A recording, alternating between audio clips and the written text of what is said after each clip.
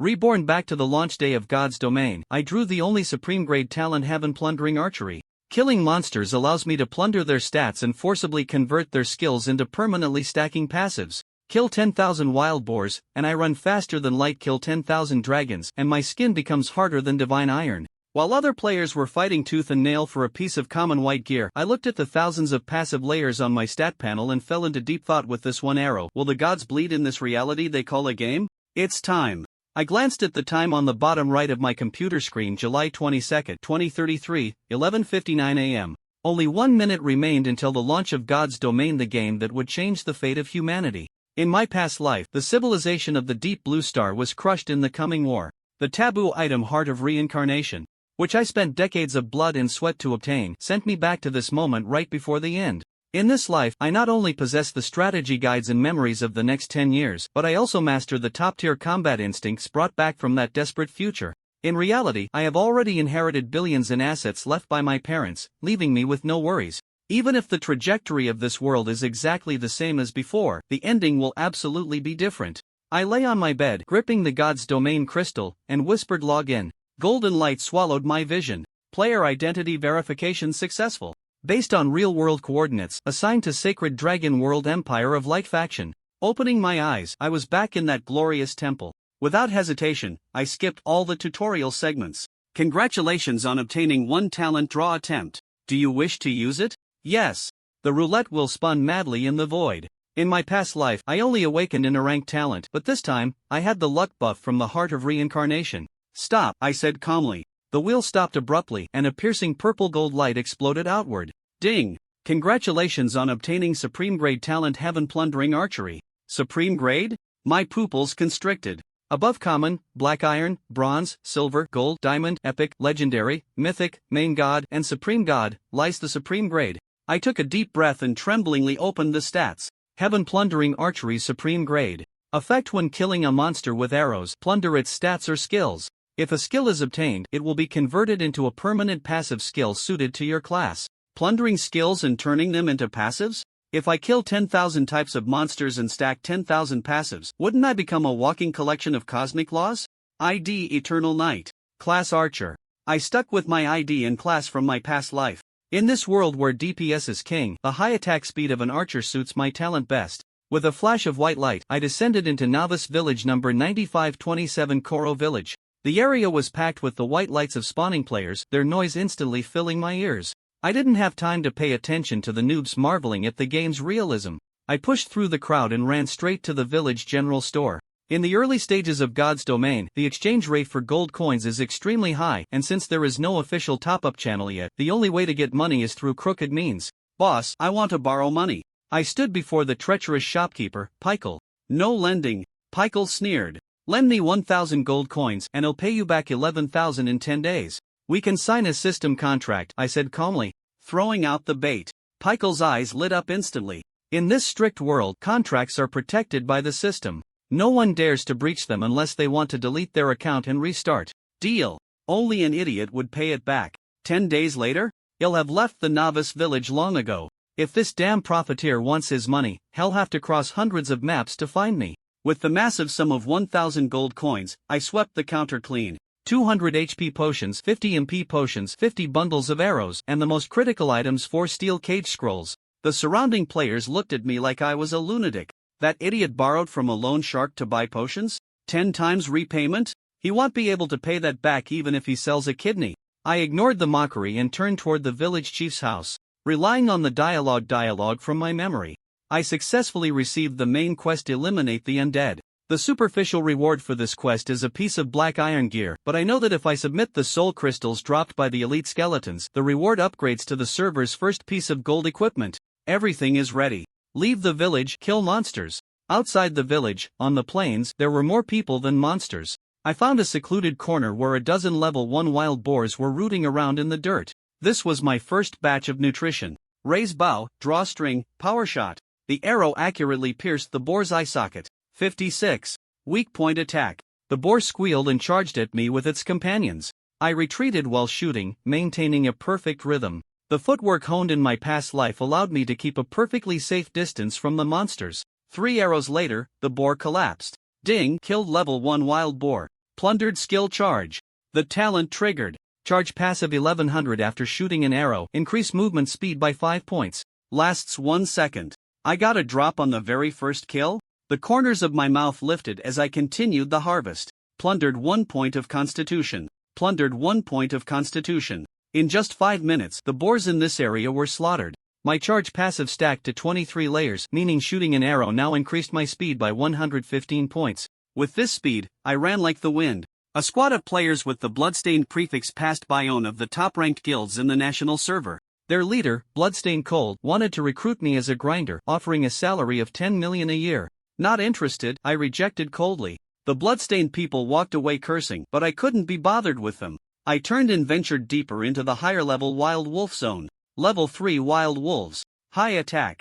High HP, normal players wouldn't dare touch them. But in my eyes, they were just moving bags of agility stats. Relying on my high movement speed to kite them, I farmed without taking damage. Half an hour later, I reached level 3, plundered 30 agility, 20 strength, and farmed the wolf's skill. Tier passive 2020. The third arrow fired causes 100 bleed damage to the enemy. Lasts 3 seconds. Max stack bleed passive. This meant every 3 arrows, I dealt an extra 300 points of true damage. Just as I was preparing to return to the village to restock, the ground suddenly trembled. Roar! A roar echoed across the plains. A black giant boar, the size of a tank, spawned in the center of the plains. Wild Boar King Bronze Lord. HP 96,000. This boss wasn't supposed to spawn for another half hour. It seems my rebirth caused a butterfly effect. The plains instantly boiled over. Countless solo players charged in redeed, sending themselves to their deaths. Major guilds like Bloodstained and Heavenly Blade waited in the back, hoping to reap the rewards after others did the work. Want to steal the first kill? I hid behind a tree, sneering. Let's see if you survive long enough. The major guilds began clearing the field and controlling the mob, grinding the boss's HP down to the 3000 execute line. Just as they were about to harvest the fruit, I stopped hiding. 3 arrows fired at once. 122. 38. 38. Bleed passive triggered. A terrifying 100 true damage popped up over the boss's head. Aggro instantly locked onto me. It's that archer. He's stealing the boss. Kill him. Bloodstained Cold roared in exasperation. Thousands of players charged at me, but a second later, they were dumbfounded. Because I ran too fast. Triggering the charge passive, I instantly opened up the distance, taking the boss for a walk across the plains. The players behind couldn't even smell my exhaust fumes. Bayou. Bayou. Bayou. One last triple shot. The massive Wild Boar King crashed to the ground. Ding. Server announcement. Congratulations player Eternal Knight for the first kill on the boss. Reward Life Essence X1, Silver Treasure Chest X1. The world channel exploded, but I didn't have time to look. I quickly picked up the drops: a top-tier bronze bow and a skill book. Plundered skill Steel Skin Rare. Steel Skin passive permanently 1000 HP. When attacked, prioritize blocking 200 damage. God tier skill obtained. Right now, I was effectively wearing permanent damage reduction armor. At this stage, players only had attack power in the double digits. This meant I was invincible. Eternal Knight. Hand over the items. Bloodstained Cold surrounded me with dozens of men, his face dark. No one takes what Bloodstained Guild has its eyes on. Oh, I equipped the bronze longbow I just looted, my strength stats skyrocketing. If you want to fight, make it quick. I'm in a hurry. You're asking for death. Mages hit him with weaken. A mage from Bloodstained immediately cast a curse on me, reducing defense by 80. Ha, your defense is 0 now, right? Die. Bloodstained Cold charged with a savage grin, his longsword slashing viciously at my shoulder. Clang. 0. A big fat 0 floated up. Bloodstained Cold's smile froze on his face. Didn't eat breakfast? I smiled slightly, drew the bowstring to the max, and fired point blank. 167. 1 arrow to the throat. Bloodstained Cold turned into white light and flew away. The remaining Bloodstained members were stunned. Is that really an archer? That's a freaking tank. We can't damage him. Totally immune. Run. I stood my ground like a mobile turret, taking a life with every arrow. In just half a minute, there were over 20 more corpses on the ground. The onlookers' gaze shifted from admiration to fear. After clearing the trash, the guild masters of the other major guilds finally showed up. Remnant Cloud, Moon Shadow, famous powers from my past life. They were smarter than Bloodstained. They knew this was the time to negotiate business, not commit robbery. I sold the Black Iron Warrior gear and skill books dropped by the boss to them, exchanging them for over 100,000 silver coins. Finally, I looked at the beautiful guild master of Moon Shadow She. I know where the raw materials for strength potions spawn, I said, dropping a bombshell. Moonshadow's eyes lit up. Name your price.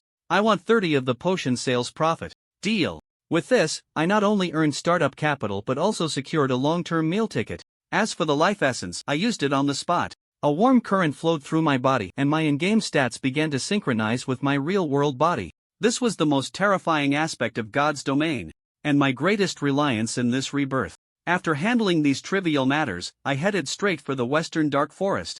This was a sea of skeletons and the destination for the village chief's quest. More importantly, there was a prime spot here where I could glitch farm monsters. Upon reaching the coordinates, I tore open the steel cage scroll I had bought for a fortune. A massive iron cage fell from the sky, perfectly covering the spawn point. The next moment, skeleton warriors elite holding greatswords crawled out of the ground one by one. They hacked angrily at the bars but couldn't get out.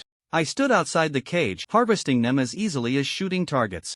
Ding! Plundered skill heavy slash. Heavy slash passive. The first arrow after leaving combat deals 50 damage. When fully stacked, the first arrow adds 5000 burst damage. An hour later, the quota of 200 elite monsters was complete.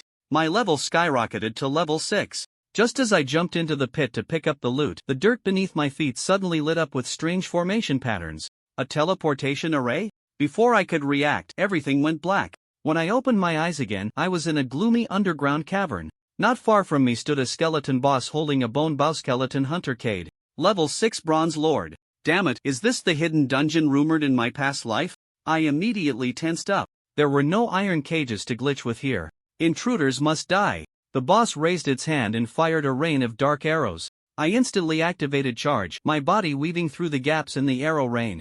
Although I had steel skin, this boss had an attack of 800. If I took a few hits, I'd still be finished. This was a dance on the edge of a blade. I used the burst from heavy slash to start, then relied on the bleed passive to grind its health down. For a full 20 minutes, I maintained absolute focus, not making a single mistake in my positioning. Finally, the boss wailed, and its bones scattered across the floor. Ding! Killed Skeleton Hunter. Plundered Hunter's Instinct super rare. Effect high probability of predicting the enemy's next move. A god tier PK skill. Gasping for breath, I was just about to look for the exit when an aged voice came from the depths of the cavern. Young man, not bad skills you have there. I whipped my head around. On a black throne at the end of the cavern, a withered old man was chained up. Undead archmage Noah's. The super boss who would destroy half the novice village in the future. Right now, he was in a sealed state. Help me shatter the array core behind me, and I will grant you supreme power. Noah's tempted. Let you out? Do you think I'm stupid? But I immediately put on a greedy expression, rubbing my hands as I walked over. Old man, I don't trust empty promises. How about you give me a deposit first? Noah's had clearly never seen such a shameless hero. He paused, but to escape, he gritted his teeth and threw out a longbow glowing with silver light. This is that skeleton hunter's weapon. I'll lend it to you. I picked up the demon hunter bow silver grade. Checking the stats, it was absolutely top tier. Alrighty, I'm on it. I turned and walked toward the array core, and then, without looking back, stepped into the teleportation circle next to it. Young man? Where are you going? That's not the direction of the array core. No's furious roar came from behind. Thanks for the gift, you old coot. They'll come back to send you to your grave when I'm max level. With a flash of white light, I departed in style, taking the scammed artifact with me. Back in the novice village, I went straight to the village chief's house. I slammed 200 elite soul crystals onto the table. The old village chief tremblingly handed over a golden box. This is a treasure left by a legendary hero. I opened the box, and golden light nearly blinded the entire room. The server's first piece of gold equipment was mine. This time, Suchen still just went through the motions. Arriving at the edge of the magma river, he immediately turned around and headed back the way he came. Inside the throne cave, upon seeing Suchen's figure, Noah's was somewhat distraught and said, "Why are you back? Again?" Suchen pretended to smile awkwardly. "I still lack a bit of strength." As he spoke, he extended his finger, leaving a small gap in between. Noah's almost spat out in anger. Although all his power had been sealed, he was still a legendary undead mage. A strong person's dignity could not be lost. Of course, the main reason was that Noah's needed Suchen's strength to escape, so he naturally couldn't do anything to provoke him. Suppressing his anger, Noah said, "I no longer have any magical equipment suitable for you, but I do have a golden level skill book. I hope you won't disappoint me this time." Upon hearing this, Suchen's eyes lit up. A golden skill book? Goodness! This old fellow is truly a treasure. He quickly promised, "Rest assured, For the sake of Keed's legacy, I will definitely give it my all. I hope so. Doubt had already appeared in Noah's eyes. Su-chan was naturally aware of the situation, so he planned to hold back. It was always a bit hard on his conscience to deceive an old man who had lived for hundreds of years. Thinking of this, a smile appeared at the corner of Su-chan's mouth.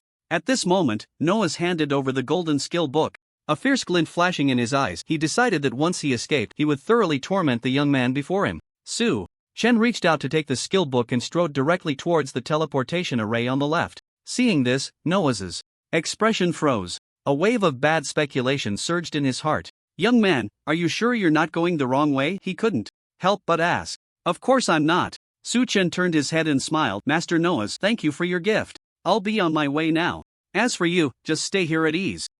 Are you actually deceiving me? Human, you have no integrity. Noah's roared in anger. Hearing this, Su-chen chuckled. Do you really think I have a problem with my intelligence for trying to be honest with someone who wants to destroy the world and is loyal to the god of death? Since you want to kill me, don't blame me for not following the rules of combat. Noah's face twisted as he roared. Human, just wait, I will kill you. I will definitely kill you. Kill me? Let's talk about that after you escape. Su-chen smiled. He ignored Noah's and stepped onto the magic array. Goodbye. Su-chen waved with a smile. WDNMD. Noah's expression twisted to the extreme. At this moment, the magic array activated directly. A faint light rose, and Su-chen's figure disappeared from the array. Noah's roar echoed in the dim cave. Suddenly, endless gray mist coalesced into shape, transforming into a shadow standing before the throne. What advice I gave you, how have you considered it? The shadow said. Noah's raised his head, revealing a ghostly face. He howled, get me out of here, no matter the cost. I agree to anything. I will definitely tear him apart. The deal is done. The shadow extended a withered hand and placed it on Noah's head. A piercing scream emanated from his mouth, eventually transforming into a black cocoon standing atop the throne, constantly emitting thick black mist. Moreover, this black cocoon pulsed rhythmically like a heart. Hee, an ancient soul filled with extreme resentment. Its flavor has become even more delicious. The shadow inhaled a breath of black mist, grinning. Perhaps I should find an opportunity to properly thank that young human. In the dark forest, a large number of players from Kolo village flooded into this map, searching for the boss mentioned in the announcement. At the spawn point of the skeleton warrior, several teams of players passed by. Among one team, the mage Song Jia complained, damn it, my legs are about to give out and I haven't even seen a shadow of the boss. This system really leaves me speechless. Since we have to kill the boss, at least give us an accurate coordinate. Another player named Quangsha said, let's find a place to grind monsters and level up. Searching any longer is just a waste of time. Alright, Captain. The others nodded in agreement. Crack. A strange sound suddenly echoed. What was that noise? Sangjia quickly turned around. Su-chen had just crawled out of a hole. Brother, what are you doing in that hole? Sangjia was startled. His teammates turned to look. In the next moment, their attention was drawn to an item. Su-chen held a demon hunting bow that shimmered with silver light. Silver, a weapon? Shock filled everyone's eyes. But soon, their gazes shifted to greed. Malice arose from their hearts. Sangjia quickly spoke in the team channel. Look at the weapon in his hand, it's actually silver quality. It must be worth millions. That kid is all alone. The silver bow must have come from a treasure chest in the wild. Brothers, how about we pull off a heist? The crowd buzzed with discussion. In the realm of the gods, there was a rule. Killing a player would drop the highest value item on them, along with 10% of their money. Alright, Captain Quangsha gritted his teeth and made a decision. We'll split the money 10 ways. With unanimous agreement from his teammates, Sangjia looked at Su-chen and sneered, brother, be smart and hand over that silver bow. Otherwise, we'll send you back to the respawn point for free. Our team has 10 people and you only have one. You definitely can't beat me. Swish, 5215. An arrow shot swiftly, piercing Sangjia's chest, and his health bar dropped to 0 in an instant. The sound abruptly stopped. Ding, player. Eternal Night has killed your teammate. Sangjia, retaliation does not increase evil value. The system notification rang in Sangjia's teammates' ears. It's over. They've hit a brick wall. The expressions on everyone's faces were worse than crying. What the hell? 5,000 plus damage? What kind of divine damage is this? Is he hacking? As a fellow archer, my highest damage is just over 200, and his is only a fraction of that. Nearby players watching the scene were wide-eyed. At that moment, Su-chen stepped forward and coldly said, if you want to rob me, just do it directly. Stop wasting time talking. Brother, we really didn't plan to rob you. It was all his idea. Kwansha forced a difficult smile. Do you think I believe that? Su Chen, holding the demon hunting bow, shot arrows one after another, killing the remaining 9 without giving them a chance to escape. After dealing with this group, Su Chen looked at the onlookers. What? Do you want to join in? And no. Everyone shook their heads vigorously. Big shot, we won't disturb you any longer. They quickly disappeared from sight. Afterwards, Su Chen collected the loot dropped by the players. 6 pieces of white gear, 3 white skill books, 1 item. They're a bit better than the Bloodstained Guild members, Su Chen thought to himself. When he was on the plains, he killed players from the Bloodstained Guild and collected a pile of silver coins, but not a single piece of equipment. Of course, this was normal. After all, it hadn't been long since he entered Realm of the Gods. He wouldn't keep any of these ordinary quality items. After returning to the village, he sold them all. Then Su Chen took out the golden skill book he received from Noah's. He clapped his hands. The skill book transformed into light and merged into his body. Ding, congratulations, you have learned the skill, Thunderstrike Golden. Thunderstrike Golden, level, LV1 upgrade, 0/1600 experience effect, condenses arrows. With the power of thunder, paralyzing enemies for 2 seconds and dealing 300 plus strengths 3 plus spirits 4 points of lightning damage. Cool down 9 seconds. Cost 200 mana. Looking at this golden skill, Su Chen could only describe it with one word: strong. Explosive damage plus 2 seconds of strong control. Whether it's piking with players or soloing a boss, Thunderstrike can play a significant role. Moreover, in the realm of, as soon as one learns the first golden skill, the skill leaderboard is activated and the system rewards are granted. The first piece of golden equipment receives the same treatment. Sure enough, the system announcement soon followed. Ding, world announcement. Congratulations to player for becoming the first player to obtain a golden skill, receiving rewards Gold X 500, Reputation X 2000, Life Essence X 1, and Skill Experience Token, Medium, X 1. Another system announcement that lasted 6 times. The rewards have also increased significantly. At this moment, players all over the world were left in a state of confusion. Once everyone regained their senses, they began to flood various chat channels with messages. What the heck? Why is this player from the Dragon Kingdom named on the leaderboard again? Can we block his announcements? What use is a mere golden skill? High talent is the true path. The president of the Angel Guild possesses a mythical talent. I dare bet my future happiness that the Lighthouse Nation will dominate. Seeing the comments from foreign players, Dragon Kingdom players began to fight back. What a joke! Your so-called dog guild has been beaten by the guild for 2 years. The Great has appeared on the announcement twice. How do you know he doesn't have mythical talent? I declare that the Great is my eternal god. Both sides began a fierce verbal clash, commonly known as tearing each other apart. Was unaware of the situation outside and was not interested. His attention was entirely focused on the system rewards. Decisively consumed the life essence, raising his attribute synchronization to 10%. His physical strength in reality became even more formidable. Then, the other reward was the skill experience token, Medium. After using it, gained a whopping 100,000 experience points. Of course, this experience could only be used to upgrade skills, not to increase player levels. There was no need to upgrade ordinary skills. Only golden skills had upgrade value. Ding, you consumed 1,600 experience points to upgrade to LV2. Ding. Upgraded the skill to level 4 in one go, spending 57,600 experience points. Golden, level, LV4 upgrade, 4.24W/32W experience effect, condenses arrows with the power of thunder, paralyzing enemies for 2 seconds and dealing 1200 plus strength X 3.3 plus spirit X 4.3 points of lightning damage. Cooldown, 8.4 seconds. Mana cost 350. As a golden quality skill, each level up brings enormous improvements. The damage of LV4 Thunder Strike more than doubled, reaching 1871 points. This arrow from was enough to instantly kill a player of the same level wearing a full set of black iron gear. If combined with that damage, could only be described as terrifying. Was very satisfied with today's gains. Not to mention, after submitting the quest to the village chief, he would also receive a piece of golden quality professional equipment. He believed that the expressions on the faces of players around the world upon hearing the third announcement would surely be quite amusing. It's not too late. After submitting the quest, I'll just log off and rest, thought to himself. He then quickened his pace back to. Even though it reached level 6 and his speed had increased several times, it still took him over half an hour to return to the village chief's house. He definitely needed to get a mount for transportation. Without a teleportation array, traveling was a huge waste of time. At that moment, the village chief saw S figure and couldn't help but smile. "You've finally returned. Have you completed the task I entrusted to you?" Mem nodded. He took out 200 elite soul crystals. The village chief's gaze shifted to the quest items, and after just one glance, his eyes nearly popped out. My goodness! They're all soul crystals of skeleton warriors. The village chief exclaimed, Mister, did you destroy a necromancer's lair?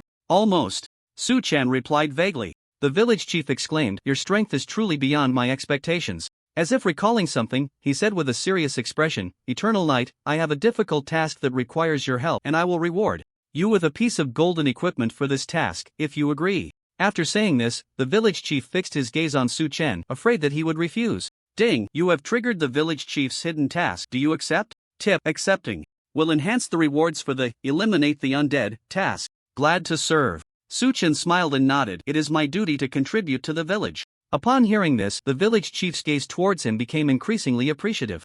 Ding, the village chief's favorability towards you plus 30, current, 70 points. In Divine Domain, as long as you gain 80 points of favorability from an NPC, you can receive treasures or hidden tasks from them. For example, the village chief of Kolo Village has quite a few good items. By completing this hidden task, Su-chen would be able to spend money to buy rare goods from the village chief. After Su-chen agreed to the village chief's request, the village chief took out a piece of leather armor that shimmered with golden light from his house. Su-chan's eyes brightened instantly. He was just in need of a defensive piece. The village chief said, This is a treasure bestowed upon me by the Empire, and now, it is entrusted to you. The system prompt sounded. Ding. Congratulations, you have completed the main quest, Eliminate the Undead, rewards, experience x1000, gold x10, profession golden equipment x1. Congratulations, you have leveled up to level 7, rewards 4-dimensional.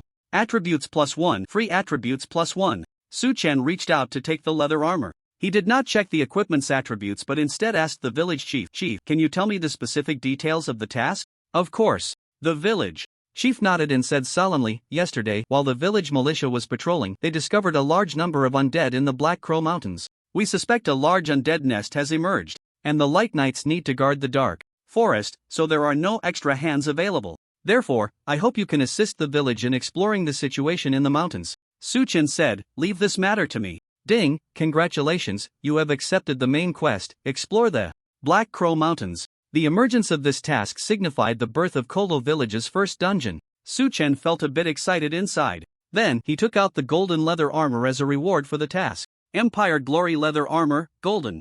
Position, upper body health plus 400 defense plus 20 constitution plus 20 trait, health recovery plus 5 points / second equipment requirement, level 5 archer. Truly, it is golden equipment. The attributes are explosively strong. The traits are also very suitable for him. Su-chen decisively equipped the new leather armor. His health, defense, and sustainability received a significant boost. At the same time, after putting on the first piece of golden quality equipment, the equipment leaderboard in Divine Domain was officially activated. The system immediately sounded a prompt. Ding, world announcement. Congratulations to player, Eternal Knight, for becoming the first player to obtain golden equipment, receiving rewards, gold x1000, reputation x3000, life essence x1, and golden treasure chest x1. Another world announcement. All players were stunned.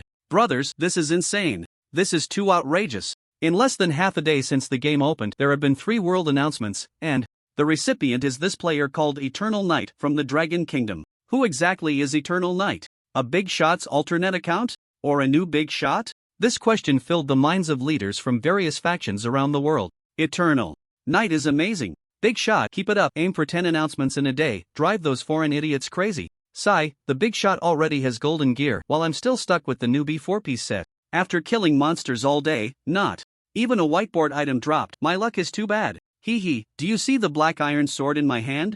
I don't even need it to kill monsters, I just keep it in my backpack for show. I'm just playing around, a player boasted while holding a long sword. In the next moment, a flash of light flickered and the sword in his hand vanished without a trace. Ding, player, third hand, has used a stealing skill on you. Ha! The person's expression instantly turned blank. The next moment, a scream like that of a slaughtered pig echoed through the streets. Third hand, damn you! My sword!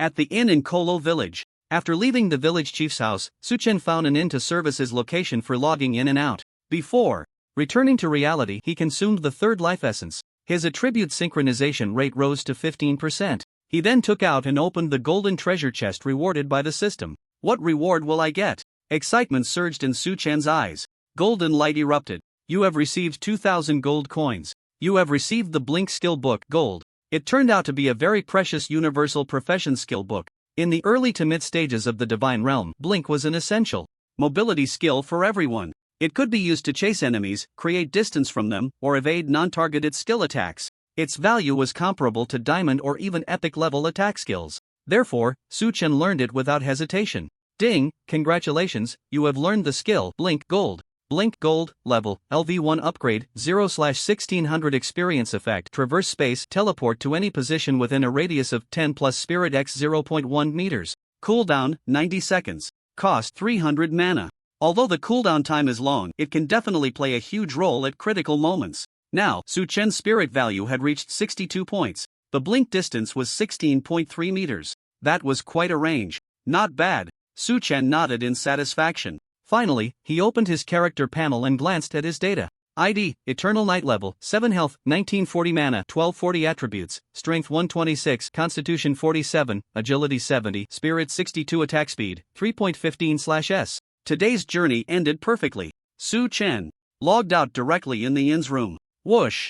The world before him turned pitch black and in an instant his visual environment transformed into the bedroom of his villa. The next moment, crack, Su Chen felt as if several shackles within him were shattered, a warm power sweeping through his limbs and veins. This was the 15% attribute synchronization from the life essence. In fact, Su Chen, who possessed memories from his past life, was very clear that players entered the Divine Realm with their real bodies, not as virtual characters. After all, the Divine Realm itself was a real world. The effect of the life essence, rather than synchronizing attributes, was more about lifting the suppression of the laws of the real world on extraordinary powers. Su Chen closed his eyes, carefully sensing the changes within his body. After a while, that warm current dissipated. He clenched his fist, feeling a tremendous boost in his strength. "Let's go test it at the gym," Su Chen said excitedly. He then headed to the private gym in his villa. For the past 10 years, Su Chen had maintained a habit of working out. Through the strength testing device, he discovered that his strength had nearly tripled compared to yesterday. Su Chen happily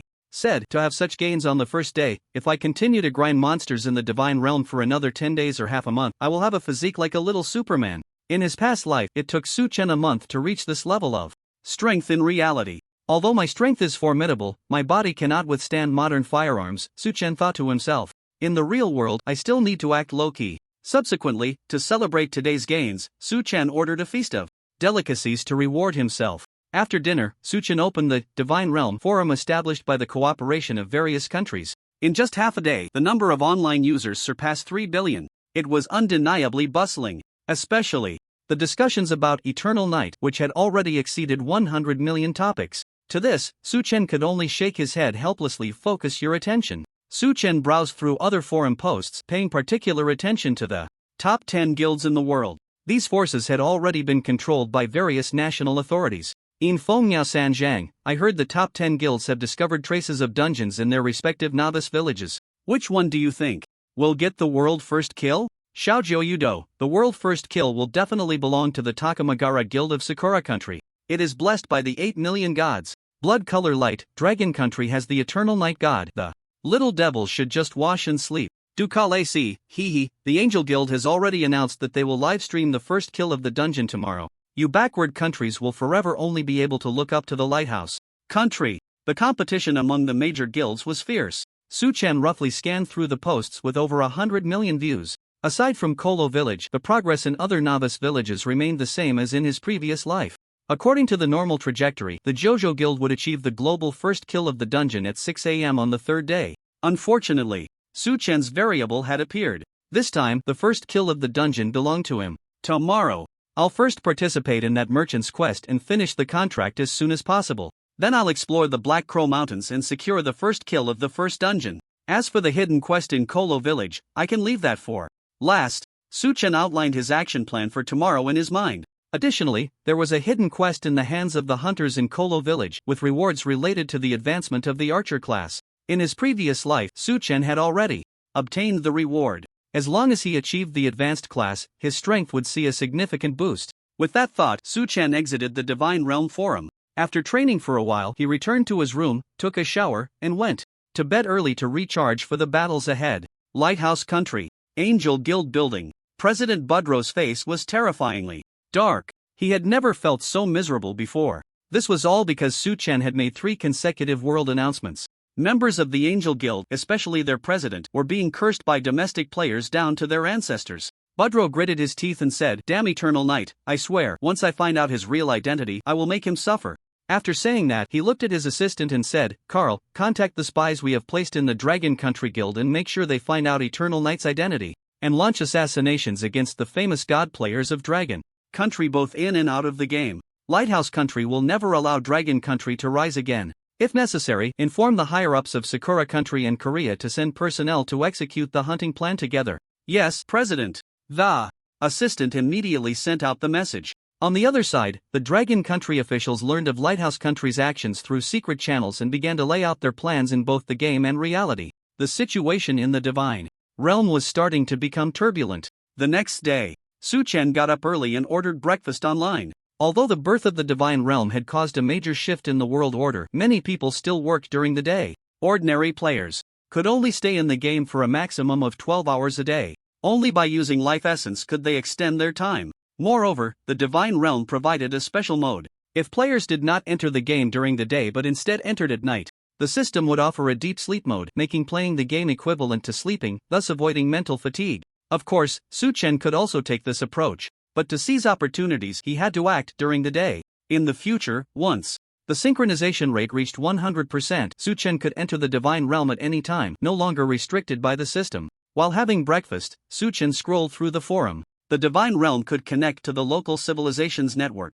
Therefore, the top 10 guilds in the world chose to live stream their process of uncovering dungeon tasks and exploring the first dungeon. Seeing the scene, Su Chen just smiled and didn't care. How long had the Divine Realm been open? Not even a day. Now, the total number of bronze equipment held by guilds around the world does not exceed 100, and there isn't a single piece of silver equipment among them. How are they supposed to clear dungeons? Moreover, the major guilds have only received news about the dungeons. According to the trajectory of the previous life, around noon, the Longwei Jojo Guild was the first to open the Novice Village dungeon. The Olympus Guild from Western Europe was the second to open the dungeon, while the Angel Guild from the Lighthouse Nation ranked third. However, the gap between the major guilds was not significant, only differing by a minute. After finishing breakfast, Su Chen continued to log into Divine Realm, returning to the inn in Kolo Village. He had booked this room for 3 days. Su Chen set the room as his respawn point. This way, he could avoid being surrounded at the respawn point. Then, he quickly walked to the shop.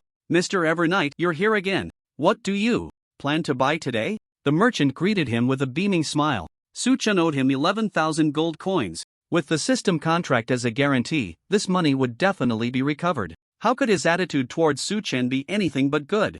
Su Chen returned a mysterious smile. "After a while, I guarantee you won't be able to smile anymore." Sensing a strong malice, the merchant couldn't help but shiver. Then, Su Chen said, "I need to buy a black iron quality backpack and 150 bundles of arrows. A total of 150 gold coins." The merchant chuckled. "Medium space backpack, black iron, type, item effect. After equipping, storage space capacity increases to 200 slots. 200 slots is still a bit small." Su Chen remembered that the merchant had a golden quality space backpack and he could consider extorting it later. After completing the transaction, Su Chen turned and walked towards the eastern village entrance of Kolo Village. "Dear guest, welcome to come again next time," the merchant called out with a smile. Having made some money off Su Chen, he was in a very good mood. It would be best if we had more of such big sheep.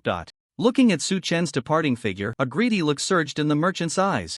A few minutes later, Su Chen arrived at the eastern village entrance. A group of people emerged from the Clue Forest. They looked quite miserable, with various wounds on their bodies, and the dilapidated cart in the middle of the group was almost on the verge of collapse. The merchant's caravan has finally arrived. A smile crept onto Su Chen's lips. In Divine Realm, there are many churches that hold celebration events on a chosen date each year to worship the deities they believe in. The Church of Light, as the state religion of the Light Empire, also holds celebrations. This time, the merchant volunteered to send his caravan to transport the key item for the celebration, the Stone of Light, to Kolo Village. Unfortunately, the caravan had bad luck and encountered a wild boss attack in the Clue Forest. The Stone of Light was lost. If the merchant did not deliver the item to the church in Kolo Village in time, it would be disastrous.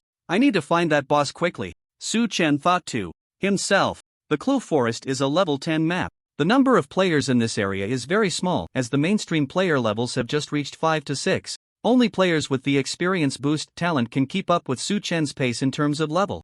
Retracting his gaze, Su Chen stepped into the forest. Before long, he encountered the first wave of monster attacks. Two robust black bears were glaring at him. Strong black bear, black iron, level 10 health, 6500/6500 attack, 360 skills, heavy claw.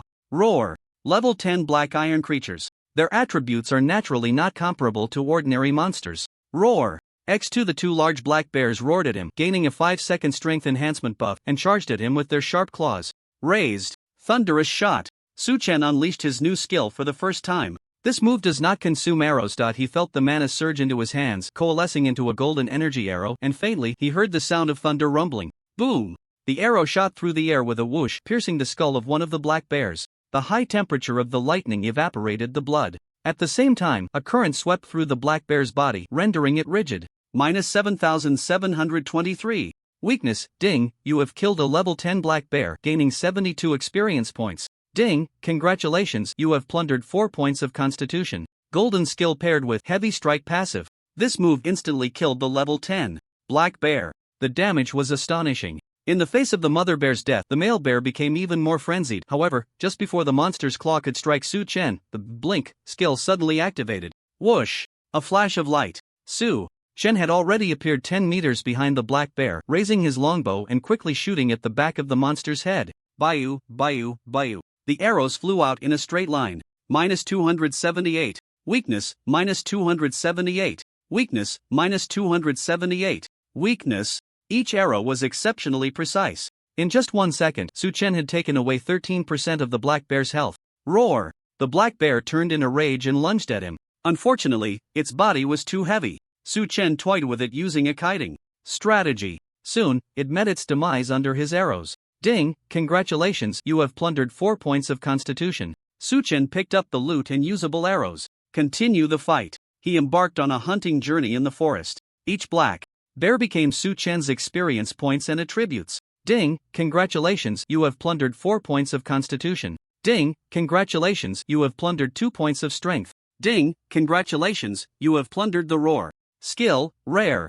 After killing over a dozen black bears, Su Chen finally obtained a new passive. Roar passive, 1/20th, effect, entering combat state, strength plus 5 points, defense plus 5 points. Originally, roar could only last for 5 seconds. However, after being transformed into a passive by his talent, it surprisingly had no time limit, which was an unexpected delight. He closed the panel. Su Chen re-entered the battle. He was getting closer to the activity area of the wild boss. An hour later.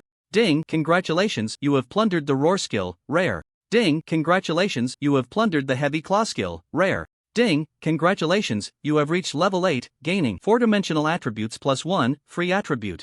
Plus 1. The rich experience from killing monsters above his level allowed Su Chen to jump straight to level 8. His health and mana were restored to full. At the same time, he was only 2 levels away from reaching level 10. In this life, Su Chen was 99% confident he could achieve the title of the first level 10 player. If he could claim all 4 world announcements since the server opened, that would be interesting. He couldn't help but smile. Then he cleared the chaotic thoughts from his mind. Su Chen collected the loot. During this period of fighting, he had gained 60 points of constitution, 20 points of strength, and 2 fully leveled passives. Roar passive, 20/20, effect, entering combat state, strength plus 100 points, defense plus 100 points. Heavy claw passive, 20/20, effect, each arrow reduces the enemy's defense by 20 points, with a cap of 200 points. The 100-point strength bonus nearly doubled Su Chen's attack. The 200-point defense reduction also indirectly increased his output. Damage. Both were of great help to him. Meanwhile, Su Chen had already reached the central area of the Kuru forest. He sensed a very heavy, chilling aura from the nearby environment. This made him a bit more cautious. This boss is not simple, Su Chen pondered. In his previous life, the hidden opportunities on the merchant were also discovered by players from the Remnant Cloud Guild strategy team. Su Chen couldn't help but admire the talent within the Remnant Cloud Guild. Unfortunately, in the future, they would face suppression from guilds secretly supported by the Lighthouse Nation, Sakura Nation, and others, ultimately disbanding, with their members flowing into other Dragon Nation guilds. This would significantly enhance the strength of their allies. These members also became the backbone of their respective guilds, marking an epic chapter in gaming history. However, regarding this hidden opportunity, the information revealed by the Tsanyun Guild was scarce. Su Chen only knew that the boss was a silver-level bear king. Looking around, Su Chen resolutely walked forward. In the next moment, a beastly roar echoed through the sky. Roar! A white figure, resembling a small mountain, burst into view. It was a white bear. Wherever it passed, the ground and trees were covered in a layer of pale frost. the air temperature suddenly dropped by several degrees. Su Chen threw a system detection spell at it. Frost Bear King Silver Lord level, 10 health 500,000/500,000. Attack 2800 skills. Ice Flame, summons frost flames to freeze nearby enemies. Ice Armor, summons ice to form armor, absorbing a large amount of damage. Heavy Claw, swings its sharp claws to tear apart enemies. Ice Pillar Strike, condenses ice pillars in its hands and throws them at enemies. Description: the Beast Lord of the Kalu Forest, a juvenile bear king with the bloodline of frost dragons. Truly a dragon clan that dominates the heavens and the earth. Even the mother bear dares to challenge it. No wonder this bear king's attributes are higher than a normal silver boss. It turns out it possesses the bloodline of a dragon.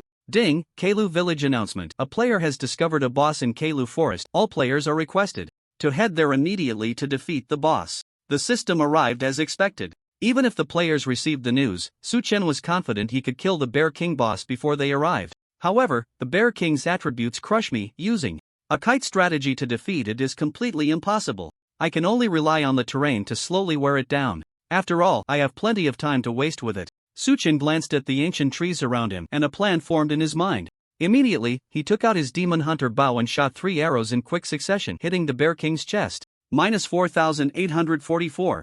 -0. -0. The first arrow, enhanced by Heavy Strike passive, dealt thousands of damage. The other normal attacks couldn't break through its defenses. However, Su Chen's expression remained calm and he felt no urgency inside. Bang bang bang. The Bear King boss charged forward, slamming down with a paw. Su Chen seized the opportunity to dodge behind a tree, and with a boom, the ancient tree was snapped in half.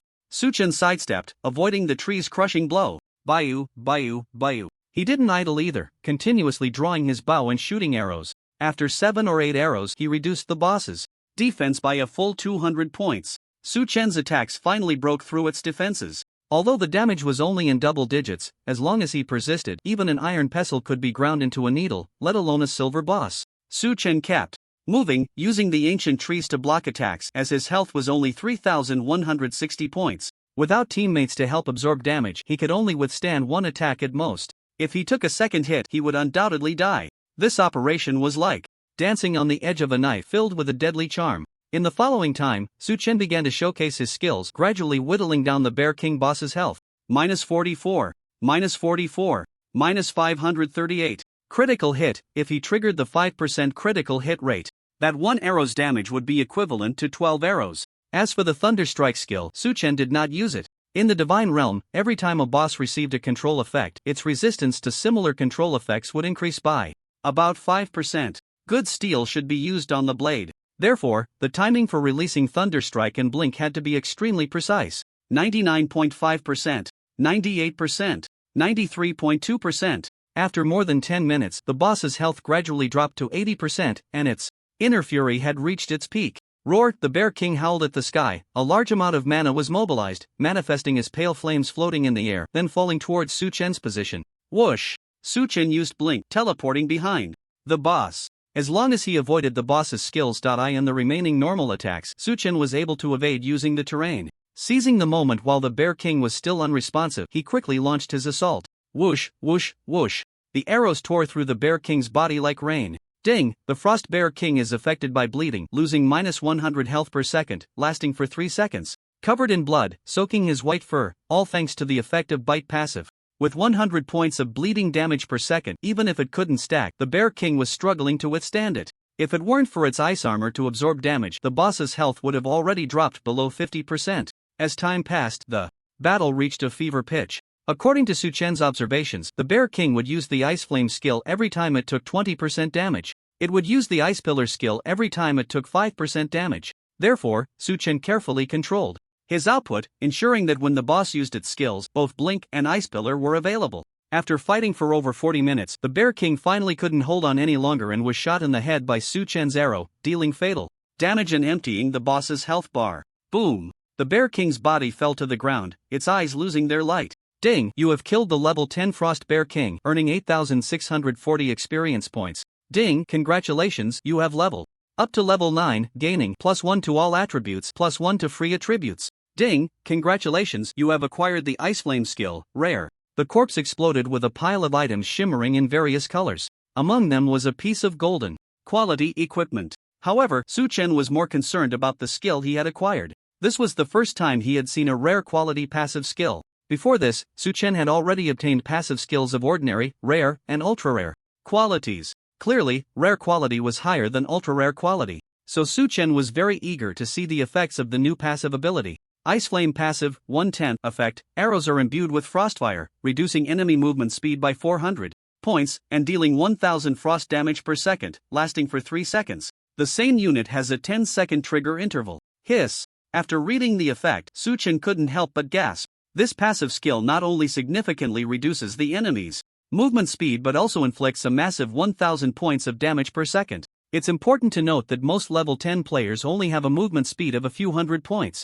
Even the Frost Bear King he killed had a movement speed of just over 1000 points. With one arrow, the enemy would be forced to stand still. Moreover, in Divine Realm, slowing down is considered a negative effect, or debuff. Only strong control effects like stun, blindness, or knockup are classified as control effects. The boss cannot adapt to the slowing effect. This Ice Flame passive is simply tailor-made for archers. After all, the common tactic for archers is the kite strategy, summed up in one sentence: I can hit you, but you can't hit me. By using Ice Flame to reduce speed, the enemy cannot catch up, allowing Su Chen to output safely, torturing the enemy little by little like boiling a frog in warm water.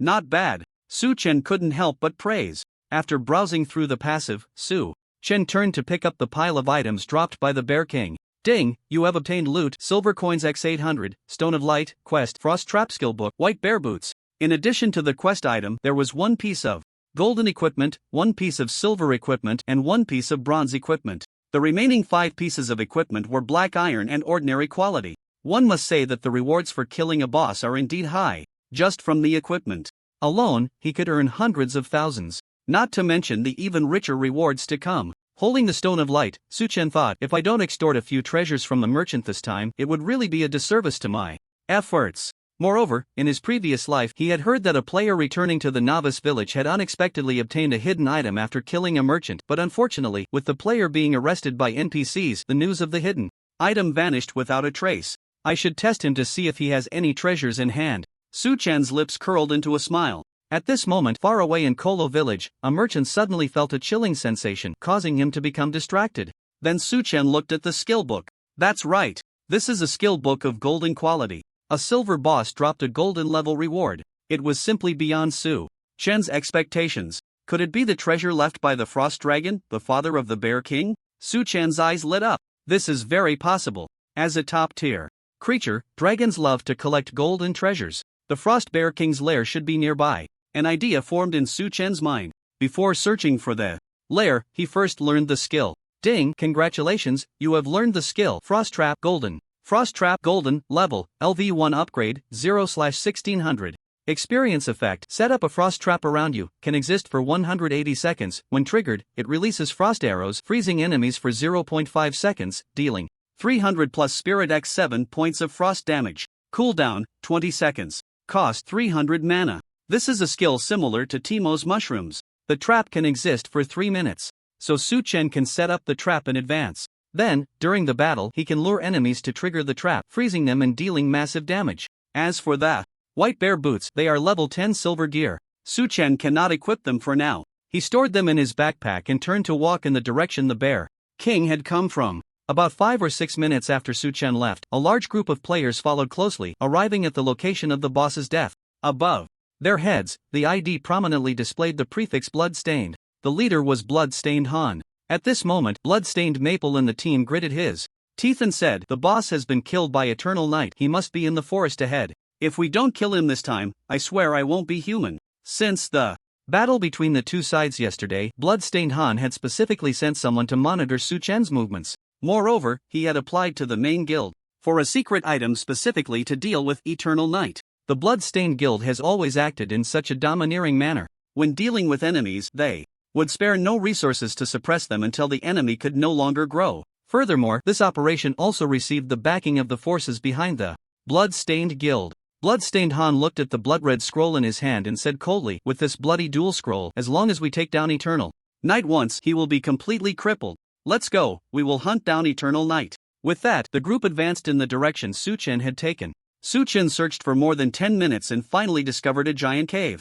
As he approached a few steps, a cold wind blew towards him. This is it, this is the Frost Bear King's lair, Suchen said, with slight joy. Just then, a roar echoed from inside the cave. Roar! 7 mother bears ran out. Goodness! Suchen was shocked. If he remembered correctly, the Frost Bear King was still a juvenile bear, yet he already had a harem of 3,000 beauties. This bear is quite impressive. As a single adult male, Suchen felt he had to bow down. However, since these mother bears dared to attack him, Suchen had no choice but to send them to hell to reunite with the Bear King. The Bear King must be very happy to hear this news. After all, Suchen helped them all reunite, just as the mother bears were about to pounce. Suchen immediately took up his demon hunter bow and killed them one by one. With the monsters gone, he quickly walked deeper into the cave where a golden light dazzled his eyes. So many gold coins. It seems the Bear King inherited that fervent love for treasures from the dragon bloodline. Looking around, Suchen did not find any bear cubs. If he had caught the first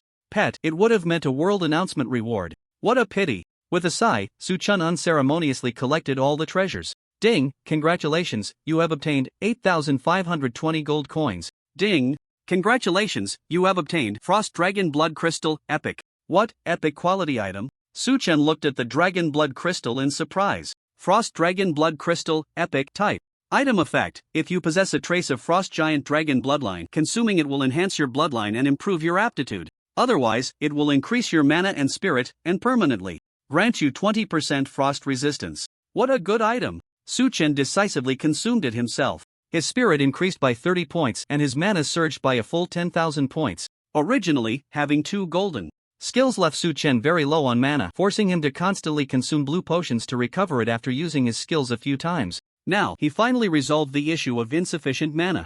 As for the 20% frost resistance, it meant that Suchen would take 20% less frost damage. ID, Eternal Night level, 9 health, 3180 mana, 11880 attributes, Strength 150, Constitution 109, Agility 72, Spirit 94. Now, Suchen's attributes crushed those of players at the same level. Moreover, with the dual passive boosts of Iron Skin and Roar, most players' attacks couldn't break through Suchen's own defenses.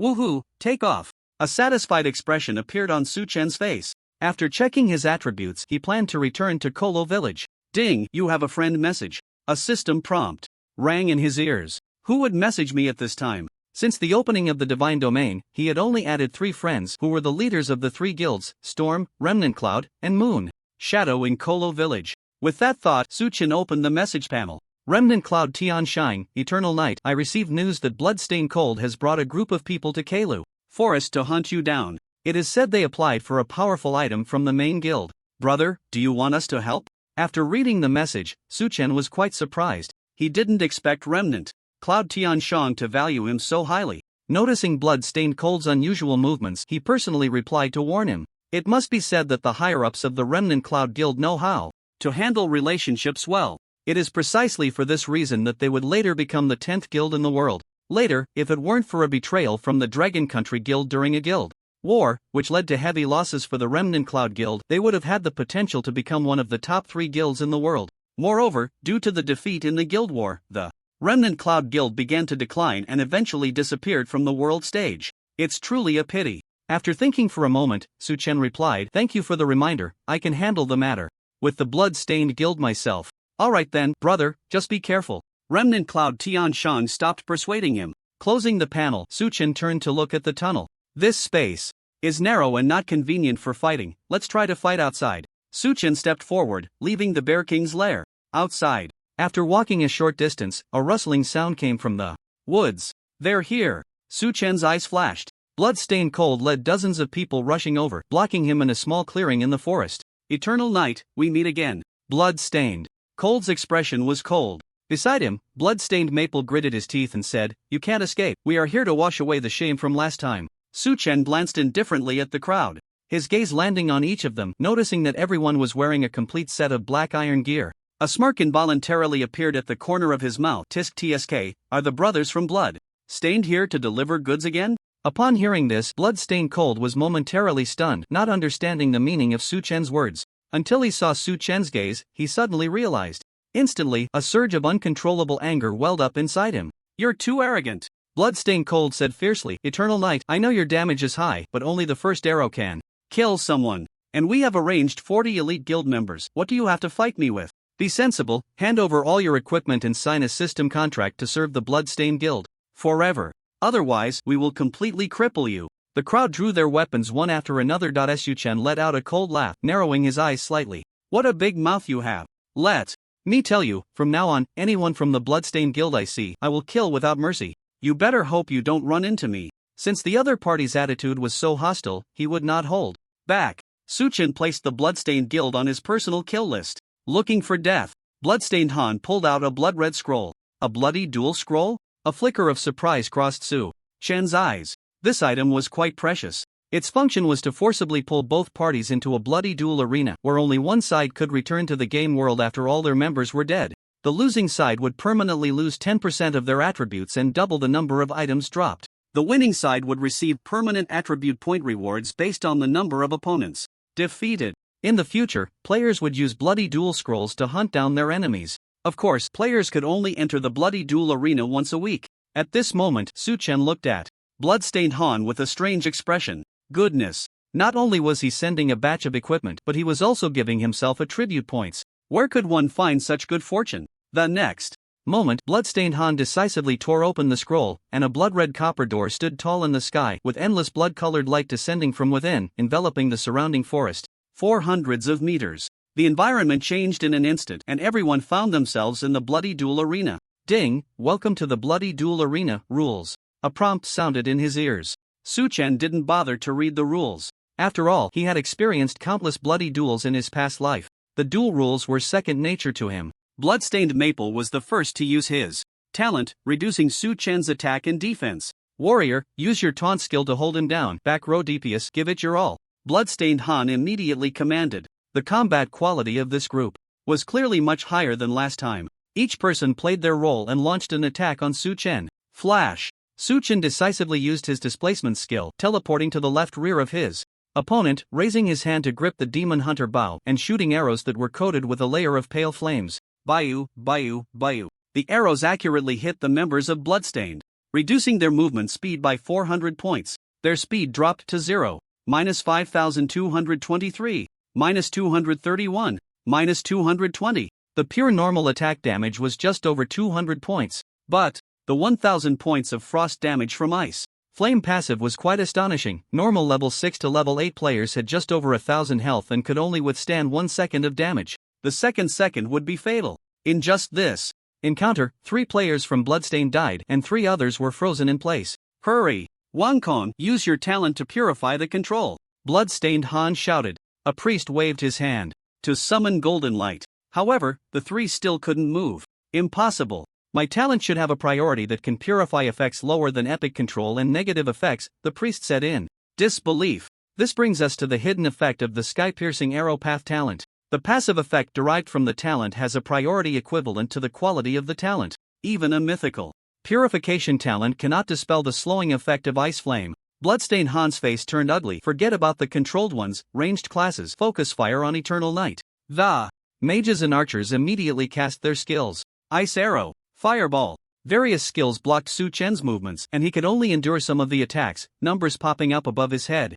-0, -0, -0, still no damage penetration. With the priority of Bloodstained Maple's talent, it was still unable to reduce the defense and attack bonuses provided by the passive. Seeing this scene, Bloodstained Han was filled with despair. Why is this happening? To deal with Eternal Night, he had already done his utmost, applying to the guild for a set of black iron gear and 40 black iron skill books. The strength of this team was enough to defeat any level 10 bronze boss. And the result? He was being beaten down by Su Chen alone. It was as if he was cheating, under the gaze of Bloodstained. Cold, Su Chen killed everyone else. The ground erupted with double rewards. A total of 78 pieces of black iron equipment. Even killing 10 bosses wouldn't yield such a bountiful harvest. Moreover, killing players was far easier than taking down bosses. Su Chen turned to Bloodstained Cold and said nonchalantly, "Remember to bring more people to snipe me next time. Oh, and make sure your gear is decent so it's easier for me to stock up." Stock up? This was too humiliating. What do you take us for, a wholesale supplier of bloodstained equipment? Bloodstained Cold shouted angrily, "Eternal Night, don't be so arrogant, I won't let you go." His voice abruptly cut off. Su Chen shot him in the head with an arrow, causing 2 pieces of bronze equipment to drop from him. This round of action left the Bloodstained Guild with nothing but their underwear. With Bloodstained Cold's death, a system notification sounded. Ding, congratulations on your victory in the bloody duel. This times reward, Constitution plus 10, Strength plus 10, Agility plus 10, Spirit plus 10. Given Su Chen's current level of growth, he would need to level up 10 times to gain this many attribute points. The harvest was astonishing. Joy flickered in Su Chen's eyes. He then exited the bloody duel arena and returned to the clearing in the woods, where a large number of rare equipment lay scattered around.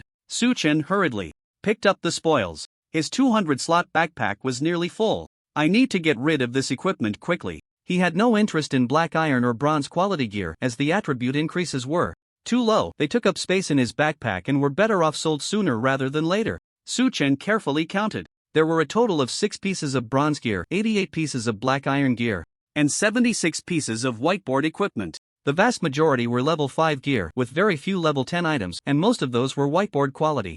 In any case, he could sell them for a hefty sum of gold. Su Chen opened his panel and sent a message to Windstorm and Cloudy Sky, asking to trade equipment at the east exit of Kolo Village, and attached a screenshot. In an instant, Cloudy Sky replied, "Damn, that's a lot of equipment. Bro, I'm heading to the village entrance to wait for you to trade." Windstorm also sent a message. Glancing at it, Su Chen closed the panel and retraced his steps. More than half an hour passed. Su Chen finally emerged from the Kuru forest. Looking around, he saw the leaders of the Cloudy and Windstorm guilds waiting for him. They spotted Su Chen and quickly greeted him with smiles. "Ha, Eternal Night. Brother, you finally made it back." Cloudy Sky stepped forward eagerly. "Where's the equipment? Let us see it." Su Chen waved his hand to summon the equipment. The gear piled up on the ground with a clatter. Damn! The nearby onlookers widened their eyes. So much equipment. Witnessing this scene, Cloudy Sky was particularly shocked, struggling to find his words. This quantity is terrifying. I spent a whole day grinding monsters and only got 5 pieces of equipment, all whiteboard. Looking at the Hall of Eternal Night, I'm so envious. The gap between people is really bigger than between dogs. The bronze sword in my hand suddenly feels worthless. The faces of the player crowd were filled with envy. At this moment, Cloudy Sky looked at Su Chen and tentatively asked, "Bro, did these pieces of equipment come from the Bloodstained Guild? What? Is your Cloudy Guild afraid to buy them?" Su Chen replied playfully, "Buy. Of course we dare to buy." Cloudy Sky nodded repeatedly. "Wait." Windstorm scratched his head, looking puzzled. "Your conversation has me confused. What do these pieces of equipment have to do with that bunch of bloodstained dogs?" Cloudy Sky explained, "Today, Bloodstained Cold led a team of elite guild members to hunt Eternal Night, but unfortunately, they were no match and were all killed by Eternal Night. My goodness, if each person dropped 1 piece of black iron, then Eternal Night, you single-handedly took down nearly 100 elite members of the Bloodstained Guild?" Windstorm exclaimed in astonishment. Su Chen smiled and teased, "Defeating them? It's not like you just need hands for that. Even if we had 100 hands, we wouldn't be as fierce as you," Ken Yun Tian said helplessly. "Alright, no need to say so much. You can look at the equipment here and distribute it as you see fit," Su Chen said. "Sure." The two nodded. They began to check the attributes of each piece of equipment and then discussed the distribution. After 10 minutes, the Kenyan Guild bought 4 pieces of bronze gear, while the Kwang Fong Guild purchased 2 pieces of bronze gear, and the remaining quality equipment was split evenly between the 2 guilds. From this transaction, Su Chen earned 15,256 gold coins. His total gold coins had now exceeded 30,000. At this moment, Kenyan Tian smiled and said, "Eternal Night, you've made a killing these past 2 days. Besides the equipment, the strength potions you collaborated on with Moonshadow are selling like hotcakes nationwide." "Just a small profit," Su Chen replied nonchalantly. He was well aware of the situation, as he had been keeping an eye on the Divine Realm Forum. Major guilds in the country were spending a fortune on strength potions to speed up monster hunting and compete for the title of the first level 10 player. The Moon Shadow Guild was raking in profits. According to the contract signed, Su Chen was entitled to 30% of the profits, settled monthly. If he needed, he could also ask Moon Shadow Shi for money at any time. Of course, Su Chen was also a billionaire in the real world. If it weren't for the concern that cash transactions would expose his real identity, he would have unhesitatingly spent $1 billion to acquire gold coins in the Divine Realm. After a brief exchange, the three parted ways. Su Chen headed straight to the shop in Kolo Village. There, he saw the same merchant caravan from before, with everyone hanging their heads in shame. Useless. A bunch of useless fools. If we can't retrieve the Stone of Light for the ceremony, the Church of Light will definitely execute us all for blasphemy. Do you understand? The merchant roared at the crowd. After that, he leaned weakly against the door, his face filled with despair. It's over, everything is over. Seeing this, Su Chen revealed a mysterious smile. He stepped forward slowly and said, "Merchant, it Seems you've run into a big problem. It's you? The merchant turned around and, upon seeing Su Chen, gritted his teeth and said, Eternal Knight, don't think that just because I'm about to die, you won't have to pay back the money. The contract is protected by the rules. As long as you can't repay the money, you will undoubtedly die. Su Chen smiled, not necessarily. He casually opened his backpack. With a loud crash, the corpse of the Frost Bear King suddenly appeared on the ground. The caravan members widened their eyes, excitedly exclaiming, This is the Bear King that attacked us and took the Stone of Light. What? The merchant jumped up, looking at Su Chen, and cautiously asked, Could it be the Stone of Light is in your hands? Yes, Su Chen nodded. Great. The merchant exclaimed in joy, I want to make a deal with you. Give me the item, and I am willing to dissolve the contract. Su Chen said playfully, Merchant, is your life worth only 10,000 gold coins? If you can't repay the money, you'll still die. Even if you hand the item over to the church, they won't reward you much, the merchant urged. Ha! Su Chen sneered. He suddenly took out 11,000 gold coins and said, Do you see that I can still repay the money? The merchant was in despair. He couldn't understand. Since Eternal Knight was so wealthy, why would he borrow money from him? Did he foresee that something like this would happen today? Impossible. Eternal Knight wasn't a disciple of the Fate Church. How could he have foresight abilities? After pondering for a long time, the merchant realized he was about to suffer a huge loss. He gritted his teeth and said, What conditions do you want? For the return of the Stone of Light? The situation was now completely in Su Chen's hands. A slight smile appeared at the corner of his mouth. Su Chen held up 3 fingers and said, I have only 3 conditions. As long as you agree, I will return the Stone of Light to you. All right. The merchant quickly agreed, fearing he might add more conditions. A devilish smile seemed to appear on Su Chen's face. He slowly said, First, cancel the loan system contract. Second, I want 100,000 gold coins. With each condition he stated, the merchant's face turned paler, but he did not voice any refusal. The first 2 conditions were still within his tolerable range. Third, Su Chen paused, smiling, I want to choose any 3 treasures from your collection as my reward.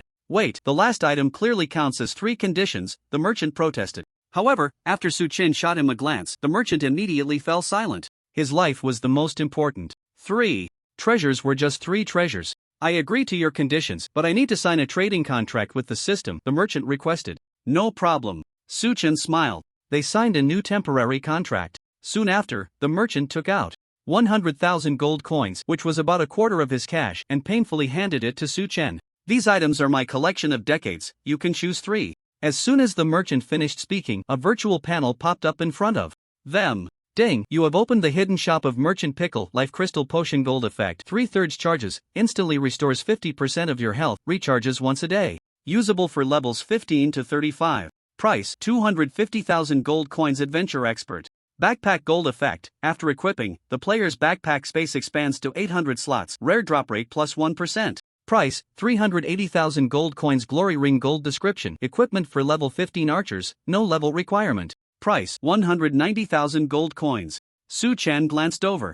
There weren't many good items. After all, Pickle was just a merchant in the novice village. However, in his past life, there were rumors that he possessed an extremely precious treasure, but Su Chen did not find any items exceeding gold quality. Could he be hiding it on purpose? Su Chen's scrutinizing gaze swept over the merchant. After pondering for a moment, an idea formed in his mind. He feigned a stern tone, Mr. Merchant, you're not being honest. We agreed that I would choose 3 treasures from your entire collection. But, are the collectibles you have displayed before me truly all of them? The merchant stuttered. Seeing this, Su Chen's gaze gradually turned cold.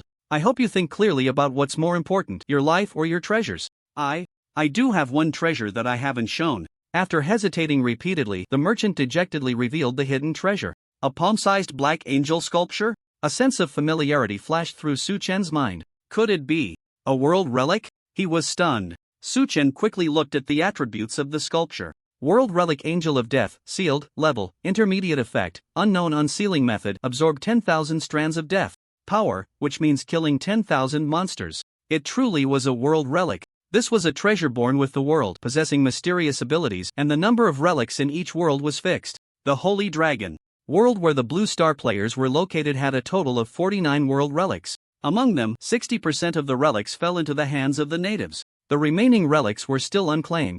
Moreover, the quality of relics is different from equipment. They are classified only as beginner, intermediate, advanced, and ultimate. The abilities of intermediate relics are basically comparable to epic treasures. Angel of Death.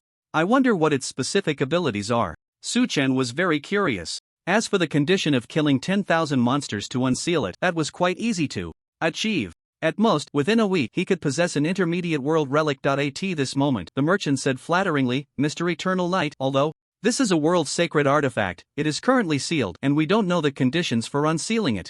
It would be useless for you to have it. Why not exchange it for another treasure? The NPC couldn't see the panel, so he was unaware of the unsealing conditions. No need, Su Chen shook his head. In refusal, I want this sculpture, as well as the glory ring and the adventure expert backpack. The total value of the 3 items was at least 10 million gold coins. Immediately, both parties completed the transaction. The loan contract between Su Chen and the merchant was also dissolved. Alright, I'll return the Stone of Light to you. Our matters are settled, Su Chen said with a smile. Why yes, the merchant replied with a grim expression. The golden backpack, golden gear, and even a world sacred artifact were all gone. His heart was bleeding. As for whether he planned to take revenge on Su Chen, the merchant had no such thoughts. They couldn't even defeat the Frost Bear King. How could they possibly defeat Su Chen? The merchant could only swallow this huge loss. From today on, I will be even harsher in scamming those adventurers to try to make up for my losses, the merchant decided in his heart. At this moment, Su Chen looked at the new golden equipment. Glory ring, gold, position, finger life plus 800 strength plus 25 constitution plus 35 spirit plus 20 traits. Critical hit rate plus 8% equipment level, level 15 equipment requirement. Archer. This type of equipment has no level restrictions, so even a level 1 player can use it. Therefore, it is very valuable. The market price is at least 3 times more expensive than ordinary golden equipment. Su Chen was not short on money. Now, he kept this rare equipment for himself. He replaced his original plain ring. A system prompt sounded. Ding, the equipment you are using, Glory Ring, has successfully reached the first place on the equipment leaderboard. Su Chen glanced at the equipment leaderboard. First place, Glory Ring. Gold, Eternal Knight. Reward, damage plus 3%. Second place, Empire Glory Leather Armor, Gold, Eternal Knight. Reward, damage plus 2%. Third place, none.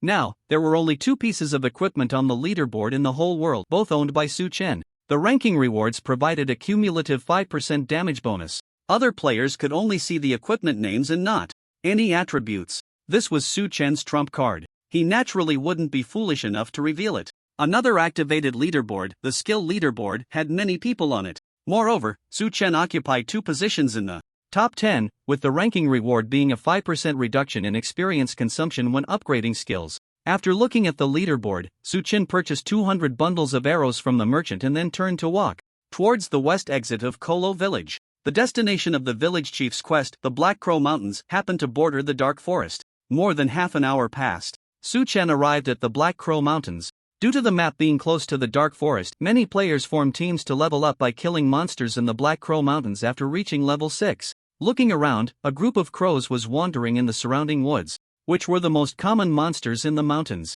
At this moment, the crows were emanating a thick black aura. Black Crow normal, level, 10 health, 3000 to 3000 attack, 170 skills. Dark Arrow. The attributes were quite ordinary. With the passive damage from Ice Flame, he could kill a Black Crow with a single arrow. The Black Crow's attack methods included pecking at enemies with its sharp beak and condensing dark energy into arrows to shoot at enemies. Facing flying monsters, melee classes like warriors and knights were at a disadvantage. In the early game, they basically had no ranged skills. Therefore, player teams were primarily composed of mages and archers. Su Chen took a glance and then withdrew his gaze. He did not take action. There were simply too many players in the peripheral area. The monster resources were not enough to share. Thus, Su Chen took a step forward and moved deeper into the mountains. Not far along, he happened to pass by a group of players.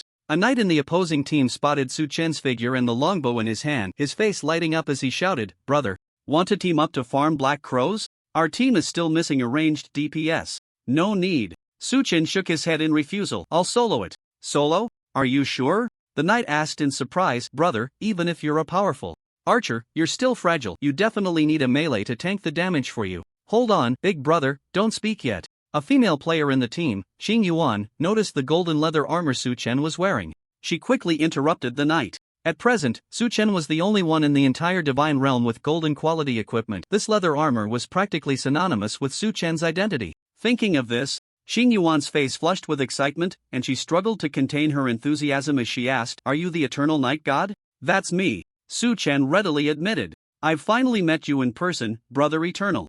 Knight, I'm your fan, Qing Yuan said, her face full of excitement. Hello. Su Chen smiled. He took a look at her. The cloth outfit Qing Yuan wore hugged her graceful figure tightly, and her long legs with perfect curves were particularly eye-catching. Most importantly, she was holding a longbow. She was actually a female archer. Female players of this class were practically a rare breed. Most women preferred summoners, mages, and priests. The high operational requirements for archers led to their scarcity. Soon, Su Chen noticed the ID of this female fan. Qing Yuan? A hint of surprise flashed in his eyes. In the future, this girl named Qing Yuan would become quite famous. In terms of archery skills alone, she could rank among the top 100 in Blue Star. However, most of her fame came from her pet, a legendary quality black dragon, which earned her the title of Black Dragon Arrow, god among players. It was said that the black dragon was her innate companion pet. Su Chen took a closer look and indeed found a black lizard, about the thickness of a finger, resting on Qing Yuan's left shoulder.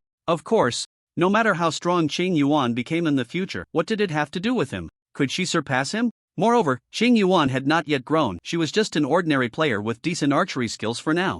After thinking for a moment, Su Chen nodded to them and prepared to leave. Wait. At this moment, Qing Yuan said eagerly, Brother Eternal Knight, can we add each other as friends? Friends? Su Chen pondered for a moment and said, all right. After adding each other as friends, he left directly, disappearing from everyone's sight. Watching his younger sister admire another man so much, the knight, Sword Song, felt a bit jealous and said, Xiao Yuan, Eternal Knight is indeed strong, but you are a disciple of the Arrow Master. With your superb archery skills, your future achievements will definitely surpass his. Impossible. Qing Yuan shook her head, Brother Eternal. Knight's archery level is 1,000 times higher than mine. Even my teacher, after watching his battle videos, admitted he was inferior.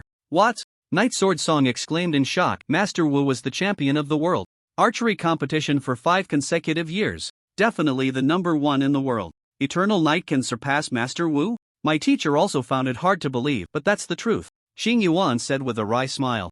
Knight Sword Song looked in the direction Su Chen had left and muttered, if I had known he was Eternal Knight, I should have invited him to join the team. How nice it would be to have a strong player to carry us. Hearing this, Qing Yuan shot him a glare, exasperated. Big brother, can you have some backbone? You just want to be a freeloader every day. It's a waste of your epic talent. There's nothing I can do. My talent is to cling to my teammates' thighs. Knight Sword Song said with a grin. Sigh. Qing Yuan sighed, looking at the lizard on her shoulder. Xiao Hei, you're the reliable one. It seems I need to train you up quickly and then get rid of my freeloader big brother. After more than 10 minutes, Su Chen arrived in a sparsely populated area. Ya! A hoarse cry came from the sky. Turning around, he saw a large number of black crows spreading their wings, diving towards him like arrows, swiftly approaching. Su Chen gripped the demon hunter bow and continuously shot arrows at the flock of black crows. Whoosh! 5563. -563.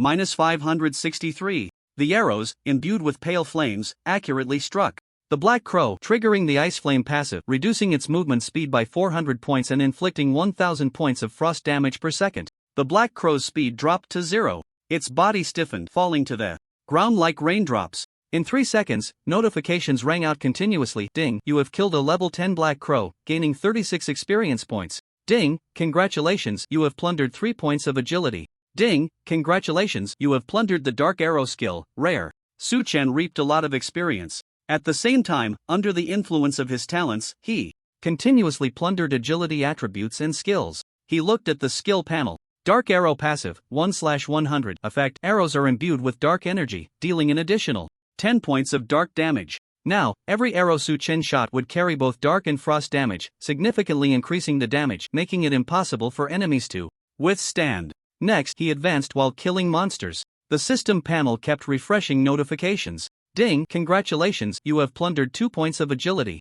In the end, Su Chen obtained 60 points of agility and 100 layers of passive from the black crow. The experience bar rose to 90.2%. He was getting closer to the level 10 target. Just then, Su Chen suddenly stopped. Looking around, a faint gray mist lingered in the environment. A gust of cold wind blew, dispersing the mist, revealing dozens of gray-white figures in sight. Ding, congratulations, you have discovered the first abnormal area of the Black Crow Mountains. Task progress plus 10%. Finally found it. According to his memories from his past life, to complete the village chief's exploration task, he needed to find 5 abnormal areas and 3 abnormal items, as well as the mastermind behind the mutations. Su Chen remembered the exact coordinates of these things very clearly. Roar, the gray-white figures emitted eerie sounds. It turned out to be a group of walking corpses. Walking Corpse Black Iron Elite level, 10 health, 20,000/20,000 attack, 350 skills. Corpse Poison, Undead Physique. A group of Black Iron Elite monsters. Their attributes were much stronger than the Black Crow. Their health reached a staggering 20,000 points. However, Su Chen's expression showed no change. To him, these monsters were just walking experience bags. Moreover, killing monsters in abnormal areas had a very low chance of dropping a rare item called Black Soulstone, which was the entry ticket for the first dungeon in Kolo Village. Only 1,000 pieces dropped. This meant that only 1,000 players in Kolo Village could participate in the dungeon activity. Let's kill this batch of monsters first. Recalling his thoughts, Su Chen's gaze fell on the walking corpses, drawing his bow and shooting a series of arrows. -5,486, -506, -1,000. With the heavy claw passive in effect, each arrow could reduce the monster's defense by 20 points and deal an additional 1,000 points of dark damage, and due to the effect of Ice Flame, their movement speed was reduced by 400 points. The walking corpses were already thick-skinned and slow-moving monsters. With this arrow, they were directly pinned in place. With Su Chen's attack speed of 4.22/s, his damage per second reached an astonishing 7,000 points, instantly taking away 35% of the walking corpse's health. In just 3 seconds, he had taken down one walking corpse. Ding, you have killed a level 10 walking corpse, gaining 216 experience points. Ding, congratulations, you have plundered the Undead Physique skill, rare. Killing the first monster granted him a passive. It seemed Su Chen's luck had turned for the better. Undead Physique passive, 1/10, effect, permanent plus 500 health points. Maxing out this passive would increase health by 50 points, equivalent to the bonus from 250 points of constitution. So strong. As a fragile archer class, he needed this kind of passive. A hint of fervor surged in Su Chen's gaze. He did not stop attacking. Ding, congratulations, you have plundered 4 points of constitution. Ding, congratulations, you have plundered 3 points of constitution.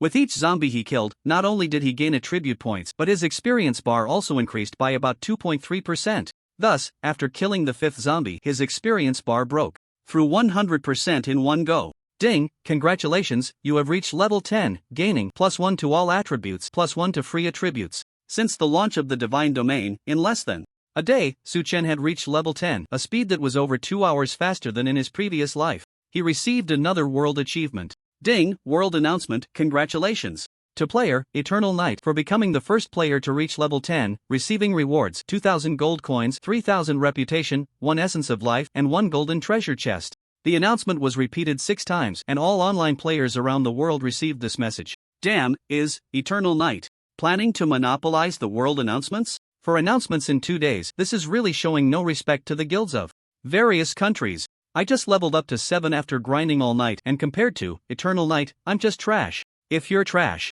at level 7, then what am I at level 5? I shouldn't even be alive. Wow. Another god is about to emerge from the Dragon Country in Dawa Village. This is the novice village where the main members of the Dragon Country's Jojo guild are located.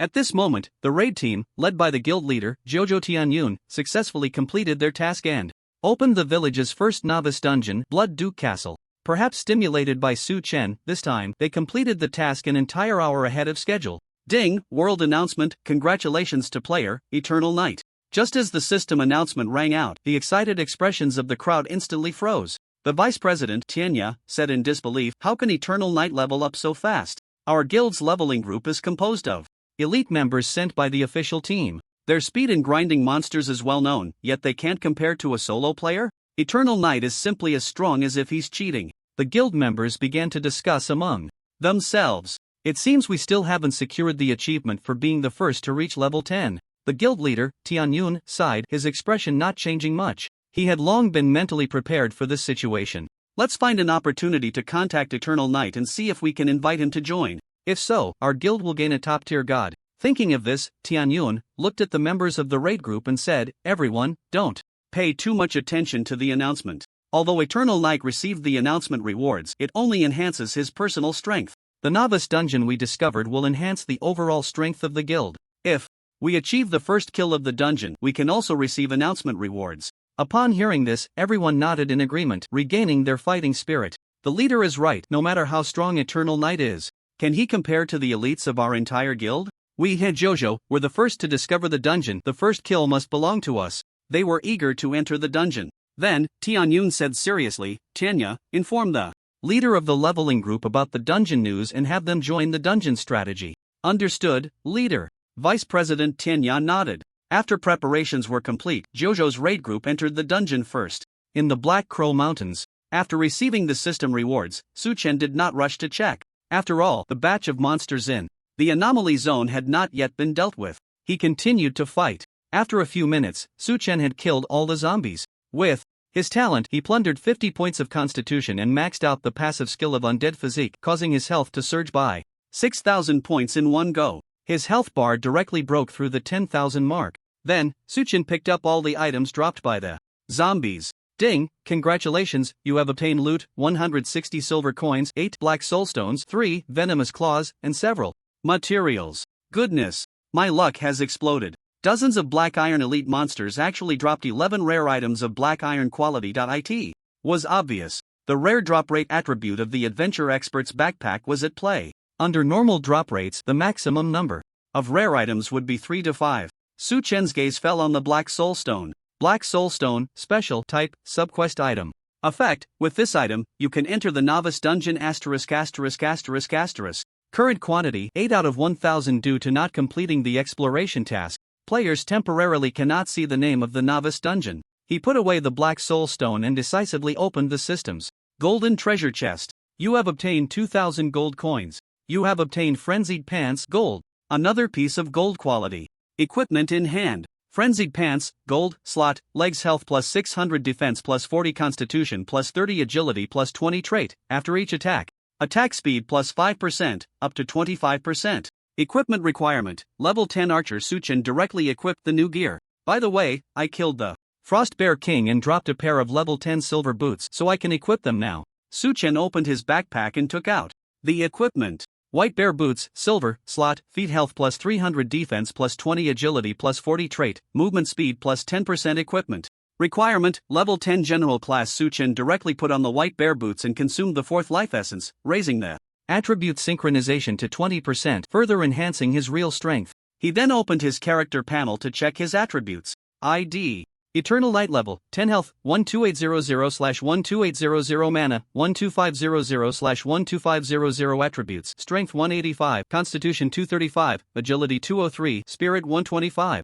Attack Speed 4.56/S Physical Defense, 324 Magic Defense, 206 Slightly. With Suchen's level 10 attributes, he completely surpassed the normal level 20 players, and those were players wearing equipment. One word to describe it: strong. A satisfied expression appeared on Suchen's face. At that moment, a group of ghouls emerged from the grey mist again. He did not take action. He had already collected all the gains he needed. Suchen did not intend to linger here. Completing the exploration task assigned by the village chief as soon as possible was the primary goal.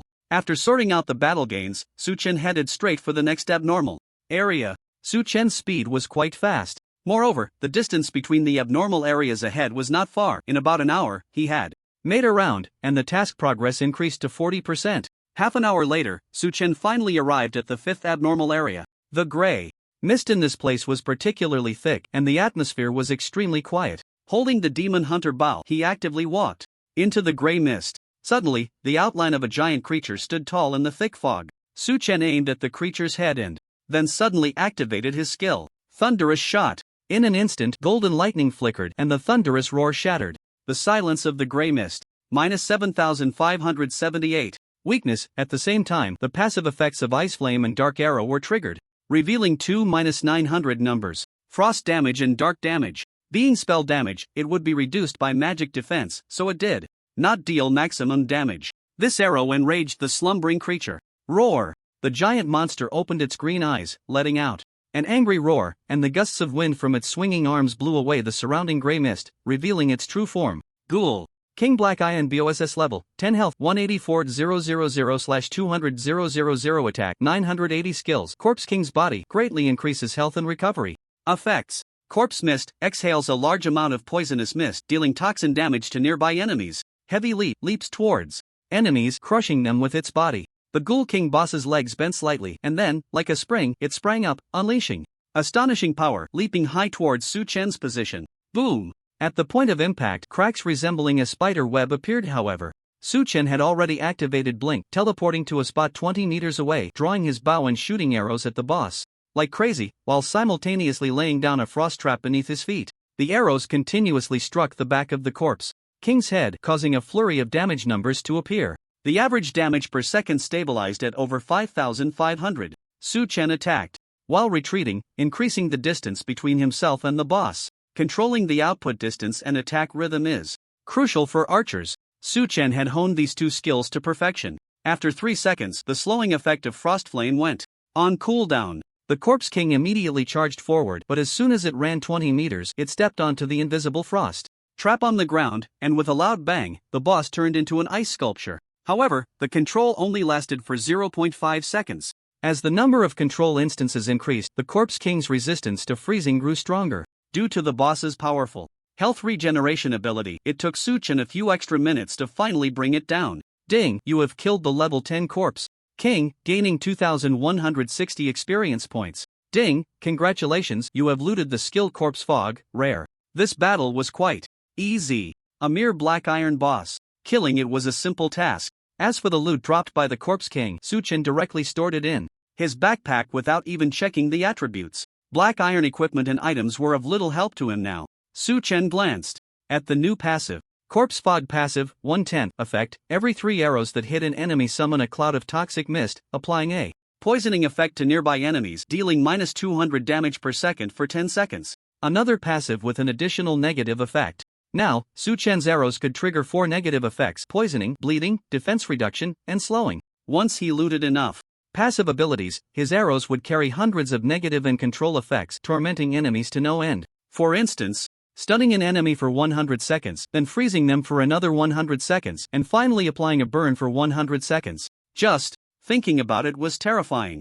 Alright, it's time to find the 3 abnormal items, Su Chen thought to himself. With detailed coordinates, he didn't have to flail around the mountains like a headless chicken. Soon, he collected all the abnormal items, which were 3 map fragments. After combining them, they marked the coordinates of the mastermind.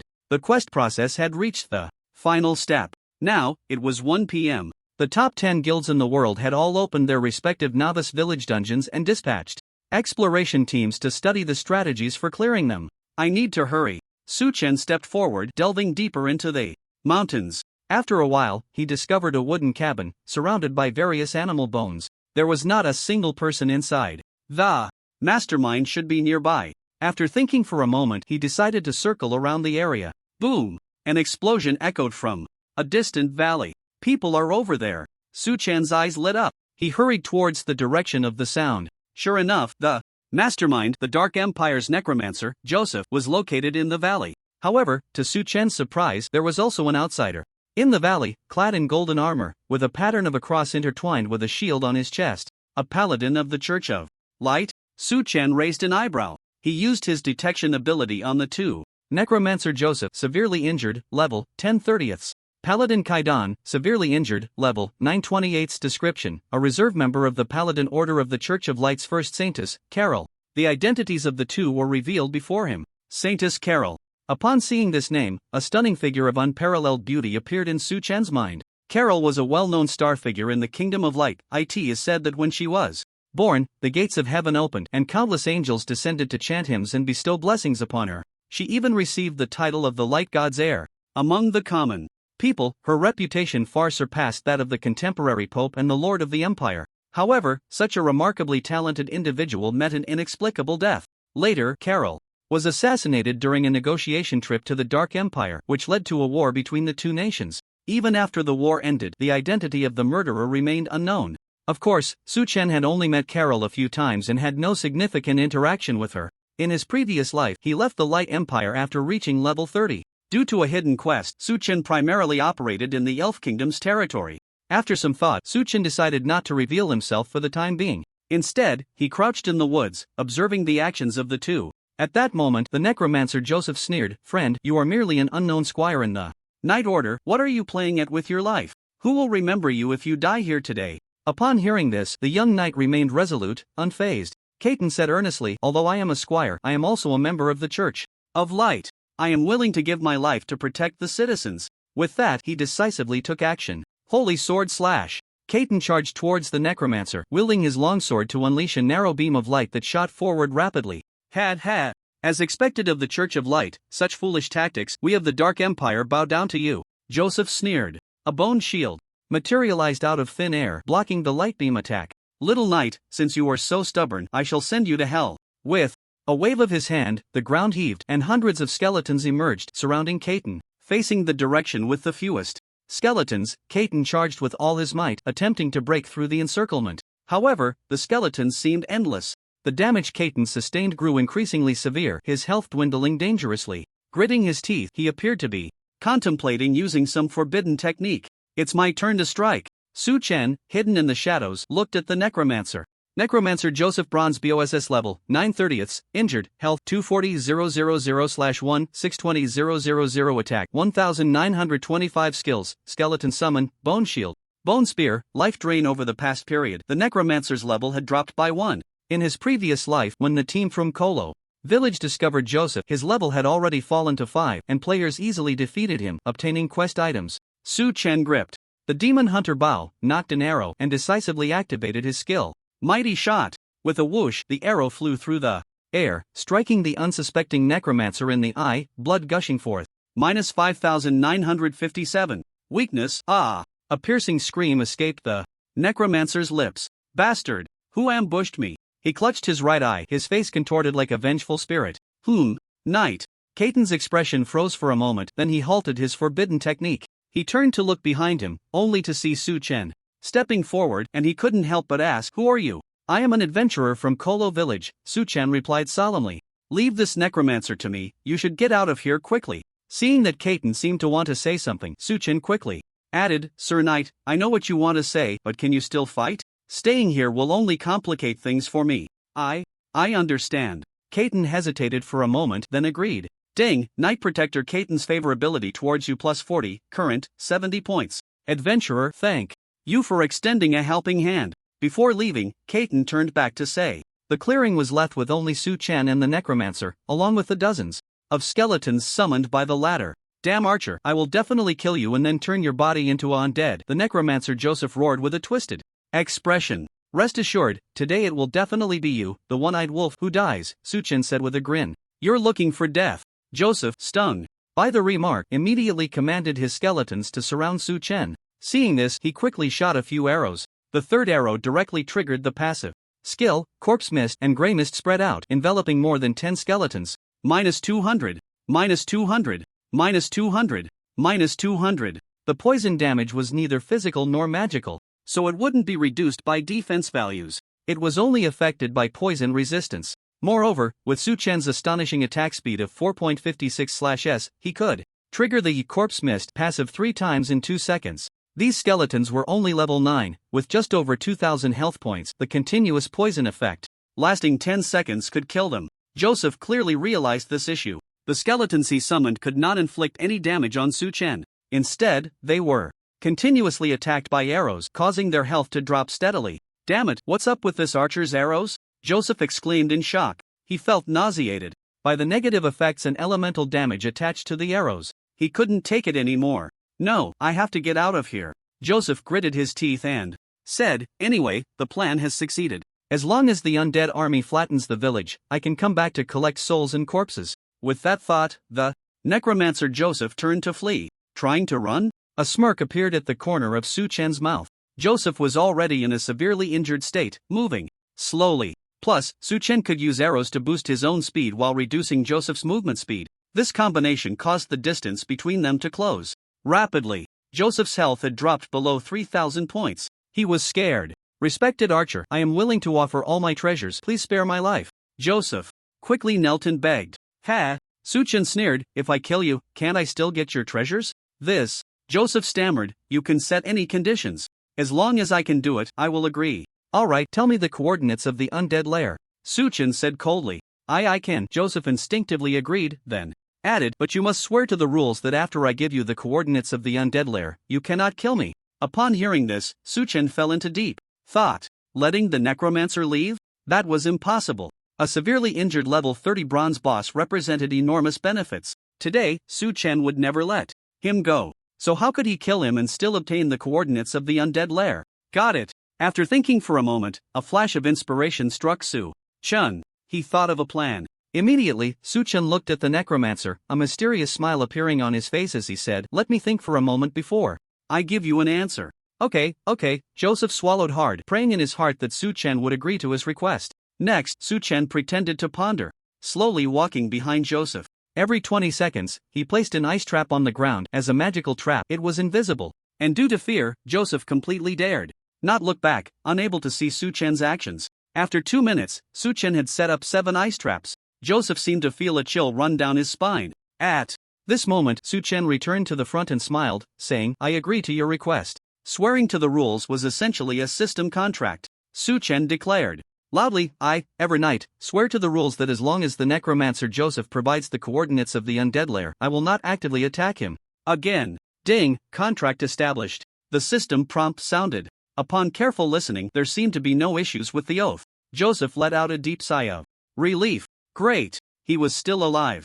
Damn human, once I recover, I will come back for revenge. Joseph lowered his head, a glint of malice flashing in his eyes. Looking at him, Su Chen's lips curled into a cold smile. The other party must be seething with hatred for him. Su Chen didn't care. After all, this necromancer couldn't possibly leave the valley alive. Su Chen said in a flat tone, "I've already sworn to the rules, now it's your turn to tell me the coordinates of the necromancer's lair." "All right," Joseph quickly responded. He continued, "Your Excellency, do you have a map of the Black Crow Mountains? I can point out the coordinates for you." Upon hearing this, Su Chen took out the map he had collected earlier. "The necromancer's lair is right here." Joseph took the map and marked a spot with his own blood. "Ding, congratulations, you have obtained a quest item. Quest progress has reached 100%. Please submit the quest to the village chief as soon as possible." The system prompt sounded. Then, Joseph raised his head and smiled obsequiously. "Respected Your Excellency, I have already told you the location of the lair. Can you let me go now?" "No problem, you can leave." Su Chen nodded in acknowledgement. Upon hearing this, the necromancer Joseph revealed a smile of someone who had survived a disaster. With a swish, he immediately stood up and hurriedly moved towards the exit of the valley behind him. "I survived. Human, when I come back, I will definitely flay you alive, then torture you to death." Various vicious thoughts floated in Joseph's mind. However, just as he took a step forward, the ground suddenly erupted with intense magical fluctuations. The smile on Joseph's face froze instantly. "What the hell? You actually set me up?" A thought flashed through his mind. Boom, boom, boom. The frost traps exploded, coalescing into countless frost arrows that directly engulfed the necromancer's figure, freezing him into an ice sculpture.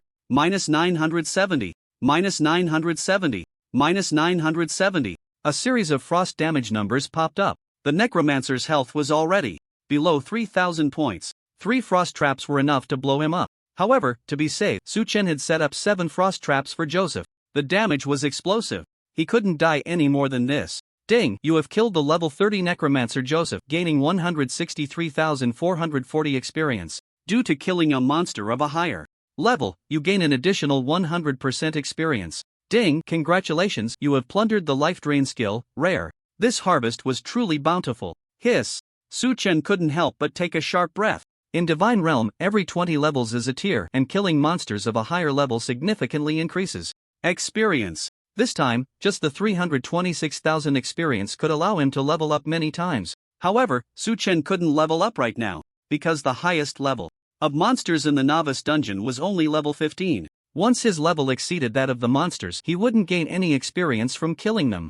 Moreover, players couldn't access higher level maps until the main quest of the novice village was completed. "I'll use this experience to enhance my skills." Su Chen had already made plans. At that moment, he heard a strange sound. He turned to look, and the necromancer Joseph was lying on the ground, barely clinging to life. His blood-red eyes fixed on Su Chen, his voice hoarse, You are not trustworthy." Su Chen shrugged innocently. "I swore I wouldn't attack you first, but you triggered the trap yourself. What does that have to do with me?" "You pfft." Joseph's eyes widened, and he suddenly spat out a mouthful of blood, his gaze gradually dimming. He died with his eyes open. A pile of shining items dropped around his corpse. "Ding, congratulations, you have obtained loot, 580 gold coins. Bone staff, black soul crystal, white evil robe." The equipment was all level 30 mage gear, which Su Chen couldn't use and couldn't sell for now. He continued to browse through the loot. One special item caught his attention. Black soul crystal, gold, type, soul item effect, contains the soul of the necromancer. Joseph can be resurrected through the Dark Church's secret method. Good heavens! Su Chen thought Joseph was dead. As it turned out, he wasn't completely dead yet and had a chance to be resurrected. How should I deal with this thing? After thinking for a moment, Su Chen temporarily stored the Black Soul Crystal in his space backpack, planning to deal with it later. Then, Su Chen opened his skill panel. He intended to upgrade his skill levels. He possessed 3 skills of golden quality. Among them, the damage of Thunderstrike was sufficient for use. As for Frost Trap, due to his low mental attribute, upgrading this skill didn't hold much significance. Thus, Su Chen invested 360,000 experience points to upgrade Blink. Ding, you consumed 1520 experience points to upgrade Blink 2, LV2. Ding. Fortunately, with the rewards from the skill leaderboard, the experience cost for upgrading skills was reduced by 5%, just enough to raise Blink to LV5. Blink Golden Level LV5 upgrade 1280/1.6 million experience effect. Traverse space, teleport to any location within a radius of 50 plus mental x 0.14 inch meters. Cooldown 82 seconds. Cost 700 mana. After upgrading, the cooldown was reduced by 8 seconds. The teleportation distance increased from 22 meters to 67 meters, tripling the distance. The final gain was a new passive. Life Drain passive, 1/10 effect. When your arrows hit enemies, restore 500 health. Truly a rare quality passive. The effect is impressive. Restoring 500 health per arrow. With Su Chen's attack speed, he could recover up to 2000 health per second, almost 1/6 of his total health. Not bad, Su Chen exclaimed with satisfaction. With the health recovery passive, his sustainability greatly improved. Alright, I've got what I need, it's time to head back, Su Chen thought. Now, he was very far from the novice village, nearly a 2-hour journey. Luckily, he had prepared a return city talisman in the morning. Infusing mana, a teleportation array formed on the ground. In an instant, Su Chen returned to the inn room set as the resurrection point. After that, he went directly to the village chief's house. Upon seeing Su Chen, the village chief smiled and asked, "Eternal Knight, is there anything special happening in the Black Crow Mountains?" "Yes," Su Chen replied. "I killed a necromancer in the mountains and learned the exact coordinates of a large necromancer lair from him." He handed over the map. The village chief carefully examined the map's contents. Indeed, there is a necromancer lair. The village chief was somewhat shocked. Then, he solemnly said to Su Chen, "Thank you for the information, Sir Eternal Knight. I will immediately dispatch militia to investigate. Once they verify the information, you can come back to me for your reward." "Okay," Su Chen nodded. System prompt, "Please talk to the village chief after 1 hour. In 1 hour, he would be able to claim the task reward. At the same time, the novice dungeon in Kolo Village would officially open to players. Su Chen was very much looking forward to it. After Su Chen submitted the task to the village chief, the system prompts rang continuously. Ding! Kolo Village announcement. Due to player, Eternal Knight, completing the main quest, the novice dungeon, Necromancer's Nest, will open in 1 hour. Notice, the first team in the world to clear the novice dungeon will receive a system reward. Notice, the contribution leaderboard for the novice village is now open. Killing dungeon monsters will earn contribution points, and after the task ends, generous rewards will be distributed according to the contribution leaderboard. Rankings. The announcement repeated 3 times. The players in Kolo Village immediately became excited. Wow, our Kolo Village can actually open a novice dungeon. Thanks to the great god, Eternal Knight. I hereby declare that I am now the #1 fan of the great god Eternal Knight. My girlfriend has spoken.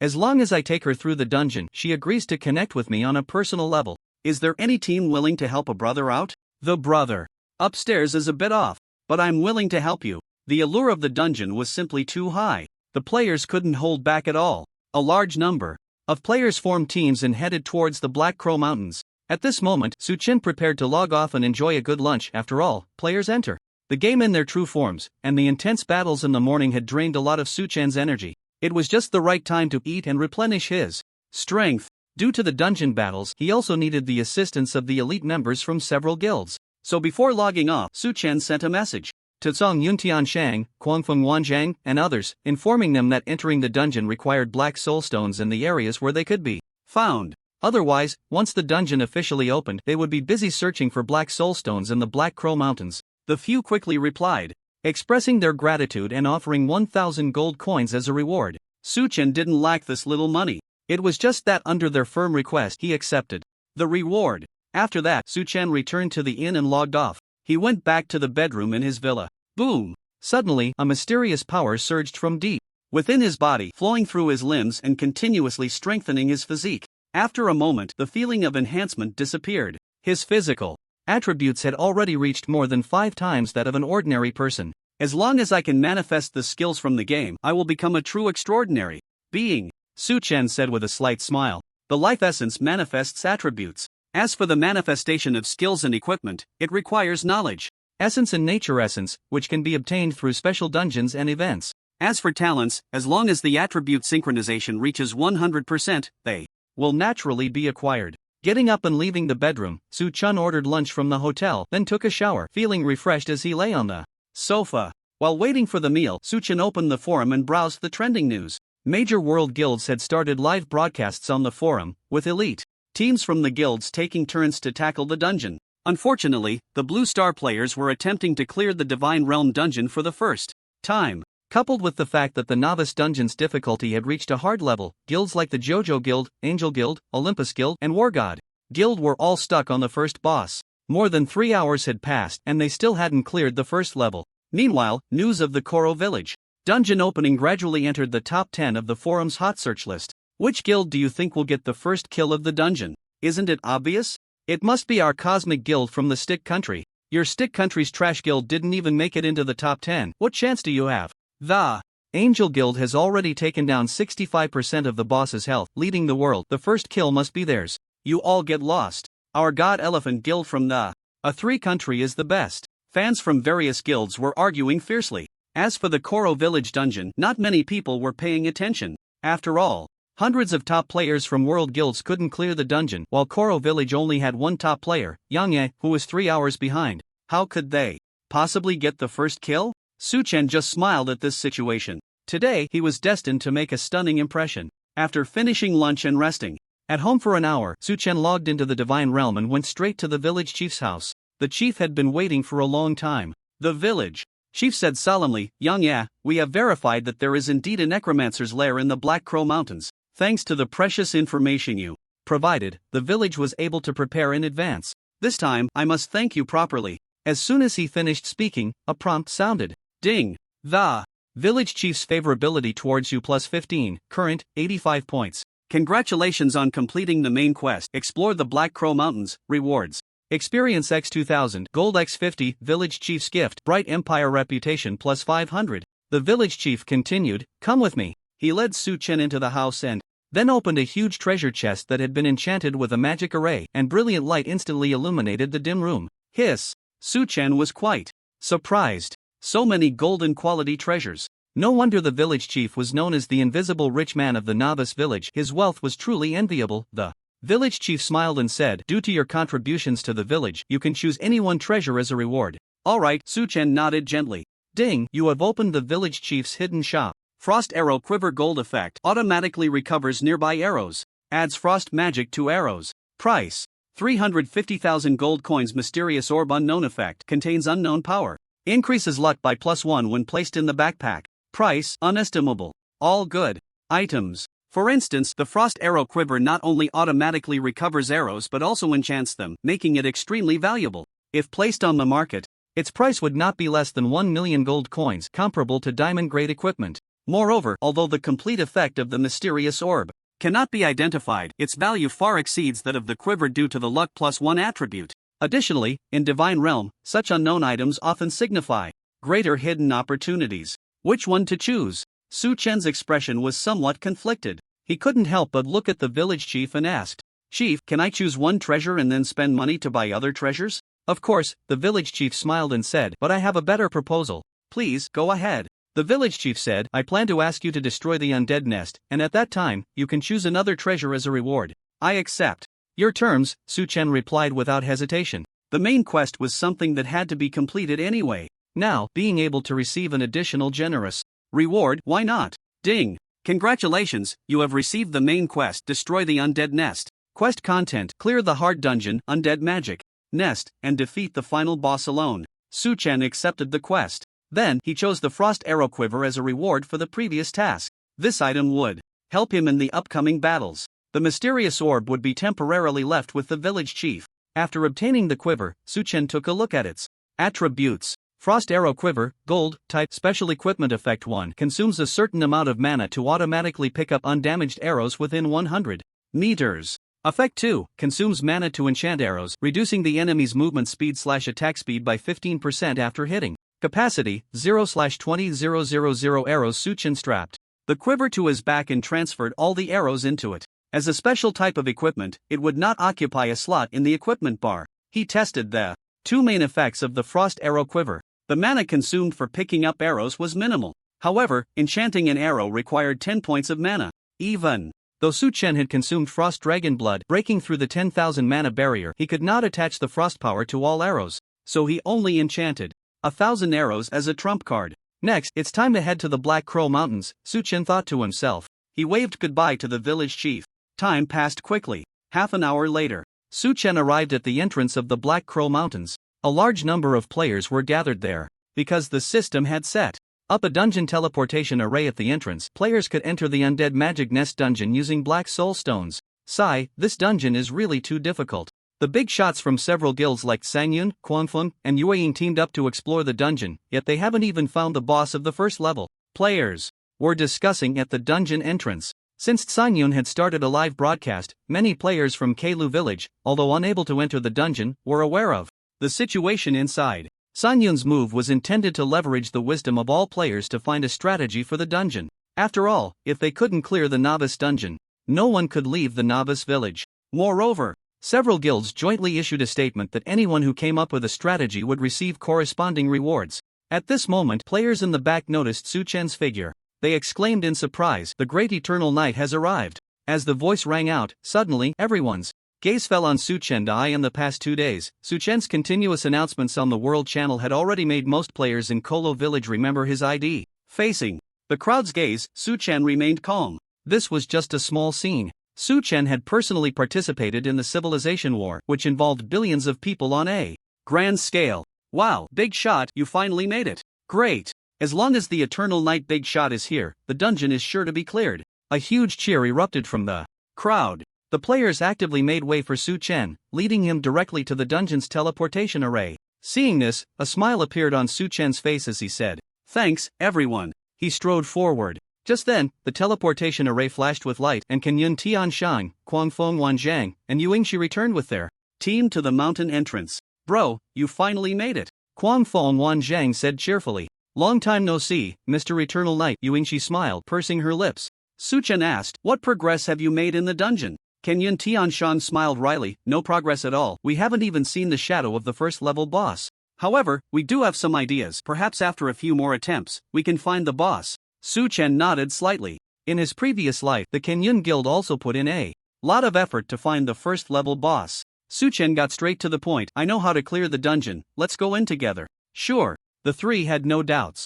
Everyone thought that since Suchen had opened the dungeon, he must have learned some information from the NPCs. After walking a few steps, Suchen suddenly remembered something. He couldn't help but ask, "By the way, are the people from the Bloodstain Guild in the dungeon?" "Brother Eternal Knight." Kenyun Tianshan couldn't help but laugh. "As soon as you mention this, I find it particularly funny. What did you do to the Bloodstain people this morning?" "I invited them to clear the dungeon, but Hanwon from Bloodstain asked if you would go. I said yes, and he immediately refused to cooperate. Now the Bloodstain people have all run off to other maps to grind monsters and level up." Suchen waved his hand casually. "I just told him, for the people from Bloodstain, I kill one I see." Upon hearing this, the three exchanged glances. Can Yun Tianshan frowned and said, "Saying that, it seems your feud with Bloodstain can't be resolved." Yuingshi couldn't help but ask, "Do you need me to find someone to help you?" Suchen was a partner of Moonshadow. Naturally, she didn't want anything to happen to him. Moreover, the power behind the Moonshadow Guild was not inferior to that of the Bloodstain Guild. "Don't worry," Suchen smiled nonchalantly, "I can handle the Bloodstain matter myself. If others don't offend me, I won't offend them. If someone offends me, I will definitely retaliate." This is Suchen's principle in life. Since a grudge had been formed, Suchen would do everything in his power to suppress his enemies until they were utterly defeated. After all, the Bloodstain Guild was not a good entity either. In the future Civilization War, the higher-ups of the Bloodstain Guild even colluded with hostile civilizations, betraying the Dragon Kingdom and attacking their own people, leading to a disastrous defeat for the Dragon Kingdom. Suchen would show no mercy to traitorous guilds. Kenyon Tianshan looked at him deeply and said, "If you need help, we at Kenyon are willing to assist." Alright. Enough of this, let's prepare to enter the dungeon. Su Chen waved his hand. Kenyon Tianshan pulled Su Chen into the team and transferred the captain's authority to him. Then, the group walked onto the magic array. A virtual panel popped up in front of them. Dungeon, Undead Nest Type, Team Difficulty, Hard Clearance Condition, defeat the final dungeon boss, Skeleton King. In Divine Domain, the dungeon difficulty has 6 levels: easy, medium, hard, nightmare, hell, and abyss. The higher the difficulty, the more terrifying the dungeon monster's strength. Ding, do you want to enter the Undead Nest dungeon? Yes. After Su Chen agreed, his figure disappeared from the spot. The group arrived inside the dungeon. Countless bones made up this vast undead nest, and blue flames floated in the sky, their faint glow gathering to illuminate the dim nest. Crack, crack. The dense sounds echoed in the air. Looking around, players found themselves surrounded by a sea of undead. The monsters were roughly divided into 2 types: skeleton spear throwers and ghouls. Skeleton spear thrower, Black Iron Elite, hard, level 10 health, 23,000/23,000 attack, 680 skills, throwing, piercing. The dungeon was filled with Black Iron Elite monsters with attributes that were quite similar. However, due to the enhancements of the hard dungeon, the attributes of the skeleton spear throwers were at least 30% higher than those of monsters of the same level. At this moment, Zanyun Tianshan reminded Eternal Knight, these skeleton spear throwers are particularly troublesome. A single round of spear throwing can easily kill players of the same level. I know that, Su Chen nodded. Bro, do you know where the dungeon's boss is? Guangfeng Wanjiang asked impatiently. Su Chen smiled and said, "To lure out the boss of the first level of the dungeon, we need to kill 4 undead leaders within 30 seconds. I see, Zanyun Tianshang suddenly realized. In the previous few times we entered the dungeon, we found a stone pillar behind the left side of the sea of undead. Breaking it will summon the leader monster. According to the Great Eternal Knight, the other 3 leader monsters must be in the front, back, and right directions." The members of the exploration team brightened up. Right, Su Chen replied with a smile. The exploration team of the Zanyun Guild truly lived up to the world's top standard. The quality of the members was very strong. In his previous life, major guilds in the country often invited members of the Zanyun exploration team to help with dungeon strategies. If it weren't for the overall weakness of the Zanyun Guild and the lack of resources from their backing forces, they would definitely have been able to secure the first kill of the dungeon before the Jojo Guild. Zanyun Tianshang said, Eternal Knight, you take charge of assigning tasks. We will fully cooperate with your actions. You guys go deal with the monsters in the left, right, and back directions. They are the weakest. I'll handle the monsters in front, Su Chen said. Wait until the leader monster's health is reduced to a sliver, then strike them down simultaneously. No problem. We'll do it as you say. The 3 agreed to the plan. They led the guild members and casual players towards the 3 directions. Additionally, as a life profession guild, the combat players of the Moon Shadow Guild were weaker than the other 2 guilds, but at least they were stronger than casual players, and they had Zanyun's people helping to direct them. Su Chen believed their strength could defeat the leader monsters. Let's start moving, he said. With that, Su Chen faced hundreds of undead alone, not letting the warrior players take the damage for him. Whoosh, the first 10 or so skeleton spear throwers directly launched their throwing skills, and the bone spears fell from the sky, -396. -396. -396. The surrounding space was not wide. Su Chen was hit by several bone spears, and his health immediately dropped by 2,376 points. He didn't mind retreating while picking up his demon hunter bow, aiming and shooting at the position of the second row of monsters. Bayou, bayou, bayou. Arrows rained down on the monster. Grew. -6,001. Critical hit. -620. -640. The third arrow instantly summoned a cloud of gray mist that spread out, causing more than 10 skeletons to be poisoned, their health rapidly decreasing. Various passive effects were triggered. Thanks to the life drain passive, numerous +500 numbers popped up above Su Chen's head, and his health bar quickly filled up. At the same time, Ice Flame reduced the movement speed of the skeletons to 0. They stood frozen in place, blocking the advance of the skeletons behind them, preventing them from reaching Su Chen. Moreover, since the ranged skills of the first row of skeleton spear throwers were on cooldown, Su Chen would not be attacked for a while. He could output damage with peace of mind. At this moment, other players, driven by curiosity, couldn't help but turn back to look at Su Chen. As a result, they were shocked by the scene before them. Oh my goodness. The defense of the Great Eternal Knight is so abnormal. The attacks from the skeleton spear throwers only dealt less than 400 points of damage. Did you guys not notice the big guy's health bar? At least 12,000 health points. I'm about to cry. As a tank, My health and defense are actually lower than that of an archer. The operation level of the Eternal Night God is also world-class. Damn, saying it this way, the big shot is simply an all-around archer. There are no weaknesses at all. Watching this scene, the three major guilds and the solo players were in awe. So strong. Regarding the players' exclamations, Suchin paid no attention. He was fully immersed in the battle. After controlling the second row of skeletons, he shifted his focus to the monsters in the first row and began to output with all his might. Ding, you have killed a level 10 skeleton spearman, hard, gaining 280 experience points. Ding, congratulations, you have plundered 4 points of agility. Ding, congratulations, you have plundered the skill piercing, exquisite. The monsters in the hard dungeon not only had high attributes, but the experience gained was also 30% higher than that outside. The rewards were plentiful. After killing 5 skeleton spearmen, Suchin finally plundered a skill. It turned out to be an exquisite quality passive. His eyes brightened. It's important to note that piercing is just a very ordinary skill. Now, however, it had transformed into an exquisite level passive, which is even higher than rare quality. This indicated that the effect of piercing was very suitable for archers. Suchin quickly glanced at his panel. Piercing passive, 1/10 effect. When your arrows hit the first enemy, there is a 10% chance to penetrate the target, dealing 5% damage to enemies behind.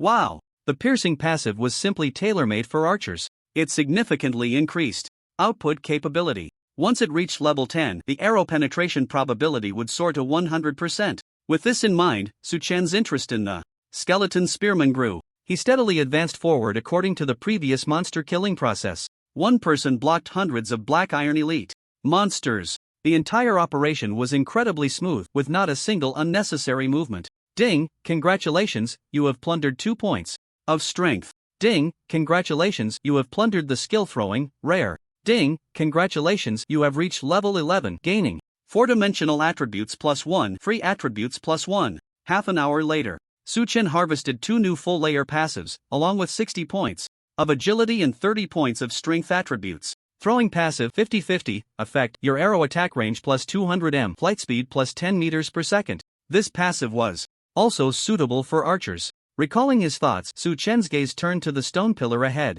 Finally, it was time to fight the boss monster.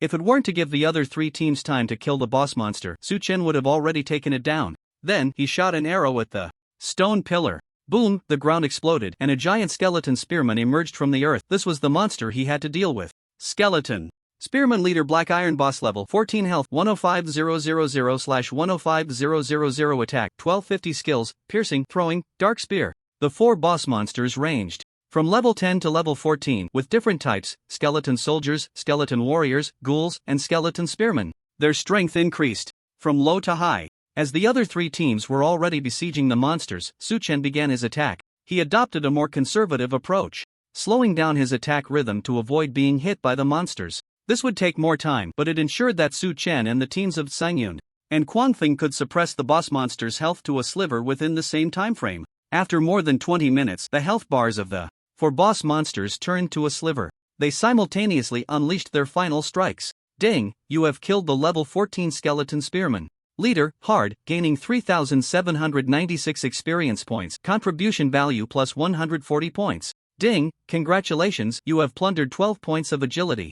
With a crack, the body of the skeleton leader suddenly shattered, turning into scattered bones on the ground. After killing so many dungeon monsters, Su Chen's contribution value soared to 3,410 points, ranking first on the contribution leaderboard. At the same time, his agility had reached 274 points, and with the attack speed from several pieces of equipment stacked on top, his attack speed broke through the 5/S barrier. Just then, an unexpected change occurred. Buzz, intense energy fluctuations filled the air. In the center of the first layer of the nest, a large amount of dark energy surged forth, drawn by a mysterious force, and 4 boss monster corpses flew over, heavily wrapped in black mist. Notice, the guardian boss of the first layer has descended. Please defeat it within 1 hour, or it will be considered a failure to clear the level. The black mist quickly dispersed, revealing the true form of the boss. With stunning beauty, long black hair, and a graceful figure. If one ignored the boss's disgusting rotting body, it was undeniably a great beauty. Hiss! This boss is really something. No wonder the Divine Realm has the nickname of the Kidney Realm. The fabric on the boss is too little. It's really exciting. Damn, you guys are so perverted. The surrounding players widened their eyes, excitedly discussing Corruption Queen Bronze BOSS Hard Level 14 Health 490000/490000 Attack 2550 Skills Corpse Summon summons 100 corpses to assist in battle. Corruption Mist summons a magical mist that corrupts enemies in the area. Devour consumes corpses to restore 20% of maximum health. Dark Impact strikes enemies with dark energy. After reading the boss's attributes, Kenyon Tian asked, Eternal Night, how do we tackle this boss? Suchen said solemnly, according to the normal boss fighting process, I think you all understand. The only thing to pay attention to is that control skills cannot be used carelessly, you must listen to my commands. I'll be the main tank in this battle, you all focus on clearing the minions. Okay. The three nodded and then began to command the team to line up. The support class acted first, applying various debuffs to reduce defense, attack, slow down, and inhibit healing on the Corruption Queen. Others cast buffs on Su Chen to increase damage and attack speed. After applying the statuses, Su Chen immediately launched an attack. Thunderous Shot. A thunderous roar suddenly echoed in the cave, and in an instant, Su Chen shot a lightning arrow that accurately pierced the Corruption Queen's heart. -3936. Weakness, -544. Dark damage. Su Chen dealt nearly 1% of the Corruption Queen's health in one hit. The damage was quite astonishing. For other players, they would at most deal double digits, or even single digits, of damage. Su Chen immediately drew the boss's aggro. Minions, kill this human for me. The Corruption Queen stood in the center, waving her bone staff, and black mist fell to the ground, instantly causing 100 corpses to burrow out of the soil, attempting to bypass everyone and attack Su Chen. However, the other players quickly intervened to hold back the minions. Su Chen could focus entirely on fighting the boss. He switched to Frost-enchanted arrows, aiming at the Corruption Queen and unleashing a flurry of shots. -876. Critical hit, -250. Each of Su Chen's arrows carried dark damage, and the third arrow would inflict bleeding and poisoning effects, with a damage output of at least 5,000 points per second. Damn human! The Corruption Queen howled fiercely, manipulating a large amount of dark power, crushing towards Su Chen like a torrent. It was her skill, Dark Impact. No big deal. Facing the attack, Su Chen wore a calm smile, then directly activated Blink, appearing 60 meters to the right. The ground was blasted into a large pit. Everyone continued to focus their fire on the attack. Before long, the Corruption Queen's health dropped to 80%, and it picked up a corpse from the ground, crunching it down, instantly restoring its health. This boss's attack wasn't high. However, its health and healing methods were very strong. It took time to kill. Every time the Corruption Queen's health decreases by 5%, she releases a dark shockwave. Unfortunately, aside from the first successful release, all subsequent attacks were forcefully interrupted by the player's control skills under Su Chen's command. Of course, the boss's ultimate move, Corruption Mist, could not be interrupted. Only Su Chen could withstand the attack. However, with over 100 priests dedicated to healing him, along with the passive skill, Life Drain, for recovery, Su Chen's health bar returned to full after the attack. This was quite absurd. After more than 10 minutes passed, the system notification rang out. Ding, you have killed the level 14 Corruption Queen, your damage contribution is 56%, you gain 12,754 experience, contribution points plus 235. Ding, congratulations, you have looted 25 points of Constitution. Su Chen's output alone was equivalent to that of hundreds of players. With a thunderous crash, the Corruption Queen fell to the ground, turning into sludge that merged with the earth, leaving behind more than 10 pieces of equipment, including 4 bronze items and 1 silver item. Su Chen couldn't help but marvel at his good luck. As for why items of higher quality than the boss dropped, this was due to the mechanics of high-difficulty dungeons. When defeating a boss, there is a chance to drop loot of 1 tier higher in quality. Looking at the deceased boss, the players from Kolo Village were filled with disbelief. Incredible, we actually killed the first-level boss first? If I remember correctly, other novice villages, including the Jojo Guild, are still stuck on the first level, right? Boss Yongye is amazing, we must strive to secure the first kill of the dungeon. Hee, it feels great to be riding on someone else's coattails. As they spoke, everyone picked up the loot scattered on the ground, which automatically entered the public team space. After clearing the dungeon, players could select loot based on their contribution to the dungeon. Alright, let's head to the next level, Su Chen said calmly. The team immediately set off, following the tunnel to the second level of the lair. This undead lair had 3 levels. The second level was not guarded by a boss, only a type of black iron elite monster called Skeleton Guardian. With levels ranging from LV11 to LV15, the Kolo Village team cleared monsters while advancing to the third level. Ding, you have killed a level 15 Skeleton Guardian, hard, gaining 1341 experience. Ding, congratulations, you have looted the giant skeleton skill, super rare. Ding. As they fought their way through, experience and contribution points surged. The first place on the contribution leaderboard was basically reserved for Su Chen. Meanwhile, while Su Chen led the team to kill the boss of the first level of the dungeon, guilds around the world received the news. At the headquarters of the Bloodstained Guild, the current president, Bloodstained Zhou, whose real name is Zhou Hongyun, felt a surge of immense anger. Upon hearing this news, he was well aware of the grievances between Su Chen and the Kolo village branch. After receiving instructions from his backers, Bloodstained Zhou personally ordered that Eternal Night be listed as one of the guild's targets for elimination and allocated resources to enhance the strength of Bloodstained Han's team. As a result, Su Chen single-handedly defeated dozens of elite players from Bloodstained. Now, Su Chen had taken the lead in killing the boss of the first level of the dungeon. If he were to achieve the first kill of the dungeon, his strength would rise to a new level. Bloodstained Zhou was determined not to let this happen. After thinking for a moment, he took out an item. Furious Divine Jade, Diamond, effect, after use, it increases the attributes of 50 units by 100% for 2 hours. After the effect ends, health is permanently reduced by 50%. The Bloodstained Guild had paid a huge price to obtain this Divine Jade. Originally, Bloodstained Zhou intended to reserve it for his own guild. However, to curb the growth of Eternal Night, he planned to hand the Furious Divine Jade over to another faction. Xiao Wang, help me. Contact the president of the Angel Guild, Budro, and tell him I want to discuss a deal that can help him secure the first kill of the dungeon. Bloodstained Zhou said with a dark expression. Assistant Wan was taken aback for a moment. He hesitated and said, President, do we really have to sell the items to the Lighthouse Country? Shuiran Zhou chuckled, Little Wang, you must understand, our guild's big financier comes from the Lighthouse Country. Building a good relationship with the guilds from the Lighthouse Country will only benefit our guild's development. Do you understand? Moreover, isn't money from anyone still money? I understand now. Assistant Wang nodded and turned to get to work. Watching his back, Shuiran Zhou squinted and thought, back then, I let him be my assistant for the sake of little Wang's father. It seems he is still unreliable. It's best to find a trustworthy junior from the family to replace little Wang. After careful consideration, Shuiran Zhou decided to change to a new assistant. Before long, Shuiran Zhou contacted Budro. After some discussion, the Angel Guild purchased the Violent Divine Jade for $100 million. Yongyi, you will never have the chance to get the first kill of the dungeon. Just thinking about Yongyi losing the first kill made Shuiran Zhou feel much better. He called for a new assistant. Notify the guild's decision-making group starting today to gather all information about Yongyi, analyze his characteristics, and then formulate a hunting plan. Once the plan is made, bring the report to me. If this is done well, everyone will receive a huge bonus. Shuiran Zhou said with a cold face. Yes. The new assistant quickly executed the order. In the novice dungeon of Kolo village. Ding, congratulations, you have reached level 12, gaining 4-dimensional attributes plus 1, free attributes.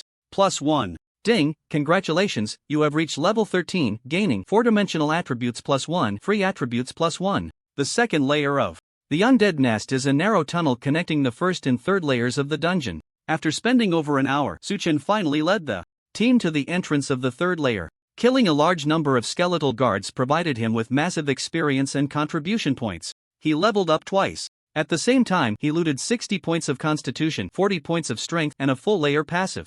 Giant Skeleton. Passive 50-50, effect, increases health by 10,000 points, defense plus 1,000 points. This passive significantly boosted his strength. Immediately, after adding the free attribute points to strength, he opened his personal panel. ID, Yongyi level, 13, 23.3%. Health, 24,560 mana, 12,560. Attributes, Strength 262, Constitution 323, Agility 276, Spirit 128 Attack Speed 5.03/S Physical Defense 1512 Magic Defense 1350. Looking at his various attributes, a satisfied expression appeared on Su Chen's face. Among players of the same level, his health, defense, attack, and speed were all top-notch. With my strength, I can definitely solo a silver-level boss. Su Chen did not forget the task's requirements. Others could not assist him in battle, he had to face the final boss alone. At this moment, Yun Tianshang said heavily, I received some bad news. The Angel Guild from the Lighthouse Country has already reached the third level of the dungeon. What? Upon hearing this, Su Chen was somewhat surprised. The novice dungeon mechanism of the Angel Guild is quite special. In his previous life, they entered the third level of the dungeon at 1 o'clock in the morning and didn't officially clear the novice dungeon until around 6:30 the next day. He didn't expect that in this life, the Angel Guild's progress had advanced by several hours. What happened? After thinking for a moment, Suchen couldn't help but ask, do you know the reason for the Angel Guild's significant progress? According to the information provided by the Jojo Guild, it is said that the Angel Guild bought a diamond item called Violent Divine Jade from the Bloodstained Guild. Ken Yun Tianshang explained. Damn, those bastards from Bloodstained are really inhuman.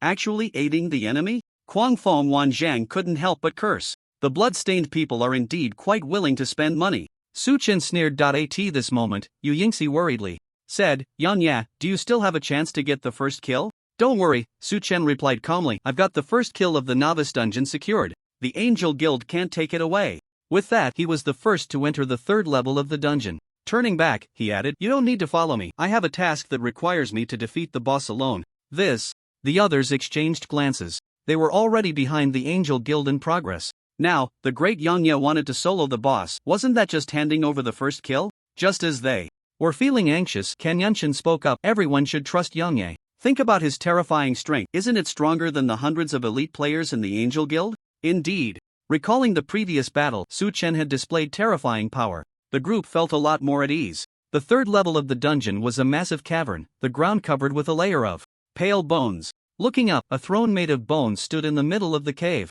The final boss, the Skeleton King, sat on the throne, clad in armor and wielding a giant sword made of dragon scales. The moment Su Chen entered, two balls of ghostly blue flames suddenly ignited in the hollow eye sockets of the Skeleton King. Human, you have finally arrived. A commanding voice echoed through the cavern. Hearing the Skeleton King speak, Su Chen was taken aback. This situation was not right. In his previous life, he had also participated in the novice dungeon. The Skeleton King had never spoken a word. How do you know me? Su Chen looked at it suspiciously. The Skeleton King explained in a flat tone, I am the destined undead of Noah's. Through the soul contract, I can see all of his memories. I must say, adventurer, you have done quite well. It is also thanks to you angering Noah's, causing him to lose his sanity and resort to the ultimate means that I have the opportunity to awaken my consciousness. Seemingly recalling the scene where Noah's was tricked by Su Chen, a hint of pleasure appeared in the Skeleton King's tone. What is the ultimate means? Su Chen keenly caught the key phrase in the boss's words. Due to the constraints of the contract, I cannot tell you this information. In short, you must be wary of the impending crisis. With that, the Skeleton King stood up, leaving the bone throne. It walked slowly towards Su Chen, dragging the giant sword. Rather than perish in the river of time 100 years later, I would rather die in battle at your hands. The Skeleton King's voice was authoritative. Come on, adventurer, let me see your strength. A terrifying pressure emanated from it. Skeleton King Silver Lord, hard, level, 15 health, 900,000/900,000 attack, 4,800 skills, fear aura, causes enemies to fall into a state of fear for 3 seconds. War leap, jumps to a distance, stunning nearby enemies at the landing point and dealing massive damage. Earth split slash, shakes the ground, attacking enemies with a shockwave. Dragon bone armor, constructed from dragon bones, greatly increases damage reduction and shield value, lasting for 5 seconds. Description: the first monarch of the Silver Dragon Kingdom, Gran. 300 years ago, his body was taken by the legendary undead mage Noah's and refined into a destined undead. Once, the Skeleton King was also a legendary level undead. However, as time passed, its strength diminished to the current level. Kill! The Skeleton King shouted, activating the fear aura, its mental power sweeping the surroundings. Battle prompt: you are immune to this fear effect. Su Chen was completely unaffected. Because he had a passive ability called Undead Body, which could immunize him against fear, stun, and other mental control and negative effects, Su Chen quickly retreated. The Skeleton King boss's attack was too high. A single sword strike could instantly kill an ordinary player. Even for Su Chen, he could withstand at most 4 hits. Power shot, minus 5,400.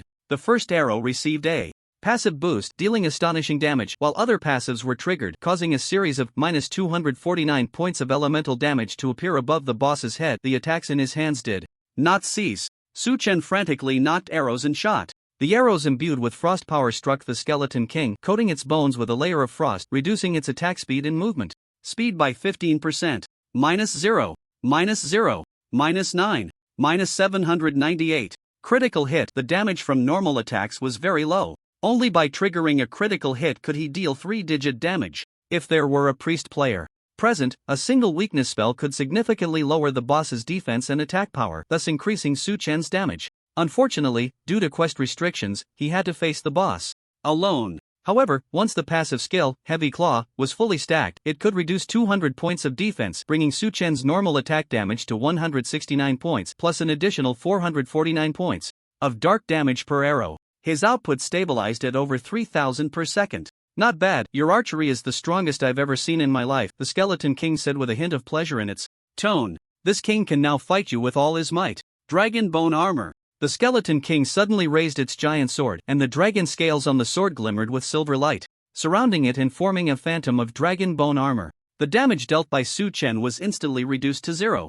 Seeing this, he decisively gave up the attack and retreated immediately, increasing the distance between them. The Skeleton King leaped up suddenly, descending with the force of a mountain. Boom! A loud sound echoed in the cave. Su Chen had already used Blink to move 60 meters away, easily dodging this strike. Suddenly, the Skeleton King swung its sword down to the ground. A shockwave erupted, spreading outwards. Minus 7,888. This move had too large a range. Moreover, he had just teleported to the ground and had no displacement skills to avoid the attack's aftermath. Su Chen's health bar suddenly dropped significantly. Of course, this amount of damage was still within his tolerable range. After 5 seconds, the defense and attack bonuses provided by the Dragon Bone Armor disappeared. The boss returned to its normal state. The Skeleton King still had 95% of its health remaining. When its health dropped to 85%, it would cast 3 skills, and in between, the Skeleton King would only use normal attacks to fight him. Through the first round of attacks, Su Chen found the rhythm of the fight. Next time, he would no longer take damage. He could predict the boss's initial movements and use Thunder Shot and Frost Trap for control, to forcibly interrupt the Ground Split and Dragon Bone Armor skills. However, the War Tread skill could not be interrupted, because when releasing the skill, the Skeleton King boss was in an invulnerable state. Therefore, Su Chen had to ensure that every time the Skeleton King's health dropped by 10%, the Blink skill was off cooldown. During the 82 seconds of skill cooldown, he had to avoid normal attacks as much as possible through positioning. Of course, during the battle, he would inevitably take a few normal attack hits, but this amount of health loss could be fully replenished by the Life Drain passive. Su Chen pushed his skills to the limit. If the players outside saw this scene, they would probably be shocked to the core. There was no way around it. Su Chen was only level 13, and to defeat a level 15 boss, especially one that was a silver tier boss enhanced by the dungeon, required such extreme operations. It was simply impossible. Throughout the process, Su Chen remained very calm. Under his attacks, the Skeleton King's health continued to drop. 45%, 30%, 15%, until its health fell below 1,000 points. The Skeleton King gave up, resisting. This king has lost. It half knelt on the ground, raising its head to gaze at Su Chen. With your protection, this village will not be destroyed by Noahs. Do you have any last words?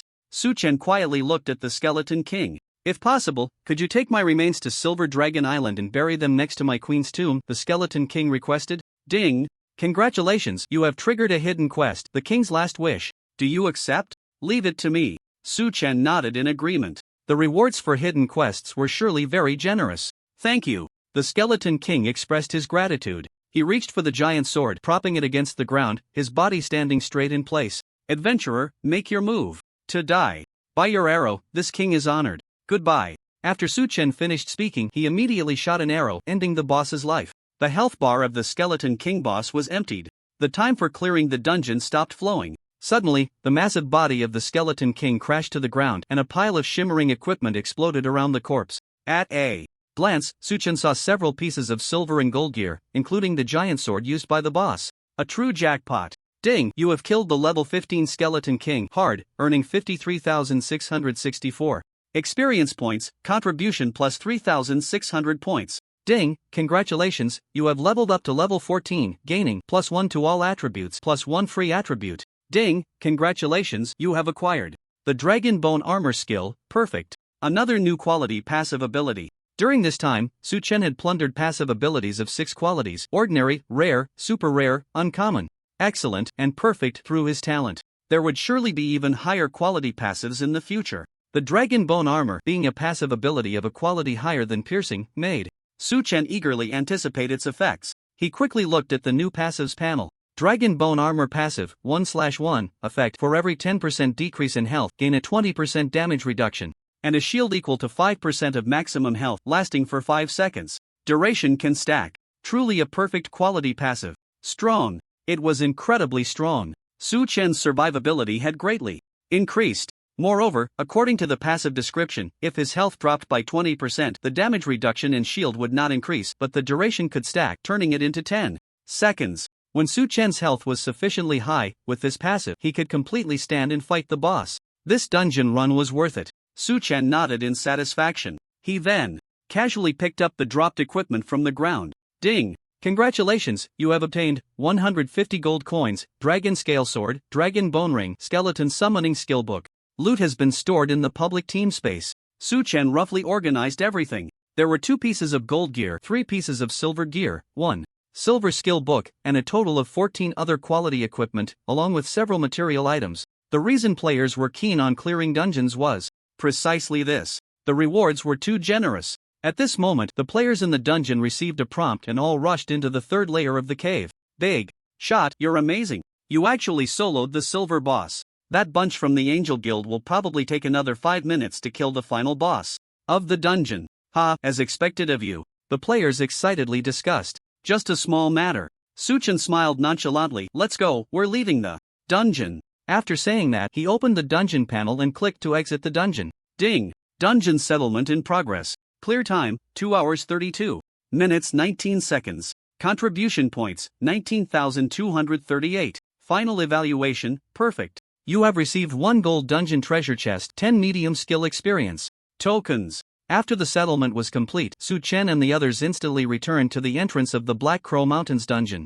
At the same time, the system prompt sounded. Ding! World announcement. Congratulations to player Eternal Knight for leading the Kolo village team to clear the dungeon Undead Magic Nest, becoming the first team in the world to clear this dungeon. Eternal Knight's dungeon contribution reached 64%, earning system rewards 5,000 gold coins, 5,000 reputation, 1 life essence, and 1 gold treasure chest. The announcement rang 3 times in succession, reporting the rewards for the players with the highest contributions. Since Su Chen's contribution points exceeded 50%, the system rewards included a life essence, while the second-ranked team member only received gold coins, reputation, and a silver treasure chest. At this moment, the teams from major guilds around the world were strategizing for the critical moment of the boss fight, but Su Chen's announcement of achieving the first kill in the dungeon distracted them, causing their actions to slow down. The boss seized the opportunity and unleashed a powerful attack, wiping out the players of the raid team. They had to challenge the dungeon again. All their previous gains and efforts went to waste.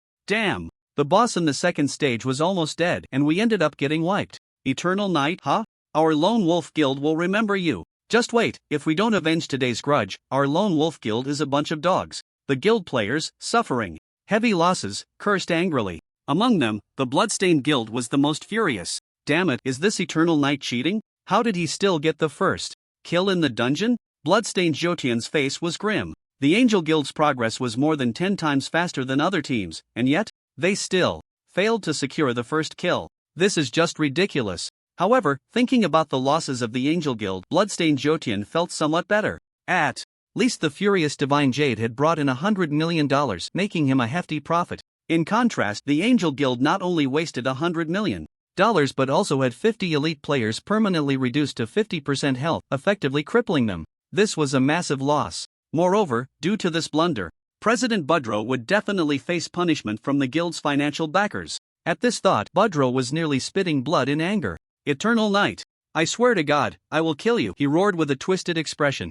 Budro turned to his assistant and said sternly, Tell me, have you found Eternal Knight's real identity? President, I'm very, very sorry. Assistant Carl said fearfully, We've searched all third-party channels, but there are no transaction records for Eternal Knight. Budro replied coldly, Eternal Knight's earnings in the Divine Realm are worth over 100 million. Since he has no external transactions, it means his real-world assets are at least this amount. From now on, use all resources to investigate young people in the Dragon Country with assets over 100 million. We must find out Eternal Knight's real identity. Although several battle videos of Su Chen circulated on the forum, under the protection of the rules in Divine Realm, videos and photos taken privately by players without the person's consent would alter their appearance. The Lighthouse Country also did not know Su Chen's true looks. Yes, President. The assistant nodded quickly, preparing to leave. Wait.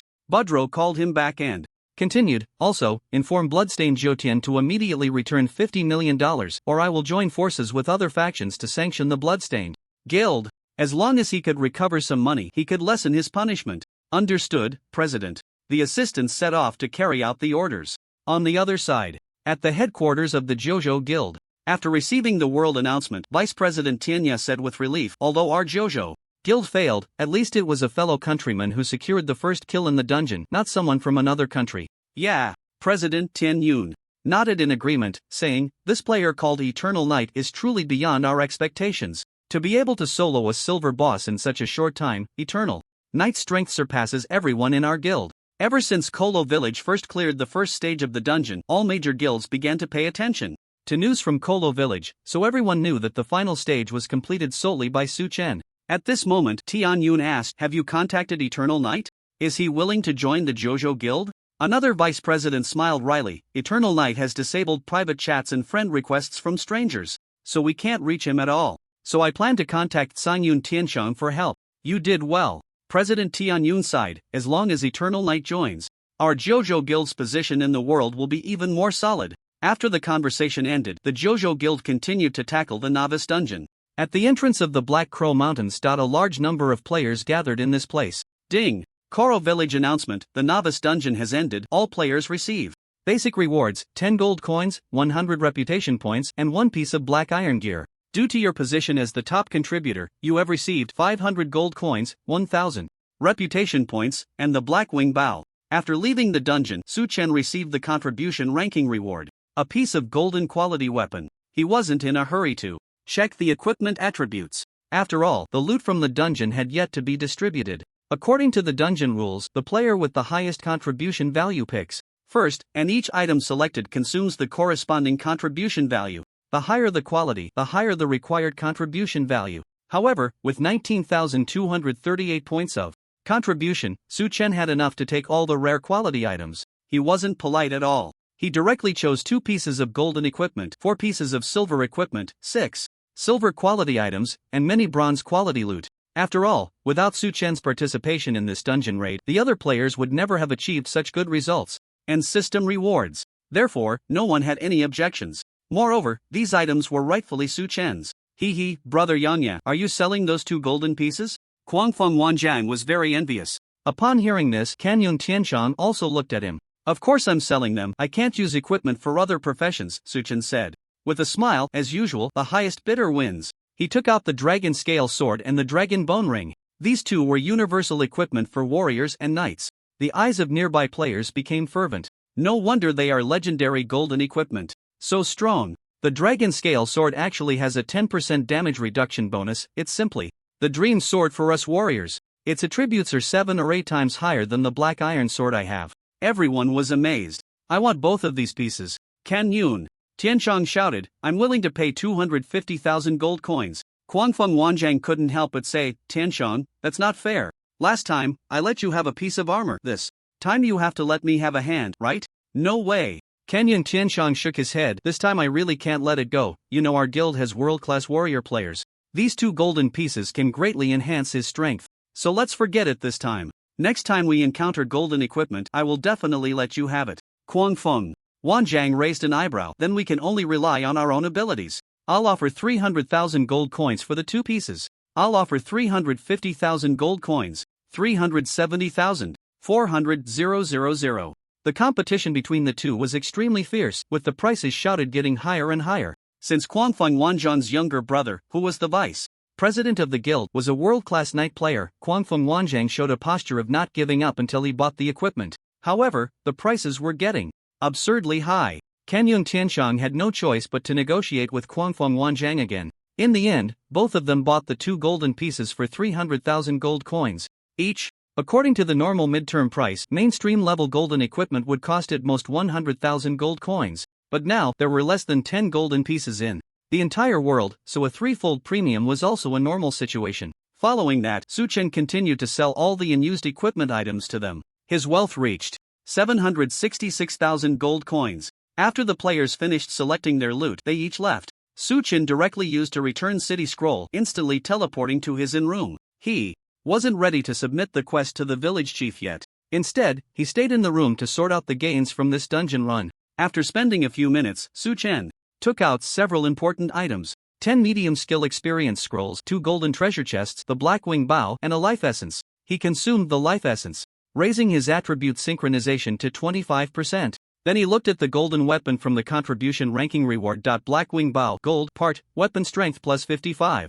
Agility plus 30, spirit plus 15 traits, attack speed plus 10% traits, attack carries 15% physical penetration. Equipment requirement, level 14 archer goodness. It actually has the dual traits of attack speed and penetration, making it a top-tier longbow. Compared to ordinary gold weapons, the value of the Blackwing Bow is more than double. Su Chen decisively replaced his original silver bow. Finally, there were 2 treasure chests. Su Chen casually opened one of the chests. You have obtained 4,000 gold coins. You have obtained the Fire Arrow Rain skill book, gold, and the Strength Potion recipe, gold. A recipe and a group attack skill book. Exactly what he needed. Su Chen first glanced at the recipe's effect. Strength Potion recipe, gold, type, item effect. A potion crafted using 5 types of materials, which increases strength by 32% for 5 minutes upon consumption. Additionally, it permanently increases strength by 16 points, limited to 1 use. Not bad. Su Chen's eyes lit up. A potion that permanently increases strength. Among the player groups of warriors, knights, archers, and assassins, its popularity reaches 100%. After all, the attribute points from leveling up are limited. This kind of additional permanent attribute is incredibly precious. Everyone would want to buy it. Behind the strength potion lies a massive market worth hundreds of billions. A single recipe is worth tens of billions. Given the current size of the Moonshadow Guild, they probably can't afford such a recipe. So, how can he maximize the benefits from this recipe? He couldn't help but ponder. Gradually, Su Chen thought of a bold idea. Take control of the Moonshadow Guild. In his memory, the Moonshadow Guild at its peak almost monopolized the industries of potions, equipment, skill scrolls, etc. The combined wealth of the top 10 guilds in the world couldn't match theirs. But the current Moonshadow Guild is funded by the Yuehai Group, having just completed a restructuring with a valuation of less than 500 billion. It is the best time to take control of Moonshadow. After thinking it over, Su Chen secretly said, after I submit the quest, I'll talk to Moonshadow Shi about this. With a plan in mind, Su Chen temporarily put away the strength potion recipe. Then, he took out the reward from the dungeon chest, the Fire Arrow Rain skill book. Just what Su Chen was missing for group attack skills. With a clap of his hands, the skill book transformed into red light and merged into his body. Ding, congratulations, you have learned the skill Fire Arrow Rain, gold. Fire Arrow Rain, gold, level, LV1 upgrade, 0/1600 experience effect, arrows condensed from mana, upon being shot, split into many fire arrows, attacking all enemies within range and dealing 300 plus spirit x 5.2 points of fire damage. Cooldown 15 seconds. Cost 500 mana. A fairly standard group attack skill. However, after reading the skill description, a peculiar thought emerged in Su Chen's mind. Based on the previous battles, he had already discovered that the arrows released by skills could also trigger his own talents and passive effects. For example, the Heavy Strike passive. When entering combat, the damage of the first arrow is plus 5,000 points. So, if he starts by releasing the Fire Arrow Rain skill, will the fire arrows split from the first arrow carry the passive effect? Su Chen was very curious. If they do, then the damage of Fire Arrow Rain would become extremely terrifying, and it could be paired with the Ice Flame passive, turning it into a crowd control skill. What a pity it's too late now, I can't test the new skill. Su Chen sighed. Recalling his thoughts, he decisively used 4 medium skill experience tokens, then invested the staggering 400,000 skill experience into the new skill. Ding, you have consumed 1504 points of experience to upgrade Fire Arrow Rain to LV2. Ding. Su Chen had 3 skills ranked in the top 10 of the skill list, and he received a special reward. The experience cost for upgrading skills was reduced by 6%. The skill directly leveled up to LV5. Flame Arrow Rain, gold, level. LV5 upgrade 37000/160000 experience effect condenses arrows from mana, which then split into many flame arrows upon firing, attacking all enemies within range and dealing 1500 plus spirit x 6 points of flame damage. Cooldown 13 seconds. Mana cost 900. The skill leveled up 4 times in a row. The cooldown time was significantly reduced and the damage increased considerably. The loot from the dungeon was finally tallied. Su Chen left the inn and quickly made his way to the village chief's house. However, he encountered an unexpected person. Respected Mr. Eternal Knight, thank you for your helping hand, and thank you for destroying the undead nest and saving the residents of this village. The speaker was none other than the aspiring knight, Keaton. Ding, Knight Keaton's favorability towards you plus 15, current, 85 points, respect. My lord, how did you return? And how did you know my name? Su Chen looked at him in surprise. Keaton had not yet answered. The village chief explained first, it was I who told him. Keaton is the son of the village blacksmith, and he happened to return home during the holiday, not expecting to encounter life-threatening danger on the way. Fortunately, Mr. Eternal Knight, you extended your hand. Su Chen said indifferently, it was just a small matter, no need to thank me. No, Keaton said solemnly, for you, it may be a trivial matter. But for me, you saved my life. Please, you must accept my token of gratitude. He took out a vial of potion surrounded by a golden aura. Su Chen looked deeply at the knight and said, since you say so, I will accept the potion. He reached out to take the potion. Ding, congratulations, you have received the gift from Knight Keaton, Holy Light Baptism Potion, Epic. Hearing the prompt, Su Chen was somewhat astonished. It was actually a special potion from the Church of Light? It was said that only those with a reputation of 100,000 points in the Church of Light and who had joined the church could exchange for the Holy Light Baptism Potion, which was of high value. This token of gratitude was quite precious. Thank you for your gift, Su Chen said earnestly. Keaton shook his head, this is what you deserve. After a pause, he continued, Mr. Eternal Knight, if you have any questions in the future, you can use the hand order to find me in Northwind City. The holiday is limited and I must return to the church soon. All right. Su Chen nodded. Immediately, Keaton bowed to Su Chen, then mounted his warhorse and rode out of the village. Watching his figure, the village chief stroked his beard and smiled. That boy Keaton has always been the pride of our village. In the future, he will surely become a true knight. I hope so, Su Chen smiled as well.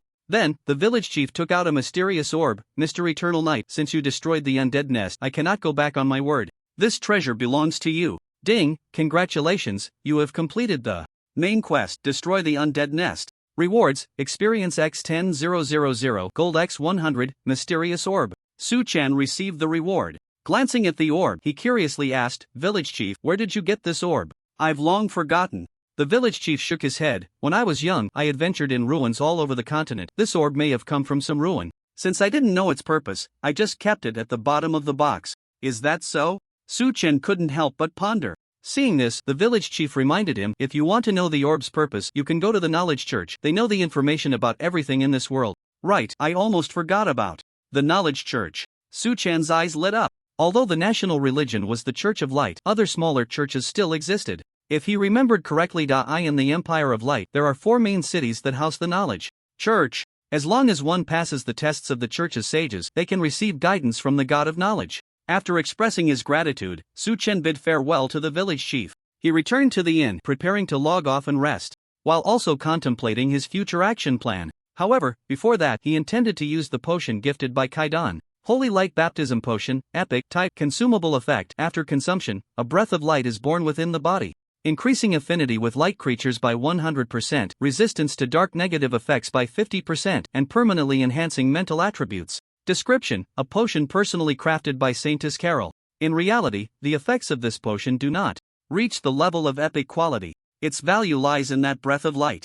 This is a pass for the Abyss difficulty dungeon Holy Light Secret Realm. Of course, with Su Chen's current level, he has not yet reached the threshold to enter the Holy Light Secret Realm. He was not concerned about this dungeon. He directly consumed the potion, and his mental attributes increased by 40 points. At this moment, there was still over an hour left before the game would forcibly log off, just as Moon Shadow Evening had not logged off yet. Su Chen decided to find her to discuss a potential collaboration to see if there was an opportunity to take control of the Moon Shadow Guild. Su Chen opened his friend list and sent a message to Moon Shadow Evening, asking her to come to the inn to discuss a deal. He also took a screenshot of the mighty potion recipe. Moon Shadow Evening replied instantly, "I'll be right there." In a short while, her figure appeared at the entrance of the inn in Kolo Village. Moon Shadow Evening hurriedly said, "Eternal Knight, can I take a closer look at the attributes of this potion recipe?" "Of course, no problem," Su Chen replied with a slight smile. He took out the recipe and handed it to her. As Moon Shadow Evening looked over, a glimmer of light appeared in her eyes when she saw permanent plus 16 strength.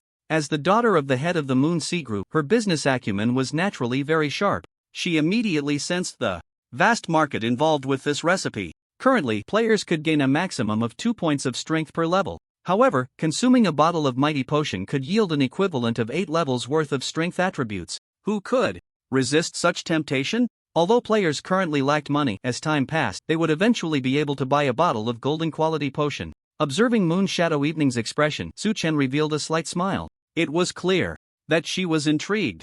At this moment, Su Chen slowly said, President Evening, I believe you can see the value of this recipe. The number of physical class players worldwide totals at least 3 billion. Even if a bottle of mighty potion is priced at 3,000 gold coins, there would still be a 40% profit. This could lead to a market worth hundreds of billions or even trillions.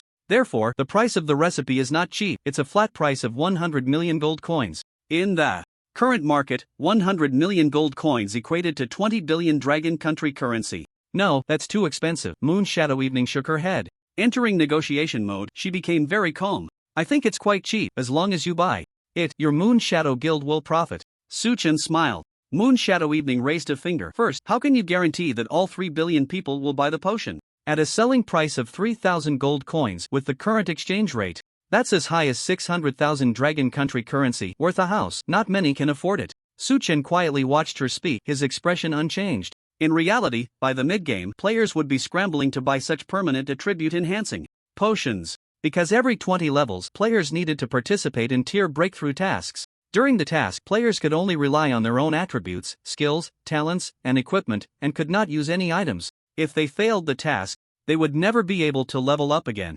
Therefore, to enhance their strength, players were willing to spend all their wealth and use every means to boost their attributes or gather high-quality skills and equipment. However, Su Chen could not directly say this. After all, no player has reached level 20 yet. Su Chen didn't respond for the moment but listened to the other party's conditions. Yuingshi extended 2 fingers again. Second, players' alchemy skill levels are too low to craft gold-level potions, and at this stage, it's also very difficult to gather gold-quality materials. It may take several months of preparation before we can see any initial returns. Third, Yuingshi paused, her beautiful eyes fixed on Su Chen. Our guild also doesn't have 20 billion in liquid funds, and besides, you want to trade with gold coins, which makes this condition even harder to meet. It seems you have other trading methods, right? That's right, you guessed it. Su Chen said calmly, the other trade is simple. I want shares in the Moon Shadow Guild. Shares, huh? That condition is acceptable. Yuingshi pondered. After estimating in her mind, she said, the Moon Shadow Guild is currently valued at 50 billion. We can offer you 20% of the original shares. That's too little. Su Chen said decisively, I want 52% of the original shares. Mr. Eternal Knight, that joke isn't funny at all. Yuingshi shot him a glare and said, the formula for the strength potion isn't worth that much.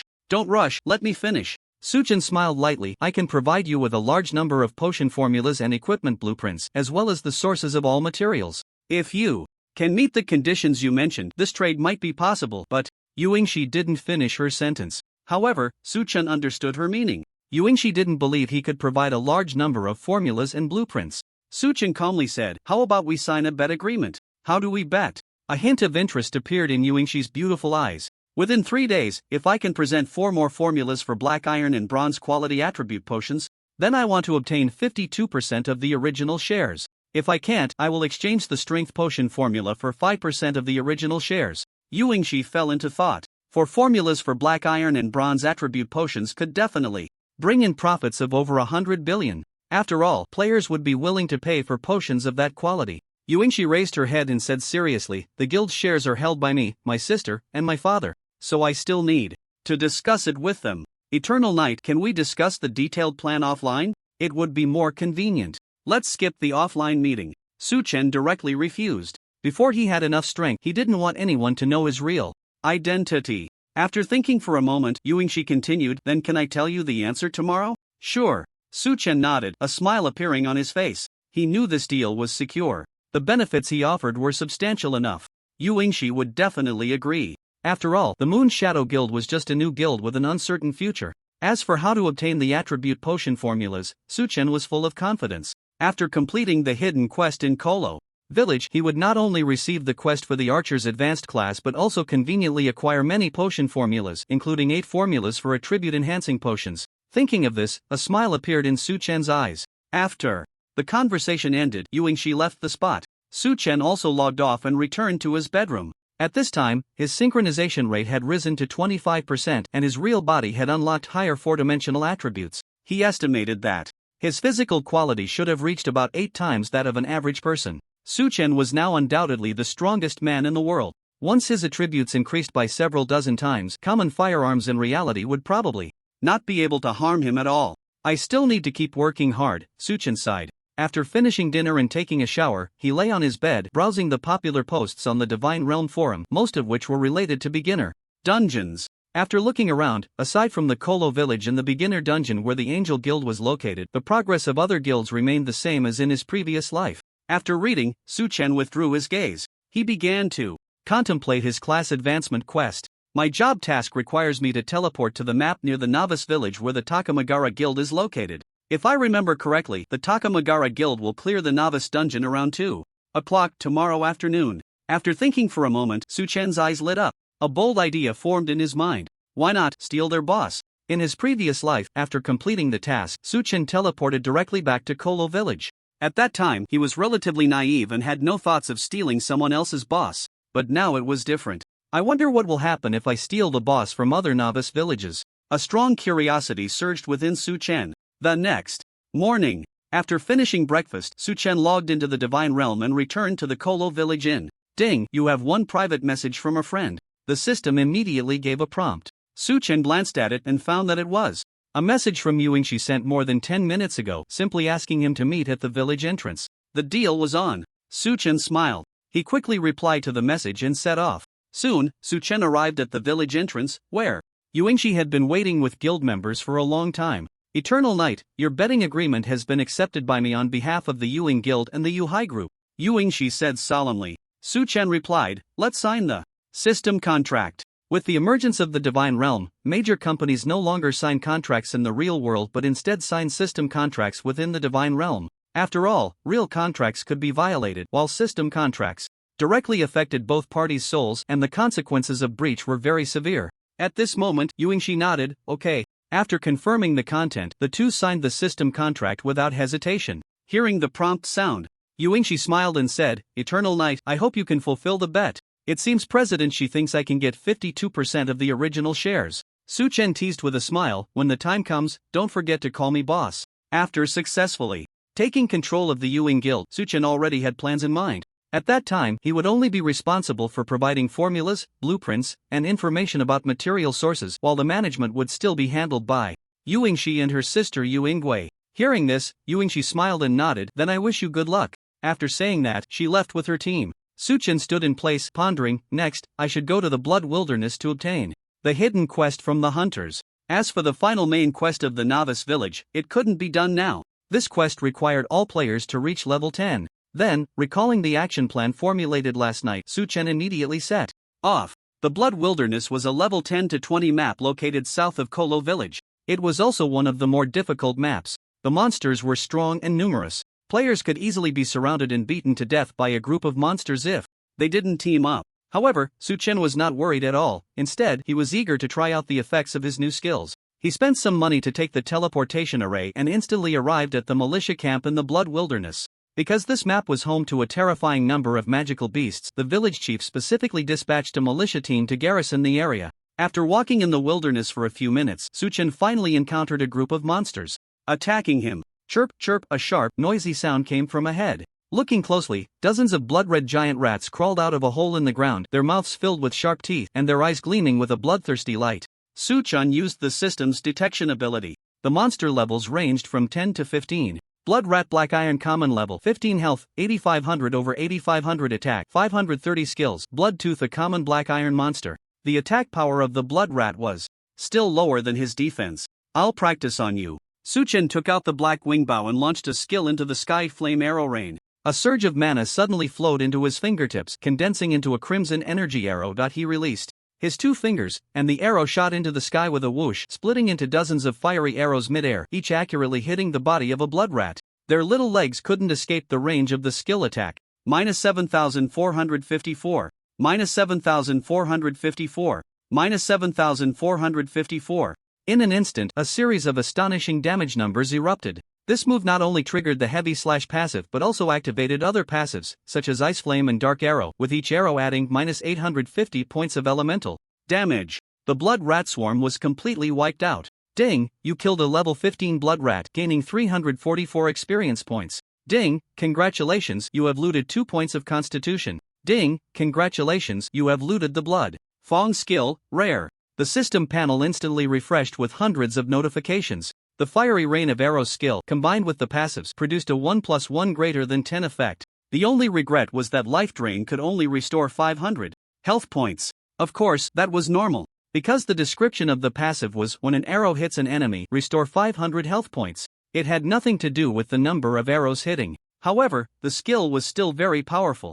Su Chen was very satisfied. He then looked at the new passive he had looted. Blood Fong passive 5/20ths, effect. The third arrow shot deals 250 bleeding damage, lasting for 3 seconds. It was similar to the effect of the bite passive. Both applied a bleeding effect. Moreover, the bleeding damage from different passives could stack. Then, Su Chen casually closed the panel and picked up the loot that had fallen to the ground, perhaps due to the mysterious orb increasing his luck. By one point he felt that the item drop rate had significantly increased. After counting the loot, Su Chen continued on his way. Along the way, he encountered another type of monster, the Blood Wolf. The Blood Wolf was also a level 15 black iron monster. With a casual release of fiery arrows, he wiped them out completely. 20 minutes later. Ding, you killed a level 15, gaining 344 experience points. Ding, congratulations, you have looted the Blood Claw skill, rare. The experience bar rose to 91.6%. He was about to level up. At the same time, Su Chen looted 50 points of constitution, 36 points of strength, and 50 points of agility from the Blood Rats and Blood Wolves, as well as fully stacked Blood Fong and Blood Claw passives. Although these two passives had different names, their effects were exactly the same. Blood Fong/Blood Claw passive 20/20, effect. The third arrow shot deals 1000 points of bleeding damage, lasting for 3 seconds. The 3 types of bleeding passive stack, taking 2100 points of bleeding damage per second. Even a boss couldn't withstand it. As for players, they weren't qualified to suffer from the bleeding damage attached to the third arrow. Facing Su Chen's attack, players of the same level couldn't survive past the second arrow. This game was that realistic. Recalling his thoughts, Su Chen opened the map and muttered, according to my memories from my past life, a hunter should be active in the nearby area. He looked around. A wolf! A huge wolf howl echoed from afar. It was the Wolf King boss. Su Chen's eyes lit up. He turned to look at the small hill a few hundred meters away. The target was right across. So, Su Chen hurried over. Upon reaching the hill, he saw below, the Blood Wolf King leading over 100 blood wolves, chasing a human clad in brown leather armor and wielding a bow. Finally found you, Hunter Uncle. A broad smile appeared on Su Chen's face. ? The hunter suddenly felt an inexplicable chill creeping up his back. Hearing the howls of wolves getting closer, despair inevitably filled his heart. Coupled with his severe injuries, he wasn't sure how far he could escape. No, I must go back. My daughter and wife are still waiting for me at home. The hunter roared in his heart. He couldn't help but raise his head and look around, suddenly noticing a figure on the right hillside. Great, someone is coming. The hunter's expression became excited as he planned to run over. Wait, if that person's strength is weak, getting close to him would only harm him. He gave up on the idea of asking Su Chen for help. Gritting his teeth, he continued to run forward. At this moment, Su Chen took out the black wing bow and boldly launched an attack. Flame arrow rain. An arrow shot into the air, and due to the dense distribution of the wolf pack, it was perfectly within the attack range. The arrow instantly split into hundreds of flame arrows. The arrows fell like raindrops from the sky, landing in the wolf pack and exploding into fiery bursts, creating a stunning scene. Boom, boom, boom. In the blink of an eye, the Blood Wolf pack was annihilated, leaving only a ground covered in corpses, with only the Blood Wolf King still alive.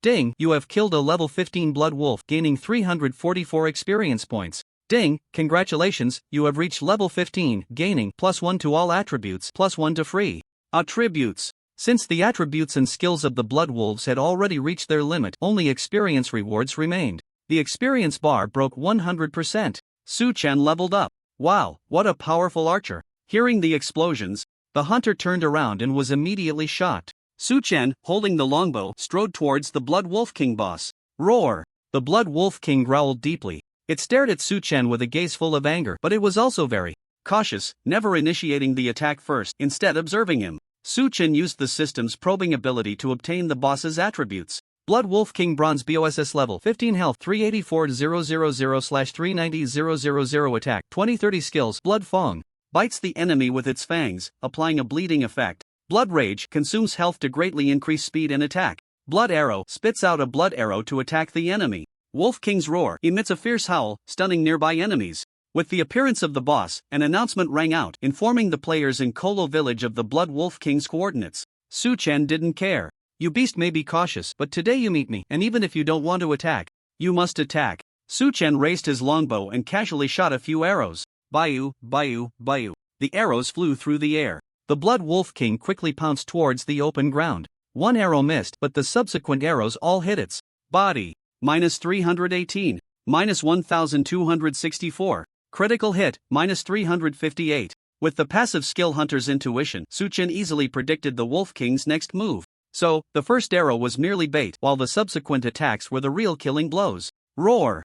The Blood Wolf King felt humiliated. How dare you, human, toy with me? It was furious. The Blood Wolf King opened its massive mouth and a blood-red glow coalesced into a blood arrow, suddenly flying over dozens of meters. No big deal. Su Chen's expression remained calm. Long before the boss attacked, he had already predicted the Blood Wolf King's movements, stepping to the side slightly to adjust his position. With a whoosh, the blood arrow brushed past Su Chen, just 10 centimeters away. Next, Su Chen began to showcase various maneuvers, dodging skills, and making the Blood Wolf King spin in circles. This battle could be described as a dimensional suppression. The boss's health bar plummeted. Before long, the Blood Wolf King's health dropped below 30%, and it roared, its body glowing with bloodlight, a clear sign of activating blood rage. Battle alert! The Blood Wolf King has entered a berserk state, losing 1% health per second, movement speed plus 100%, attack power plus 50%. The Blood Wolf King lunged fiercely. Su Chen retreated a few steps. Boom! As the Blood Wolf King landed, it triggered the frost trap laid on the ground, sharp ice arrows suddenly shooting out, perfectly hitting the area between the boss's hind legs. Oh whoa! The Blood Wolf King let out a piercing howl. Just as it was about to move, the power of frost froze it for 0.5 seconds. After breaking free, the boss's eyes turned red. It took a step forward, but what happened? It triggered another pre-laid trap. For the next 10 seconds, it was truly a case of stepping into one pit after another. Su Chen took advantage of the boss being controlled in a chain and unleashed a frenzied attack. In the end, the Blood Wolf King fell before Su Chen, filled with resentment and anger, dropping a pile of rare rewards. Ding, you have killed the level 15 Blood Wolf King, gaining 20,640 experience points. Ding, congratulations, you have looted the Blood Fury. Berserk skill, perfect. The battle was so smooth because Su Chen had completed this quest in his previous life. He was too familiar with the Blood Wolf King. Moreover, Su Chen's strength far exceeded that of his past self. Glancing at the corpse, Su Chen reached down to pick up the items on the ground. Ding, congratulations, you have obtained loot, 180 gold coins, Blood Wolf gauntlets, Blood Wolf dagger, and several materials. What a stroke of luck. Among this pile of items, there were 2 pieces of bronze equipment. There was 1 piece he could use. Blood Wolf gauntlets, bronze, slot, hands health plus 200 strength plus 30 agility plus 18 defense plus 12 trait, critical hit rate plus 5% equipment requirement, level 15 archer. The attributes were quite good. Su Chen directly replaced his level 4 hunter gloves. At this moment he turned to look at the hunter, only to find a mix of fear and gratitude in the other's eyes. After thinking for a moment, perhaps his methods against the Blood Wolf King had been too brutal. The subsequent frost traps had all dealt critical hits. As a man, seeing such a scene, it was hard not to feel a chill. However, Su Chen was no devil. The Blood Wolf King died so tragically, it could only blame its own bad luck. Cough, cough.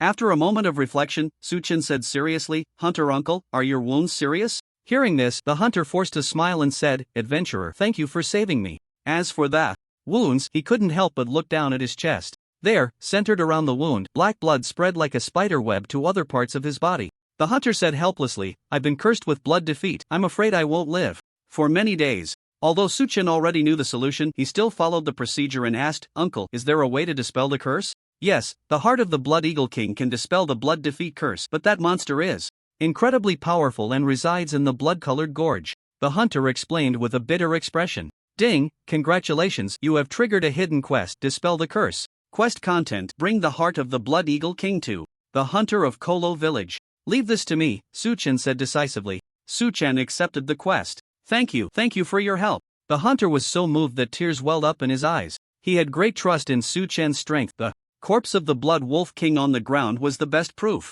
The hunter made a plan in his heart. As long as Su Chen brought back the heart of the Blood Eagle King, he was willing to give him the treasured item he had kept for many years.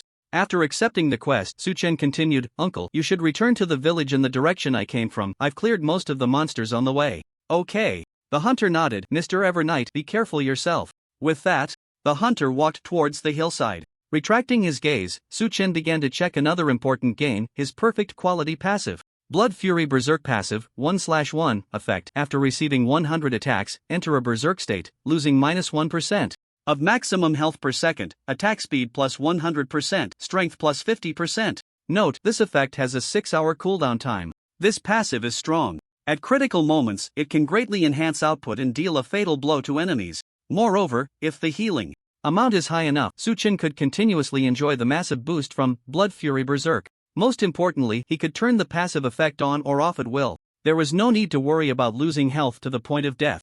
Not bad, Su-Chen exclaimed. After reading the passive, Su-Chen set off towards the blood-colored gorge. He was quite familiar with this quest. In his previous life, he had put in a lot of effort to complete it. Coupled with the influence of the Heart of Reincarnation, he easily recalled the details of the quest. The Blood Eagle tribe mentioned in the quest lived on the cliffs of the Blood Rift. Su-Chen did not have flying skills and could not kill the Blood Eagle King, even if he managed to defeat the boss. The loot would likely fall into the rift. Therefore, before that, Su-Chen needed to find something called the Blood Fruit. Although blood eagles were carnivorous, they could not resist the allure of the Blood Fruit's scent. This item could strengthen the bloodline of the Blood Eagles, thereby enhancing their power. Fortunately, the location where the Blood Fruit grew was not far from the Blood Rift, about a 10-minute walk. Before long, Su-Chen arrived at his destination. In the nearby area, there were sparse low trees, each bearing red fruits the size of fingernails. At that moment, many blood eagles were biting each other in a struggle for the blood fruit. Blood Eagle Black Iron Common. Level, 15 health, 10,500 attack, 500 skills, basic life, pet description, a ferocious beast that will even attack its own kind for food. Sensing the presence of humans, they looked over warily. Caw! One of the blood eagles let out a long cry. And all the blood eagles flapped their wings, charging at Su-Chen like arrows. Fire arrow rain. Su-Chen retaliated without hesitation. Dozens of fire arrows struck a blood eagle, dealing astonishing damage, and the monster's health bar suddenly dropped to a sliver, also affected by Ice Flame as slow. Its body stiffened and it began to fall to the ground. However, before it hit the ground, its health was already depleted. Ding! You have killed a level 15 blood eagle, gaining 344 experience points. Ding! Congratulations, you have plundered 4 points of constitution. Ding! Congratulations, you have plundered the basic life skill, excellence. Indeed, using area attack skills to kill monsters was the most satisfying. With one move, the experience bar surged significantly. He gained many attribute points and 5 layers of passives. At the same time, the blood eagles that were out of the skill range rushed in one after another, trying to avenge their companion. Su-Chen stood his ground, having no thoughts of dodging, because the blood eagle's attack power was not higher than his defense. A tank-like archer should be this reckless. Since the monsters couldn't hurt him, it was better to endure the attacks and quickly eliminate them. After the battle ended, Su-Chen picked up the loot. Among them, there were surprisingly 3 pieces of black iron quality equipment. His luck was really good. In addition, he plundered 50 points of constitution, 24 points of agility, and maxed out his passive. Basic life passive, 10/10, effect permanently increases health by 10%. After some time of contemplation, Su-Chen discovered a pattern. The passive abilities from talent conversion started with excellence quality, and their effects were all percentage bonuses, while the passives of common, rare, super rare, and uncommon qualities were fixed value bonuses. Additionally, Su-Chen carefully browsed through the other passives and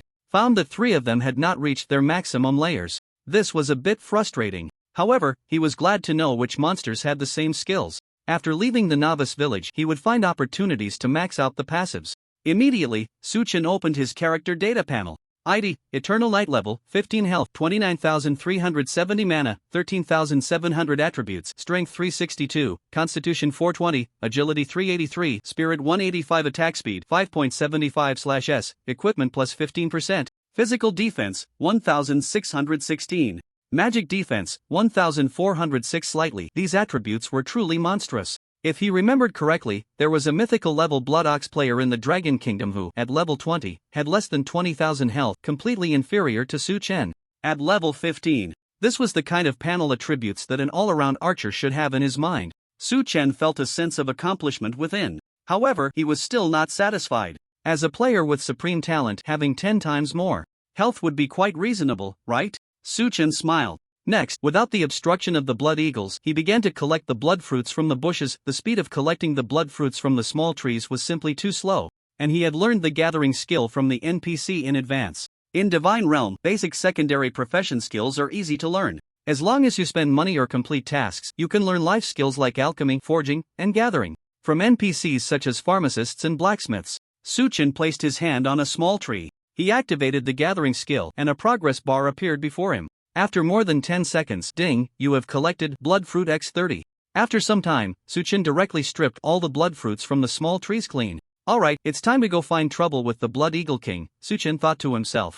Soon, Suchen arrived at the blood-colored rift. According to legend, this rift was left behind by a demigod fighting against a blood dragon, and the reason this wilderness is entirely blood-colored is that the dragon bled a large amount of blood after being injured, staining the soil red. Of course, this is just an ancient legend and its authenticity cannot be proven. Then, Suchen found an open area, took out thousands of blood fruits, and piled them into a small mountain. The enticing scent of blood fruits gathered and spread around. Suchen's human scent was also covered. At this moment, the flock of blood eagles in the rift went into a frenzy. Faced with the scent of blood fruits, they simply couldn't hold back and flew over one after another. Unfortunately, the simple-minded blood eagles did not realize this was a trap. The water in this pile of blood fruits was too deep. Caw! A sharp cry echoed through the heavens and the earth, and a massive figure flew out of the rift. It was the Blood Eagle King. All the blood eagles were intimidated and involuntarily flew away, leaving a path for the Blood Eagle King. Here it comes. Suchen's eyes lit up. He saw the Blood Eagle King land in front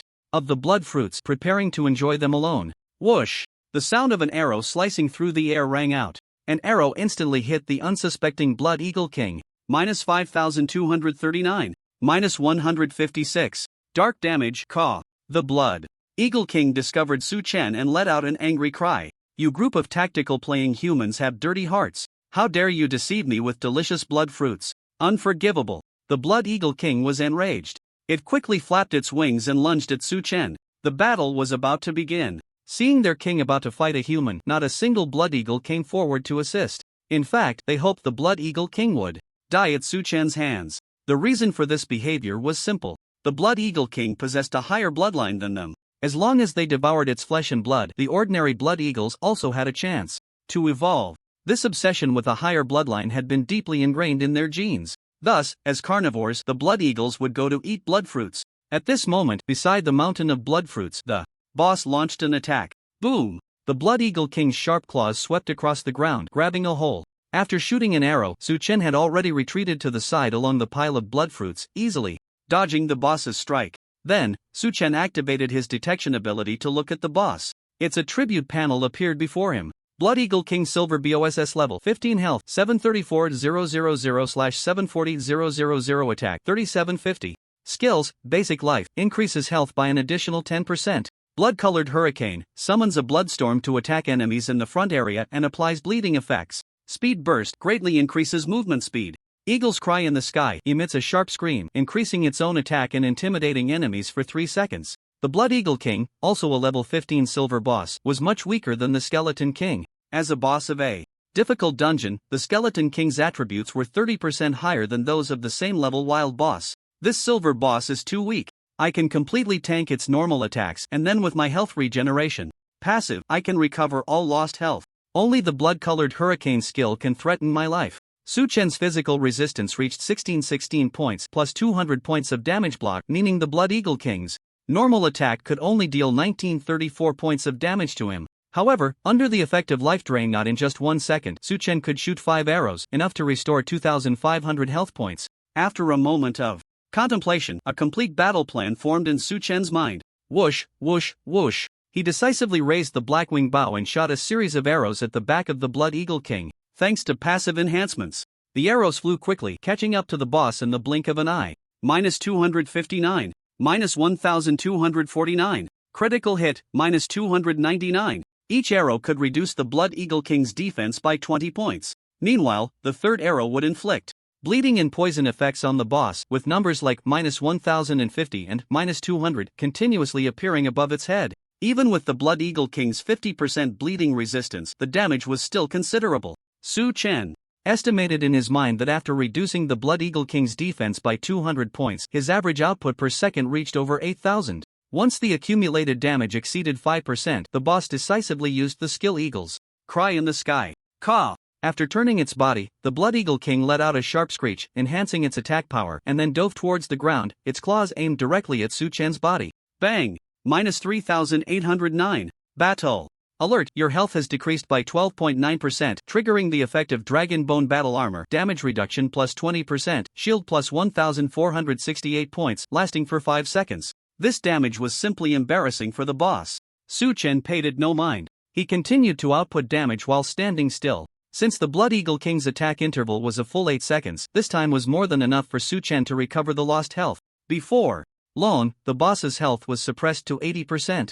Crimson Hurricane. The Blood Eagle King hovered in midair, frantically flapping its wings as crimson energy gathered like a torrent, forming a hurricane that then slammed into the ground ahead. Boom, boom, this attack was incredibly obvious. Su Chen activated his blink, instantly teleporting 70 meters away, while a massive pit was created where he had stood. As long as he mastered the timing of skill usage and maintained the rhythm of attack, killing a silver boss of the same level was simply a piece of cake for Su Chen. To put it in a popular saying nowadays, as long as you have hands, it's fine. In less than 10 minutes, the Blood Eagle King let out a mournful cry, and then its health bar emptied, its massive body crashing down to the ground with a thud. Ding, you have killed the level 15 Blood Eagle King, gaining 41,280 experience. Ding, congratulations, you have looted the skill speed burst, ultra rare. Seeing the Blood Eagle King dead, the surrounding Blood Eagles could no longer hold back, frantically rushing in to fight over the boss's flesh. Su Chen quickly picked up the dropped items. Congratulations, you have obtained loot, 120 gold coins, Blood Eagle King's Heart, Quest, Blood Eagle Shortsword, Blood Crystal, Small, Blood Eagle Boots. With the items in hand, Su Chen turned and ran. Even after a distance of over 100 meters, not a single Blood Eagle came to chase him. After exiting combat mode, Su Chen decisively used a return scroll. He returned to the inn. At this moment, Su Chen calmly checked his loot. Blood Crystal, Small, Quality, Silver Effect permanently increases health by 1,000 points after consumption, limited to 10 uses. A very rare item, only dropped by special types of boss. Su Chen consumed the crystal, raising his health to 30,470 points. Next, he could also equip those boots. Blood Eagle Boots, Silver, Slot Feet Health. Plus 500 defense plus 30 agility plus 60 trait, movement speed plus 10% equipment requirement. Level 15 general class Su Chen put on these new shoes. The last important reward was the skill looted from the boss. Speed Burst Passive. 1/10 effect, after shooting an arrow, increases own movement speed by 500 points for 10 seconds. This was also a common ability. Wild monsters near the Northwind main city had this skill. After leaving the novice village, Su Chen could find opportunities to stack the passive. After counting his gains, Su Chen immediately set off for the hunter uncle's house. 10 minutes later, Qin Yuan walked through the alleys of the residential area and arrived in front of a house, knocking on the door. Who is it? A hoarse voice came from inside. A pale-faced middle-aged man stood in the yard, his right hand and upper body wrapped in a layer of bandages. Beside him stood a little girl about 5 or 6 years old. She was clearly the hunter's daughter, looking at Su Chen with a hint of fear. Upon seeing Su Chen, the hunter was momentarily stunned, then exclaimed in shock, "Mr. Eternal Knight? How did you return so quickly?" Su Chen replied calmly, "The Blood Eagle King has been dealt with, here is its heart." He took out a blood-red heart. "Thank you for your help. You are my savior." The hunter's eyes turned red with excitement. "Uncle, quickly dispel the curse on you," Su Chen smiled. Immediately, the hunter took out a small knife and cut open the Blood Eagle King's heart. A stream of pure blood flowed out. Seeing this, he hurriedly applied the blood to the wound on his chest. The red blood and black blood touched, as if a violent chemical reaction occurred, instantly vaporizing. Soon, the blood curse on the hunter was dispelled. He wouldn't have to die. A smile appeared on the hunter's pale face. The system notifications continued to sound. Ding! Congratulations on completing the hidden task. Dispel the curse. Reward. Experience X 5000, Gold X 30, Hunter's Gift. The hunter's favorability towards you plus 35, current, 90, respect. Anna's favorability towards you plus 40, current, 85, respect. The favorability of the father and daughter shot up significantly. "Mr. Eternal Knight, please wait a moment," the hunter said solemnly. "I have some treasures to give you as a token of my gratitude for saving my life." The hunter went inside, leaving his daughter standing in the yard. At this moment, the little girl no longer felt afraid of Su Chen. Instead, she said in a soft voice, "Brother, thank you for saving Anna's father." After saying that, she bent her small body and bowed to Su Chen, then raised her head and wiped her eyes, which had become moist from worrying about her father. "No need to thank me," Su Chen said gently, smiling as he ruffled Anna's hair. "Brother, Anna also has a gift for you." The little girl ran into the room. After a while, the hunter came out carrying a treasure chest. "This is a treasure I have cherished for many years. Today, please accept it," he said respectfully. "All right," Su Chen accepted gladly. He opened the chest and took out the items stored inside. Ding, congratulations, you have obtained Swift Shadowhunter Class Change Manual, Potion Compendium, Medium, Gale, Ring, and several materials. Aside from a pile of materials, the other items were all of golden quality. Among them, the Class Change Manual and the Potion Compendium were the most valuable. Su Chen glanced over the panels of the two items.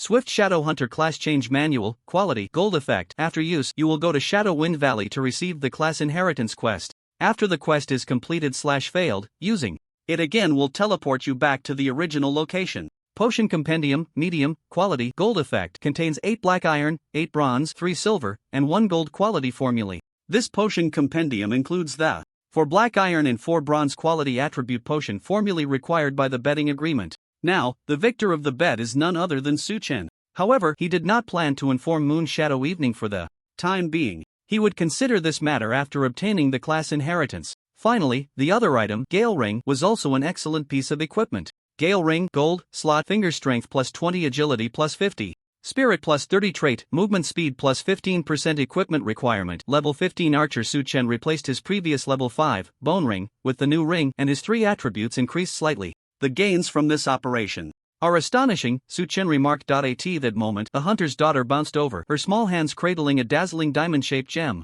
Seeing this, Su Chen's eyes brightened. The quality of this magical gem was likely quite high. Brother, this is a gift for you, she said eagerly. Thank you, little Anna. Su Chen smiled as he accepted her gift. He nodded to the father and daughter and left the courtyard. In the alley, he examined the gem's detailed attributes. Exquisite Radiant Gem Quality, Gold Effect, when embedded in a weapon, adds 50 points of true damage to each of your attacks. Durability, 10 out of 10 requirement, can only be embedded in weapons of at least gold quality. It was actually a rare gem that increased true damage. In his previous life, Su Chen had not encountered the hunter's daughter after completing the quest, so he had not obtained this gem. It was a pleasant surprise. What a good item, Su Chen said, happily putting away the gem. After a moment's thought, he decided to visit the blacksmith, spending 100 gold coins to open a socket in the Blackwing Bow and then embedding the gem into the weapon. The gem's durability decreased by 1 point. Gems in Divine Realm could be reused, but each time they were embedded into new equipment, their durability would drop by 1 point. After finishing this, Su Chen returned to the inn. He glanced at the level leaderboard for Kolo Village. Without a doubt, he was in first place. Players who reached level 10 could make the leaderboard. And currently, there were 8,236 players above level 10, with 1,764 players not on the list. Of course, these players were very close to level 10. Su Chen estimated that by this afternoon or evening, all players would reach level 10, and the main quest for the second phase of the Novice Village would open to everyone. I still have enough time to head to the Shadow Wind Valley in the Drake Kingdom to obtain my class inheritance, Su Chen thought to himself. The Drake Kingdom was the game area where the players of Sakura Country were located. In Divine Realm, by mastering teleportation items, players could travel to game areas of other real-world countries, unlike virtual games produced by real-world companies that initially block regions.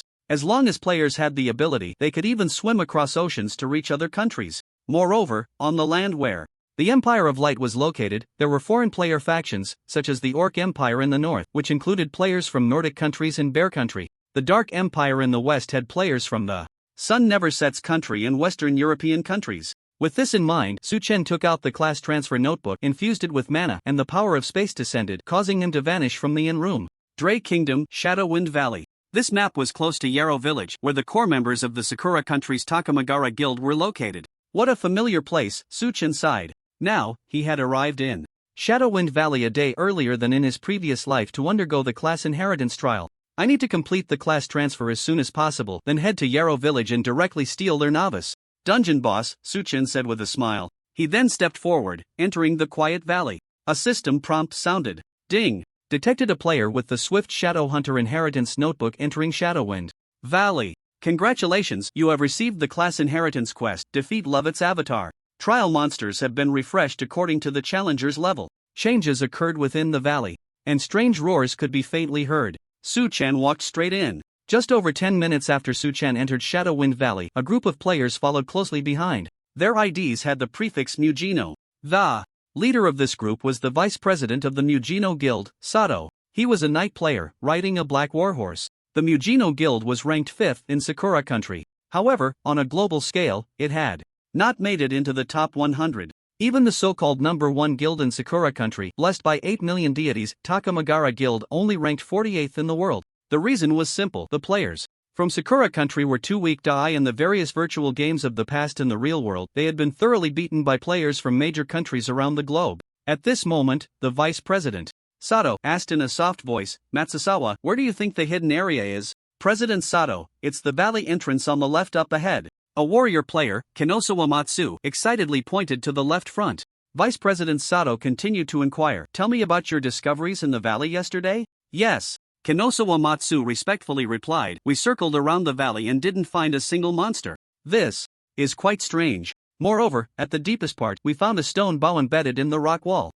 It does seem like a hidden area." Sato nodded proudly. "My talent can come into play again." His talent, called True Perception, allows him to probe hidden information about the environment or items. Therefore, Sato was in charge of the guild's exploration team, specifically searching for hidden quests. Fortunately, the bastards from the Takamagara Guild are busy clearing the novice dungeon, so for the past 2 days, finally no one is competing with us for hidden quests. Under President Sato's leadership, we have completed a total of 5 hidden quests. Members of the Kinosawa Guild praised. Previously, the Takamagara Guild had sent an assassin with a legendary stealth talent to monitor Sato 24/7, resulting in them losing over 10 hidden quests and rewards. Hearing the praise from his team, Sato's lips curled slightly upward, satisfied. "If we can get rewards from this operation, I will give everyone a bonus." "Thank you, President Sato. You are truly the best president in the world." The members quickly bowed at a 90-degree angle to express their gratitude. Next, Sato rode his black horse, leading dozens of team members into the valley.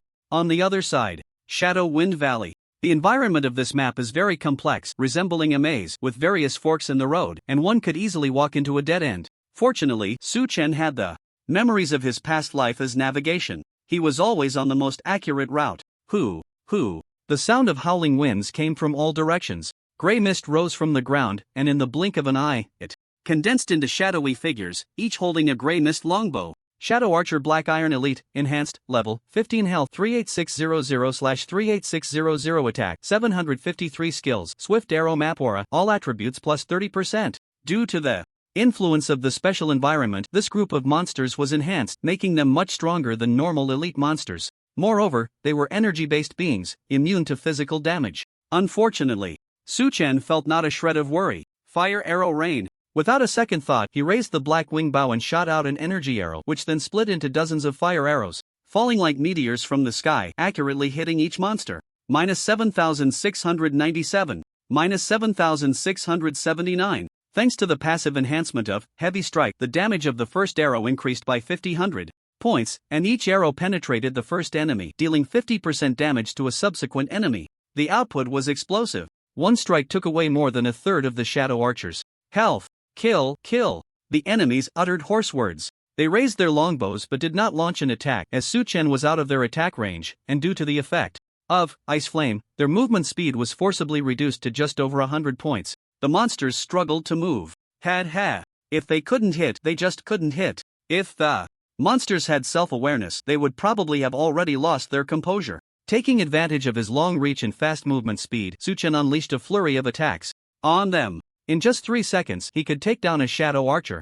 The system panel continuously refreshed with notifications. Ding, you have killed a level 15 Shadow Archer, Enhanced, gaining 1032 experience points. Ding, congratulations, you have plundered 5 points of agility. Ding, congratulations, you have plundered Swift Arrow, Ultra Rare. Although the Shadow Archer is a strengthened monster, its experience points are the same as those of regular Black Iron Elite monsters. Of course, Su Chen didn't care about that little experience. As long as he could plunder attributes and skills, that was enough. During the battle, Su Chen glanced at his passive panel. Swift Arrow Passive, 1/50th, Effect, Arrow Flight Speed plus 10 meters per second. Goodness, this passive is quite nice. With Su Chen's formidable strength, the arrows he shot were already fast, and with the full passive, that speed could even surpass that of a rifle bullet. Even he himself couldn't dodge such fast arrows. Thinking of this, Su Chen's gaze greedily swept over the Shadow Archers. Your little lives, I'll take them all. Bayou.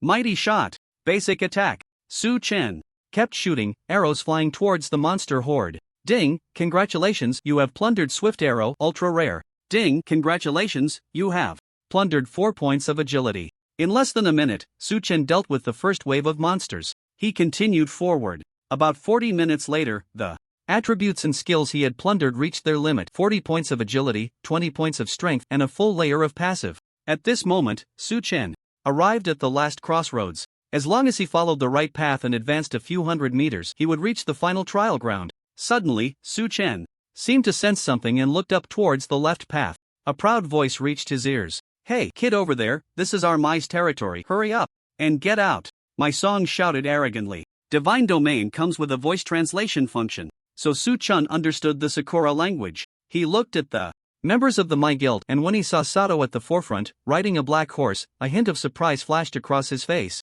He didn't expect someone to have already obtained a mount. Little brat? Su Chen's gaze turned cold, exuding a dangerous aura. He hated players from Sakura country the most. In the future civilization war, the Lighthouse country, the A3 country, and Sakura country directly betrayed Blue Star and joined the hostile civilization, with Sakura country being the first to surrender. Thunderous shot. Su Chen decisively raised the black wing bow, lightning flashed, and a loud boom echoed in the valley. The thunder arrow instantly pierced through the black warhorse's skull. Minus 4023. The warhorse's health bar was completely emptied. The members of the My Guild, Vice President Sato, they stood frozen in place, their expressions blank. Looking at the dead mount, Sato's lips trembled as he said, My horse is gone? That was a warhorse I painstakingly won for our guild. And now it's gone." Coming back to his senses, Sato's face twisted in rage as he shouted, "You bastard! How dare you kill my horse?" Just as Sato was furious, Su Chen sneered, "You talk too much. Just go. Die." As soon as the words fell, he had already launched his second attack, an energy arrow released from his hand, splitting into dozens of fire arrows in mid-air, then falling into the crowd. It was his skill, fire arrow rain. Whoosh! Just as Sato's team was about to be annihilated, a scarlet barrier rose, and the fire arrows struck the surface, creating ripples before dissipating into the air. Ruby barrier? This My Guild actually has a few good items. Su Chen looked at the other side with some surprise. He saw that Sato had a shattered skill scroll lying on the ground in front of him, which was a passive trigger scroll made using the mage skill Ruby barrier. From the halo emitted by the scroll, it should be a bronze quality scroll, and its effect was enough to negate one skill attack with damage less than 5,000 points. "Damn it, you dare to kill the warhorse that the president loves the most, I will definitely kill you," Sato said fiercely. "Is that so? I don't believe it." Su Chen replied indifferently. Sato was enraged and then said, "Everyone, let's go together and kill this bastard." As for the massive damage dealt by Su Chen's first strike, he didn't care. At this stage, how strong could players really get? Su Chen's first hit must have had some special ability. Enhancement. Subsequent attacks couldn't possibly be that strong. Moreover, they had a full 35 people on their side, while Su Chen was all alone. They had an absolute numerical advantage. Wasn't this a guaranteed win? In Sakura country, Sato had never seen a player whose strength could match the ability to take on dozens of opponents alone. Sato continued to shout, "Matsun, it's your turn to strike." "Yes, President Sato," Mickey Matsun replied loudly. Then he looked in Su Chen's direction and said sinisterly, "You come over here obediently." Mickey Matsun boldly activated his talent, Chain of Void. A ghostly blue chain extended from thin air, forcibly binding Su Chen for 5 seconds, reducing his defense by 50% and dragging him closer to Mickey Matsun. Seeing this scene, Su Chen's expression was somewhat strange. "I wasn't even coming to find you guys. You actively pulled me over. Isn't that just asking for death?" At that moment, Sato said fiercely, "Let's see how arrogant you can be now. Take this bastard down." Members of the Mickey Guild drew their weapons and surrounded Su Chen. A warrior swung his sword at him. Bang! -0. The blade struck Su Chen, and a number appeared above his head. Why didn't my attack break through his defense? The warrior was dumbfounded. "Kojakuin, did you skip breakfast? Your attack is so weak." "Ha!" others mocked. The warrior excitedly said, "It's not my fault. If you don't believe me, all of you attack him together. Then let's see what we can do." The others unleashed various skills, all hitting Su Chen. -0, -0, -0, -0. Without a doubt, not a single attack broke through his defense, but everyone felt defeated in their hearts. "Nani? Why is this guy's defense so high? Didn't Matsun use his talent on him?" They exchanged glances. Su Chen's defense exceeded 1,600 points, with 1,100 points coming from the giant skeleton and roar passives. With just Mickey Matsun's talent, it was impossible to affect the passive's effect. There were 3 seconds left on the binding. Sato gritted his teeth and took out a scroll. "I'll give you a 500-point damage boost for your attacks. Keep attacking him." He tore the scroll A clear yellow light fell upon everyone, granting them a temporary attack buff. They continued to attack. -11, -4, -8 this time, the attacks broke through the defense. However, they widened their eyes and observed closely but found no change in Su Chen's health bar. Are you kidding me? Isn't this bastard a fragile archer? Why is his health so absurdly high? It's like he's cheating. At that moment, a voice like that of the Grim Reaper echoed in their ears. Are you ready to welcome death? Su Chen finally broke free. A cold smile appeared on his face. Then, Su Chen decisively shot an arrow at the player who had ensnared him. This arrow happened to be the third shot, summoning a cloud of poisonous mist, causing nearby players to suffer from poison effects, losing 200 health points per second. Ding, you have killed player Mickey Matson. Since you killed a player from a non-Light Empire faction, no evil value is added. The enemies also received the notification. Eternal Night? That name sounds somewhat familiar. A thought flashed through Sato's mind, but Su Chen didn't give him time to think. Under Su Chen's assault, all the players of the Mickey Guild's exploration team fell at his hands. A large amount of loot dropped to the ground. There were a total of 26 pieces of black iron gear, 8 pieces of bronze gear, and 1 piece of golden quality. Item. Blue Dragon Crystal, 1 piece, quality, gold effect, refines the soul with the essence of the blue dragon, permanently increasing mental value after refinement, and grants a blue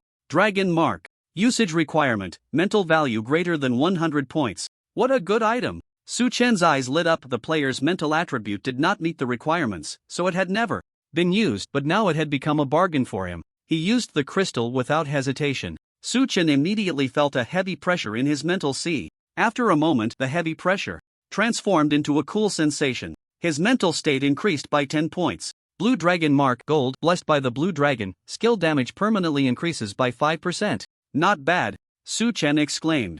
After checking the mark's attributes, Su Chen's gaze shifted to the intersection behind him. Next, it's time to face the final challenge. He walked straight over. Resurrection Point in Yarrow Village. A flash of light. Sato and his team appeared at the Resurrection Point. During the 20-level novice period, death does not cause a drop in level, but it does drop one item of the highest value. Therefore, Sato quickly looked at his backpack and found that his Blue Dragon Crystal had been lost, making his heart bleed. This was a golden item, worth hundreds of thousands of gold coins. Moreover, during this operation, he had also lost a horse and wasted 2 rare scrolls. It was a total loss. At this moment, the members of the Mokuya Guild exchanged glances, quickly bowed at a 90-degree angle, and said in unison, "We are very sorry. It is our lack of strength that caused President Sato to lose precious items." Sato waved his hand and said, "All right, no need to bow. The most important thing now is to find out that bastard's identity." "Yes, President." Everyone nodded in agreement. Sato looked at the system panel, puzzled. Eternal Night, that name sounds so familiar. Could it be someone I know? They frowned and thought. President, I know who he is, a player suddenly exclaimed. Hearing this, everyone turned to look at him. The person said, "Eternal Night is that Dragon Kingdom player you hate the most, right?" "Nanny, Eternal Night? That Dragon Kingdom cheater?" They were stunned. "Eternal Night is a player from the Light Empire faction. How did he come to our faction? He must have some kind of spatial item," a player from the Mokuya Guild speculated. Sato muttered to himself, "So Eternal Night's strength is really as powerful as it appeared in the video." Recalling the scene where Su Chen single-handedly pinned them down and beat them, he felt a chill run down his spine. At this moment, Mokuya Matsumoto cautiously asked President Sato, "Should we lead more members to encircle Eternal Night? If we set off now, we should make it in time." "Are you an idiot? How abnormal are Eternal Night's defense and health? Didn't you see?" Sato's voice suddenly rose by 8 degrees. "With our guild's strength, how could we be his match?" "Sorry, President Sato. It was my oversight." Mokuya Matsumoto bowed in apology, terrified. "All right, no need to say so much." Sato's expression was serious. "We do not know Eternal Night's purpose for coming to Yarrow Village. This information must be reported to that group of bastards in the Takamagara Guild. If he attacks the village, only they have the ability to defeat Eternal Night." "Yes, President Sato." Everyone nodded. At the deepest part of Shadow Wind Valley, an altar was placed in the middle of the ground, and embedded in the stone wall behind it was a stone bow. Crack, crack. The ground began to tremble. The stone bow also started to shake, sand and stones falling to the ground. After a while, the stone bow suddenly burst out of the stone wall, floating in mid-air above the altar, and a phantom gradually solidified, eventually taking the form of a young man. The stone bow in his hand had changed dramatically. Its earthy color faded, revealing a gray metallic sheen. Su Chen used the system's detection skill on him. Lowe's Avatar Silver BOSS, Enhanced, Level, 15 Health, 800,000/800,000 Attack, 4965 Skills, Hunting Stance, greatly increases critical hit rate and field of vision. Shadow Clone, summons a Shadow Clone that inherits the main body's attributes and buffs. Dark Arrow Rain, deals dark damage to a large area of enemies. Shadow Vines, vines extend from the shadows to restrain the enemy's body. Description: the genius archer of the Kingdom of Dragu, who created the Swift Shadow Hunter class, unfortunately lost his life while battling the Crimson Flame Dragon at the age of 23. He was indeed a formidable person. His strength had not yet reached its peak, yet he dared to challenge a legendary dragon. He was truly asking for death. At this moment, Lovett slowly descended from the altar, his gaze falling on Su Chen. After sizing him up a few times, he said softly, "Heir of the future, are you ready to face the challenge?" Of course, Su Chen nodded. "Then let's begin." Lovett's expression was calm. In the next moment, he nocked an arrow and casually shot it. Whoosh! Su Chen had already predicted the boss's move. With a slight sidestep, he easily dodged the arrow. Among all the various bosses, Su Chen preferred to fight against archer-type bosses. Although archers had a long attack range, their area of effect was limited. As long as the player had quick reflexes and speed, they could easily evade the arrow's attacks. Seeing this scene, Lovett was somewhat surprised. He shot several more arrows in succession, all of which were dodged by Su Chen. Lovett exclaimed, "Your reaction speed is very fast, not much weaker than mine." Just as his words fell, the sound of air braking rang in his ears. Su Chen made his move. Whoosh! Watch me dodge you. Lovett was about to showcase his agility when, in an instant, an arrow struck his chest, cutting off his words. -5,402. The damage was astonishing. At the same time, the passives Ice Flame and Dark Arrow were triggered, causing an additional -298 points of elemental damage, along with 50 points of true damage from the gem. Love it! He looked at Su Chen in bewilderment. He had just wanted to show off, only to be slapped in the face by Su Chen. This arrow was ridiculously fast, far beyond his comprehension. What a fast arrow! Your strength has exceeded my expectations, Lovett said solemnly.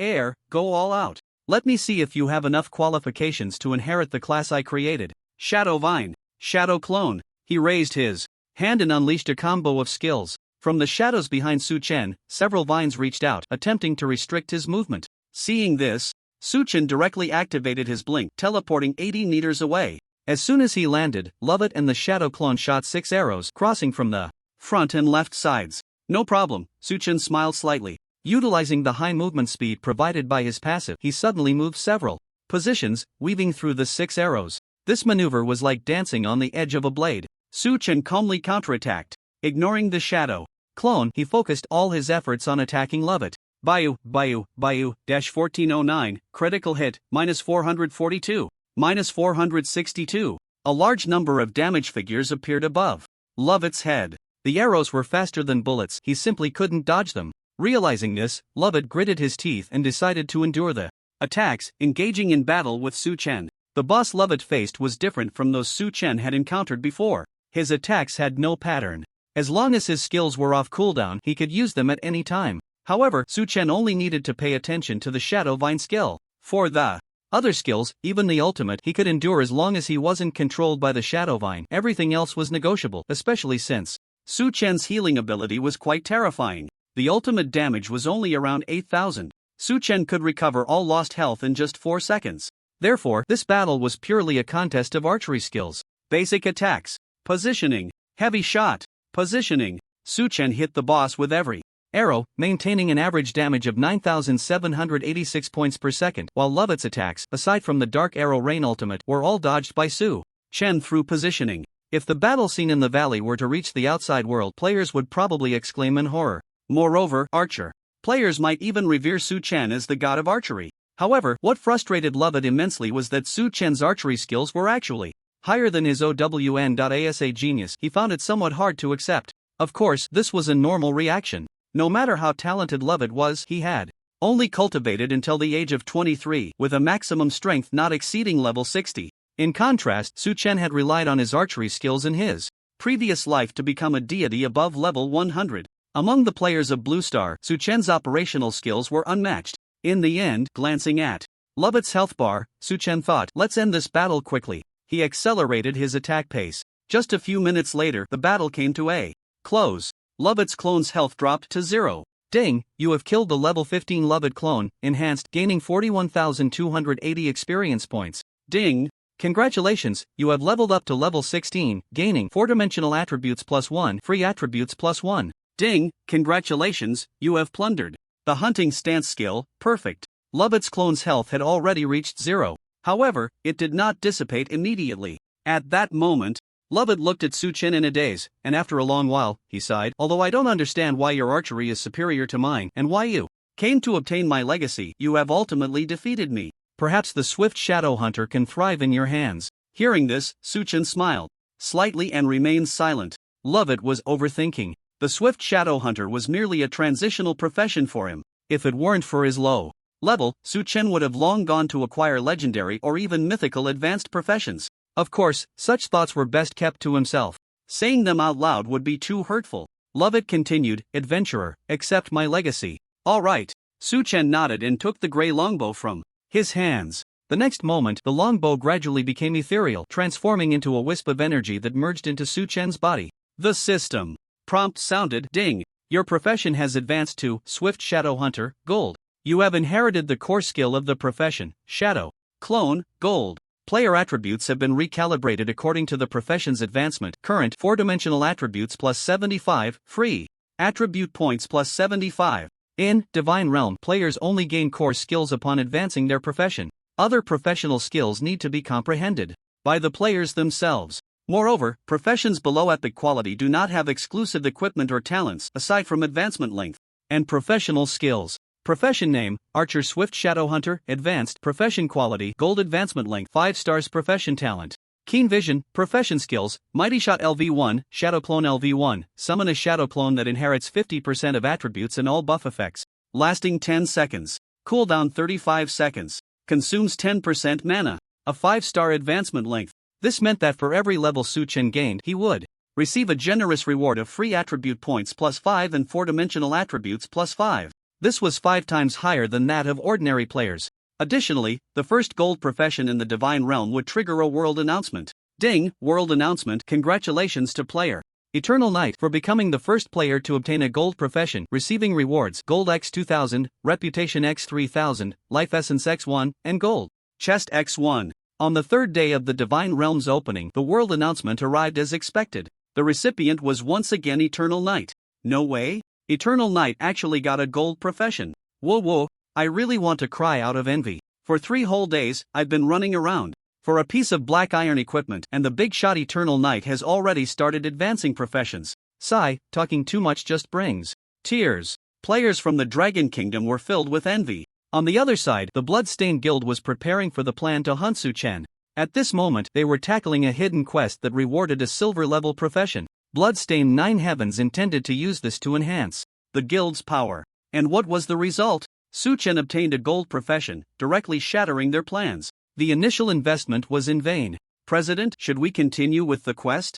A player asked. Bloodstained 9 Heavens had an extremely gloomy expression, and he gritted his teeth and said, of course. Why wouldn't we do it? But the exploration team should continue to search for higher quality advanced professions. They had spent a lot of time and money to deal with Eternal Knight. How could they give up halfway? Moreover, the consortium behind Bloodstained issued a notice last night to increase investment to deal with Eternal Knight. The Bloodstained Guild is not lacking in funds at all now. Yes, the players replied with bitter faces. Shadow Wind Valley. After the inheritance ended, the energy within could no longer support Lovett's avatar. He smiled and said, Inheritor, are you interested in hearing my story? Please go ahead, Suchen said solemnly, as he felt he owed him respect for the benefits he had received. Then, Lovett began to recount his tale. From the moment I was born, I displayed an astonishing talent for archery. A hint of nostalgia crossed his face. Back then, my father often proudly told others that my son had the potential of an arrow god. After I came of age, people in my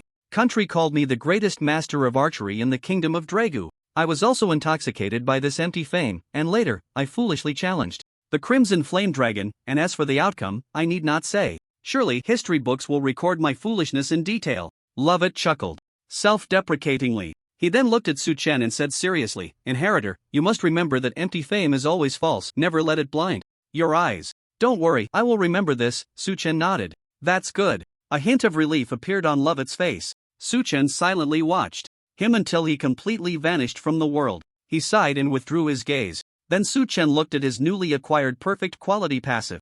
Hunting posture passive, 1/1, effect. After entering combat, critical hit rate plus 30%, vision range plus 200%, lasting for 10 seconds. For archers, critical hit attributes are equally important, significantly enhancing their output. Just then, an unexpected change occurred. Buzz. Intense energy. Fluctuations appeared on the altar. A black vortex was born. Su Chen's gaze fell on the altar, and he suddenly realized, I almost forgot, there's still a big shot inside that hasn't made an appearance. During the battle against the Crimson Flame Dragon, all of Lovett's teammates were devoured by the dragon. In his fury, he paid with his life to forever suppress the dragon in this place, unable to emerge to this day. In my past life, when I encountered the dragon, I was just a naive player. But this time, I will definitely let you taste the tricks that countless players have summarized. A smile crept onto Su Chen's lips. Because Lovett had disappeared, the power of the magic circle weakened significantly, allowing the dragon to open a small passage to communicate with Su Chen. Adventurer, please help me. A hoarse voice came from within. Su Chen feigned confusion and asked, Who are you? I am Lovett's partner. In the battle back then, I was severely injured, and in a critical moment, I had no choice but to seal my life using the magic circle to save myself, the dragon explained in a weak voice. Su Chen glanced at it and casually said, Is that so? I don't believe you. What if you are the bad guy? The dragon was almost infuriated to the point of spitting blood by Su Chen's words. It continued, Adventurer, please believe me. As long as you inject energy into the magic circle, I can break free. At that time, you will know whether my words are true. He. Su Chen sneered coldly in his heart. If I really let you out, the first thing you would do is kill me. After thinking for a moment, he replied, According to historical records, the brave team led by Lovett crafted several famous items and equipment to slay the dragon before confronting it. So, do you have any items or equipment to prove your identity? Upon hearing this, the dragon felt a surge of joy in its heart. Clearly, it had fallen into Su Chen's trap. I have, the demon dragon quickly replied. As a dragon, it was in its nature to love treasures and gold coins. After devouring Lovett's teammates, it stored all the treasures in its stomach space. After a careful search, the demon dragon found the highest quality item among its spoils from that year. In its view, since Lovett and the others specifically crafted items to deal with it, the quality must be the highest and have a restraining effect on it. Extreme Flame Amulet, Diamond. Su Chen's eyes lit up. It was actually a diamond quality item. The amulet essentially belonged to the category of items. However, players were accustomed to calling it special equipment because the amulet could take effect when placed in the backpack without occupying an equipment slot. Players could only have a maximum of 3 amulets active at once. Su Chen couldn't help but look at the amulet panel. Extreme Flame Amulet, Diamond, effect, Constitution plus 50, Fire Resistance plus 50%, Diamond Priority. As long as this amulet was carried, the fire damage received by the player would be reduced by 50%. To be honest, acquiring this amulet already made this operation a big profit. However, considering the other party's attitude, there should still be a few more benefits to extract from the demon dragon. Suppressing his inner joy, Su Chen shook his head and said, There is no record of this amulet in historical documents. It cannot prove your identity. I have other things here. The demon dragon almost cursed. However, thinking that Su Chen was the first living person it had seen in hundreds of years, this rare opportunity to escape must not be easily given up. So, the demon dragon continued to rummage through its spoils and then discovered a pale long spear. Its eyes brightened, and it quickly sent the spear out of the vortex. Adventurer, this is my weapon from back then. It can definitely prove my identity. Ice Shadow Spear, Diamond. Although it was a rare weapon of diamond quality, the problem was that this weapon required a level of 50 to equip. Su Chen couldn't use it and couldn't sell it either. It was completely a piece of junk. Thinking of this, Su Chen shook his head again. The demon dragon in the sealed space was about to go mad with anger upon seeing this scene. Then, Su Chen spoke with suspicion. Are you sure you are Mr. Lovett's partner? I suspect you are fake. Which of Lovett's partners used a spear back then? I am definitely real. Very real. Please believe me. The demon dragon became a bit flustered. Back then, it had swallowed Lovett's weak teammates in one gulp and hadn't paid attention to what weapons these people used, so it was unclear whether Su Chen's words were true or false. Moreover, the spoils the demon dragon collected were not just from Lovett's batch of heroes but also from other teams that had come to conquer it. After thinking for a moment, the demon dragon seriously rummaged through the spoils stored in its space. After a while, the demon dragon found a golden badge with Dre engraved on the front and Glorious Warrior stamped on the back. Adventurer, this is it. You must recognize it. The demon dragon presented the badge again. Glorious Warrior Badge, Gold, Type, Limited. Item effect, after wearing, Charm +2, all attributes +10, monster killing experience +10% description, a reward given by the Kingdom of Dre to the champion of each adventurer tournament. After browsing through the effects, a hint of disappointment flashed in Su Chen's eyes. If the demon dragon had found such an item, if he said its identity was fake again, the demon dragon would definitely know that Su Chen had been toying with it earlier. What a pity, he had only managed to extract 2 diamond and 1 gold quality treasures from the demon dragon. Too little. Su Chen shook his head helplessly. At this moment, the demon dragon asked expectantly, "Adventurer, now you must know who I am, right?" "Of course I do." A mysterious smile appeared on Su Chen's face. He put the items into his backpack and then wore the badge. Although his charm value was as high as 92 points, who would complain about the additional 2 points of charm from the badge? Moreover, this badge increases 4-dimensional attributes by 10 points and grants a 10% experience boost for monster kills. After putting on the badge, Su Chen looked up at the vortex and smiled, saying, "Your Highness the Dragon Lord, I really like these 3 treasures, so I'll just accept them. In any case, I hope you don't mind." The dragon was taken aback. The next moment, insignificant. Human, it quickly reacted, roaring in fury. "You actually know this king's identity? How dare you deceive the great dragon?" The dragon felt inexplicably aggrieved. Here it was, a mighty dragon that had roamed the kingdom of Dre for hundreds of years, being toyed with by a mere human. The dragon could not accept it. However, Su Chen completely ignored it. "Your Highness the Dragon Lord, thank you for your hospitality. I'll take my leave. Now, you can wait here for the next fated person." As he spoke, he calmly adjusted his clothes. After saying that, Su Chen turned and walked towards the valley exit. "Human, come back to this king. Come back. Damn bug, once I break free, I will definitely tear you to shreds." Roar! As Su Chen quickened his pace, the dragon's roars grew fainter. At the entrance of Shadow Wind Valley, Su Chen's figure emerged. At this moment, he was looking at the map of Yarrow Village, thinking, "It's now 11 a.m., at my current speed, I should be able to reach the Yarrow Village Novice Dungeon around 1 p.m. He followed the map's directions to the coordinates of the Yarrow Village Dungeon. Along the way, Su Chen sorted through his gains. First was the life essence. In just 3 days, he had collected 6 essences, a speed unimaginable in his previous life. It was too high. In his past life, although Su Chen had a god-level talent, he was just a solo player, while those god-level players and guilds had a wealth of resources behind them. World achievements were basically monopolized by major guilds. Now, Su Chen's supreme talent gave him the capital to surpass everyone. He could claim all achievements for himself. It was incredibly invincible. After a moment of reflection, Su Chen used this life essence, raising his attribute synchronization to 30%, making his real body even stronger. Then, he opened the treasure chest. "You have obtained 2,000 gold coins. You have obtained the Night Shadow Pursuit gloves, gold." Finally, a piece of equipment he could use had arrived. Night Shadow Pursuit gloves, gold, position, hand strength +40 agility, +40 defense +30 spirit +15 traits, critical hit rate +8% equipment requirement, level 15 archer. If he equipped this new gear, Su Chen's normal critical hit rate would be 16%. If he entered combat mode for the first 10 seconds, due to the effect of hunting posture, his critical hit rate would soar to 46%. This value was terrifying. Su Chen happily replaced his old gloves.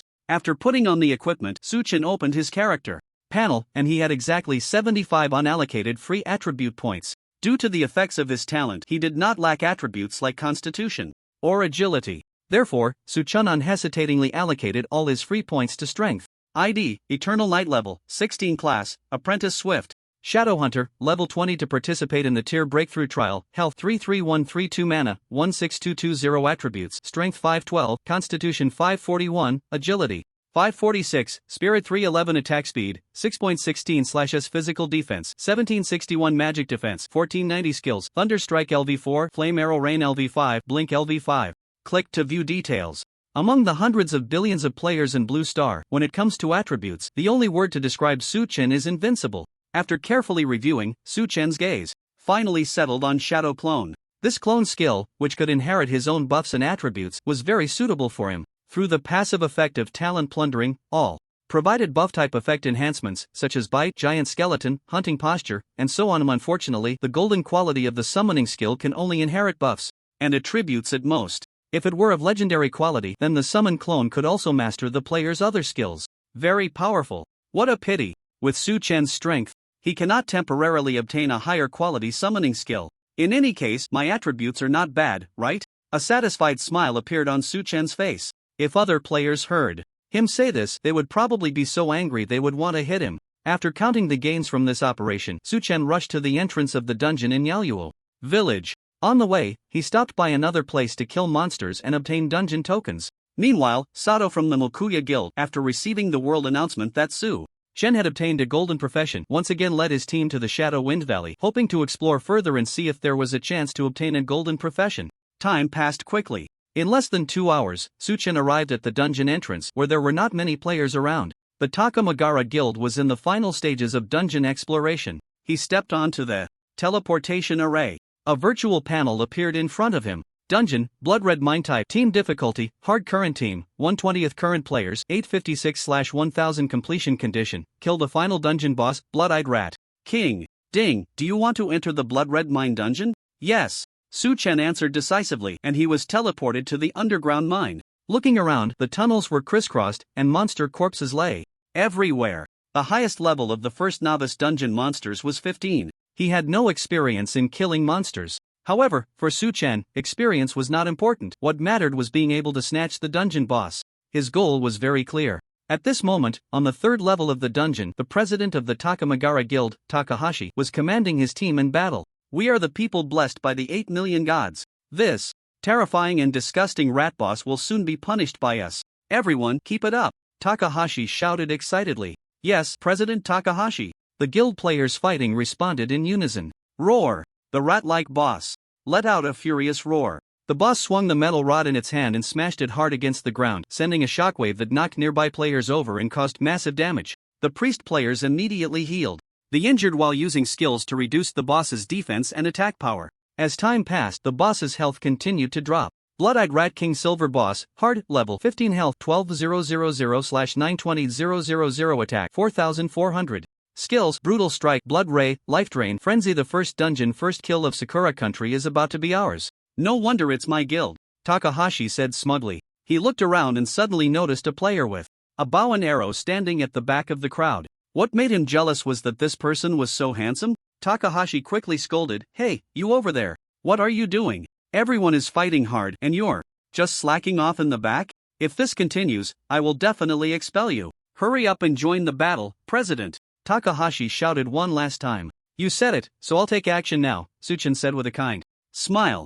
The timing was just about right. Shadow Clone, Fire Arrow Rain. Right in Takahashi's line of sight, a black shadow appeared beside Su Chen, and the two drew their bows and shot arrows together. Bayou. Hundreds of fire arrows enveloped the Rat King and the players. -8,432. -8,426. Ding, you killed player Takamagara Teruya. Since you killed a player from a non-Light Empire faction, no evil value is added. Ding, you killed player. The system panel refreshed with a significant increase. Takahashi also received the notification. Eternal Night? He stood frozen in place. The news from the Mokuya Guild flashed in his mind. The Eternal Night from the Dragon Kingdom had come to Yaluo village. Takahashi had previously thought that the Mokuya Guild was joking. I never expected it to be true. However, just as they were all in a daze, the arrow shot by the Shadow Clone had already passed over the players' heads and struck the Rat King boss. -6,108. Critical hit. The Shadow Clone also carried the passive skill Heavy Strike. The damage of the first arrow was increased by an additional 5,000 points, completely depleting the boss's health bar. Ding, you have killed the level 15 Blood-Eyed Rat King, gaining 0 experience points. Since you are not a player from Yarrow Village, you cannot earn contribution points. Ding, congratulations, you have looted the Life Drain skill, Rare. The Rat King's corpse crashed to the ground, dropping several pieces of golden quality loot. Seeing this, Su Chen immediately blinked over, waving his hand to collect all the loot into his bag. Since he was not in the same team as the players from the Takamagara Guild, everything he picked up went directly into Su Chen's backpack. Goodbye. Leaving behind a single sentence, Su Chen clicked to exit the dungeon. His movements were incredibly smooth and fluid. However, Su Chen did not have any contribution points, and after the dungeon settlement, he only received 1 skill experience. Token, Medium. Bastard. You damned Dragon Kingdom person, how dare you steal the boss from my Takamagara Guild?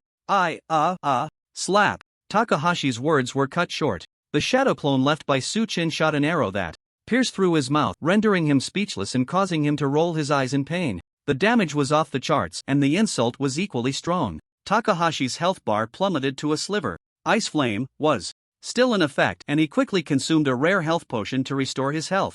Takahashi, holding his chin, shouted angrily, "What are you all doing? Hurry up and settle the dungeon, go chase after Eternal Night, we must reclaim the loot." Yes, President Takahashi. The surviving players were also filled with rage. They settled the dungeon. Since the final boss was not killed by the Yarrow village team, it was naturally counted as a failure. This meant they would have to challenge the Blood Red Mine again. Moreover, the rewards for killing the boss a second time would be significantly reduced. All their previous efforts were in vain. "Bastard, I swear. I will kill you," Takahashi roared. However, Takahashi was overthinking it. By the time he returned to the dungeon entrance with his team, Suchen had already used his notebook to teleport to the inn in Kolo village. Damn. Eternal Night, just you wait. The Takamagara Guild will eventually destroy everything about your Dragon Kingdom. Takahashi's face twisted into a demonic snarl. Then, he coldly said to a player, "Ueda-kun, didn't the Lighthouse Kingdom contact us before to deal with the powerful players from the Dragon Kingdom? Reply to them now, we are willing to cooperate. Also, inform the Dragon Kingdom guilds we support to gather all information on Eternal Night." "Yes, President Takahashi." The player nodded seriously. After giving his orders, Takahashi looked at the other guild members and said, "Let's go, continue to raid the dungeon." Yes. The team members re-entered the Blood Red Mine dungeon. Looking at the monsters in the first stage, they couldn't help but say, with the experience from the previous raid, this time we will definitely clear the dungeon smoothly. "Everyone, let's do our best." Naoko said that as long as Yarrow Village clears the novice dungeon, she will agree to my marriage proposal. "My lifelong happiness depends on all of you." "Yajun, you really are cunning. With the strength of the Takamagara Guild, do you think we can't clear the novice dungeon?" In the midst of their conversation, everyone was filled with confidence. They had no idea of the disaster that awaited Yarrow Village. At the inn in Kolo Village, this hall is truly bountiful. Looking at the loot in his backpack, Suchen's face broke into a joyful smile. How delightful. The Rat King boss alone dropped 3 golden grade items, including 1 piece of equipment and 2 items. If someone else had killed the boss, they might not have dropped even a single golden item. After all, Suchen had both a rare drop rate bonus and a luck bonus. Following that, Suchen took out the golden equipment. Blood pattern mask gold part, head life plus 600 defense plus 20 constitution plus 30 spirit plus 30 traits, physical lifesteal plus 8% equipment requirement, level 15 universal. Finally, he had obtained a piece of gold equipment that enhanced lifesteal effects.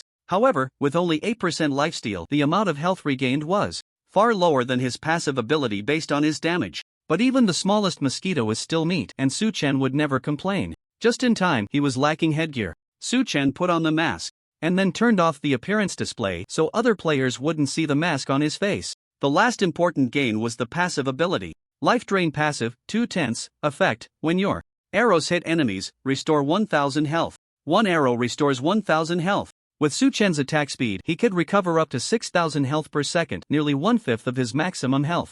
Most players had lower health recovery than Suchen. Furthermore, if he remembered correctly, in Blood Rage state he lost 1% of his maximum health per second, a value far lower than his own recovery. So, during battles, Suchen could keep the rage mode on, enjoying the boosts of attack speed plus 100%, strength plus 50%. Fierce. Truly fierce.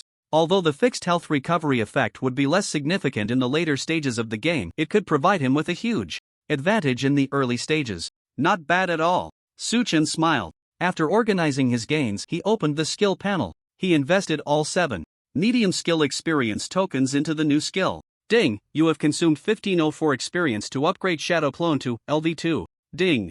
Suchen upgraded the skill to level 5 in one go. Shadow Clone, Gold, level, LV5 upgrade, 345k/1.6m experience effect, summons a Shadow Clone that inherits 70% of attributes and all buff effects, lasting 12 seconds. Cooldown 33 seconds. Consumes 15% mana. Skill effect significantly enhanced. To put it bluntly, the attributes of Blue Star players are not even as good as a clone summoned by Suchen. After upgrading the skill, Suchen closed the panel. He then looked at his friend list. Surprisingly, Yuingshi and the others were not online, so the loot he obtained from the players of Sakura Country would have to stay in his backpack for now. With that thought, Suchen decided to log off and take a break, along with having some lunch. On the other side, Sato, the president of the Mokuya Guild, led dozens of team members back to Shadow Wind Valley. With the disappearance of the loved clone, the monsters suppressed in the valley gradually revealed themselves. "President, do you think there will still be hidden quests here?" Matsu asked. "Matsu-san, don't worry, I have feeling. Sato replied confidently, this place must have a huge benefit. The others nodded in agreement. They continued deeper into the valley. Before long, they arrived in front of the altar where the black vortex still existed. Another group of humans has come? The dragon sealed in the space looked pleased. Wait, this time, I must be cautious. Humans are too cunning now. The great dragon was tricked once and cannot be fooled a second time, the crimson flame dragon thought to itself. After a moment, it used a dignified voice to probe. Humans, what are you doing here? Sato's eyes lit up. Ha, my intuition was indeed correct. My talent has detected that a powerful creature is sealed inside here. He didn't have enough talent to determine exactly what kind of creature it was. After pondering for a moment, Sato asked, My lord, do you need assistance? Seeing this, the dragon's mouth curled slightly. Human, I give you a chance. As long as you complete my trial, you can receive generous rewards just like that. Person ahead. That person ahead? That must be Eternal Night. Sato was very certain in his heart. So Sato said firmly, My lord, please tell me the content of the trial. Listen carefully, as long as you shatter this altar and defeat the guardian inside, this king will personally bestow rewards upon you. The demon dragon casually fabricated a trial. Because of Su Chen, the demon dragon had already developed a hatred for all humans. It decided that after escaping this time, it would make all humans understand what death truly meant. Then, Sato immediately ordered his teammates to attack the altar together. The altar's durability continued to decrease until it reached 0. Boom! The altar shattered with a loud crash. A towering pillar of black and red flames shot up into the sky. Roar! This king is finally free. Damn humans, prepare to face my revenge. A massive black-red figure, 100 meters tall, hovered in the sky, with a pair of enormous wings behind. It's Crimson Flame Demon Dragon Legendary BOSS level 60. What? It's a dragon? Sato and the others stood frozen in place. What? Is this the guardian mentioned in the trial? Sato's face was filled with disbelief. A level 60 legendary boss. They were only in their teens and levels. How could they possibly defeat it? With just a swipe of its claw, the demon dragon could kill them all. My lord, your trial is too difficult. We can't defeat it, Sato said, nearly in tears. No, the Crimson Flame Demon Dragon said meaningfully, you have already completed the trial. This king will grant you supreme rewards. That voice, you are the lord? They were somewhat dazed. However, upon hearing the demon dragon's words, everyone quickly bowed at a 90-degree angle, excitedly saying, Please, great dragon, bestow your rewards. Foolish humans, catch this king's reward. The dragon grinned menacingly, directly opening its massive maw, and black-red flames swept across the ground. Hearing this, Sato instinctively looked up, his eyes wide with shock. No, great dragon, you can't do this. 291W. 291W. The screams of the crowd abruptly stopped, reduced to ashes by the dragon's breath. You fools dare to ask this king for rewards? You are overestimating yourselves. The demon dragon felt slightly better, but this was not enough to quell all its inner rage. The Crimson Flame Demon Dragon looked towards the direction of Yarrow Village. This king senses a large number of human auras in that direction. The damned guy must be there. Thinking of this, a wave of black mist surged around the dragon's body, and it grew to 300 meters in size. With a sweep of its massive wings, it flew dozens of kilometers in an instant. In just a few blinks, the dragon descended upon the skies above Yarrow Village. Humans, accept the punishment this king brings you. Celestial meteor. More than a dozen fiery meteors fell from the sky, crashing down on the plains outside Yarrow Village. Boom boom boom, the sound of explosions echoed continuously. The plains turned into a sea of fire, and many players perished. Ding! World announcement. Yarrow Village in the Dray Kingdom has been attacked by the Crimson Flame Demon Dragon, becoming the first area in the world to trigger a monster siege event. Players in Yarrow Village protect the village from being destroyed by monsters. If the defense is successful, all players will receive generous rewards. If the defense fails, players will lose 3 levels, receive a 30% experience debuff, lasting 24 hours, and randomly reincarnate in a nearby novice village. The announcements refreshed wildly. Players all over the world received this announcement. Damn, the players from Sakura country can actually appear in the world announcement. It's unbelievable. Why can't we encounter such good fortune? Players from Dragon Country felt a bit jealous. Meanwhile, foreign players, although also feeling jealous, were more pleased. Finally, we don't have to hear that Eternal Night Guy's announcements from Dragon Country anymore. Players from Sakura Country, you did great. Thanks to the protection of the 8 million gods, our Sakura Country's Takamagara Guild is about to rise. Foreign players frantically commented, venting their frustration from Days of the World. Announcement being dominated by Eternal Night. At this moment, the Takamagara Guild was fighting on the 3rd level of the dungeon. As a result, the system prompt sounded once again. Monster Siege. Event. Takahashi's expression froze for a moment, then he muttered in frustration, "Damn it, can't we just clear the dungeon in peace first?" At that moment, a message from an outside member came through. Takahashi President, we're done for. Looking at the words filled with despair, a bad premonition flashed through Takahashi's mind. He quickly asked, Ueda-kun, tell me, what on earth is happening outside? Image. The player did not reply, only sending a screenshot. Takahashi looked over. Crimson Flame Dragon Legendary BOSS level, 60 health, 125 million/125 million. Attack, unknown skills, unknown. Although he couldn't see the attack and skill information, that health exceeding 100 million was enough to prove the dragon's ferocity.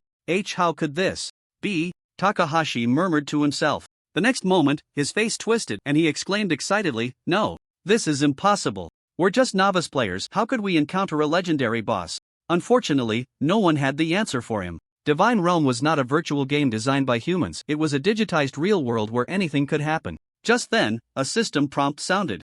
The dragon destroyed the core of Yarrow Village. The players in this village lost 3 levels and were then teleported to a nearby novice village. The pride of Sakura Country, the Takamagara Guild, had completely fallen. Put. Takahashi suddenly spat out a mouthful of blood, his eyes rolling back as he fainted at the resurrection point in the adjacent novice village. Ding, abnormal changes detected in player's body, forcibly logging player out of the game. Oh no, the president is in trouble. The guild members panicked. This scene was witnessed by many players from Sakura Country. In the real world, Suchen finished his lunch, opened the Divine Realm forum and browsed through important news. However, a post with a staggering 50 billion views caught his eye. Its content was a video of a press conference held by the Takamagara Guild. In the footage, Vice President Takahashi Tsukasa led the senior staff, and after saying I'm sorry, they collectively bowed in front of numerous media cameras. A reporter asked, Vice President Takahashi, where did the dragon come from? Takahashi Tsukasa maintained a stern face, sorry, we don't know either. Reporter, what about the dragons? Whereabouts? Takahashi Tsukasa, it flew towards the sea west of the Dray Kingdom. Reporter, why didn't your guild president attend? I heard he spat blood in anger and was taken to the hospital? May I ask? Before he could finish, he was interrupted. Takahashi Tsukasa coldly replied, you're spreading rumors. President Takahashi is discussing strategies to deal with the dragon, so he cannot attend. A reporter suddenly held up a printed color photo. It showed Takahashi being taken to the hospital. How do you explain this? Takahashi Tsukasa. The atmosphere on site was extremely awkward. After watching the video, Suchen's expression turned strange as he said, Sakura Country actually released the Crimson Flame Dragon, isn't that asking for death? He never expected such a situation to occur. However, the Sakura Country officials issued a statement, mobilizing the entire nation to assist the Takamagara Guild and merging the top 10 guilds in the country to respond to the crisis in Divine Realm. At the same time, they condemned the Eternal Night Multinational for seizing the boss. However, neither Suchen nor the Dragon Country officials paid any attention to it. Such matters would only lead to others mocking Sakura Country. What Suchen was most concerned about was the whereabouts of the Crimson Flame Dragon. The Western Sea. Is the dragon heading to Dragon Island? Suchen pondered. The current world was called Holy Dragon World because its creator was a dragon god. Before leaving the world, he left behind many descendants with dragon blood, and these pureblood giants lived on dragon islands scattered throughout the world. Perhaps there will be another chance to encounter the dragon in the future, Suchen thought to himself. Finally, he closed the forum, returned to his bedroom, and logged back into the game. A prompt immediately sounded in his ears. System prompt, all players in Kolo Village have reached level 10 and the second phase of the main quest is now open. Please head to the border camp of the Dark Forest to receive your quest from the NPC. While Suchen was having lunch, the second phase of the main quest in Kolo Village had already opened. First, I'll dispose of the loot I don't need, then I'll head to the Dark Forest camp, Suchen thought, already having a plan in mind. Suchen opened his friend list and the leaders of several major guilds were online. The relationship between them had always been good, so Suchen was naturally willing to maintain cooperation with them. Of course, once he took control of the Moon Shadow Guild, the matter of loot could be handed over to Moon Shadow Shi to handle. Before long, Kenyun Tianshang, Kwangfeng Wanzhang, and others arrived at the teleportation square in Kolo Village. Brother Yongyi. What equipment are you planning to sell this time? Kwangfeng Wanzhang asked curiously. 4 pieces of silver gear, 17 pieces of bronze gear, 56 pieces of black iron gear, plus some professional skill books, Suchen replied.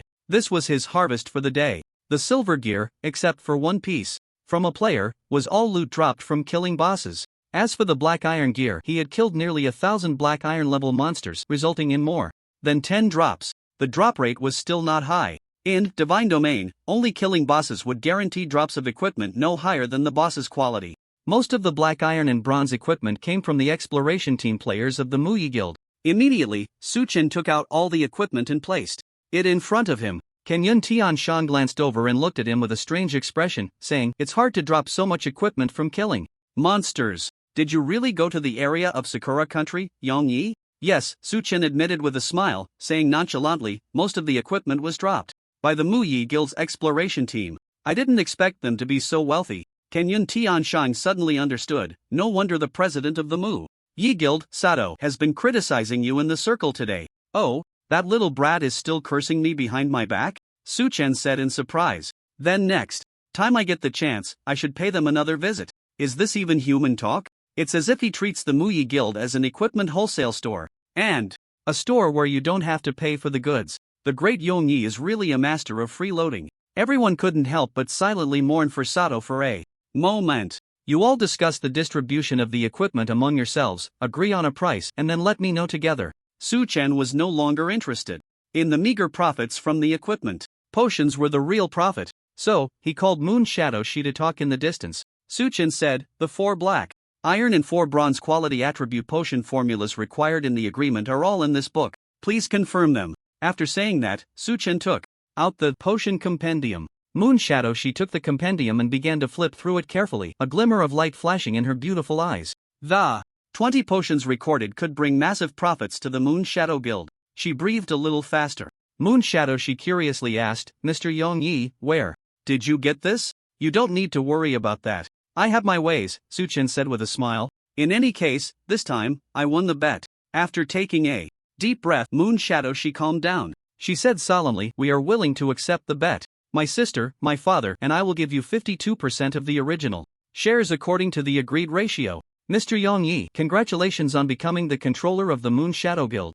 You will also hold the position of president." Ding, both parties have reached the contractual conditions. Hearing the system prompt, Moon Shadow She playfully said, "Big boss, it looks like I really have to work for you now." Su-Chen smiled and shook his head. "Miss Shi, you also hold quite a few shares. How can you say you are working for me? We are clearly partners." "Right, partners," Moon Shadow She smiled sweetly. "Since it's a partnership, what aspects of the guild do you plan to be responsible for?" Thinking for a moment, Su-Chen said in a deep voice, "From now on, the management will still be your responsibility, and I will only be responsible for providing formulas, blueprints, and material information. Of course, for other issues, you can request my help. Do you agree with this division?" "Sure." Yingxi nodded slightly. "By the way," as if remembering something, Su-Chen added, "I won't be joining the Moon Shadow Guild, so you can continue to serve as the president."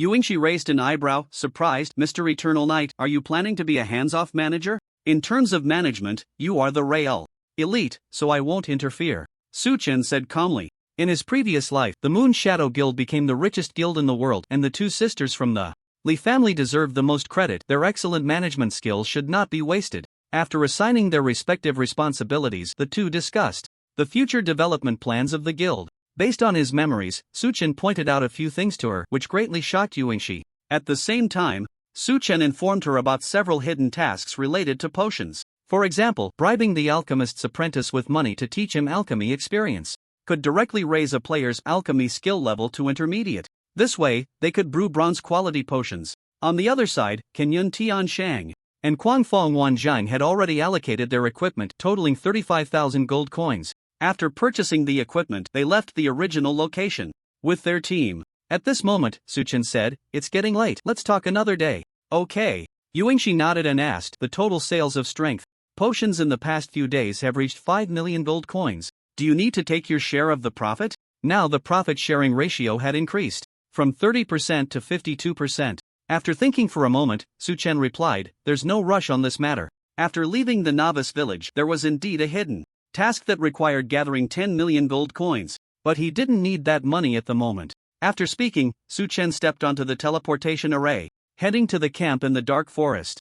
Yingxi, on the other hand, was eager to log off and inform her sister and father about Su-Chen's news. At the border camp of the dark forest, there was an elite Imperial army stationed. Su-Chen's target was the Light Knight Order stationed deeper in the forest. This was because the main quest could only be received from the leader of the Light Knights, Bart. Moreover, there was a hidden task waiting for him to complete deep in the Dark Forest, with rewards as precious as a golden class inheritance. Su Chen was very tempted. He quickened his pace. Along the way, Su Chen encountered attacks from level 10 to 15 skeleton soldiers and skeleton warriors. Their levels were simply too low. Killing them yielded no experience rewards, and Su Chen had no interest in defeating them. However, to activate the world sacred artifact Death Angel, Su Chen had no choice but to take action. A rain of fire. Arrows instantly killed all the monsters. After about 7 or 8 minutes, Su Chen arrived at the central area of the forest. He finally encountered a new type of monster. In the woods ahead, many azure phantoms floated. These were spirit monsters with levels between 15 and 20 wraiths.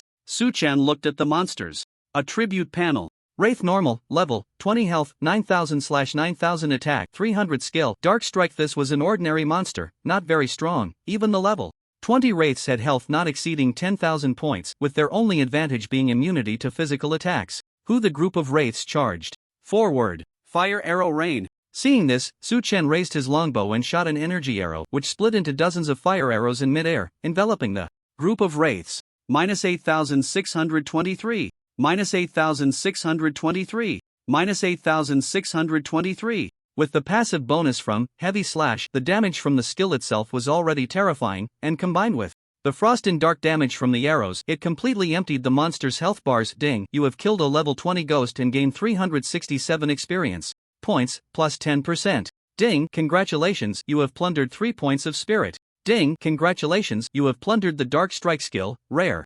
After annihilating over 30 monsters, Su Chen harvested a massive amount of experience. The efficiency was astonishing. Picking up the loot, Su Chen continued along the man-made path in the forest. Along the way, wave after wave of ghosts fell before him. Su Chen naturally welcomed them all. He killed them all. In just over 10 minutes, Su Chen plundered 50 points of spirit and maxed out his passive skill. Dark Strike passive, 100/100 effect, arrows are imbued with dark energy, dealing an additional 1,500 points of dark damage. This passive has the same effect as Dark Arrow, both adding extra damage to arrows. However, the maxed out damage is 500 points higher. Now, with a single arrow, purely relying on the passive, Su Chen could deal 2,500 points of dark damage to his enemies. With his attack speed, unless players had talents like defense and health, Su Chen could directly one-shot players of the same level. Not bad, Su Chen said with a smile. Boom! At that moment, an explosion lit up the left side of the forest. Found it! Su Chen's eyes brightened. He turned and walked over. Stop! After walking just a few hundred meters, 2 armored knights with resolute faces approached and blocked Su Chen's path. Who are you? Why have you come to the dark forest? One of the knights asked seriously, his gaze fixed on him. Su Chen smiled lightly and explained, I am the adventurer Eternal Knight.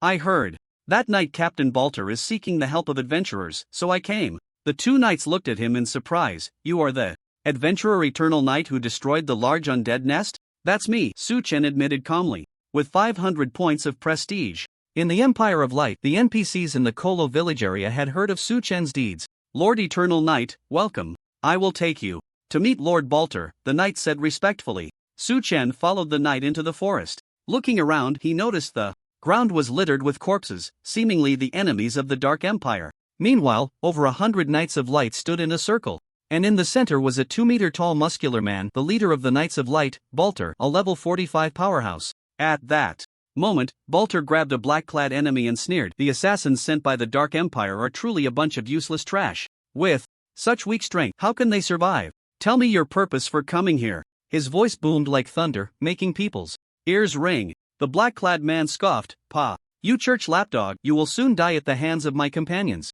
Seeking death. Balter raised an eyebrow, and an endless blaze of holy light erupted from his hand, turning the black-clad man to ashes. Su Chen. Although he had been mentally prepared, he was still somewhat shocked. To anyone unaware of the identity of the Knights of Light, it would be easy to mistake Balter for the true villain, the great evil. Lord Eternal Knight, they are enemies of the Dark Empire, executing some kind of evil plan in the Dark Forest. For the safety of the nearby villagers, Lord Balter must know the enemy's intentions, the knight beside him explained, fearing Su Chen would misunderstand their actions. Rest assured, I know that Knight Captain Balter is not a bad person, Su Chen nodded. With the memories of his past life, he was well aware that Balter was one of the few good people among the mid-levels of the Church of Light. Immediately, the knight stepped forward to relay Su Chen's message to Balter. The latter turned to look at Su Chen. Ding, Knight Captain Balters. Favorability towards you plus 20, current, 75, enthusiastic. Is the initial favorability this high? Su Chen felt somewhat surprised. At that moment, Balter walked towards him, laughing heartily. Are you the adventurer Eternal Knight who saved Keaton's life? Indeed, you are quite the handsome one. Reminiscent of my youth. Su Chen instinctively asked, Sir Knight Commander, do you know Keaton? He is my nephew, Balter replied. Back in the day, I was the one who recommended Keaton to join the First Saintess's Knight Order. Goodness, I didn't expect that little Knight Keaton had such a strong backing. Alright, let's not talk about these matters. Balter waved his hand and said, I happen to have something that requires you. Adventurers to complete. Eternal Knight, are you willing to assist us? Sure, Su Chen agreed. Balter continued, since yesterday, the enemies of the Dark Empire have summoned a large number of corrupted creatures through the altar and released them into the Dark Forest. The Light Knight Order needs to deal with the assassins of the Dark Empire and doesn't have extra manpower. So we hope you can eliminate the corrupted creatures. Leave this matter to me, Su Chen decisively replied. Ding! Congratulations, you have received the main quest, eliminate corrupted creatures.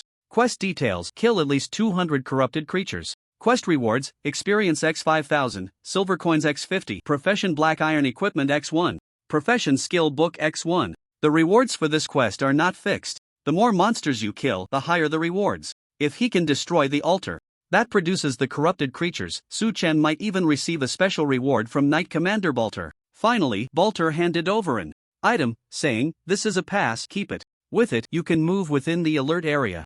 Alright, Su Chen nodded slightly. He turned and headed deeper into the forest. The hidden quest in the Dark Forest is located within this alert area. Watching Su Chen's retreating figure, Balter sighed.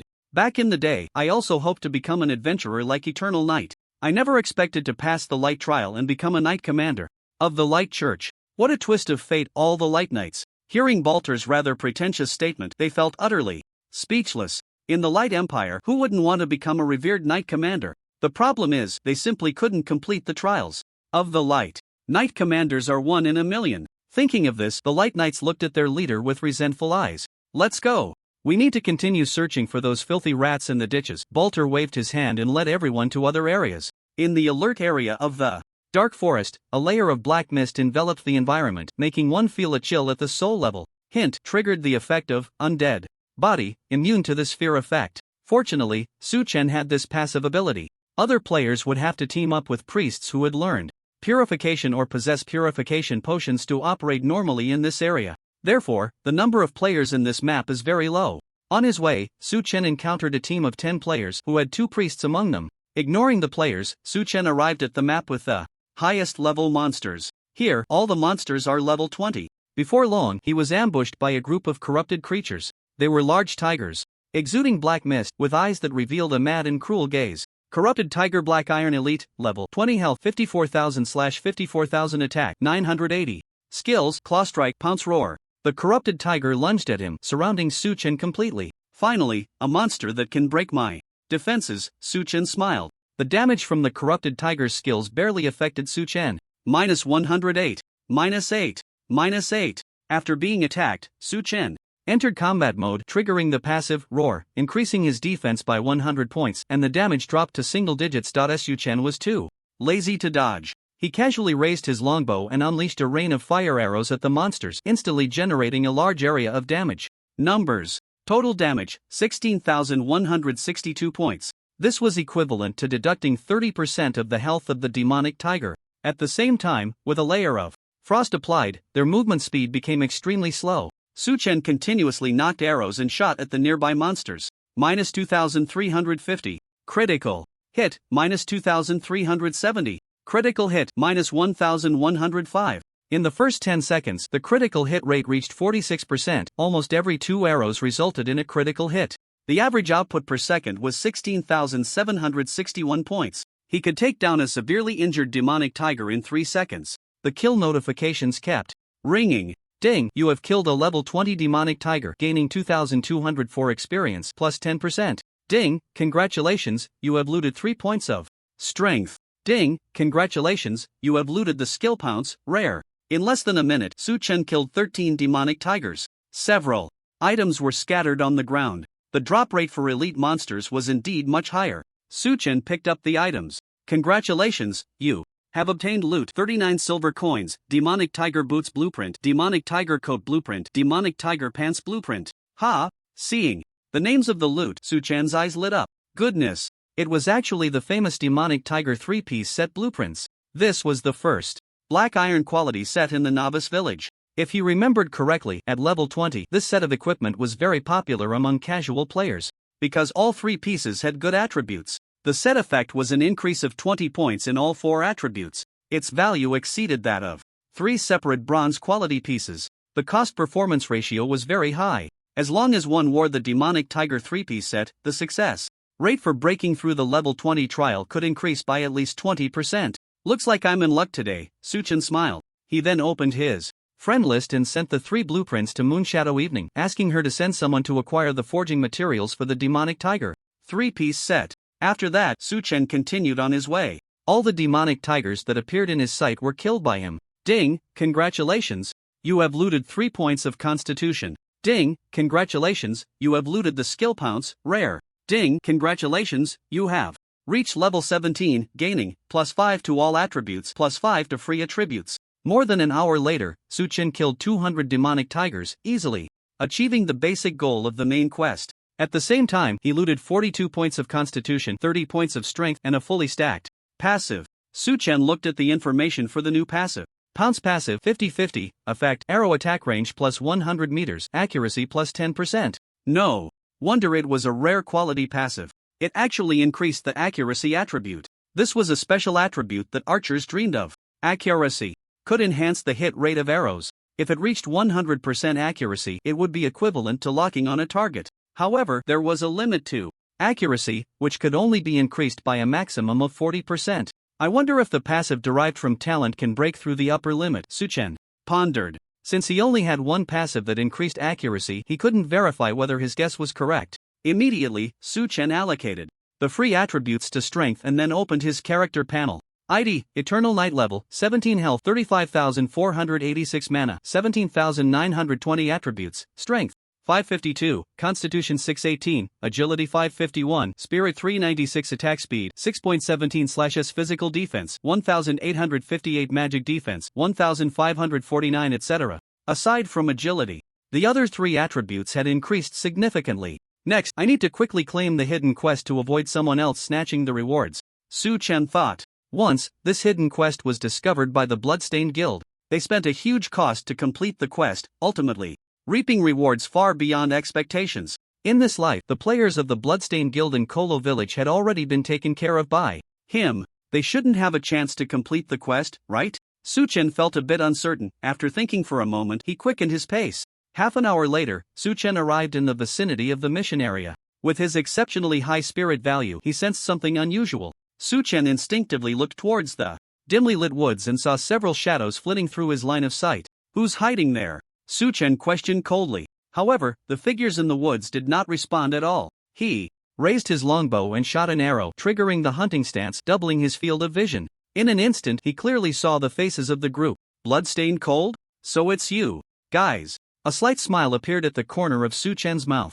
It was good that they were enemies. He decisively activated his skill, Flame Arrow Rain. With his attack range, even if Bloodstained Cold ran 100 meters ahead, he would still meet a fatal end. The next moment, dozens of flame arrows rained down from the sky, accurately hitting every player of the Bloodstained Guild. Ding, you killed player Bloodstained Ching, evil value +1. Ding. Hearing the notification by his ear, Bloodstained Cold roared with a twisted expression, Eternal Night. Just you wait. I will make you kneel and bow to me in apology. He knew he couldn't defeat Su-chan, so he could only vent his frustration with words. After all, the Bloodstained Guild had gathered the wisdom of hundreds to formulate an incredibly detailed assassination plan. As long as Eternal Night stepped out of the novice village, it would be his death sentence. Bloodstained Cold swore he would witness the moment of Eternal Night's downfall. Otherwise, he would not be human. Soon after, Bloodstained Cold also perished under the flame arrows. The entire enemy team was wiped out. Su-chan walked over, looking at the scattered equipment on the ground, and smiled indifferently, running so far to deliver equipment to me. You really worked hard. What a pity. They had no resurrection items. If Bloodstained Cold had heard this, he would probably have spat blood in anger. Picking up the loot dropped by the Bloodstained players, Su-chan turned and stepped into a concealed area. Buzz. Suddenly, a magic circle lit up on the ground, black energy surged forth, and under Su Chen's gaze, it quickly coalesced into 10 black humanoid sculptures, each holding a stone spear and stone shield. After receiving the energy, a dark light flickered in the eyes of the statues. They were the guardians summoned by the magic circle. Killing such monsters did not yield experience rewards. To break the magic circle, one had to eliminate the core guardian among them.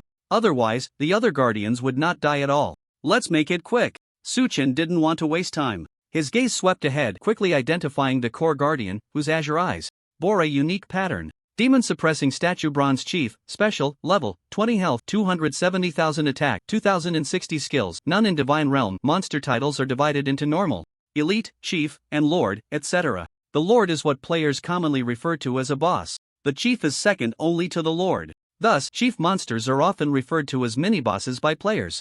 Their strength is quite formidable. Therefore, Su Chen preemptively used a skill to summon a shadow clone. Clatter! The demon-suppressing statue stood up, shaking off the debris. From its body, holding a spear in its right hand and a shield in its left, striding out of the magic circle's range, an inexplicable force swept across a radius of several hundred meters, affecting all units except the statue. System prompt: affected by the primary demon sealing array, units below level 20 will enter a silent state and cannot use any skills. All of Su Chen's skills were sealed, but he was not worried at all. After all, he was an archer, not a mage. He relied on normal attacks for damage output. Moreover, a mere primary demon sealing array could not silence the dozens of passive skills he possessed. Intruder, die. The demon suppressing statue spread out and approached Su Chen. Attack it. Su Chen commanded the shadow clone to attack the core guardian. In 1 second, it shot 4 arrows in succession, hitting the target. Minus 6,345. Critical hit, minus 498.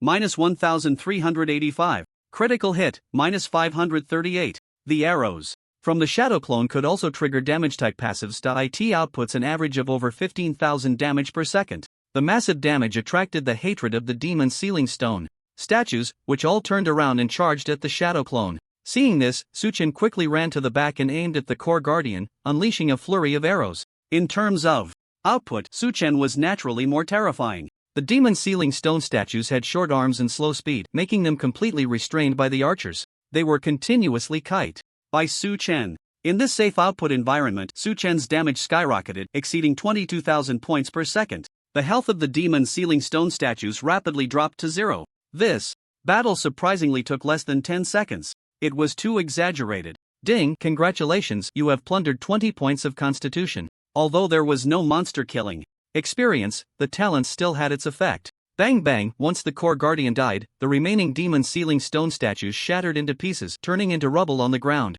After that, the magic circle gradually dimmed and the silence effect dissipated. Losing the sealing effect, a palm-sized hand token appeared out of thin air. Young man, thank you for saving this old man. An elderly voice entered his ears. The next moment, a phantom, grayish figure emerged from the hand token, floating in midair, greedily staring at Su Chen. The figure had witnessed the battle between Su Chen and the demon sealing stone statues. This fearless power of silence greatly intrigued him. In 100 years, I have never seen a human with such outstanding talent. Your body, I must have it. A great malice surged within the wizard's heart. Ding, Wizard Harmon's favorability towards you minus 50, current, minus 10. The sudden prompt left Su Chen momentarily stunned. I saved you, and you dare to harbor malice towards me? With this thought, Su Chen's gaze towards the figure became wary. He couldn't help but check the other's panel. Soul of Wizard Harmon level 15 status, weak. The wizard was in this state. With the system's probing ability, Su Chen could only gather a small amount of information. Upon seeing that the other's level was 15, a bold idea surged in Su Chen's mind. With my current strength, should be enough to solo a golden boss, right? Originally, Su Chen planned to receive a hidden quest from the wizard and complete it after leaving the novice village to obtain that precious reward. But now, Su Chen's thoughts had changed. After all, he could obtain the hidden quest's reward through other means. Su Chen lowered his head, a mysterious smile appearing at the corner of his mouth. Question mark. For some reason, the wizard felt a chill. What a joke. I am a soul now. How could I feel cold? Wizard Harmon was baffled. After thinking for a moment, he looked at Su Chen and said in a friendly tone, young man, to thank you, I am willing to give you a treasure as a reward. After saying that, the wizard waved his hand, and a panel appeared before Su Chen's eyes. Ding, you have opened Wizard Harmon's hidden shop. Beast King Leather Armor Gold Effect, Level 15 Universal Class Equipment, one of the Beast King set components. Price 290,000 gold. Beast King boots gold. Effect, level 15 universal class equipment, one of the Beast King set components. Price 240,000 gold. Beast King leggings gold. Effect, level 15 universal class equipment, one of the Beast King set components. Price 260,000 gold. Good heavens, this old monster has too many treasures. The number of displayed items reached 13. Among them, the diamond quality item was a large skill experience token capable of providing 1 million skill experience. The golden quality items numbered 12. 6 of them were equipment. Among them, the Beast King set was the most eye-catching. This was actually a golden quality universal class set. If he remembered correctly, the first set of golden equipment in his previous life came from the Knowledge Church's celebration event and was mage equipment. However, what surprised him even more was something else. After the Bloodstained Guild discovered the wizard's soul, they did not receive a reward but instead took on a hidden quest and the hand token containing the wizard's soul. Now, for some unknown reason, the wizard Harmon had developed malice towards him. The hidden quest had completely vanished. At this moment, the wizard chuckled, "Young man, feel free to choose a treasure." "Just one? That's not enough." Su Chen raised an eyebrow. He clenched his fist and coldly said, "I don't need to choose. I want all of these treasures." Wizard Harmon was taken aback, momentarily at a loss for words. Coming to his senses, the wizard said, "Young man, please don't joke around. Hurry up and choose one." "It seems you don't understand human language," Su Chen replied with a calm smile. "Then I'll just take it myself." "Young man, you are truly too greedy," Wizard Harmon said with malice. "Don't force me to teach you a lesson." Boom! Minus 8,772. The sound of thunder suddenly erupted, cutting off the wizard's words. When he was caught off guard, Su Chen unleashed a thunder strike that pierced through the wizard's head. Unfortunately, the opponent was in a soul state, with no weak points, and immune to physical damage. "You seek death." The wizard was furious. A flash of light passed, and his soul solidified a bit. Wizard Harmon's soul golden lord level 15, weakened, health 150W/190W, attack 7420, skills, mind blast, directly attacks the soul, stunning for 3 seconds and dealing massive soul damage. Blizzard creates a blizzard in a designated area with a chance to freeze enemies. Weaken curse reduces the enemy's defense and damage. Magic shield forms a shield with magic power to resist physical and magical damage. Truly a golden quality boss. In the early stages of Divine Realm, Blue Star players could not solo a golden boss. Only a fully equipped elite player team could accomplish this. Although Wizard Harmon was in a weakened state, his attributes were still very high. His skills were also quite powerful, especially Mind Blast, which could deal soul damage, a type of true damage that was not reduced by physical or magical defenses. Su Chen's soul resistance was 0. Once attacked, his health would drop by at least half. Moreover, Su Chen was unaware of Wizard Harmon's attack patterns. Therefore, he had to respond to the battle with utmost caution. "Young man, you have successfully angered me," Wizard Harmon said greedily.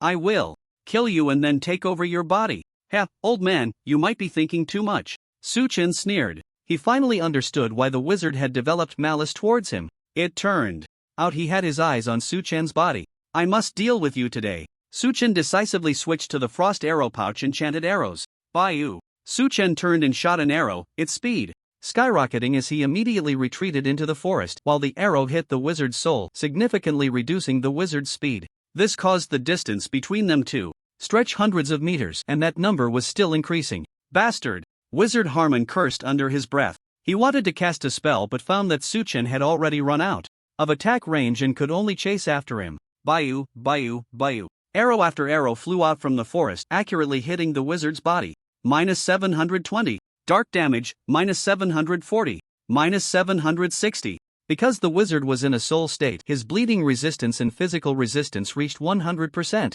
He was immune to bleeding effects and physical control like knockback and knockdown. Therefore, Su Chen could only rely on dark damage and poison effects to deal damage, gradually whittling down the boss's health. The two engaged in a chase. Wizard Harmon pursued Su Chen from behind. And the result? Su Chen's health remained full while the wizard's health steadily decreased. "Bastard! How can there be such a disgusting archer in this world? If you have the ability, don't run!" Wizard Harmon roared. In fury. Both were ranged classes, his attack range simply couldn't compare to Su Chen, who had various passive bonuses. It was truly outrageous. However, this also solidified the wizard's intention to take over Su Chen's body. Fortunately, Wizard Harmon is a magic-type profession with low movement speed. If it were an assassin or a melee-type boss, I would have been caught long ago. At that time, no matter how long the attack range, I would still be doomed. Su Chen sighed with relief. Of course, the main reason was that Wizard Heyman could be immune to physical damage. His elemental damage was too low. Otherwise, Su Chen would have stood and fought the boss from the start. Before long, he arrived at the area of the corrupted monsters. Su Chen took advantage of the corrupted tiger's attacks to trigger his passive. Battle prompt: you have received 100 attacks, triggering the effect of Blood Rage, attack speed plus 100%, strength plus 50%, losing 1% of maximum health per second. Minus 359, minus 359, minus 359. Damage numbers popped up above Su Chen's head. His attack speed skyrocketed to 11.78/s. Just relying on the arrows caused 900 points of dark damage. His maximum output exceeded 10,000 per second. His health recovery rate rose to 11,000 points per second. Such data could only be described as insane. The time has come. A glint flashed in Su Chen's eyes. He decisively turned around. Wizard Heyman's expression froze for a moment. Then he sneered, "Young man, weren't you quite the runner? Why aren't you running now? Prepare to receive the punishment I bestow upon you." Mind blast. An invisible force surged toward a radius of 100 meters. Minus 24,000. Su Chen felt a heavy weight in his heart as his health suddenly dropped significantly, but he remained unfazed, raising his longbow and unleashing a flurry of arrows at the boss. Plus 1,000, plus 1,000, plus 1,000. A series of green numbers appeared above his head, and his health quickly returned to full. After entering a frenzy, Su Chen had only one thought in his mind. A real man doesn't back down. Just go for it. In less than a minute, Wizard Heyman's health dropped by 10%. He panicked. Damn it, once I find a body and regain most of my power, I'll come back to kill you. Wizard Heyman planned to flee. Want to run? Too late. Su Chen's gaze turned cold as he chased after him. At that moment, the wizard remembered that his speed seemed to be slower than Su Chen's, and a hint of despair flashed in his eyes. Whoosh, an arrow flew and emptied the wizard's health bar. I will not let you go. After saying this, Wizard Heyman's soul disintegrated into ashes, and a colorful array of loot rained down, scattering across the ground. Your soul has dissipated. How can you still trouble me? Su Chen smiled nonchalantly, not caring about Wizard Heyman's last words. Ding, you have killed level 15 Wizard Heyman's soul, gaining 0 experience. Ding, congratulations, you have plundered the weakening curse skill, perfect.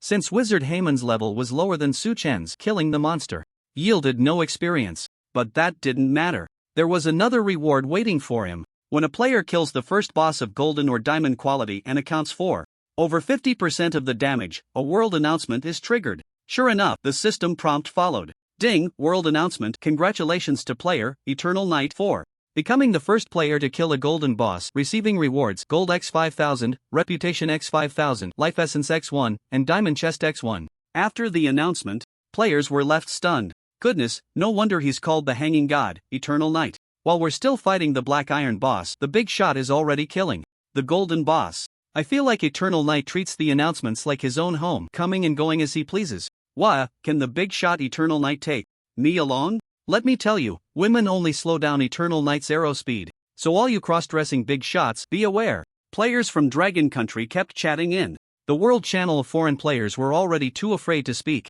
They dreaded a repeat of the siege incident in Sakura Country, where they were thoroughly humiliated. On the other side, the Bloodstained Guild mobilized its national members to search for rare items and golden-class quests to execute their plan to assassinate Su Chen. At the same time, the official government of Lighthouse Country secretly provided substantial support. It is worth mentioning that after the siege incident, Sakura Country also contacted Bloodstained Nine Heavens, willing to offer assistance with the sole purpose of destroying Eternal Knight. They aimed to prevent the Dragon Country from giving birth to extraordinary powerhouses. After all, Eternal Knight's strength in the Divine Realm was as if it were cheating. If that power were to synchronize with reality, it would be akin to a nuclear weapon. Of course, while players from various countries knew that the power in Divine Realm could synchronize with reality, they were unaware of the specific means. After all, in the early stages, the only way to obtain life essence was through world announcements. Damn it! Damn it! Bloodstained 9. Heavens gritted his teeth and cursed, why is his strength growing so fast? Can't he just take a break and wait for the other players? With each announcement, Bloodstained 9 Heavens grew more anxious. Now, he was so stressed that his head felt like it was about to explode. In fact, a hint of giving up on assassinating Eternal Knight began to sprout in his heart. Unfortunately, once the bow is drawn, there is no turning back. This matter had long since slipped out of his control. The behind-the-scenes consortium even revealed their true identity to Bloodstained 9 Heavens. They were officials from Lighthouse Country. Now that he knew the identity of the mastermind, this plan was no longer something bloodstained Nine Heavens could refuse. Otherwise, the spies hidden around him would surely strike him down and send a newcomer to take over the position of guild leader. Eternal Night, if it weren't for your appearance, how would I have fallen into this predicament? Bloodstained Nine Heavens' resentment towards Su Chen deepened. Immediately, he called for his new assistant and coldly asked, "How is the item collection going?" The assistant replied, "With the assistance of several other guilds, we have found over 100 items of at least bronze quality, with effects including silence, stun, applying debuffs, or buffing our own people, among other types." Good, well done. Bloodstained Nine Heavens finally heard some good news. As long as they controlled enough, wasn't Eternal Night just at their mercy? He could almost envision the scene of Eternal Night being controlled to death. Bloodstained Nine Heavens said coldly, "At that time, we will live-stream the assassination of Eternal Night for the whole world to see his downfall. Only by doing this can I resolve the anger in my heart." With that thought, a hint of a pleased smile appeared on his face. Hearing this, the new assistant, who was also a descendant of Bloodstained Nine Heavens family, lowered his head, a look of hesitation flashing across his face. Deep in the dark forest, Su Chen paid little attention to the world announcements. He had grown accustomed to it. After the death of Wizard Heyman, Su Chen turned off Blood Rage, and the passive skill entered a 6-hour cooldown state. He quickly ran out to pick up the items scattered on the ground. "Congratulations, you have obtained loot, 1,250 gold coins, Wizard's Command, skill experience token, large, Beast King leather, armor." Su Chen counted them. The reward attributes exceeded 40 items, with the lowest quality being black iron. Awesome. So awesome. Truly worthy of being a special boss. The dropped rewards were far better than those from wild bosses. Wizard's Command is already in my hands. Let's see if there's a chance to obtain that precious hidden item from the wizard's servant. Glancing at the command, a thought flashed through Su Chen's mind. He then checked the other rewards. First, there was the Beast King set, all level 15 golden gear. Beast King leather armor. Gold, part, upper body, 1/3 components, health plus 1200 defense plus 60 constitution plus 50 strength plus 30 traits, health regeneration plus 15 points/second. Beast King boots, gold, part, feet, 2/3 components, agility plus 80 constitution plus 20 defense plus 35 traits, skill displacement distance plus 20 m. Beast King leggings, gold, part, legs, 3/3 components, constitution plus 40 agility plus 40 defense plus 50 health plus 900 traits, health regeneration plus 15 points/second. The attributes of the 3 pieces of equipment are outstanding. Su Chen did not hesitate to equip the Beast King set. In the next moment, the buff bar displayed the set effect. Beast King set, 3/3, attack speed plus 10%, movement speed plus 10%, all attributes plus 20 points, damage plus 30% when attacking non-boss units. This effect is very strong. Moreover, when facing normal, elite, and boss monsters, the damage increases by 30%, greatly enhancing his monster farming speed. Additionally, aside from the skill experience token, other loot, although valuable, holds no use for Su Chen. After casually browsing through, he directly stored it in his backpack. Finally, there was the system reward. Su Chen directly used the 7th life essence. The attribute synchronization rate rose to 35%. He estimated that his physical fitness in reality was at least 20 times that of an average person. The power of a punch could definitely kill a cow. Not bad. A satisfied smile appeared on Su Chen's face. Then, he opened the diamond treasure chest. "Congratulations, you have obtained 5,000 gold coins. Congratulations, you have obtained a small fruit of the tree of life X1. It's actually this thing." Su Chen's eyes lit up. Small fruit of the tree of life quality, diamond effect, after consumption, gain 20 free attribute points, limit 3. Items that increase free attribute points in Divine Realm are quite rare. Su Chen took a few bites of the fruit. System prompt: you have gained 20 free attribute points. After thinking for a moment, he allocated the points to strength. The strength value increased to 622 points, equating to 1244 points of attack. It's getting late. After destroying the altar that summons the corrupted creatures, today's tasks will be considered complete. Su Chen opened the map. He was a distance away from the altar. It was already evening, but faint blue flames floated everywhere, illuminating the dark forest. Half an hour later, Su Chen arrived near the altar area. Ahead was a dense forest, making the path nearly invisible. This was a formation set up by the enemies of the Dark Empire, camouflaging the environment. Without a way to break the formation, it was difficult for people to find the altar. However, Su Chen was different. He clearly remembered the altar's coordinates. Therefore, Su Chen opened the system map, marked the altar's location, and then directly moved towards the marked direction. He was getting closer to the altar. This is the benefit of having navigation. In the forest where the altar was located, the enemies had set up a camouflage formation with a total of 36 nodes. The Dark Empire dispatched a large number of dark assassins distributed in pairs at each node to guard against enemy ambushes. Node 16. 2 assassins were hiding in the surrounding bushes. One of them glanced ahead and hesitantly said, "Brother, I always feel something is off. Could someone have infiltrated?" "Don't worry, this formation was set up by Lord Priest Lorne. Outsiders definitely won't notice. And even if someone happens to enter the formation area, I have 100 ways to trample them," the other person said confidently. "Is that so? Then I feel quite ashamed that I only have one way to kill you." Just then, a voice came from a distance behind them. "Hee, you should know I damn it." The assassin reacted, his expression changing, and immediately shouted, "Enemies are flanking us." While speaking, 2 enemies had drawn their weapons and quickly turned to face the dimly lit woods. "Who are you?" they shouted harshly. Whoosh! In an instant, Su Chen flashed to the right side of the two, holding the black wing bow, aiming at one of the enemies. His tone was icy as he said, "The one who will kill you." Thunderous shot! Su Chen released the bowstring, and an arrow shimmering with lightning shot out with a bang, piercing through the enemy's chest. It went straight through too. In the real world, such an injury would mean instant death. But in Divine Realm, it was a data-driven world. Unless health points were depleted, a headshot wouldn't kill a person. Minus 12,342. Minus 6,171. Thanks to the piercing passive, the second enemy took 50% of the damage. At the same time, both enemies experienced the same passive effect, with several elemental damage numbers popping up above their heads. Whoosh, whoosh, whoosh. Su Chen frantically pulled the bow and shot arrows. Minus 3,654. Critical hit, minus 1827. Minus 3,674. Critical hit, minus 1837. The two were level 15 bronze elites with only 50,000 health points. In the first second, Su Chen accumulated damage up to 35,865 points. He killed the enemy instantly. Then he waved his hand to summon a shadow clone to kill the last enemy. Ding, you have killed a level 15 dark assassin, gaining 0 experience. Ding, congratulations, you have looted 5 agility. Ding, congratulations, you have looted the poison blade skill, rare. The battle lasted less than 2 seconds. In contrast, other players, without a team of at least 10, would struggle against the dark assassins. Su Chen glanced at his panel. Poison blade passive, 110 effect, adds deadly poison to your arrows, causing enemies to suffer from poison effects. Losing minus 100 health points per second for 5 seconds. At max level, the poison damage reaches 1000 points per second. That damage is decent.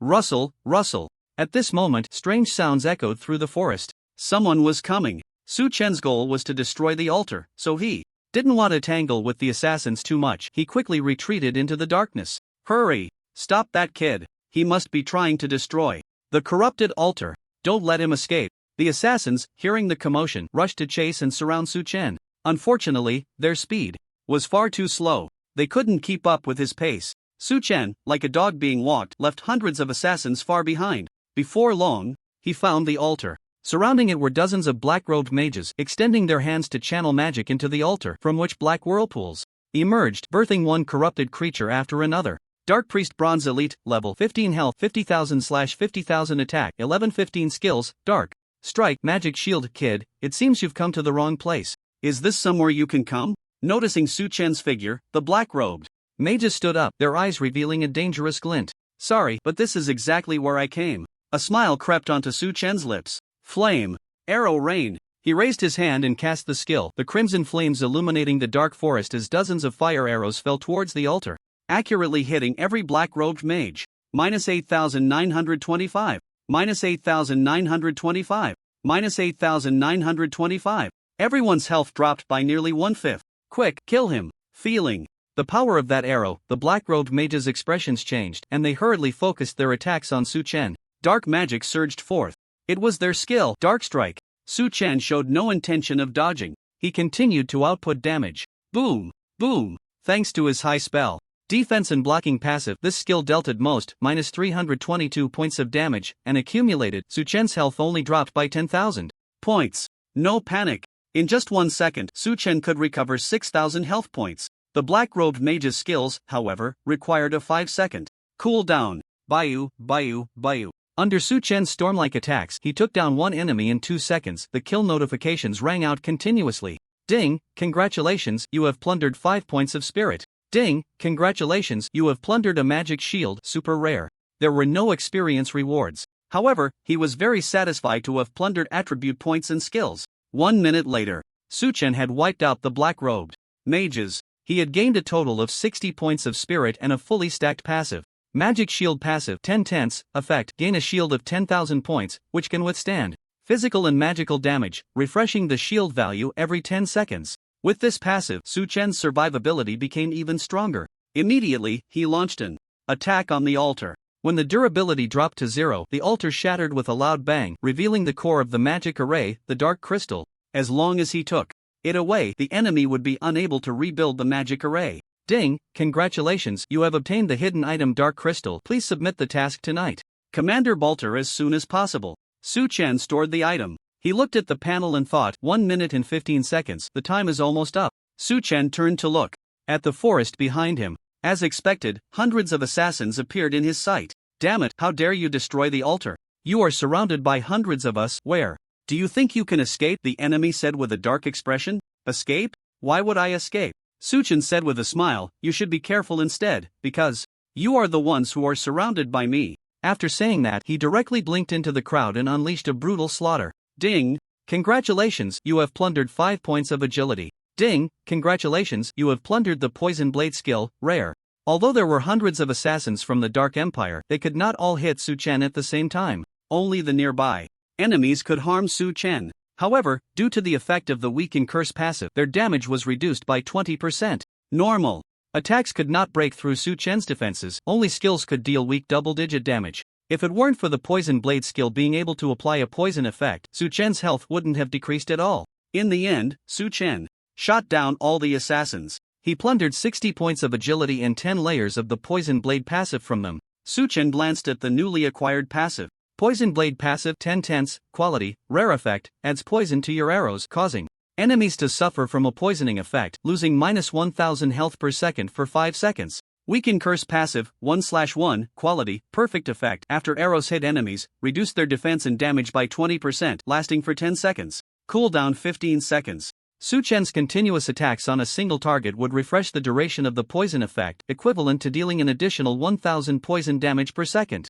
However, the poison blade could stack with other passive poison damage. As for the weaken curse, it was a passive plundered from the wizard Heyman. The effect was very strong. Whether fighting a boss or in regular battles, it could play a huge role. Alright, the task item has been obtained. Time to go back and submit the task. Suchen thought. The Light Knights were hunting the assassins of the Dark Empire in the forest, and he was unsure of the Knight Commander's current location, so Suchen sent a message to Ken Yun Tian and the others. Soon, they replied with the coordinates of the Knight Commander. After thanking them, Suchen immediately set off, relying on the MTA to trigger the passive. His movement speed surged several times. Half an hour later, Suchen finally found the Light Knights. He saw many enemy corpses lying on the ground ahead, and some players were talking with Knight Commander Bolter. At this moment, he sensed something unusual. Out of the corner of his eye, Suchen glanced at the large trees on both sides. On the other side, upon hearing the footsteps, all the knights turned their gazes behind them. Suchen had just stepped out of the dark woods, 100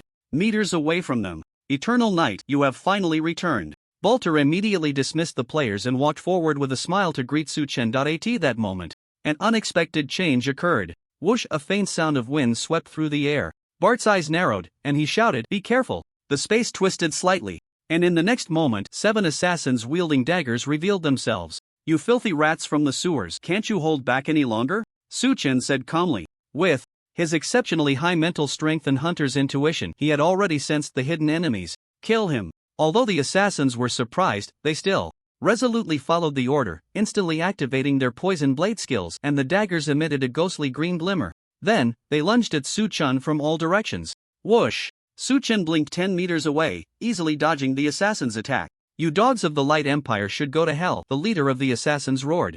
With a twisted face. "Kill!" They concealed their figures and rushed toward Suchen, swinging their daggers. "We've closed in on him. Let's see how this frail archer can escape." Upon hearing this, Suchen remained unfazed, even wanting to laugh. Frail? That's quite embarrassing. That adjective has nothing to do with him. -0, -0, -0, -0. 7 zeros popped up above Suchen's head, and his health bar remained completely still. NPCs couldn't see the damage numbers, but players could. Holy crap! They were all shocked, their eyes wide open. Although it was their first time seeing Su Chen as players from Kolo Village, they had naturally heard various unbelievable rumors about him. Hiss! The players couldn't help but gasp. This is the Great One of Eternal Night. A 15-level bronze elite's attack can't even break his defense? This is just ridiculous. No wonder players from all countries call him a cheater. They really didn't get the nickname wrong. Damn, as a warrior, I shed tears of envy. Shouldn't this kind of defense belong to a warrior or knight?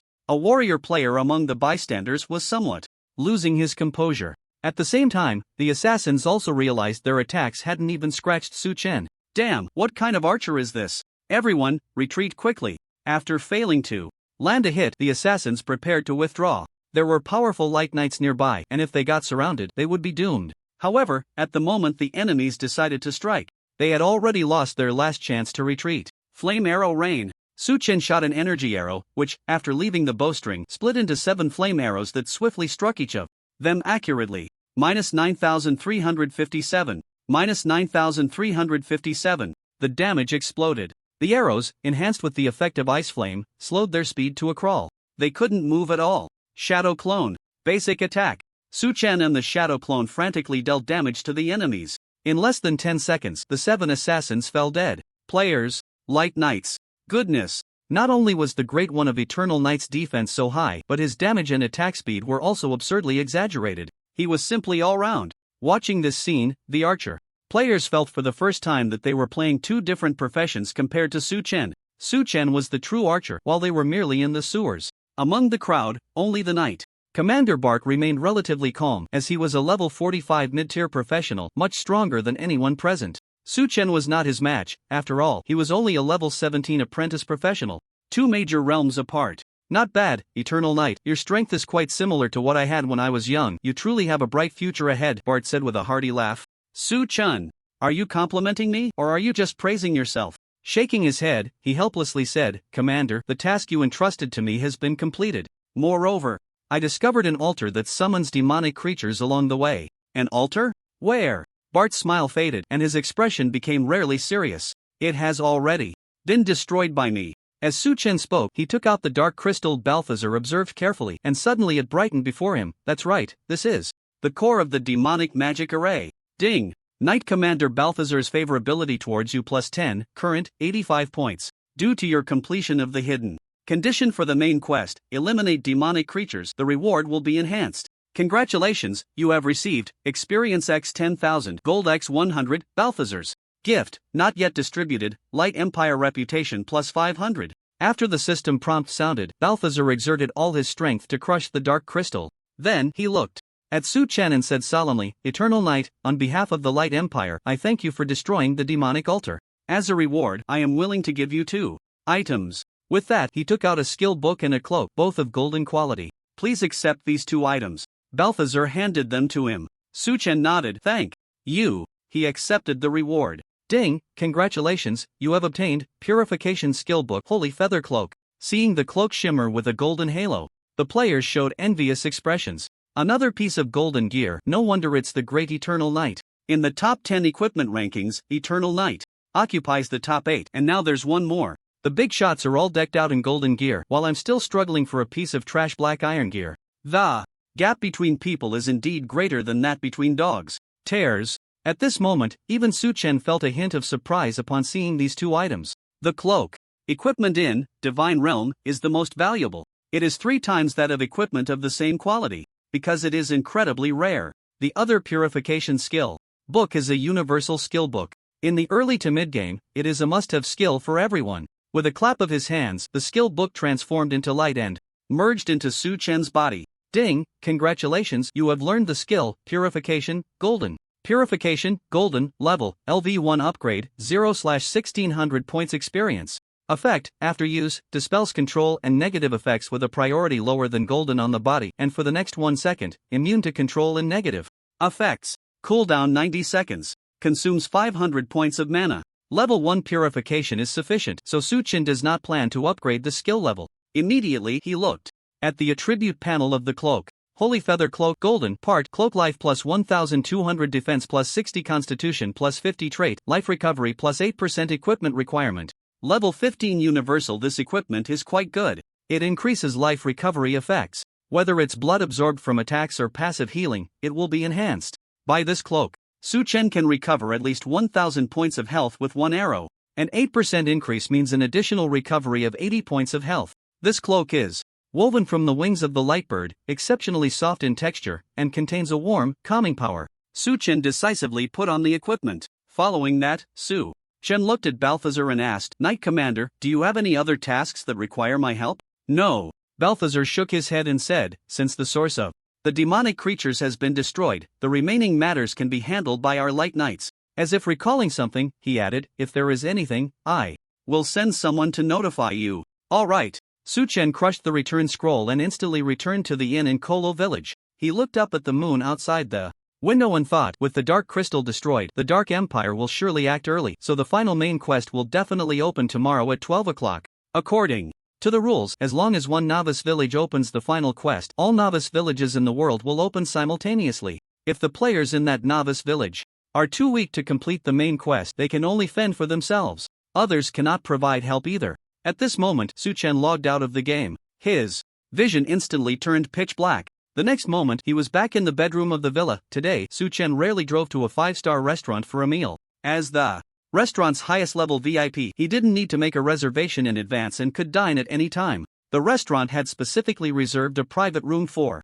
him. Su Chen enjoyed a lavish dinner. With his current physical condition, he could eat whatever he wanted. After the meal, Su Chen took a walk outside. The real world was very calm now. However, as the interference of divine domain with the world's rules deepened, it was only a matter of time before animals and plants in reality would evolve. Even monsters from the game might invade reality. That would be quite a scene. After some reflection, Su Chen returned home and went straight to rest. The next morning, Su Chen had a simple breakfast, rested for a while, and then logged into the game. Ding! Welcome back to Divine Domain. He returned to the inn. The system notifications continued to sound. Ding! World announcement, at 12 o'clock today, all novice villages in the Holy Dragon world will open their respective final main quests, with this difficulty set to hard. Notice, players from the respective novice villages will receive generous rewards for completing the quest. Otherwise, they will face severe penalties from the system. The announcement rang out 12 times in a row.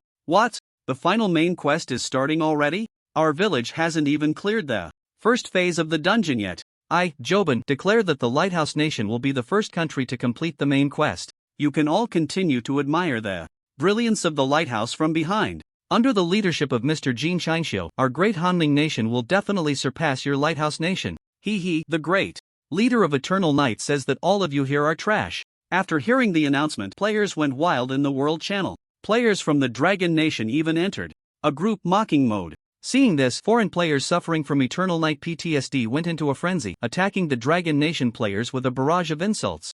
On the other side, Su Chen was naturally unaware of the verbal war sparked by him. He glanced at the quest countdown. There are still more than 5 hours until the quest starts. I can't just wait in the novice village. I might as well take this time to get the hidden items from the wizard servant. Su Chen made a plan. The wizard servant resided in the map outside Kolo village, which was quite far away. He needed to make some preparations. Su Chen arrived at the Kolo village shop. However, he found that the shop was closed. Why is the merchant not here? Su Chen was a bit puzzled. Looking around, he found a player named Rainy Night Umbrella and asked, Bro, do you know why this shop is closed? The player, Rainy Night Umbrella, replied in surprise, haven't you seen the forum? Last night, some guy killed the merchant. The merchant is dead? Su Chen was shocked. In his previous life, merchants being killed was something that happened only after level 20. You don't know, Rainy Night Umbrella couldn't help but complain. This merchant suddenly doubled the prices of his goods, and he loved to sell inferior products as if they were top quality.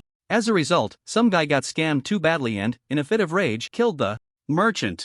Now he's locked up in jail, and everyone is discussing ways to rescue him. I see, Su Chen said, feeling a mix of amusement and exasperation. Could it be that I caused the merchant to scam players? So badly that he doubled down on it, he guessed subconsciously. There was no other way. Su Chen had to ask Yuanxi to help buy a few return scrolls and speed-up scrolls. Once he had the items, Su Chen used a speed-up scroll on himself. Coupled with the passive triggered by an MTA, his movement speed suddenly increased to 2,590 points, which converted to a maximum speed of 72.9 meters per second in real-world units. His speed was even faster than that of an ordinary car. Of course, this was his maximum burst speed. Traveling at this speed consumed a lot of stamina and could only be sustained for about 3 minutes. Under normal circumstances, as long as the movement speed did not exceed his constitution, which was 738 points, Su-Chen could at least last for an hour. And 738 points of movement speed converted to a real-world speed of 28 m/s. This speed is not slow. Thus, Su-Chen quickly walked to the Moonlight Mountains in the northern part of Kolo village.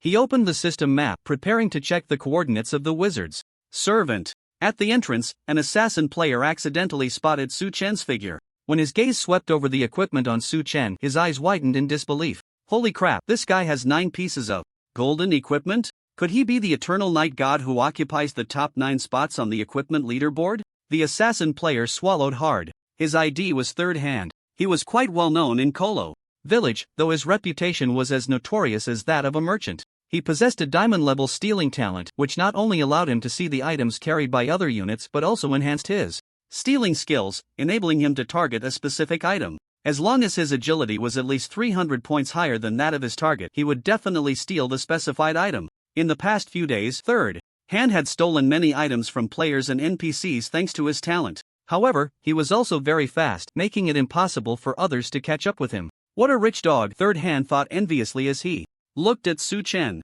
Considering that the best equipment he had was only of bronze quality, a wave of jealousy surged within him. Gradually, malice began to take root in his heart. A bold idea formed in his mind. Although Eternal Knight has golden quality professions and equipment, he is only 4 levels higher than me, and his agility definitely can't exceed mine by 300 points. Moreover, I have an item that can temporarily increase my agility by 50 points. Not to mention, people on the forum say that Eternal Knight is a high-damage shooter with a tanky build, so his speed must be his weak point. With this thought, Third Hand's eyes brightened even more. He then entered stealth mode and quickly approached Su-Chen from behind.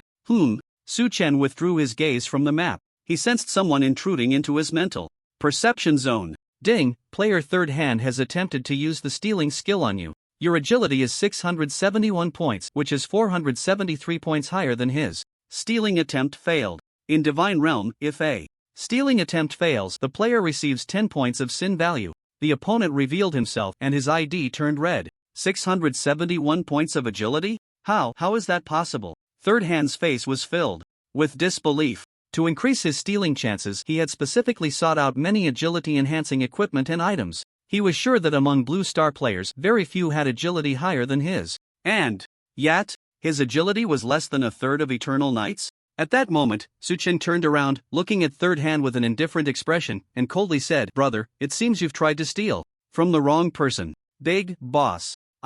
Third Hand felt as if someone had grabbed his throat. He was so scared he was almost crying. However, Su-Chen struck first, executing a thunderous shot. Boom!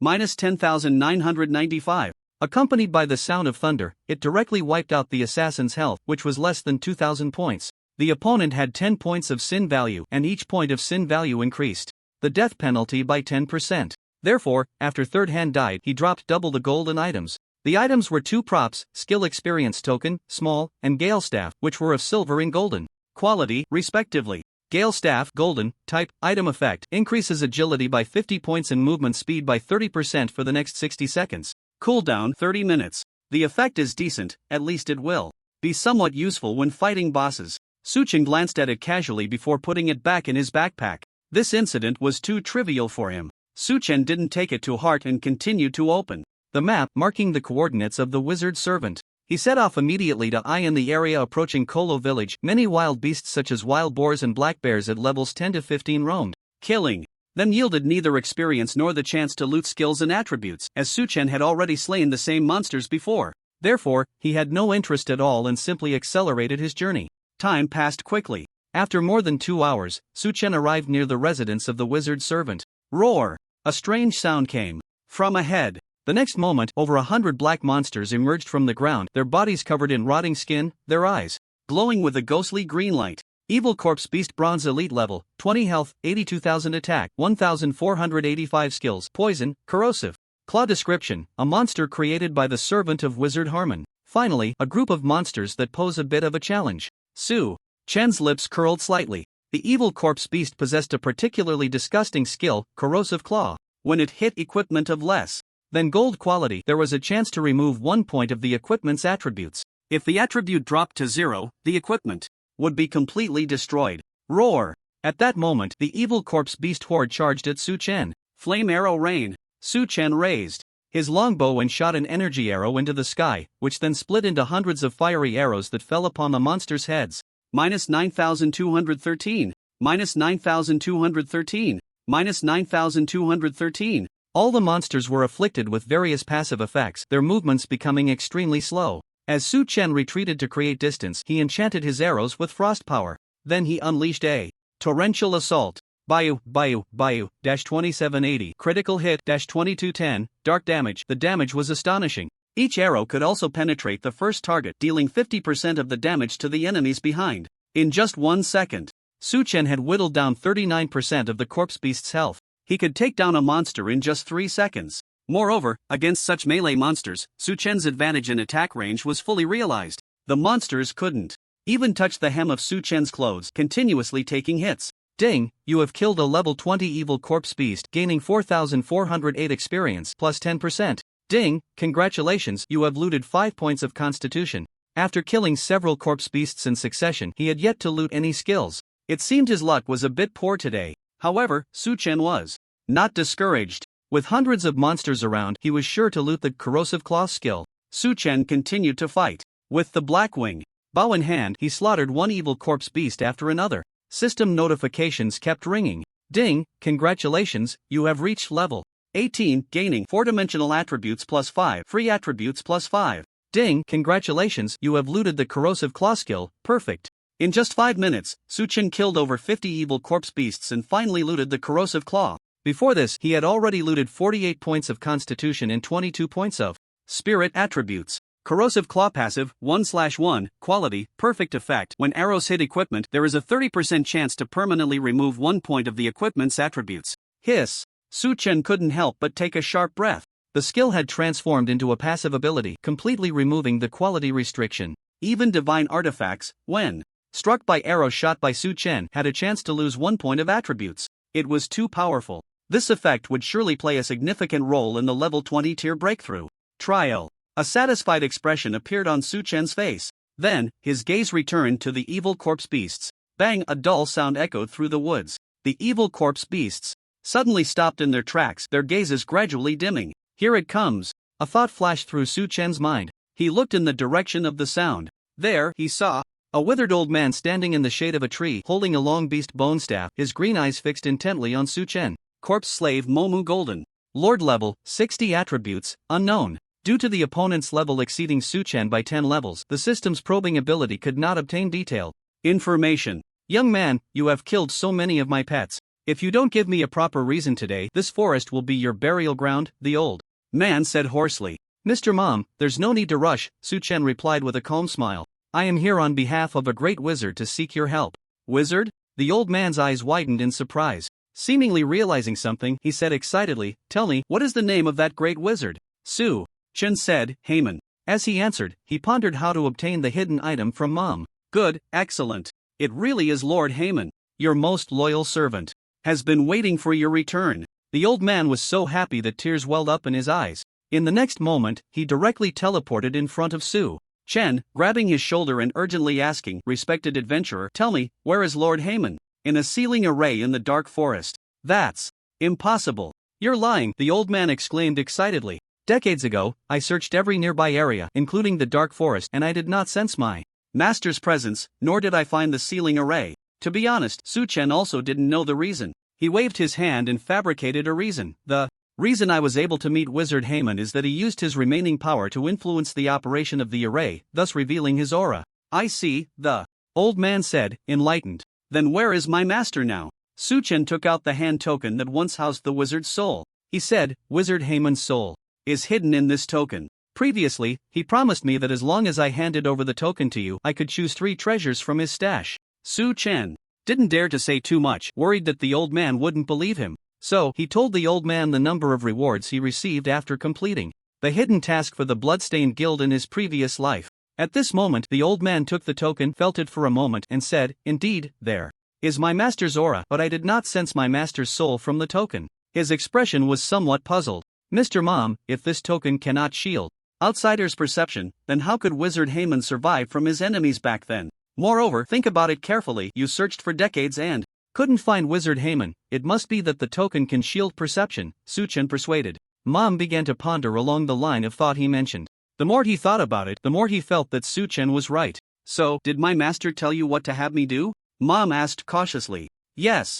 Suchen replied decisively, Lord Heyman wants you to continuously inject magical power into the token until the power reaches a certain amount, then he can use this energy to revive. If the magical power is too little, it could even lead to the disappearance of my master's soul. On my way here, I exhausted all my magical power to maintain my master's soul. Upon hearing this, Mom quickly looked at Suchen and indeed found that Suchen had very little magical power left. A surge of gratitude welled up in his heart. Ding, the corpse servant Mom's favorability towards you plus 50, current, 90, respect. Hearing the prompt, Suchen breathed a sigh of relief. Under his earnest performance, this old fellow finally completely trusted him. Mom respectfully said, Young man, thank you for everything you have done for Lord Heyman. This is an arcane soul fruit, please accept it. All right.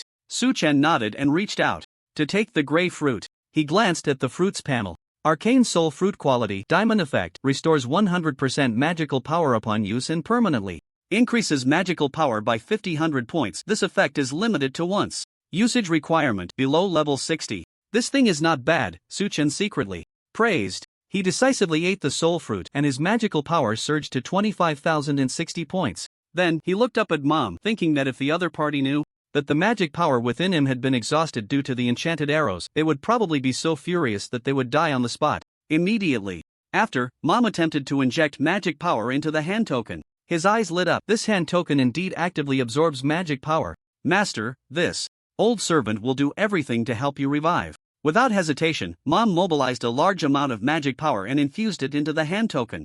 At this rate, he would soon exhaust all his magic power. Seeing this, Suchen quickly said, Mr. Mom, it's not advisable to input too much magic power into the hand token every day. Lord Heyman's soul is very weak and absorbing energy takes time. Sorry, I was too anxious. Mom hurriedly withdrew his magic power and then carefully held the hand token. He turned and returned to his residence. After walking a few steps, Mom turned back and said, Young man, come back with me and I will let you choose 3 treasures as per the master's instructions. Okay. Suchen nodded, a smile appearing on his face. 2. Deceive and fool a man who was hundreds of years old, would his conscience hurt? The answer was no. Suchen remained calm, even wanting to intensify his efforts.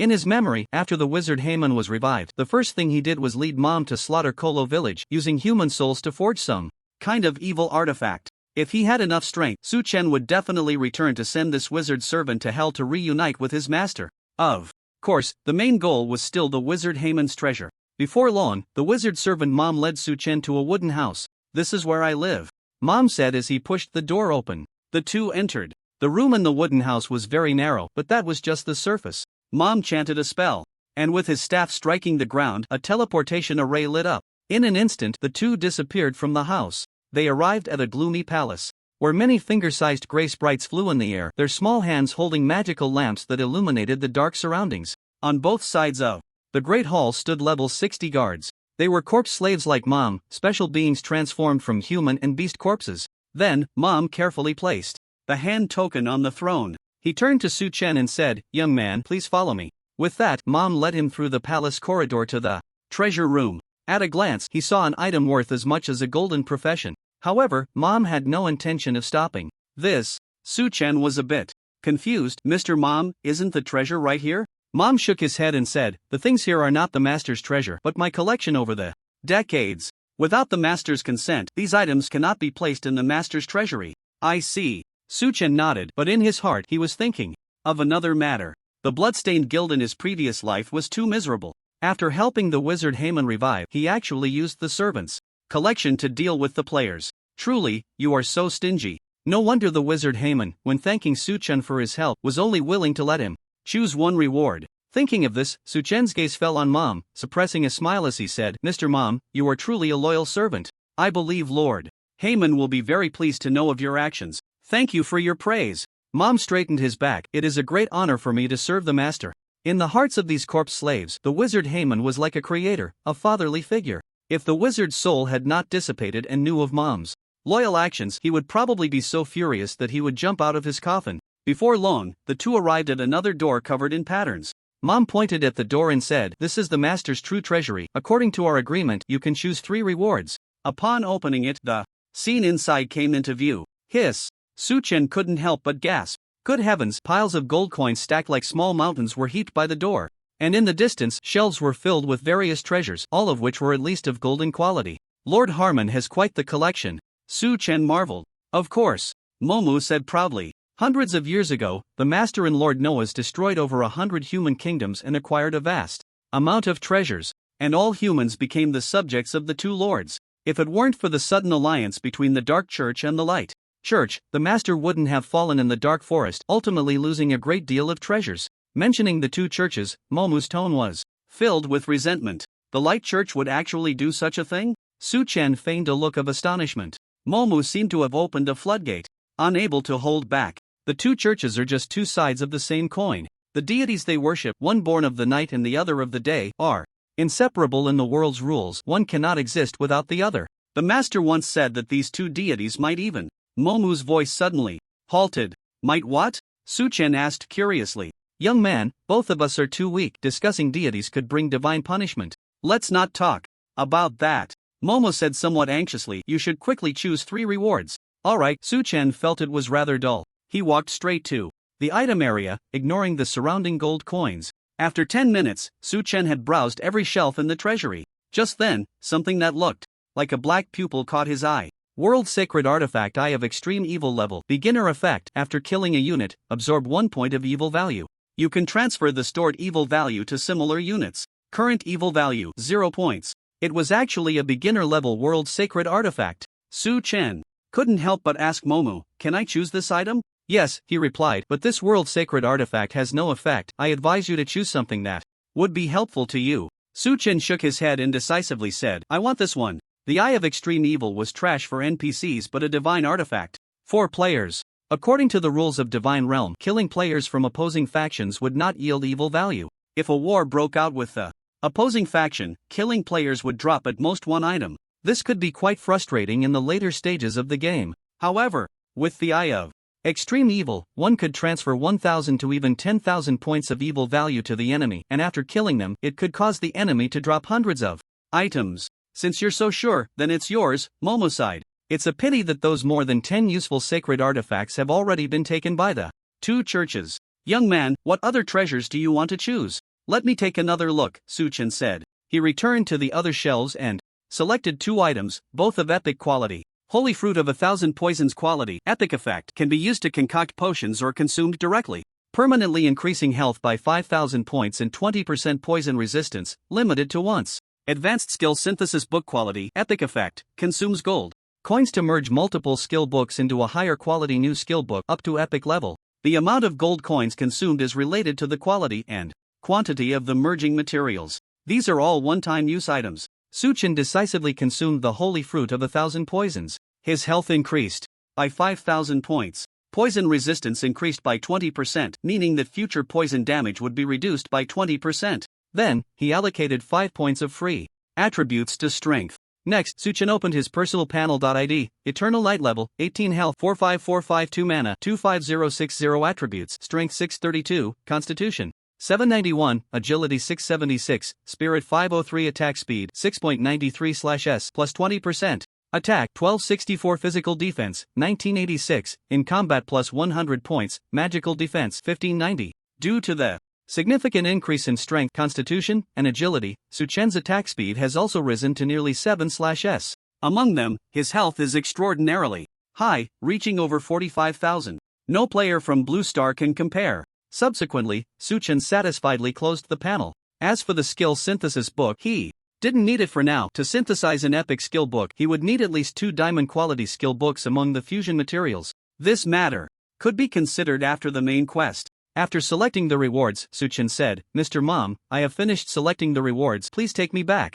"All right." Mom nodded. At that moment, he solemnly said to Su-chen, "Young man, I must thank you for returning the master's order. I hope we can meet again someday." "Rest assured, there will definitely be an opportunity," Su-chen replied meaningfully. Immediately, Mom waved his staff, summoning a teleportation array beneath Su-chen's feet, instantly sending him back to the small cabin in the Moonlight Mountains. As for him, he had already decided not to return. Mom walked slowly to the great hall, gazing at the order on the throne. He half knelt on the ground, speaking with utmost respect. Great master, I have fulfilled your promise and allowed that young man to select 3 treasures from your treasury as a reward. From now on, your most loyal servant will wait here for your return. In the great hall, all the corpse knights' gazes were equally reverent as they looked towards the throne. They did not know that the order was actually empty, and Haemon's soul had long since turned to ashes. Moonlight Mountains. Su Chen glanced back at the cabin, thinking, I hope this old guy discovers the truth later. If Mom knew that Haemon's soul had dissipated, he would probably stop at nothing to take revenge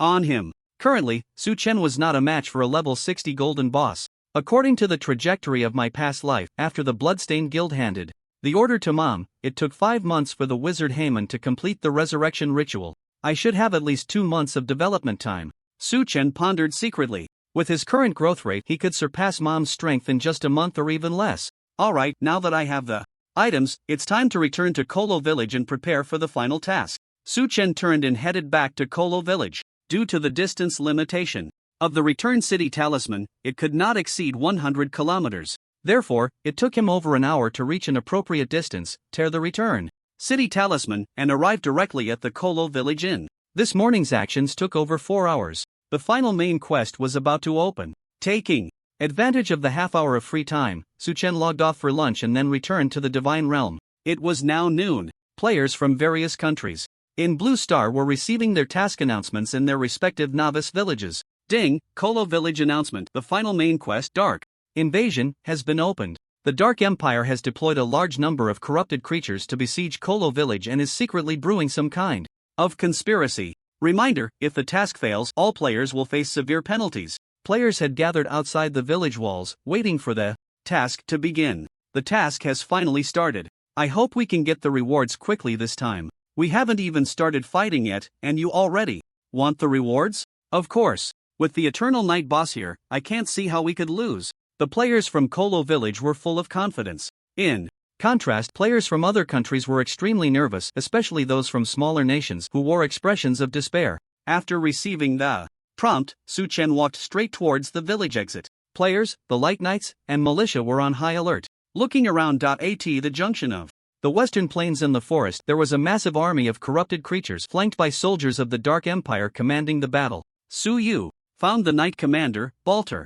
Many players were conversing with him. Upon seeing Su Chen, Balter turned and approached. Eternal Knight, you finally arrived, he said with a serious expression. There is a task that needs to be assigned to you. Please, go ahead. After the investigation by the Night Order, we discovered that the legendary undead mage, Noah's, sealed beneath the dark forest has escaped, and he has transformed into a powerful lich. I need you to kill him, Knight Commander Balter earnestly requested. Leave this task to me, Su Chen nodded. Ding. Congratulations, you have accepted the main quest, eliminate the source of danger. Quest details, go to the dark forest, clear the dungeon, undead camp, and kill the final boss, Lich Noah's. Quest difficulty, Nightmare. Quest requirement, complete within 12 hours. Seeing the difficulty, Su Chen exclaimed, Nightmare? How did the difficulty level increase by 1? In his previous life, the undead camp was merely a hard dungeon, and Lich Noah's was a level 20 silver boss. If it has been raised to Nightmare difficulty, the monsters in the dungeon could easily overpower normal players.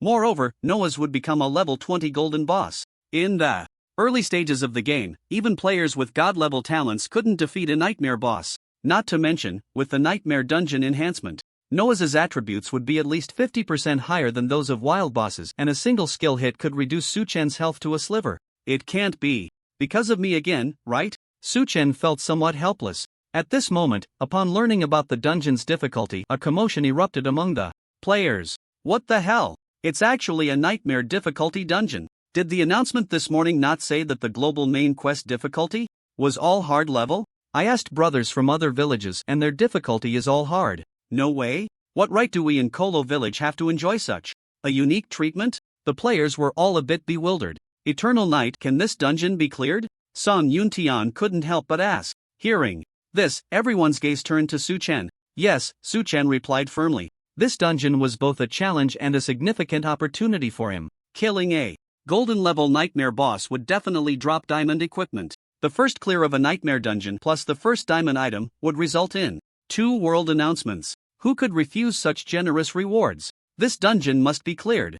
Seeing this, the players breathed a sigh of relief. Su Chen then walked towards the dungeon's teleportation portal. Dungeon, Undead Camp Type, Public Optional Difficulty, Nightmare Number of Players, 0/5000 Entry.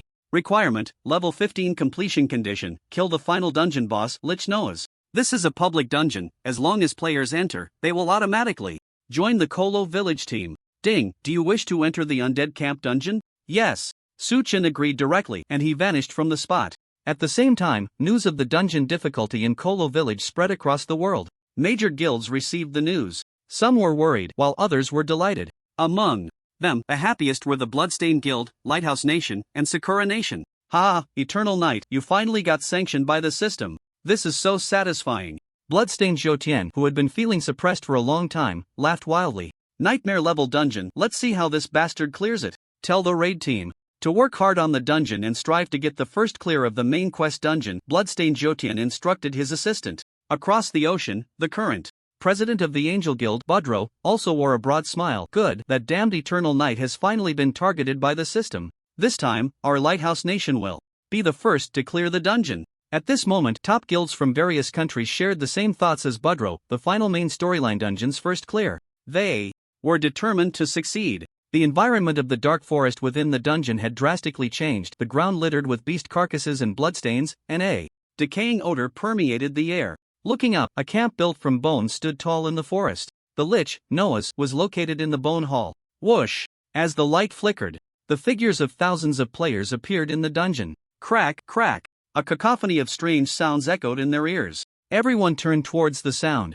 They saw the beast bones on the ground rolling, and in the blink of an eye, they formed into skeletal monsters covered in sharp bone spikes. Bone Demon Wolf Bronze Elite. Nightmare, level, 20 health, 121,000 attack, 2,330 skills, charge, piercing body Maya. The health of the small monsters is as high as 120,000, and their attack exceeds 2,000. What are we supposed to do? Then the boss behind must be invincible. Eternal Night, can you really handle this? I'm a bit anxious. Seeing the monster's attribute panel, the players were stunned. A hard dungeon only enhances monster attributes by 30%. But the enhancement level for Nightmare dungeons was astonishing. All attributes, plus 50%, all resistances plus 20%. In the early stages of the game, players' attributes were too weak. Most people had no way to gain extra attribute points besides leveling up. Just a small monster in a nightmare dungeon was like a mini-boss to the players. They couldn't help but look at Su Chen and ask, "Boss, what do you need us to do?" "We promise to follow your instructions." "You?" Su Chen glanced at them and said, "You hold the aggro of some small monsters, try to stay alive, and remember to pick up the rewards dropped by the monsters." Okay. They nodded. Bang bang, at that moment, hundreds of bone demon wolves charged towards the crowd, shaking the ground. Flame arrow. Rain. Su Chen raised the Blackwing Bow and activated the skill towards the sky, a single arrow splitting into hundreds of flame arrows, raining down on the monsters. Minus 10,972. Minus 10,972. Minus 10,972. A large array of numbers appeared in their view. Thanks to the effect of the Beast King set, the arrow's base damage and various passive damage were all increased by 30%. However, the Bone Demon Wolves had very high defense, so they only took a few hundred points of damage, and with one skill, their health was reduced by at most 13%. The monsters' bodies were covered in a layer of ice flames, greatly reducing their movement speed. Seeing this, the players were dumbfounded. Holy crap! Damage over 10,000? This is just too insane. Are we really playing the same game? The players began to doubt their lives. Alright, stop looking, let's start attacking. Song Yuntian shouted loudly, "Priests, apply the weakness buff to the monsters." Ranged classes group up in teams of 20 to focus fire on the demon wolves, and warriors and knights hold the front line to prevent the monsters from breaking through. Summoners, quickly summon your tanky pets to take turns absorbing damage. Due to the high attack of the Bone Demon Wolves, even weakened, a tank player's health could only withstand at most 2 attacks. Therefore, Song Yuntian simply had the summoned beasts act as meat shields. As a result, several guild leaders quickly contacted outside players to bring in more summoners and prioritized providing mana recovery items to them. After all, Su Chen had tasked them with holding off the monsters. Following this strategy, the players successfully held back half of the demon wolves' movements. The other half of the monsters were dealt with solely by Su Chen. Bayu, Bayu, Bayu. Su Chen unleashed a storm of attacks on the monsters. Ding, you have killed a level 20 bone Demon Wolf Nightmare, gaining 6,412 experience plus 10%, contribution plus 24 points. Ding, congratulations, you have looted 5 points of constitution. Ding, congratulations, you have looted the piercing body skill, rare. The experience gained from killing nightmare monsters is quite substantial. After slaying a few demon wolves, Su-chen managed to acquire a skill, and the probability was surprisingly high. He glanced at the new passive panel. Frostbitten body passive, 1/50th quality, rare effect, defense plus 30. Rebounds 40 points of physical damage to the attacker after receiving a melee attack. Su-Chen's eyes lit up. A defense rebound type of passive is indeed very rare. He felt that if the effect were converted to a percentage, this passive quality could potentially surpass the perfect level and reach a higher tier. Not bad, Su-Chen said with satisfaction as he closed the panel. He continued to battle the monsters, drawing his bow and unleashing a flurry of arrows at them. Minus 3,574. Critical hit, minus 1,618. Minus 1,638. The health bar of the skeletal demon wolf dropped dramatically. If he hadn't triggered a critical hit, Su-Chen's average damage per second would reach over 28,700, allowing him to take down a nearly dead demon wolf in just 4 seconds. However, he was not satisfied with this efficiency. At the current pace, it would take a long time to reach the final stage. Too slow. It was simply too slow. With this thought, a bold idea formed in Su-Chen's mind. As soon as the idea was born, he took action. In the next moment, Su-Chen directly blinked into the pile of monsters, standing toe-to-toe with the demon wolves. The players behind him, still shocked by his damage, suddenly saw Su-Chen make such an astonishing move. Everyone was dumbfounded. Wait, big shot, what are you doing? Brother Eternal Knight, I know your defense is high, but these are nightmare level monsters, their attack power. When the demon wolf's attack hit Su-Chen, the crowd fell silent. Minus 29, minus 29, minus 29, minus 29. At this point, the effect of the weakening curse had already expired. The skeletal demon wolf's normal attacks could barely deal double-digit damage to Su-Chen. However, he didn't lose a single drop of blood. All the damage was absorbed by his shield. Big shot, you're amazing, everyone managed to say. Goodness. They initially thought Su-Chen had lost his mind and recklessly charged into the monster pile. It turned out their perspective was too narrow. Brother Eternal Knight's defense was simply terrifying. They, as a group of warriors, weren't even qualified to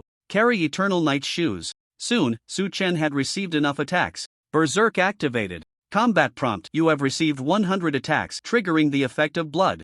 Rage Berserk, attack speed plus 100%, strength plus 50%, deducting 1% of maximum health per second. Minus 454. Minus 454. Su-Chen's attack speed suddenly surged to 12.71/s. His hand speed was astonishing. Minus 2,478. Plus 214. Minus 2,498. One by one, the skeletal demon wolves fell beneath his arrows. Ding, congratulations, you have plundered 5 points of constitution. Ding, congratulations, you have plundered the frostbitten body skill, rare. The kill prompts continued to sound. Meanwhile, monsters kept joining the battle from both sides of the camp. Fortunately, Su-Chen shared most of the pressure, otherwise, normal players wouldn't even be able to enter the camp's gate. Nightmare difficulty. Dungeons were not supposed to appear in the early game. It can only be said that Su-Chen's previous actions had a tremendous impact on the Divine Realm. At this moment, players from various countries in Blue Star were fully engaged in clearing the dungeon, striving to achieve the first clear of the final main storyline dungeon. Moreover, this dungeon event was different from the last one. The contribution leaderboard was synchronized with the global novice villages and ranked according to the proportion of team accumulated contributions to the total contribution of the dungeon. Players could use the rankings to gauge the real-time progress of other novice villages. First place, Kolo Village, contribution ratio 9.06%. Second place, Dua Village, contribution ratio 6.14%. Third place, Tate Village, contribution ratio 6.03%. Fourth place, Dua Village is the novice village where the main members of the Jojo Guild are located. Tate Village is the novice village of the Angel Guild. The progress of the two is very close. Originally, there was a significant gap in overall strength between the two guilds. However, the Angel Guild somehow found a special epic talent player, which strengthened their raid team's power. This player's talent effect increases fixed attributes according to their level. Although it becomes useless later on, their early game strength is even more monstrous than that of god-tier talent players. In the previous life, the Angel Guild relied on him to achieve many world accomplishments. Yet at this moment, the current president, Budro, had a terrifyingly dark expression. Fuck. Why is it always Eternal Night? Is he ever going to stop? Isn't the difficulty of the Koro Village dungeon supposed to be nightmare level? Why is their raid speed so much faster than ours? Can someone tell me the answer? Budro roared with a twisted face. The crowd exchanged glances, unsure how to respond. To be honest, they couldn't figure it out either. In Koro Village, Eternal Knight was the only one with exceptional strength. Their overall strength was weaker than theirs, and the dungeon's difficulty was far higher. And yet, their raid progress had opened a significant gap. Looking at the real-time, increasing contribution ratio data, everyone felt a slight pain in their hearts and heads. They wanted to ask if there was any medicine available. They felt like they were about to break down. At this moment, Budro, suppressing his anger, said, "In reality, we are the #1 nation, the beacon of human civilization. How can we fall to such a status in the divine realm? The council has already issued orders. This time, we must achieve the first clear. Do you understand?" The crowd looked bitter. "But we have already done our utmost." "Don't worry," Budro said, "the council is allocating a batch of buff potions and scrolls to temporarily boost our combat power. If we do this, there's still a chance." The crowd regained their confidence. Just then, someone happily shouted, "Look at the leaderboard. The progress in Koro Village has slowed down significantly." Hearing this, their faces changed in surprise. What? They instinctively opened the leaderboard. The contribution ratio for Koro Village had risen to 9.52%, and it took a long time to increase by 0.01%. This speed is normal. Could it be that Eternal Knight is in trouble? They speculated. With this thought, everyone's eyes lit up. The opportunity had come. The players of the Angel Guild hurriedly killed monsters at the entrance of the undead camp. "Ding, congratulations, you have reached level 19, gaining 4-dimensional attributes plus 5, free attributes plus 5. Ding, congratulations, you have plundered the skill Frosty Body, rare." Su Chen and the players wiped out the first wave of monster attacks. A large amount of experience allowed Su Chen to level up to 19, and he was close to reaching level 20. At the same time, he plundered 50 points of constitution, 20 points of strength, and maxed out his passive skill. Frosty Body passive 50-50, quality, rare effect, defense plus 1500, after receiving a melee attack, rebound 2000 points of physical damage to the attacker. If a monster attacks him, the faster the attack speed, the quicker it dies. Immediately after, Su Chen's gaze turned to the camp's main gate. The first stage boss was about to appear. Boom! A beam of black light shot out from the skeletal hall at the center of the camp, landing in the pile of bones on the ground. Drawn by an inexplicable force, the bones floated into the air. Under their watch, it formed a 5-meter-tall skeletal knight, riding a bone wolf and wielding a wolf fawn club. Wolf Skeleton Knight Silver Lord, Nightmare, level, 20 health, 205W/205W attack, 8000 skills, Frenzy Charge, command the mount to charge at enemies, knocking them back and stunning them for 3 seconds. Bone Spike Storm, summon 100 bone spikes to attack enemies within range. Furious Smash, swing the Wolf Fawn Club to strike enemies, dealing massive damage and applying a bleeding effect. Wolf Howl, emit a piercing sound to frighten all nearby units. Description: once, he was the wolf demon leader under the legendary undead mage Noah's, now resurrected by Noah's and transformed into a wolf skeleton knight. The Nightmare Dungeon boss is indeed formidable. With these attributes, even the golden boss in the wild pales in comparison. With just a casual basic attack, it could instantly kill an ordinary player. Hiss, that's really explicit. This boss has a big and hard club and so many spikes. I like it. Xiao Wang, you're too disgusting. Damn. What are you guys looking at? I like the wolf tooth club in its hand, the players joked. After witnessing Su Chen's battle scenes, they were filled with confidence. At this moment, Kenyan Tianshang spotted the boss's mount. His eyes lit up, and he said to a team member, "Ma Fei, it's time to use your talent." "Okay, President." The player known as Ma Fei chuckled. "I'm going to steal its horse." "What is this?" Su Chen was a bit puzzled. Kenyan Tianshang smiled and said, "His talent conceal non-player units' mounts, which will lower the boss's attributes and make it easier for you to fight." "That's quite a peculiar talent," Su Chen said, looking ahead with a strange expression. He saw Ma Fei approach within 100 meters and decisively activate his talent. In the next moment, the bone wolf under the wolf skeleton knight disappeared. The boss's health dropped by 300,000, its attack power decreased by 500, and its frenzied charge skill was also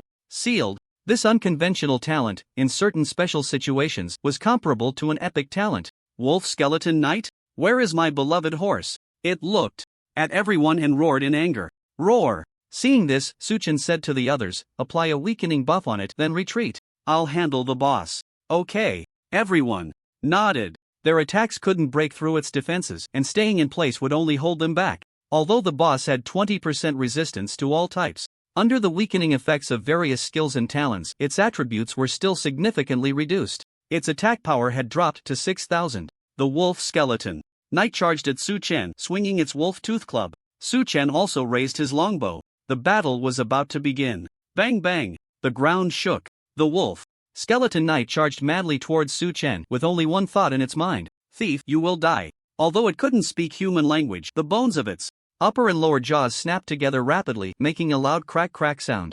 This was enough to prove its inner fury. However, without a mount, the boss's speed was noticeably slower, but it was still a bit faster than Su Chen. Baiyu. Su Chen switched to enchanted arrows, continuously shooting at the wolf skeleton knight. The arrows, imbued with various passives, hit its body one after another. -1,304, -1,664, -1,684. Since Su Chen was in a blood rage state, he didn't disengage from the battle. He couldn't trigger the damage bonus from heavy slash. However, after the first arrow hit the wolf skeleton knight, it was affected by the weakening curse, causing its defense to drop by 20%, further increasing Su Chen's damage. Green numbers like +143 and +1080 kept appearing above Su Chen's head. His health regeneration was close to 15,000 per second. In an instant, his health bar was full. In contrast, the wolf skeleton knight's bones were covered in a layer of white frost, and its speed was greatly reduced. It could no longer keep up with Su Chen's pace.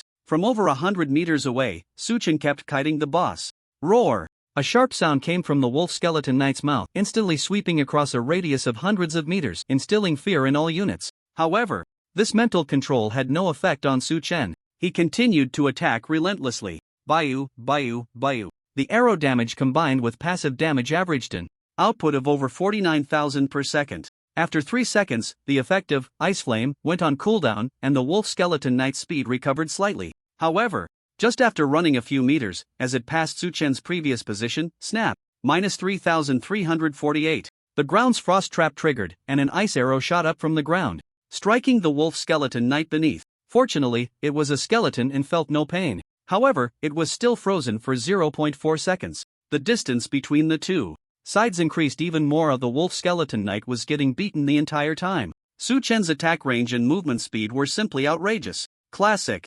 Long range hitting short range. No matter how high the boss's attack was, if it couldn't hit anyone, it was all in vain. Of course, this battle was largely thanks to a player named Ma Fei, who stole the boss's mount, preventing it from unleashing its full power. This led to Su Chen playing with it using a kite-flying tactic. Roar! The wolf skeleton knight felt extremely aggrieved. How could there be such an unreasonable archer? Disgusting. Truly disgusting. The boss was so furious it felt like its bones were about to fall apart. Players watching the battle from hundreds of meters away couldn't help but feel sorry for the skeleton knight. So tragic. A dignified nightmare boss is actually being toyed with by a player. It's really embarrassing for the nightmare boss. Eternal Knight, keep up the pressure. Don't let it off. At this moment, when its health dropped below 50%, the skeleton knight's anger reached its peak and it brazenly unleashed its ultimate move. This was also its only ranged attack skill. Bone Spike Storm. The bones on the ground were pulled apart by magical force, shattering into sharp,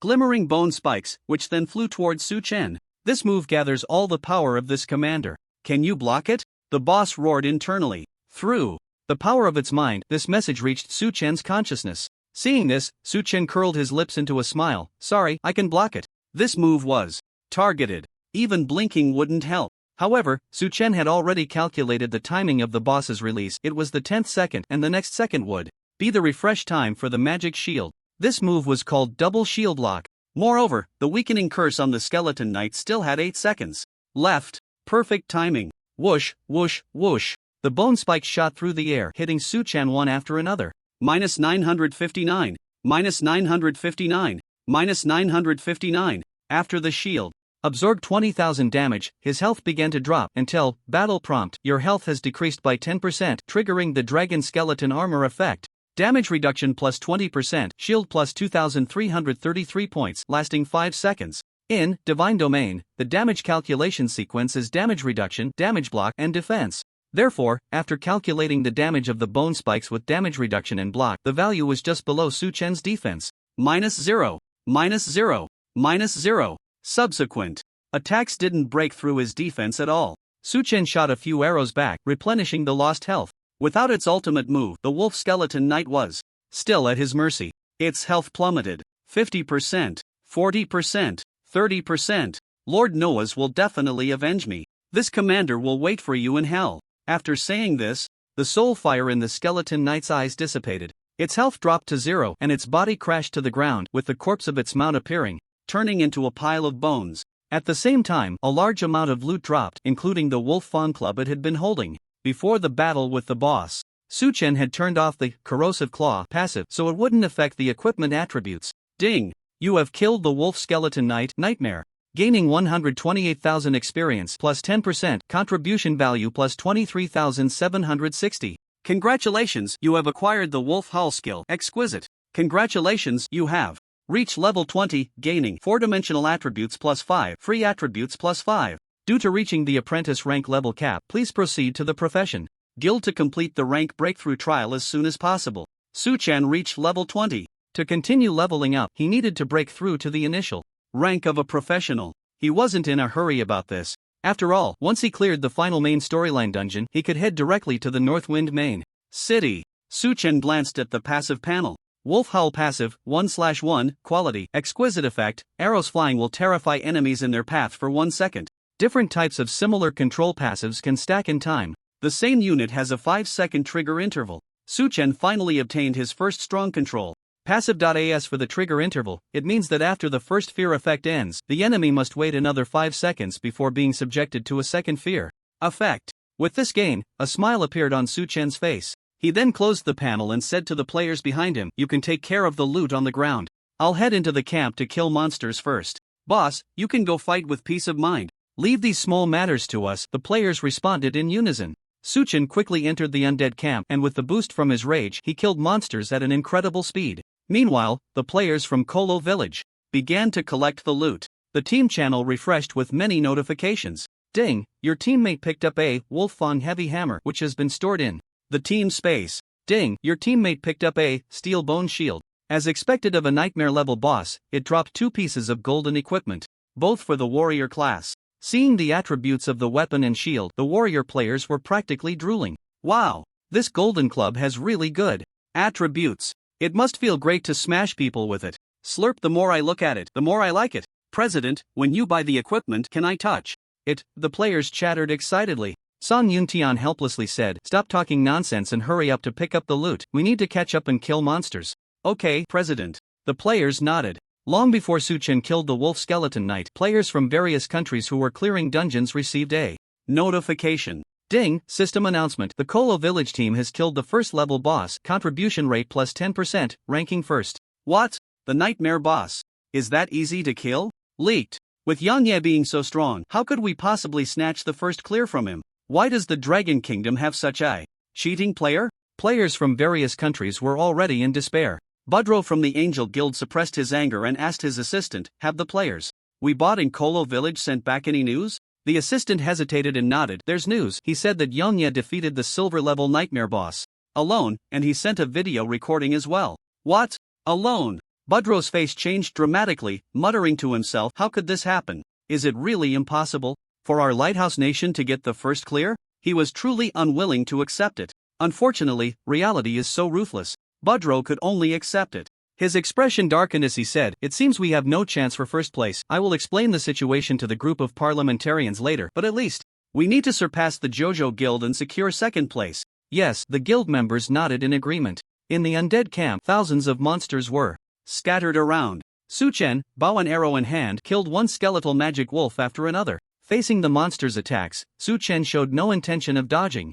After all, he wouldn't break through their defenses, and the magic wolves would also suffer rebound damage from bitter body. The players behind him looked at his back with envy. They had to be cautious of any small monsters, fearing that they would rush into the formation and take them out in an instant. In contrast, Su Shen appeared so relaxed, as if he were on a sightseeing tour in the undead camp rather than clearing a dungeon. Who wouldn't want such strength? Sighing to dispel unrealistic thoughts from his mind, the players continued to fight. An hour and a half later, the players finally pushed their team to the entrance of the skeletal Great Hall. Suchen glanced at the Death Angel panel. After a few days, he had absorbed 7,852 points of death power, and after killing 2,148 more monsters, he could unseal the holy artifact. A sense of anticipation surged within him. As a mid-level holy artifact, its effects would surely be stronger than Eye of Extreme Evil. Just then, strange noises came from inside the hall. Creak, the 10-meter-tall door made of bone slowly pushed open, revealing a pitch-black gap. Then, 5 enemies dressed in gray robes, holding staves, and with extremely pale skin walked out one after another. Lich Silver Boss, Nightmare, level, 20 health.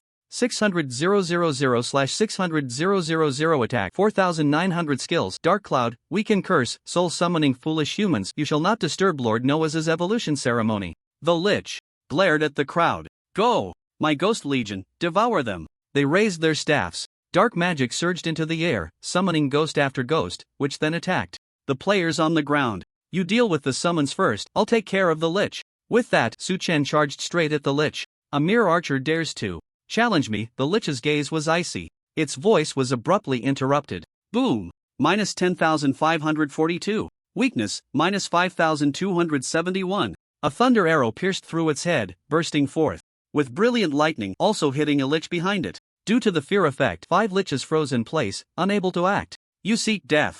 Once freed from control, the Liches' voices were filled with rage. They raised their staffs, ready to cast spells, only to find Su Chen had already run far away, their attack range insufficient. They hurriedly chased after him. Unexpectedly, arrows flew towards them. Minus 1,731. Minus 1,751. Minus 1,771. A series of various damage types erupted above the leading Lich's head, its health plummeting. At the same time, Su Chen summoned shadow clones to focus fire on the low health monsters. The Lich took nearly 90,000 damage per second. In less than 7 seconds, he could take down a nightmare-enhanced silver boss. At this moment, the Lich found itself in a dilemma. Its speed and attack range were inferior to Su Chen's. Chasing him would be suicidal. However, stopping or retreating would allow Su Chen to come back and attack them. Su Chen's actions fully embodied the core concept of the kite strategy. Ding, you have killed the Lich, Nightmare, gaining 42,715 experience plus 10% contribution,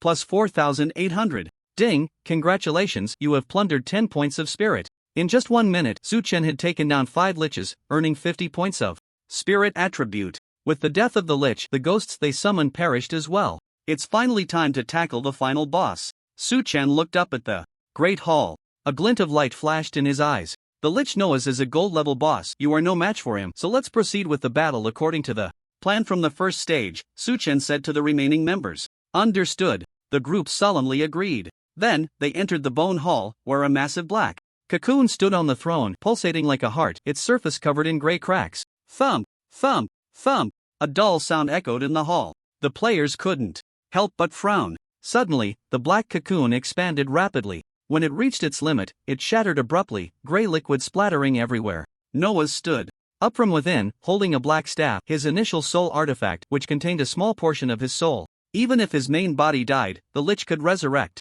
Using the soul artifact. Humans, we finally meet. Noah fixed his gaze on Su Chen, gritting his teeth. After living for hundreds of years, he had never been deceived by anyone like that last time. It was a tremendous humiliation for him. Hearing Noah's words, the players widened their eyes. The Eternal Night Boss actually knew the final boss? At this moment, Su Chen sneered, sorry, I have no desire to meet with a monster like you. He. Noah chuckled sinisterly, I became a monster, and it was all thanks to you. However, I must thank you. After being reborn as a Lich, the endless power within me has made me deeply understand one truth.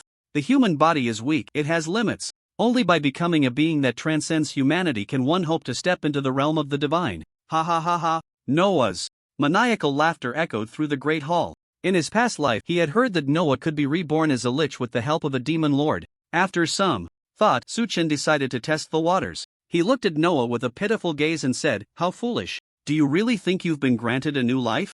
No, after accepting his power, death is your destined end. Noah's gaze turned cold. Human, you will not deceive me. I will no longer trust your words. Sigh. Su Chen sighed helplessly. He was speaking the truth, yet the other party did not believe him. There was nothing more to say. However, judging by Noah's reaction, it was clear he had someone backing him. At that moment, Noah clenched his fists and sneered, although my power is less than 1/10,000th of its peak, it is enough to kill you. This time, I will declare my rebirth with your blood. From today onwards, I will rise again and become the calamity of this continent.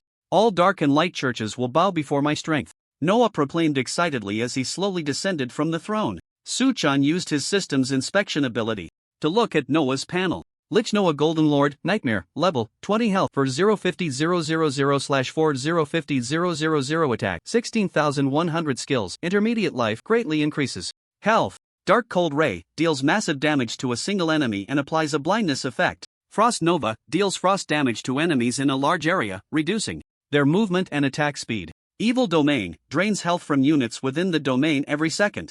This attribute is truly exaggerated. Health exceeds 4 million. Attack power reaches as high as 16,100. Most skills carry control or negative effects. Moreover, as a Lich, Noah has a hidden racial talent, Soul Artifact. Rebirth, gaining an extra life for each soul artifact he possesses. After you apply negative buffs to the boss, leave the hall immediately, Su-Chen instructed. Gravely. Understood. Kan Yun Tian and the others nodded. They then used all available skills and items to inflict negative effects on Noah, reducing the boss's attack to 14,600 points. His health also dropped by 100,000. After completing this, the players quickly retreated, leaving space for Su-Chen and Noah to battle. What a weak and feeble spell.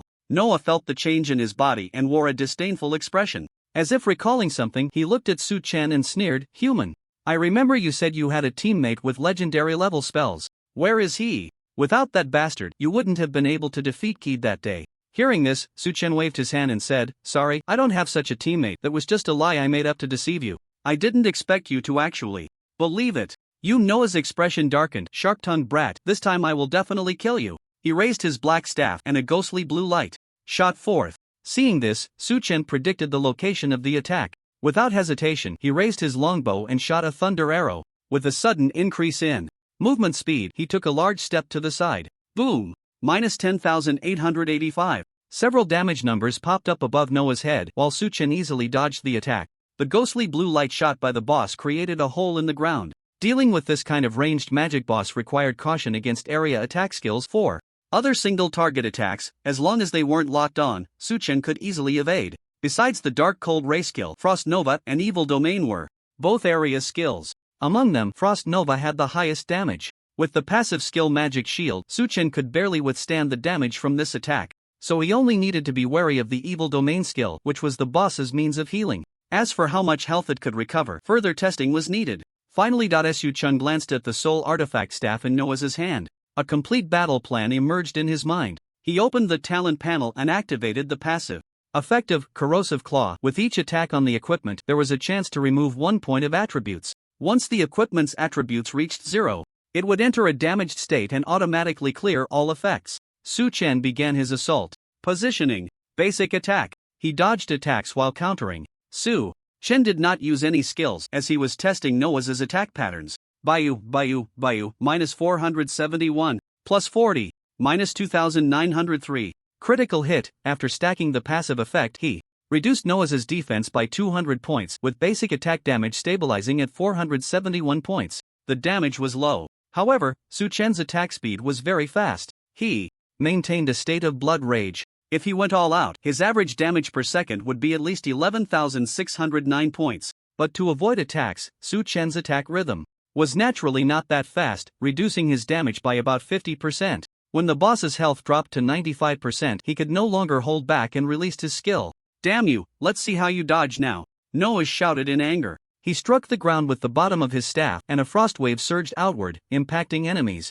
In a circular area with a radius of over 200 meters, it swept across most of the Great Hall. Only 2 corners were safe. However, Su-Chen was a bit too close to the boss. Even using a blink skill wouldn't get him out of the attack range, and he could only endure the hit. Minus 33,080.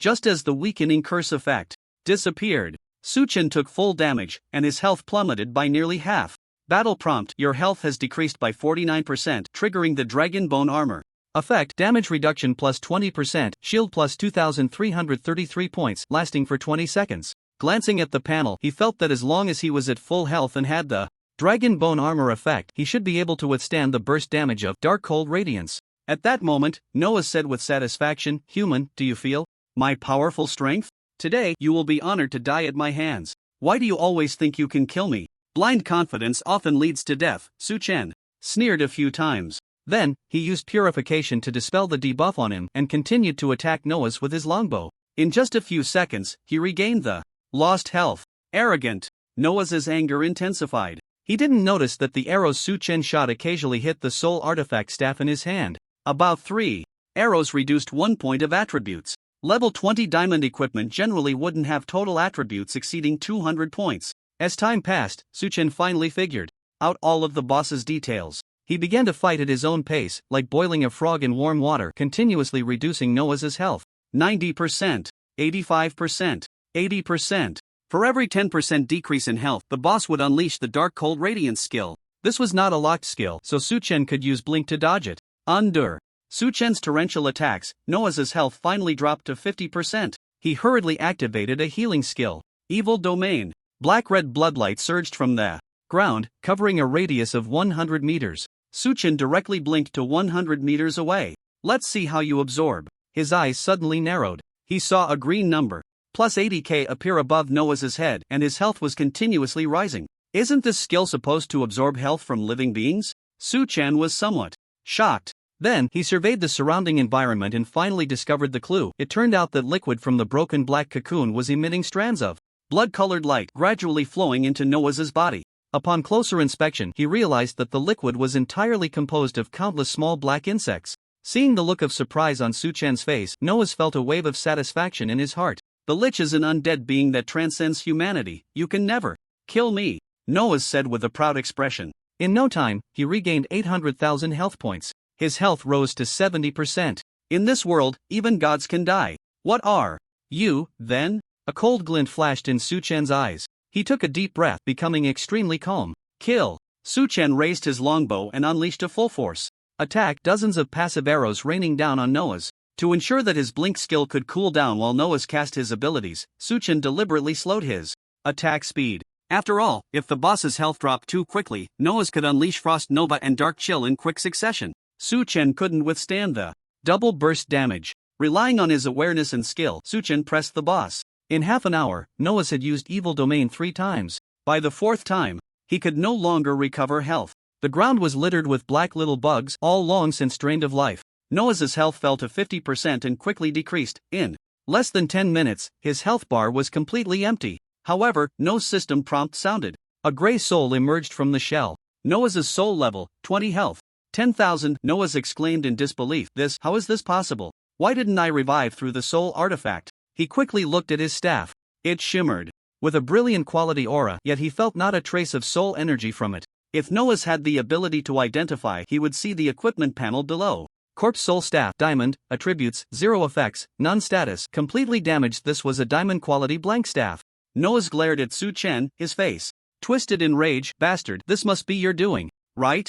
That's right, it was me, Su Chen replied with a smile. Noah despaired. Why does this world give birth to a monster like you? Back then, he was hailed as the world's #1 genius. And now, after hundreds of years, a young man could actually overpower him. Clearly, Noah did not understand what the emergence of players meant. The times had changed. Then, Su Chen raised his bow, aiming at the opponent's soul. He was just one step away from securing the first clear of the dungeon. No, you can't kill me. An overwhelming fear surged within Noah's. Seeing that Su Chen showed no signs of stopping, he frantically shouted towards the statue in front of the wall, Lord Miroth, save me. Miroth? Su Chen's eyes lit up. That name was all too familiar to him. At that moment, an indifferent voice echoed, "As you wish." A shadow appeared before the statue, extending its hand to lightly touch the void. Countless black little bugs materialized out of thin air, forming a large gate that exuded thick black mist. Cross through the gate, and your soul will gain eternal life. Upon hearing this, Noah's soul rushed towards the black gate without hesitation.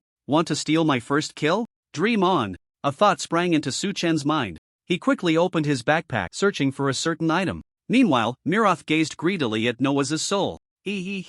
After hundreds of years of planning, this soul filled with extreme hatred is finally maturing. This aura, it's truly, truly delicious. A look of ecstasy appeared on his face. For Miroth, his goal was not to save Noah's. Hundreds of years ago, he had nurtured Noah's into a legendary necromancer and then designed his death. Step by step, he extracted Noah's power to strengthen the soul and eliminate impurities within it until Noah's became a pure soul of hatred. That was Miroth's true purpose. Whoosh! Suddenly, a sound of breaking air echoed in the hall. Miroth opened his eyes. A crystal shimmering with dark light flew past Noah's soul, rushing ahead into the black gate. It was the black soul crystal that contained the soul of the Lich, Joseph. Joseph? Boom! The crystal shattered instantly. Joseph's soul was released. Black insects swarmed in, gnawing at Joseph's soul. Ah! A piercing scream suddenly rang out.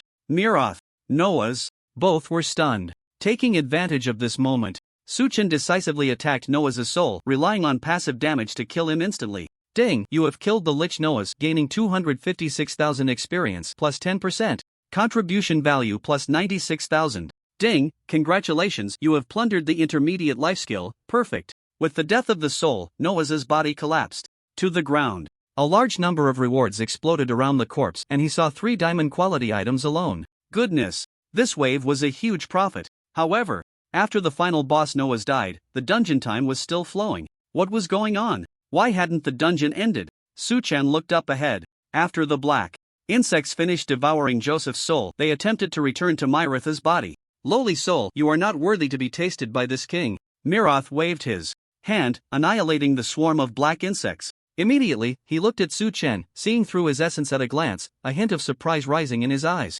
Myratha's inner anger dissipated instantly, and he said, I didn't expect that beings from other realms would appear in this world, and judging by your gaze, it seems. You recognize this king? Suchen smiled and said, the demon king of the third layer of the Abyss world, Mirath. Who wouldn't recognize you? The Abyss world is one of the supreme worlds in the divine realm, composed of 72 subordinate worlds. Each world has a demon god guarding it. Among them, the demon gods of layers 1 to 7 have reached the supreme divine realm, representing the pinnacle of combat power across all realms. The 7 supreme demon gods lead a group of demon kings, whose strength has reached the main god level. Mirath is, of course, a subordinate of the death demon god. However, the Mirath before him is at most just a clone. It cannot be the true demon king. Due to world rule restrictions, the highest existence that the Holy Dragon world can accommodate is semi-divine. Indeed, it's good that you recognize this king. Mirath nodded slightly. For him, the value of a mere vengeful soul is far less than that of a being from another realm. That's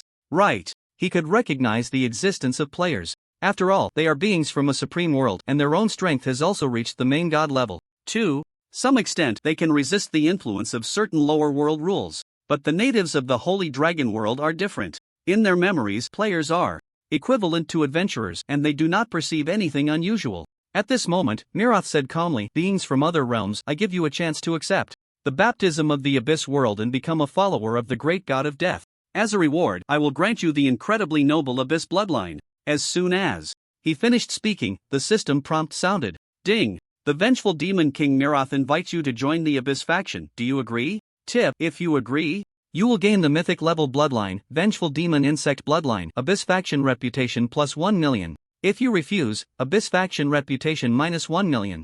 According to the prompt, if he did not agree, Mirath would probably eliminate him without hesitation. This was troublesome. Suchen never expected such a turn of events in the dungeon. After thinking for a moment, he used his probing ability to look at Mirath. Myrath Ordinary Clone Epic King Level, 100 Realm Epic. Domain health 21 billion/21 billion other, unknown. Goodness. It turned out to be a boss with the title of King Awakened in the epic domain. How could he fight this? If Mirath casually slapped down, Kolo village would disappear. Just as Suchen fell silent, Myratha's gaze gradually turned cold. Beings from other realms. Tell this king your choice. Suchen naturally would not agree. He was well aware of the other party's intentions. Because players are protected by the will of the myriad worlds, everyone has exceptional qualifications. Therefore, the local forces in the world are very welcoming of players joining. However, if you accept the baptism of the Abyss world, you will forever be under the control of the Abyss Demon God. No matter how strong you are, you will never be able to transcend. This is definitely not the outcome Suchen desires. It seems I have to hand over my first death, Suchen said somewhat helplessly. Fortunately, he was still in the novice period. Being killed by monsters would incur no penalties, and he would respawn directly in the inn. At this moment, Miroza's expression was indifferent. As he said, it seems you have already made a choice in your heart. Speak, do you want to die or live? Ha! Suchen sneered a few times. He directly raised his middle finger at the other party. The meaning of the mockery was self-evident. One word. Get lost. Foolish human, you are seeking your own death. A hint of anger appeared on Miroza's face as he waved his hand, and a sea of black insects surged forth like a torrential flood, sweeping across the ground. Just then, a sudden change occurred. Boom! Endless radiance coalesced into a 100-foot sword, with golden divine thunder swirling around the blade, exuding magnificent divine might. Slash. With a command, the divine sword fell from the heavens, annihilating the black insect sea, its edge aimed directly at Mirosa's body. Legendary. Realm? Impossible. Over 100 years ago, this king used the hand of Noah's to eliminate all the legendary powerhouses on the continent and severed the roots of. Ascending to the legendary realm. Who are you? Shock appeared on Mirosa's face for the first time. Your Majesty the Demon King, this world is not a place for you. Please return from whence you came. A dignified voice echoed from the sky. Su Chen turned around and saw two exceptionally familiar faces. Knight Commander Bart and Village Chief Lawrence. That previous strike had come from the village chief's hand. The village chief held a dull, lifeless golden scale in his right hand, and a long sword in his left. Although he didn't understand what was happening, Su Chen knew he was safe now. He breathed a sigh of relief. On the other side, Miro scrutinized the village chief, glancing at the scale, and suddenly realized, so it's the scale of the creation holy dragon. Human, your own realm is merely the epic realm, not a match for this king. Is that so? The village chief chuckled. Do you think I only have one holy dragon scale? He shook his right hand and produced a large stack of golden scales. There were at least 20 of them. Miro's. Although my strength is insufficient, with the power of the holy dragon scales, it should be enough to destroy your avatar. The village chief decisively activated the power of 3 holy dragon scales. He unleashed a sword light that was twice as powerful as before. You damned humans, this king will not let you go. Mirosa's face was filled with rage. Just as the terrifying sword light was about to crush his body, his gaze fell on Su Chen, and with a light tap of his finger, a wisp of black light shot through the air, instantly striking Su Chen's body.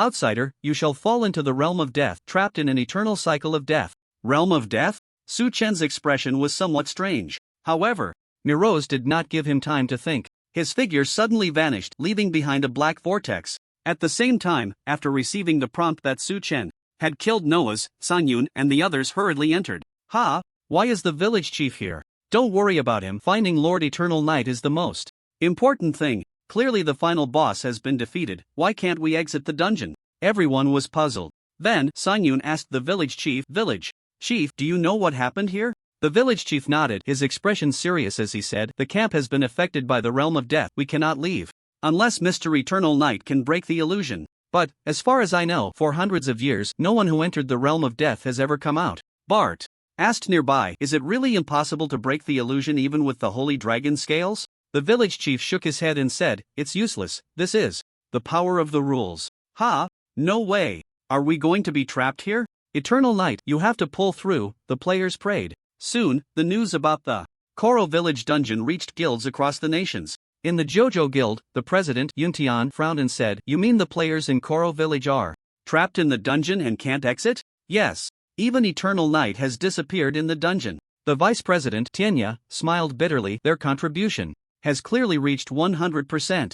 After pondering for a moment, Yuntian asked, do they need help? Although the JoJo Guild and Koro village were competitors, they were all people of the Dragon Kingdom. As an official guild, they couldn't just stand by. Moreover, whether Koro village could clear the dungeon was related to the first completion of the final main storyline dungeon. This system reward, even if the JoJo Guild couldn't obtain it, they couldn't let foreigners get it. Tianya shook his head, we know nothing about the death illusion, and besides, the remnants of Yuntian can't contact Eternal Night. It seems we need to prepare for both outcomes, President Yuntian said solemnly. Apart from Koro village, we in the Angel Guild have the highest progress in clearing. I will continue to apply for a batch of items from above to enhance the warrior's strength. This time, we must secure the first completion reward. All right, we understand. The senior members of the JoJo Guild nodded in agreement. At the same time, in the Angel Guild of Lighthouse Country. Ha ha ha. Oh, my god. This is truly fantastic news. Eternal Night actually dared to provoke the Demon King. Isn't that seeking death? He better stay trapped in that so-called death illusion forever. President Budro wore a beaming smile. Initially, he had a headache after learning that Koro Village's contribution had reached 100%. However, as soon as the news of Eternal Night's disappearance came, Budro's headache vanished, and he felt refreshed. Immediately, Budro said loudly to the members, I sense that a real opportunity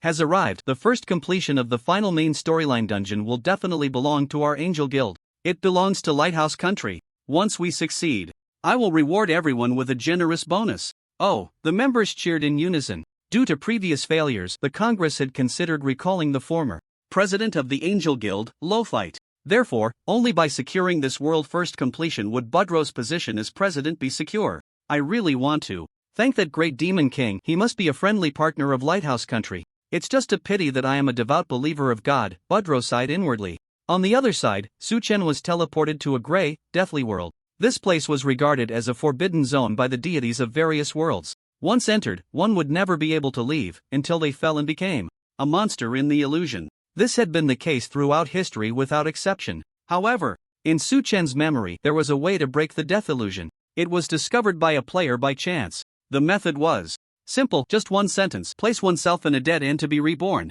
Players could not kill any monsters in the illusion, instead, they had to be killed by the monsters. Once the accumulated number reached 1,000 times, they could successfully escape the illusion. The first completion would also yield generous rewards. If they escaped the novice period, death would drop level experience. Fortunately, he was still a novice. Su-chen couldn't help but marvel at his good luck. He was only level 20 and had the fortune to enter the death illusion. With this thought, Su-chen began to explore the current world, searching for the shadows of monsters. Along the way, Su-chen glanced at the passive skill he had plundered from the Lich Noah's. Intermediate life passive, 1/1, quality, perfect effect, permanently increases health by 20%. After obtaining this passive, his health surged to 55,276 points. With such terrifying attributes, Su-chen faintly felt like a small boss. He was very satisfied. A strong wind roared in his ears. A gray monster lunged at Su-chen, extending its sharp claws to tear at his body. Sizzle.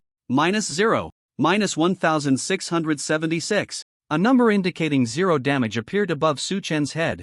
In contrast, the monster's health dropped significantly. Damn, I almost forgot to turn off the passive. If the monster had killed itself from the reflected damage, Su-chen would have been in tears. He quickly opened the talent panel, turning off all the passive skills related to plundering, leaving only the one that continued to drain his health, blood rage. As for all his equipment, he took it off together. -3,800. The monster finally dealt full damage. The damage is decent, it takes a bit more to kill me. Su-chen nodded in satisfaction. System prompt: you have died. Before long, Su-chen's health was depleted, and the monster that attacked him also died, turning into a wisp of death energy that merged into his body. Su-chen resurrected on the spot. Let's continue to find the next victim. After spending nearly half a day in the realm of death, Su-chen finally reached 1,000 deaths. Ding! Death World announcement. Congratulations to player Eternal Night for becoming the first person to clear the realm of death, receiving the exclusive secret realm reward, growth +1 star, world sacred artifact key of death, unique. The items were in hand.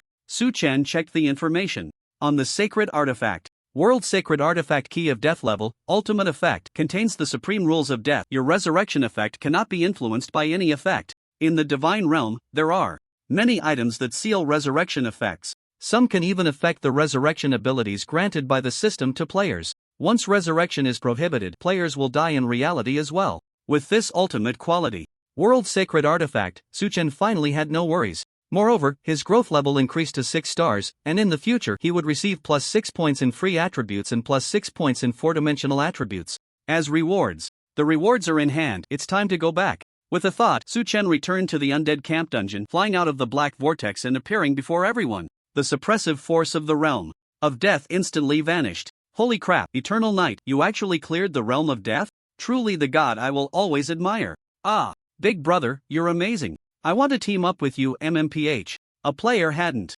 finished speaking when another player beside him covered his mouth. All the players were extremely excited. Initially, after learning from the village chief that the difficulty of the realm of death was hundreds of times higher than that of the undead camp, they had felt despair. They never expected Eternal Night to exceed their expectations. This dungeon exploration was truly full of twists and turns. It was so thrilling that their hearts could barely take it. Su-chen smiled and said, let's not talk about that, let's quickly finish the dungeon first. Although he had spent half a day in the realm of death, the flow of time was different in the two worlds. Only a little over 4 hours had passed in total for the dungeon. Alright, everyone opened the dungeon panel and clicked the exit button. Ding! Dungeon settlement in progress. Time taken to clear, 4 hours 15 minutes 14 seconds. Contribution value, 167,000. Final evaluation, perfect. You have received Diamond Dungeon Treasure Chest X1, Skill Experience Token, Large, X10. Everyone returned to the outside of Kolo Village's city wall. The village chief and Bart stood beside the teleportation array. Ding! World announcement. Congratulations to the Kolo Village team for clearing the Nightmare Dungeon Undead Camp, becoming the first team in the world to clear the dungeon. Eternal Night's dungeon contribution reached 69.9%, receiving system rewards Gold X10000, Reputation X10000, Life Essence X1, and Diamond Treasure Chest X1. The system panel refreshed 9 messages in one go. The other 3 messages indicated that all players in the Light Empire received system rewards, with Kolo Village players receiving double rewards, including 2 pieces of bronze equipment and 2 skill books. The overall strength of Dragon Country players surged, far surpassing other countries in Blue Star. After receiving the announcement, players from other novice villages in Dragon Country were also left dumbfounded. Did I actually receive an extra system reward? Coming back to their senses, they were all filled with excitement. Hee, as a player from Kolo Village, it feels great to be on such a strong leg. Thank you, Lord Eternal Knight. From now on, I'm your son. If you tell me to go east, I will never go west. What happened to the Lone Wolf Guild that was shouting about seeking revenge on Eternal Knight? Why are they silent now? Sorry, our guild has long since changed its name to the Lone Dog Guild. We hope the Lord can spare our dog life. The players from the Dragon Kingdom were buzzing with discussion. Looking at the reward details, the foreign players were filled with jealousy and envy, only regretting that the person who first cleared the dungeon was not from their country. At the same time, under the leadership of Budro, the Angel Guild was on the last stage of the dungeon raid, with the boss's health below 10%, just one step away from the world first kill. Almost there. Our Lighthouse Nation is about to get the first world public.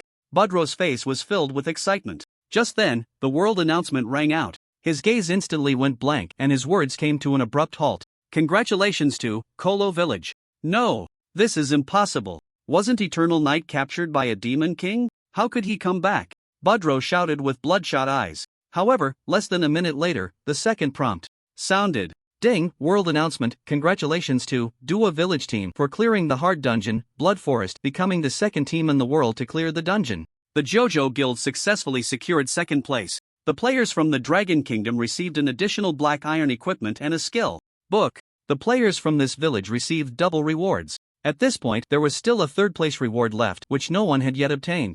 Budro, furious, spat out a mouthful of blood, his eyes rolling back as he fainted, his body gradually disappearing. Ding, abnormal changes detected in player's body, forcibly exiting the player from the game. President? Everyone noticed the unexpected situation, their faces filled with shock.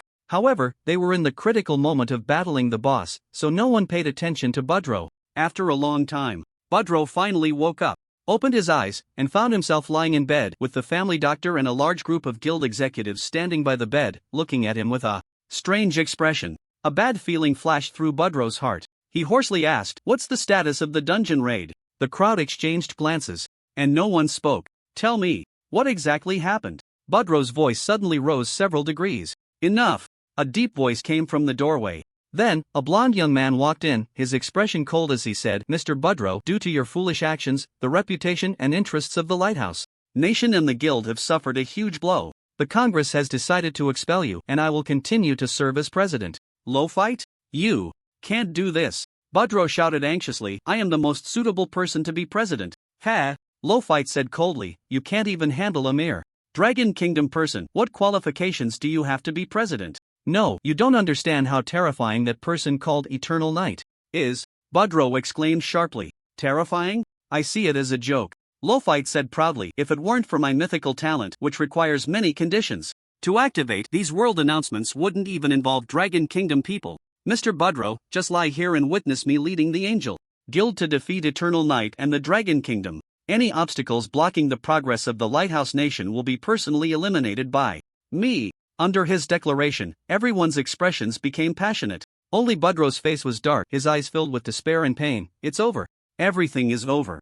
Outside the walls of Kolo Village, Su Chen and the players were selecting the loot from the dungeon in order of contribution points. With Su Chen's contribution points, he unhesitatingly took on 3 diamond items as well as all the gold and silver quality items. The diamond items included a magic skill book and 2 pieces of equipment. Although the attributes of the 2 pieces of equipment were all 0, rendering them useless, Su Chen had no intention of leaving them for others. After all, no one had yet achieved the title of the world's first diamond equipment. The skill book was even less likely to be sold. He planned to use it as material for synthesizing an epic skill book. Then, Su Chen opened 2 diamond treasure chests. You have obtained 10,000 gold coins. You have obtained skill experience tokens, large, X3, Pioneer's Bow, diamond. The rewards from the system treasure chests would always align with the player's profession. They could be items or equipment. Su Chen was quite lucky. The second chest yielded equipment, and it was a weapon. Pioneer's Bow, Diamond. Slot, weapon strength plus 100 agility plus 70 spirit plus 30 trait, attack speed plus 20% equipment requirement, level 20 archer, a fairly standard diamond weapon.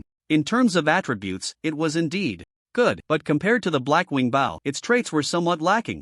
After some thought, Su Chen decided to equip this new item. His attributes increased slightly. At that moment, Su Chen occupied a spot in the top 10 of the equipment rankings. Of course, after the Jojo Guild cleared the dungeon, they obtained 2 pieces of level 20 gold equipment, but they were not high enough in level to use them yet, so they had not made the rankings.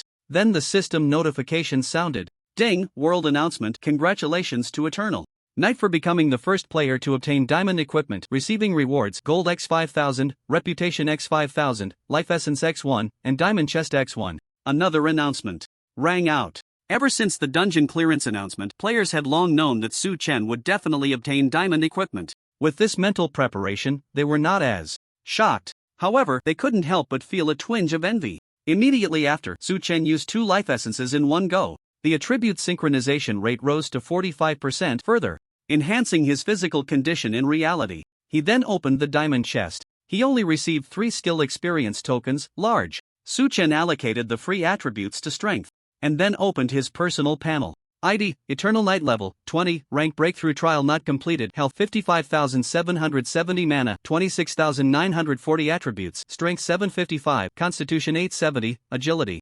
745, spirit 597, attack speed 7.68/s plus 30%. Attack 1510, physical defense 3565, magic defense 3130, etc. The other attributes are fine, but the spirit value is a bit low, Su Chen thought to himself. He hoped to see a balance among the 4 attributes. Unfortunately, there were too few spirit-type monsters in the novice village, which dragged down his spirit value. Of course, overall, he was much stronger than players from Blue Star. Even players with talents that increased fixed attributes could only match Su Chen's level in one attribute, but could not surpass him. After reviewing his attributes, Su Chen turned to walk towards Knight Commander Bart, preparing to claim the reward for the quest. The village chief stood beside him. Su Chen curiously checked his information. Village Chief Lawrence, Epic Lord level, 100 realm, Epic Domain health 3 billion/3 billion. Hiss. The village chief was actually a powerful figure who had stepped into the Epic Domain. Previously, when Su Chen checked his information, he was only level 20. It seemed the village chief had deliberately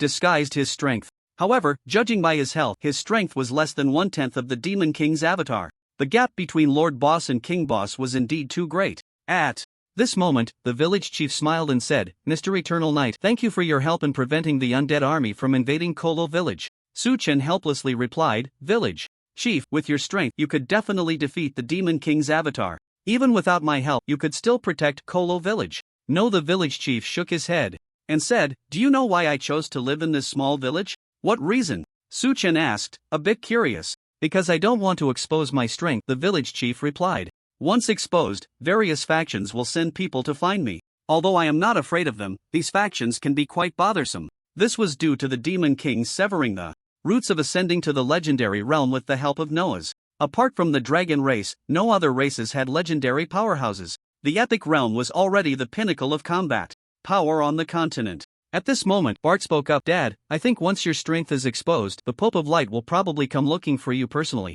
He dares. The village chief glared at him and said, I haven't settled old scores with that disgusting old man yet. If he dares to come, I'll have a good talk with him. And you ungrateful son, better get away from the church soon.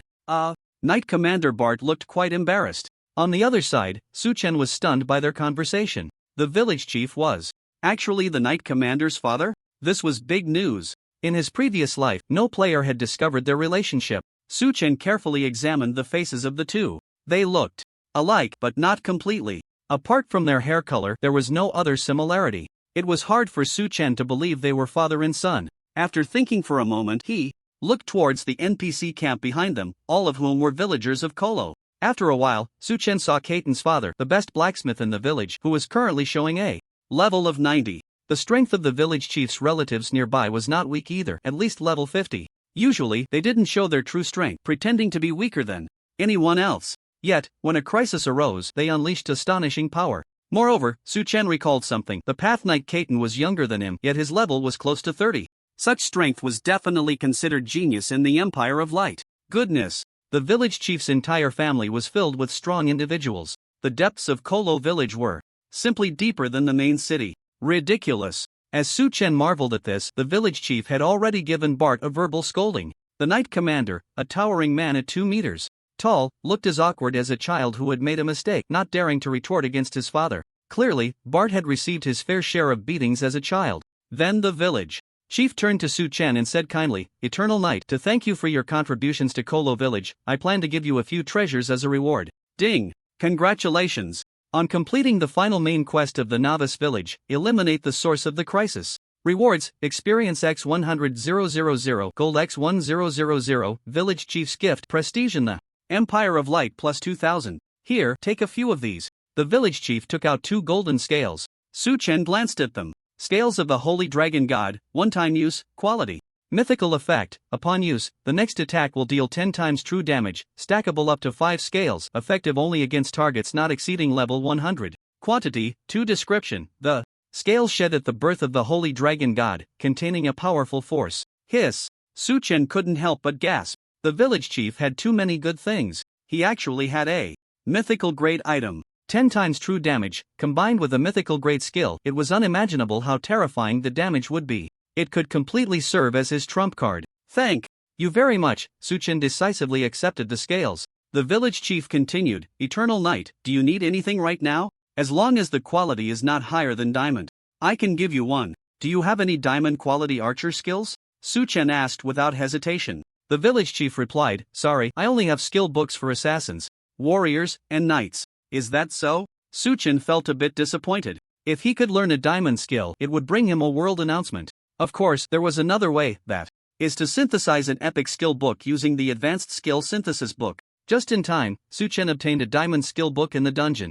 After a moment of contemplation, Su Chen said, "Village chief, please give me an assassin class skill book." "Sure." The village chief handed him the skill book without asking further questions. Immediately, Bart beside him said, "Eternal Knight, I have informed the Northwind main city of your contributions. The city lord said to meet him when you arrive at the main city." "All right." Su Chen nodded. "Ding, congratulations, you have received the second phase main quest, Meet the City Lord. Quest content: go to Northwind main city to meet the city lord, Kelf." After the instructions were given, the village chief and others returned to the village. Su Chen then took out 2 diamond skill books, 4 gold skill books, and many skill books of lower than gold quality. From his backpack, to synthesize skills for the archer class, he must have an archer skill book among the materials. Su Chen had previously killed a boss and obtained a silver skill. However, he disliked skills below gold quality, so he did not learn it and kept it in his backpack, planning to use the skill synthesizer to create a higher level skill after arriving at the main city. But Su Chen did not expect to obtain a skill synthesis book from the wizard servant. He could use it in advance. In the end, Su Chen selected 10 skill books to place into the synthesis book. Ding, synthesizing archer class skill, final quality, epic. Cost 20 million gold coins, 10 skill books, 12 hours. The success rate of the synthesis book is 100%. Therefore, it requires a large sum of money. Currently, only a very few people can afford the skill synthesis book. The price of the skill synthesizer is much cheaper, but it has a success rate. A lucky player might succeed on the first try. As for unlucky players, they might spend over 20 million gold coins and still not obtain an epic skill book.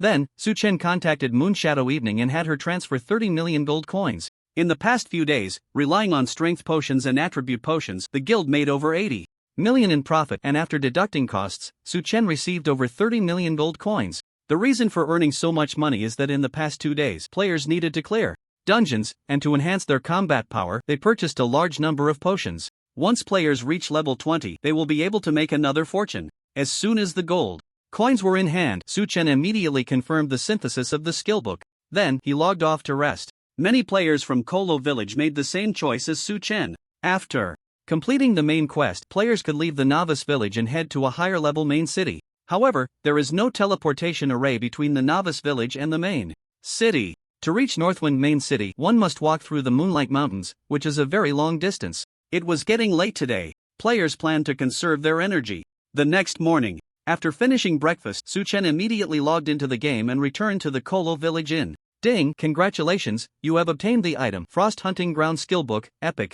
12 hours had already passed since yesterday. The skill synthesis book disappeared and transformed into an archer class skill. Since the materials included a diamond skill book from the mage and assassin classes, the new skill's naming characteristics lean towards both professions. Su Chen was very eager to see the skill's effects. With a clap of his hands, the skill book turned into light and merged into his body. Ding! Congratulations, you have learned the skill Frost Hunting Ground, Epic. Frost Hunting Ground, Epic, Level, LV1 Upgrade, 0/6400 Experience Effect 1. Summons a hunting ground with a radius of 50 plus Spirit X 0.2 meters, dealing 100 plus Spirit X 4 frost damage per second and reducing enemy movement speed and attack speed by 30%. Lasts for 30 seconds. Effect 2, nullifies stealth skills, and your attacks gain 20% defense. Penetration. Cooldown 300 seconds. Consumes 15% mana. Truly an epic quality skill. The only word to describe it is terrifying. This is an ultra-large area control skill, with Su Chen's current mental value, the hunting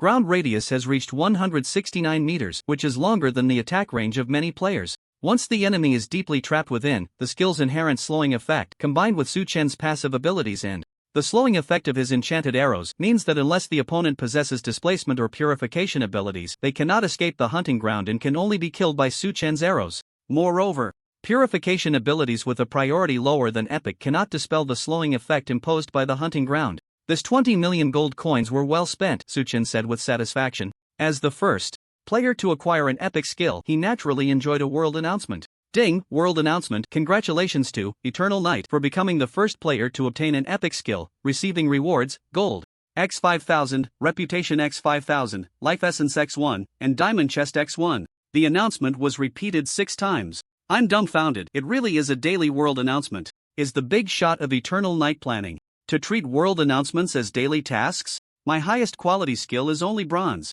The big shots are already using epic skills. I feel like I'm falling behind the times. Players had just woken up, logged into the game, and were preparing to head to the main city when they received Su Chen's world announcement, instantly dampening their spirits. On the other side, Su Chen used the 10th life essence, raising his synchronization to 50%. He then opened the diamond chest. You have received 5,000 gold coins. You have received a Traveler's Backpack Diamond. Traveler's Backpack Quality Diamond Effect. After equipping, the player's backpack space expands to 1600 slots, rare drop rate plus 2%, out of combat movement speed plus 5%.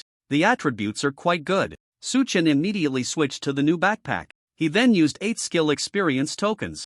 Large, pouring a total of 8 million experience into the new skill. Ding! You consumed 6080 experience to upgrade Frost Hunting Ground to LV2. Ding! Su Chen upgraded the skill to level 6 in one go. At this point, he only had 2 skills in the top 10, and the experience cost for upgrading skills was only reduced by 5%, accumulating over 7 million experience consumed. Frost Hunting Ground, Epic, Level, LV6 Upgrade, 48.5W/3200W experience details. After the upgrade, the range increased to 249 meters, and the slowing effect rose to 35%. Once Su Chen activated the skill, enemies could only watch helplessly as they were shot down by arrows. This kind of skill is truly both shameless and disgusting. Fortunately, the owner is Su Chen. After completing these tasks, Su Chen contemplated what he should do next. My primary task is to complete the tier breakthrough trial so I can continue leveling up. Then I will visit the Lord of Northwind City. The action plan he devised last night surfaced in his mind.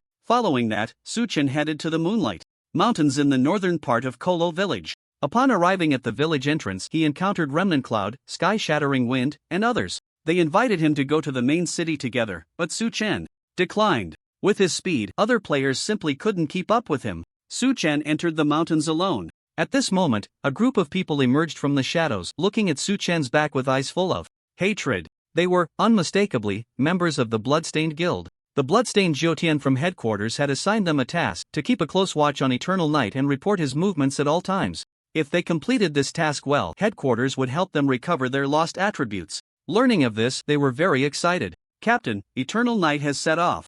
Let's hurry and follow him, Bloodstained. Maple said anxiously. Okay. Bloodstained Han nodded. Hearing this, a team member hesitated and said, I feel like Eternal Knight is a bit ominous. Why don't we let him get a bit further away, and we can just follow?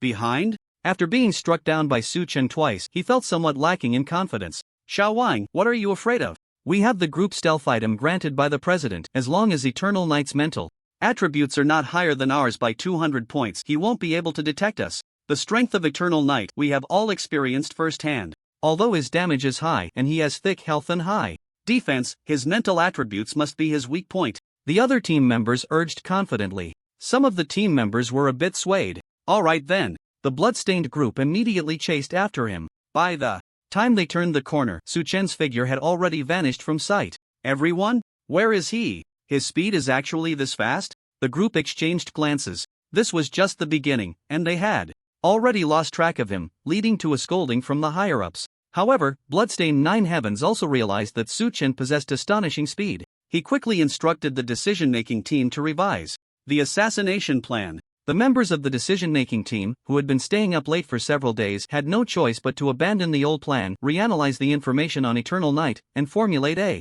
new action plan. Some of the balding members of the decision-making team were practically cursing Su Chen. They vowed to create the most perfect assassination plan, determined to bring about Su Chen's downfall. Time passed swiftly. More than 5 hours later, Su Chen crossed the mountains and arrived at the vast Qin Plain. Nearby was a famous Silverwing Ranch, where players could pay to capture mounts after reaching level 30. Players below level 30 could also have a chance to capture mounts in the ranch as long as they completed the ranch owner's hidden quest. Although Su Chen urgently needed a high-level mount, he wasn't in a hurry. Completing the tier breakthrough trial was the most important task at the moment. Before long, Su Chen reached his destination. System prompt: congratulations, you have discovered a new map, Northwind Main City. This is a border city in the northern part of the Light Empire, adjacent to the Orc Empire. Due to differences in faith and race, humans and orcs have fought many wars throughout history. The relationship between the two races is quite poor. Even today, conflicts often arise. Northwind Main City. After verifying his identity at the city gate, the soldiers allowed Su Chen to enter the city.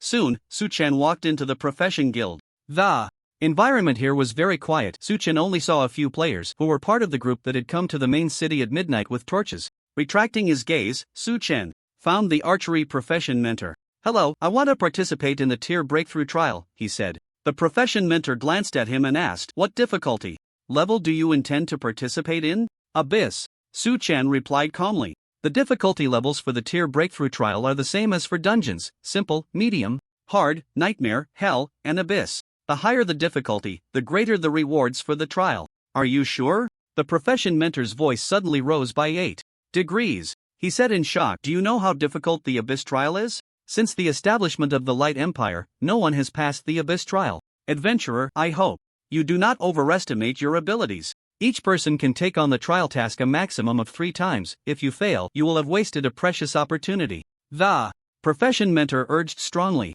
No need to think about it. Su Chen shook his head and said, I choose the abyss difficulty. You, fine. The profession mentor sighed, but still agreed. He took out a diamond-shaped golden crystal. A panel appeared before him, introducing the information about the various difficulty trials. Su Chen was very familiar with the process of participating in the trials. He directly placed his hands on the surface of the golden crystal. A rich light shone out, enveloping Su Chen's body. A prompt sounded in his ears. Ding! You have drawn the Abyss Trial Secret Realm, Dark Castle. Number of participants. For a trial task, assassinate the Dark Dragon.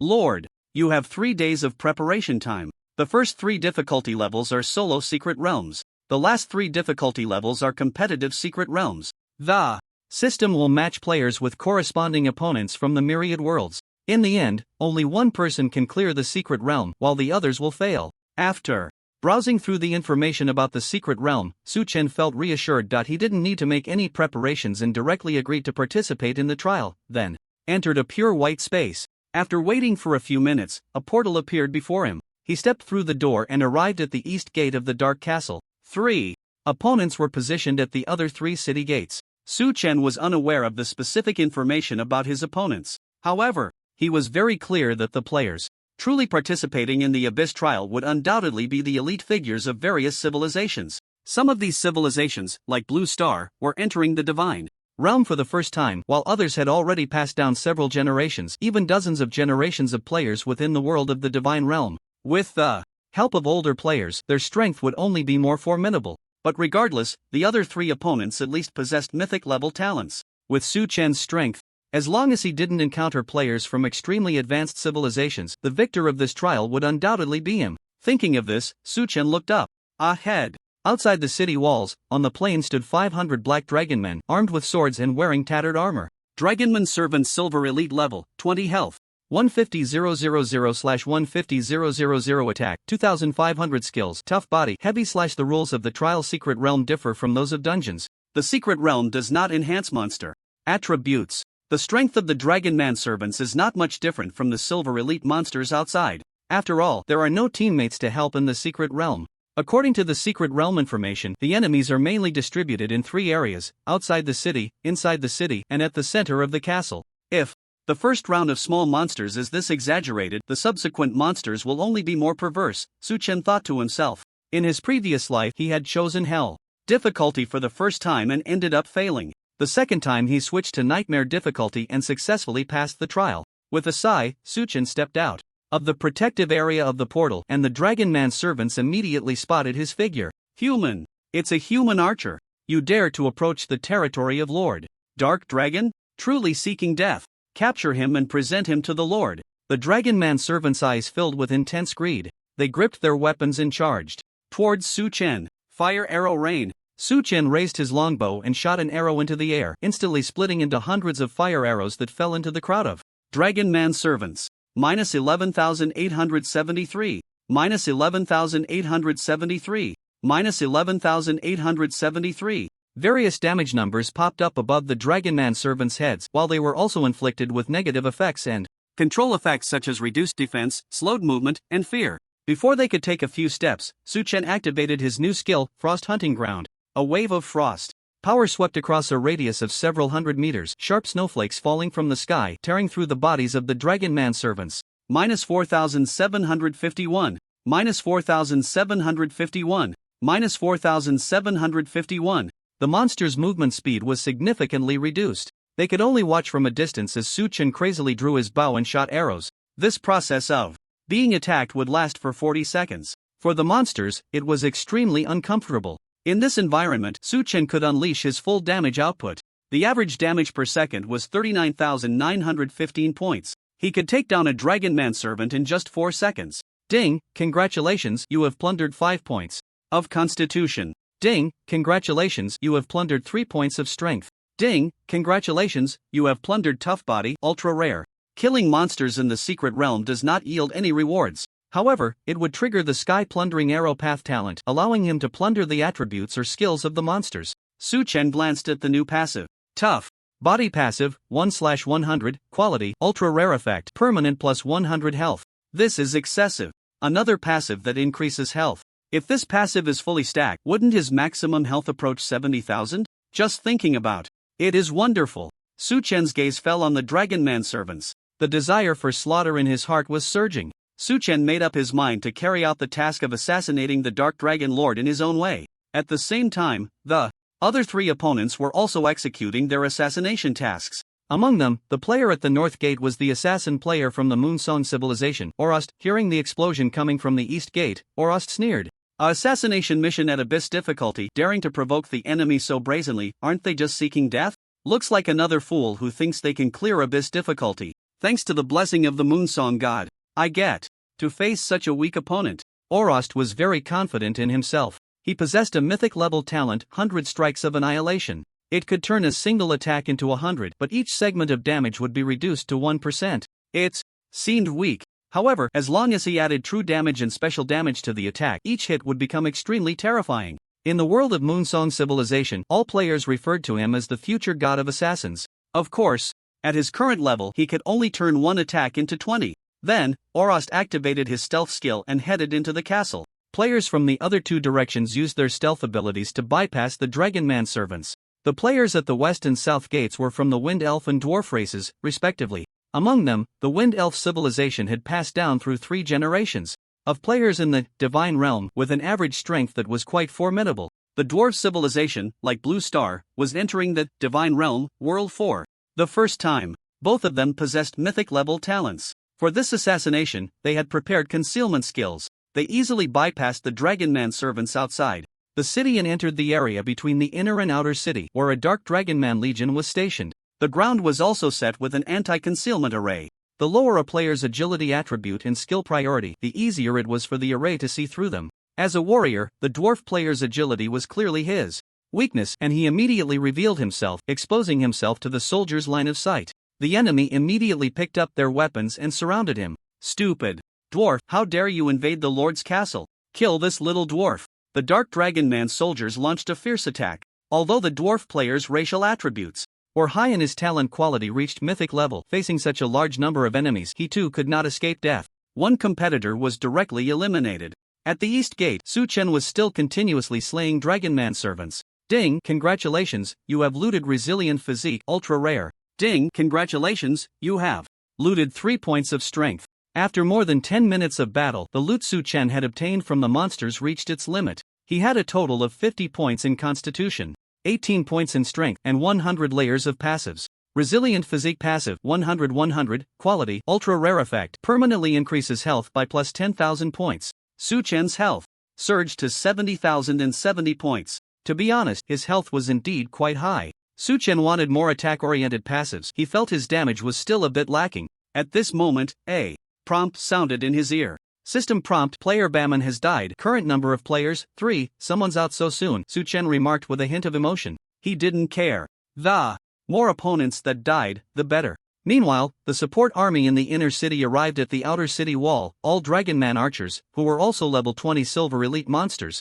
numbering 100. Their health was 100,000. Attack power was 2,700. These were their base attributes. Frost Hunting Ground, Rain of Fire Arrows. Su Chen summoned the hunting ground in the wall area, cold snowflakes falling from the air, and then followed up with an area attack skill, with hundreds of fire arrows accurately hitting the enemies. Minus 6,243. Minus 6,243. Minus 6,243. A large number of damage numbers popped up above the archers' heads. They were also afflicted by various negative effects. Projectile attack. Kill this human. The Dragonman archers drew their bows to the limit and suddenly shot a rain of arrows, enveloping Su Chen's position. However, Su Chen's health bar remained completely unchanged. In battle state, his physical defense reached 3,715 points. Without using skills, the Dragonman archers' normal attacks could not break through Su Chen's defense. Even if they used skills affected by the effect of the weakened curse, the enemy could only deal 245 points of damage, most of which was absorbed completely by the magic shield.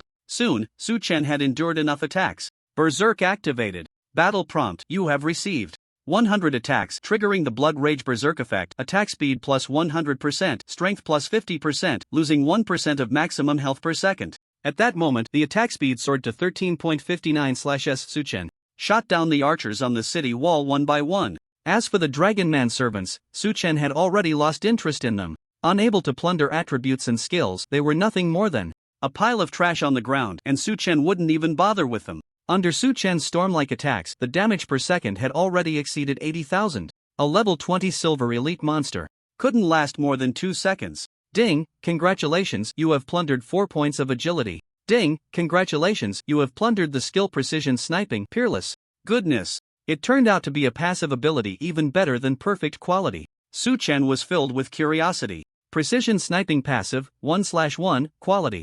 Peerless effect, entering combat state, the first arrow will definitely trigger a critical hit effect and lock the attack target. Hiss. Su Chen gasped. As expected of a Peerless quality passive, the effect was downright monstrous. Plus 100% critical hit on the first shot. Who could withstand that? Moreover, the passive description stated that the first arrow would definitely crit, which meant that magic skills, such as Flame Arrow Rain, could also trigger critical hit effects. Just thinking about that damage was terrifying. Normally, elemental damage cannot trigger critical hits unless there are special talents or effects to enable it. However, the strongest aspect of this passive was the target locking effect. Very few time or space abilities could evade such attacks, but once other players were locked on, they could only endure the hits. Not bad at all. Just from this passive gain, this breakthrough trial is a huge profit. Su Chen smiled. Recalling his thoughts, he re-engaged in battle, shooting down the Dragonman archers and plundering 60 points of agility. Then, Su Chen crossed over the Dragonman servant's position, boldly walking through the outer city gate and heading straight for the inner city area. This time, the Dark Dragon Lord finally dispatched regular troops. Dark Dragon Guard Golden. Elite level, 20 health, 300,000/300,000 attack, 5,000 skills, Dark Dragon scale armor, lunge, block. This group of soldiers stood 4 meters tall, wielding steel spears and shields, not wearing armor because they believed their black dragon scales were tougher than any armor. Intruder, die. The pale golden eyes of the Dark Dragon revealed a cruel glint. They formed a defensive phalanx, stepping towards Su Chen, the ground vibrating with thuds. Come on! Seeing such a formidable enemy, a surge of fiery battle intent welled up in Su Chen's heart. Su Chen casually shot out a rain of fire arrows, applying the weaken curse to each enemy, reducing their defense and attack by 20%. Minus 6003. Minus 6003. Minus 6003. Since he hadn't turned off the berserk passive, he remained in combat state. Skills could not benefit from passives like precision sniping. However, a high attack speed made Su Chen's sustained combat ability incredibly powerful. Both sides fell into a protracted battle. Without the 25% defense penetration from the frost hunting ground, Su Chen's average damage per second was around 60,000, requiring 5 seconds to kill a dark dragon guard. He was somewhat dissatisfied with this efficiency. If only it could be a bit faster. I hope the final Dark Dragon Lord can bring me some surprises, Su Chen thought to himself. At this moment, the system panel continuously displayed attribute prompts. Ding, congratulations, you have plundered 6 points of constitution. Ding, congratulations, you have plundered the skill lunge, ultra rare. Su Chen's strength was rapidly increasing. In the northern area of the Dark Castle, Orost is fleeing for his life with a large group of Dark Dragon guards chasing him from behind. Thanks to his full agility build, he is significantly faster than his pursuers. Damn it, Orost! Curses under his breath. Half an hour ago, he had successfully entered the inner city. However, he never expected that the anti-invisibility array in the inner city was stronger than that in the outer city. Although his agility attribute is high, the priority of his stealth skill is too low, which led to his immediate exposure. To make matters worse, the number of enemies in the north and south districts is the highest, followed by the east district. The west district, where the Wind Elf players are located, has the fewest enemies. There are too many enemies here. I can't break through the front line to reach the castle. I must find a way to look for other safe paths. Orost ponders. Boom! At that moment, a rumbling sound faintly comes from the east. That player at the east gate actually broke into the inner city? Then his combat strength must be formidable, Orost thinks. Upon further reflection, an idea pops into his mind. That's right. I can go to the east district and take advantage of that player attracting most of the enemy's attention to directly enter the castle. A sinister smile appears on Orost's face. With that thought, he quickens his pace to shake off the soldiers pursuing him. 20 minutes later, Orost arrives near Su Chen. The scene of battle unfolds before him. Su Chen is attacking the Dark Dragon guards from across a frost hunting ground. How is this possible? A single archer can take on hundreds of elite golden monsters? Orost's face is filled with disbelief. He can't even do that. They are all fragile classes with low defenses. Why are you so exceptional? A hint of jealousy arises in Orost's heart. He then examines Su Chen and realizes that Su Chen is wearing no equipment below golden quality. The Moon's Song. Civilization is also entering the divine realm for the first time. Without the help of parental figures, Orost is only equipped with a mix of silver and golden gear. This is already considered top tier among players in their world. Yet, he is being crushed by Su Chen. Envy, jealousy, and unwillingness. Complex emotions flicker across Orost's face. Since you're so strong, I guess I have to eliminate you, my competitor, ahead of time. His tone is cold. Assassins are always the arch-nemesis of archers. Moreover, his talent is strong. One attack turns into 20 strikes. The damage of the attack itself is reduced to 5%. However, with his passive abilities and the additional 300 points of true damage from his equipment, Orost can deal 6,000 points of true damage in one hit. His damage per second exceeds 24,000 true damage. Killing an archer should be easy, right? Orost is full of confidence. He grips his dagger tightly, enters stealth mode, and quietly approaches Su Chen from behind. On the other side, someone's here. Su Chen senses someone entering his mental perception range. He quickly turns around, looking into the air behind him. Discovered? Orost is somewhat surprised. However, the distance between the two is less than 30 meters, already within his attack range. He immediately activates his backstab skill, instantly teleporting behind Su Chen, gripping his dagger to stab at his heart. Under the effect of his talent, this strike becomes 20 attacks.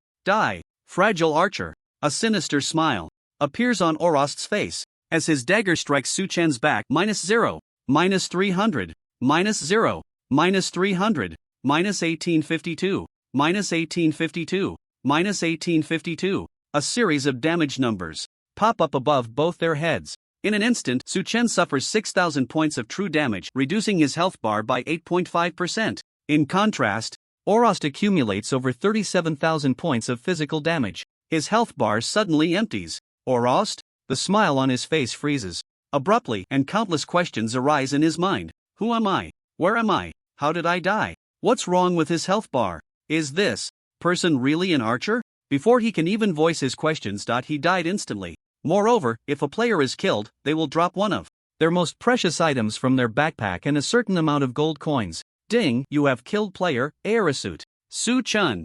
Dead? Su Chen was a bit skeptical. After confirming the situation, he helplessly said, "This is too quick to die." Su Chen was still planning to use evil eye on Aerosute to transfer 1,000 points of sin value to him, which would allow him to loot 100 items from the opponent's backpack. But the other party died unexpectedly, and even he didn't react in time. Consider yourself lucky, Su Chen sighed. At this moment, there was only one opponent left in the Dark Castle.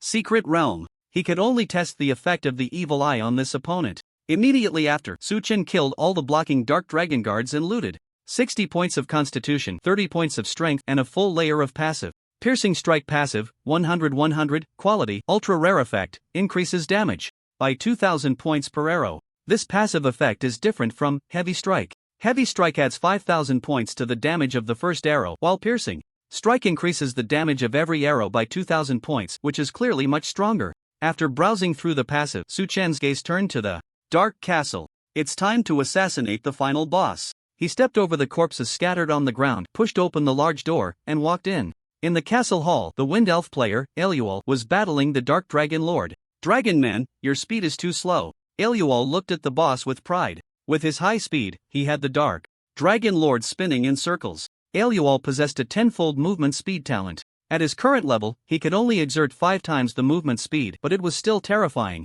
Moreover, as a prodigy of the Wind Elf race, Elual enjoyed the best resources. Even the elders of his clan specifically sought out many skills and items that increased movement speed and agility for him, as well as hidden archer professions and exclusive professional equipment. Now, aside from group skills and targeted attacks, other attacks couldn't even touch Elual. Damn Green Elf, if you have the ability, don't run, the Dark Dragon Lord roared. It hated enemies like Elual the most. Thank you for your compliment, Elual replied calmly with a smile. The skin of the Wind Elves leaned towards a light green, but to them, it represented the colors of nature and wind. Therefore, the term Green Elf was a compliment to them. Ah, damn it, the Dark Dragon Lord raged helplessly. Bang! At that moment, the door swung open, light flooding into the hall, and Su Chen's figure appeared at the doorway. Both sides turned their gazes towards him. Su Chen smiled and said, "You two continue fighting, don't mind me." As he spoke, his gaze fell on Elual. Goodness! Not a single piece of equipment below diamond quality, and there was even an epic quality ring. A true tycoon. It seemed he was a player from an old civilization. This elf player's backpack must contain a lot of good items. An idea formed in Su Chen's mind. Using Evil Eye to transfer 2,000 points of sin value to the other party should be reasonable, right? At that moment, Elual suddenly felt a chill all over his body. After Su Chen stepped into the castle hall, he saw the Dark Dragon Lord with only half health remaining. To be honest, if Su Chen hadn't participated in this Abyss trial, this Wind Elf player, Elual, would definitely have been able to solo the Dark Dragon Lord and become the victor. His talent was too restraining against melee-type bosses. Moreover, as a third-generation player of his world, Elual had relied on the help of his parents and had been using various attribute-enhancing items since he entered the game. In terms of attributes alone, he was definitely much stronger than players of the same level who had just entered Divine Realm. Even Su Chen, who had a mythical level talent in his past life, couldn't compare to him. At this moment, Elual noticed the longbow in Su Chen's hand and said arrogantly, "Human, since you are an archer, I am willing to let you go this time. If you don't want to drop the diamond longbow in your hands, it's best to voluntarily withdraw from the trial." Upon hearing this, Su Chen's lips curled up slightly. "Are you so confident you can defeat me?" As he spoke, he quietly activated the ability of Evil Eye, transferring 2,000 points of sin value onto Elril, increasing the death drop penalty he would face by 20,000%, or 200 times. The elf race is born to be sharpshooters, and I am not only the prince of the Wind Elf Empire but also the Empire's #1 prodigy. How could a mere human archer be my opponent? Moreover, among players of the same level, no one can hit me. Elril's face was filled with pride. Among the new generation of players in his world, no one was his match. Over time, this had fostered an attitude of arrogance. Before entering, Su Chen had heard the furious roar of the Dark Dragon Lord and knew that Elril's speed was incredibly fast. If Su Chen were in a disengaged state, he could use precision sniping to lock onto Elril. However, To maintain Blood Rage, Su-Chen had to remain in combat status, unable to trigger his passive abilities. If Elrol kept moving at high speed, it was likely that Su-Chen wouldn't be able to aim at him. Glancing at his opponent, a thought gradually emerged in Su-Chen's mind. He then provocatively said, "Although you claim that players of the same level cannot hit you, I guarantee you won't be able to dodge the arrows I shoot. Elf, do you dare to bet?" "Ha, what a foolish guy." Elrol squinted his eyes. He continued coldly, "Since you insist on seeking your own death, don't blame me. This prince will give you a chance. Go ahead." With that, Elrol stood still. He was eager to see the expression of despair and shock on Su-Chen's face. Seeing this, Su-Chen's lips curled into a smile. His movement speed was 2,256 points, with a maximum speed of 74.5 m/s. However, with various passives and enhancements, the flight speed of the arrows he shot approached 1,000 meters per second, which was 3 times the speed of sound, more than 10 times faster than his own speed. As long as Su-Chen aimed at Elrol and shot an arrow, even if the opponent's movement speed was 10 times higher than his, he wouldn't be able to dodge it. Then, Su-Chen drew his bow and aimed at Elrol, grinning wickedly. "Keep your eyes wide open." He fiercely activated the skill, Thunder Strike. A thunderous arrow shot through the air at an incredible speed. Little E. Elrol's words were abruptly cut off. The moment he realized Su-Chen was attacking, the arrow had already struck his body. Boom! -8,423. -1,500. Darkness damage numbers popped up above Elrol's head, and his health bar suddenly dropped to a critical level. His health exceeded 20,000 points. Such a fast arrow! It was only after taking damage that Elrol realized he had been hit. A surge of shock and anger welled up within him. At that moment, Elrol finally understood that Su-Chen had lured him into a trap by exploiting his arrogance. However, Elrol was currently under the effects of 2 seconds of paralysis and 1 second of fear, unable to retaliate. Although he couldn't use control-clearing items in the Trial Secret Realm, he had learned a purification skill. After activating the skill, the paralysis effect was dispelled. Yet, the fear effect applied by the passive remained unchanged. Arrow after arrow struck Elrol. He died helplessly under Su-Chen's arrows. In his final moments, a thought flashed through Elrol's mind. Cunning human. Suddenly, the system prompts echoed in his ears. Ding, you have died. Abyss trial failed, beginning to exit the secret realm. Ding, you dropped the item, Blood Spirit Ring, Epic. Ding, you dropped the item, Godwind Bow, Diamond. The panel refreshed with over 200 lines of information.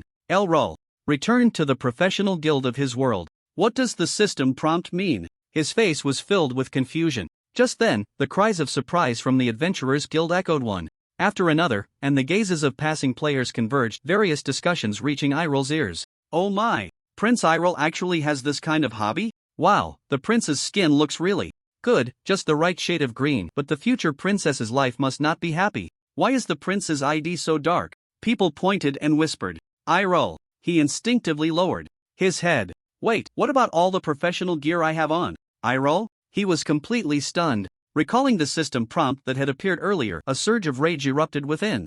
Irol, bastard. I will not let this go. Ding, announcement from the Holy Tree City. A heinous villain, Irol, has appeared in the city. The city lord officially issues a bounty to all players to assist the city guards in capturing the villain, Irol. Current coordinates of the villain, 0.250.196. The system pinned a message reporting Irol's coordinates in real time. If he were caught naked and thrown into prison, it would surely become the headline news of the Elven Empire today. Damn you, Eternal Night, just wait. I will avenge today. Irol said resentfully. He logged off immediately. Dark Castle. With Irol's death, a large number of items dropped, along with several small mountains of gold coins, all shimmering with buling light. Wow! This harvest is too bountiful. 80% of the item quality is no lower than gold level. This elven player is indeed a big spender. Just then, a rough voice came from beside him. Human, thank you for killing that disgusting green-skinned elf. The Dark Dragon Lord sneered. As a reward, I will personally twist off your head. Almost forgot. Su-Chen glanced at him and said indifferently, I haven't taken care of you, you upright lizard. The Dark Dragon Lord's face turned furious. You seek death. It charged forward with a giant sword. Long before the Dark Dragon Lord launched its attack, Su-Chen had already scanned its attributes. Dark Dragon Lord Diamond Lord level, 20 health, 223W/455W attack, 17,500 skills, Half Dragon Body, greatly enhances all 4 attributes. Fury, launches 5 consecutive slashes at the enemy. Intimidation, inflicts fear on the enemy and reduces their attack power. Charge Strike, rushes quickly towards the enemy, dealing massive damage and causing a stun effect.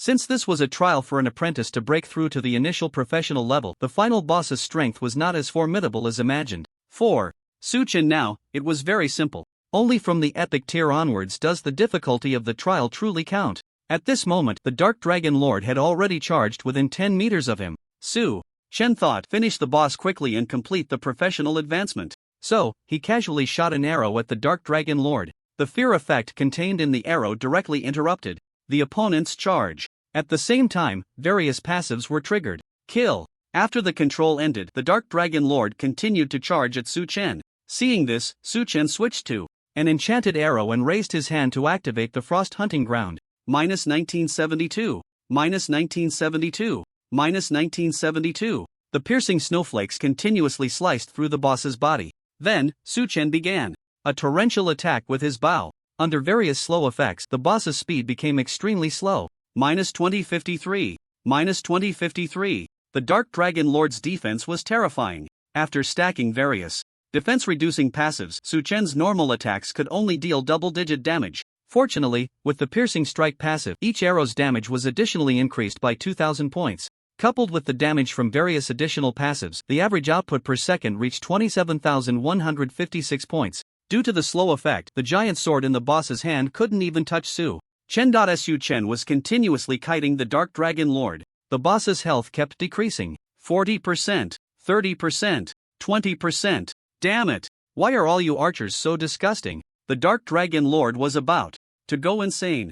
It originally thought that with the green elf dead, it could finally turn the tables. But what happened? A more disgusting archer showed up. The arrows seemed to contain countless negative and control effects. Bleeding, poisoning, slowing, fear. The Dark Dragon Lord felt like a dog toyed with by the human in front of it. If it weren't for its decent physical condition, it might have been so furious it would have spat blood and died. Before long, the boss's health was completely drained. I won't accept this. The boss's eyes bulged, and a faint voice came from its mouth. With a loud crash, the massive body of the Dark Dragon Lord fell to the ground, its eyes still fixed on Su Chen's direction. It died with its eyes wide open. The system prompt followed. Ding! You have killed the Dark Dragon Lord, completed the tier breakthrough trial, and become a beginner Swift Shadow Hunter. Congratulations, you have plundered 50 points of Constitution. Congratulations, you have received Abyss difficulty rewards, growth plus 6 stars, reputation plus 10,000 points, transcendence value plus 1,000. The growth increased to 12 stars.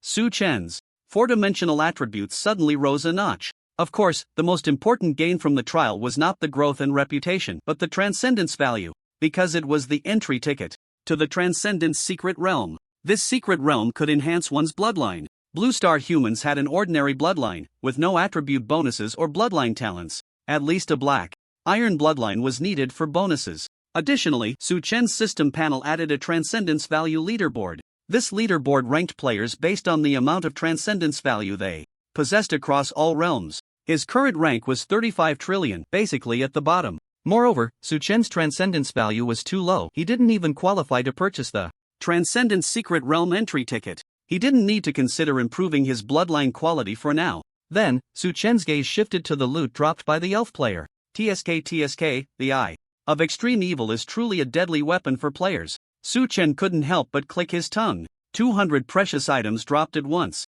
He felt that the elf player AI Ruhr must hate him to death. Fortunately, they belonged to different worlds. The Holy Dragon world also didn't have an open world passage. AI Ruhr couldn't kill him even if she wanted to. He quickly picked up the items on the ground, including 200 pieces of equipment and 15.45 million gold coins. Killing 100 golden bosses wouldn't yield this many rare rewards. This was a huge profit. A smile appeared on Su Chen's face. He then spent a few minutes checking the attributes of the equipment. Unfortunately, only that epic ring could be worn by Su Chen. The other diamond equipment was part of the epic Class God Wind Archer exclusive set, which would upgrade with the player's level and eventually become an epic set. It was very valuable. However, for Su Chen, it was just a pile of tasteless to eat, but a pity to discard junk. The remaining 100 or so items were quite useful, including 10 revival badges. After death, players would resurrect at full health and mana on the spot, exempt from death penalties. Thank goodness items can't be used in the trial secret realm. Su Chen sighed deeply.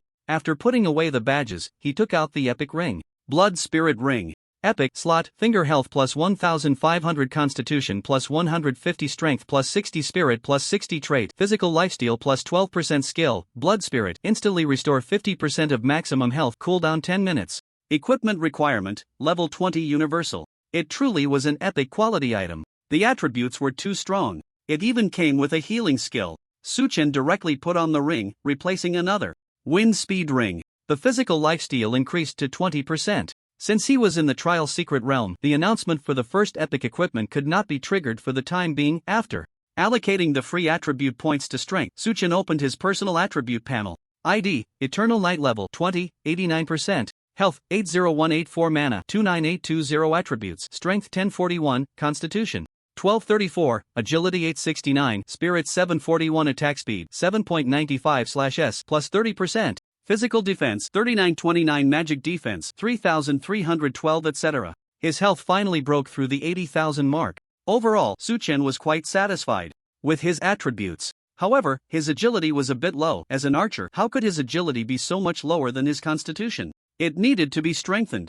Suchen began to ponder which monsters in the maps could provide agility attributes. The Quinn Plains outside the Northwind main city and near the Silver Wing Ranch were clearly the best grinding spots. With this thought, Suchen opened the system panel, clicked to exit the trial secret realm, and returned to the Profession Guild. The system announcement rang out, refreshing 12 notifications in one breath. Ding! World announcement. Congratulations to Eternal Night for becoming the first player to complete the tier breakthrough trial, receiving rewards Gold X 5000, Reputation X 5000, Life Essence X1, and Diamond Chest X1. Congratulations to Eternal Night for becoming the first player to possess epic equipment, receiving rewards Gold X 5000, Reputation X 5000, Life Essence X1, and Diamond Chest X1. The announcement rang out a full 12 times. The system tirelessly reminded players around the world every day. Eternal Night had once again become a little stronger.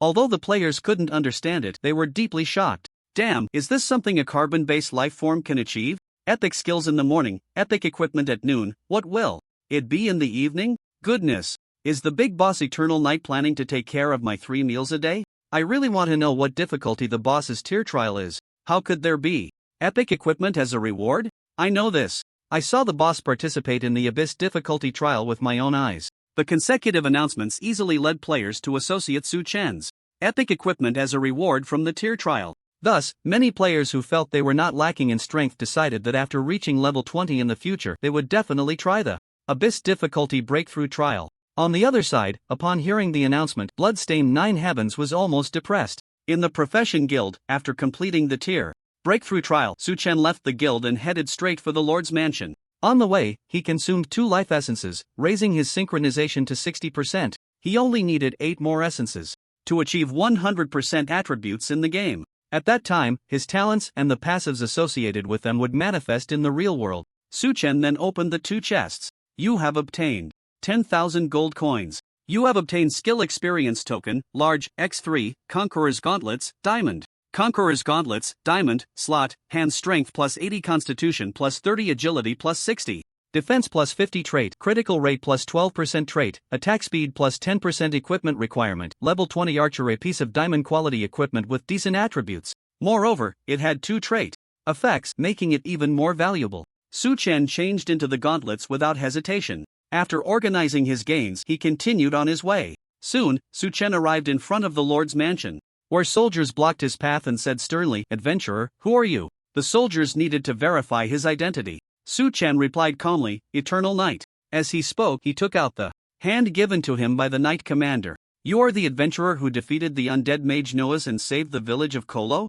The soldier exclaimed in surprise. Because Suchen had 3,000 points of reputation in the Light Empire, NPCs in the Northwind main city had heard of some of Suchen's deeds. Yes. Suchen nodded. Ding, Northwind City Soldier XX's favorability towards you. Plus 20, current, 60. Ding. The panel refreshed with a bunch of notifications. A look of respect appeared on the soldiers' faces. At that moment, the captain of the soldiers said solemnly, "My lord, the city lord has already instructed us that as soon as you arrive, we will take you to see him directly. Please follow me." With that, Suchen followed the soldier into the city lord's mansion and went straight to the reception room. The soldier ran off to report to the city lord. After a while, footsteps echoed in the corridor. A middle-aged man dressed in noble attire appeared in view. He was the city lord of Beifong, Count Kelf of the Bright Empire. The city lord laughed heartily. Mr. Eternal Knight, it's finally a pleasure to meet you. Just as Lord Bart said, you are indeed a handsome figure. Hello, my lord, it's an honor to meet you, Su Chen greeted in return. At this point, the city lord got straight to the point. Eternal Knight, you have come at just the right time. I have some important matters that require you adventurers to complete. Please, go ahead, Su Chen gestured. The city lord's expression turned serious as he said, last week, our army fought a battle with the Orc Empire, resulting in many soldiers being severely injured. The Dark Empire's border troops to the west have also been secretly active. To prepare for the possible war that may come, we need to stockpile a large amount of healing potions in advance. However, a large number of magical beasts have suddenly appeared at the source of the potion materials, and I hope you can eliminate them. No problem. Su Chen nodded and said, leave this to me. As soon as he finished speaking, a system prompt sounded. Ding! Congratulations, you have received the main quest, Protect the Herbs. Quest details: kill at least 300 evil magical beasts located in the Glorious Forest to protect the herb source. Quest time limit, 3 days. With the quest in hand, Su Chen bid farewell to the city lord. The Glorious Forest was far from Beifong City. Due to unknown environmental factors, people could not establish a teleportation array in the forest. This meant that the herb gathering team had to first teleport to the nearest military camp and then walk to the Glorious Forest. It's time to catch a mount, Su Chen thought to himself. If he had a mount, it would greatly save travel time. There were 2 ways to obtain a mount in the early stages. One was through mount items, which directly summoned a mount, but this type of mount, like a skill, required a long cooldown after being used for a period. The second way was to use a mount lasso to capture a mount. The items for capturing mounts were held by the Silverwing Ranch and the Bright Church. The church could be directly excluded. Therefore, Su Chen's next stop was Silverwing Ranch. The Silverwing warhorses they produced were top-tier mounts in the Bright Empire and even worldwide, second only to the Bright warhorses cultivated by the Bright Church. It should be noted that the Bright warhorses were the exclusive mounts of the Epic Legion, the Judgment Knights, and in total, there were only about 1,000 of them, making them extremely precious. Of course, Su Chen's target was the special mounts secretly cultivated by Silverwing Ranch. Their strength far exceeded that of the Bright warhorses. However, this special mount was the ranch owner's treasure and would definitely not be given to outsiders. Therefore, this operation would require some special means. The ranch owner might feel a little uncomfortable afterward. With this thought, a slight smile appeared on Su Chen's lips. He then quickened his pace and reached the entrance of the ranch in just over 20 minutes. Dozens of guards stood on either side. Nearby, some players were wandering around. I've finally arrived. Su Chen looked at the environment inside the ranch. According to the trajectory of his previous life, players could only purchase mount lassos from the ranch after reaching level 30, which could be used to tame the warhorses raised by the ranch. At this moment, he quickly went over the plan in his mind. Su Chen stepped forward and said, I am Eternal Knight. Please inform the ranch owner that I have a way to solve the difficulties he is facing. Eternal Knight. Clearly, the guards had also heard of Su Chen's name. After hesitating for a moment, the head guard said, Sir, please wait here for a moment while I go to inform the ranch owner. All right. Su Chen nodded slightly. A group of players passing by stopped in their tracks upon witnessing the scene. They were players from the Rainy Night Guild. The leader, known as Rainy Night J, scoffed, another fool trying to enter the ranch. Isn't that just asking for death? I bet he'll be thrown out by the guards. Many players had attempted to enter the ranch before, and all had failed. However, what no one expected was that, in the next moment, the head guard returned and respectfully led Su Chen into the ranch. What? Rainy Night J exclaimed in surprise. How did he manage that? Another player named Rainy Night Blade excitedly said, I think I heard him say he could solve the problems of the ranch. J, should we give it a try too? At this, Rainy Night J was very tempted. The allure of exploring an unknown map was as enticing to players as a boss monster. After a moment of contemplation, a wicked smile crept onto his lips. Let's go, we're heading over. The players of the Rainy Night Guild swaggered towards the ranch's entrance. When they reached the door, Rainy Night J shouted, Hey, guard, we can solve the difficulties of the ranch just like that guy. The guards exchanged glances and asked, Who are you? I'm Rainy Night J, and these are my friends Rainy Night Blade. Ding, guard vet's favorability towards you -50. Ding. A series of notifications rang out. The favorability of all the guards turned negative. Rainy Night J was dumbfounded. What just happened? He looked up to see the guards' eyes filled with rage, and one of them shouted angrily, You must be the ones who attacked our ranch mate at noon. Damn scoundrels, how dare you come here? Kill them. The guards drew their swords and surrounded the players of the Rainy Night Guild, swinging their blades down mercilessly. Big brother, let's talk this out. Please don't resort to violence. Ah.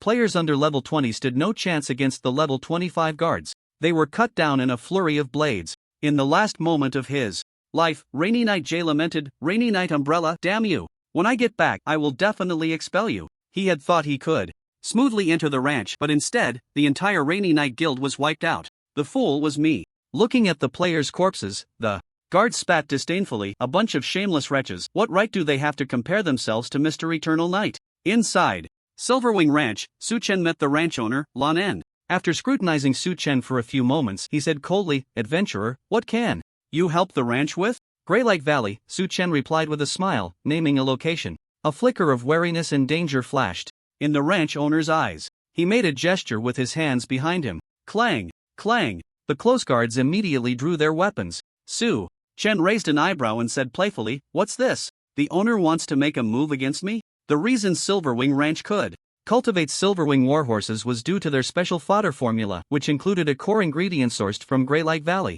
However, recently, a poisonous mist had suddenly emerged in the valley, preventing the ranch owner's people from entering. In his previous life, it took a few days before the ranch owner publicly issued a quest to adventurers to resolve the strange poisonous mist in Greylight Valley. But for now, this matter was still a secret of the ranch. The ranch owner had already suspected that there was a traitor within his family. He narrowed his eyes and asked, "Adventurer, how did you come by this information?" Su Chen replied nonchalantly, "You don't need to know where I got my information, you just need to know that I can solve the poison in the valley. And I can swear to the will of the world that I won't disclose the secrets of your ranch's formula." Upon hearing this, the ranch owner fell into deep thought. The special fodder in the ranch was running low. If he couldn't produce more materials within a week, it would likely affect the cultivation of the Silverwing warhorses. This kind of loss was something he couldn't afford. In the end, the rancher said in a deep voice, "Adventurer, I agree to your request, but you must first swear to the world." "All right." Su Chen decisively agreed.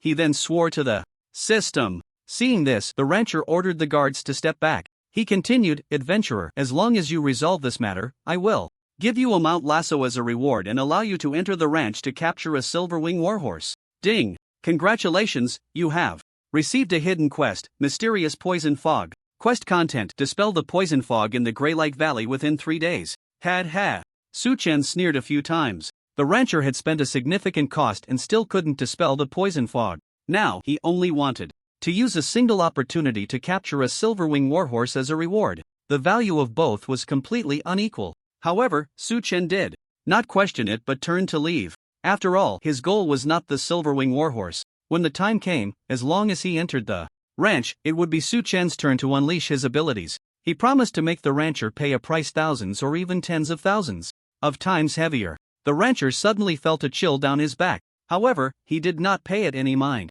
The rancher looked at Su Chen's back, a smirk curling at the corners of his mouth, mocking, "Just a chance to capture a mount, and I can use you, what a foolish guy." Unfortunately, his vision was still too narrow. This round, the rancher was on the first layer, while Su Chen was in the atmosphere. The Greylight Valley is located on the northwestern border. More than 2 hours later, he arrived at his destination, near the Angora Serpentman tribe. Su Chen began to recall the plan in his mind. The source of the valley's poison fog was a golden boss named Venomous Serpent. As long as it was killed, the poison fog would disappear, so he needed to find items that could resist the toxin. However, Su Chen had other purposes for this trip. That was to hunt down the father of the venomous serpent god, Angora. Angora was a demigod-level magical beast. 1,000 years ago, due to accidentally provoking the Dragon Clan, his entire race was exterminated and his bloodline and life force were forcibly extracted, nearly killing him. In the end, Angora fled to the poisonous dimension, barely surviving. The reason Su Chen was interested in him was that he possessed a world-sacred artifact called Beast Tamer's Bracelet. This item would be of great help to Su Chen. However, how to bring this serpent god, who was barely surviving in the poisonous dimension, to the holy dragon world was a problem. Last night, Su Chen thought for a long time and finally came up with a good method.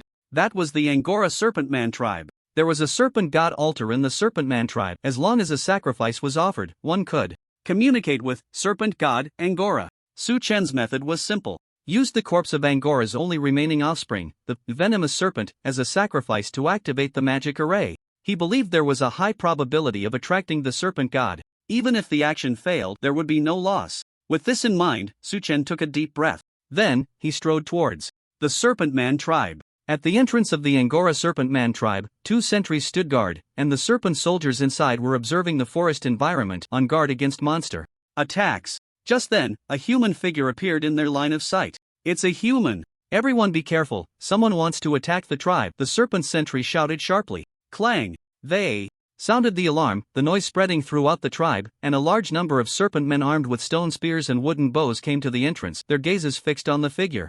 Outside. Kikek, a mere human dares to arrive at our tribe alone, what a foolish act. The serpentman's eyes revealed a cruel glint. A female serpent man said, if it's a man, he belongs to us, if it's a woman, she belongs to you. All right. The male serpent men agreed. Such was the nature of serpents. Soon, they got a clear look at Su Chen's appearance. The female serpent men widened their eyes. There was actually such a handsome man in this world? Ding, serpent man else's favorability towards you plus 50, current 80, false. Ding. The panel suddenly refreshed. With a large number of favorability prompts. In this place, besides female snake people, there are actually male snake people? Ridiculous. However, Su Chen had no interest in this group of snake people at all, because they were just too ugly. There are many types of snake people, and 99% of them are handsome men and beautiful women. But the Angolan snake people belong to the other 1%. Their figures are decent, but their faces look very much like an abstract painting displayed in a museum. Su Chen couldn't understand it at all.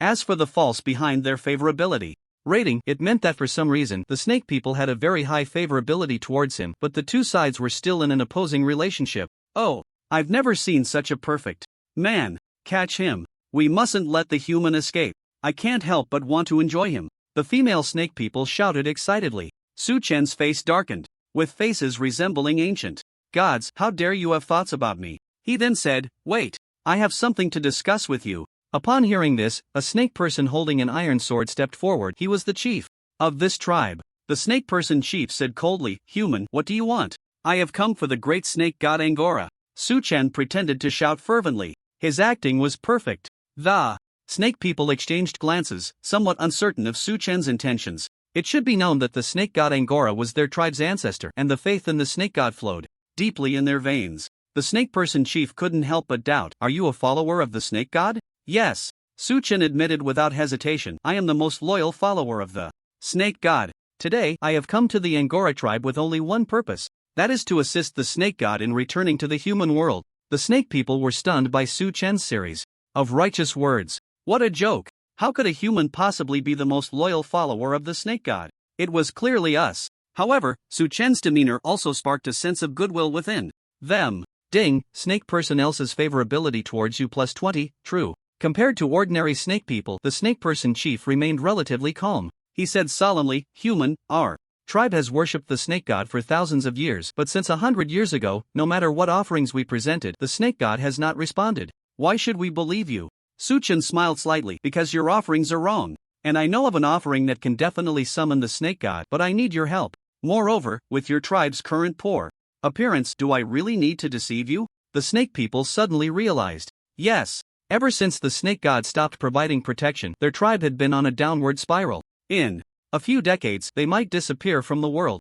If this human could truly summon the snake god, wouldn't their tribe be able to rise again? Thinking of this, the snake person chief felt a surge of excitement within.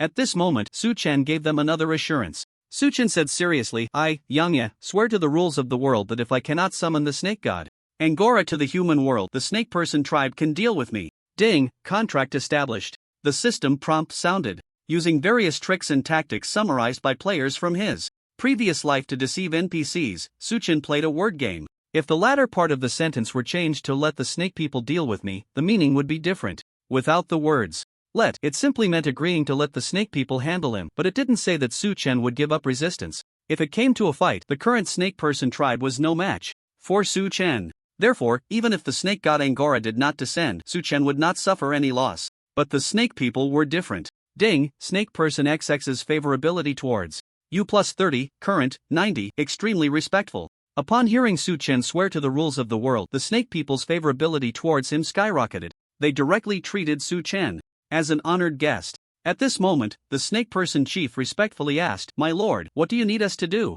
Are there still items granted by the serpent god in the tribe? Su Chen asked. There should be, the chief replied, his face full of embarrassment. How about I take you to the treasury to have a look? All right. Su Chen nodded calmly. Soon, everyone arrived at the treasury of the serpent tribe. In his memory, half a month later, players would destroy the tribe but could not open the treasury door until several months had passed, when the player's strength would be sufficient to break down the door. At this moment, the chief recited a series of mysterious incantations, and the ground door opened, revealing a tunnel. Su Chen's target was inside. Everyone walked in. The treasury contained a large amount of food for winter and wild fruits gathered from the woods, but there was nothing particularly valuable. However, at Su Chen's request, the serpents worked together to search every corner of the treasury and finally found 2 special items. Beginner mount rope trap blueprint quality, bronze materials, beast blood, beast fur. Effect: success rate of capturing bronze quality mounts plus 13% for each higher quality, success rate minus 4%. Requires alchemy to reach level 3 for crafting. Angora's tooth. Quality, diamond effect. Holding this item grants immunity to poison damage effects below 1000 points. Got the items. A surge of joy welled up in Su Chen's heart. The beginner mount rope trap could capture diamond quality mounts, perfect for the Silverwing Warhorse. He then opened his friend list and sent a message to Yuingshi. Have all players with level 3 alchemy in the guild come to craft mount rope traps. I want to see at least 2000 traps by tomorrow. Okay, Yuingshi replied. She didn't ask for the reason. After finishing this, Su Chen looked at the serpents and said, "Next, I will search for special offerings, and you all go to the woods to hunt some magical beasts to sacrifice to the serpent god." Alright, the serpent chief nodded.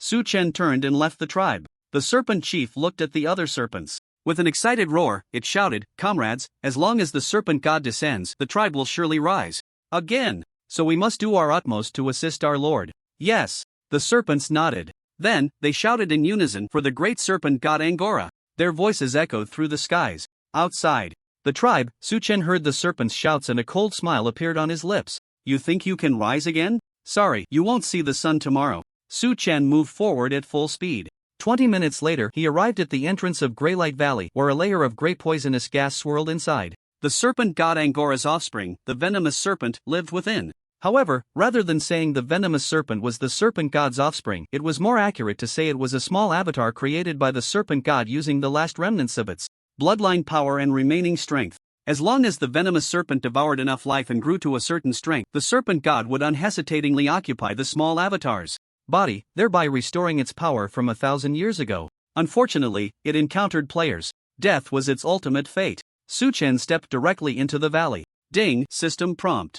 Due to environmental effects, you have been poisoned, losing 500 health points per second. It was precisely because of this toxic mist that the rancher's hired help could not enter the valley. In his previous life, players were able to complete the quest because a few days later was the venomous serpent's shedding day, when its strength would decrease significantly, and the poison gas would also recede considerably. Now, Su Chen possessed Angora's tooth, easily granting him immunity to poison damage below 1000 points. Hiss! From the bushes in the valley, dark green poisonous snakes emerged, looking at Su Chen with dangerous glints in their emerald eyes. These snakes were symbiotic creatures of the venomous serpent. They were akin to worker ants, specifically hunting magical beasts outside and dragging them into the valley for the venomous serpent to devour. Su Chen used his detection ability to look at the poison snakes. Panel. Angola venomous snake bronze elite level, 21 health, 160,000/160,000 attack, 2800 skills, basic poison resistance, venomous fangs for monsters, levels 20 and 21 are both thresholds. Once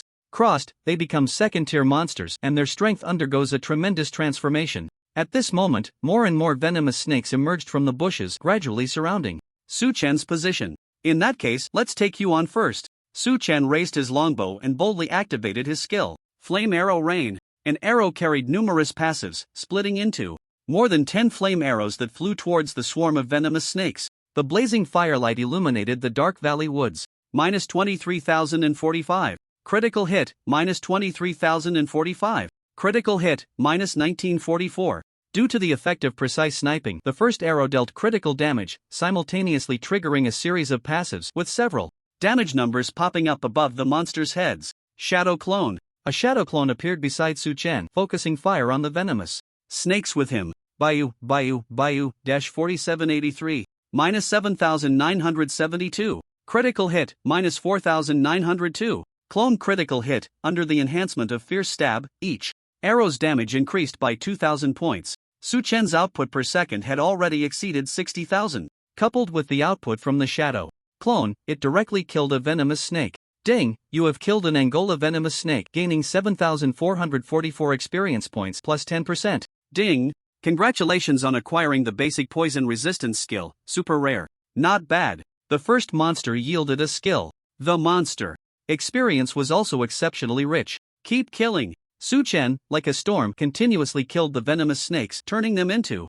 experience points. Ding, congratulations on acquiring 5 agility points. Ding, congratulations on acquiring 3 constitution points. The notifications kept ringing. Su Chen began to push deeper into the valley. After more than 10 minutes. Ding, congratulations on reaching level 21, gaining 4-dimensional attributes. Plus 12, free attributes plus 12. A flash of light passed through his body. He leveled up. Additionally, Su Chen's plunder from the venomous snakes reached the limit, totaling 40 agility points, 15 constitution points, and 20 layers of passives. Basic poison resistance passive 2020 quality super rare effect permanently increases poison resistance by 10,000 points. With this passive, when he receives poison damage, he will first reduce 10,000 points of damage. Wow, this effect is quite powerful. Su Chen closed the panel with satisfaction. Then he looked ahead. He saw a giant snake over 20 meters long lying on the ground, eyes closed in sleep. Venomous Snake Golden Lord level 22 health 5700,000/5700,000 attack 19,000 skills paralytic. Poison Mist causes paralysis and poison effects on enemies within range. Sweep swings its tail to attack enemies. Venom Breath spits venom at enemies, causing poison damage. Acid Rain Assault reduces enemies' attack and defense. The attributes of the venomous snake boss are slightly higher than those of the Dark Dragon Lord. This is normal, as the two differ by a major realm. A mere first-tier quality cannot compensate for the attribute gap brought by the realm. Moreover, aside from the sweep skill, all other skills of the venomous snake boss deal poison damage, which is advantageous for Su Chen. After thinking for a moment, Su Chen directly summoned the frost hunting ground in the valley. Icy snowflakes descended, fiercely cutting into the boss's body. Roar! The venomous snake opened its huge eyes, becoming extremely irritable after being attacked. It charged straight at Su Chen. To easily dominate the venomous snake's body, the snake god deliberately weakened its intelligence when creating it. Seeing this, Su Chen quickly switched to enchanted arrows and kept shooting.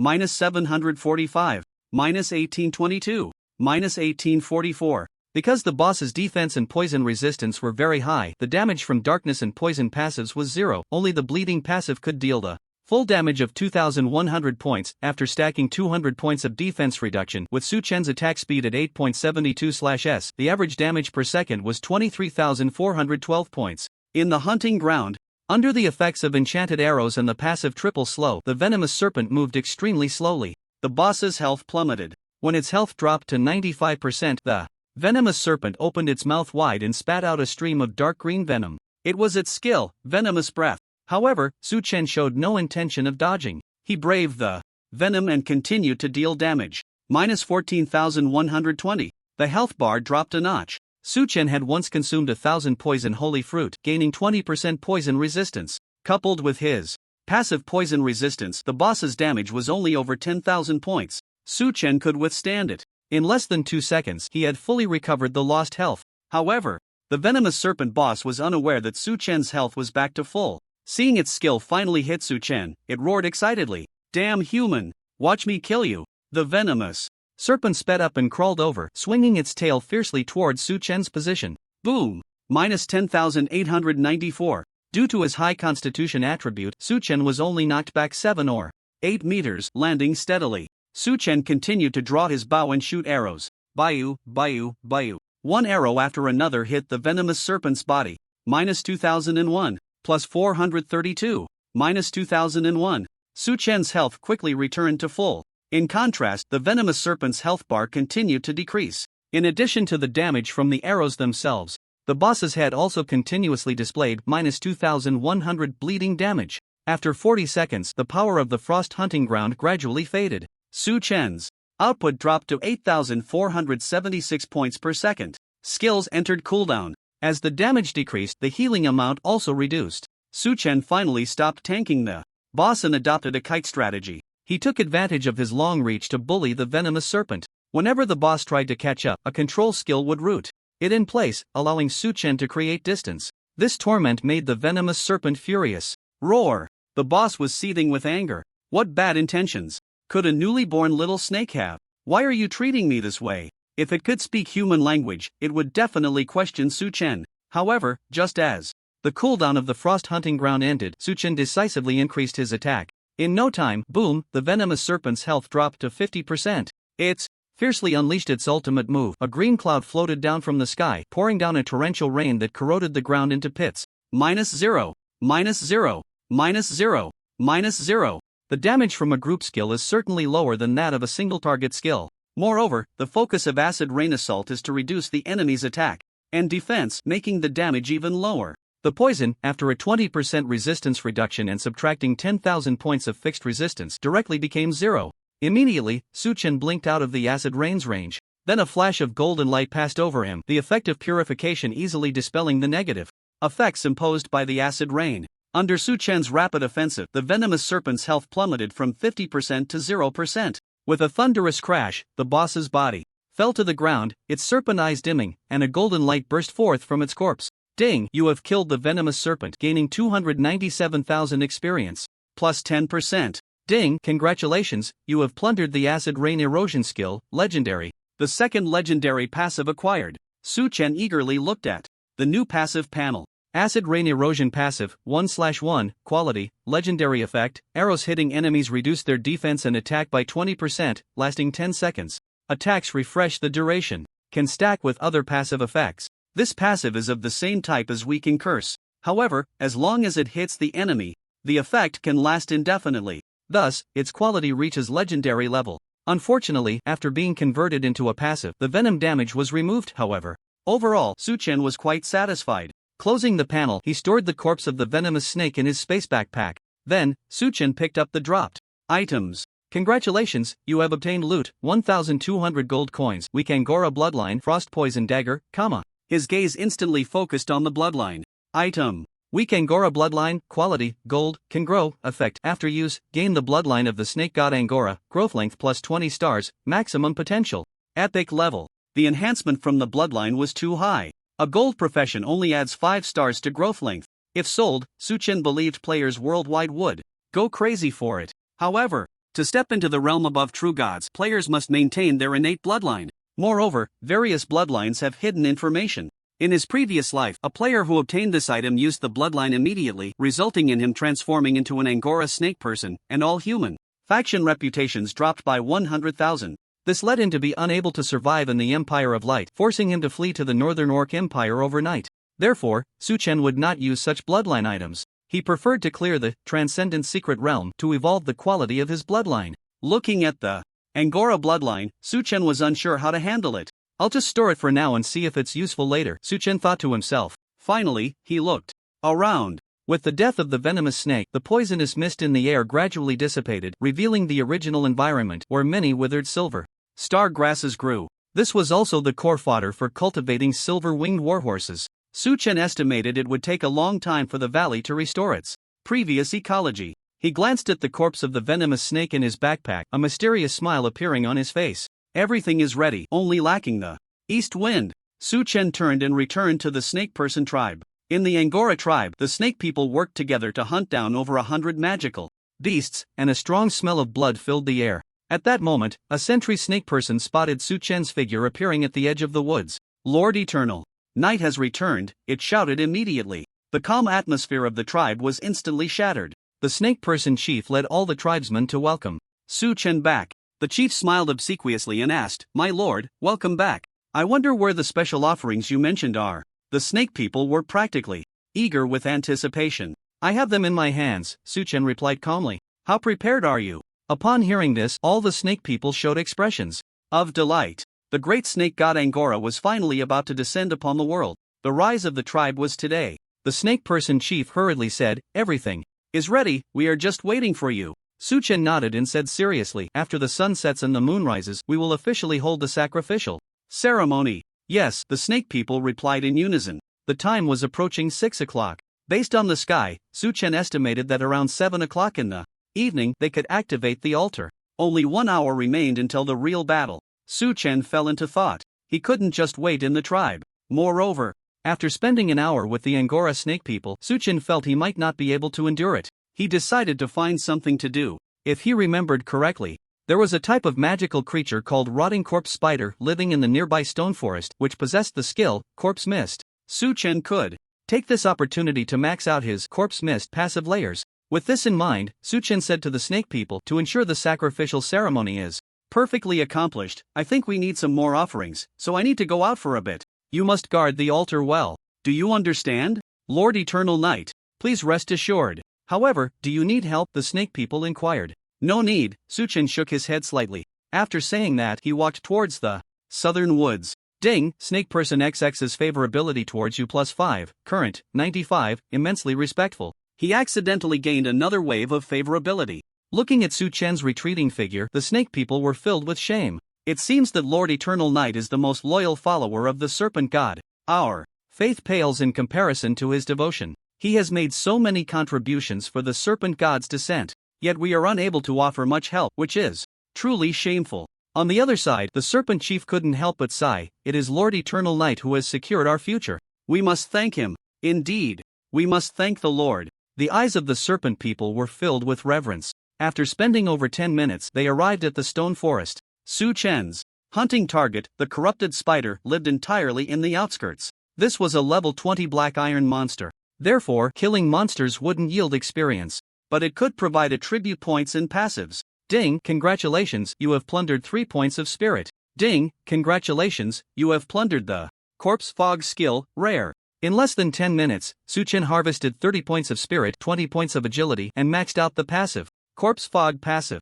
10 out of 10, quality, rare effect. Every 3 arrows fired, upon hitting an enemy, summon a cloud of toxic mist, applying a poisoning effect to nearby enemies, dealing -2000 damage per second for 10 seconds. The max damage surged dramatically. The objective of this trip had been accomplished. However, there was still more than half an hour until the ritual time. After some thought, Su Chen continued to explore deeper into the stone forest. Soon, he encountered an attack from a stronger monster. This was a massive mantis, its exoskeleton a dark green, with its scythe-like arms glinting ominously. Green side mantis bronze common level. 25 health, 50,000/50,000 attack, 2650 skills, poison slash, blade of quick kill, a typical assassin type monster. Low health, high attack. Whoosh! The sound of slicing air rang in his ears as the mantis appeared beside Su Chen, swinging its scythe with an unbelievable speed, instantly striking his body. -994. -1720. The mantis's skills only dealt triple-digit damage to Su Chen, yet it itself suffered 4-digit backlash damage. Su Chen didn't even dodge the attack. If it had been an assassin-type boss's skill, he would have immediately blinked away to create distance. Their burst damage was no joke. However, this was just a level 25 small monster. There was no need to dodge. He could simply stand and fight. Su Chen raised his hand and unleashed a thunderstrike, piercing through the mantis's body. -24,115. Critical hit, -2,200. Darkness. With one arrow, the monster was reduced to half health and inflicted with fear and paralysis effects. Su Chen continued his assault, killing it instantly. Ding, you have killed the green scythe mantis, gaining 2,481 experience plus 10%. Ding, congratulations, you have plundered 4 points of agility. I didn't manage to plunder its skill. Su Chen looked at the corpse with some regret. The mantis's attack speed was incredibly fast. If he could have plundered its skill, the speed of his arrows would surely see a significant boost. Following that, Su Chen moved through the stone forest, hunting one green scythe mantis after another. His agility attribute and experience bar continued to grow. Half an hour later. Ding, congratulations, you have reached level 22, gaining 4-dimensional attributes plus 12, free attributes plus 12. Ding, congratulations, you have plundered the blade of quick kill skill, rare. After killing over 100 monsters, his plunder gains had reached the limit. Su Chen allocated the free attributes to strength and then glanced at his stats. Agility had risen to 1,033 points. However, his spirit was disappointing, not breaking the 1,000 mark, currently at only 780 points. There was nothing to be done. Spirit type monsters were just too rare. He shook his head helplessly. Su Chen looked at another gain. Blade of quick kill passive 50/50, quality, rare effect, in combat. State, movement speed plus 2000, arrow flight speed plus 400 meters per second. Goodness. This increase in flight speed was astonishing. Now, the arrow speed had exceeded 1,300 meters per second. Once an enemy was targeted, they couldn't escape the arrow shot by Su Chen. Not bad. Su Chen was very satisfied with the gains from this operation. The time had also Come, it's time to go back, Suchen thought to himself. With a wave of his hand, he collected the monster corpses from the ground and retraced his steps. The Angora Serpent Man tribe. The sky was already dark. The serpent men lit torches throughout the tribe, their brilliant light illuminating the night sky of the forest. After Su Chen returned, the serpent man chief said solemnly, "Lord of eternal night, you have done enough. We will take care of the next matters." All right, Su Chen agreed to his request. He was more than happy for the serpent men to carry out the sacrificial ceremony. Su Chen took out all the monster corpses. As soon as the corpse of the venomous snake appeared, all the serpent men felt a twinge of sadness. Why do I feel an urge to cry and kneel? The serpent men were utterly confused. This was a normal reaction. After all, both sides shared a common origin. Moreover, the venomous snake possessed a bloodline equal to that of the serpent god, Angora. On the other side, after pondering this feeling carefully, the serpent man chief's eyes suddenly lit up. It speculated, since the corpse of this giant snake can stir our bloodline, it must also attract the attention of his serpent god. Lord of Eternal Night, this is the special offering you mentioned, right? You guessed it right, Su Chen said, suppressing a smile. These serpent men had quite the imagination. After receiving the accurate answer, the serpent man chief excitedly said to the others, "Comrades, let's begin the ceremony. Prepare to welcome the arrival of his serpent god." Yes, the serpentman's shouts echoed through the sky. Seeing this, Su Chen quietly left the altar and retreated to a distant corner. The serpent men worked together to drag all the offerings to the altar. Then they recited ancient incantations to activate the altar. The monster corpses gradually decomposed, transforming into a pure energy that connected with the serpent god Angora through the altar's magical array. The venomous plane. This was a small plane attached to the holy dragon world, filled with endless toxins and devoid of any native life. At the center of the plane, a giant snake over 100 meters long was exploring the origins of life with dozens of female snakes. It was the serpent god Angora, an ancient demigod-level magical beast. Now, its original power had long been exhausted and it could only rely on the energy of the venomous plane to survive for thousands of years. Due to the nature of snakes, the serpent god used the last remnants of its bloodline power to create dozens of female snakes, engaging in multi-snake connection activities with them to pass the time. Just then, the serpent god sensed something calling to it. A memory surfaced in its mind. This is a sacrificial array. I left for a group of serpent men. Didn't they perish decades ago? The serpent god Angora wondered. 100 years ago, its injuries had worsened. The serpent god had no choice but to heal through slumber. As a result, the serpent man tribe offered sacrifices but received no response, leading them to stop their offerings decades ago. The serpent god thought this bloodline tribe had long been destroyed. Unexpectedly, they initiated a sacrifice today. Unfortunately, the energy transmitted by the sacrificial array was of no help to the serpent god. But then the serpent god thought, having consumed so much venomous energy over the years, it might as well change its taste today. Thus, it released temporary control of the venomous plane. A stream of energy flowed in. The serpent god took a deep breath, feeling a wave of refreshment. Its vitality even seemed to recover slightly. How is this possible? The serpent god was extremely shocked. It continued to absorb a few more breaths of energy, carefully sensing it, and thought, this energy has a familiar taste. Just like the voice abruptly stopped. My son? Boom! It was as if a thunderbolt struck its head, leaving the serpent god stunned. However, it quickly reacted. Damn it! Who is using my son as a sacrifice? The serpent god's eyes turned red with anger. The venomous snake was the key to its resurgence. Now, it had been killed and used as an offering to it. This was more than just killing a snake, it was a heart-wrenching betrayal. An endless rage surged within it. Insignificant worm, I will kill you. I must kill you. The serpent god roared madly. With the death of the venomous serpent, the last glimmer of hope for the serpent god vanished. It meant that it could only survive in this dark and toxic realm until its soul turned to ashes hundreds of years later. Faced with this outcome, it could no longer contain the fury within. However, the serpent god still maintained its rationality. It knew clearly that the venomous serpent was stronger than its own form. If the murderer could kill the venomous serpent, then it could kill it too. After a moment of thought, the serpent god Angora utilized the connection of the altar to obtain images from the vicinity and saw a group of serpent people gazing at the altar with fervent expressions. It recognized at a glance that these serpent people possessed its own bloodline. Could it be that this group of weak serpent people killed my son? Impossible. They are no match for the venomous serpent. The serpent god fell into contemplation. Wait! It suddenly remembered something. In order to easily occupy the body of the venomous serpent in the future, the serpent god had deliberately weakened its intelligence, so that when encountering units with the same bloodline aura, it would not resist even if attacked. Clearly, the serpent people also met this condition. It must be that they used this trait to kill my son. The serpent god Angora's heart was filled with rage. Did it really shoot itself in the foot? It was almost spitting blood in anger. You shall die. The serpent god had made up its mind to take revenge. Once it left the toxic realm, it would never be able to return. However, the serpent people had already thought of another way to regain their strength. The Angora serpent people in the main world also possessed their own bloodline, albeit very weak, but devouring them could also restore power. A glimmer of brilliance flashed in the serpent god's eyes. Thinking of this, it took a deep breath and absorbed all the energy containing the life force of the venomous serpent.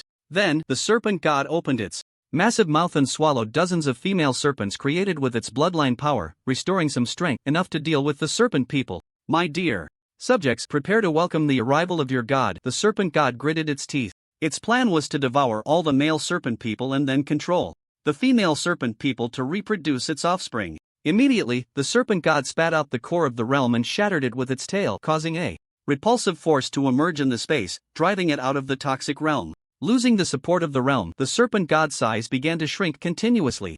On the other side, as the altar activated for several seconds, a sudden change occurred above the tribe. Buzz! A crack spread across the sky like a spider web. Dark green toxic mist seeped through the gaps. A strong pressure descended from the heavens. It is the god of our clan. The serpent god has finally responded to us. He has descended. There is hope for the tribe. Welcome back, my god. The serpent people couldn't help but kneel on the ground, looking up at the sky with reverence, shouting loudly, boom! At that moment, the serpent god Angora emerged from the spatial crack. It looked down at the serpent people on the ground, its gaze cold as it said, my subjects, you must pay the price for your wrongdoings. Prepare to face my punishment. The serpent god unleashed a powerful skill, cunning venomous serpent sea. In an instant, a vast toxic mist was born out of thin air, instantly forming green serpents that flew like swords towards every male serpent person. Minus 27,350. Minus 27,482. The serpent people? They looked utterly bewildered.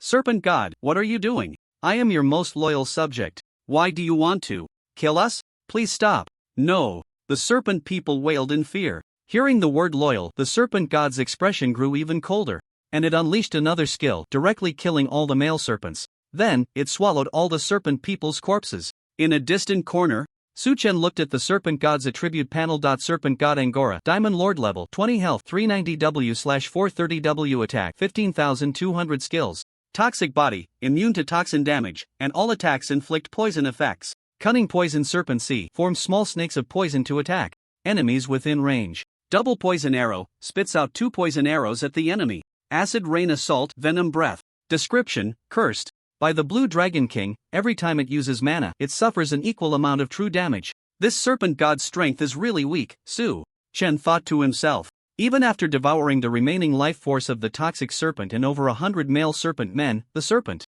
god had not regained much power. In his previous life, when players invaded the toxic plane, they discovered serpent god Angora. As a result, its level had already dropped to 5. This attribute truly made it hard to believe that the serpent god was once a demigod powerhouse at its peak.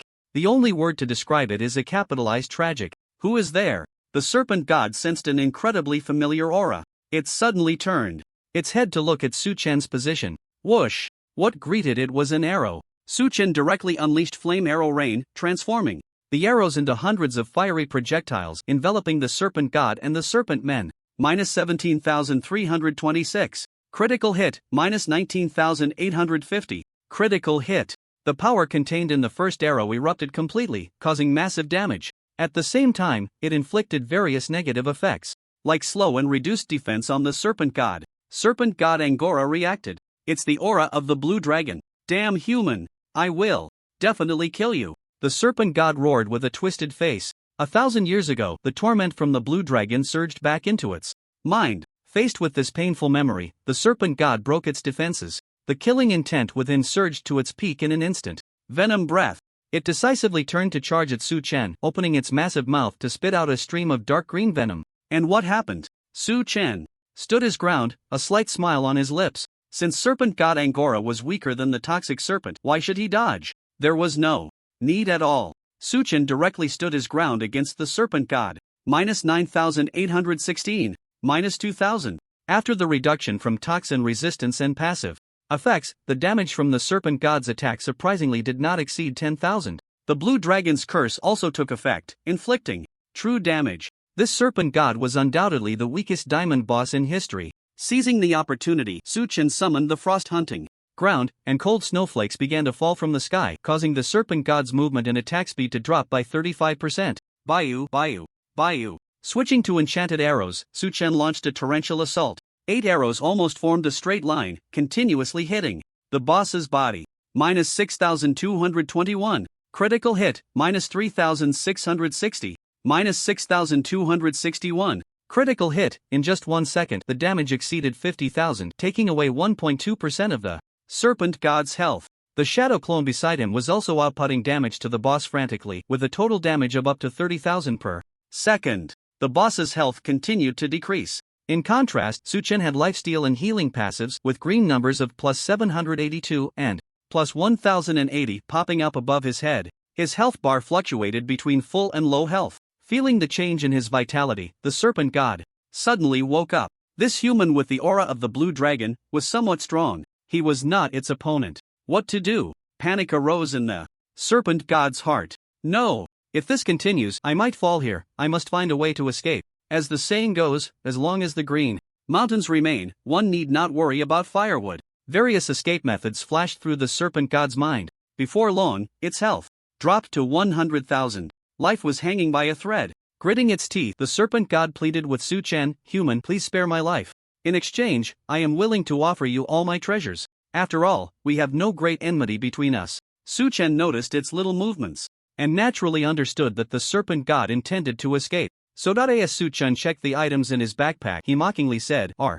you sure there's no grudge? Your Highness the serpent god, how do you find the taste of the venomous snake?" "It's you!" The serpent god Angora's eyes widened. It understood. So Su-Chen was the one who killed its son and sacrificed the body to himself. The serpent god, filled with resentment, said, "Since you don't want to spare me, then I won't let you off easily." It put on a fierce expression, ready to fight Su-Chen to the death.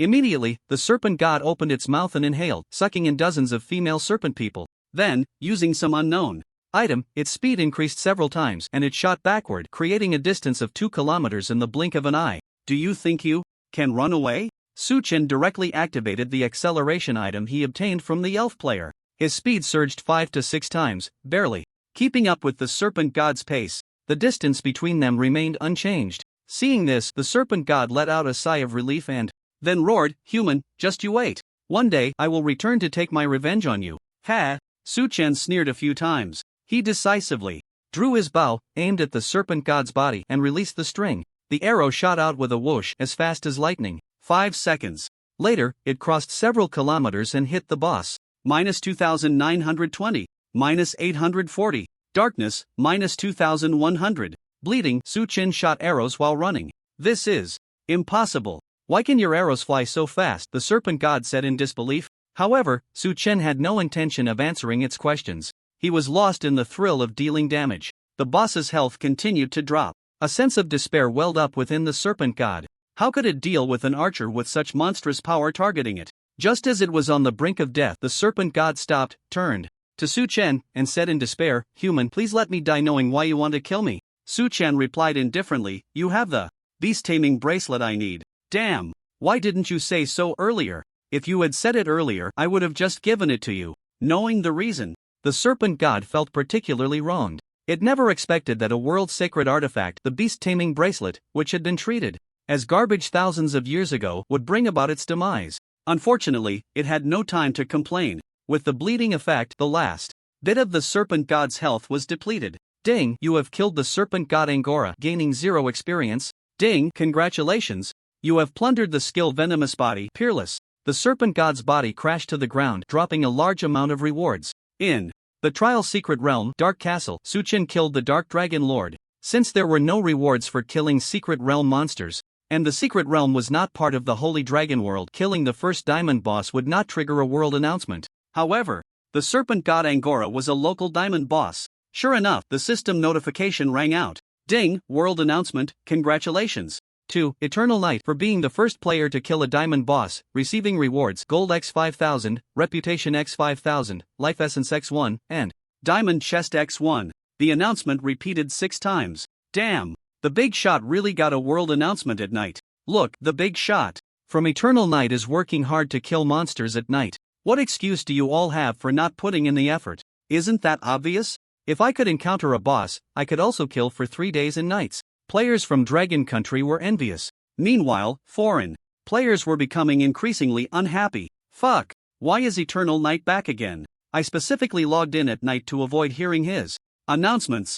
I strongly demand that the Divine Realm system introduce an announcement blocking feature. God, please punish those damned Dragon Country people. The foreign player community was filled with complaints. They were extremely dissatisfied with Su Chen. Unfortunately, their own strength was too weak to obtain a world announcement, and their national guilds and big shot players were also unhelpful. On the other side, Su Chen heard the world announcement and his heart was completely unfazed. He had received too many announcements, it had all become numb to him. What mattered more to Su Chen was the loot from killing the serpent god. First was the new passive ability. Toxic Body Passive, 1/1, Quality, Peerless Effect, immune to toxin damage and poisoning. Effects, attacks additionally inflict Spirit X 100% points of toxin damage. Goodness, direct immunity to poison damage. In the future, if players with toxin-related talents encounter him, they might just cry from the beating. I hope to quickly gather passives that grant immunity to various negative effects and control effects, Su Chen thought to himself. During battles, as long as there were no control or debuff effects, he could feel much more at ease. Next, Su Chen picked up the loot dropped by the monsters. The equipment was all for magic type professions. As for the items, aside from the world relic, there was an epic amulet that was useful. Blue Dragon Glory Amulet, Epic, Spirit plus 100, Mana plus 20% effect, restores 1% mana after using a skill. Requirement, Spirit greater than 500 points. The amulet would take effect as long as it was in the backpack. Su Chen already had a Blazing Flame amulet. Players could enjoy the effects of up to 3 amulets. He stored the items away. His mana surged to 39,120 points. Any mage player seeing this mana pool would probably drool with envy. The last item he obtained was the goal of his journey. World Relic Beast Tamer Bracelet level, intermediate effect when capturing a mount or pet for every 10% reduction in the target's health, the capture success rate increases by 10%. Note, the base success rate for capture items is 0% and will not take effect. Today's mission ended perfectly. I should head back now. Su Chen collected all his loot and then glanced at his character attribute panel. ID, Eternal Night level 22, 12.8%. Health, 81,978.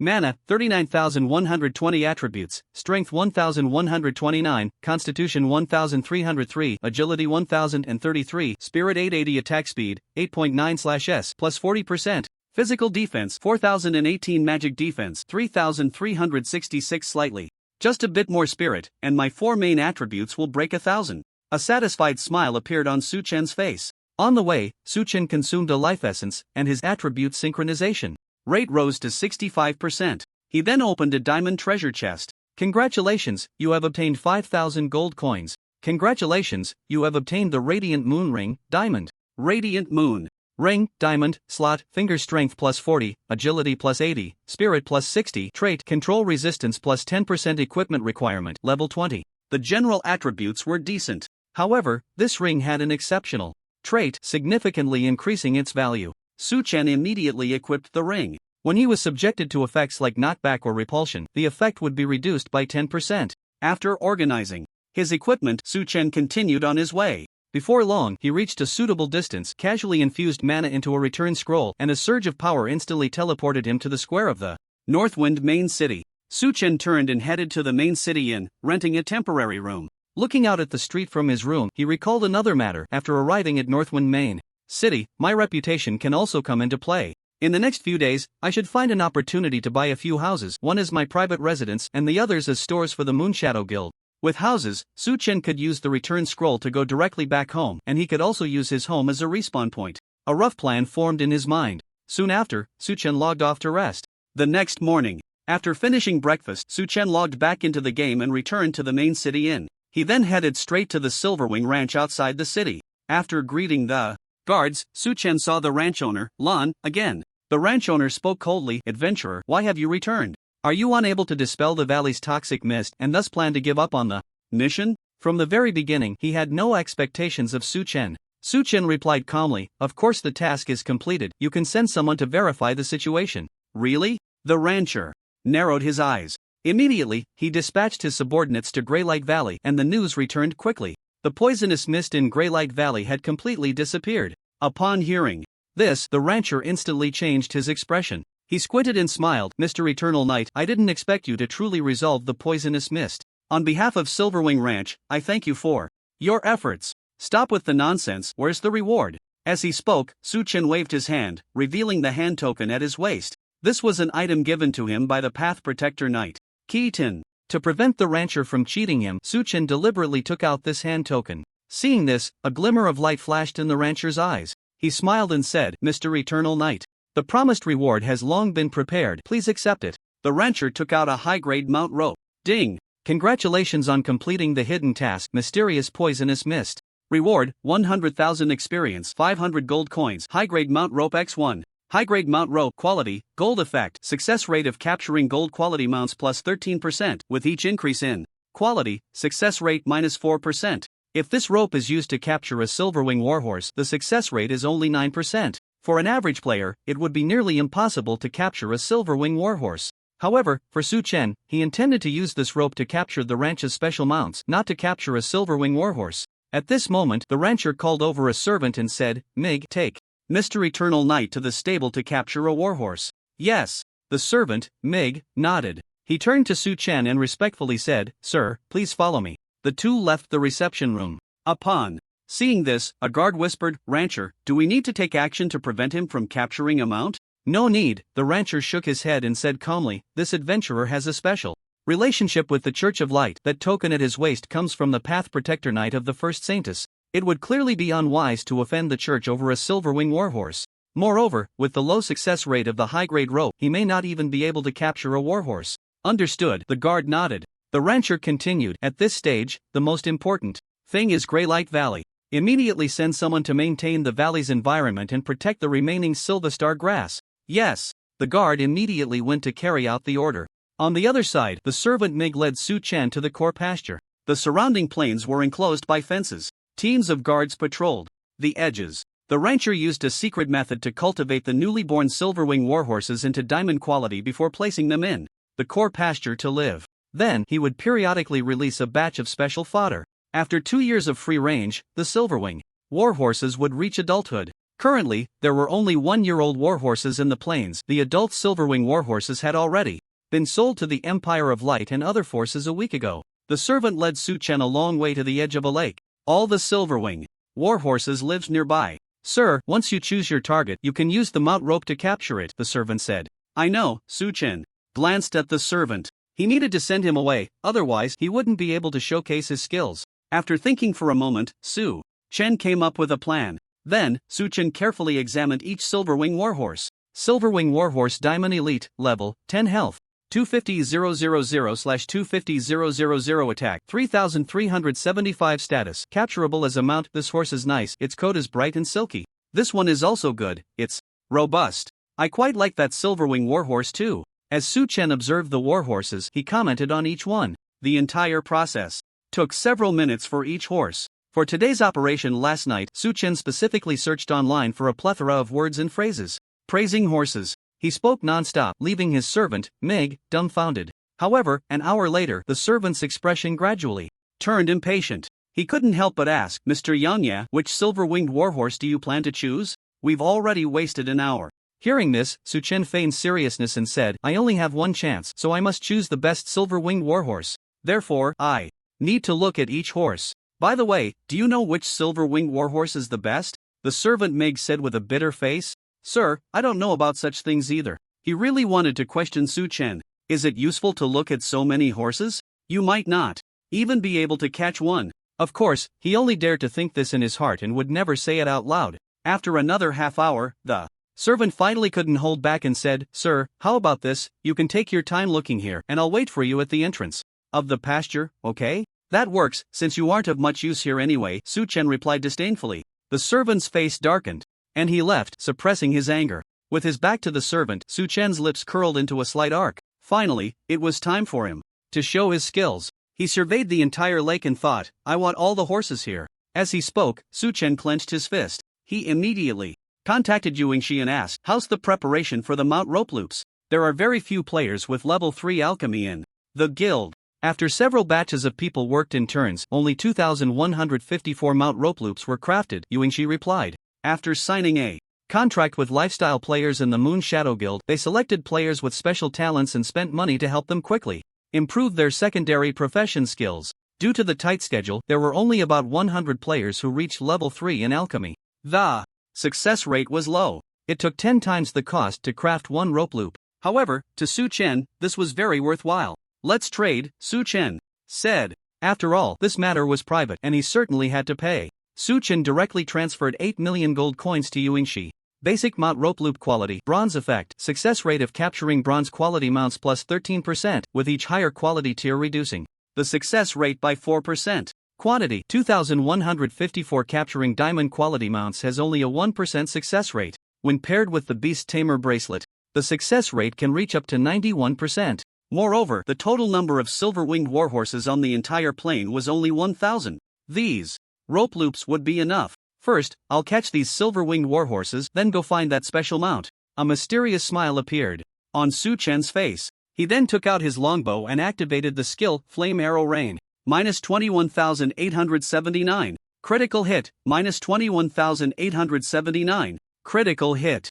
A large number of fire damage numbers appeared in his field of vision. At the same time, the arrows inflicted a series of passive effects and damage on the warhorses. This move directly reduced their health by 11%. Nay, once the fear effect wore off, the silver-winged warhorses charged angrily at Su Chen. However, after their attack power and damage were reduced, they couldn't inflict any harm on Su Chen. They couldn't break through his defenses at all. Su Chen unleashed his full power. In just 3 seconds, one warhorse's health dropped below 10%, and the capture success rate increased to plus 90%. Su Chen threw out a rope loop, securing it around the warhorse's neck. A flash of light passed, and the warhorse disappeared from its spot, entering the mount space contained within the rope loop. Success! Notification, you have captured the mount. Silver-winged warhorse, gaining 1,152 experience points. After the monster transformed into a mount. Mount, silver-winged warhorse level, 10. Quality, Diamond Elite Health 21000/250000 movement speed plus host speed x 190% mount skills silver winged gallop intermediate stamina riding.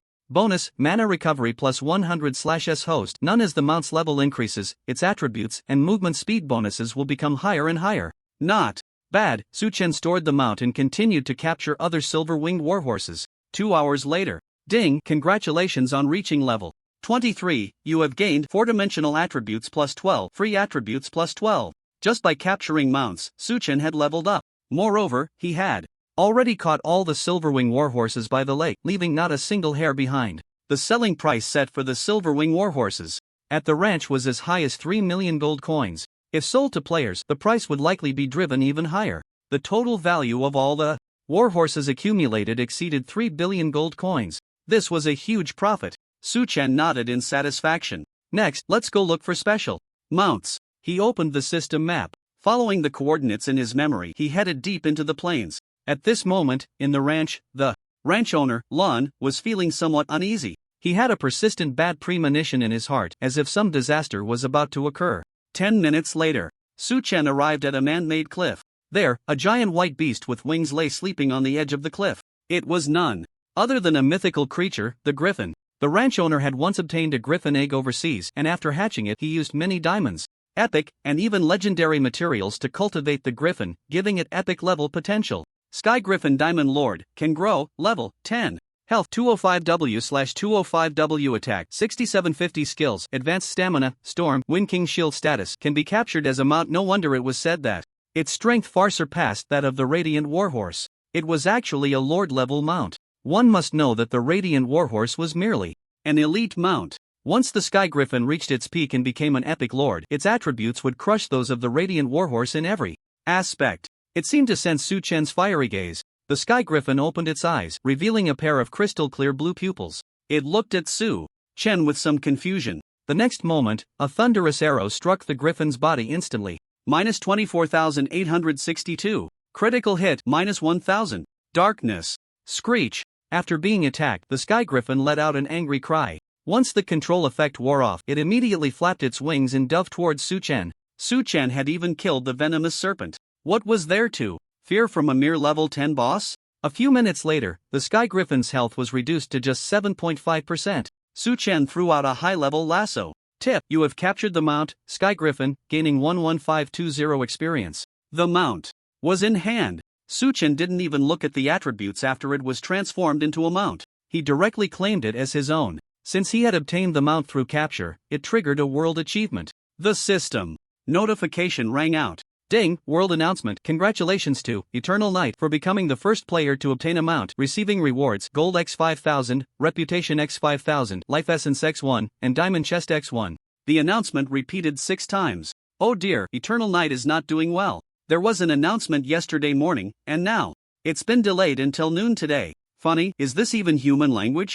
Oh no. The achievement for the first mount is gone, and there aren't many opportunities left for foreign players. No way? Could it be that a world power won't get the announcement? Some players from the Dragon Kingdom mocked the players from the Lighthouse Nation. The foreign players were practically driven mad. On the other side, after capturing the Sky Griffin, Su Chen turned back towards the entrance of the pasture. The servant, Mig, saw his gloomy expression and couldn't help but feel delighted inside. Did it help to check every Silverwing warhorse? He still hadn't captured a mount. The servant Mig felt very pleased. However, he didn't know that all of this was just Su Chen's disguise.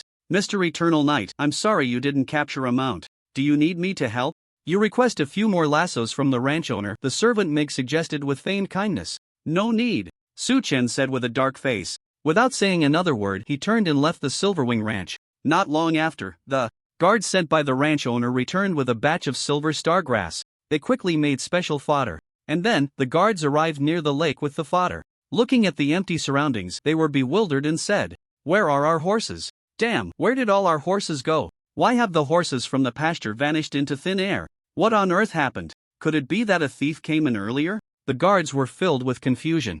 They quickly informed the ranch owner, Lon En, who thought the guards were joking and scolded them harshly. However, when the ranch owner arrived at the scene, his eyes nearly bulged out. "Where are the horses? Where are the horses we raised on this ranch? You bunch of useless fools, how could you let the pasture be unattended?" The ranch owner was furious. He felt a sharp pain in his heart. A full 1,000 Silverwing warhorses. Initially, the ranch owner had invested nearly 700,000 gold coins in each horse, and now he had lost 700 million gold coins. His heart was bleeding. Who is it? Who stole my horses? The ranch owner's roar was as loud as thunder. Bastard! He felt darkness closing in and nearly fainted, but his servant, Mig, rushed forward to support him. After catching his breath, the ranch owner's gaze turned icy, like a venomous snake ready to strike. As he fixed his stare on all the guards and hoarsely asked, "Tell me, who was the last person to enter the pasture?" Swish! The guards' gazes all converged on the servant Mig.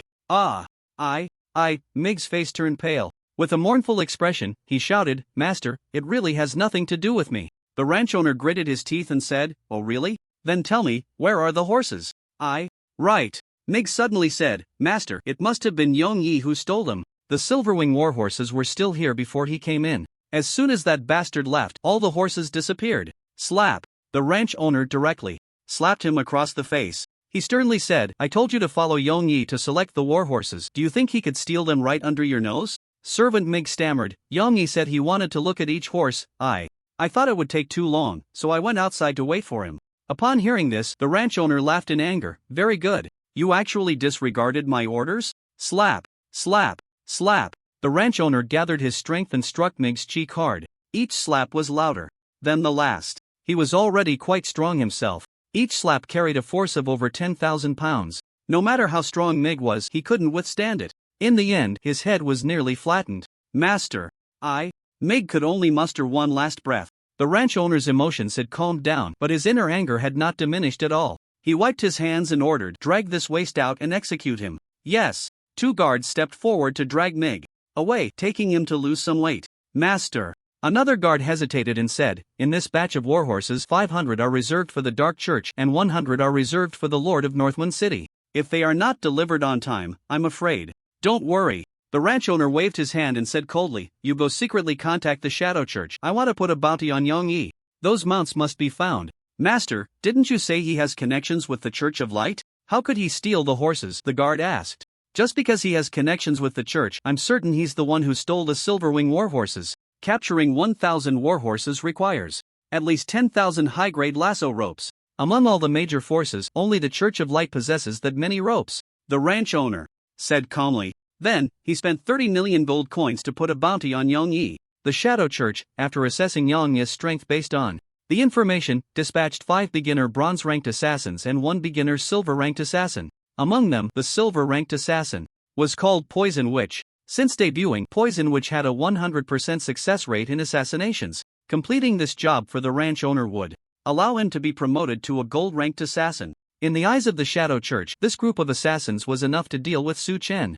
The teleportation square of the North Wind main city. Ding, Rancher Lan's favorability towards you -150, current, -100, to the death. It seems he has already noticed the disappearance of the warhorse, Su Chen said with a slight smile. According to the trajectory of his past life, the Silver Wing Ranch would eventually become opposed to the players. It doesn't matter if he raises the hatred level in advance. After all, Su Chen has been particularly covetous of the rancher's wealth. In 10 years, the Lan family earned a fortune of billions solely from the Silver Wing warhorses, truly wealthy enough to rival a nation. Moreover, the rancher's family has also supported a kingdom overseas, vigorously training an army. If given the chance, Su Chen plans to pay a visit. Because hidden in the nearby sea area is an ancient dungeon. There are plenty of good things inside. Of course, he could also take a detour to explore that kingdom. With this thought, a mysterious smile appeared on Su Chen's face. Immediately after, he used the life essence, raising his synchronization rate to 70%. He then casually opened the system reward chest. Congratulations, you have received 5,000 gold coins. Congratulations, you have received skill experience token, large, x3.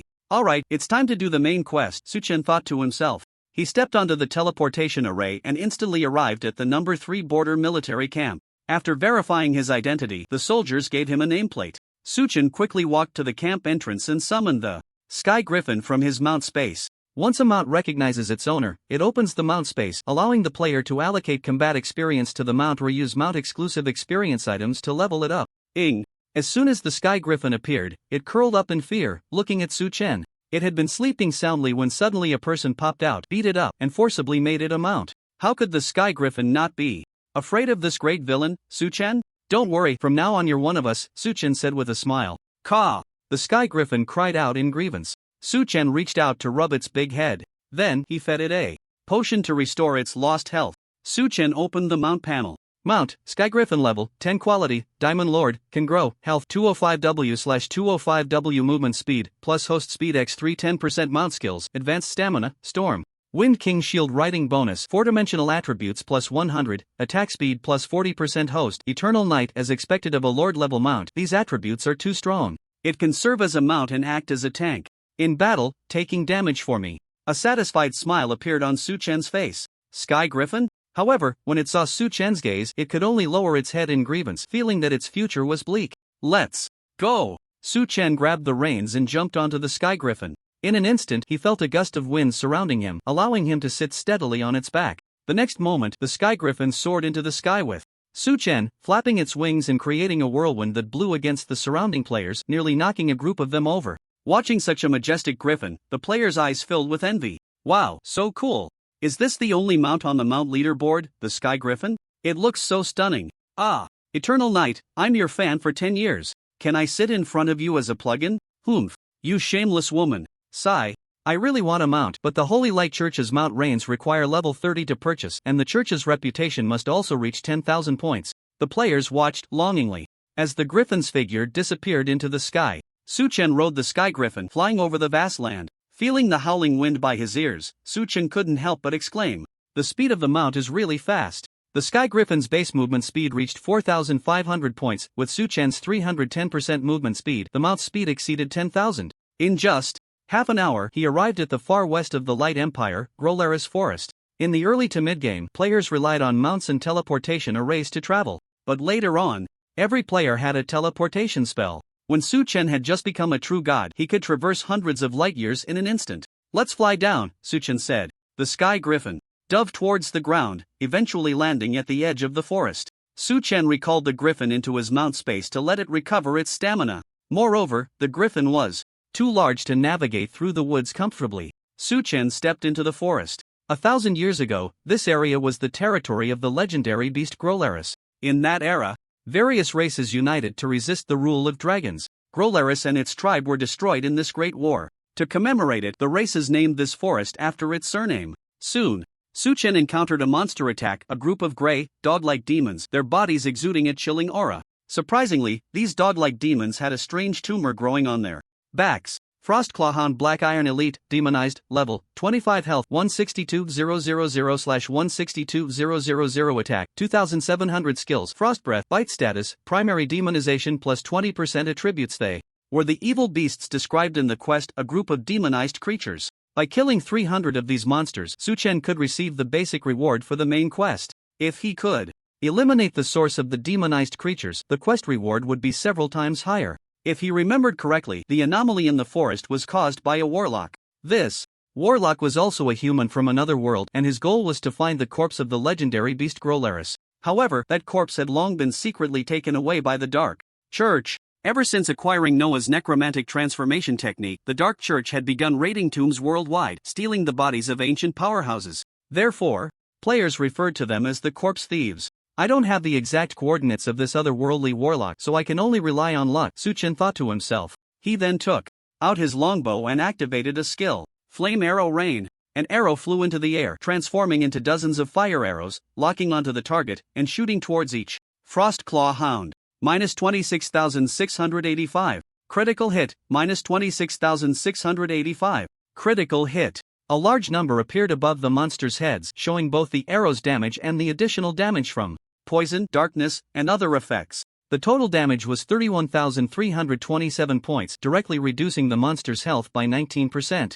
Suchen summoned his shadow clone and focused fire on one hound. Bayou.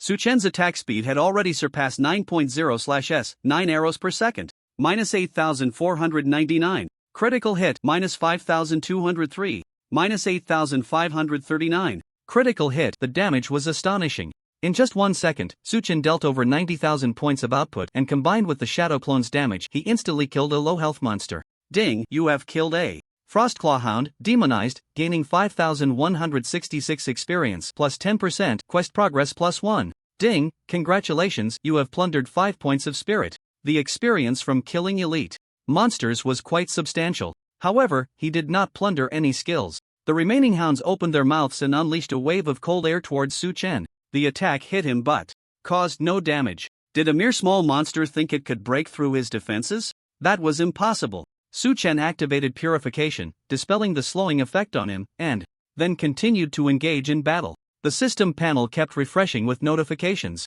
Ding, congratulations, you have plundered 5 points of spirit. Ding, congratulations, you have plundered the Frost Breath skill, Rare. After killing more than 10 monsters, Suchen finally obtained a new passive. Frost Breath passive, 1/10 quality, rare effect. After an arrow hits an enemy, it summons a cloud of cold mist, reducing nearby enemies' movement speed by minus 100 points and dealing 200 points of frost damage per second for 3 seconds. The same unit has a 5-second trigger interval. This is the second slow-type passive that Suchen has obtained. At full level, it reduces movement speed by minus 1,000 points, Ice Flame. Reduces movement speed by minus 400 points plus other slowing abilities. It's simply disgusting. If players want to fight Suchen, they are doomed. They will be forced to stand still. Meanwhile, Suchen can shoot arrows at enemies from a safe distance of several kilometers.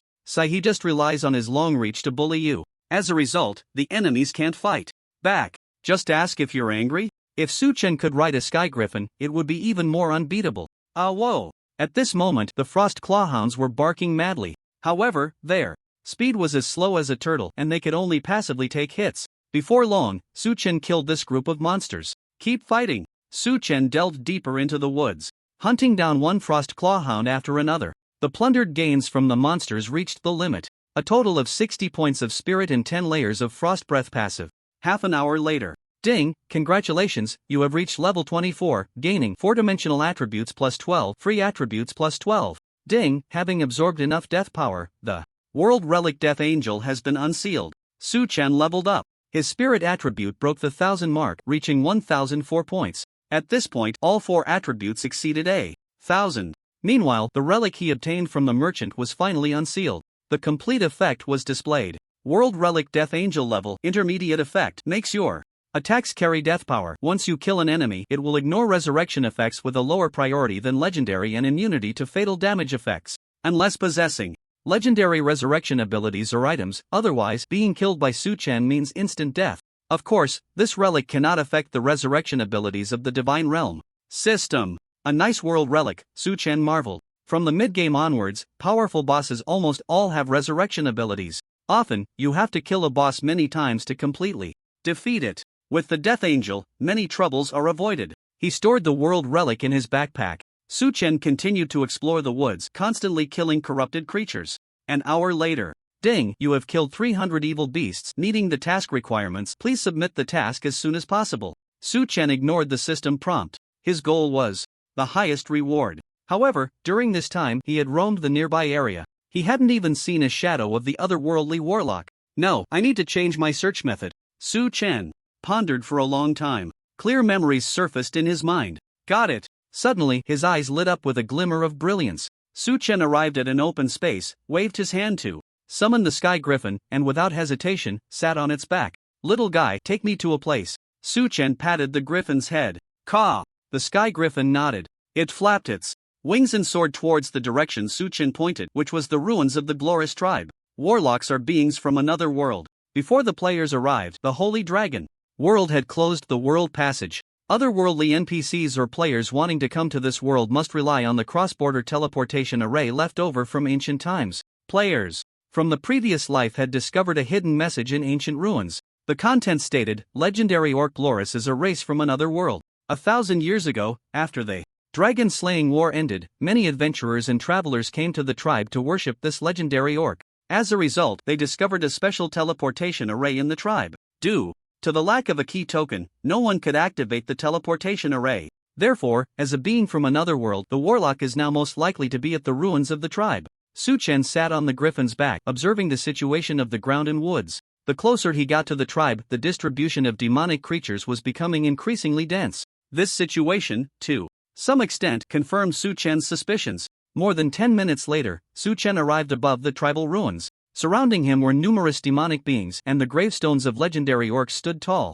In the center of the tribe. Years ago, after the Dark Church stole the body of Gloris, they set up a defensive magic array, and anyone wanting to enter the graveyard had to break the array. At this very moment, that otherworldly warlock was standing beside the graveyard. Suddenly, a system notification rang out. Ding, Bright Empire announcement. A player has discovered an otherworldly stowaway in the Gloris forest. All players are requested to head to the location and eliminate this unit. Coordinates, 12.1553.2410.0. Players received the announcement. Otherworldly stowaway? Is it a boss? Is there a reward for killing it? It must be a boss. Stop thinking so much, just go for it. Charge, charge, charge. The players were incredibly excited. Many players hurriedly used the teleportation array to head to the North Wind main city. The announcement was within Su-chan's expectations. He didn't pay it much mind. Su-chan was observing the warlock. The figure was very strange, as if the person was stitched together from various monstrous limbs.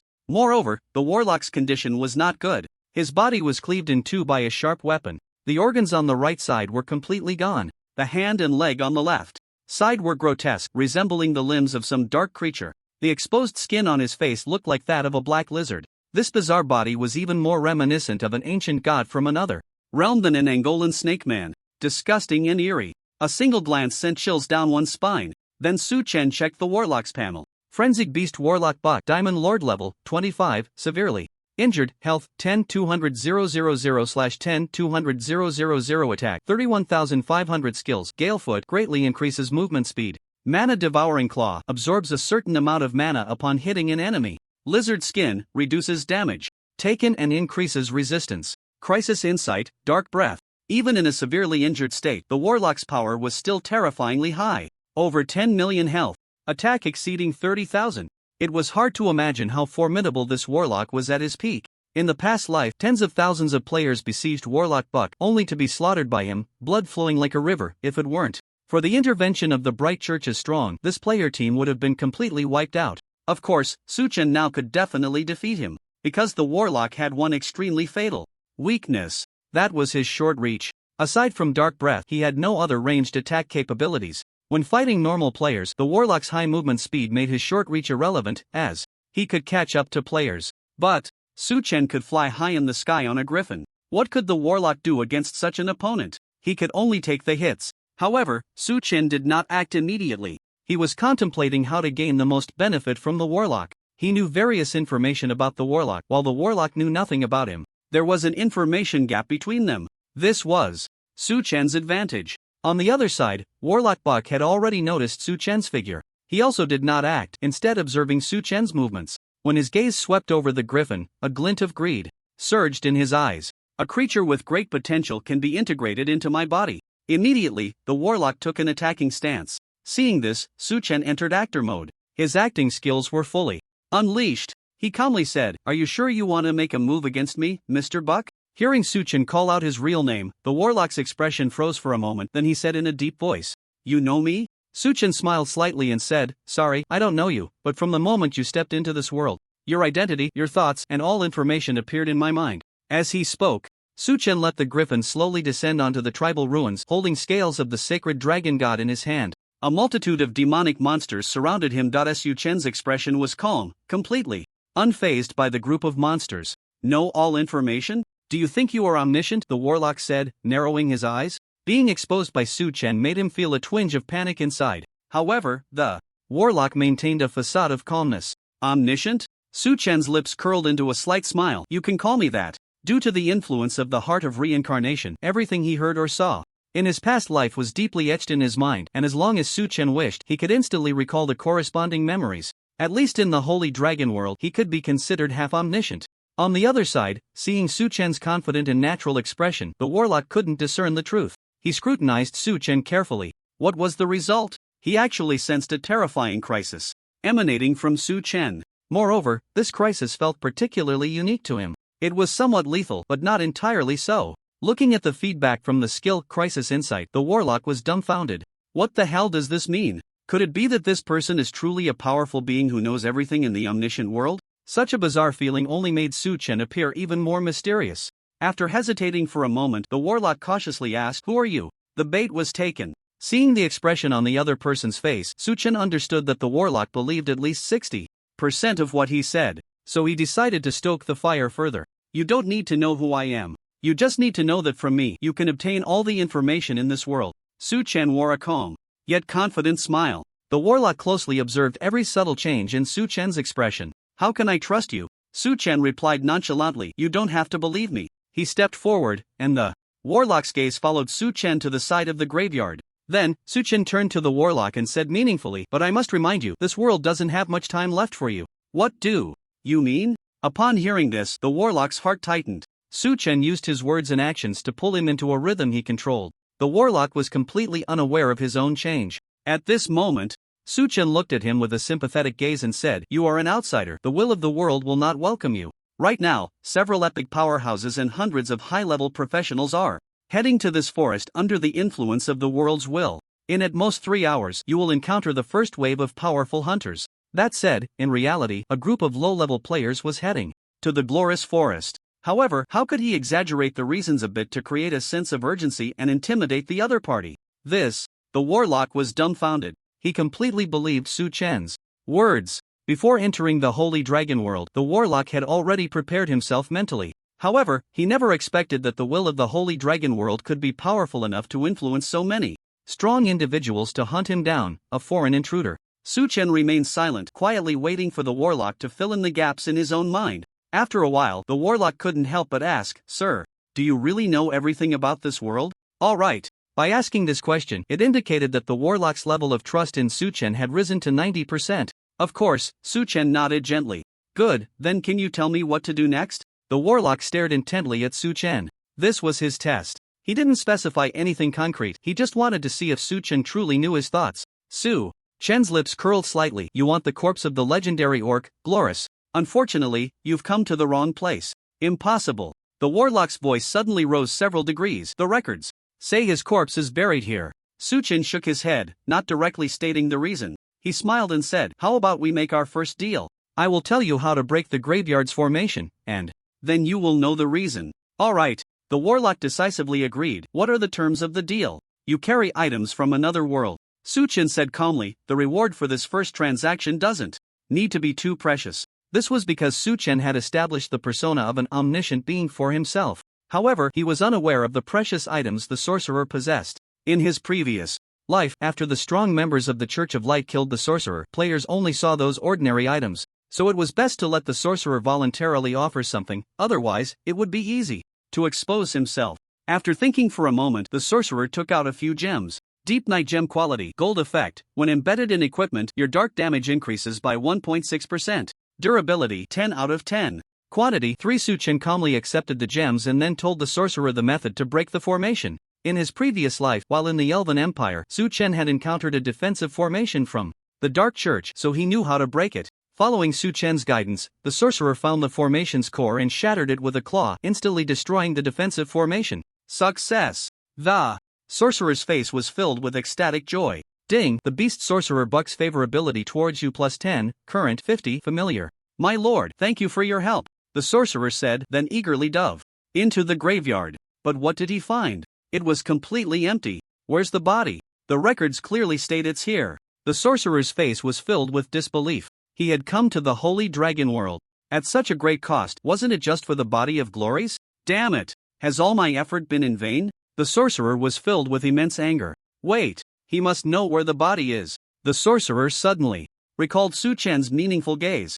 Without a second thought, he rushed out, grabbed Su Chen, and hoarsely said, "My lord, you must know the location of the body, right? Please tell me. I can pay any price." The sorcerer had already regarded Su Chen as his last lifeline. After all the build-up, it was finally time to reap the rewards. Su Chen smiled and said, "Let's start the second transaction. This time, I want the most precious item you have that is unique to your world. I believe you know what I want." Yes, I know. The sorcerer nodded eagerly. For him, restoring his power was the most important thing. No item could compare in value. Then, the sorcerer took out a blood-red beast tooth that gleamed with a metallic luster. World Sacred Object, Bloodsteel Fong level, intermediate effect, enemies cannot drain life from the bearer. Su Chen's expression was somewhat strange. Goodness, he actually managed to obtain a World Sacred Object from a boss? He truly hadn't expected this. What a huge profit. His hard work had not been in vain. After thinking for a moment, Su Chen told the sorcerer about the Dark Church's corpse hiding place, even kindly informing him of the route to take to avoid the church's strong members' scrutiny. Of course, aside from the hiding place, everything else was fabricated by Su Chen. In any case, the sorcerer wouldn't be able to leave this forest today, and he wouldn't have the chance to verify whether Su Chen's words were true or false. Ding! The beast sorcerer bucks favorability towards you +20, current 70, respect. The sorcerer said solemnly, "My lord, please tell me your name. Once I regain my strength, I will definitely come back to thank you." Su Chen replied indifferently, "My name is Bloodstained Cold. If you wish to see me, you can come to Cold Moon City in the Empire of Light." Alright, the sorcerer nodded. Then, Su Chen sat on the griffin's back and casually patted its head. As a result, the griffin immediately flapped its wings and soared into the sky. Su Chen laughed, "As expected of my mount, you really understand me. No need for words." "Ing," the griffin called back. Although their time together was short, it was very clear that its master's cunning was greater than any human it had ever encountered. On the ground, the sorcerer watched the griffin fly into the sky, finally stopping a kilometer away. Why isn't Lord Bloodstained Cold leaving?" the sorcerer asked, somewhat puzzled. Su Chen looked down at the ground and thought to himself, "This distance is just right to see the target clearly. I can make my move now." A slight smile appeared at the corner of his mouth. The griffin circled at an altitude of 1,000 meters. Su Chen took out his longbow and aimed at the warlock on the ground. Thunderous shot. Boom! Accompanied by the roar of thunder, an arrow fell from the sky, striking the warlock squarely on the forehead. -15,786. Critical hit, -800. -883. Poison, -50. True damage. Because the warlock possessed the skill Magical Lizard Skin, his defense was very high, and all resistances were increased by 20%. Therefore, Su Chen's first arrow only dealt 4 damage numbers, including the arrow's base damage, as well as 2 passive poison damages and the true damage from the gem. However, after being attacked, the boss was afflicted with various negative effects, causing his damage and defense to plummet. Warlock? He was completely stunned, unable to react for a moment. "Bloodstained Cold Lord, what are you doing? Why are you attacking me?" The warlock was filled with questions, but Su Chen did not give him time to think. He raised his hand and summoned the frost hunting ground on the ground. Then, he launched a torrential assault. Bayou, bayou, bayou. Arrow after arrow fell from the sky. In mounted state, his attack speed surged to 11.89/s, and his right hand pulling the bow left a series of afterimages. This speed was simply too fast. The warlock really couldn't withstand it. Minus 3,512. Critical hit. Minus 1,461. Minus 3,552. Critical hit. In just 1 second, he dealt over 30,000 damage. Bloodstained Cold Lord, please stop. The warlock gritted his teeth and said. Although he didn't understand why Su Chen was attacking him, he suddenly realized that Su Chen was not as formidable as he had imagined. In that case, could I reclaim the world's sacred artifact? Gradually, dark thoughts and murderous intent began to arise in the warlock's heart. You forced me to do this. The warlock's body suddenly swelled a bit, becoming even stronger. His remaining left leg bent slightly, like a spring storing energy. The next moment, this leg exploded with terrifying power. Boom! The warlock shot into the sky like an arrow, flying hundreds of meters in the blink of an eye, getting closer to Su Chen's position. You're flying quite high. Too bad you ran into me. A hint of regret appeared on Su Chen's face. He did not stop the motion of drawing the bow and nocking an arrow. Each arrow struck the warlock's bald head. Bloodstained Cold Lord, are you seeking death? The warlock felt insulted, his inner fury boiling, the murderous intent in his eyes so intense it seemed about to overflow. Soon, he jumped to an altitude of 500 meters, opened his mouth wide like a blood basin, and suddenly spat out a black fireball, which rapidly reached a position just dozens of meters below Su Chen. Dodge! Su Chen calmly instructed. The griffin in the sky quickly flew out dozens of meters to the right. Boom! The fireball suddenly exploded, transforming into a massive black fire cloud. At the same time, the warlock gradually began to fall to the ground. He was in a state of weightlessness, unable to move, completely like a human target in free fall. Every arrow shot by Su Chen accurately hit the warlock's body. Before long, the warlock, with very low health, landed on the ground. He gritted his teeth and glared at the sky. However, the warlock realized he had no other means to hit Su Chen, who was high in the air. Originally, he had wings, but due to the last battle, his wings had been forcibly torn off by the enemy. Just now, the warlock had set his sights on the griffin's wings. What happened next made him forget that. Now it was too late to regret. Damn bastard. Once I regain my strength, I'll come back for revenge. The warlock turned and ran, leaving behind a large number of demonic creatures he had summoned. For him, fleeing was not shameful. Unfortunately, after being hit by Su Chen's enchanted arrows and slowed down by passive effects, his speed was far below that of the mounted griffin. Su Chen chased after him, continuously shooting arrows, although he possessed the skills from his previous life. Some powerful techniques required personal attributes to support them, otherwise, they couldn't be executed. Both sides were moving at an astonishing speed. Su Chen's accuracy with the bow had significantly decreased. Moreover, his combat method involved using the first few arrows to block movement, while the last few were meant to be the killing blows. Out of 10 arrows, often only 3 would hit the target. However, that was enough. As long as he could deal damage, he could whittle down the warlock's health. Currently, both Frost Hunting Ground and Weaken Curse were on cooldown. Su Chen's arrow attacks barely broke through the defenses. He could only rely on poison and bleeding effects to deal damage, which amounted to about 4,000 damage per second. Under this torment, the warlock's health slowly decreased. 95.2%, 91.6%, 84.3%. Fortunately, Su Chen had a sufficient supply of arrows. His quiver contained 20,000 enchanted arrows, and he had 200 bundles of regular arrows in his backpack, totaling 40,000 arrows. Even if only 30% of the arrows could deal effective damage, it would be enough to kill the warlock. Half an hour later, the boss's health dropped to 30%.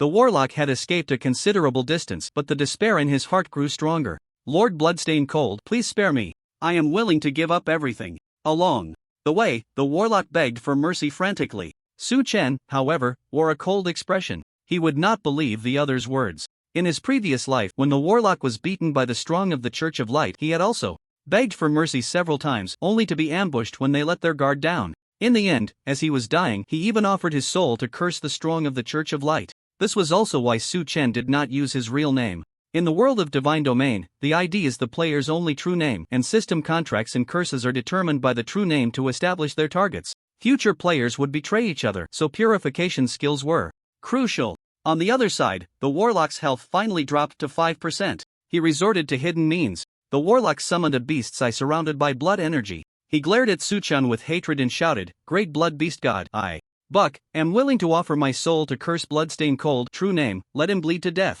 As soon as he finished speaking, the warlock's vitality and soul gradually flowed into the beast's eye. His health dropped to 1 point. A vast sound echoed through the heavens and earth. Kill! The beast's eye shot out, transforming into a beam of bloodlight, soaring into the sky. Kick. Bloodstained cold, you bastard, die with me. In his final moment of life, the warlock laughed maniacally. Just then, the bloodlight passed by Su Chen and vanished into the clouds. Warlock? His gaze instantly went blank. The next moment, Su Chen's arrow pierced through his skull. The warlock's breath faded, his eyes gradually dimming, unable to utter his last words. Thud. His body fell to the ground. Life extinguished, soul vanished. His corpse exploded with a large amount of rewards, all scattered on the ground. Ding, you have killed the frenzied beast warlock buck, gaining 900,000 experience plus 10%. Ding, congratulations, you have reached level 25, gaining 4-dimensional attributes plus 12, free attributes plus 12. Ding, congratulations, you have plundered the claw of devouring magic, legendary. After killing the warlock, his experience just broke through 100%. Su Chen leveled up directly. The experience bar changed to 53,000/1690000. I didn't expect to reach level 25 so quickly. The progress of the main quest isn't even as fast as my leveling up, Su Chen said helplessly. If his level exceeded 25, he wouldn't gain experience from killing monsters in the second phase of the main quest, so he had to stay at that level. Of course, not leveling up wasn't a big deal. As long as he could kill monsters, he could still plunder attributes. He could still grow stronger. Now, it was just right to pass the experience to the Sky Griffin. Once the mount reached a certain level, it would gain combat abilities. And as a Diamond Lord, the Griffin's damage would definitely be fiercer than Su Chen's. With that thought in mind, Su Chen looked at the Griffin and smiled. Little guy, if it weren't for your help, I wouldn't have been able to kill the warlock. So, I've decided to reward you. From now on, the master will do his best to help you increase your strength. Caw! The Griffin turned back and happily called out. After working hard for so long, it finally had a reward. Alright, go down. Su Chen patted the Griffin's head. Immediately, the Griffin carried Su Chen down to the spot where the warlock had died. Su Chen picked up the dropped items. Congratulations, you have obtained loot, 2,503 gold coins, poison master's sting, feathered serpent mask. This time, there were 2 pieces of diamond equipment among the spoils. One was an assassin's dagger and the other was a mask for a general class. This reward was too little. The warlock surely had more than just these items. However, due to the world's rules, after killing a monster, only a random number of items would drop. So in the future, when players kill bosses, they would follow the rule of first trick, then kill. First, they would trick out the good items from it, and then take down the boss. No matter how clever the boss was, it couldn't guess the countless tricks summarized by players from various worlds. Su Chen was even a master of various tricks. Ahem. Gathering his thoughts, Su Chen looked at the mask's effects. Feathered serpent mask, diamond, position, head health plus 1200 defense plus 60. Constitution plus 70 spirit plus 130 trait. Fire resistance plus 15% equipment requirement. Level 25 general. He directly put on the new mask and then turned off the appearance display. Let's go, we're heading to that tribe. After mounting the Griffin, Su Chen returned to the ruins of the Glorious tribe. There were a large number of corrupted creatures here. He began to hunt monsters and set it so that the Sky Griffin would enjoy 100% of the experience points. Ding, your mount. Sky Griffin has reached level 11. Ding, your mount. The system panel continued to refresh with notifications. Before long, Su Chen cleared out the corrupted monsters in the tribe and also destroyed the corrupted altar left by the warlock, where a pulsating demon heart lay. This was the main material for creating dark crystals. After a fierce battle, the Griffin directly leveled up to 16. At this point, Su Chen glanced at his and his mount's attribute panels. ID, Eternal Night level, 25 health, 83824 mana, 44784 attributes, Strength 1176, Constitution 1384, Agility 1149, Spirit 1116 attack speed, 9.1/s, plus 40%. Physical defense, 4139 magic defense, 3447 mount panel slightly omitted. During this time, the progress in agility and spirit attributes was very significant. Su Chen was quite satisfied with this. However, the increase in health was not as fast as before. In the past, health would increase by 10,000 at a time, but now it was only 1,000 at a time. A bit slow. As for the growth rate of strength, it was considered average. Overall, his attributes could only be described as invincible among the player community of Blue Star. After browsing through the attributes, Su Chen had the Griffin carry him back to the number 3 border army camp in the city of Cold Moon, part of the Bright Empire. This was the base of the Bloodstained Guild. Due to insufficient reputation, Bloodstained Zhoutian rented a house in the city as a temporary base. At this moment, the guild leader Bloodstained Zhoutian gathered the guild's senior members, the decision-making group, and members of the Bloodstained Cold group who had fought against Su Chen to start a war meeting. Bloodstained Zhou said with a cold face. Now that everyone is here, let's begin the meeting. Zhou Long, report on the sniping plan and assign tasks to each group. Okay, guild leader. The leader of the decision-making group stood up and operated a few things in front of him. A projection appeared in the meeting room. It displayed various video clips and photos. Although the characters in the images looked different, they all knew that this person was Eternal Knight. Zhou Long said seriously, here is all the information about Eternal Knight that our decision-making group has collected since the server opened, including videos, screenshots, and player descriptions. We spent days analyzing and summarizing this data, and for every detail, we created a perfect assassination plan. I guarantee that Eternal Knight will be the first fallen god player. By the end, Zhou Long was gritting his teeth. He had been burning the midnight oil for this plan, and his already sparse hair had thinned out even more. Send the plan to everyone, Bloodstained Nine Heavens said. Okay. Zhou Long lightly tapped the panel, and a 30-page report appeared before everyone. Since the outsiders involved in the plan had signed a system contract, Bloodstained Nine Heavens was not worried about the information leaking out. Zhou Long then picked up the report and said, after our analysis and summary, we found that Eternal Knight has the following characteristics. His health is very high, at least 70,000. A projection displayed an image. After Su Chun was attacked, a damage number appeared above his head. Based on the decrease in the health bar, the total health was calculated. Hiss! The senior members of the Bloodstained Guild gasped. 70,000 health? That's just too insane. Zhou Long continued, Eternal Knight's defense is very high, even Bloodstained Maple's diamond talent can't reduce it, which indicates that Eternal Knight's defense value comes not from equipment but from talents or skills. Moreover, the quality of the talent or skill must be higher than diamond. Additionally, Eternal Knight's attack is very high, the damage of the first arrow is even greater, and his speed is also very fast. The projection showed different images to corroborate Zhou Long's statements. He listed a whole series of characteristics about Su Chen, and not a single one was repeated. The more he spoke, the more inexplicable excitement he felt, as if these characteristics were all describing himself. The senior members of the Bloodstained Guild, they were completely bewildered. Was this a plan to assassinate Eternal Knight, or was it just praising him? Are you just listing his merits? Why is it all advantages? One senior member couldn't help but say, stop. Zhou Long, don't talk about the advantages anymore. What are Eternal Knight's weaknesses? Only by knowing the weaknesses can we target him. Okay. Zhou Long felt a bit embarrassed. He quickly said, after analysis, the only known shortcoming of Eternal Knight is that his resistance is not high. We can use various control scrolls and skills to restrain him, and then let players with true damage capabilities attack him. With the help of Sakura Country and Lighthouse Country, we have collected over 600 control items. The accumulated control time reaches 4,200 seconds. Hearing these numbers, several senior members nodded in satisfaction. Ha ha ha. One senior member laughed and said, over an hour of control, even if a god comes, he won't be able to withstand it. By the way, Zhou Long continued, we also discovered a detail, which is that Eternal Knight seems to possess an item that can immunize him from stun and fear effects. So the control items we collected this time are mainly focused on physical control like confinement, blinding, and paralysis. The control effects in Divine Domain are divided into 3 main categories: mental, physical, and rule-based. The first 2 have already been introduced, while the third type, rule-based, refers to control effects like silence, transformation, and petrification. As expected of the decision-making group, you really considered every detail, a senior member praised with a smile. Zhou Long's lips curled slightly, and then he humbly said, it's nothing, after all, I received a large sum of funding from my brother, so I naturally have to deliver results. Both Zhou Long and Bloodstained Nine Heavens are from the Zhou family. However, Bloodstained Nine Heavens is the son of the clan leader, holding a much higher status than Zhou Long. Zhou Long, you did well this time. Bloodstained Nine Heavens said with satisfaction, I will mention this to the Elder Council to elevate your status within the clan. Thank you, brother. Zhou Long's face lit up with joy. At that moment, Bloodstained Han suddenly said, I have a question. Eternal Knight's speed is faster than any player. Even if we have more control items, if we can't touch him, it will be a waste of effort. That's true, that is indeed a problem, the senior members echoed. Everyone's gaze turned back to Zhou Long. He smiled lightly, a look of confidence on his face. Zhou Long said with full assurance, we've already discovered a countermeasure. That is to trap Eternal Knight in a narrow space.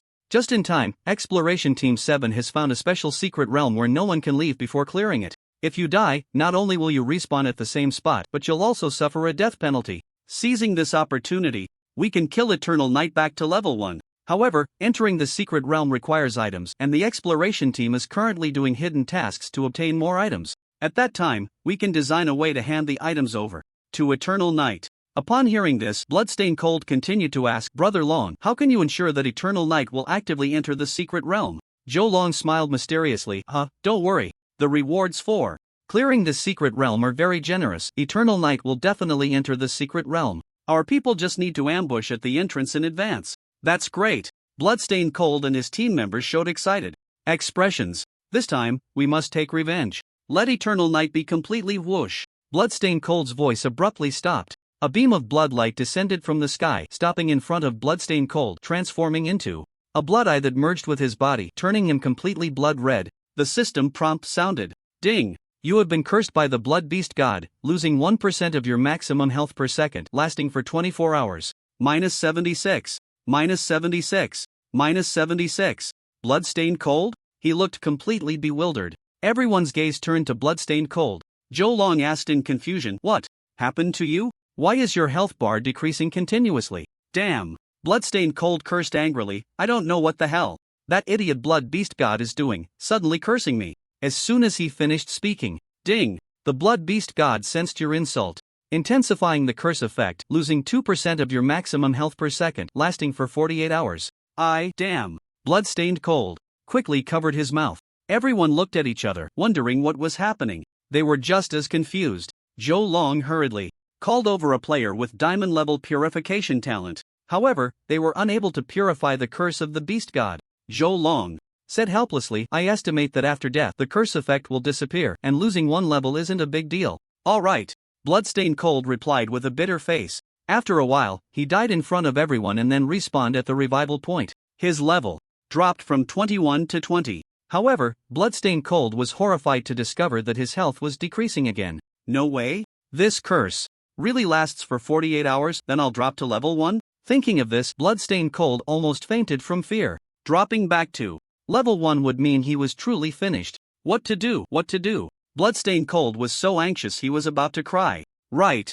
Logging off must be able to avoid the level drop. He quickly logged off. Fortunately, the Divine Realm world and reality had not started to synchronize. The status in the game could not manifest in reality. 2 days without leveling up was better than dropping to level 1. After learning the news, Zhou Long, guild higher-ups. Ahem. Bloodstained Zhoutian said, let's continue the meeting. Okay. Zhou Long took a deep breath and began assigning tasks to each group. Finally, Bloodstained Zhoutian announced, once the exploration team collects enough secret realm items, we will begin executing the assassination plan. Yes. Everyone replied in unison. On the other side, the Sky Griffin carried Su Chen to the military camp at Border 3. Along the way, Su Chen was checking his gains. The warlock had dropped many good items. Among them, one item caught his attention. Blood of all beasts, incomplete quality gold legendary effect. An item refined using the bloodlines of countless creatures with special secret methods which can be used to enhance the original potential of mounts or pets. Note, can still continue to devour bloodlines to improve quality. Current progress, 25 out of 100, this thing is pretty good. Su Chen's eyes lit up. Sensing the aura of the blood, the Sky Griffin suddenly became excited. Su Chen rubbed its head and smiled, saying, Little guy, as long as you perform outstandingly in the future, I will give you this blood seed. Ing. The Sky Griffin let out a high-pitched cry, its fighting spirit rising. Seeing this, Su Chen smiled. He was also contemplating whether to get another pet to let them compete for the blood seed. However, at the moment, there was no way to obtain a high-quality pet. Su Chen abandoned this plan and put away the myriad beast blood seed. Then, he opened the talent panel to check the new passive information. Devouring Claw passive, 1/1, quality, extraordinary effect. Increases own mana cap by 20%.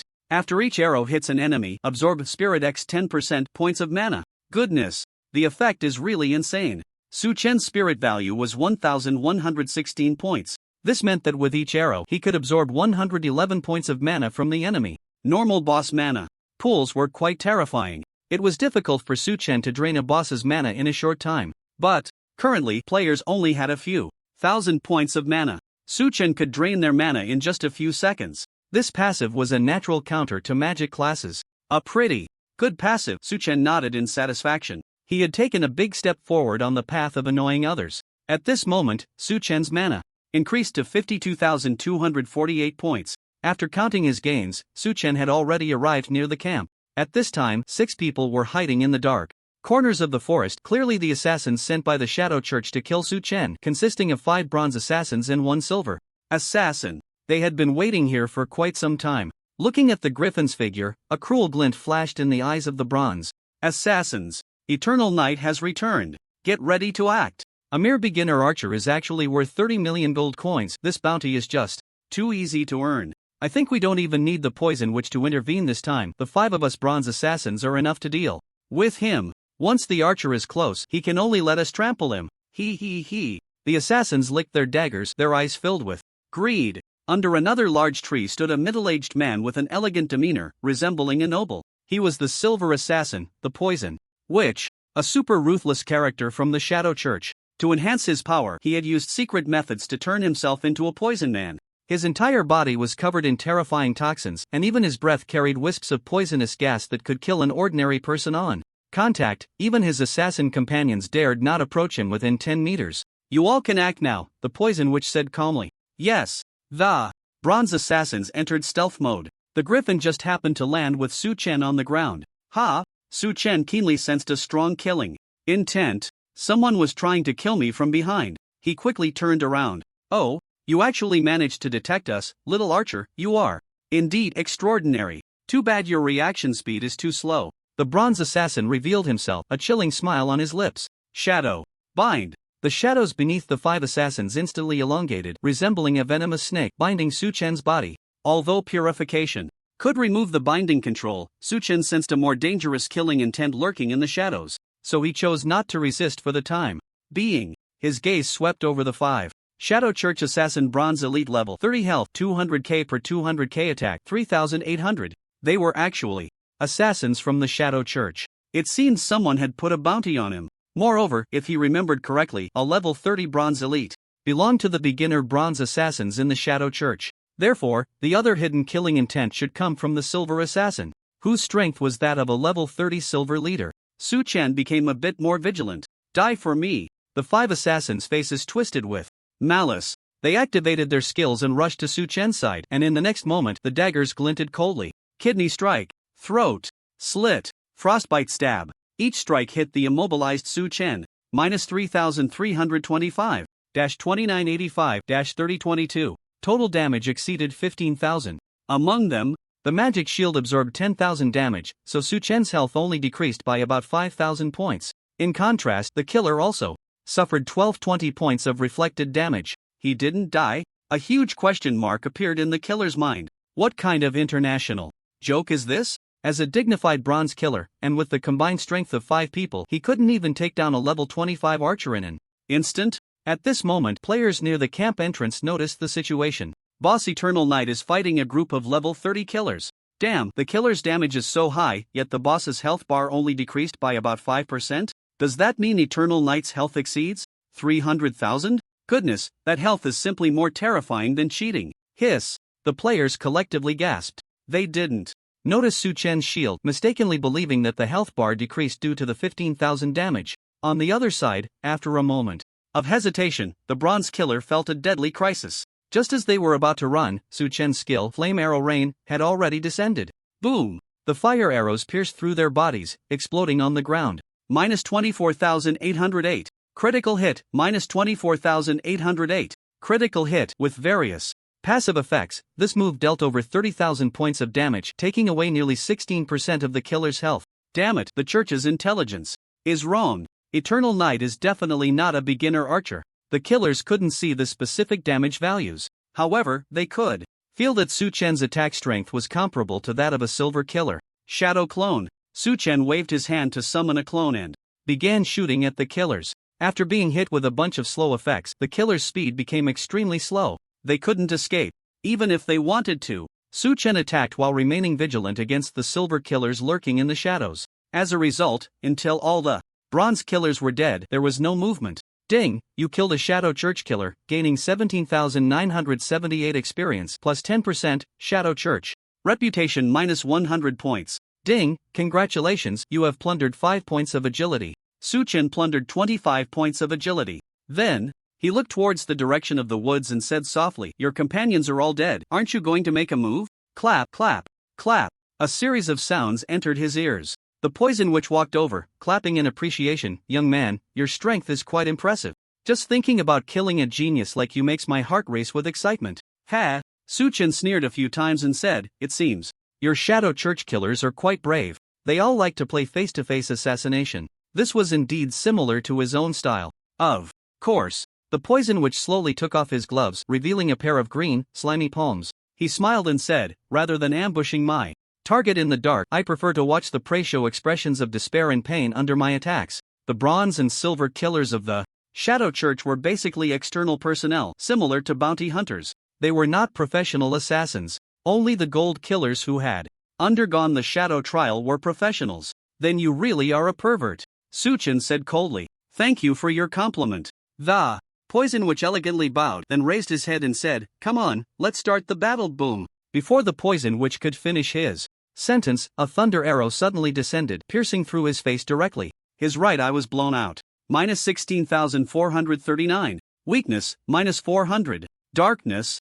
Silver Killer Poison Witch Silver Leader, level, 30 health, 1-381-000/1-400-000 attack, 8,400 skills, basic physique enhancement, poison. Thread control, poison locust swarm attack, poison fog. It hurts. The poison witch covered his eye, letting out a wail. He didn't expect Su-chen to ambush him, extremely unethical. You damn barbaric archer. I'm going to kill you. The poison witch no longer cared about his image. His face at this moment resembled that of a hellish demon. In the face of the poison witch's roar, Su-chen's response was very straightforward. He raised his bow and shot arrows. His hand speed was at its maximum. Arrow after arrow pierced through the air, hitting the poison witch squarely in the face, making his already ugly visage even more grotesque. Bayou, minus 3,136, minus 3,156. A series of damage numbers popped up above the poison witch's head. There was damage from the arrows themselves, as well as from passives and true damage gems. Although the poison witch had high poison resistance due to his own poison skills, Su-chen's average output still exceeded 50,000 per second. And the mana he drained from the poison witch with each arrow was enough to enchant 11 arrows with frost power. Players at the entrance of the camp stared in disbelief at this scene. Is he even human? The damage per second from the Eternal Night Boss must be in the tens of thousands. This is ridiculous. This is a level 30 silver elite, not a level 10 small monster. Normal players can't even break through its defenses, right? Damn, are we really playing the same game? Players began to doubt their lives, envy bubbling up inside them. Who wouldn't want such power? At this moment, the poison witch launched an attack, extending his green, slimy hands. In the next instant, dozens of threads shot out like arrows, binding Su-chen's body under the poison witch's control. The threads glowed with a green light, and a large amount of poisonous mist spewed forth. Kikek, barbarian, wail in the special toxin I've concocted. Scream. The poison witch wore an evil grin, eagerly watching the green mist. In the center of the fog, Su-chen's lips curled into a smirk. What a pity, the poison damage is useless against me. The effect of toxic body kicked in, immunizing him against poison effects and damage. Su-chen suffered no harm at all, merely bound in place by the threads. Since there was no damage, Su-chen couldn't be bothered to use purification. 3 seconds passed. The binding effect ended. Why isn't he screaming? The poison witch stared at the mist filled with questions. His toxin was capable of inflicting excruciating pain on the mind. Since he started his career, 1,119 people had been killed by him, unable to withstand such mental agony. How could an archer from Eternal Night endure it? The poison witch couldn't comprehend. Just then, a figure suddenly appeared to the right. It was Su-chen's skill shadow clone. He and the clone shot simultaneously. Arrows pierced the poison witch's body from 2 directions, spraying green blood everywhere. One arrow even pierced through his waist, hitting both of his kidneys. The kidneys took a heavy blow. The poison witch's features contorted in pain, his teeth nearly grinding to dust. I'm going to kill you. I must kill you. The poison witch howled hysterically. Ignoring his pain, he recklessly activated a skill, spewing out a cloud of poisonous gas that instantly transformed into hundreds of thousands of poisonous locusts, surging towards Su-chen. -0, -0, -0, -0. In the face of the locust's attack, Su-chen approached the poison witch leisurely, drawing his bow and shooting arrows like mad. How is this possible? My toxin can even take down mid-tier professionals. How can you, a beginner archer, be unaffected? The poison witch said in disbelief. Su-chen sneered, nothing is impossible in this world, so please die. A few more seconds passed. The poison witch was down to half health. However, the distance between him and Su-chen was now less than 10 meters. Bastard, you forced my hand. A hint of madness flickered in the poison witch's eyes. He directly used a secret technique. His health dropped to 100,000. The poison witch's chest suddenly bulged, and with a bang, a green spider burst forth from his flesh, jumping directly over. Seeing this, Su-chen tightened his grip on the bow, his arms' veins bulging, and then he swung forward. Bang! The green spider was sent flying by Su-chen's strike. Although he was an archer, his strength had already surpassed 1,000. Even without relying on arrows, a punch from him would still deal significant damage. The spider smashed into the ground, creating a pit. What is that thing? Su-chen glanced curiously at the spider. This is the 1,000 poison spider, cultivated from the roots of the 1,000 poison sacred fruit. Even epic-level warriors cannot withstand its poison. You barbaric creature, you are doomed this time, the poison witch said frantically. The 1,000 poison spider was his heart. For every second it was away from him, he lost some health, and the poison witch's face grew increasingly pale. Sigh, why do you all like to become non-humans? Su-chen sighed. This assassin, along with Noah's and the warlock buck, had all transformed themselves into non-human entities. They were powerful, but too ugly. As the saying goes, strength is temporary, but handsomeness is forever. Just as Su-chen was reflecting on this, the spider launched an attack. It spat out countless green webs, enveloping an area of several dozen meters, and began to spread poison gas. Su-chen bathed in the toxic mist, completely unaffected. Watching this scene, the poison witch was shocked to the point of nearly having his eyes pop out. Then, Su-chen tore through the deadly spider silk and casually crushed the 1,000 poison spider. No, this is impossible. The poison witch's face turned ashen, and he was already in despair. Whoosh! An arrow flew in, ending his life. The first silver-ranked assassin of the Shadow Church, with a 100% assassination success rate, the poison witch fell. Ding, you have killed the silver-ranked assassin poison witch, gaining 119,000 experience plus 10%, Shadow Church reputation minus 1,000. Ding! Congratulations, you have looted the basic physique enhancement skill, excellence. The corpse exploded with a pile of items, mostly mage and assassin class equipment. The items were all of silver quality. However, Su-chen had already lost interest in anything below gold quality. The attributes were too low to be of any use to him. But this new passive skill intrigued Su-chen. Basic physique enhancement passive 1/1. Quality, excellence effect, permanent increase of 10% to physique. Su-chen's physique attribute instantly rose to 1522 points, while his health increased to 87,422 points. The increase was significant. Su-chen was very satisfied with this gain. He then turned to look at the assassin's corpse on the ground. The Shadow Church sent an assassin to kill me, which means someone must have placed a bounty. As for who that person was, there was no need to guess. It had to be the ranch owner, Lon. He was the only enemy among NPCs, and players had yet to qualify to interact with the Shadow Church. However, Su-chen was curious about how much his bounty was. If I catch 1,000 silverwing warhorses and take away the sky griffin, if the ranch owner doesn't offer a bounty of 50 million gold coins, that would really be an insult to my efforts. Su-chen smiled slightly. Moreover, the Shadow Church had its own set of rules regarding bounty tasks. If the first assassination failed, the task would be cancelled. Only if the employer increased the bounty would a second assassination be arranged. At that time, they would definitely send an initial gold-ranked assassin, or even a mid-tier assassin. That would be a bit troublesome. In the future, I need to improve my strength faster. Su-chen thought to himself. With that in mind, he returned to the Northwind main city through the camp's teleportation array. Su-chen did not go directly to the city lord to submit the task but logged off to have lunch. While Su-chen was offline for lunch, the news of the failed assassination reached the ranch owner, Lon. The Shadow Church can't even deal with a mere archer? What are they good for? And the ranch owner said angrily, that silver-ranked assassin poison which is supposed to have a 100% assassination success rate, right? How did he not kill Yang Ye? I see him as nothing but a useless piece of junk. The guard hesitantly asked, Lord Ranch Owner, should we continue to raise the bounty? No need. The ranch owner decisively rejected. A mere initial level archer with a bounty of 30 million was already generous. Enough. If the amount were any higher, the ranch owner would find it utterly unworthy. The rancher said coldly, I have contacted the Holy Lan Kingdom and asked the elders to send a family-trained professional assassin. This time, I will ensure that Eternal Night has no place to bury his body. The Holy Lan Kingdom is the kingdom supported by the Ran family overseas. It has been established for about 10 years and is quite powerful. Kern, go find someone to keep a close watch on Eternal Night's movements, the rancher continued. Yes, the guard nodded. After resting at home for a while, Su-chen logged into the game. He then went to the Lord's mansion. This time, the soldiers did not stop him, and Su Chen directly met the Lord. "Mr. Eternal Knight, you have finally returned." The Lord welcomed him warmly. He then asked, "How is the situation in the Glorist Forest?" "I have eliminated a sufficient number of evil beasts and cleared the source of their birth," Su Chen replied calmly. "Is what you said true?" The Lord's eyes lit up. "Of course. It's true." Su Chen took out the demon heart and the remains of the warlock, saying, "After I arrived at the forest, I found a warlock using the dark power in this heart to create corrupted creatures. So I took action, killed the warlock, and destroyed the corruption array." The Lord took the remains and examined them carefully. "There is indeed an astonishing amount of evil power contained within." The Lord's expression became serious. "If what you say is true, then I must thank you on behalf of all the soldiers of Northwind City." After saying that, he arranged for the border camp personnel to investigate the situation in the woods. Soon, the news came back.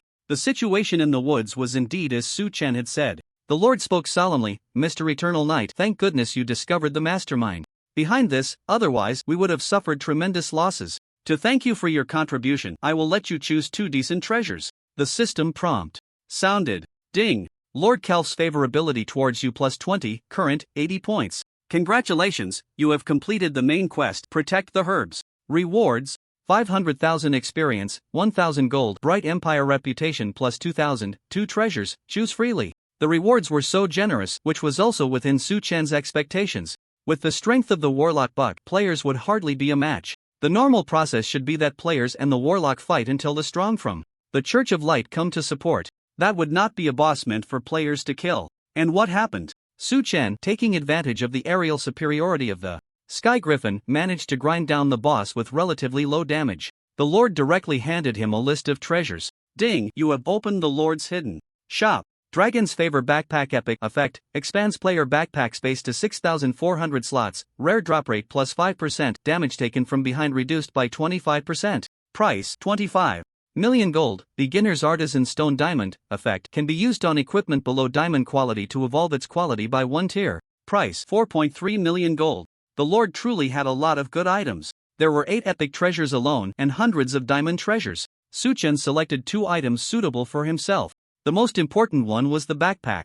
Due to his excessive gains, even the 1,600 slot diamond backpack was somewhat insufficient. In the world of divine domain, epic and diamond qualities are a threshold. Whether it's items, equipment, or skills, the attributes of these 2 qualities differ greatly. For example, an epic backpack has 4 times the capacity of a diamond backpack, and the additional effects are also superior.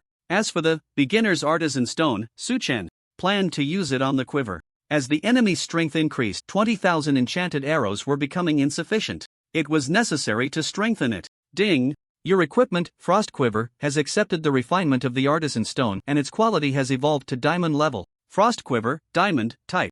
Special Equipment Effect 1, consumes 1 point of mana to automatically pick up arrows stored in the quiver within 300 meters that are undamaged. Effect 2, consumes 20 mana to enchant arrows, reducing the target's movement speed and attack speed by 20% after hitting an enemy. Stock 1258/40,000 arrows. The attributes of the newly born quiver have become even more formidable. Stowing the item away, Su Chen looked up and asked, "Lord of the city, is there anything else you need my help with?" After a moment of contemplation, the Lord shook his head and said, "I have nothing for you at the moment, but you can go to the Northwind Fortress and meet with the Legion Commander, Rain. He needs your help, adventurers." "All right." Su Chen nodded. Ding! Congratulations on receiving the main quest, head to Northwind Fortress. Quest details: go to the fortress and meet with the Supreme Commander, Legion Commander Rain. Northwind Fortress is the first line of defense between the Northwind main city and the Orc Empire. It is located in a perilous canyon flanked by steep, towering cliffs on both sides. The Orc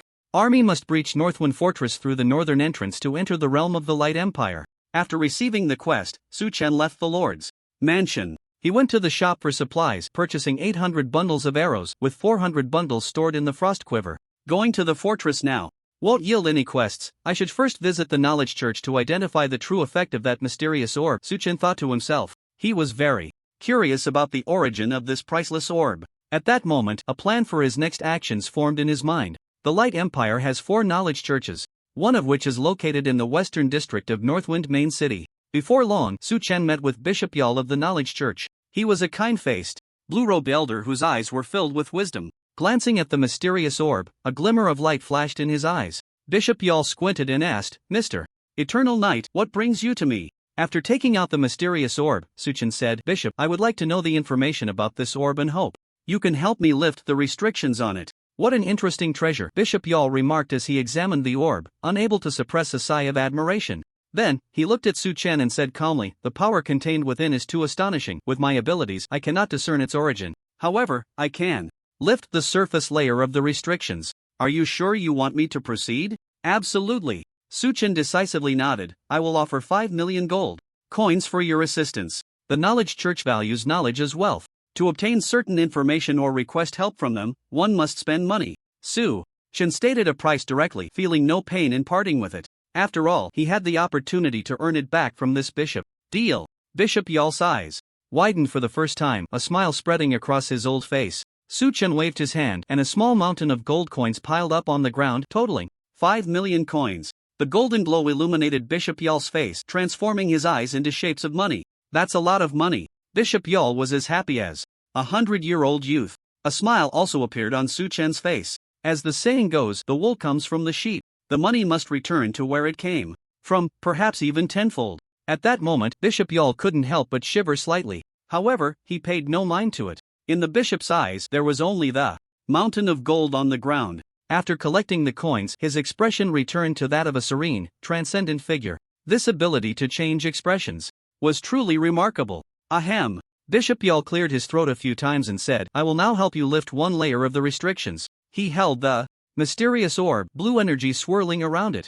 A few minutes later, a flash of brilliance passed over the surface of the orb. The bishop wiped the virtual sweat from his forehead and said, the power sealing this orb likely comes from a deity. Even with all my effort, I can only lift a trace of the restrictions. He handed the orb back to Su Chen. Su Chen took a glance. Mysterious orb unknown, effect, contains unknown power. When placed in the backpack, luck plus 2. Seal.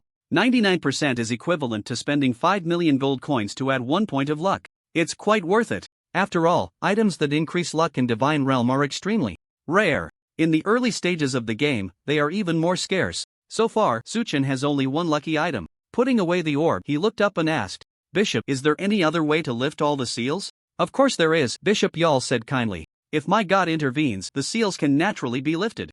However, there was a pause. Bishop Yal said solemnly, I think you should understand that to receive my god's guidance, you must make a significant contribution to the Knowledge Church. How much do I need to donate? Su Chen glanced at him. Money? Bishop Yal reprimanded sternly, young man, how can the value of divine guidance be measured in money? That is blasphemy against the divine goodness. When you collect money, you don't have this attitude. He. Su Chen sneered inwardly. In the past, to receive guidance from the God of Knowledge, people only needed to donate money to the church. But then the Pope issued an order.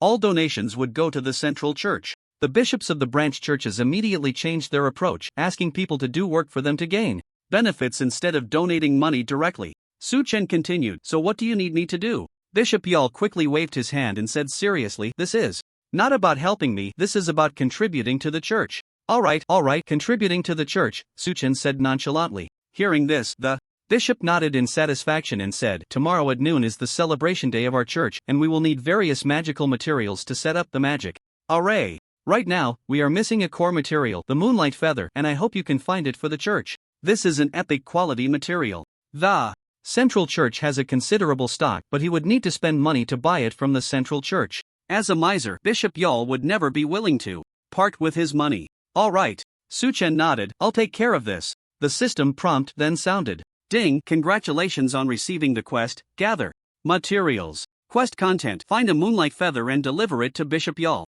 Quest time limit, 12 hours. Eternal night, do you need me to tell you the location of the moonlight feather? Bishop Yal asked with a smile. No need, Su Chen directly refused. Seeing the other person's expression, Su Chen knew that this information would definitely cost money. To put it bluntly, the Knowledge Church is truly a peculiar entity. From top to bottom, whether it's bishops, the Pope, or ordinary staff, they all try their best to make money. Even the merchant church isn't as greedy as they are. The reason for this situation lies in the deity that the Knowledge Church believes in, who is a dual aspect god known as the God of Knowledge and Wealth, possessing both knowledge and wealth as divine offices. In the past life, players affectionately referred to the Knowledge Church as the Golden House Church because the Central Church's building was made entirely of gold. Extremely ostentatious. Coupled with the saying in the book about having a golden house, this led to the nickname of the Golden House Church. After that, Su-chen bid farewell to Bishop Yul. He walked onto the street and glanced back at the entrance of the Knowledge Church. The celebration event is finally about to begin, Su-chen thought. The Knowledge Church's celebration is the first global event in Divine Realm. As a neutral force, every country in the Holy Dragon World has a branch of the Knowledge Church. Players from all over the world can participate in the celebration. Although the bishop is stingy, the rewards for the celebration are very generous. There are even essences of knowledge. Its function is similar to the essence of life, allowing players' skills to be synchronized to the real world. Moreover, among the top 10 rewards on the global event leaderboard, there are items that can manifest in reality. Su-chen has been looking forward to this for a long time. As for the celebration date of the Light Church, that will be next week. Retracting his gaze, Su-chen headed to the teleportation square. He took the teleportation array and arrived at Silver Wolf City in the southern part of the Light Empire, the area around. This city is filled with mountainous hills and the terrain is complex. A large number of bandits survive within. Among them, a group of mountain thieves possesses the Moonlight Feather. They are the target of Su-chen's mission. Ka, the Sky Griffin let out a long cry, carrying Su-chen deep into the forest. Time passed quickly. 20 minutes later, Su-chen instructed the griffin to land in an open area. Roar! The noise they made attracted the attention of the beasts in the forest. Several massive creatures charged in from both sides. Steel Bristle Wild Boar Black Iron Elite Level, 25 Health, 150,000/150,000. Attack, 2100 Skills, Charge, Steel Spine Skin Flame Arrow Rain. Su-chen raised his hand and unleashed a skill. Under the effect of his passive ability, the flaming arrows were precisely guided, piercing through the wild boar's thick body. Minus 25,408. Critical hit, minus 2,431. Darkness, minus 2,820. Frost. A series of damage numbers appeared above the wild boar's head. It lost 22.5% of its health. Su-chen summoned a shadow clone. Together, they quickly killed the low-health monster. Ding, you have killed the Steel Bristle Wild Boar, gaining 5,682 experience plus 10%. Ding, congratulations, you have plundered 4 points of constitution. The battle ended too quickly.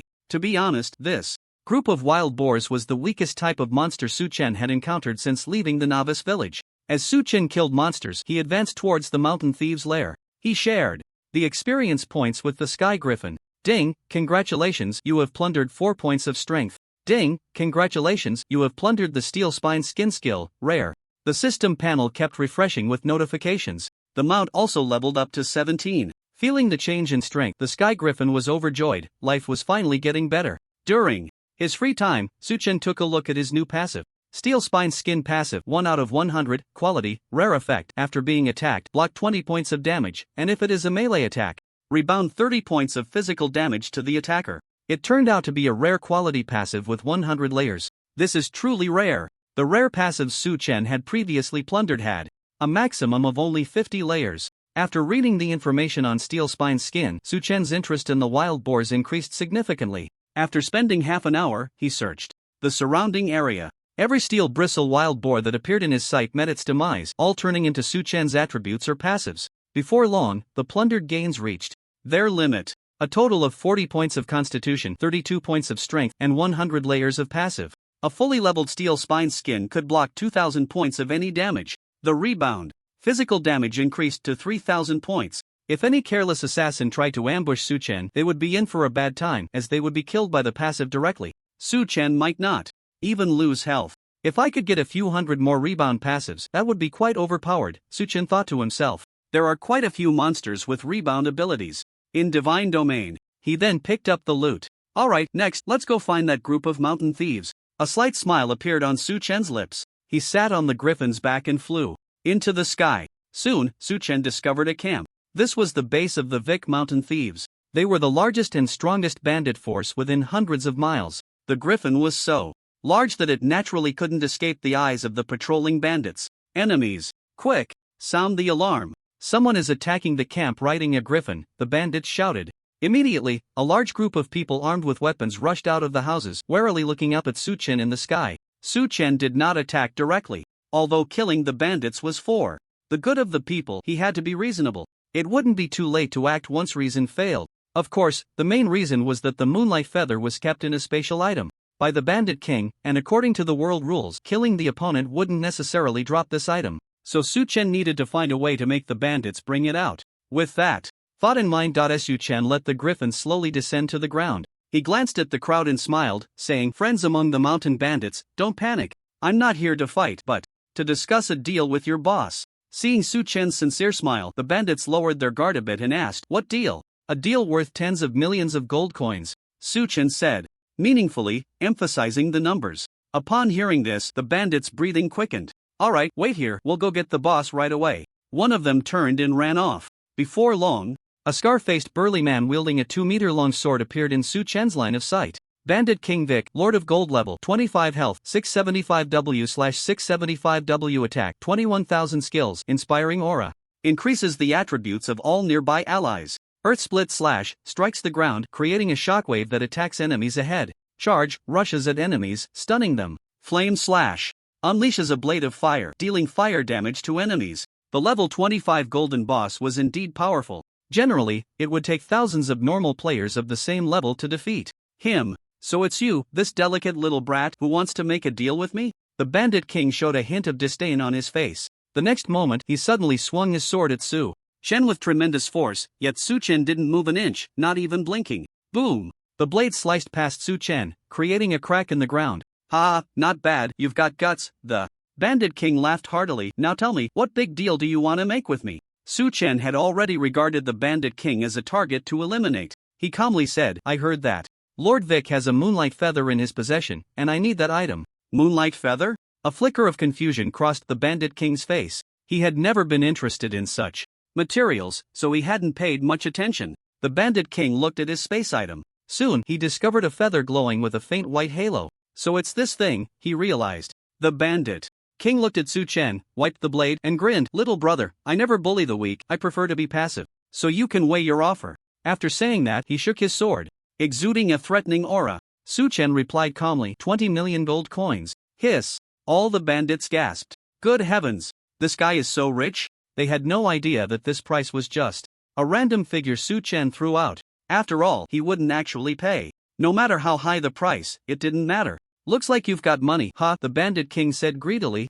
"But that's far from enough. 50 million gold coins. That's the most I can offer." Su Chen said seriously, "Additionally, I want to verify the authenticity of the moonlight feather." Of course, no problem. The Bandit King generously took out the item and tossed it over. In his view, he had hundreds of brothers, and Su Chen was just one person. He couldn't escape if he wanted to. "Ding, congratulations, you have obtained the quest item, Moonlight Feather. Please submit the quest to Bishop Yal as soon as possible." Hearing the prompt, a smile appeared on Su Chen's face. The item is real. He looked at the Bandit King and said playfully, "But now there's a problem. I don't want to pay, yet I want the item. What should we do?" The bandits. They were momentarily taken aback. "You little brat actually want to get it for free? I'll chop you up." The Bandit King frowned, a cruel glint in his eyes. Boom! He swung his sword at Su Chen. Blink! Su Chen teleported onto the griffin's back. Screech! The griffin immediately flapped its wings, creating a storm that blew away the surrounding bandits. Then it soared into the sky. Su Chen swiftly cast the Frost Hunting Ground and Thunder Strike skills. A thunderous arrow fell from the sky, piercing the Bandit King's eye. 35292, weakness critical hit, -1116, -1000. Poison. At this moment, there was another Cyclops in the world. "Ah! Bastard, you can't escape." The Bandit King roared through the pain. Flame Slash. He swung his sword towards the sky. A blade of fire shot up into the air. Unfortunately, after being hit by the arrow, his attack speed and movement speed dropped significantly, causing the Bandit King to be a step slower. Su Chen sat on the griffin, flying hundreds of meters above the ground. "Switch to the bow and arrow, kill him for me. You brat! You will die today." The Bandit King covered his eyes and roared to the sky. He then drank a potion. His body glowed. Flesh buds appeared in his eye sockets, repairing the shattered eyeball, and his vision quickly returned to normal. At the same time, hundreds of bandits had already switched to ranged weapons, hiding their bodies behind houses and large trees. "Kill him." The Bandit King also took out a longbow. Whoosh! Whoosh! Whoosh! A dense rain of arrows flew into the sky. Screech! The griffin suddenly flapped its wings, and a blue storm was born out of thin air, stopping below and blowing away all the incoming arrows. This was its ability, Storm. It could disperse non-fixed objects. The effect of another skill, Wind King's Shield, was to gain a layer of shield and increase flying speed. Both were very practical support abilities. In open terrain, with no air superiority from the enemy, Su Chen was invincible. Fly a little higher, Su Chen commanded. The griffin nodded and directly ascended several hundred meters. Damn it! The Bandit King cursed. Enemies with flying mounts were really annoying. Then, the Bandit King said in a deep voice, "Everyone find cover and hide." "Okay, big brother." The bandits scattered. Su Chen paid no attention to these small fry. His target was only one person. That was the Bandit King. "Lord Vic, you can't escape." Su Chen wore a smile on his face. "Bayou, Bayou, Bayou." He raised his bow, predicted the Bandit King's escape route, and launched a storm of attacks. Minus 5,893. Critical hit, minus 3,146. Minus 2,100. Bleeding. A large number of damage numbers appeared above the Bandit King's head, although he was moving and it was hard to aim. With Su Chen's archery skills, he could miss at most 2 arrows per round. The average output per second was close to 50,000 points. Due to the E-piercing passive, Su Chen's arrows left bloody holes on the Bandit King. Because the world was data-driven, such injuries had no effect on movement, but the pain was always present. "Damn you, if you have the guts, come down and fight me face to face." Sitting on a griffin, what kind of man are you? Come down. Get down here. Ah, my kidney hurts so much. The forest echoed with the Bandit King's wails, scaring the bandits into trembling. Nowadays, are archers this ruthless? The outside world is really deep. I should just stay in the mountains and enjoy my retirement. As the wails grew fainter, the bandits looked up at the sky and found that Su Chen had already flown far away. Phew! Everyone breathed a sigh of relief, feeling a deep sense of gratitude towards the Bandit King. "Big brother, you are truly our good big brother. Thank you for attracting the firepower of this perverted archer. Once you die, we will definitely build you the most luxurious tomb on the mountain." The small fry silently thought. On the other side, the Bandit King Vic was almost in tears from the arrows. At that moment, he saw the cave where he lived. "I've arrived. Finally here." The Bandit King seemed to see the light of hope. He rushed into the cave, running and rolling. "Bastard, your griffin can't come in now, can it? If you have the guts, come down and fight me one-on-one." The Bandit King spoke arrogantly, fully embodying what it meant to forget the pain after the wound has healed. Seeing this, Su Chen had the griffin fly down. He jumped to the entrance of the cave. "You." The Bandit King's eyes widened. He never expected that Su Chen, as an archer, would dare to run into the cramped cave and engage him in close combat. Foolish guy. The Bandit King was ecstatic. He casually grabbed the large knife from the weapon rack, his face twisted in a snarl as he swung it down. Whoosh! A violent wind rushed past his ears. Su Chen had already anticipated the Bandit King's attack, sidestepping to the right to evade the blow. "Die for me." The Bandit King gripped the knife with both hands and aimed for Su Chen's waist. However, Su Chen quickly pressed down on the back of the blade, using the force to leap and roll to the left, creating several meters of distance. Flame slash! The Bandit King's combat awareness was not weak either. He turned and unleashed a skill, attempting to cleave at Su Chen. In an instant, an arrow struck his body, inflicting a 1-second fear effect that forcibly interrupted the skill. Su Chen seized the moment to attack. The boss's health dropped by 40%. The Bandit King suddenly lunged forward, launching a furious charge. Su Chen activated his speed-boosting item, easily dodging the attack. Next came the time for Su Chen to showcase his skills. The cooldowns of various skills and passives, the rhythm of attacks, he handled it all perfectly. The boss's health continued to decline. A look of despair emerged on the Bandit King's face. He was going insane. Not a single one of his attacks had hit Su Chen. Either they were dodged or interrupted.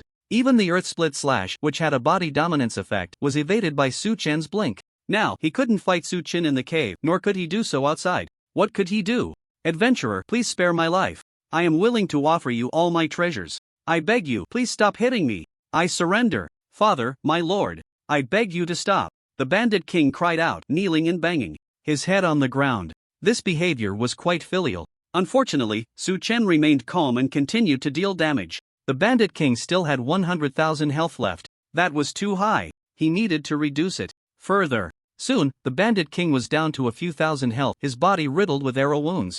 As a 2-meter-tall man, he weighed less than 100 pounds now.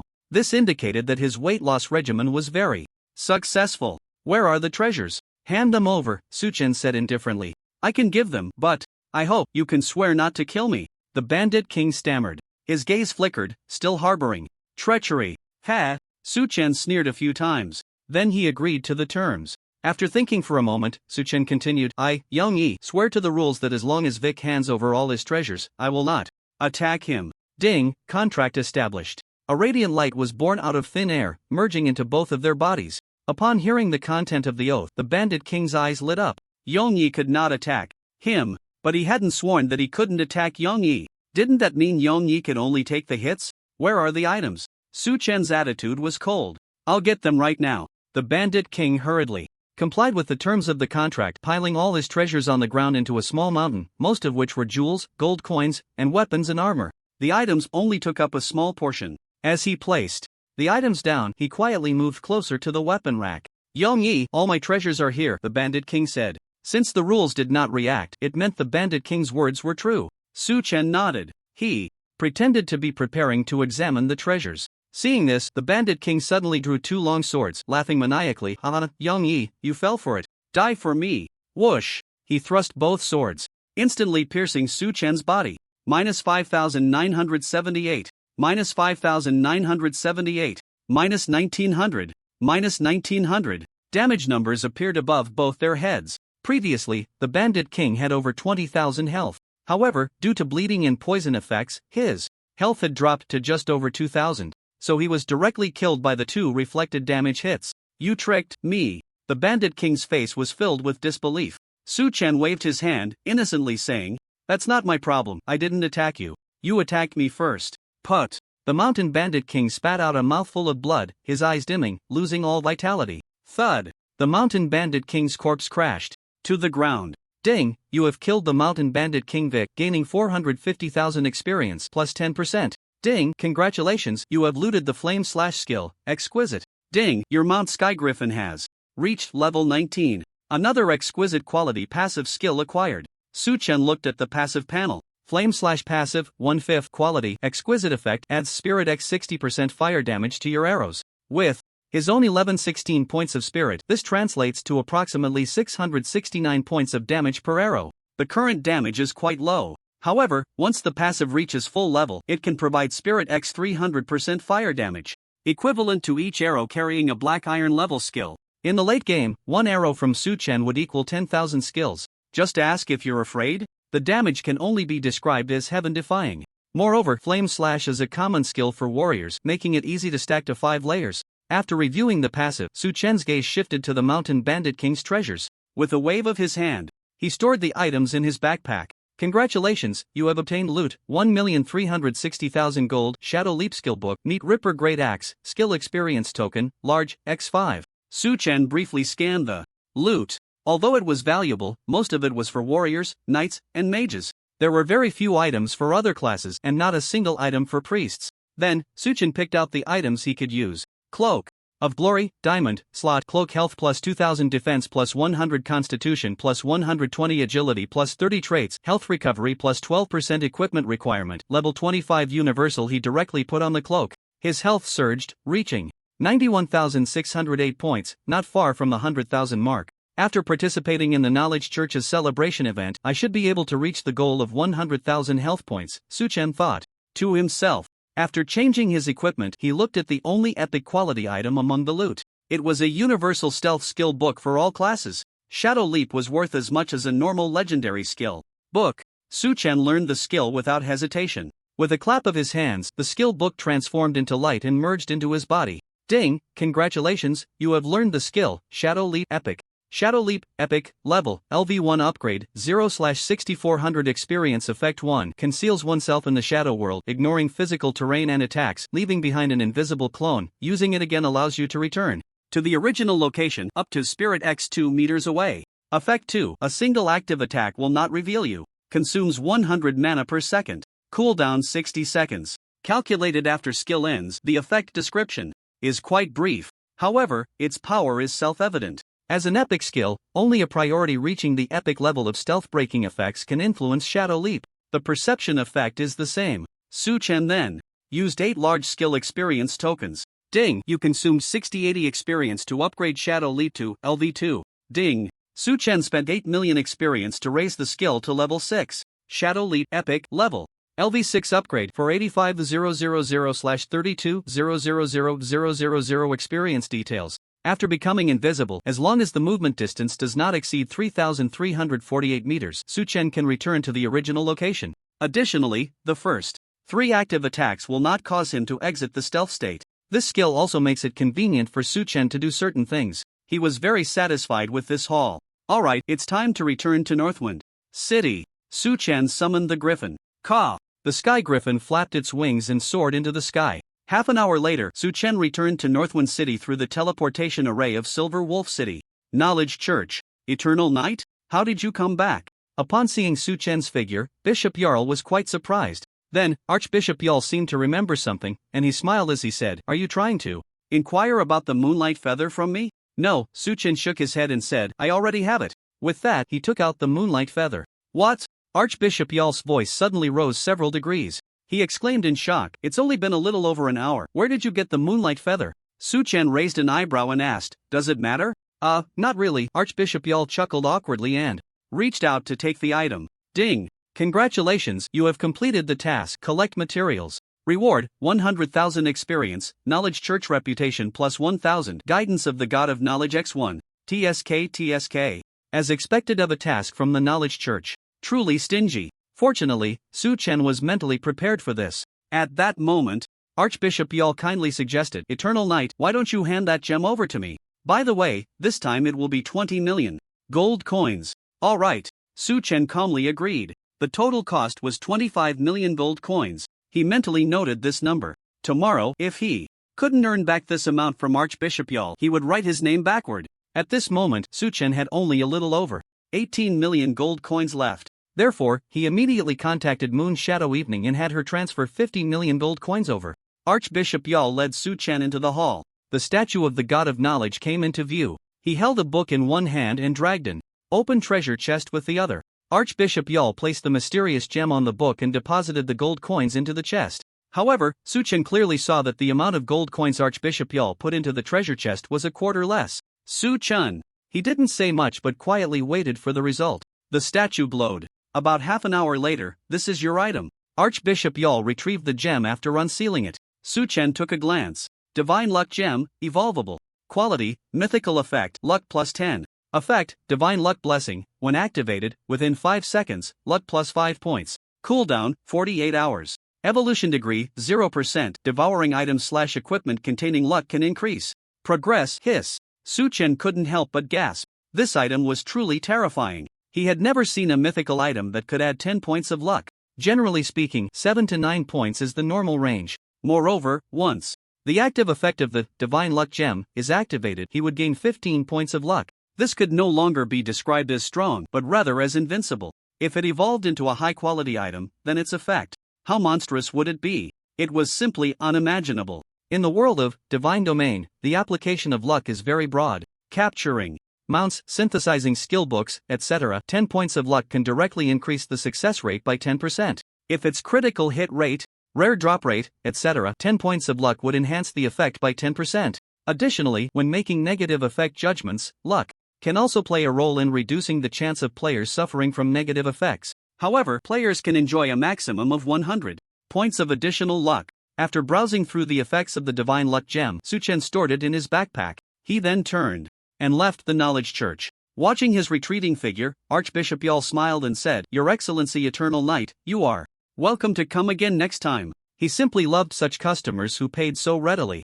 Ideally, 100 would come every day. That way, he could make a fortune. The smile on Archbishop Jarl's old face grew even more pronounced. Su Chen ignored him, letting you laugh happily now. I'll make sure you cry painfully tomorrow. Next, Su Chen planned to look for an item called Crown of Wisdom. This item was related to the inheritance of the Knowledge Church and the position of the next pope. In the Knowledge Church, status determined the greatest income and power.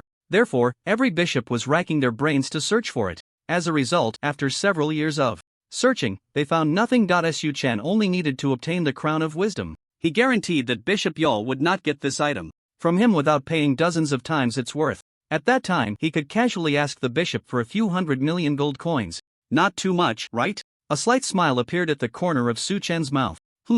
Bishop Jarl, who was hiding in his room counting money, suddenly felt a chill. Why do I feel like a crisis is about to happen? His face was filled with suspicion. Bishop Jarl instinctively activated a secret technique but received no feedback. After thinking for a moment, he decided not to dwell on it any longer.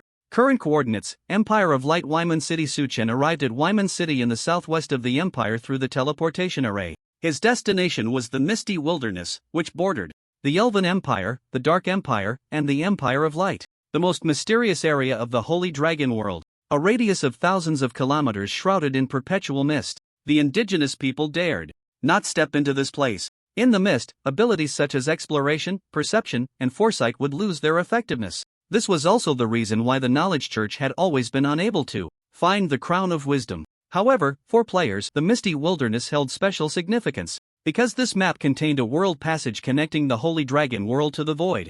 Inside, there was an epic level king boss, level 60. He was the Void Guardian. In the previous life, various countries gathered the strength of 20,000 level 70 players and over 10 million level 60 players to attack the Void Guardian. This battle lasted a full 12 hours. It must be said that the strength of the world boss was truly terrifying. Players of the same level were like ants before the Void Guardian, easily crushed underfoot. In this life, when I reach level 60, I wonder if I can defeat the Guardian alone. A glimmer of anticipation flashed in Su Chen's eyes, but thinking too much now is useless. I'm still too weak. He shook his head. Then, Su Chen patted the griffin's head. Let's go, head straight in the direction I'm pointing. Ing. The griffin screeched and flew directly into the misty sky. System prompt: due to environmental effects, perception, foresight, exploration, and other abilities below mythic priority are blocked. Su Chen opened the system map. On the panel, the wilderness area was completely dark, with only 2 green dots representing him and the sky griffin. However, this was not important. Su Chen directly found the corresponding coordinates and set a marker. As long as he followed the marker, he wouldn't get lost. Time passed quickly. An hour later, Su Chen arrived nearby. Due to the mist, he could only see within a 10-meter radius. Anything further was completely unclear. Those things should be nearby, Su Chen thought to himself. He looked around. Rustle. A strange sound came from beside him. Several monster figures suddenly appeared next to Su Chen. The system's exploration ability could be used. After all, it was only for checking monster attributes. 4-Wing Shadow Beast Bronze Elite Level, 25 Health, 200,000/200,000 Attack, 30/50. Skills: Shadow Blade, Void Concealment in the Misty Wilderness. The advantages of assassin-type monsters could be fully realized. No one could detect their presence. It was only when they actively revealed themselves that Su Chen realized he was surrounded by monsters. Shadow Blade. The bone blades in the monster's hands glowed with a ghostly light, and then, from 4 directions, they struck Su Chen's body in an instant. -1,376. -1,376. -4,400. -4,400. Counter damage. A level 25 bronze elite monster actually broke through his defenses. This was truly unbelievable. It should be noted that, with various passive enhancements, Su Chen's physical defense had already reached 4,538 points, not to mention he also had 2,200 points of physical block. Clearly, there was only one reason for the defense. Breach. That was the Shadow Beast skill, which carried a defense penetration effect. Seeing this, Su Chen's interest in them greatly increased. Let's slaughter them. Su Chen quickly jumped back a few steps and directly launched the Flame Arrow Rain skill at the Shadow Beasts. Whoosh! The flaming arrows struck their target. -29335. Critical hit, -29,335. Critical hit. The arrow, combined with passive damage, took away 18% of the monster's health. They fell into a state of fear for 1 second. Su Chen summoned a shadow clone to output damage together. The combined average damage exceeded 120,000. In less than 2 seconds, a monster was dealt with. Ding, you have killed the 4-Wing Shadow Beast, gaining 11,365 experience points plus 10%. Ding, congratulations, you have looted the Shadow Blade.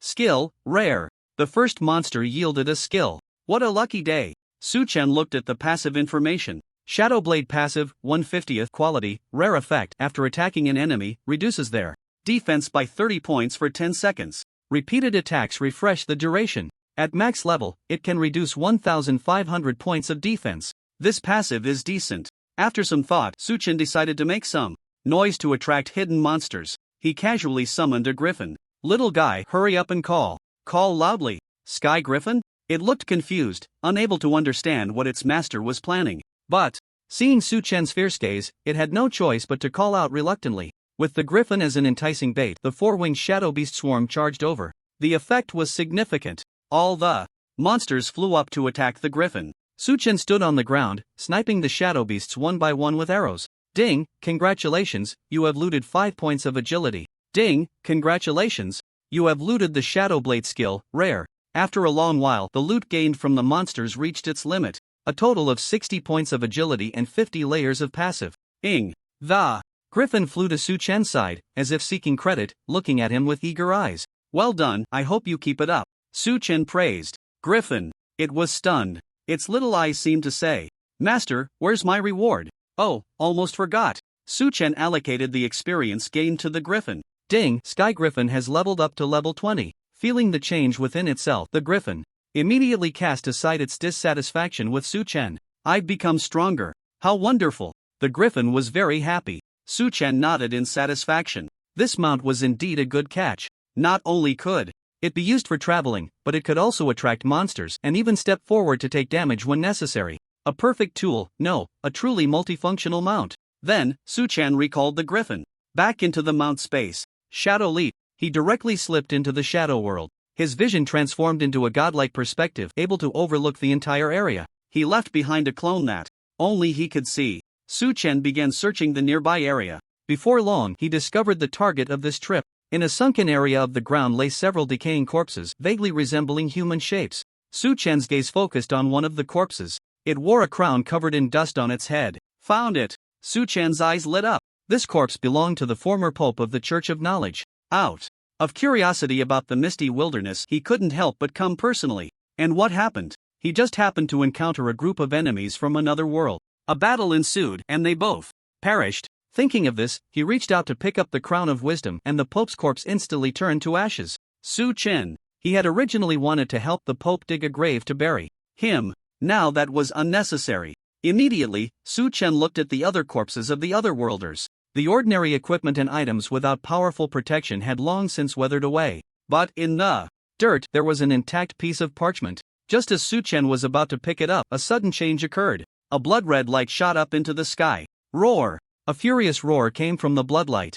A giant figure appeared before him. It was a monster, entirely blood-red, resembling a demon. Blood Demon Beast Diamond Lord level, 30 health 54100/15-150-000 attack 34,800 skills. Blood Touch.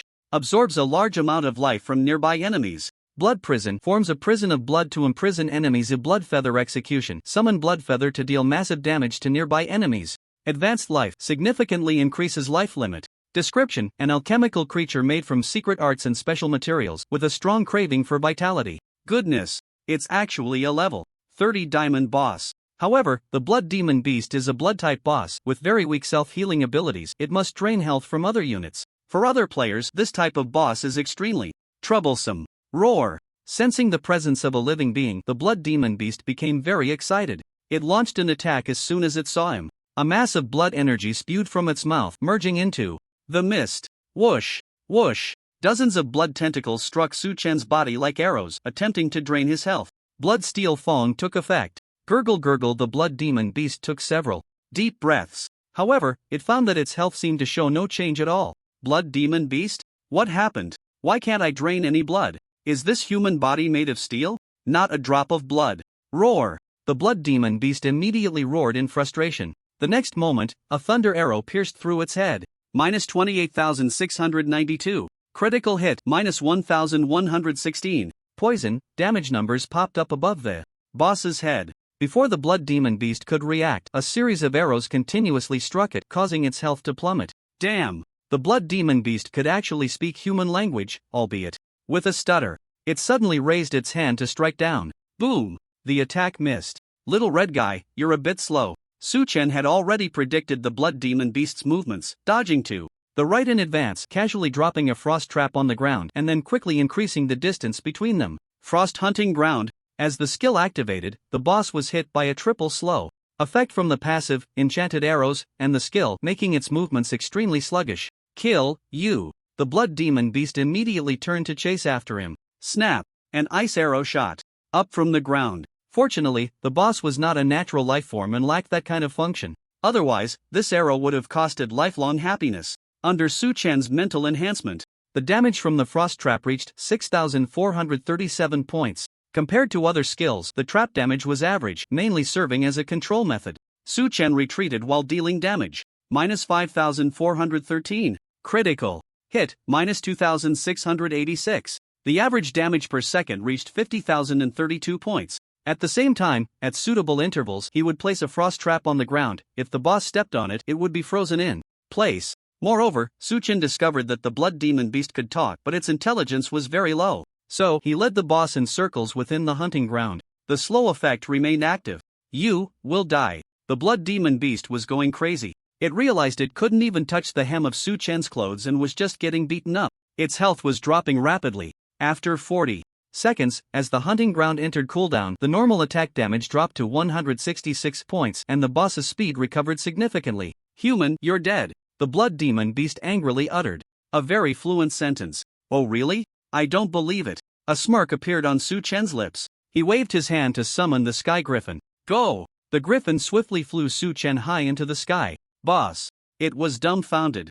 Then, an overwhelming rage surged within the blood demon beast and it unleashed its ultimate move, causing its health to drop by 100,000. Most blood-type monster skills consume health. Blood feather execution. Hundreds of blood-colored feathers shot into the sky at an astonishing speed, beyond Suchen's expectations. Minus 8,684. Minus 8,684. Minus 5,963. Battle prompt, your health has decreased by 45.5%, triggering the Dragonbone Battle Armor effect, damage reduction plus 20%, shield plus 4,580 points, lasting for 20 seconds. Suchen was hit by 7 blood feathers. His health dropped to nearly half. Fortunately, he had thick blood. If it were any other Blue Star player, they wouldn't be able to withstand the damage from the Diamond Boss.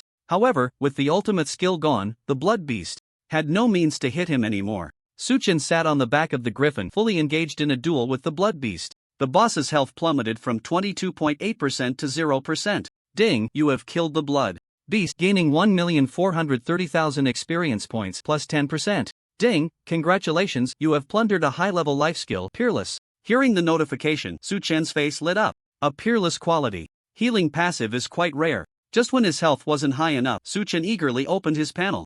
High-level life passive, 1/1, quality, Peerless effect, permanently increases health by 40%.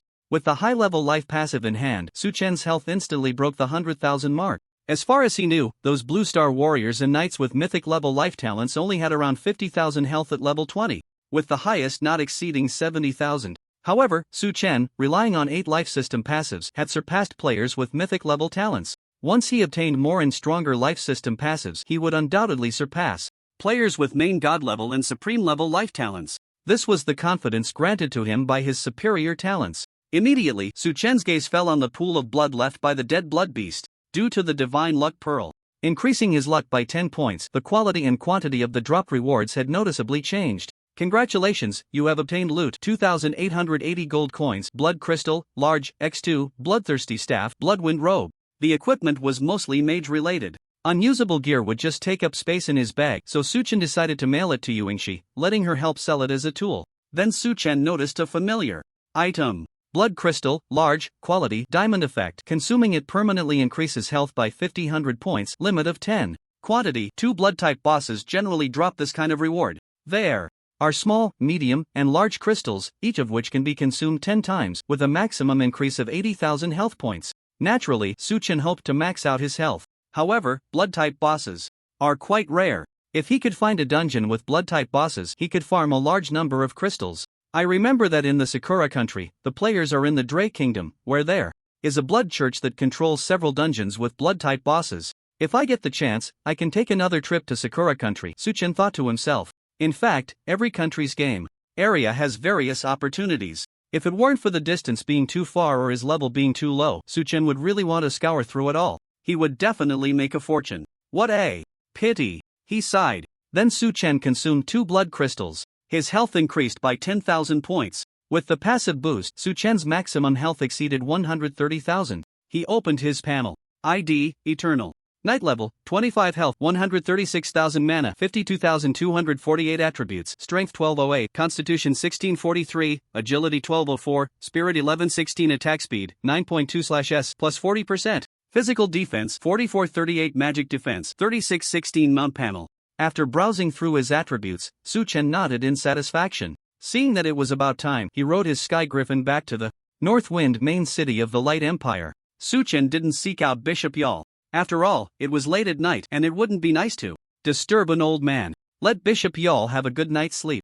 He would trade for the crown of wisdom with him tomorrow. After all, what bad intentions could an ordinary player like him have? This trade was all about equivalent exchange. Ahem. Gathering his special thoughts, Suchen opened the system panel and clicked to log out. His vision shifted. He returned to the villa's bedroom. Boom! With 70% synchronization, a warm current surged through his limbs and veins, strengthening and enhancing Suchen's bones and flesh to the point where a slight cracking sound emanated from his entire skeletal structure. This enhancement of his physique was the greatest yet. Sharp blades and even ordinary bullets would struggle to harm Suchen. If he manifested the defensive passive from the game, he could probably withstand cannon fire with his body. As for his strength, the instruments in the villa could no longer measure it. Suchen estimated his strength to be around 8,000 kilograms. For a blue star human, this number was absolutely astonishing. However, when placed within the extraordinary systems of the myriad realms, this amount of strength could only be considered a speck of dust, insignificant. Tomorrow, blue star players will welcome the first global event, and Long Country has the first and second rewards for the Novice Village main quest, far surpassing players from other countries. If all goes well, we can sweep the top spots. However, after the event ends, the real world will also face its first world anomaly. Suchen's expression grew serious. In his previous life, after the Knowledge Church celebration event concluded, the system issued an announcement. Divine Realm, world laws began to preliminarily transform Blue Star. Numerous spatial rifts appeared across Blue Star, connecting to unknown other worlds. Long Country was fortunate. On the other side of several spatial rifts in the country were primitive worlds that had not developed civilization. In contrast, the neighboring Great Cold Underworld was not so lucky. Their spatial rift led to a magical world inhabited by dog-headed people. What was the result? The Great Cold Underworld's army was routed and had to request their lighthouse country father to send troops to deal with the enemy. For this, they paid a hefty reward fee to the lighthouse country's military and parliament. The spatial rift in Long Country shouldn't change, right? Suchen speculated to himself. Even if there were changes, the initial encounters with otherworldly power levels wouldn't be too high. With Blue Star's weaponry level, it would be sufficient to handle the crisis. With this thought, Suchen felt much more at ease. After finishing dinner and browsing the trending news on the Divine Realm forum, he went to rest. The next morning, Suchen returned to the North Wind City Inn. A prompt sounded in his ears. Ding, world announcement. The first world event Knowledge Church celebration will be held at 12 o'clock. Players must obtain an entry ticket from the Knowledge Church in this area in advance. Note, this event is divided into two major phases. The world leaderboard will be activated simultaneously, and after the event ends, the higher the ranking of each country's team, the better the final rewards. For specific information, please consult the event NPC of the Knowledge Church. The announcement repeated 3 times. Players from all over the world became excited. Damn, it's actually a world event, so we can compete with foreign players? With Eternal Night Town, we are sure to win. What trash is Eternal Night? You Long Country people are so stupid. This is the Knowledge Church's event, and its content is definitely not related to combat. The championship will surely belong to Lighthouse Country, because we are the country with the highest average IQ. Yoshi, the top 10 players in this event will definitely be from Lighthouse Country. Thank God for his blessings. The chat channel erupted into a heated argument. Players from various countries politely exchanged barbs. As the announcement was made, players from North Wind City surged towards the Knowledge Church. I want to buy an event entry ticket. Players shouted at the event NPC. The NPC directly refused. Sorry, to purchase an entry ticket, you must have 100 points of knowledge Church reputation. No way? There's a threshold just to buy a ticket, players replied, speechless. Are there any reputation tasks? The NPC said, the church currently has no tasks, but we offer another convenient channel. You only need to donate 50 gold coins to gain 100 points of reputation. Players, good grief. It's just an entry ticket and you want to make money twice over. Who came up with this idea? Everyone was speechless. Fortunately, the players had quite a bit of savings. After all, the money earned from killing monsters was increasing. Now, the exchange rate of gold coins to real currency had dropped to 110. As time passed, the rate would only get lower. On the other side, watching this scene, Archbishop Yal at the church entrance was practically overjoyed. Great! Today was a huge profit. Just as Archbishop Yal was pondering how much he could earn, a faint voice appeared beside him. Archbishop. Ha! Who is it? Archbishop. Yal jumped in surprise, turning around to find a familiar face, and he immediately relaxed. He asked, Mr. Eternal Knight, are you also planning to attend the celebration? Yes. Suchen nodded and then smiled, saying, but I have something more important, which is to make A deal with you. A deal? Wait. Archbishop Yal's expression changed drastically. He sensed an incredibly familiar aura from Su Chun. The crown of wisdom, where did you get it? Archbishop Yal's lips trembled with excitement. Guess? Su Chun smiled. Archbishop Yal. He spoke helplessly. If I knew, I wouldn't have spent years searching. However, I accept this deal. Archbishop Yal continued. This isn't the place to talk, follow me. The two went into the church. Eternal Night, what are your terms? The Archbishop asked. Su Chun smiled and said, very simple, I just want 300 million gold coins. Impossible. Even if you wanted my life, I wouldn't give you 300 million gold coins. Archbishop Yal's voice suddenly rose an octave. Su Chen had already anticipated his response. The members of the Knowledge Church valued money above all else. How could they possibly part with so much? He said this just to set the stage for the following proposal. If you won't give money, then let's trade with treasures. Su Chen said calmly. All right. Archbishop Yal agreed. He had no intention of robbing Su Chen. After all, Su Chen had placed the items in the players' backpacks. How could he take them? I am willing to offer an epic treasure of equal quality. The Archbishop stated his terms. Su Chen raised an eyebrow and said, Your Excellency, are you underestimating my understanding of the Crown of Wisdom's value? It not only contains the legacy of your church, but also represents the position of the next pope. Then I'll offer 2 epic treasures, the Archbishop quickly said. After all, you are not a member of the church and cannot accept the legacy. Its value isn't that high. Sigh. Su Chen sighed. It seems I should just become the pope myself. A smile appeared at the corner of his mouth. I've heard that every pope of the Knowledge Church is as rich as a country. Your Excellency, is that true? Though he said this, Su Chen had no intention of taking actual action, because becoming a pope required swearing an oath to the rules, becoming a representative and servant of the divine. How could he possibly submit to someone else? However, the phrase rich as a country struck at Archbishop Yal's heart. The temptation was too strong for him to resist. Then how about 3 epic treasures? Not enough. 4 treasures. Not enough. Su Chen turned into a repeating machine. Every response was not enough, making Archbishop Yal's scalp tingle. Forget it, let me tell you my terms directly. Su Chen said calmly, I will choose the treasures myself until the total value reaches 400 million. 400 million. Archbishop Yal exclaimed, how? Can you raise the price? Is that not allowed? Then I want 5. Before he could finish, he was interrupted. Archbishop Yal quickly said, I agree, 400 million it is. But we need to sign a rules contract. All right. Su Chen nodded slightly. The 2 parties signed the contract. As long as Su Chen shows items worth 400 million, he must give him the crown of wisdom. A panel popped up in front of him. Ding, you have opened Archbishop Yal's hidden shop. Heavenly Soul Sacred Heartspring legendary effect. After consumption, dispels negative states on the body, permanent plus 20,000 mana points, and awaken the talent, Heavenly Soul, or Holy Heart, limited to once. Value, 350 million gold coins. Net Moon Array Plate Epic effect. Activate the magic array within a radius of 1,000 meters. All units are immune to all control and debuff effects with a priority lower than epic level for 60 seconds. Cooldown, 12 hours.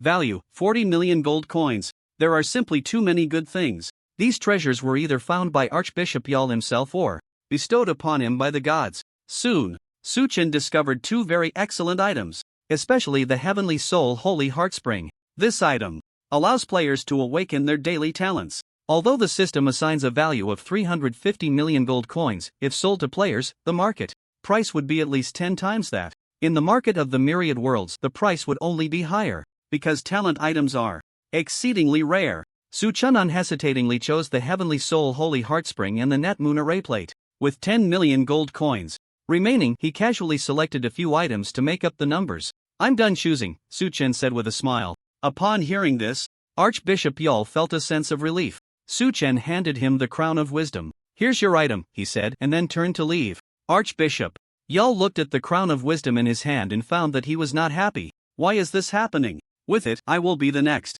pope. How could I not be happy? He comforted himself. Archbishop Yal inexplicably felt a bit of moisture at the corners of his eyes. A treasure worth 400 million gold coins. Just like that, it was gone. His heart ached so much that he wanted to cry. Just then, a voice suddenly popped into Archbishop Yal's mind, repeatedly echoing the words not enough. Bastard, get out of my head right now.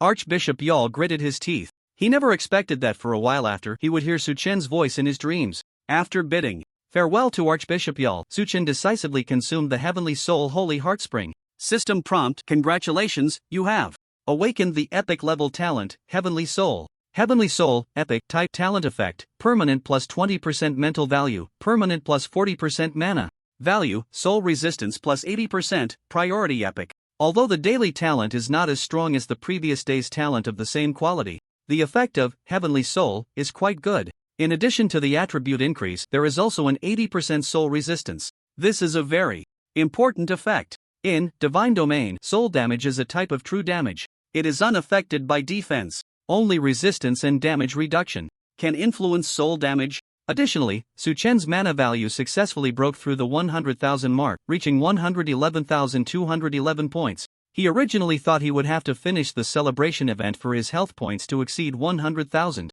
Unexpectedly, before the event even started, both his health and mana had already surpassed 100,000. It was truly a pleasant surprise. After using the item, Su Chen ran to the event NPC to purchase an entry ticket. At this time, many players, after buying their items, were inquiring about the event. Details from the NPC. This event is divided into two major phases. The first phase is the domestic preliminary round. Based on the results, the top 10,000 players will be randomly grouped into 10 teams by the system to enter the second phase of the official competition, competing for the top 10 spots with teams from around the world. Players eagerly asked, "What is the content of the preliminary round?" Answering questions, the event NPC said with a smile, "We have compiled 10,000 questions based on some knowledge of the Holy Dragon world. The more questions you answer correctly, the higher the rewards. If you can answer all the questions correctly, there will be a reward bestowed by a great deity. Moreover, the top 10,000 in the score rankings can participate in the official competition." Ha! The players were dumbfounded. Knowledge of the Holy Dragon world? How would they know that? Isn't this forcing them to guess blindly? Noticing the players' distressed expressions, the NPC kindly suggested, "Don't worry, everyone. To help you achieve higher scores, the Archbishop has stayed up late to compile a book. It contains the answers to all the questions." The player got straight to the point.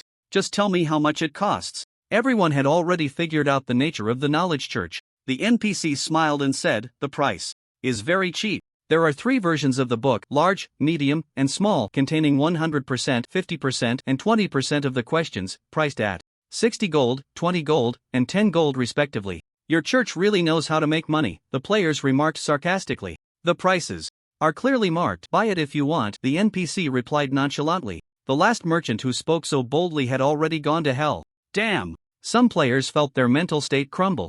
However, they didn't dare to act. After all, a large group of level 40 church attendants stood nearby. Soon after, most of the players from the Dragon Kingdom pulled out their money to buy the medium version of the book, as it offered the best value for money. Suddenly, someone had a flash of inspiration and exclaimed with delight, "Brothers, I just thought of a bug." "What bug?" Everyone turned to look at him. The person smiled and said, "Isn't the Divine Realm able to connect to the local network? If we upload the entire book's content online, can't we just use Baidu to search for the answers?" "Wow, you're a genius. How did you think of that? This trick is pretty impressive. Hurry up and upload the book's content. I'm waiting for your website resources. Remember to leave a link," the players said excitedly.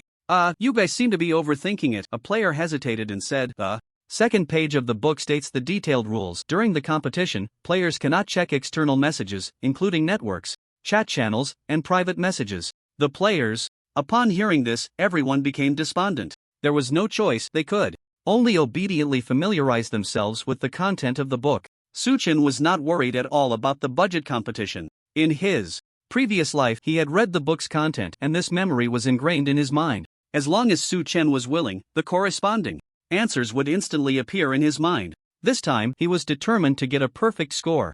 After all, copying answers is just a matter of having hands, right? However, there were still more than 4 hours until the preliminary competition. He couldn't just wait around. It was just the right time to complete the second phase of the main quest. Once the main quest of the Bright Empire was finished, nothing would restrict Su Chen from leveling up. At that time, Su Chen would charge forward with all his might. With that thought, he left the Knowledge Church and stepped onto the teleportation array. In the teleportation square of Northwind Fortress, a young and handsome man appeared in the light. It was Su Chen. Whoosh! The soldiers on duty nearby quickly became alert, swiftly aiming their long spears at Su Chen, with the leader sternly commanding, "Please state your identity and purpose, and show your pass." Su Chen replied calmly, "I Am the adventurer Eternal Knight recommended by the lord of the city to meet with Commander Ren. After saying that, he took out the pass. Granted by the lord of Northwind City. So you are Mr. Eternal Knight. The soldier's eyes lit up. Su Chen's reputation in the Bright Empire had already reached 5,000 points, so his favorability among the NPCs in his own country was not low. After checking the pass, the soldiers immediately let him through and sent someone to lead Su Chen to meet the commander. Shortly after, Su Chen arrived in front of a tent, and a soldier went in to report. Soon after, a rough and hearty voice rang out, "Lord Eternal Knight, welcome to Northwind Fortress." The tent flaps opened, and a burly man walked out. It was Commander Ren. Commander Ren, Diamond Lord level, 85 realm, epic domain. Su Chen glanced at him and, whether it was an illusion or not, he felt that Ren bore a slight resemblance to Knight Commander Bart. After sizing him up for a moment, Ren nodded in satisfaction and smiled. "No wonder you are the recently famous adventurer Eternal Knight. Such strength and talent are truly astonishing. As long as you become an epic powerhouse, you will surely dominate this realm." No wonder Bart said you could determine the future path of the Bright Empire. Hearing the other party's words, Su Chen felt a bit puzzled. I guess formed in his mind. Su Chen squinted and said, "Commander Rain, forgive my boldness, but may I ask what your relationship is with the Knight Commander?" "Ha, I am Balter's older brother, a few years his senior," Rain replied with a hearty laugh. "So that's how it is." Su Chen observed him a few more times. Goodness, the village chief's family is quite interesting. Each son has his own characteristics, yet none resemble the village chief. TSK. Su Chen's curiosity bubbled up, but he quickly reined in his thoughts. Now, the main quest had been successfully completed, but the reward was very low. After all, it was just a visit task, with no difficulty involved. After thinking for a moment, Su Chen asked, "Commander, do you have any tasks that need assistance?" "Of course," Rain glanced at him and said, "but with your adventurer's strength, you won't be able to complete it. Perhaps some tasks can be completed without high strength." Su Chen smiled and said, "You can tell me the task details first." "That can be arranged," Rain nodded and said, "Last night, scouts discovered significant movements in the Orc Empire's army. I suspect the Orc Empire will undertake major actions in the coming days. So, we need someone to go to Black Wolf City to gather intelligence. This task may be beyond your capabilities." Upon hearing this, Su Chen's lips curled slightly upward. "No, I can complete this task. If you wish to participate, I won't stop you, but I hope you prioritize your own safety," Rain said seriously. "You can rest assured about that," Su Chen nodded. "Ding, congratulations on accepting the main quest. Gather intelligence. Task details: go to Black Wolf City and gather information on the Orc Empire's next actions. Task difficulty is extremely high." In his previous life, this main quest was tackled by the Tsanyan Guild and the Jojo Guild together. They went to great lengths to find many disguising items and then sent a group of players to infiltrate Black Wolf City for intelligence. However, Su Chen had another plan of action. He looked at his skill panel. Shadow Leap was the key to completing the task. Directly stealing the intelligence. Wait, can an adventurer's actions be considered stealing? Any action taken to save Northwind City is a righteous act. It's a tremendous good deed. Immediately after, Commander Rain handed him a recording stone that could capture the current scene. After preparing the potions, Su Chen immediately rode his griffin towards the southern border city of the Orc Empire, Black Wolf City. Between the two countries' borders lay a vast forest known as the Forest of the Dead. This was the ancient battlefield from centuries ago when the legendary undead mage Noahs was hunted down. Due to the influence of forbidden spells, this place was filled with a large amount of death energy, which had not dissipated even after hundreds of years. Thus, it was unsuitable for humans and orcs to inhabit. The Forest of the Dead had always been a no man's land. Half an hour later, the Sky Griffin carried Su Chen to the forest near Black Wolf City. He recalled his mount into his space. Shadow Leap.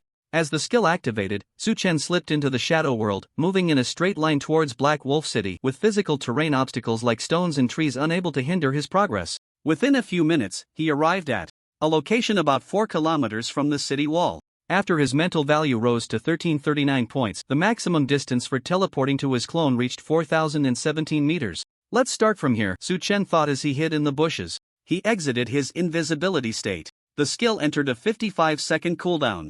Once the cooldown ended, he activated the skill again, speeding up to enter Black Wolf City, and then set a marker at a suitable location. Let's begin the operation. A smile crept onto Su Chen's face. The Lord's mansion was located in the northern district of Black Wolf City. Before long, Su Chen infiltrated the mansion, and with his god's eye view, he discovered the room where the Lord of Black Wolf City was located. As he was reviewing the Orc Empire's action plans, found the items. Su Chen's eyes lit up. He did not act immediately but instead looked at the orc with a wolf head and human body. Black Wolf City Lord Goss Diamond Lord level, 50 health, 3520W/3520W attack, 94,500 skills, Black Flame Claw, double shadow kill, hooklock pursuit, hunting. A level 50 diamond boss. Its strength is quite formidable. Moreover, it possesses many displacement and aerial attack methods. Su Chen truly cannot afford to provoke it. I can only wait for it to leave the room before taking the next step, Su Chen thought to himself. The Black Wolf City Lord stayed in the room for an entire hour. Fortunately, Su Chen is very patient. After the other party got up, he pressed several spots on the wall, and with a flash of light, another room was revealed. It was indeed the treasure room of the Black Wolf City Lord. This, Su Chen's eyes widened. His gaze was drawn to the shimmering items on the shelves. Sunblade Skillbook Diamond, Void Break Skillbook Gold, Blood Demon Gem, Epic, Wolf Demon Heavy Armor, Diamond. Su Chen casually glanced and found a large number of diamond and gold quality equipment items, and even several epic items. The Black Wolf City Lord placed the information in the treasure room and then turned to leave. Seeing this, Su Chen immediately walked in. The magic array of the treasure room showed no reaction. After all, the concealment effect of Shadow Leap has an epic priority. Immediately, Su Chen used the recording stone to document the contents of the information. As for that pile of treasures, for now, he could only satisfy his eyes. He couldn't take anything. If the items disappeared, the Black Wolf City Lord would immediately receive a warning from the magic array, thus knowing that a thief had entered the treasure room. Information leakage. The Orc Empire would definitely change its plans, and Su Chen's main quest for today would fail. Although the temptation of the treasures was great, he had to resist. What a pity. Su Chen sighed. Before leaving, he took one last look at the treasures and thought, next time, I will definitely take everything here. Su Chen directly opened the map, set a coordinate marker to remind himself not to forget this treasure room. Moreover, this incident also broadened his thinking. Su Chen looked towards several neighboring orc cities. Since he had Shadow Leap, why not transform into a righteous flying thief and casually stroll through the enemy's treasure rooms? With this thought, a slight smile appeared on Su Chen's lips. Several lords of the Orc Empire suddenly felt a chill. Of course, the most important thing at the moment was still the main quest in the celebration event. The items would stay in the Orc Lord's treasury for now. He would come back to collect them when he had time. Su Chen decisively left. Time passed quickly. Su Chen returned to Northwind Fortress according to the planned route to meet with Commander Ren. Lord Evernight, why are you back? Did you discover something special? Ren asked in confusion. The task you assigned, I have completed, Su Chen replied calmly. Really? Ren raised an eyebrow slightly. It had only been a few hours since Su Chen accepted the task, making it basically impossible to obtain any information. If it were anyone else saying this to him, Ren would have scolded them and then thrown them out for another beating. However, his brother Bolter had almost sung Su Chen's praises to the heavens. Instead, he felt a hint of anticipation. The next moment, Su Chen took out the recording stone and infused it with mana.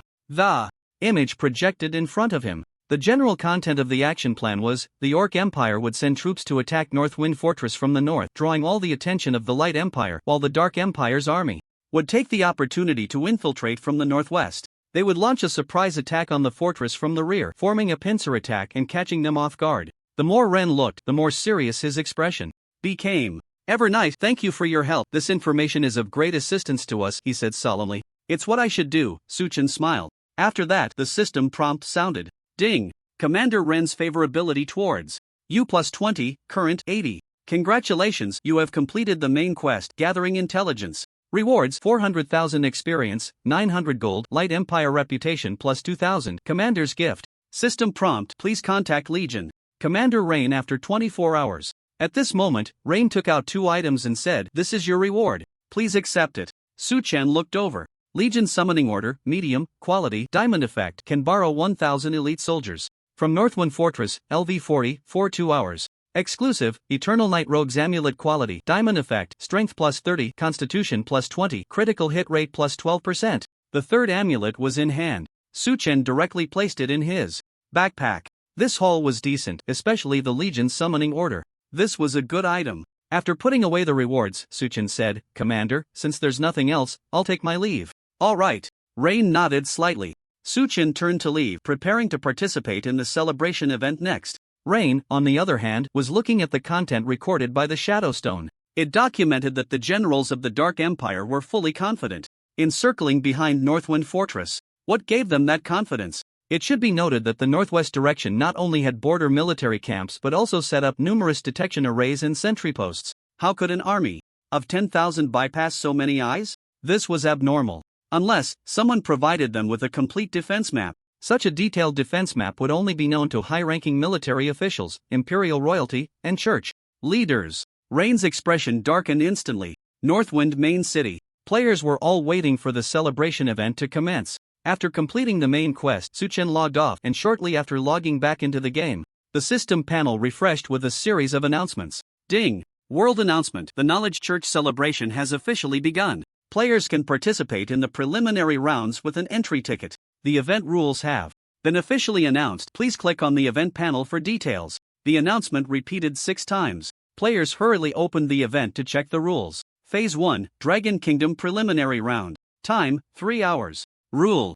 Details. After agreeing to participate in the competition, players will be teleported to the Tower of Knowledge, where the system will randomly select 3,000 questions from the question bank. Correct answers grant +2 points, incorrect answers deduct -1 point. The rules were lengthy. Players read through the entire text carefully. At this moment, a shocking piece of news came from the real world. The Dragon Kingdom's official announcement stated that any player who achieves good results in the second phase of the official competition will receive generous rewards from the state. They even promised to grant military ranks to the top 100 players. After all, the better the results in the official competition, the more substantial the rewards for players nationwide. Consequently, other countries began to follow the Dragon Kingdom's lead and implement corresponding measures to motivate their citizens. 666 Dragon Kingdom is awesome. If I don't make it into the top 100 today, I'll livestream a 5-speed electric fan for everyone. If I don't make it into the top 100, I'll perform a human connection activity for everyone. Damn, you guys are ruthless. Hurry up. Everyone, quickly leave a room number, hehe. Su Chen was not interested in the rewards mentioned by the officials, because to claim the rewards, one had to reveal their real identity. Although Su Chen's strength in reality could be considered that of a minor superhero, he had not yet reached an invincible level. Exposing his identity would mean a series of troubles, so he didn't pay much attention to it. Instead, he took out the entry ticket. Let's participate in the event first. Su Chen directly agreed to join the celebration event. A white light enveloped him. The environment changed in an instant. Su Chen entered the Tower of Knowledge, surrounded by countless floating books, and in front of him was a virtual panel displaying that there was 1 minute left until the event started. At the same time, his personal score ranking was displayed on the right side, divided into domestic and global leaderboards. After waiting for a moment, system prompt, please start answering questions, remaining time, 3 hours. The first question appeared on the panel. Su Chen glanced at it, and a memory suddenly surfaced in his mind, revealing the answer he had seen in his past life. This memory, enhanced by the heart of reincarnation, is indeed powerful. A smile appeared in his eyes. Su Chen looked through dozens of questions, able to recall the answers to each one. At this efficiency, he could finish answering 3,000 questions in less than an hour. However, according to the event rules, he had to wait until the first phase of the activity ended before leaving the Tower of Knowledge. Su Chen couldn't help but glance at the leaderboard. Players from various countries had already started answering questions. The player in first place was from the Great Cold Nether Kingdom, while players from the Dragon Kingdom and the Lighthouse Kingdom were tied for second. These players had clearly awakened their memory talents. In regular battles, memory talent was utterly useless. But in this kind of event, memory talent was highly advantageous. In his previous life, the highest-ranking player from the Dragon Kingdom was third, with the first and second places taken by the Great Cold Nether Kingdom and a small country in Western Europe. Thinking of this, Su Chen had an idea. Why not answer any questions in the first hour and then score full marks later? The foreign players' moods would surely sour. They initially thought their country could take first place, only to be overtaken by Su Chen later. Who wouldn't be frustrated? A slight smile crept onto Su Chen's lips. While others were racking their brains over the questions, he leisurely browsed the score leaderboard. Of course, some players who felt hopeless were also checking the leaderboard. After flipping through for a long time, they couldn't find the name of Eternal Knight. The foreign players revealed happy smiles. Oh, the Dragon Kingdom's Eternal Knight has no chance to make the leaderboard. This is the best news I've ever heard. Thank God. This cheater has finally been sanctioned. The foreign players were incredibly excited. If they could, they would have loved to open the Divine Realm forum and public chat to share the good news with players worldwide. Unfortunately, the budget competition wasn't over and everyone had to stay in the Tower of Knowledge, unable to use the chat channels. An hour later, start answering questions, Su Chen said with a slight smile. The next moment, a name appeared on the leaderboard and its score skyrocketed at rocket speed. Eternal Knight, 200 points, 400 points, 800 points. In less than half an hour, Su Chen entered the top 100 of the domestic leaderboard. This is impossible? The foreign players were dumbfounded. However, just a few minutes later, Su Chen directly topped the global leaderboard. The player in first place from the Great Cold Nether Kingdom, Park Songkong, was pushed to second place by Su Chen. Upon receiving this system notification, the smile on his face instantly froze. No. How could Eternal Night surpass me? I have a diamond quality memory talent. How could Eternal Night answer questions faster than me? The garbage knowledge church must be colluding with the Dragon Kingdom. Park Songkong roared with a twisted expression. Ding, detected that contestant Park Songkong insulted the church, hereby penalizing him by cancelling his score and deducting 20 national points from the Great Cold Nether Kingdom. His name disappeared from the leaderboard. No, you are targeting me. Park Songkong quickly covered his mouth, fearing that if he insulted them again, the Knowledge Church would deduct more national points. It's over. I'm a national sinner. Park Songkong's face turned pale. All countries started with 0 points. As a result, the Great Cold Nether Kingdom had minus 20 points because of his foul insult. If the citizens found out, he would surely be doomed. In the real world, the trolls from the Great Cold Nether Kingdom were even crazier than those from the Dragon Kingdom. I absolutely cannot let this get out. Park Songkong gritted his teeth and said. An hour and a half later, the preliminary round ended. Players, return to the game world. Ding, world announcement. Congratulations to Eternal Night for winning first place in the Knowledge Celebration preliminary round, receiving rewards, 10,000 gold coins, Knowledge Essence X1, national points plus 10. Real world 4-dimensional attributes plus 10. Congratulations to Eternal Night for becoming the first player to achieve a perfect score in the preliminary round, rewards, Light of Truth, exclusive, Knowledge Essence X1, national points plus 100. The top 3 players would all receive an announcement. At the same time, the system would draw the scores of the top 1 million players to calculate the national points for each country. The Dragon Kingdom ranked first with 215 points. The Cherry Blossom Kingdom ranked second with 61 points. Among them, the scores of the Great Cold Underworld are the most eye-catching. Minus 1 point, no doubt about it. The score is actually negative. Ha ha ha. The Koreans truly deserve to be the strongest nation in the universe. This underworld score is something we really can't achieve. I concede this time. Bastard, why has Mr. Park Sungkong's score disappeared? This must be a system bug. Bug? I think you just can't handle losing. Why not quit the game and go farm at home? Players from the Great Cold Underworld, I*Q. They were directly mocked by players from other countries until their mentality broke. On the other side, someone inquired about what happened to Park Sungkong. Park Sungkong firmly insisted that it was a system bug. The players angrily cursed the Divine Realm system as trash. As a result, the system didn't go easy on them, unleashing thunderous punishments on the players. According to incomplete statistics, on that day, at least 3 million players from the Great Cold Underworld were struck by lightning, causing their levels to drop by 1. The national loss was severe. Su Chen returned to the Northwind main city. The official match would start in 10 minutes. Taking advantage of the break, he opened his backpack and took out the rewards. From the preliminary round, Knowledge Essence, Special, Effect, after use, it materializes a non-professional auxiliary skill into the real world. Quantity 2. This item cannot materialize professional auxiliary skills, like Shadow Clone or Giant Shot. Because synchronization reaches 100%, the player's profession will automatically sink into reality. As for the other important reward, Light of Truth, it is a non-level auxiliary skill. Light of Truth, normal, can evolve, level, none effect, temporarily enhances another active skill, can be used once consecutively, and effect plus 100%. Evolution progress, 0/100, can devour skill books to evolve quality, no consumption.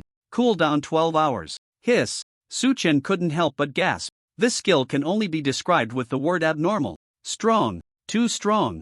If it were enhanced to golden quality, wouldn't it be able to be used 5 times consecutively with an effect of plus 500%? Su Chen was also a bit astonished. However, the cooldown time of Light of Truth is too long, so it can only be used as a trump card. At the same time, the treasure vault of the Black Wolf City Lord popped into his mind. There are hundreds of skill books there, just right for evolving the quality of Light of Truth. After the celebration event ends, I must make a trip to the Orc Empire as soon as possible. Su Chen thought to himself. Gathering his thoughts, Su Chen looked at the national leaderboard. The height of these points determines the final activity rewards for players in the country. The basic rewards are plus 1 to real-world 4-dimensional attributes, 1 black iron armor, 1 black iron skill book, and 10 gold coins. For every additional 100 points in national score, the value of the rewards increases by 1 tier. After reviewing the gains from the preliminary round, Su Chen quietly waited for the official match.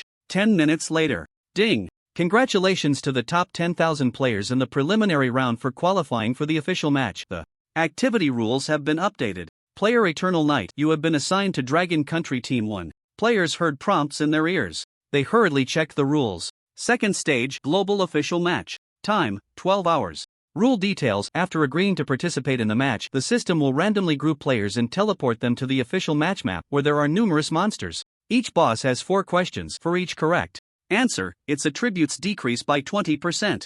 The answers to the questions are hidden on the small monsters. Killing players from other countries will grant you 50% of their points. The rules of the official match have become much more complex. Moreover, since the match lasts for 12 hours, the system specially extended the daily login time for participating players. Once the list of participants was released, the public screen became very lively. Whoa, ranked 10001 in the country just missed the chance to participate in the official match. I'm so unfortunate. Since it's about killing monsters, with Eternal Knight in the arena, the first place is ours for sure. If Eternal Knight doesn't cheat, he won't even pass the first level. What qualifications does he have to participate in the official match? A player from the Great Cold Underworld cursed. Yeah, the speed at which Eternal Knight answers questions is just abnormal. Players from the Great Cold Underworld echoed in unison. A player named Jing retorted, if you can't beat them, don't just say others are cheating. Stop whining. It's not embarrassing to lose, but claiming someone is cheating is just shameful. Muchin said, no way, no one really thinks you can cheat in Divine Realm, right? Thanks to Divine Realm's excellent translation system, players from the Great Cold Underworld deeply felt the power of sarcastic remarks. In one sentence, not a single curse word was used, yet it ignited their fury. They were once again on the defensive. Su Chen naturally had no idea about the debate among players sparked by him. He hadn't even looked at the chat channel and was not the slightest bit interested in such news. As the match began, Su Chen was teleported to a vast desert, surrounded by numerous players. Each team consisted of 1,000 people. Swish! All players' gazes converged on Su Chen, their eyes filled with admiration. In this era, Su Chen was a true national idol. At that moment, a mage player named Huan said, Eternal Knight, how do you plan to fight? We will unconditionally cooperate with your actions. Idol, if you want us to go east, we will never go west. Everyone nodded in agreement. Let me think. Su Chen pondered for a moment, then raised his head and said, you guys, just try to stay alive and kill some small monsters. They were a bit confused. Before anyone could ask why, Su Chen summoned a griffin and flew directly into the sky. Everyone looked at each other in bewilderment. On the other side, Su Chen was searching for the boss's whereabouts. Before long, he was attacked by a group of flying monsters. Desert Flying Eagle. Bronze Elite, level, 25 health, 200,000/200,000 attack, 3,100 skills, Quicksand Arrow Feather, Tempering. I didn't want to kill you, but since you came to me, I have no choice. Su Chen raised his longbow and immediately unleashed a skill, Fire Arrow Rain. The flaming arrows accurately hit each Desert Flying Eagle. Minus 37,418. Critical hit, minus 1,676. Darkness, numbers popped up above the monsters' heads. One hit took away 22% of their health. Due to the passive effect of fear, the monsters lost control of their bodies and fell straight into the desert. Moreover, in mounted state, attack speed increased by 45%. Thus, Su Chen's attack speed suddenly surged to 12.55/s. His hand speed was so fast that it left afterimages. 12 arrows per second. Minus 10,159. Critical hit, minus 5,999. Su Chen's average damage per second had already exceeded 110,000. This was an astonishing amount of damage. In less than 2 seconds, he had taken down a monster. Ding, you have killed a Desert Flying Eagle and earned 12 points. Ding, congratulations, you have looted the Tempering skill, super rare. In the event, killing monsters only granted points as rewards. However, talents could still take effect. Additionally, the 10 points of luck from the Divine Luck Pearl were not in vain. Killing the first monster granted him the passive. Tempering. Passive, 1/50th quality, super rare effect, permanent plus 150 health plus 15 defense. This passive is not bad. Su Chen felt a bit interested. A question answer dropped on the ground. He didn't even glance at it. Su Chen continued. To kill monsters. Ding, congratulations, you have looted 5 points of constitution. Ding, congratulations, you have looted the Tempering skill, super rare. After killing many monsters, a half-meter-long red light column appeared above Su Chen. The more points he earned, the thicker and longer the light column became. When the points reached a certain level, the map would even display the player's detailed coordinates. The celebration event strongly encouraged players to fight each other. Su Chen tirelessly searched for desert flying eagles, killing them one by one. Soon, the looting rewards also reached their limit, totaling 60 points of constitution and 50 layers of passive. Sharpening passive 50-50, quality, ultra rare effect, permanent plus 7500 HP, plus 750 defense. Passive bonuses applied. HP skyrocketed to 160,391 points. Physical defense reached 5,507 points. If foreign players saw Su Chen's attribute panel, they would probably despair and exclaim, Eternal Night is cheating. To be honest, Su Chen also felt that his constitution was a bit excessive. He was clearly an archer, yet his constitution was over 500 points higher than both strength and agility. Truly inhuman. Next, I should kill a few more bosses, Su Chen thought. Regular monsters only grant personal points. Killing bosses can earn national points. There was a rule in this competition that during the final tally, the number of boss kills would significantly boost personal points in percentage form. However, there were only 100 bosses. Moreover, at the center of the official match map, there was an ultimate boss. Killing the ultimate boss would immediately grant the reward from the God of Knowledge. In his previous life, it had not been killed by players because they disrupted each other to prevent other countries from receiving rewards, making it impossible to kill the boss. I'm a bit far from the ultimate boss, Su Chen glanced at the map. Let's fly this way. He then patted the head of the sky griffin and pointed in a direction. Ing. The griffin obediently complied. Along the way, he killed a few waves of monsters, and the red light column above his head exceeded 10 meters in length. The system prompt sounded. Ding, your points have surpassed 1,000, and your coordinates and points information are being updated in real time on the map. At this moment, as long as players open the map, they would find a red dot indicating Su Chen's location, with 1080 points displayed in the center. This point increase is too slow. Even though Su Chen ranked first on the personal points leaderboard, exceeding the second place by 1,000 points, he was still dissatisfied with the speed of point accumulation. In this competition, robbing players of points is the way to go. However, others only have a few dozen points, that's too poor. In a few hours, once they've fattened up, I'll come in to reap the rewards. A thought flashed through Su Chen's mind. He focused his thoughts and continued toward his destination. Before long, Su Chen discovered a boss. Desert Giant Lizard Silver Lord level, 25 HP, 350W/350W attack, 10500. Skills, Pounce, Sand Armor, Stone Whirlwind, Desert Ambush. This was a silver boss. For Su Chen, the Desert Giant Lizard's strength was not particularly strong. Thunder Strike. Su Chen took out his longbow and directly unleashed his skill. Let's start with you. An arrow shimmering with lightning shot forth, suddenly piercing the boss's eye, dealing massive damage. Minus 45,427. Weakness plus critical hit. This move reduced the Desert Giant Lizard's HP by 1%. At the same time, it suffered a series of negative effects and control effects, with its defense reduced to the level of a 20-level player. Roar! The giant lizard lying in the sand raised its head and roared, and under the pull of its released magic, a fierce wind whipped up sand and stones, rampaging wildly. However, the sky griffin soared into the air. The sandstorm couldn't touch it at all. Whoosh, whoosh, whoosh. Su Chen drew his longbow, shooting arrow after arrow, crazily whittling down the boss's health. Minus 8,401. Critical hit, minus 2,515. Darkness, minus 854. Fire. The damage was astonishing. In this safe output environment, Su Chen could attack with all his might, dealing 130,000 damage to the boss in just 1 second. Moreover, the output from the shadow clone was also considerable. Combined, the boss was taking nearly 200,000 damage per second. Soon, the battle was over. What is speed? This is speed. In less than 20 seconds, he killed a level 25 silver boss. Besides Su Chen, which other blue star player could achieve that? No. Ding, you have killed the Desert Giant Lizard, earning 10 national points. Ding, congratulations, you have plundered 40 points of constitution. After killing a silver boss.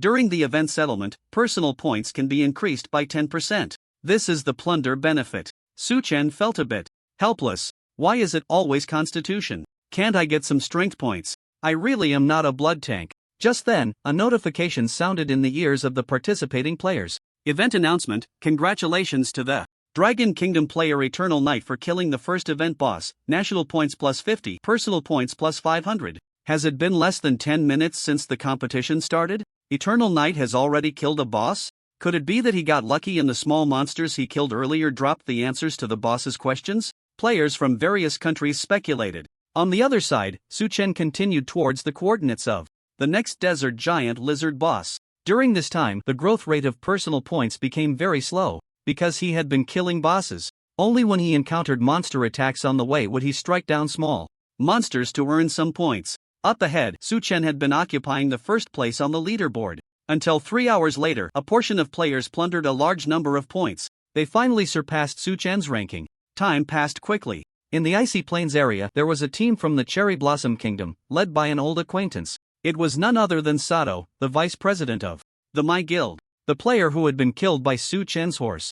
At this moment, they were surrounding and killing a level 25 silver boss, Frost Giant Lizard Silver Lord. Level 25 health 250,000/1 attack 4000 skills, Ice Flame, Frost Armor, Pounce, Freeze Cold Wind status, attributes -60%. Almost there. Our team will soon achieve the first kill of the boss in the Cherry Blossom Kingdom. Sato's face was filled with excitement. Then he said, support, keep applying debuffs to reduce the giant lizards defense and damage. Also, watch out for its upcoming ultimate move. Yes, Captain. The support players responded in unison. Under the concentrated fire of everyone, the boss's health dropped below 30,000. A crisp cry echoed through the heavens and the earth. What sound is that? The players turned to look.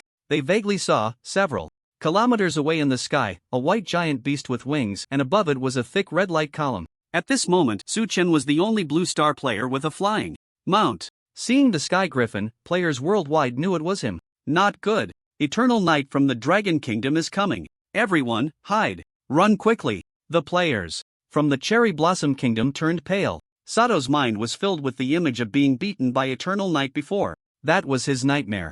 The next moment, Sato roared with a grim expression, "Don't worry about Eternal Night, kill the boss first." Kill the boss. As soon as he finished speaking, the sound of thunder roared in their ears. Boom! A thunderbolt arrow crossed several kilometers and struck the frost giant lizard. Ding! You have killed the frost giant lizard, earning 10 national points. Ding! Congratulations, you have plundered the Ice Flame skill, rare. The rewards were in hand. Su Chen's gaze fell on the players from the Cherry Blossom Kingdom. He noticed that more than a dozen of them had light columns above their heads exceeding 10 meters in length.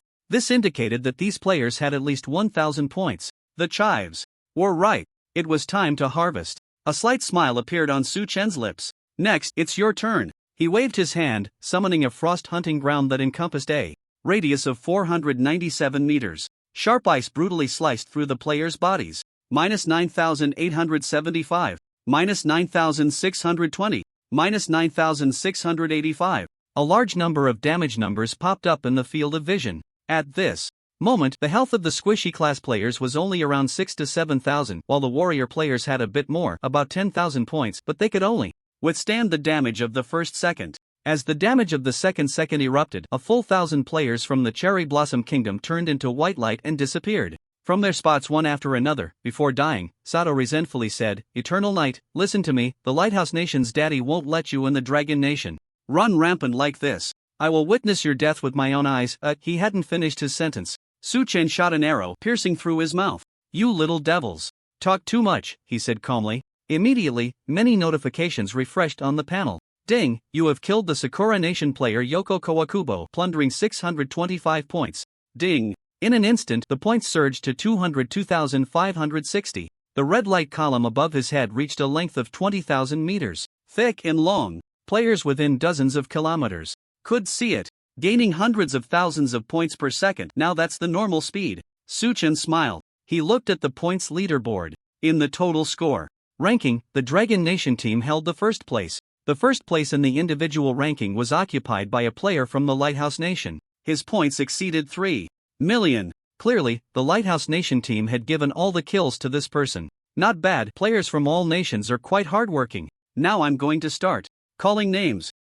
Let's start with this lucky player from the Sun Never Sets Nation. Su Chen opened the system map. Nearby, there were several players with points exceeding 100,000, each from different countries. Before this, he glanced at his harvest. Su Chen had killed 46 silver bosses along the way, namely the Desert Giant Lizard and the Frost Giant Lizard. He plundered a total of 120 points in physique, 120 points in spirit, and 2 fully stacked passives. Dust Sand Armor passive, 10 out of 10. Quality, excellent effect. Gain a shield of physique x 500%, which can resist physical and magical damage, refreshing the shield value every 10 seconds. Ice Flame passive, 10 out of 10, quality, rare effect, arrows are imbued with frostfire, reducing enemy movement speed by 40 points and dealing 10,000 points of frost damage per second for 3 seconds.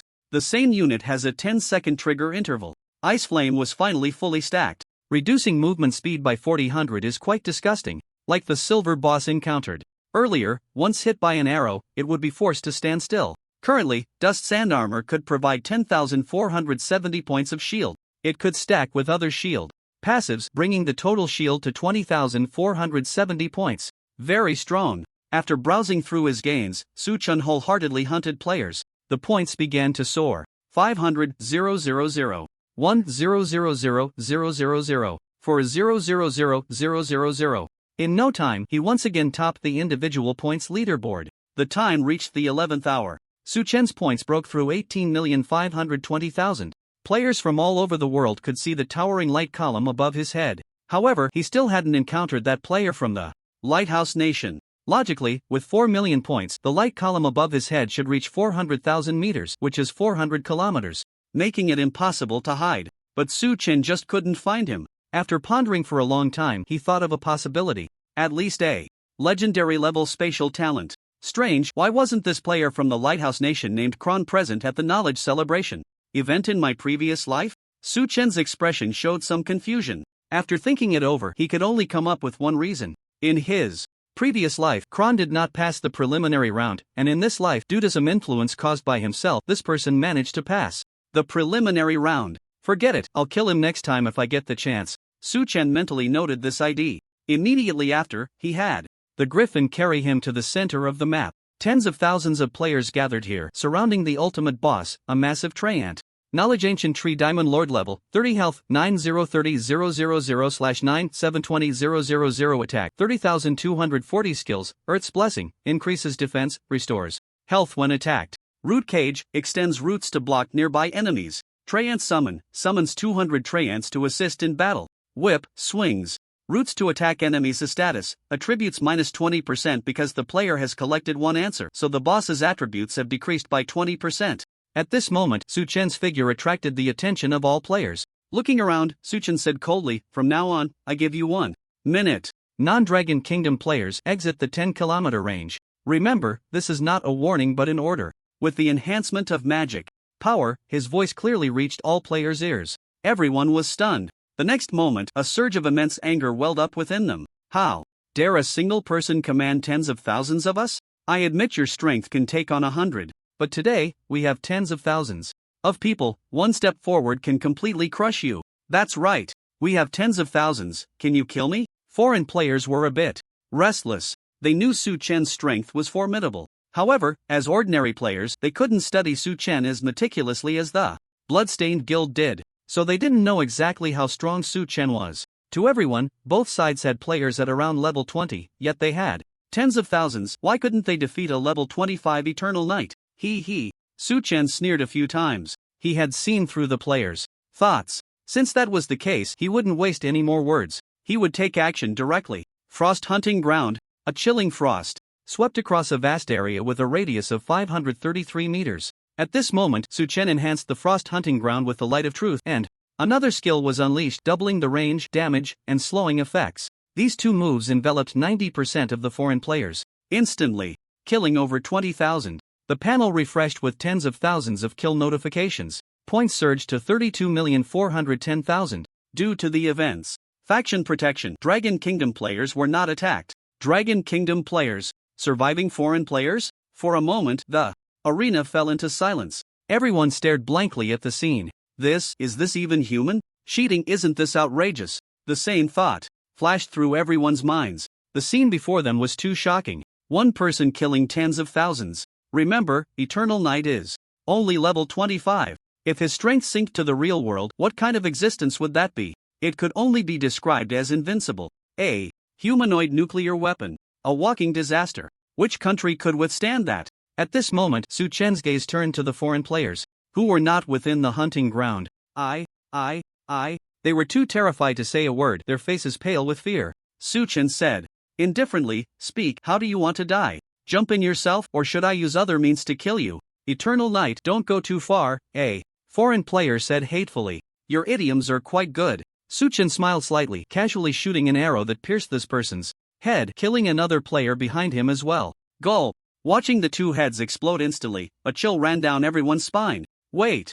Don't act, we'll do it ourselves. The foreign players, filled with grief and indignation, walked into the hunting ground. Massive frost damage appeared above their heads. Suchen's points increased again. Finally, the area was cleared. The Dragon Kingdom players finally reacted. Damn, so ruthless. Fortunately, we are on the same side. So terrifying, instantly killing tens of thousands. This is simply a god.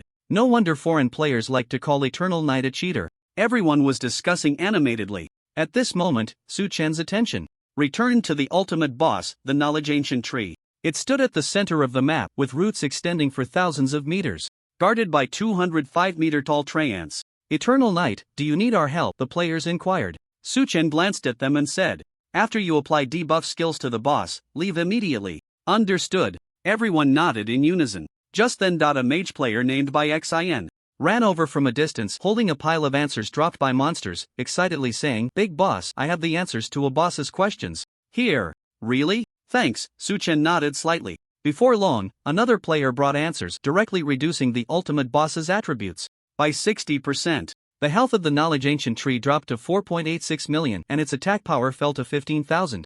Suchen rode the Sky Griffin, dodging the boss's root attacks, shooting out enchanted arrows imbued with various passives. In no time, the boss was defeated. Ding, you have killed the Knowledge Ancient Tree, earning 100 national points and 3 exclusive Enlightenment Holy Dust. Ding, congratulations, you have plundered the Whip Strike skill, rare. Killing the ultimate boss not only granted 100 national points but also an additional 100% personal points during the settlement. At the same time, he received a reward from the God of Knowledge. This was an extremely rare item. Enlightenment. Holy Dust quality, legendary effect, after use, allows you to learn any professional skill with a quality not exceeding legendary. Quantity, 3. That's right. With the Enlightenment Holy Dust, Suchen could learn skills from both warriors and mages. Although his 4-dimensional attributes were very high, as an archer, his main attack methods relied on archer skills. If he could learn skills from other professions, it would help make up for his shortcomings and make him more well-rounded. After collecting the rewards, Suchen glanced at the passive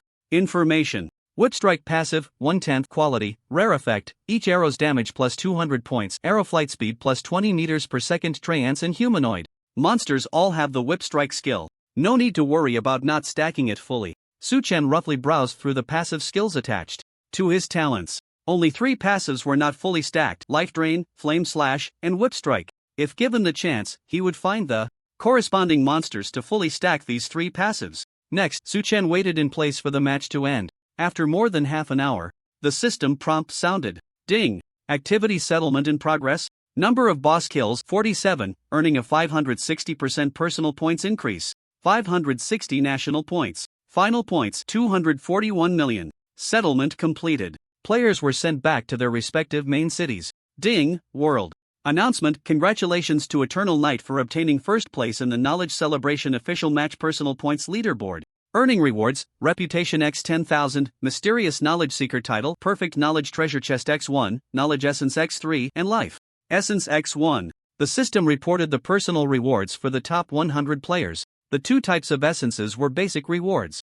However, during the official match phase, personal score rankings would not increase national points. Only the total team score ranking would provide national points. Moreover, only the top 10 teams representing their countries could earn points. Soon, the Team Points Leaderboard appeared. Global Team Points Leaderboard. First place, Dragon Country Team 1, 260.05 million points. Reward, national points plus 100. Second place, Dragon Country Team 3, 25.68 million points. Reward, national points plus 90. Third place, Dragon Country Team 7, 25.58 million points. In the final wave, Suchen killed the players with the most points from various countries, plundering 50% of their points. As a result, 8 of the top 10 teams belonged to Dragon Country. Unfortunately, 2 Dragon Country teams performed poorly in the competition and missed the top 10. They were so close to dominating the leaderboard. Players from Dragon Country felt regretful. Based on the rankings of the top 10 teams, Dragon Country received a reward of 520 national points. Ding, Dragon Country has 1,335 national points. Reward upgrade to level 13, earning real-world 4-dimensional attributes plus 14, Silver Profession Equipment X4, Silver Profession Skill Books X4, 140. Gold coins. Seeing the final rewards, even though Su Chen was mentally prepared, he was still incredibly shocked. Goodness. Each player from the Dragon Country received 4 pieces of silver equipment and 4 silver skill books. What does this mean? Invincible. The overall strength of the Dragon Country has directly increased by 7 or 8 times. This wave can be called a national ascension. From now on, the speed at which players from the Dragon Country improve will far exceed that of other countries. The strong become stronger and the weak become weaker. This phenomenon is vividly reflected in Divine Domain. Which country in Blue Star can surpass the Dragon Country? None. As the event rewards were announced, the entire player community of the Dragon Country erupted. The chat channel was flooded. Ah, Dragon Country is amazing. Lord Eternal Knight is indeed the eternal god. Woo woo. I'm so excited.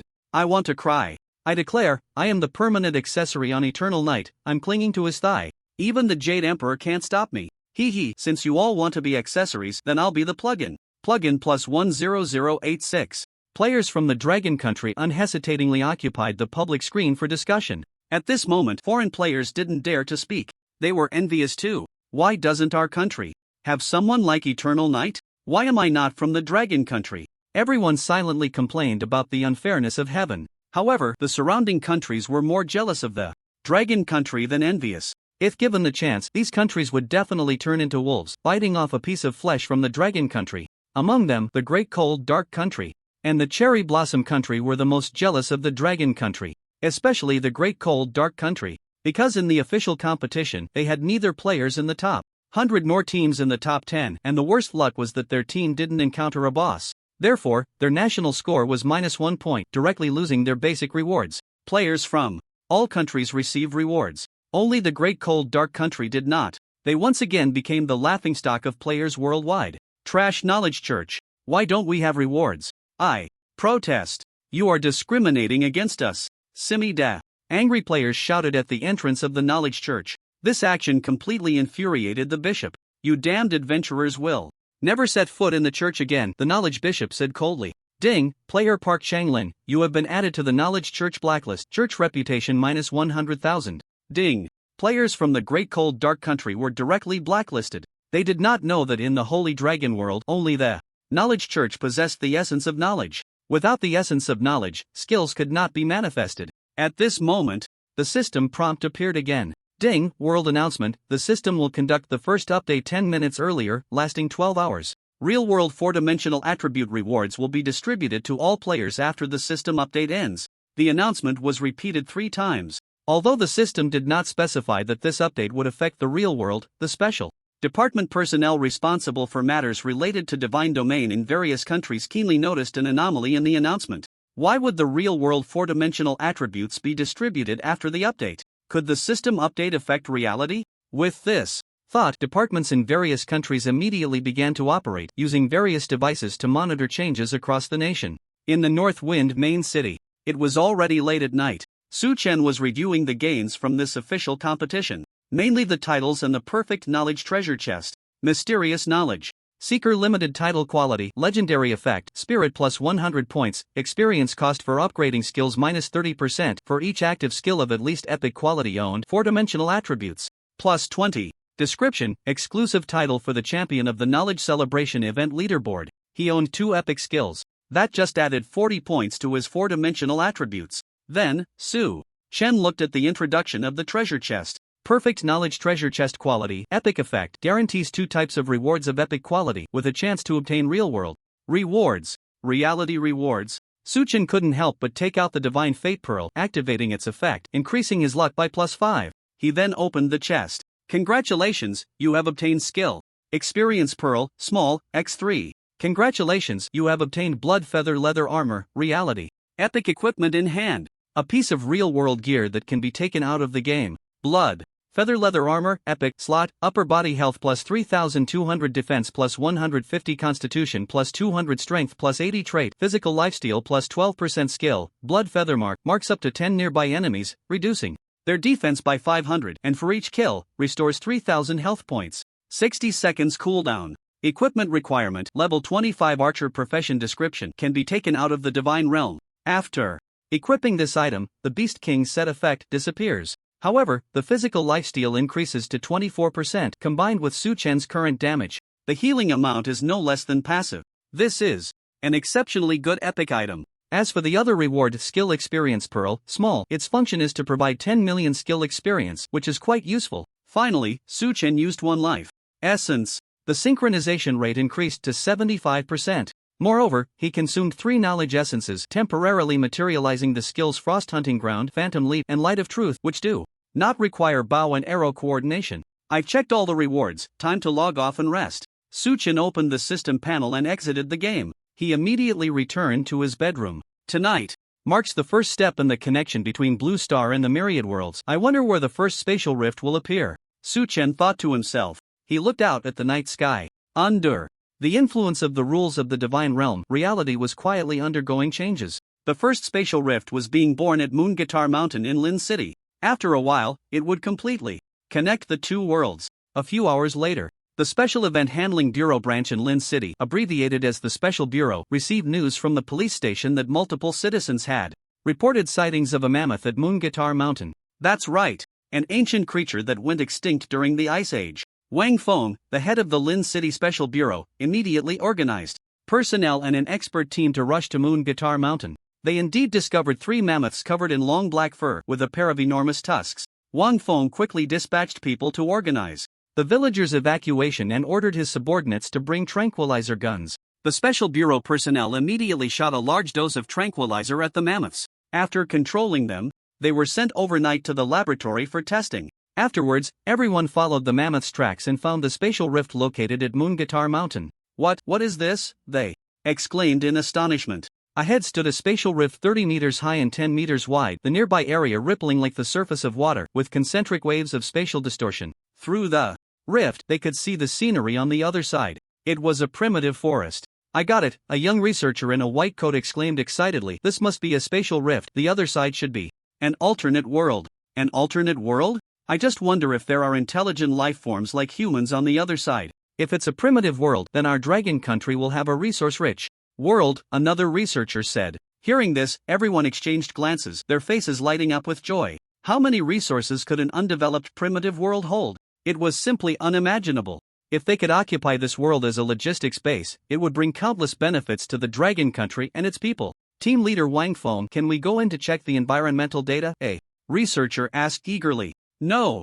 Wang Feng shook his head. We do not know the specific conditions of the world on the other side. If danger occurs, it could threaten your lives. So we cannot act recklessly. We will wait for the military dispatched from above to arrive before making further plans. Understood. The expert team members temporarily stayed on the periphery. A few hours later, a military unit was dispatched from the nearby military district to permanently station at Yuqing Mountain and began constructing defensive fortifications. On the other side, changes were also occurring in the park of Donghai City where Su Chen lived. A rift in space opened up. A small figure squeezed through. With green eyes scanning the surroundings, it spoke in another language. Is this the other world that Lord Shaman spoke of? The concentration of magical energy in the air is probably only a fraction of what we have in our world. It seems to be a weak world, and the life here must be very feeble. The army of the Bigelow tribe will surely conquer this world. However, for safety's sake, I need to investigate the strength of the local races. With that, the small figure began to chant a spell, gradually disappearing into the air. This small figure came from an orc world, ruled by 8 major orc clans. It was the finest orc scout from the Bigelow clan, named Wali. Due to the rift not being fully formed yet, the orc army of the Bigelow tribe could not pass through. They could only rely on the power of the orc shaman to send the scout Wali to Blue Star to gather basic information. Before long, Wali left the quiet park. This world, Wali was stunned, eyes wide open at the towering buildings. It had never seen such tall structures. It was now 4 a.m., and there were few people on the roads near the park. After walking a short distance, Wally spotted a few scattered pedestrians. These human bodies are so frail. Even the newborn orcs in the Bigelow tribe are stronger than them. Wally scoffed. It wandered around a bit more. Without a doubt, all it encountered were ordinary people. After gathering the information, Wally quickly returned to the park, then squeezed back through the rift, returning to the orc world. There, it saw a group of orcs standing around, each 4 meters tall. The leading orc chieftain was even taller, reaching 6 meters, exuding a fierce aura. The orc shaman quickly asked, "What's the situation in the other world?" Wally chuckled, "Lord Shaman, the races in the other world are a bunch of weak humans. The physical quality of the adult orcs in the Bigelow tribe is 20 times stronger than theirs. But These weak humans are extremely skilled at building houses, creating alchemical tools, and cooking delicious food. Wally described what it had seen and heard in Blue Star: houses dozens of meters high, glowing streetlights, delicious food in trash bins. The orcs were captivated by this beautiful sight. Hee, I didn't expect the humans over there to be so weak. I could smash 7 or 8 of them with one punch. I want to capture all the humans from the other world as slaves to build tall houses and glowing iron rods for the tribe. Hee, then I want 10 slaves to cook delicious food. Chieftain, give the order to attack. The orcs shouted excitedly. At this moment, the orc chieftain said seriously, Shaman, you stay back to guard the tribe. The rest of you come with me to lead tens of thousands of warriors to attack the human world. By the way, this news must not be known to the 7 major clans. We want to monopolize the benefits of the other world. Yes. The orcs immediately began to assemble their army. A full 10,000 adult orcs, with physical qualities 20 times that of humans, were roughly equivalent to level 20 normal players in bronze gear in the Divine Realm. On the other side, the Special Affairs Bureau of Donghai City detected the unusual situation in the park. Team leader Wu Changhai quickly arrived at the scene with his team and dispatched personnel to seal off the surrounding area. Can we estimate the exact time of this rift's full formation? Wu Changhai inquired. No. A research team member shook his head. This is our first time seeing a space rift, and our current instruments cannot detect the energy nearby. However, this rift is definitely much larger than the one in Lin City. What does a larger rift mean? Wu Changhai frowned. Everyone could only stand at a distance and wait. A large team from the Special Affairs Bureau was also on its way. 10 minutes later, the crack suddenly expanded to a width of 100 meters and a height of 100 meters, rippling the space, revealing the scene on the other side. It was the massive army of the Bigelow tribe. Team leader Wu, there are other worldly creatures on the other side. Their numbers are at least in the tens of thousands, shouted a member of the Special Operations Bureau. Grab your weapons, prepare for battle. Have the support team come over quickly. If those other worldly creatures get into the city, the consequences will be unimaginable. Wu Changhai immediately roared. To deal with emergencies related to the Divine Domain, the higher-ups had allocated some weapons and equipment to the Special Operations Bureau, but they were limited to ordinary handguns and rifles. Stronger weapons needed to be requested from above. Mainly, the Dragon Kingdom had not anticipated the changes that the Divine Domain would bring to the real world. It turned out to be a communication with a spatial rift to another world. Kill. Is this the human world on the other side? It really is beautiful, but unfortunately, you weaklings lack the strength to protect it. Our Bigelow clan is truly fortunate. We actually encountered such a weak world. The orcs waved their weapons, their faces twisted in sinister smiles. In reality, there was no language translation system from the Divine Domain. The members of the Special Operations Bureau could not understand them at all. However, from the expressions of the orcs, it was clear that they came with malicious intent. Retreat while attacking. Stall for time. Wu Changhai issued the command. The Special Operations Bureau personnel picked up their weapons and opened fire.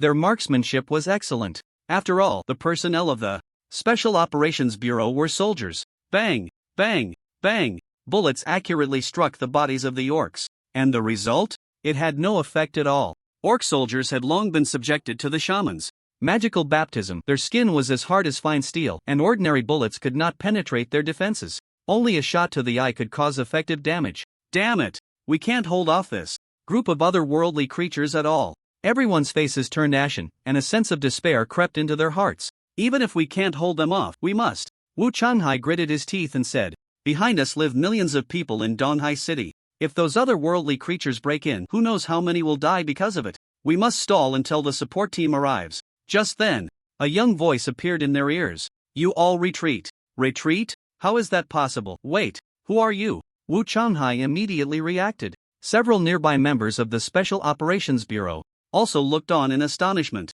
They glanced around but saw no outsiders. Wu Changhai said in a deep voice, You must be a player with the ability to manifest invisibility using knowledge essence. Right?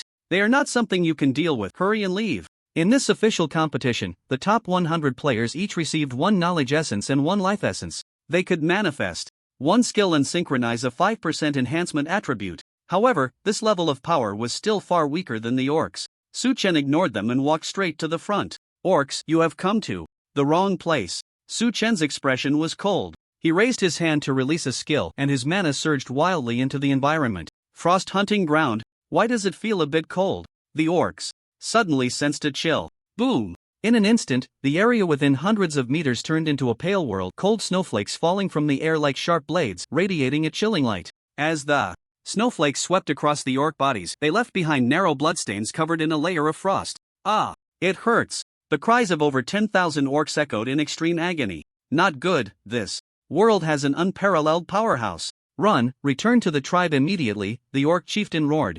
However, the power of frost greatly slowed the orcs' speed. In a moment, the orcs fell one after another to the ground, their bodies already frozen stiff. Because the hunting ground ignored invisibility effects, Su Chen revealed his figure. However, the orc chieftain turned and fled, having no intention of seeking revenge on Su Chen. How could he possibly be a match for such a perverse powerhouse that could wipe out tens of thousands of orcs with a single blow? Wally, you bastard, how dare you deceive me? When this chieftain returns, I will definitely skin you alive. The orc chieftain's heart was filled with endless rage. With such a terrifying powerhouse around, is it really a weak world? What a joke! There was only one thought in his mind: run. Wu Changhai, the personnel from the Special Operations Bureau. Everyone was stunned. Over 10,000 orc soldiers just died like that. Get out of the way.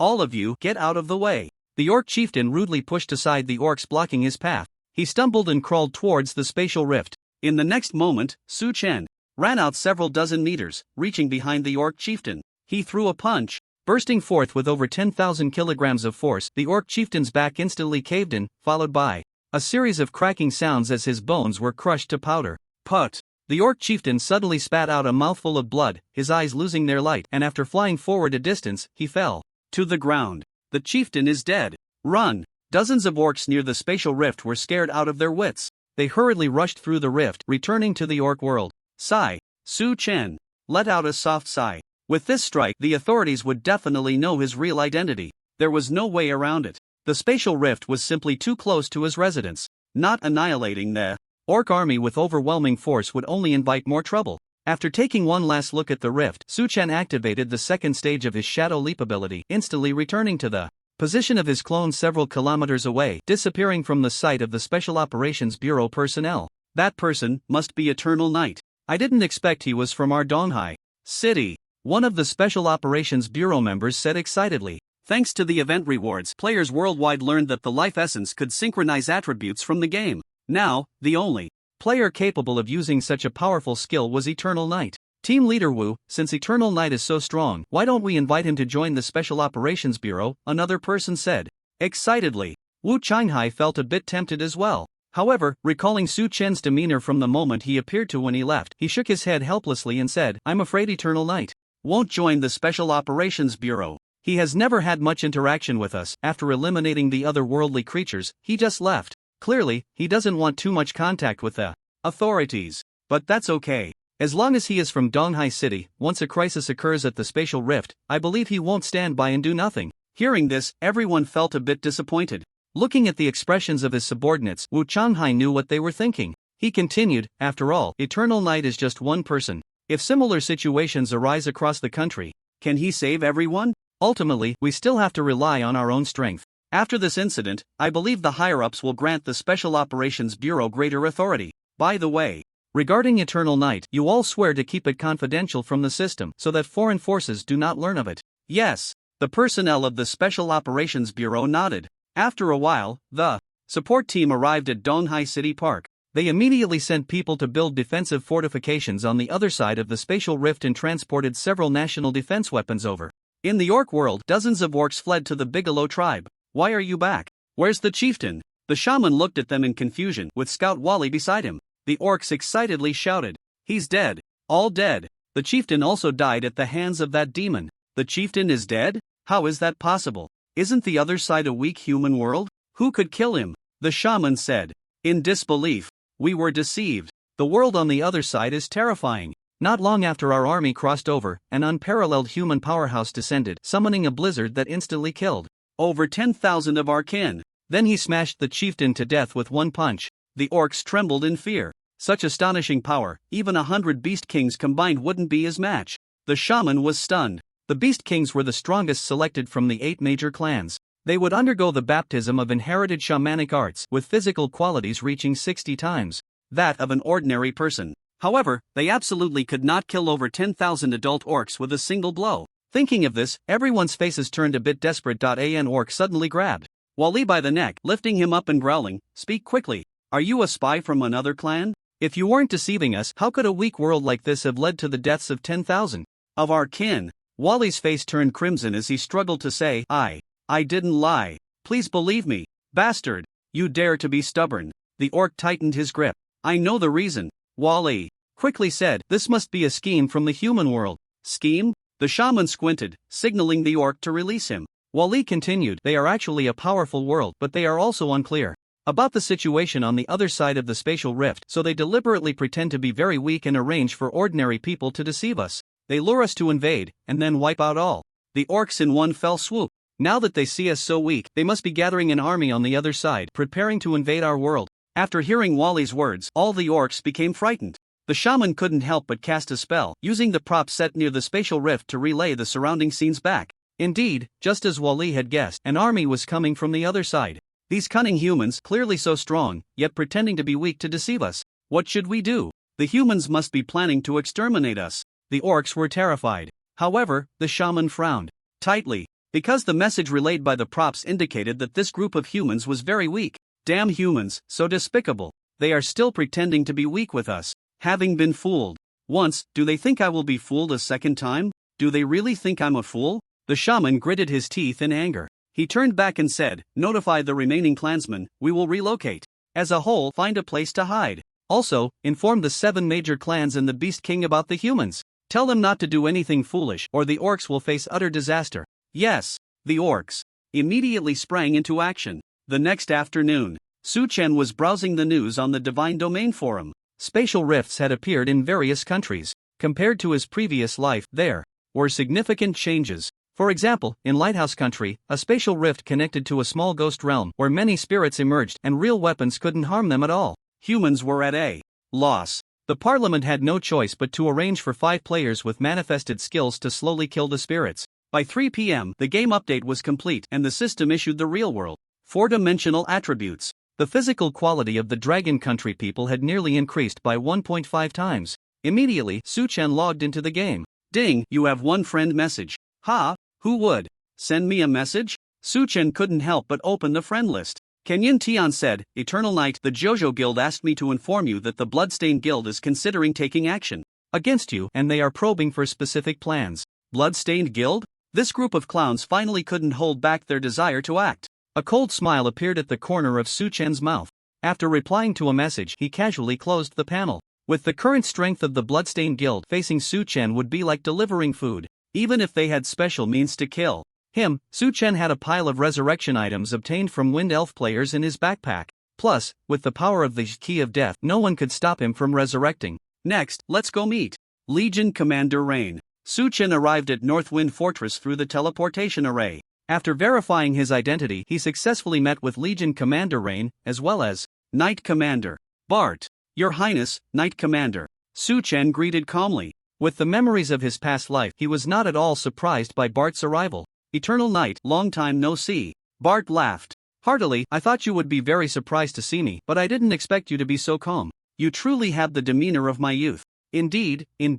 Su Chen. Such a familiar way of speaking. At this moment, Rain said, "Eternal Knight, you came at the right time. I have some tasks that I need you to handle." "You speak." "According to the information you gathered, the Orc Empire will attack the fortress tomorrow morning, while a Black Moon Legion from the Dark Empire will launch a surprise attack from the Frost Forest at noon. I originally planned to send a team to intercept the Black Moon Legion, but now I suspect that a high-ranking officer in the army is colluding with the enemy. So, I intend to assign this task to adventurers. Are you willing to accept the mission?" Legion Commander Ryan asked solemnly. "No problem." Su Chen agreed decisively. "Ding. Congratulations, you have accepted the final main quest of Northwind City, intercept the Black Moon Legion. Quest details: clear the Nightmare Dungeon, Frost Forest, and repel the Black Moon Legion. Thanks to the rewards from the knowledge teaching event, players have at least 4 pieces of silver gear and silver skills. As long as there are enough people, they can put up a fight against the boss of the Nightmare Dungeon.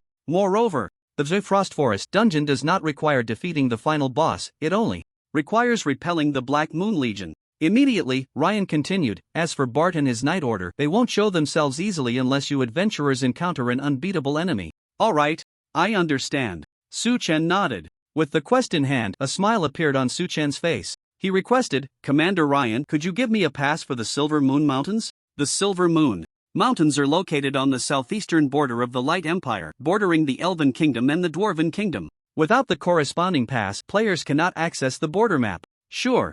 Ryan did not ask what he would do but directly agreed. He had a guard bring a pass. Thanks. Su Chen took the item and left the fortress. Watching Su Chen's retreating figure, Bart couldn't help but ask, "Brother, do you think Yongye can complete the mission?" "He definitely can," Ryan said solemnly. "Yongye is the most talented person I have ever seen. If he can't complete the mission, what adventurer can?" After saying that, Ryan looked up at the moon in the sky and softly said, "And an even greater crisis is about to descend. When the time is right, I will have the fourth brother take him to the east for a trial. Yongye has a high probability of obtaining the inheritance." Upon hearing this, Bart sighed. There's only one last chance for the trial left. I hope Yongye can succeed. On the other side, Su Chen used the pass to take the teleportation array directly to the number 7 border camp of Tianmu City in the Silver Moon Mountains, saving a lot of travel time. His purpose for coming to the Silver Moon Mountains was simple: to farm passively and to obtain the epic class Phantom Archer's inheritance. Before that, Su Chen had to find the branch of the Phantom Church left in the Silver Moon Mountains and complete their hidden quest to qualify for the Phantom Archer's inheritance. To elaborate, this task was something Su Chen had accidentally discovered during his previous life in the Elven Kingdom. It took him a long time to complete the quest. Now, with the memories of his past life, Su Chen could definitely complete the task much faster. With this in mind, Su Chen had the griffin fly him in a certain direction. After about 7 or 8 minutes, he arrived at the first destination. There was an exceptionally quiet forest nearby. When he landed on the ground, an unexpected change occurred. The thick trees, standing 8 meters tall, suddenly revealed a pair of eyes on their surfaces. Silver Moon Treant Bronze Elite Level 30 Health 250,000/250,000 Attack 3780 Skills Whip Strike, Root Bind. Crack! Before Su Chen could make a move, this group of Treants launched their attack first, with roots rising from the ground and striking fiercely at his body. Seeing this, he did not move an inch, standing his ground to endure the attack. -0, -0, -0, -3920, -3920. For Su Chen, these level 30 bronze elite monsters were simply too weak. Their attacks couldn't break his defenses. Instead, the monsters lost a small amount of health due to their own reflection damage when attacked. Su Chen also took out his longbow, starting with a combo of Frost Hunting Ground plus Flame Arrow Rain, enveloping all the Treants. -31,406. Critical hit, -20,170. Frost, -1,771. Darkness, a series of damage numbers appeared above the Trent's heads. Among them, the frost damage came from his passive and skills. Due to the lack of the Beastmaster set bonus, Su Chen's arrow damage was significantly reduced when attacking the small monsters, but the output from his passive and skills within a second approached 60,000 points. The damage was explosive. After the first arrow, the Trent's defense was reduced to 0. Every subsequent arrow could deal true damage. Whoosh, whoosh, whoosh, -8,214. Critical hit, -8,214. Critical hit, -5,207. Thanks to the effect of the piercing passive, arrows could deal 50% damage to enemies behind. On average, in less than 2 seconds, Su Chen had taken down the first Treant. Ding, you have killed a Silver Moon Treant, gaining 17,978 experience plus 10%. Ding, congratulations, you have looted the whip skill, rare. Tomorrow would be the last main quest of this phase. With the celebration event already over, Su Chen didn't need to deliberately suppress his level. He set the monster-killing experience to be split evenly between himself and the Griffin. Griffin 3. Sensing the Griffin's little emotional turmoil, Su Chen glanced at it. Ing. The Griffin shivered. Retracting his gaze, Su Chen continued to fight. Ding, congratulations, you have looted 6 points of constitution. Ding, congratulations, you have looted 2 points of spirit. Soon, he had wiped out all the Treants around him, leaving not a single one. The looting rewards also reached their limit. A total of 60 points of constitution, 20 points of spirit, and a full layer of passive. Whip passive 10/10. Quality, rare effect, each arrow's damage plus 2,000 points, arrow flight speed plus 200 meters per second. He had become a bit stronger again. However, stacking the whip passive was just a matter of convenience. Su Chen's true goal was those monsters with life recovery skills. Su Chen picked up the loot dropped by the Treants. He tossed the skill book to the Light of Truth for devouring. Along with the pile of skill books he had collected earlier, the Light of Truth evolved to Black Iron level. Light of Truth, Black Iron, level, none effect, temporarily enhances another active Skill can be used twice in succession, and effect plus 200%. Evolution progress 5 out of 100, cooldown 11 hours 30 minutes. Closing the panel, Su-Chen summoned the Sky Griffin and flew to the next location. Before long, they arrived at their destination. Flying mounts are really useful, he couldn't help but exclaim. In his previous life, Su-Chen's mount was a moonlight warhorse, captured from the Elven Kingdom, which was only of silver quality. Compared to the Sky Griffin, it was simply trash. Griffin, hearing the master's praise, the Griffin felt secretly delighted. Soon, they landed on the ground, causing a noise that attracted monsters from the woods. Rustle, rustle. A series of green giant spiders crawled out from the bushes, their eyes fixed on Su-Chen. Wood Spirit Spider Black Iron Elite Level, 30 Health, 200,000/200,000 Attack, 2520 Skills, Basic Self-Heal, Silk Bind. These spiders were small pets raised by a thief. This person had stolen treasures from the Phantom Church, so he possessed a map of the Silver Moon Mountains indicating the location of the church. Although Su-Chen knew the exact coordinates of the church, how could he show his sincerity without bringing a gift? How could the Phantom Church trust him? Kill all the spiders to lure out the thief. After a moment's thought, Su-Chen decided to take action. Flame Arrow Rain. Whoosh! He casually activated the skill, and an arrow split into hundreds of fire arrows in mid-air, raining down and accurately hitting each Wood Spirit Spider. Minus 31,813. Critical hit. Minus 31,813. Critical hit. Hundreds of damage numbers popped up in his field of vision. There was both arrow damage and passive additional damage. The health bar of the Wood Spirit Spider decreased by nearly a quarter. Shadow Clone. Su-Chen summoned a clone, focusing fire on the same monster, and the two accumulated a damage per second of over 180,000. 1 spider per second. Ding, you have killed a Wood Spirit Spider and gained 8,989 experience points plus 10%. Ding, congratulations, you have plundered a basic self-healing skill, super rare. The first shot yielded a skill. My luck is indeed quite good. Su-Chen looked at the information on the passive skill. Basic self-healing passive. 1/50th quality, super rare effect, health recovery plus 40/S. The description was very brief. Seeing the effect, Su-Chen's interest in the Wood Spirit Spider surged. He looked at the group of monsters ahead. You all have to die today. A gentle smile appeared on Su-Chen's face. Kill, kill, kill. He directly maxed out his hand speed. The arrows shot out like a torrential rain, falling onto the heads of the Wood Spirit Spiders. Ding, congratulations, you have reached level 26, gaining 4-dimensional attributes plus 12, free attributes plus 12. Ding, congratulations, you have plundered 5 points of constitution. Ding, congratulations, you have plundered a basic self-healing skill, super rare. A flash of golden light enveloped Su-Chen. He leveled up to 26. His health exceeded 170,000. 1 minute later, he had killed all the Wood Spirit Spiders with a few volleys of fire arrows. He plundered a total of 60 points of constitution and 50 layers of passive. Su-Chen allocated the free attributes to strength and then opened the character attribute panel.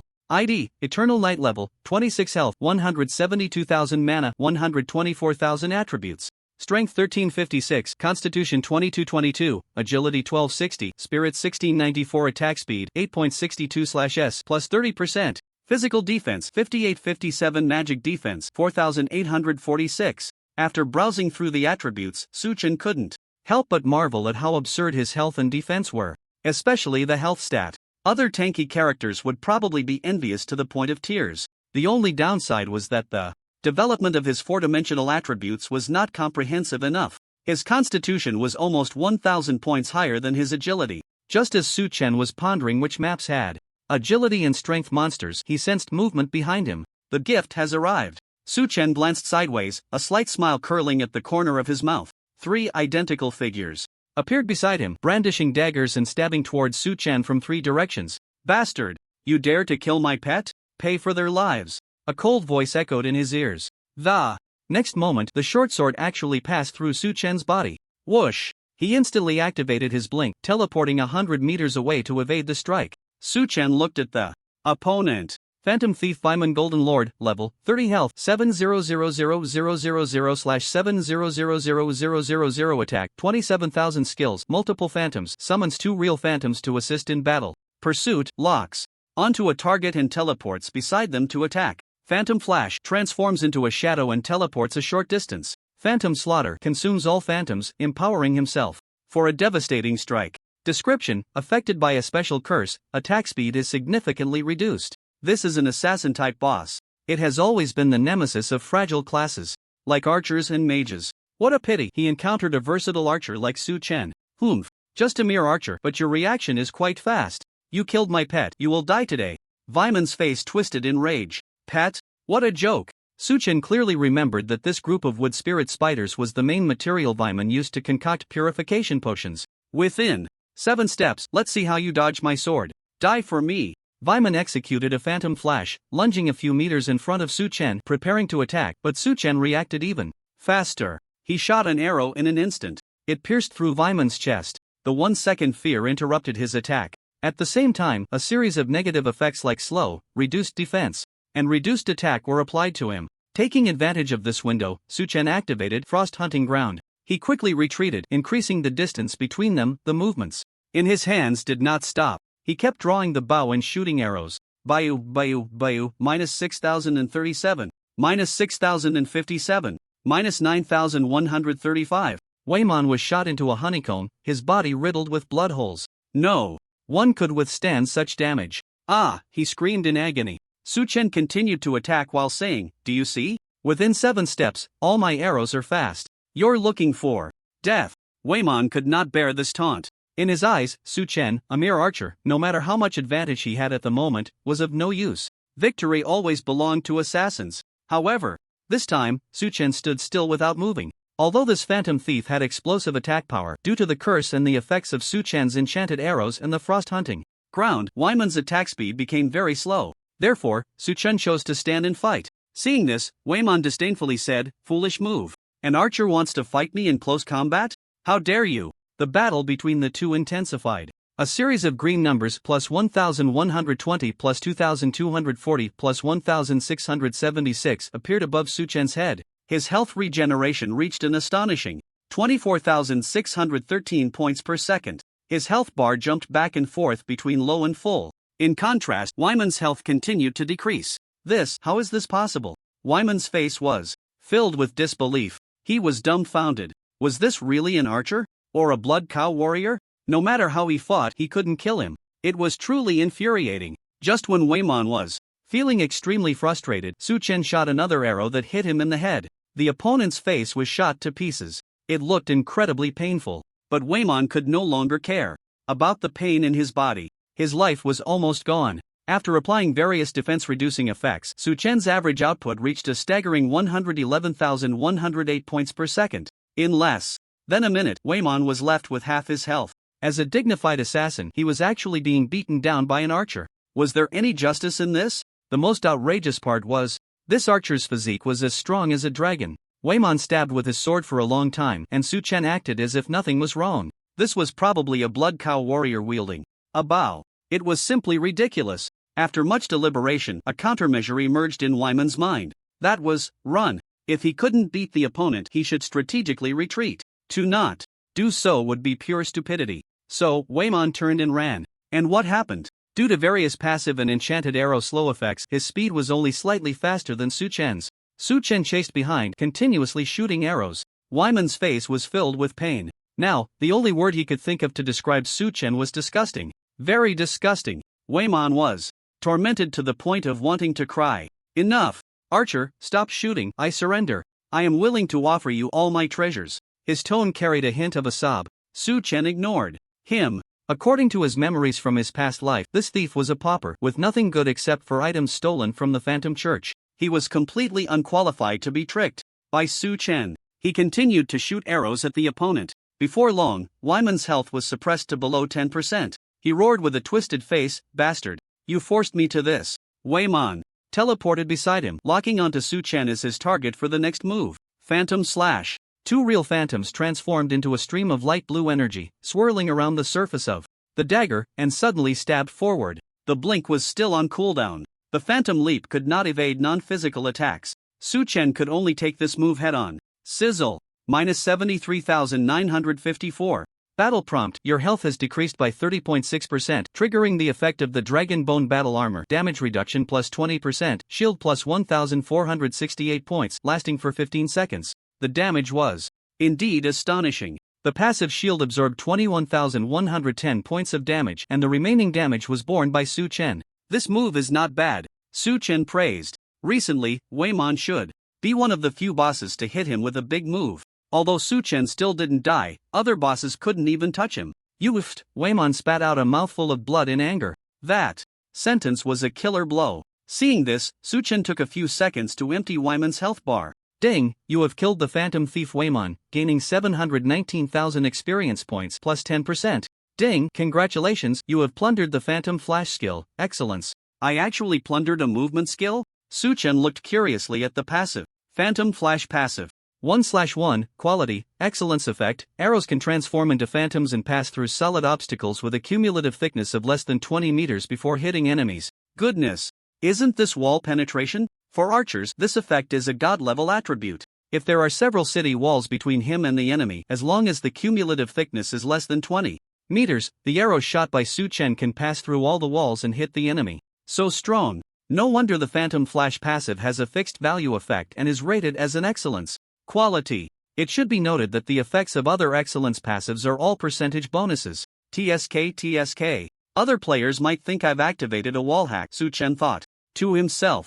Immediately, Su Chen picked up the loot dropped by Waymon. A few pieces of assassin gear and skill books. He collected the body and walked towards Wyman's dwelling in the woods. Soon, he found a small wooden cabin. Inside lay a treasure chest sealed with a magical lock. Su Chen casually entered the correct password. Click, the chest opened, revealing treasures stolen by Waymon from the Phantom Church. Back then, the Phantom Church discovered that the Dark Church was stealing the corpses of past popes. They could no longer tolerate it. The two sides directly fought. Unfortunately, the Phantom Church was too weak. At the critical moment of survival, the three factions of the Phantom Church prepared to take their guarded sacred artifacts to another continent in the Holy Dragon world. However, when the Dark Church launched an attack, Waymon took advantage of the chaos to steal the second sacred artifact, the Phantom Blade. It contained the epic-level inheritance of the assassin profession. Since he was not a member of the Phantom Church, he could only grasp a little of its essence, yet it made him a golden boss. Next, let's go to the hiding place of the Phantom Church. Su Chen opened the system map. He set a coordinate marker at a certain location. Summoning a griffin, he had it carry him into the sky. Deep in the Silvermoon Mountains, the Phantom Church's branch had set up an illusion array, making it impossible for outsiders to find the church's location, unless guided by someone from the church. Of course, as long as one knows the exact coordinates, any player can find the church's stronghold. However, the Silvermoon Mountains are vast. The Sky Griffin flew for over 40 minutes before Su Chen arrived at the marked point. Land on the ground, he instructed. The griffin immediately complied, not daring to show any complaints. Whoosh! A series of ripples appeared in the air. In an instant, many figures appeared nearby, all members of the second faction of the Phantom Church, all assassins. Who are you? Please state your purpose, or you will not leave this forest, the Phantom Assassin said coldly. Threatening me? Su Chen raised an eyebrow. Then, he smiled kindly and said, everyone, don't worry, I am a good person. I am here to help your Phantom Church today. The crowd did not expect Su Chen to reveal their identity. What can you help us with? They asked warily. For example, the whereabouts of the sacred artifact, Su Chen said with a grin. What? Their faces changed in shock. One person pondered for a moment and said, you all keep an eye on him. I will go consult Lord Morin. Yes. The others' gazes all focused on Su Chen. He remained calm and composed. After a while, an old man in blue appeared before them. Phantom Church Bishop. Morin level, 90 realm, epic domain. A big shot indeed. However, Su Chen was not flustered at all. With the memories of his past life, he was very clear about this bishop's character. As Bishop Morin arrived, the atmosphere in the field fell into silence. Bishop Morin carefully examined Su Chen. After a moment, he spoke, adventurer, do you really know the whereabouts of the Phantom Blade? Of course, Su Chen smiled. Thud. He casually tossed out the corpse of Waymon. The assassins were startled. Damn, this little thing looks quite unique. Although the body was mangled and unrecognizable, Bishop Morin sensed a familiar aura. He frowned and said, he possesses the power of the Phantom Blade. Is he a follower of my church? The Phantom Church was unaware that the holy artifact had been stolen by Waymon. They had always believed it was taken by the Dark Church. Su Chen smiled and said, this corpse is the thief who stole your church's second holy artifact back in the day. So, Bishop Morin fixed his gaze on him. The Phantom Blade is with you? Yes, Su Chen readily admitted, saying, I intend to make a deal with you, and the bargaining chip is the Phantom Blade. Young man, are you not afraid I might just take it by force? Bishop Morin said, if I'm not mistaken, you are merely a novice adventurer. No, I believe you won't, Su Chen replied with a playful smile, and besides, you absolutely cannot take anything from me. Bishop Morin said coldly, "Speak, what are your terms?" I want to participate in the Phantom trial, and I also want a dedicated weapon for the Phantom Archer. That's not too much to ask, is it? Su Chen's lips curled slightly. The Phantom Church has 3 major factions corresponding to 3 professions. The Phantom Archer is one of them. There is also the Phantom Mage. After a moment of contemplation, Bishop Morin nodded in agreement. I can agree to that, but I cannot guarantee that you will pass the Phantom trial. I understand that, Su Chen nodded. Let's sign the contract. Both parties swore to the rules. The contract was established. Su Chen took out the Phantom Blade and handed it over. Bishop Morin extended his hands, reverently cradling the holy artifact, tears welling in his eyes as he said, "It has been 3 years, a full 3 years, and we, the faithful, have finally retrieved the holy artifact. May the great Phantom God forgive our sins." The other followers were all extremely excited. Soon after, Su Chen followed them to the stronghold of the Phantom Church's branch. Now that we have retrieved the holy artifact, we can return to the main church, Bishop Morin announced loudly. He directly activated the teleportation array. The ground's patterns lit up, and a dense white light enveloped everyone. In the next moment, Su Chen arrived at another continent in the Holy Dragon World. The Kingdom of Atla, where the players from Lighthouse Country were located, was situated on this land. However, the headquarters of the Phantom Church was too far from the Atla Kingdom. Su Chen could no longer cause trouble in the Lighthouse Country area. What a pity, he couldn't help but sigh. At that moment, Morin arrived in the hall with the followers of the third faction holding the third holy artifact, the Phantom Bow. Young man, since there are currently no suitable followers in the church, you will have to participate in the trial of the Phantom God alone, Morin said. The Phantom trial can be participated in as a team. After all, they are archers. In everyone's perception, without a warrior to tank the monsters, how could archers have a safe output environment? Therefore, the trial participants could invite 4 non-archer players to form a team. But in this life, with Su Chen's strength, he didn't need teammates. He calmly said, "Let's start right away." Good luck. The followers chanted a spell, and the Phantom Bow radiated brilliant light as the system notification sounded. Ding! Congratulations, you have received the Phantom God's trial task, Disaster of Nebula Island. Task content, find 100 elemental cores, fire, wind, thunder, to repair the floating magic array and defeat the final boss. The system has matched you with 4 teams. Total participants, 21. Su Chen was teleported to a massive floating island. The 5 teams participating in the trial came from different worlds where the Phantom Church existed. Moreover, the trial tasks were random. Su Chen was also unclear about the specific circumstances of this trial secret realm. He looked around. A group of humanoid monsters shimmering with electric light caught his eye. Phantom Thunderer Bronze. Elite, demonized, level, 30 health, 290000/290000 attack, 4536 skills, lightning ball, thunder shield status, beginner demonized, all attributes plus 20% kill.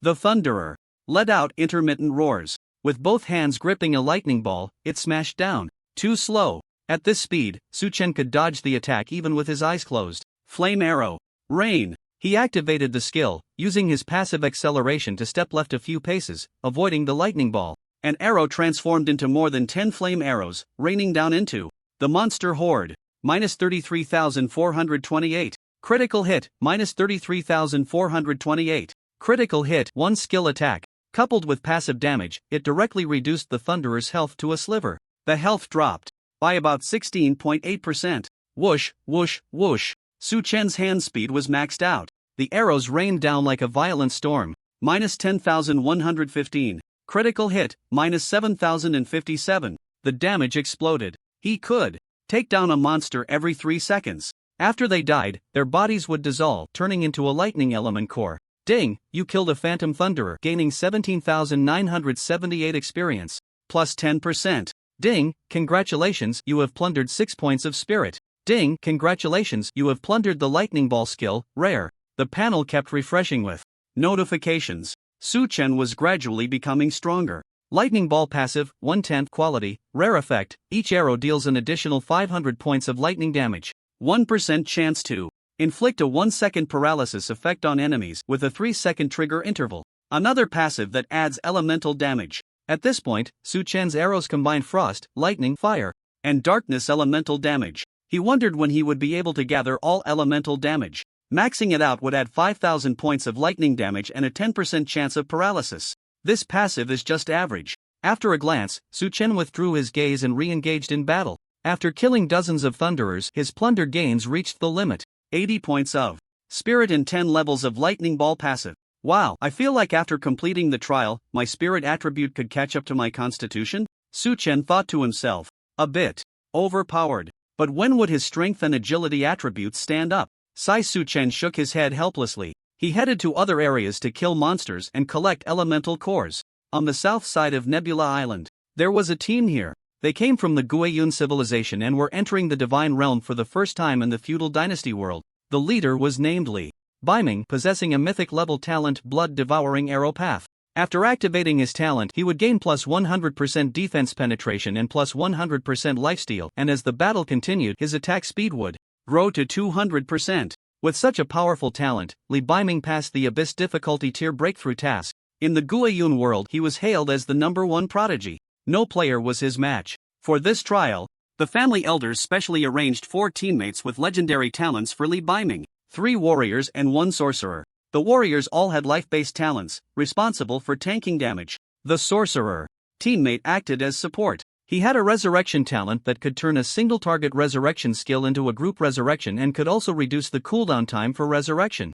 This team's configuration was truly invincible. At this moment, one of the warrior teammates glanced at the panel, surprised. This player called Eternal Knight actually came to participate in the Phantom trial alone? The panel could display the number of players and IDs in each team. However, they were from different worlds. Even knowing each other's IDs wouldn't help. The others opened their panels in disbelief, saying, "He really is alone? No way." Facing such a precious opportunity as the Phantom trial, he actually made no preparations? Isn't that just wasting an opportunity? Haha, what a foolish guy, mocked the 3 warrior players. At that moment, the warlock player flatteringly said, "Congratulations, young clan leader, on eliminating the threat of 1 less team ahead of time. The victor of this trial must be you." The leader, Li Baiming, wore a cold and proud expression, appearing quite calm. However, the slight upward curve of his lips betrayed his true feelings. He was very pleased with the warlock's praise. Li Baiming replied, "Indifferently, in the world of Guiyun, there are very few who can match me, and no one can defeat me.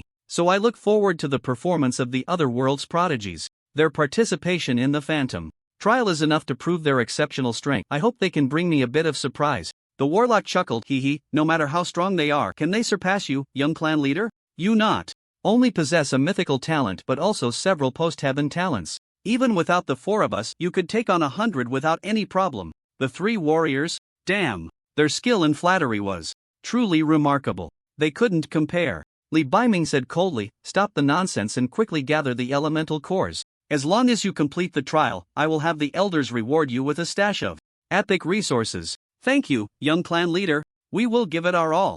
The 4 teammates were ecstatic. In the midst of their conversation, the warriors couldn't help but steal a glance at the warlock.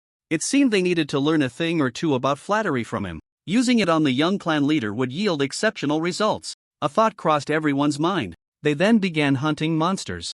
Half an hour later, Su Chen had already killed many phantom thunderers, collecting a total of 100 lightning elemental cores, fulfilling one of the task conditions. Soon, he found other monsters. Phantom Flame Summoner Bronze Elite, Demonized, level, 30 health, 280,000/280,000 attack, 4,520 skills, Explosive Fireball, Fire Devouring Technique. This group of monsters was engulfed in flames and 3 fireballs circled around them. Roar! Upon discovering Su Chen, they immediately launched an attack and a fireball flew towards him at high speed. Su Chen quickly stepped back. Boom! The fireball exploded on the ground, rapidly expanding, and Su Chen found himself engulfed in flames. -0, -0, -0. Still no damage was dealt. The Extreme Flame Amulet and Feathered Serpent Mask provided 65% fire resistance, combined with Su Chen's own spell defense, making the summoner's skills ineffective. The fire-type monsters were completely restrained by Su Chen. Frost Hunting Ground, activate skill. Icy snow fell from the sky. In an instant, a pale world spread over an area of more than 500 meters, with a series of -9,599 frost damage appearing above the monsters' heads. Su Chen stood in place, continuously drawing his bow and shooting arrows. Whoosh, whoosh, whoosh. -10,115. Critical hit, -5,000. Lightning, -2,620. Darkness. The monster's defense was reduced to 0. Every damage dealt by Su Chen was true damage, due to having plundered a full layer of the lightning ball passive. From the Thunderers, the damage was further enhanced. The average output reached an astonishing 186,178 points per second. It took only 2 seconds to take down a Level 30 Bronze Elite Monster. The efficiency of killing monsters was simply incredible. Ding, you have killed the Phantom Flame Summoner, gaining 17,978 experience. Plus 10%. Ding, congratulations on plundering 6 points of spirit. Ding, congratulations on plundering the Fire Devouring Technique skill, exquisite. The system panel continuously refreshed with notifications. Soon, the Griffin successfully leveled up to 21. The gains Su Chen plundered from the monsters also reached their limit. 80 points of spirit in 20 layers of passive. Flame Devouring Technique passive 2020 quality, excellent effect. When receiving fire damage, 20% of the damage is converted into health.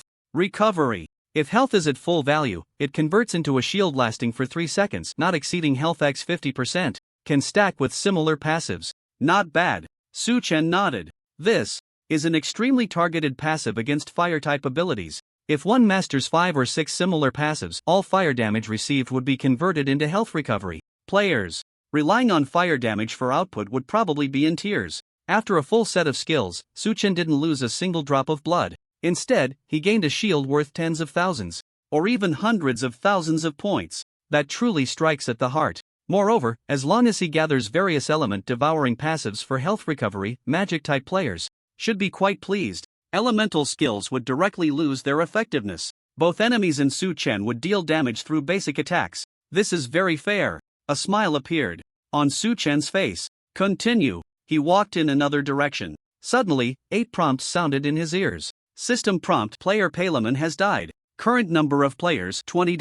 2 teams of players had engaged in battle. One side was wiped out, while the other lost 3 teammates. TSK. This trial is a bit intense. The boss hasn't even appeared, and only 13 people are left. Recalling his thoughts, he continued. Hunting the Phantom Summoner. Along the way, Su Chen discovered the last type of monster, Phantom Wind Controller. Also a level 30 Bronze Elite Monster. He cut through them effortlessly. Ding, congratulations, you have reached level 27, gaining 4-dimensional attributes plus 12, free attributes plus 12. Ding, congratulations, you have plundered the Wind Swift movement skill, rare. After killing so many monsters, his mental value surged to 1996 points, and he also acquired a new passive. Wind Swift Movement Passive 2020 quality, rare effect, permanent plus 5000 movement speed, plus 2000 movement speed reduction resistance. Oh wow, his movement speed has increased a bit more. In combat, Su Chen's movement speed reached 9,272 points. His current speed should rival that of players with mythic level movement speed talents. At the same time, Su Chen finally gathered the cores of fire, wind, and thunder elements. He could now go repair the floating magic array. However, he was still far from the center of Nebula Island, and mounts couldn't be used in the trial. He could only walk there. On the other side, system prompt: player Phantom has died. Current number of players 11. Li Baiming's team eliminated that 2-person team. Now, there are 3 teams left on Nebula Island. These 2 are too weak.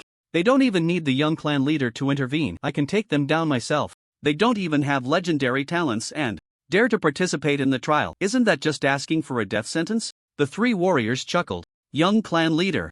They dropped a lot of elemental cores. This meets the trial task requirements, the warlock exclaimed excitedly. Hearing this, Li Baiming glanced at the loot. It included 2 pieces of diamond equipment and a large number of elemental cores. He said calmly, "The equipment is yours as a reward. Go pick up the elemental cores." "Thank you, young clan leader." The warlock's face lit up with joy. As a servant of the Li family, even with a legendary talent, he could only use silver equipment. Anything above silver must be submitted to the family. Only direct descendants of the Li family could be rewarded with diamond-level equipment.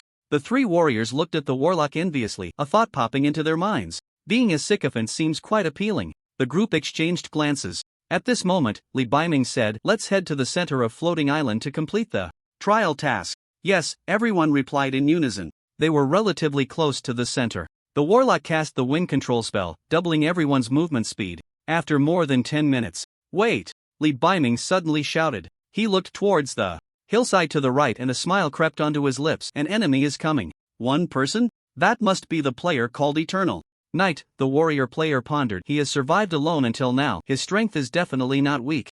In front of the young clan leader. "What is a mere Eternal Knight?" the warlock retorted. "In terms of background, status, strength, and talent, how can the young clan leader not be above Eternal Knight?" The warrior was momentarily at a loss for words. "Enough, Li." Baiming interrupted them, saying, "Zhao Feng, remember, never underestimate anyone in the world.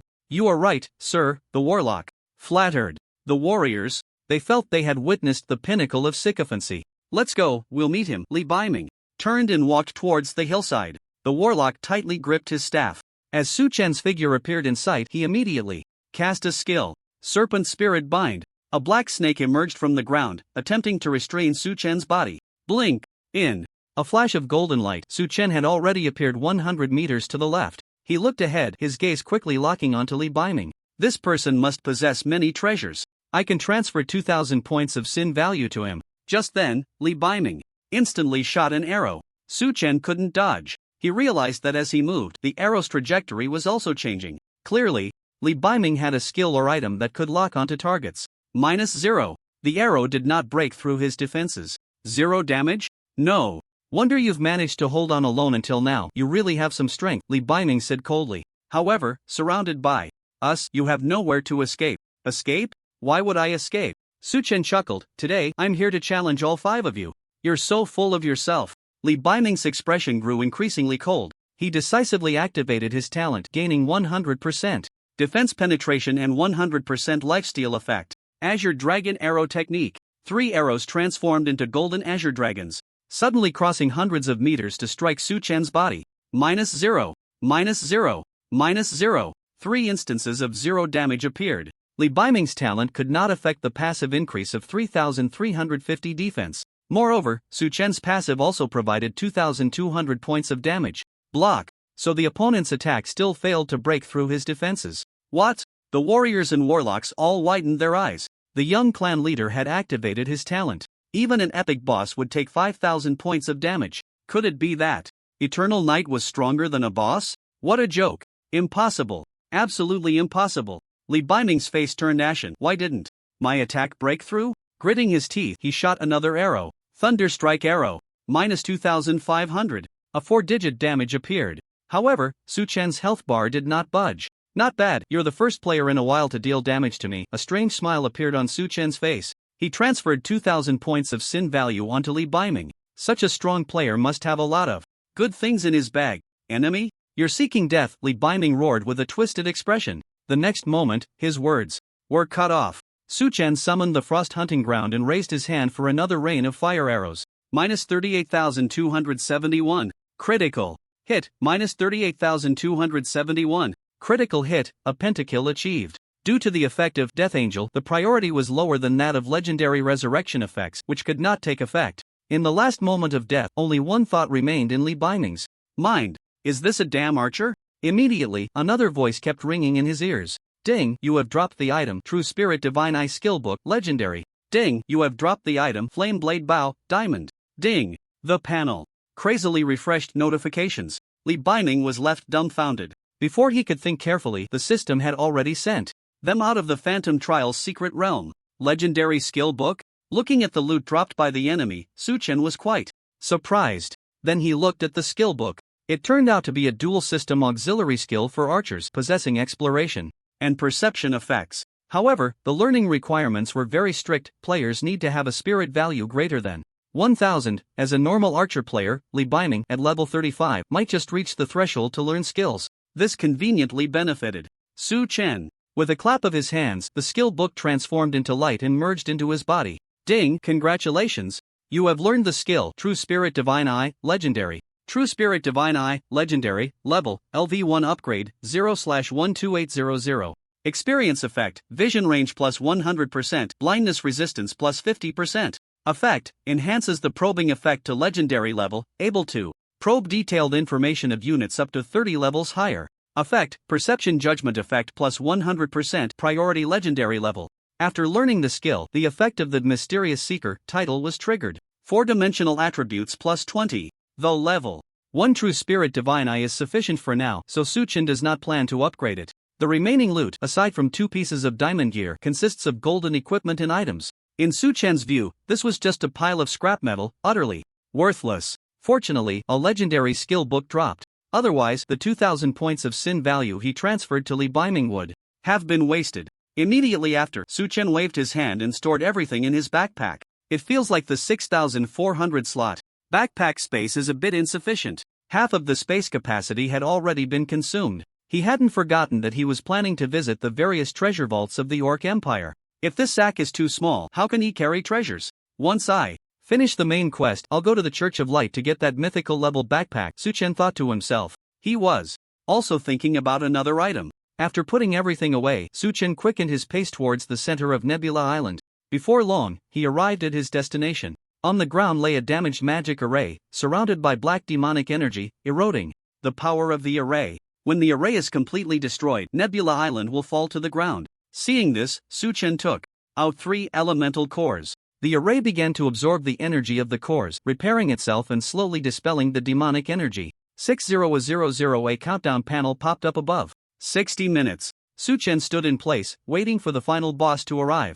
On the west side of Nebula Island, the last team received a system prompt. Not good, that lone wolf team's Eternal Knight has started repairing the magic array. A summoner girl named Shui said in a panic. Don't worry, Shui girl, a swordsman in the team, Ling Tong said with a grin. No matter how strong Eternal Knight is, he's not our opponent. But he defeated 5 people by himself. That kind of strength is too powerful. Shui hesitated. Ling Tong proudly said, Brother Yi Tan is the nemesis of archers. He activates his talent and directly seals Eternal Knight's skills. Just think about it, with just normal attacks, can he beat us? That's true, Shui's eyes lit up. Yi Tan is the captain of the team. He awakened a mythical talent.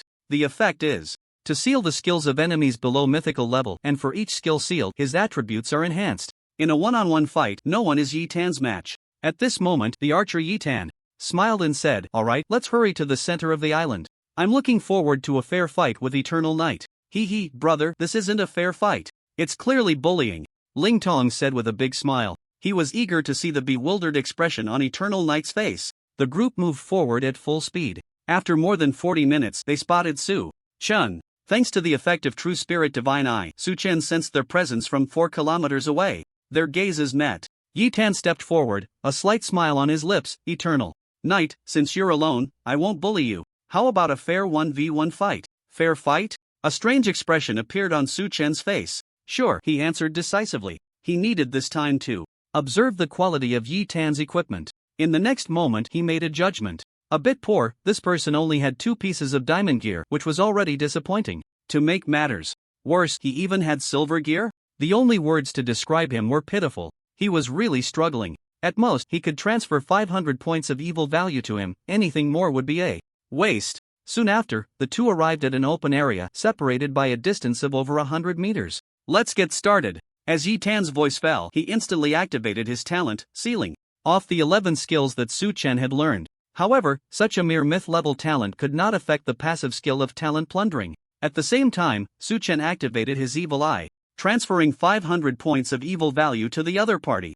This guy must be confused. Ling Tong, who was watching, was about to mock Su Chen but found him completely calm. He couldn't help but swallow his words. Captain's ID, why has it turned black? Shui said in confusion. The two in the arena had already begun their battle. Die! Yi Tan raised his longbow and shot a series of arrows. Seeing this, Su Chen calmly stepped left then right, starting to weave in a serpentine motion, comfortably navigating through the rain of arrows. He anticipated every move Yi Tan made. All of the enemy's attacks missed. How is this possible? Yi Tan was dumbfounded. What kind of divine operation was this? Is that all? Su Chen felt a bit disappointed, casually drawing his bow and shooting 8 arrows. Minus 14,846. Critical hit, minus 7,150. Minus 10,300. Critical hit. In an instant, elements like lightning and frost appeared around the enemy.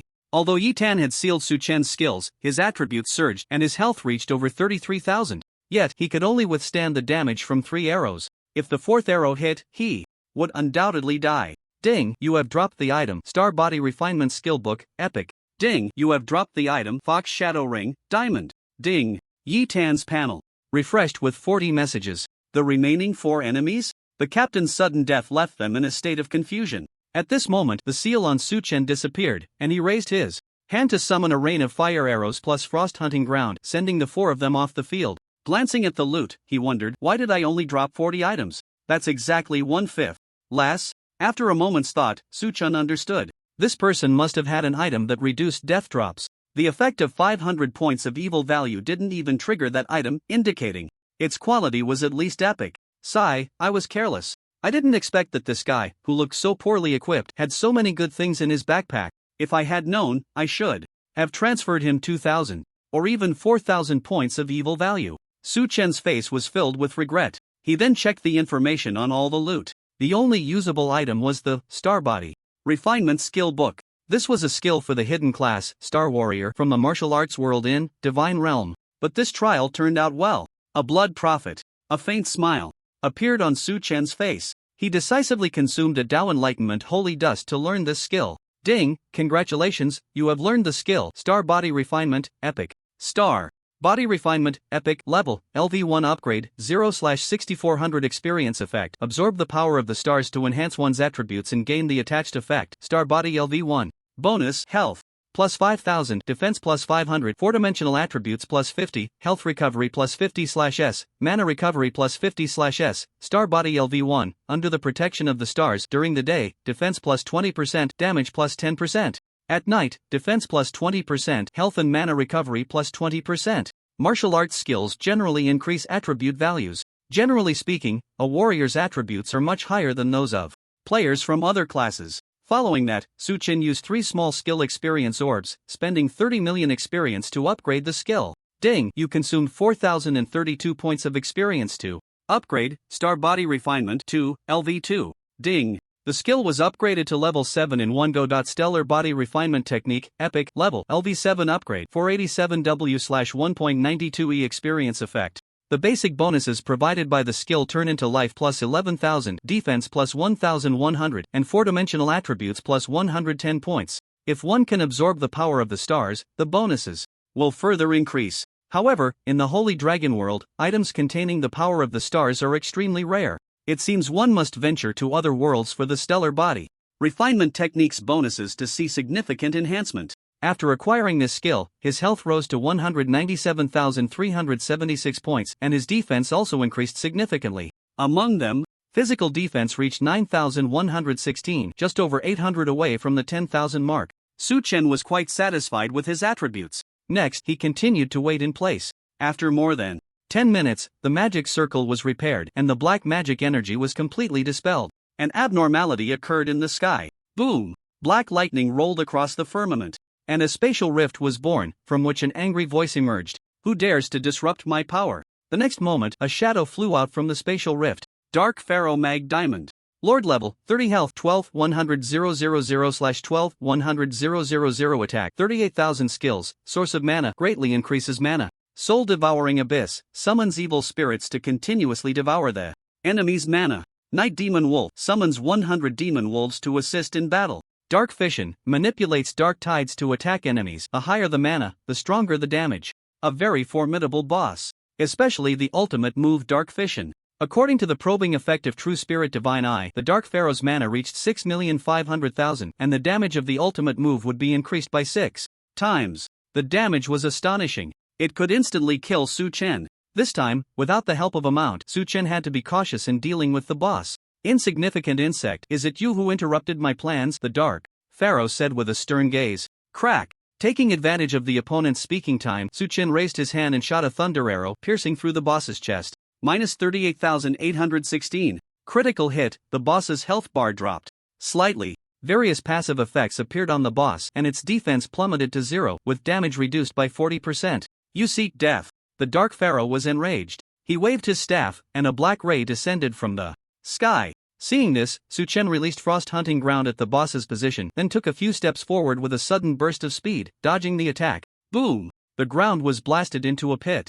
Su Chen turned and shot arrow after arrow, maximizing his output. Minus 11,693. Critical hit, minus 7,846. Under full offensive, the average output rose to 208,112 points per second. The Dark Pharaoh's health rapidly decreased. A series of colorful damage numbers appeared above his head. Soul Devouring Abyss. The Dark Pharaoh lightly waved his staff, and the ground within a radius of hundreds of meters transformed into a dark vortex, sinking into a cave from which evil spirits flew out to launch attacks. Minus 10,000. Minus 10,000. The boss's health was slowly recovering. Su Chen continued to suffer massive damage. Moreover, his mana was depleting at a rate of 300 points per second. However, Su Chen felt no panic inside. Because The Dark Pharaoh's mana absorption speed was not as fast as his. Su Chen could absorb 217 points of mana with one arrow. In 1 second, that was 1,736 points. What is happening?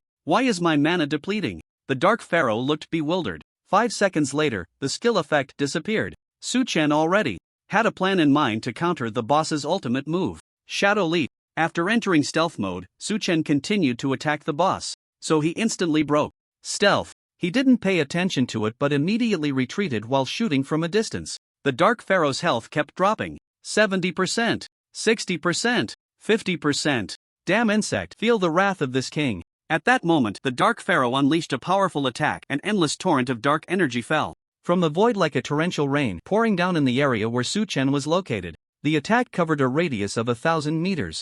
For a normal player, it would have meant certain death. However, with Su Chen's current mental value, as long as the distance was less than 65-30 meters, he could instantly return to the position of his invisible clone. He easily dodged the boss's ultimate move. It's over. A cold smile appeared at the corner of Su Chen's mouth. Just a mere diamond boss. Without its ultimate move, why should I be afraid of you? He decisively charged forward to confront the boss head-on. Although the Dark Pharaoh was in the sky, Su Chen's arrows had a range exceeding 15 kilometers. The boss had nowhere to hide. Die. In the end, Su Chen shot an arrow that ended the boss's life. This battle was slightly challenging. Ding, you have killed the Dark Pharaoh Magus, earning 143W experience points plus 10%. Ding, congratulations, you have looted the Soul Devouring Cave, legendary. Soul Devouring Cave passive, 1/1, quality, legendary effect, each arrow that hits an enemy absorbs mental X 20%. Points of mana. If the enemy's mana is 0, it converts to an equal amount of soul damage. The 6th legendary passive is in hand. Coupled with the effect of Claw of Soul Devouring, Su Chen could absorb 653 points of mana from the enemy with a single arrow. He felt it was a bit low. If he had a dozen more mana absorbing passives, one arrow could devour hundreds of thousands of mana points. The enemy would be unable to play at all. That would be very enjoyable. Alright, it's time to go back. Su Chen opened the trial panel and clicked the settlement button.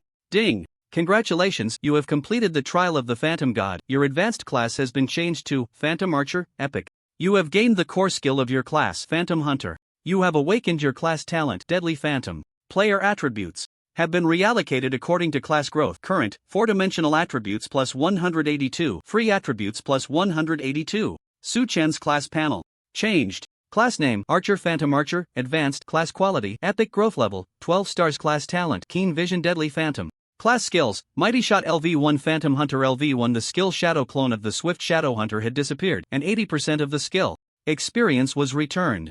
At this moment, Su Chen's total growth level reached 19 stars. For each level he gained, he would receive free attributes, plus 19 and 4-dimensional attributes plus 19 as rewards. After inheriting the class attributes, Su Chen returned to the headquarters of the Phantom Church. At this moment, system notifications rang out in succession. Ding, world announcement, congratulations to Eternal Knight for becoming the first player to obtain an epic class, receiving rewards Gold X 5000, Reputation X 5000, Life Essence X1, and Epic Treasure Chest X1. Congratulations to Eternal Knight for becoming the first player to obtain a legendary skill. 12 world announcements echoed in the ears of players worldwide. Both achievement rewards were the same. Goodness, the big boss Eternal Knight gets a world announcement every day, and now he actually received 2 world achievements at once. Is this something a carbon-based lifeform can achieve? Woo, a little trash with a silver class sheds tears of envy. If it weren't for the light of the big boss Eternal Knight, I would still be using bronze skills with the 4 silver skill books I got. Players from the Dragon Kingdom discussed enviously. As for foreign players, they gritted their teeth in hatred but dared not speak out. They knew that if they said anything bad about Eternal Knight, they would be chased and scolded by thousands. At this moment, the Blood-Stained Guild's assassination plan against Su Chen had been fully laid out. So what if you obtained a legendary skill and an epic class? Tomorrow, you will undoubtedly die. When you fall into the trap, I will livestream to the whole world your process of being killed back to level 1. Let your reputation be ruined. The corner of blood-stained Zhou Tian's mouth slightly curled up. Thinking of the scene where Su Chen was accused to death, a smile couldn't help but appear on his face. Su Chen had already returned to the headquarters of the Phantom Church. Bishop Morin said with some surprise, Lord Eternal Knight, congratulations on passing the trial of the God of Phantom. Your strength truly exceeds my expectations. The other church followers also looked astonished. Su Chen smiled and said, "According to the agreed conditions, I still need a dedicated weapon." "All right." Bishop Morin quickly had someone bring in normal phantom bow. This weapon was surrounded by a faint blue glow, with light energy surging forth, looking particularly dreamlike. Phantom bow, epic part. Weapon strength plus 230, agility plus 150, spirit plus 50 traits, attack speed plus 20% traits, movement speed plus 20% skill. Phantom continuation increases the existence time of summoned phantoms by 20%. Equipment requirement: Phantom Archer level 25 can consume gold to upgrade equipment level. As long as he had money, this weapon could accompany Su Chen all the way to level 100. Unfortunately, Su Chen lacked nothing but money. With the Moon Shadow Guild as his cash cow, his wealth could be described as rivaling nations. Moreover, as player levels increased, the money-making speed of the Moon Shadow Guild would grow exponentially, so Su Chen decisively equipped the new weapon. His attack speed rose to 10.54/s. Then, he allocated his free attributes to strength. After advancing to the epic class, all attributes saw significant increases. Strength 2044, Constitution 2622, Agility 1704, Spirit 2443. These were his current four-dimensional attributes. Strength was barely catching up to Constitution, just breaking 2000. Although agility had increased by over 100 points, the gap with Constitution was actually widening. As an archer, having such a lagging agility attribute was unacceptable. He had to find a way to improve it. Recalling his thoughts, Su Chen asked Bishop Morin to take him back to the base in the Silver Moon Mountains. "Let's go, take me back to the camp." Su Chen summoned a griffin, which carried him to the number 7 border camp of Tianmu City. Along the way, Su Chen reviewed the gains from this trial. First, the class talent and skills. Deadly Phantom, class talent, quality, epic effect. When you receive fatal damage, at the cost of 1 phantom, negate this damage and restore 100% health and mana. For other players, the effect is quite good. However, Su Chen estimated that the number of times he would trigger it in the future would be few and far between. With his staggering 204,931 health points and incredible defense, it would be difficult for ordinary enemies to kill him. As for the effect of the class skill, Su Chen had it memorized. Therefore, he unhesitatingly used 9 skill experience tokens to upgrade the skill. Ding! You consume 3968 experience to upgrade Phantom Hunter to LV2. Ding! Now, Su Chen had 5 skills ranked in the top 5 of the skill list. Coupled with the effect of the mysterious job seeker title, the experience cost for skill upgrades was reduced by 38%. 9 million experience was enough to raise the skill to level 6. Phantom Hunter, epic level. LV6 upgrade 409W/3200W experience effect summons 3 Phantom Hunters to assist in battle, possessing 55% of the summoner's attributes. Inheriting the summoner's skills except for summoning and clone skills, with cooldown calculated separately. Phantoms last for a maximum of 15 seconds. Consumes 15% mana. Cooldown time 30 seconds. Cooldown is calculated after all phantoms disappear. For other players, this skill isn't particularly powerful. However, for Su Chen, the Phantom Hunter was comparable to a mythical quality skill. It was very suitable for him, because the Phantom Hunters could inherit Su Chen's passive and active skills. If 3 phantoms and Su Chen used Light of Truth to enhance Frost Hunting Ground and then released the skills together, the scene would be utterly devastating. For now, he could only summon 3 Phantom Hunters. The skill continued to level up to level 7 and 9, which would also increase the number of summons. In the future, when the hostile player civilizations attacked Blue Star, just 5 Phantom Hunters would be enough to defeat billions of players. I must find a way to permanently turn this skill into my own ability, Su Chen thought to himself. If he replaced his current advanced class, the skill would disappear as well. There were 2 solutions to this problem. One was to rely on his own strength to advance the Phantom Hunter class to a higher level. The other was to find a special item to solidify this skill. Both solutions had their pros and cons. Of course, with his current strength, he couldn't execute either method. There was no rush for now. After all, an epic class could be used for a long time. In the end, Su Chen consumed 2 life essence elixirs, bringing his synchronization rate to 85%. He was not far from 100% synchronization. If he remembered correctly, when the first player reached level 30, the life essence dungeon would open to Blue Star players. Players could participate in the dungeon 3 times a day. Since items like life essence could not be traded, a normal player would need 34 days to raise their synchronization rate to 100%. By then, the real world would be completely assimilated by the rules of the divine realm. Su Chen didn't care much about this. It wouldn't affect him significantly. Next, Su Chen opened 2 epic chests, receiving 20,000 gold coins, 3 small skill experience orbs, and an epic skill book. He did not learn the skill but saved it for synthesizing legendary skills. After organizing his gains, Su Chen arrived at the border camp and instantly returned to Northwind City through the teleportation array. He logged off directly at the inn to rest. The next morning, after a simple breakfast, Su Chen logged into the game. The system announcement immediately rang in his ears. Ding, world announcement. All main cities in the Holy Dragon world have opened their final main storyline quests, with this difficulty set to Nightmare. Blue Star. Players were discussing this news. Fuck. Why is the final main storyline quest starting again? Our main city's second phase main storyline quest failed directly, and we got no rewards. Oh my god. Our Vandy Kingdom hasn't even completed the first phase quest. Damn big country. Players, can't you wait for the small country players? You're infringing on our normal rights. Small country players were furious. Their countries had fewer people, and even fewer players awaken powerful talents, making it difficult to complete those challenging main storyline quests. However, the world would not wait for them. Once the time for the final main storyline quest opened arrived, regardless of whether they had completed the previous main storyline quests, they would be forced into the final phase to ensure the Holy Dragon world remained on its scheduled development trajectory. As for the Dragon Kingdom players, they easily completed the second phase of the main storyline quest. Due to the 4 pieces of silver equipment and 4 silver skill books awarded during the event celebration, boosting their strength 7 or 8 times, they collected all the rewards. Meanwhile, players in Northwind City, where Su Chen was located, also received the announcement. Ding, Northwind City announcement. The final main storyline quest has been opened. The armies of the Dark Empire and the Orc Empire are jointly attacking the Northwind Fortress. Please go stop their actions. Tip: players who have reached level 25 can participate in the Nightmare difficulty dungeon, Frost Forest. Tip: the enemy consists of players from the Dark Empire's AOL city. The Orc Empire had launched an attack. Players below level 25 could only assist the Northwind Legion in defending the fortress, while players who reached level 25 could participate in the dungeon. This was a confrontation dungeon. When the players from the Sunless Nation and AOL City learned about their opposing forces, they were dumbfounded. What? Our opponent is actually Northwind City, the city where that cheating player is located? Oh my god, this news is terrible.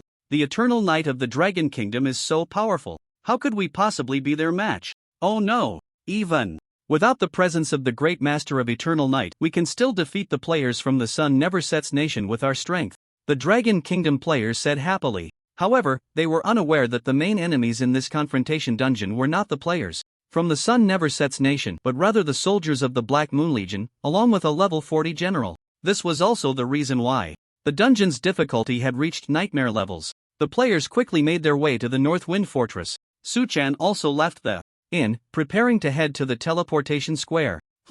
A flicker of unusual color flashed in Su Chen's eyes. Thanks to the effect of the True Spirit Divine Eye, his perception ability had greatly increased. He noticed that there were invisible assassins watching his every move. Along the way, the Bloodstained Guild is already planning to act? Su Chen speculated. Ding, you have one friend message. He glanced at his friend list. Kenyon Tianshine said, Eternal Night, the Bloodstained Guild did not participate in the main storyline quest of Cold Moon City. They might be preparing to take action against you today. Do you need me to send someone to assist you? Thank you for your kindness, but there's no need to send anyone. I can handle it, Su Chen replied. Alright, then we'll enter the dungeon first, Kenyon Tianshine said. After their conversation ended, Su Chen closed the panel, a slight smile curling at the corners of his mouth. I want to see what tricks you Bloodstained Guild have. Immediately, Su Chen headed to the entrance of the Frost Forest dungeon portal at North Wind Fortress. A panel popped up in front of him. Dungeon Frost Forest type confrontation difficulty nightmare number of players 15,000/100,000 victory condition. The faction that first reaches 1 million dungeon points will win the dungeon. Note, it starts in 30 minutes and players can respawn directly upon death in the dungeon. Because the Sun Never Sets Nation has the assistance of the Black Moon Legion, they are only allowed to have 20,000 participants in the dungeon. Northwind City, on the other hand, can have 100,000. Just as Su Chen was about to enter the dungeon, a shout came from behind him. Lord Eternal Knight, please wait a moment. He turned around involuntarily. A soldier rushed over. Is there something you need? Su Chen asked, puzzled. The soldier respectfully took out a golden token and said, Lord City Master, in light of your contributions to Northwind City, I have been instructed to deliver something to you. Please accept it. This is... Su Chen's eyes fixed on the token. He was all too familiar with its appearance. Wasn't this the infinite challenge token? Players could use it to challenge the infinite sacred tower created by the holy dragon god. The first person to clear it would receive the mythical item left by the dragon god, the seed of the world. However, the Lord of Northwind City could not possibly possess such a token. Players had to receive a quest from a hidden NPC and then find 5 types of materials to complete the quest in order to obtain the infinite challenge token. It is worth mentioning that 2 of the materials grew on the continent where the Lighthouse Kingdom players were located, making them difficult to obtain in the early stages. Remembering the death respawn feature in the infinite sacred tower, Su-Chen suddenly realized this token must have come from the Bloodstained Guild. So this is the Bloodstained Guild's plan against me? Ha, this is quite good. Since you have presented me with such a grand gift, I can only reluctantly accept it. Su-Chen almost laughed out loud. The Bloodstained Guild was truly a group of great people. Whatever he lacked, they would send him. The Bloodstained Treasure Wholesale Department lived up to its name. Following that, Su-Chen took the token from the soldier. Infinite Challenge Token, Quality, Special Effect. With this item, you can participate in the challenge of the Infinite Sacred Tower. The first person to clear it will receive a mythical level reward. I might as well play along and directly participate in the challenge. Su-Chen thought to himself. As for the main storyline quest, he wasn't worried. The players of the Dragon Kingdom were much stronger than in his previous life. If they couldn't defeat the players from the Sun Never Sets Nation, they might as well jump into the river and drown. With that thought, Su-Chen used the challenge token, and a golden radiance suddenly enveloped him. At that moment, the high-ranking members of the Bloodstained Guild were observing Su-Chen's actions through the live broadcast of the assassin players. Eternal Night has fallen for it. Haha, I think Eternal Night will be very pleased to receive the surprise we prepared. Seeing this scene, everyone grinned. Bloodstained Nine Heavens also suppressed his joy and shouted, "Quick! Notify the members of the Infinite Holy Tower to prepare for battle. As soon as Eternal Night enters the tower, start the global live broadcast immediately. I want everyone to witness the fall of Eternal Night." Outside the first floor of the Infinite Holy Tower, a total of 1,000 elite players gathered here, surrounding the spawn point. Their eyes were fixed intently on the center. At this moment, Zhou Long received a message. He immediately shouted, "Quick, use the scroll." In the next moment, the player carrying the scroll immediately used the item, applying buffs to nearby teammates, causing their attacks to include true damage, poison damage, bleeding damage, and so on. Everyone struck with all their might. The additional damage alone reached 200,000. At the same time, Zhou Long started the live broadcast. It was just the right time for the final main quest. Major guilds were live streaming their dungeon raids. A large number of players were watching the broadcast. As the Lighthouse Nation and Cherry Blossom Nation took action to boost the excitement, the Bloodstained Guild's live room appeared in the global player's view. 1 million, 10 million, 100 million. The popularity of the live room skyrocketed. In the next moment, Su-Chen's figure gradually emerged. Zhou Long shouted, "Control him in order." 3 players instantly threw control items, and Su-Chen fell into a state of continuous 3 seconds of confinement and paralysis, unable to move. Attack! The players struck together. Fire arrow. Frost eruption. Various ranged skills were unleashed, forming a torrent of magic that engulfed Su-Chen's figure. With Su-Chen's defense, the player's skill damage couldn't break through. However, the various effects from the buffs caused 160,000 damage. We successfully killed a god. The god of Dragon Country has fallen. Zhou Long and the senior members of the Bloodstained Guild were filled with ecstatic expressions. In the dazzling brilliance, Su-Chen had already cast Purification. All negative effects were dispelled. Shadow Leap. Blink. Su-Chen instantly teleported to 392 meters away, right behind the crowd. The light in the center dissipated. Zhou Long's eyes widened. Where is he? At this moment, the live room was flooded with a large number of bullet comments. Eternal Night is in danger. The Bloodstained Guild clearly came prepared. Damn, why isn't the country taking action to catch Bloodstained Nine Heavens? That dog can't catch him. It's said that Bloodstained Nine Heavens and the main family members of the Zhou family have long run to the Lighthouse Nation. Yoshi, everyone from the Bloodstained Guild, go and take down Eternal Night. From now on, you will be friends of the Cherry Blossom Nation. Players from Dragon Country were very anxious, but they couldn't help Su-Chen. As for foreign players, they were all applauding. They couldn't wait for Su-Chen to die. At this moment, Zhou Long stared ahead and shouted, "Eternal Night must be hiding in the open space in the middle. Everyone use area attack skills." The Blue Star players did not know that Su-Chen had a blink skill, because the combat videos of Su-Chen circulating online only showed 2 types of playstyles: stand and shoot, or kite the enemy. So everyone thought he was hiding in the open space in the middle. In reality, Su-Chen had already moved to the back. His gaze swept over the members of the bloodstained guild. He noticed that everyone had control scrolls in their hands. Su Chen instantly understood the bloodstained guild's plan. So they plan to control me to death, huh? Unfortunately, the priority of the control effects is a bit low. Thinking of this, next, it's my turn to strike. Su Chen's lips curled into a slight arc. He activated the Ring's Blood Spirit skill, instantly recovering 114,761 health points, and then used Blood Feather Mark to mark 10 enemies. Finally, he unleashed an attack skill. Frost Hunting Ground. Piercing ice and snow fell from the sky, transforming a radius of over 700 meters into a pale world, sharp snowflakes tearing through the crowd, ripping their bodies apart. Minus 14,879. Minus 14,826. The squishy players couldn't withstand this damage at all. Over 900 people were instantly killed. The remaining players with low health fell to the next round of attacks. Ding, you have died, level -1. Ding, you dropped the item, Crimson Flame Staff, gold. The commander, Zhou Long, heard the notification in his ear. A second later, he respawned. 2 seconds later, he died again. All players from the Bloodstained Guild fell into this cycle of death respawn. After the players marked with the blood feather died, Su Chen's health was instantly restored. Since the livestream was initiated by Zhou Long, when he died, the screen went black. Upon respawning, the screen returned to normal. Oh wow! The Eternal Night Boss made a comeback. Truly a god in my eyes. With such strength, the Bloodstained Guild thinks they can kill the Eternal Night God? How laughable. Fuck! Why can't we kill Eternal Night even like this? The foreign players were on the verge of collapse. However, when Bloodstained Zhoutian and the guild's higher-ups saw the scene, they were not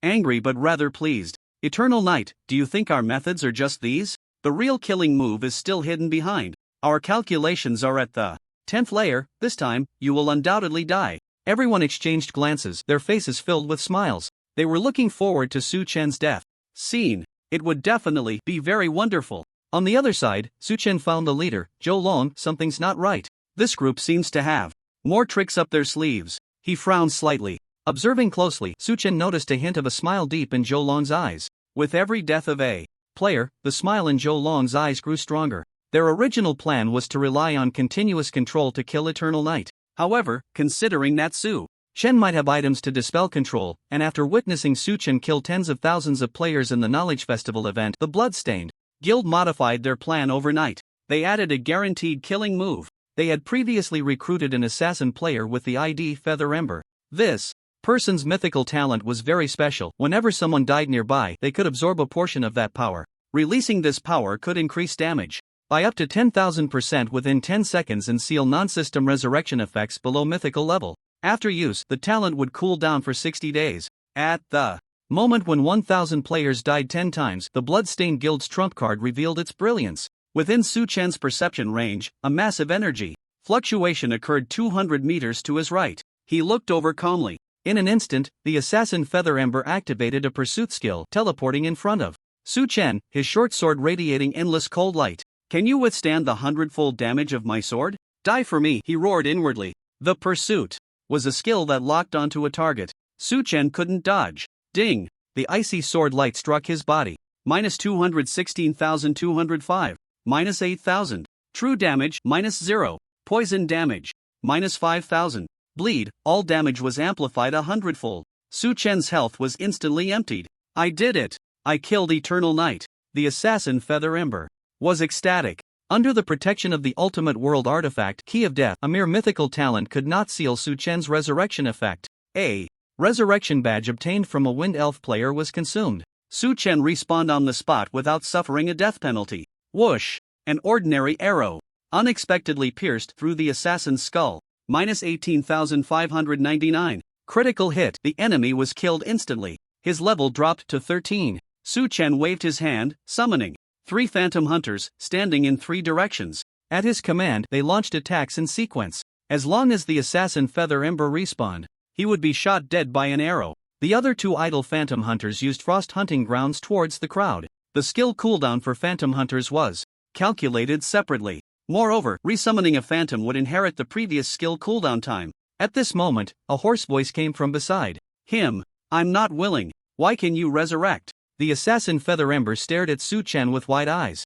Su Chen waved his hand and smiled. Why should I tell you? However, you are the first person to consume one of my lives, and that is commendable. I remember you, you'd better hope we don't meet in reality, Su Chen said with a smile. In this life, awakened with supreme level talent, his personality was not as cautious as in his previous life. However, when it came to resurrection items, he always kept a large stash in his backpack. If possible, he preferred to fill 50% of his backpack with resurrection items. Paired with the key of death, he truly felt he could die and still not die. The assassin Yu Jin's expression changed. Before long, the Bloodstained Guild members' levels dropped to level 1. They were forcibly ejected from the Infinite Tower by the system. Over 2,000 pieces of loot fell to the ground, along with a large amount of gold. Su Chen glanced back at the Infinite Tower. With only over 3,000 slots left in my backpack, can I even hold all this loot? Su Chen said with some frustration. He hadn't expected the loot to be so abundant. It was also a kind of trouble. He could only discard the lower quality items. After collecting the loot, Su Chen turned and pushed open the door, stepping into the first floor of the Infinite Tower. Across the ocean, in the Lighthouse Country, at the Zhou family manor, Bloodstained Nine Heavens and the senior members of the Zhou family were watching the live broadcast in the conference room. As Zhou Tian died, the live stream went black. Bang! Bloodstained Nine Heavens slammed the table hard, his face twisted in rage as he shouted. Yu Jin's talent can't seal resurrection effects. Why didn't Evernight suffer a death penalty? Damn it! Do we really have to kill just one Evernight? Another senior member sighed. We still know too little about Evernight. The expressions of everyone were not good. They had spent so much effort searching for equipment and control items. And what was the result? A full 1,000 Bloodstained Guild players were killed back to level 1. All their efforts went to waste. Moreover, before today, the lower tier members were still unaware that their guild was going to deal with Evernight. With this global live broadcast, it was likely that most players would choose to leave the Bloodstained Guild. However, the Zhou family's upper management had anticipated this. The reason they came to Lighthouse Country was to develop here. Bloodstained Nine Heavens said coldly, let everyone still in Dragon Country withdraw from the Bloodstained Guild, change their identities, and join other guilds, waiting for our orders at any time. Yes, young clan leader. The assistant slightly lowered his head, his gaze flickering. Bloodstained Nine Heavens looked at the other senior members and said, let's go meet President Lofite of the Angel Guild and discuss our future plans. The senior members nodded. Just then, a strange voice rang out. You traitors have no chance left. Who? Bloodstained Nine Heavens and the others' faces changed dramatically. Two figures gradually appeared. They were members of the special forces from Dragon Country. They ranked among the top 100 in the celebration event, thus receiving the reward of knowledge essence and manifested a stealth skill. Bang! Bang! The two pulled the triggers, killing all the senior members of the Zhou family. Bloodstained Nine Heavens was dead. If this had happened before the arrival of Divine Domain, traitors like Bloodstained Nine Heavens would have been captured and brought back for trial. But now, everyone could enter the game at any time, making it impossible to capture them, so they could only execute them on the spot. The two looked at the assistant and asked, Mr. Zhou, have you obtained the core personnel list of the Bloodstained Guild in the country? The assistant gritted his teeth and said, please don't call me Mr. Zhou, my surname is Zhao. These trash do not deserve to be my kin. He looked at the bodies of everyone, his eyes filled with hatred. Zhao was his mother's surname. Then, the assistant solemnly said, I have the list, I'll hand it over to you. Good, you will return to the country with us immediately. The two took him away from the Zhou family manor. In the Angel Building of Lighthouse Country, the current President Lofite fell into silence after watching the live broadcast. Although he was an extremely confident person, it was not arrogance. Due to his myth-level talent, he was known as the strongest angel of death among the players of Lighthouse Country. At this moment, seeing the strength displayed by Su Chen, he had to admit that he was no match for Eternal Night. How could the great Lighthouse Nation fall to such a state because of a person from the Dragon Nation? We must defeat Eternal Night. If we cannot defeat him, then in the future, the Lighthouse Nation will forever be trampled underfoot by the Dragon Nation, and I will not allow that to happen, Lofite said hoarsely. At that moment, his eyes seemed to flicker with dazzling flames, making it hard to look directly at him. A high-ranking guild member said, President, we discovered a cross-world teleportation array in the game based on the legendary Knight's Journal, and on the other side is an incredibly powerful civilization. Another person excitedly added, if we can harness the power of this otherworldly civilization, we can definitely kill Eternal Night. Mr. Gran. Lofite fixed his gaze on this high-ranking member and said coldly, listen to me, Eternal Night must be dealt with by my own hands. Even if we need to borrow external power, it can only be the strength of the Lighthouse Nation itself. I absolutely will not allow the forces of an otherworldly civilization to interfere, do you understand? If anyone brings up such suggestions again, I will personally send them to meet God. Yes, yes. Several high-ranking members lowered their heads in fear. At this moment, someone asked, President, how are we going to defeat Eternal Night? Haven't we discovered the whereabouts of several world holy artifacts? As long as we obtain them, the strength of the Angel Guild will greatly increase. Especially the holy artifact in the hands of the legendary Knight's descendant. Combined with my talent, it can completely kill Eternal Night. Lo-Fight said loudly. After a pause, he continued, Eternal Night will take a long time to clear the infinite holy tower. We must seize this opportunity to secure the first clear of this final main storyline dungeon. Yes. Assistant Carl nodded. The various teams of the guild began to take action. Current location, Infinite Holy Tower Level 1. Su Chen pushed open the door and the scenery around him changed in an instant, bringing him to another world. Looking up into the distance, he saw a towering sculpture reaching the sky. Its master was the Holy Dragon God and Lair. At that moment, a golden beam of light descended from the sky, and over 100 figures emerged from within, all knights holding guns in their right hands, shields in their left, and clad in magnificent armor. Holy Tower Guardian Silver Elite Level 27 Health 360,000/360,000 Attack 6,300 Skills Holy Shield Spear Thrust Status Blessed by the Holy Dragon God Attacks deal true damage. No wonder they are the trials of the Infinite Tower. The minions are all Silver Elites. Moreover, their attacks contain true damage, which somewhat counters players like Su Chen who have high health and defense. Su Chen waved his hand to summon 3 Phantom Hunters. Flame Arrow Rain. X for the 4 of them released their skills simultaneously. The sky was filled with a rain of fire arrows, delivering a carpet bombing to the knights on the ground.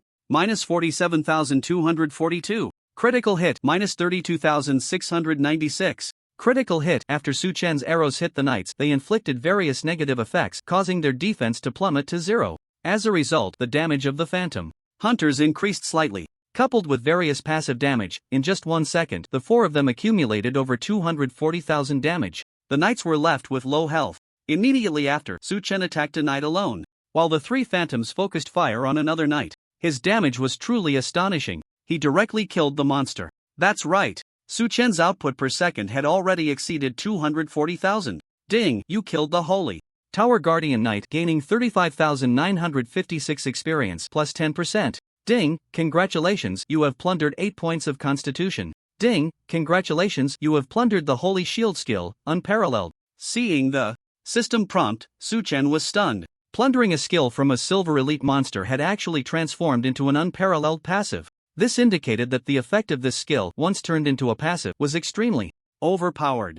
Thus, Su Chen quickly looked at the panel. Holy Shield passive, 1/5 quality, unparalleled effect, generates a shield arrow every 5 seconds, with a maximum of 1 held. Using this arrow, one can unconditionally negate any energy state attack. Hiss. Su Chen inhaled sharply. This passive ability likely involves powers at the level of world rules. Even a god's attack can be negated. Invincible. Then, with a thought, Su Chen summoned a golden arrow into his hand. This is the Divine Shield arrow. Currently, he can hold only 1 arrow. As long as it is not used, it will not disappear. Su Chen's gaze burned as he looked at the Holy Tower Guardian. With only one thought in his mind: eliminate them all. Ding, congratulations on reaching level 28. You have gained 4-dimensional attributes plus 19, free attributes plus 19. Ding, congratulations on plundering the Holy Shield. Skill, unmatched. Although he allocated 50% of the experience to his Griffin mount, the experience from the Silver Elite monsters was still quite substantial. Su Chen leveled up directly. The Sky Griffin also reached level 23. Additionally, the benefits he plundered from the monsters had already reached their limit. A total of 100 points in Constitution and a fully stacked passive. His health increased significantly. He wondered if he could break 1 million health points before reaching level 40. Currently, he was only 800,000 health points away from his goal. With a bit more effort, he had a great chance of achieving this target. Boom! A beam of light descended. The teleportation array leading to the second level appeared before him. Su Chen walked directly onto it. The monsters on the second level were still the Holy Tower Guardians at level 27. The monster levels in the Infinite Holy Tower depend on the level of participants when they enter the first level. Once upgraded, the monster levels do not change. The number of monsters, however, is related to the number of participants. With Su Chen's formidable strength, he cleared the levels all the way to the highest tier. Second level cleared. Third level cleared. Fourth level. Each level took no more than 10 minutes. Among them, killing monsters only took a few minutes. Su Chen spent the remaining time sorting through the loot. Those items below silver quality were completely unworthy of being placed in his space backpack. At the same time, Suchen was also keeping an eye on the progress of the final main storyline dungeon in Northwind City. Each main city has 10 million players. With event celebration rewards, the leveling speed of Dragon Kingdom players has significantly increased. Northwind City had 60,000 level 25 players participating in the dungeon. On the other side, AOL City had only 12,000 participants. They were being hunted down and forced to hide. However, the enemy had the assistance of the Black Moon Legion, so the advantage of Northwind City players was not substantial. At the current pace, Northwind City would achieve victory in 6 hours. I need to clear the infinite holy tower as soon as possible, Suchen thought to himself. He looked up ahead. The statue of the holy dragon god stood on the ground, emitting a faint glow. This place was the 10th level of the holy tower. At this moment, the sky split open, and a golden, holy light descended, transforming into a tall and majestic figure, his eyes tightly closed, holding a crimson gold long sword. Holy Knight Angna Diamond Lord, Enhanced, Level, 32 Health, 16-840-000/16-840-000 Attack, 52,416 Skills. Holy Sword slashes out a beam of holy sword light, dealing massive true damage. Holy Shield, transforms into a shield with holy power. Life Breathing Technique, rapidly restores health. Sword Flash, teleports a short distance towards the enemy while holding the sword. Status, Blessed by the Dragon God, all attributes plus 30%. This is undoubtedly the strongest diamond boss Suchen has ever seen. That series of skill lists is enough to prove the might of the Holy Knight. The boss opened his eyes and said softly, "Challenger, if you wish to obtain the treasures of my god, come and defeat me." As soon as the words fell, boom, he slashed with his sword, unleashing a 10-meter sword light carrying terrifying power, slicing through the air. It was indeed his skill, Holy Sword Slash. A smile appeared at the corner of Suchen's mouth. He casually shot a divine shield arrow, hitting the sword light and instantly negating the attack. The Holy Knight squinted slightly. "This arrow actually contains the power of my god. I underestimated you a bit." Whoosh, whoosh, whoosh. Suchen's movements did not stop. He waved his hand to summon 3 phantoms. The 4 of them drew their bows and shot arrows. Each arrow hit the boss's body.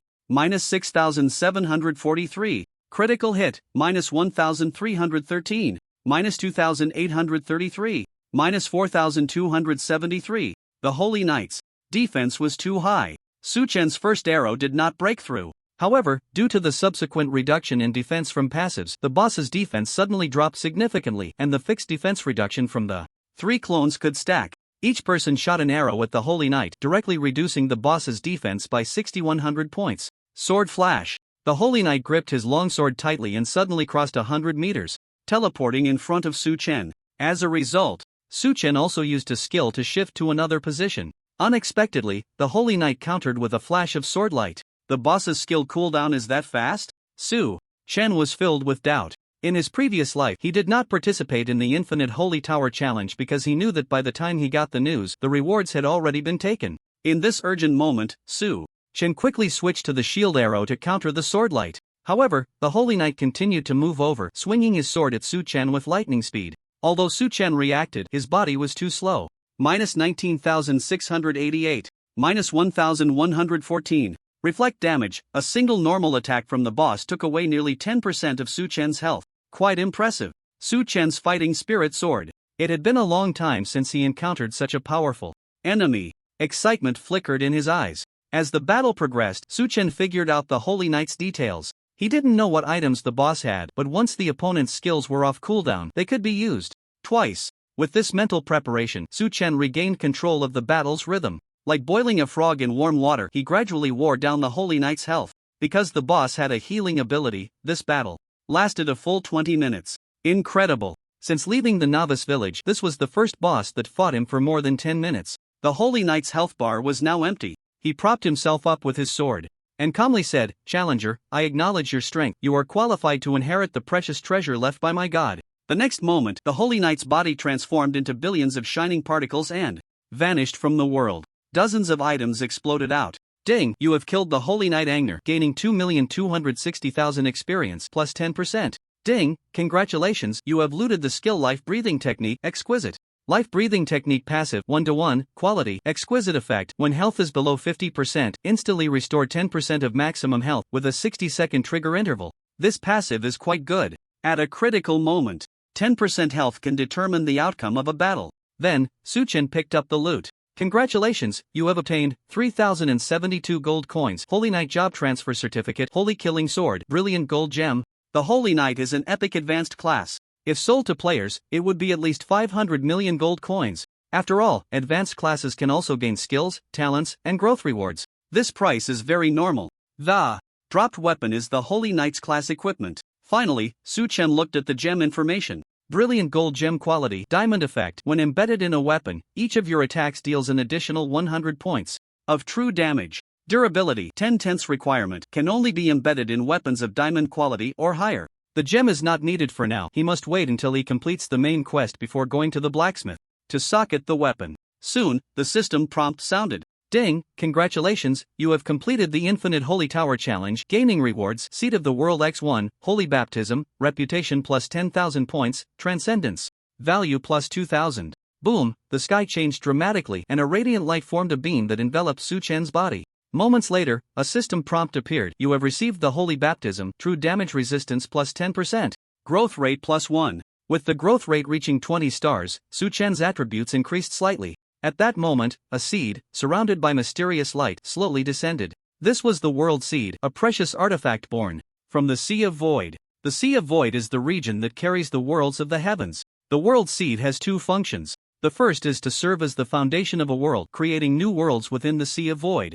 When the Holy Dragon God, Lair, created the Holy Dragon World, he used the World Seed. However, this method is limited to true gods and supreme gods. Once the supreme fire is ignited and one becomes a supreme god at the pinnacle of all worlds, they can create countless worlds with a mere thought, without the need for any external objects. As for the second function, it is to open an inner world, evolve the source divine kingdom, and enhance oneself. Su Chen had no interest in creating a new world. He directly grasped the World Seed and infused it with mana. Ding, congratulations on binding the World Seed. World Seed, Mythical, Status, Unactivated. Progress, 0/10,000. Can devour energy to increase progress. Show the items that can be devoured, Su Chen said. Ding, the item list is as follows. Scales of the Holy Dragon God X2, Key of Death, Blood Seed of all beasts. It could devour all items in his backpack. Goodness, you really dare to think big. Su Chen's expression darkened.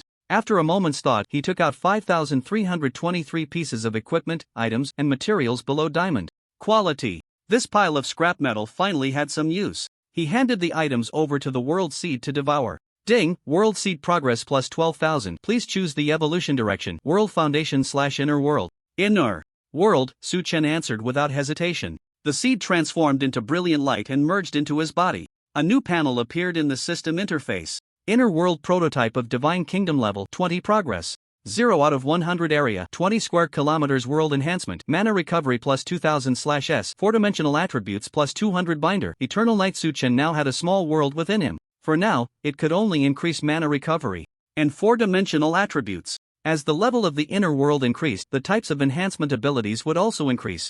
In the future, it could also enhance divinity and the power of laws. Additionally, the inner world had a basic function, storage. Su Chen would no longer have to worry about insufficient backpack space. This was a world-class sack. It could hold any treasure. However, I still need to get my hands on the mythical backpack of the Church of Light, Su Chen thought to himself. After all, that backpack had a luck value bonus. Why not take it if he could? Now that I have what I need, it's time to return and participate in the main storyline dungeon. Su Chen opened the system panel and clicked the exit button. The next moment, he returned to the entrance of the dungeon, and without a word, he walked straight in, his figure disappearing from the spot. At the player resurrection point in Northwind City within the dungeon.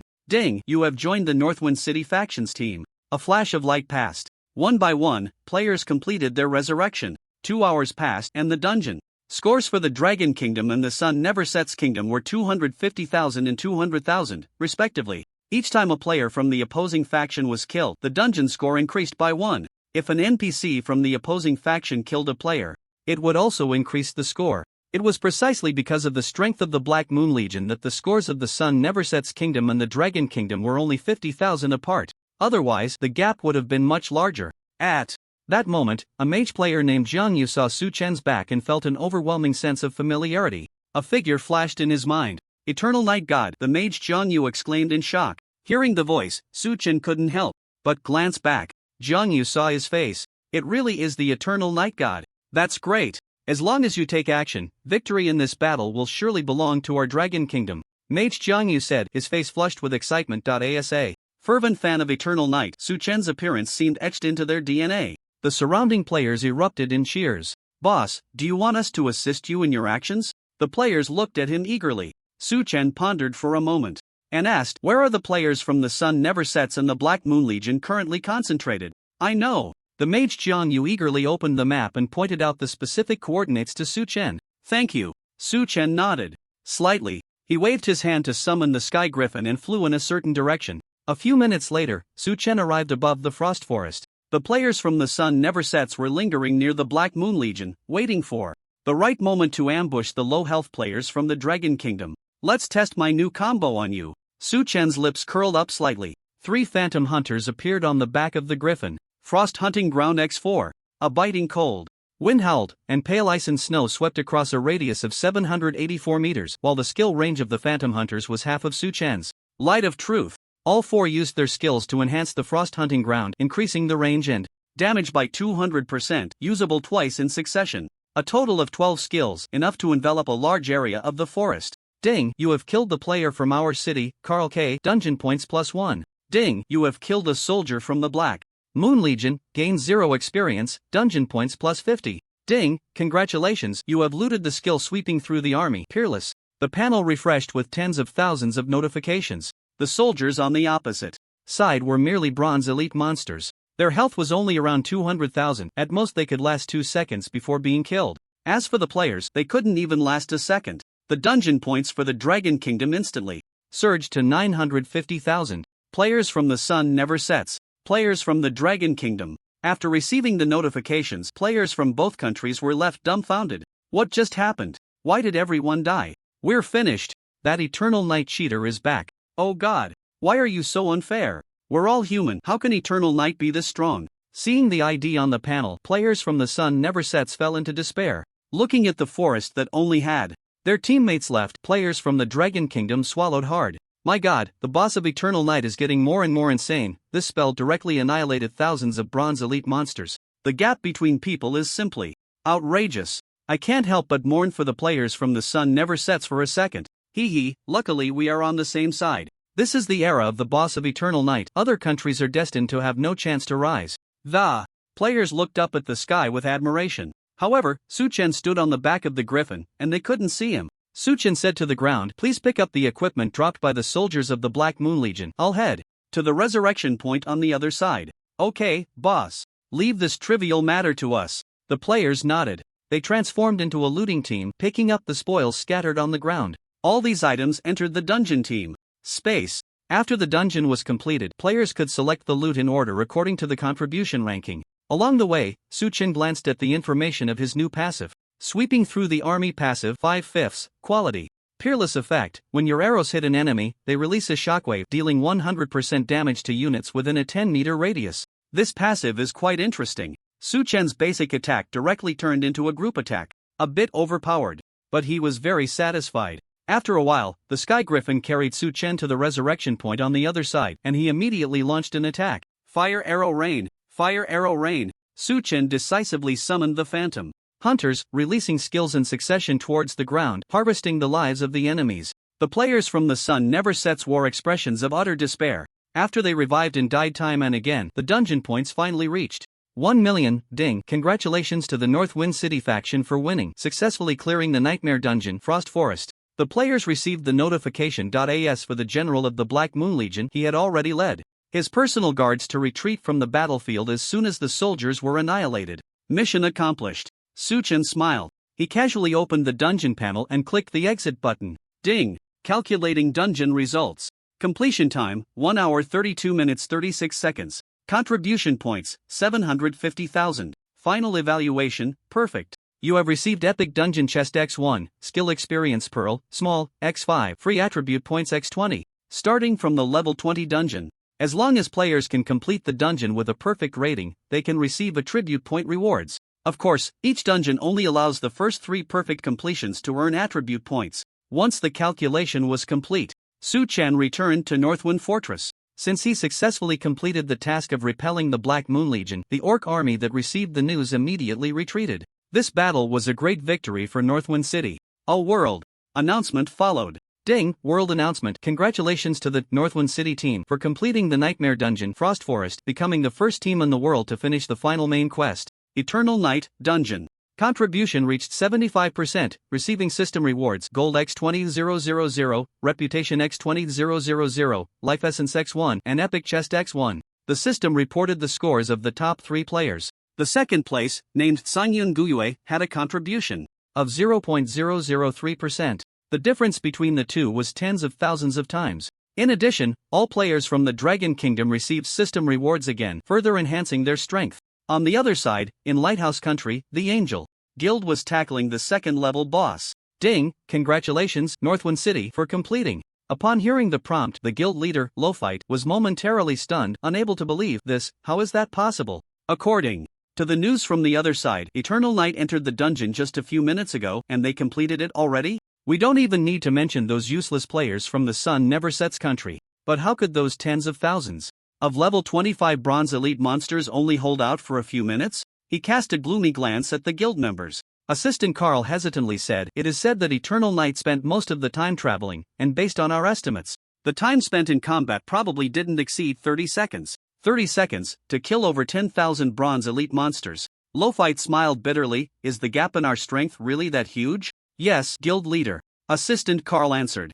Honestly, without the help of the world's sacred artifact, you are not a match for Eternal Night. The high-ranking member who had previously suggested leveraging otherworldly powers moved his mouth, wanting to say something. However, recalling Lowfight's warning, he held back. Instead, he exchanged glances with a few other high-ranking members, a strange light flashing in their eyes. Soon, Lowfight took a deep breath, his resolve becoming firm again. He said decisively, "Hurry up and complete the dungeon, then I will personally lead the team to undertake the hidden quest for the world's sacred artifact. Next time, I will definitely defeat that man." Facing Eternal Night, Lowfight's inner pride was gradually fading. In the end, the Angel Guild did not receive any of the top 3 announcements. The second and third place world announcements were all claimed by cities belonging to the Dragon Kingdom. Lighthouse Country had geniuses with awakened mythic talents. And so did the Dragon Kingdom, with even more mythic talent holders due to its large population. Coupled with the previous world rewards, under the same level conditions, the strength of Dragon Kingdom players was several times stronger. In the days to come, foreign countries could foresee that the Dragon Kingdom would continue to monopolize various world announcement rewards. In Northwind Fortress, Su Chen was selecting his spoils. Soon, he spent 750,000 contribution points to choose tens of thousands of pieces of equipment, items, and materials. Most of them were ordinary materials, with the proportion of equipment and items being very small. Except for skill books, everything else was devoured by the world within him. Ding, progress plus 5,000. The level of the world within reaches level 70. As the world level increased, the benefits of devouring ordinary items are decreasing. Fortunately, there are plenty of them. The world enhancement has turned into mana recovery plus 7,000/S, 4-dimensional attributes plus 700 points. Su Chen can infinitely use the skill Phantom Leap to run around. In the past, he had to prepare a large number of mana potions, but now he can achieve infinite invisibility, relying on his own mana recovery effect. This is quite powerful. Then Su Chen used the Spirit Essence. The synchronization rate rose to 90%. As long as he casually takes 2 world announcements, he can achieve 100% synchronization. At that time, all the power in the game will be synchronized to his real body. With hundreds of thousands of health points and over 10,000 defense, his physical body can withstand a missile explosion. Isn't that quite reasonable? Gathering his thoughts, Su Chen opened 2 epic chests. Congratulations, you have obtained 20,000 gold coins. Congratulations, you have obtained Flickering Boots, Epic, Radiant Amulet, Epic. 2 good items in hand. Flickering Boots, Epic, Position. Feat Agility plus 300 Constitution plus 50 Defense plus 100 Trait, Movement Speed plus 30% Skill. Flicker, Teleport in one direction, up to 100 meters. Cooldown 120 seconds. Equipment requirement, level 25 Universal Profession. Not bad equipment. Putting on these new boots added a displacement skill. His survival ability increased slightly. Immediately, Su Chen's gaze fell on the amulet. Radiant Amulet, Epic, Health plus 10,000 Spirit plus 50 Light Resistance plus 40% Effect, Health Recovery, plus 500 points/second. Su Chen already had 3 amulets. To use the Radiant Amulet, he had to cancel the effect of another one. After thinking for a moment, Su Chen decided to replace the Extreme Flame Amulet. He didn't really need that 50% fire resistance right now. After equipping the new amulet, his health increased by several thousand points. After allocating attribute points to strength, Su Chen opened his personal attribute panel. ID, Eternal Night level 28, 72.3%. Health, 252,000 mana, 185,000 attributes, Strength 2856, Constitution 3531, Agility 2670, Spirit 3398, Attack Speed 11.31/s plus 50%. Physical Defense, 10,648, Magic Defense, 8,423, Mount Panel. Both Constitution and Spirit attributes are exceptionally outstanding. Both have surpassed 3,000. Su-Chen estimated that in just a few days he would reach 5,000. The Agility attribute finally showed some improvement, with the gap to Constitution narrowing to within 900 points. However, Su-Chen was still not satisfied with his attributes. Losing a life to the assassin from the Blood-Stained Guild and the battle with the Holy Night Boss instilled a sense of crisis in him. His strength was still not enough. I need to keep working hard, Su-Chen thought to himself. After browsing through his gains, he turned and headed towards the center of the fortress. Before long, Su-Chen met with Commander Ryan and Bart. Your Excellency Eternal Knight, thank you for repelling the Black Moon Legion and saving the citizens of Northwind City from this disaster, Ryan said with utmost seriousness. Describing this battle with the word repel was very precise. After all, Su-Chen had only wiped out the soldiers of the Black Moon Legion, while the general and his guards had escaped back to the Dark Empire. He smiled slightly and said, protecting the citizens of the Light Empire is my unshirkable responsibility. As soon as he finished speaking, a system prompt sounded. Ding! Commander Ryan's favorability towards you +10, current, 90. You spoke well. What a pity. Ryan patted Su-Chen on the shoulder, feeling a mix of emotions. He sighed, if the higher-ups of the church had thoughts like yours, there wouldn't be so many wars between the two countries. The implication of his words seemed to treat the church's higher-ups as traitors to the nation. Su-Chen was well aware of the reasons behind this. Bart beside him changed his expression slightly, constantly signaling Ryan with his eyes to not say too much. Ryan could only sigh and say, in any case, you completed the task and I will give you the rewards you deserve. Ding! Congratulations on completing the main quest, Strike the Black Moon Legion. You have received rewards, 1 million experience, 2,000 gold, Bright Empire reputation plus 4,000, and a gift from the Legion Commander.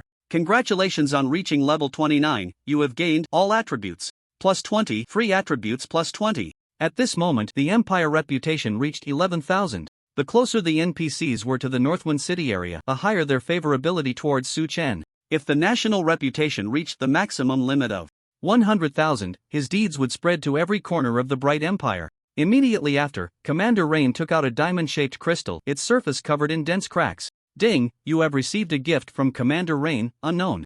Crystal. What is this? Su-Chen asked in confusion. Even using True Spirit Divine Eye, he couldn't uncover any information about the crystal. This crystal contains a special trial. At the right moment, you can use it to gain power that can change the world, Rain explained with a serious expression. Power that can change the world? Su-Chen raised an eyebrow. Is this thing really that powerful? He expressed his doubts. Moreover, in his previous life, the Sangyun Guild received an epic skill book and an epic equipment as rewards after completing the main quest, not this unknown crystal. Eternal Knight, I hope you remember, if the crystal shines, I will send someone to assist you in participating in the trial. Rain continued to remind him. Okay, I understand. Su-Chen nodded. He stored the item in his inner world. Seeing this, both Rain and Bart were momentarily taken aback, then a hint of joy appeared in their eyes. Bart then said, Eternal Knight, there's one more thing I need to inform you. Go ahead. Due to your tremendous contributions to the Empire, His Holiness the Pope has decided to summon you and grant you a reward. So tomorrow morning, come directly to the fortress, and I will take you to the royal capital, Bart said. All right. A smile appeared on Su-Chen's face. Ding, congratulations on receiving the third stage main quest, visit Pope Elsis. Quest content, go to the royal capital, Bright City, to meet the Pope, the headquarters of the Bright Church. I, Eternal Knight, am finally coming. If we talk about which force is the richest in the Holy Dragon world, the first is the Bright Church. Even the Dark Church, which has stolen from all the world's tombs, can only rank second. This is because the Bright Empire is a realm where divine power and royal authority are unified. The Pope is not only the head of the church but also the ruler of the empire, and the treasury is shared. In his previous life, after becoming a deity, Su-Chen had visited the treasury. The richness of the treasures inside was simply unimaginable. If given the chance, Su-Chen wanted to visit the treasuries of various countries and churches, and conveniently take a few items. By the way, speaking of the treasury, I almost forgot about the treasury of the Black Wolf City Lord. Su-Chen suddenly remembered something important. With this thought, he immediately bid farewell to the Rain brothers. Su-Chen looked at the marked locations on the map. Previously, he had marked 3 targets: the treasuries of Black Wolf City, Tui City, and Grey Wolf City. They were all small cities in the Orc Empire. The defenses of the treasuries were relatively weak. Without epic-level monitoring arrays, they couldn't detect Su Chen in the Phantom Leap state. This was just convenient for him to carry out his righteous deeds. Thus, starting from noon until 7 in the evening, Su Chen transformed into a flying thief, riding his tool griffin, traversing through the 3 cities of the Orc Empire. Unbeknownst to anyone, he took away thousands of items from the 3 treasuries. Not a single item was left behind. This was a huge profit. The items collected by the 3 city lords ranged in quality from silver to epic. Among them, there were 7 epic items, and only 2 were useful to Su Chen. One was a blood dark gem. The other was a skill book for the profession of Wolf Apostle, Wolf Transformation Skill Book.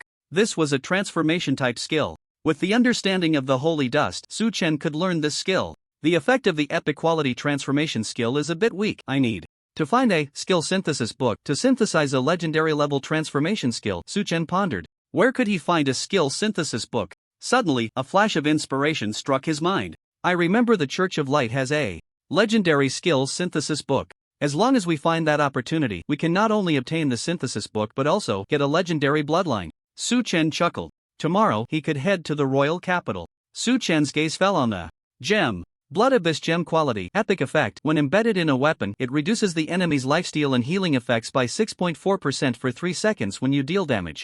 Durability 10/10. The effect can only be described as quite ordinary. Because Su Chen possesses Bloodsteel Fong, enemies cannot drain any health from him at all. This gem only retains the effect of reducing healing. However, even a mosquito is still neat. Su Chen found a blacksmith and made 2 new slots on the Phantom Bow, embedding the gem. Epic quality equipment can have up to 4 slots. This means the weapon can still embed 1 more gem. Immediately, aside from the skill book, he discarded all the other useless items, over 700 of them, to be devoured by the inner world. Ding! Progress plus 2200. Inner world level reached 92. With each level up, mana recovery increases by 100/s, and all attributes increase by 10 points. The strength attribute finally broke 3000. Following that, Su Chen selected 8 diamond skill books as materials for skill synthesis. The remaining 325 silver to diamond quality skill books were fed to Light of Truth. Ding! Light of Truth quality evolved to silver. Light of Truth, silver.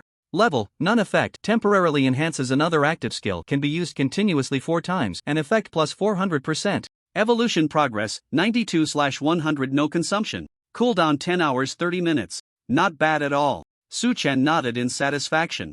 Although the Light of Truth needs to devour a large number of skill books to evolve, each evolution in quality brings a significant enhancement. After finishing all this, Su Chen cancelled the coordinate marker on the map, because he would no longer go to Black Wolf City, unless the treasury of the Black Wolf City Lord received a new batch of good goods. Cough cough. Su Chen felt that his thoughts were a bit cruel. Unfortunately, his stealth skill quality was too low.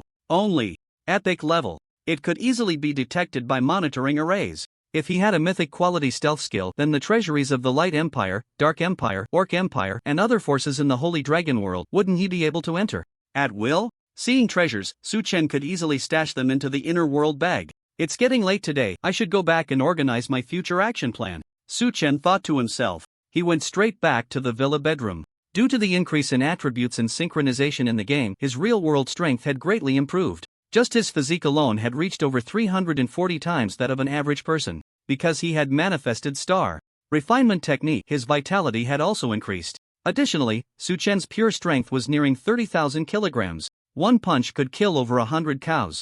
A true strongman. Once synchronization reached 100%, manifesting the talents and the 59 passive skills associated with them, Su Chen could walk sideways on Blue Star. Then, he planned to conduct a test. Su Chen immersed his consciousness into his body. Instantly, he felt the existence of the inner world. With a thought, the phantom bow appeared in his hand. Just as I thought. In my previous life, I heard that after opening the inner world, one could directly bring things out of the divine realm. I didn't expect this rumor to be true. A happy smile appeared on Su Chen's face. He quickly took out a few resurrection badges and placed them on himself. Now he felt much more at ease. Putting away his weapon, Su Chen prepared to go out for a meal. He keenly heard a cacophony of strange noises. The direction of the sound was surprisingly from the East Sea City Park. That low-level orc world is causing trouble again? Su Chen squinted his eyes. This group of orcs was as annoying as flies. Unfortunately, his strength was not strong enough.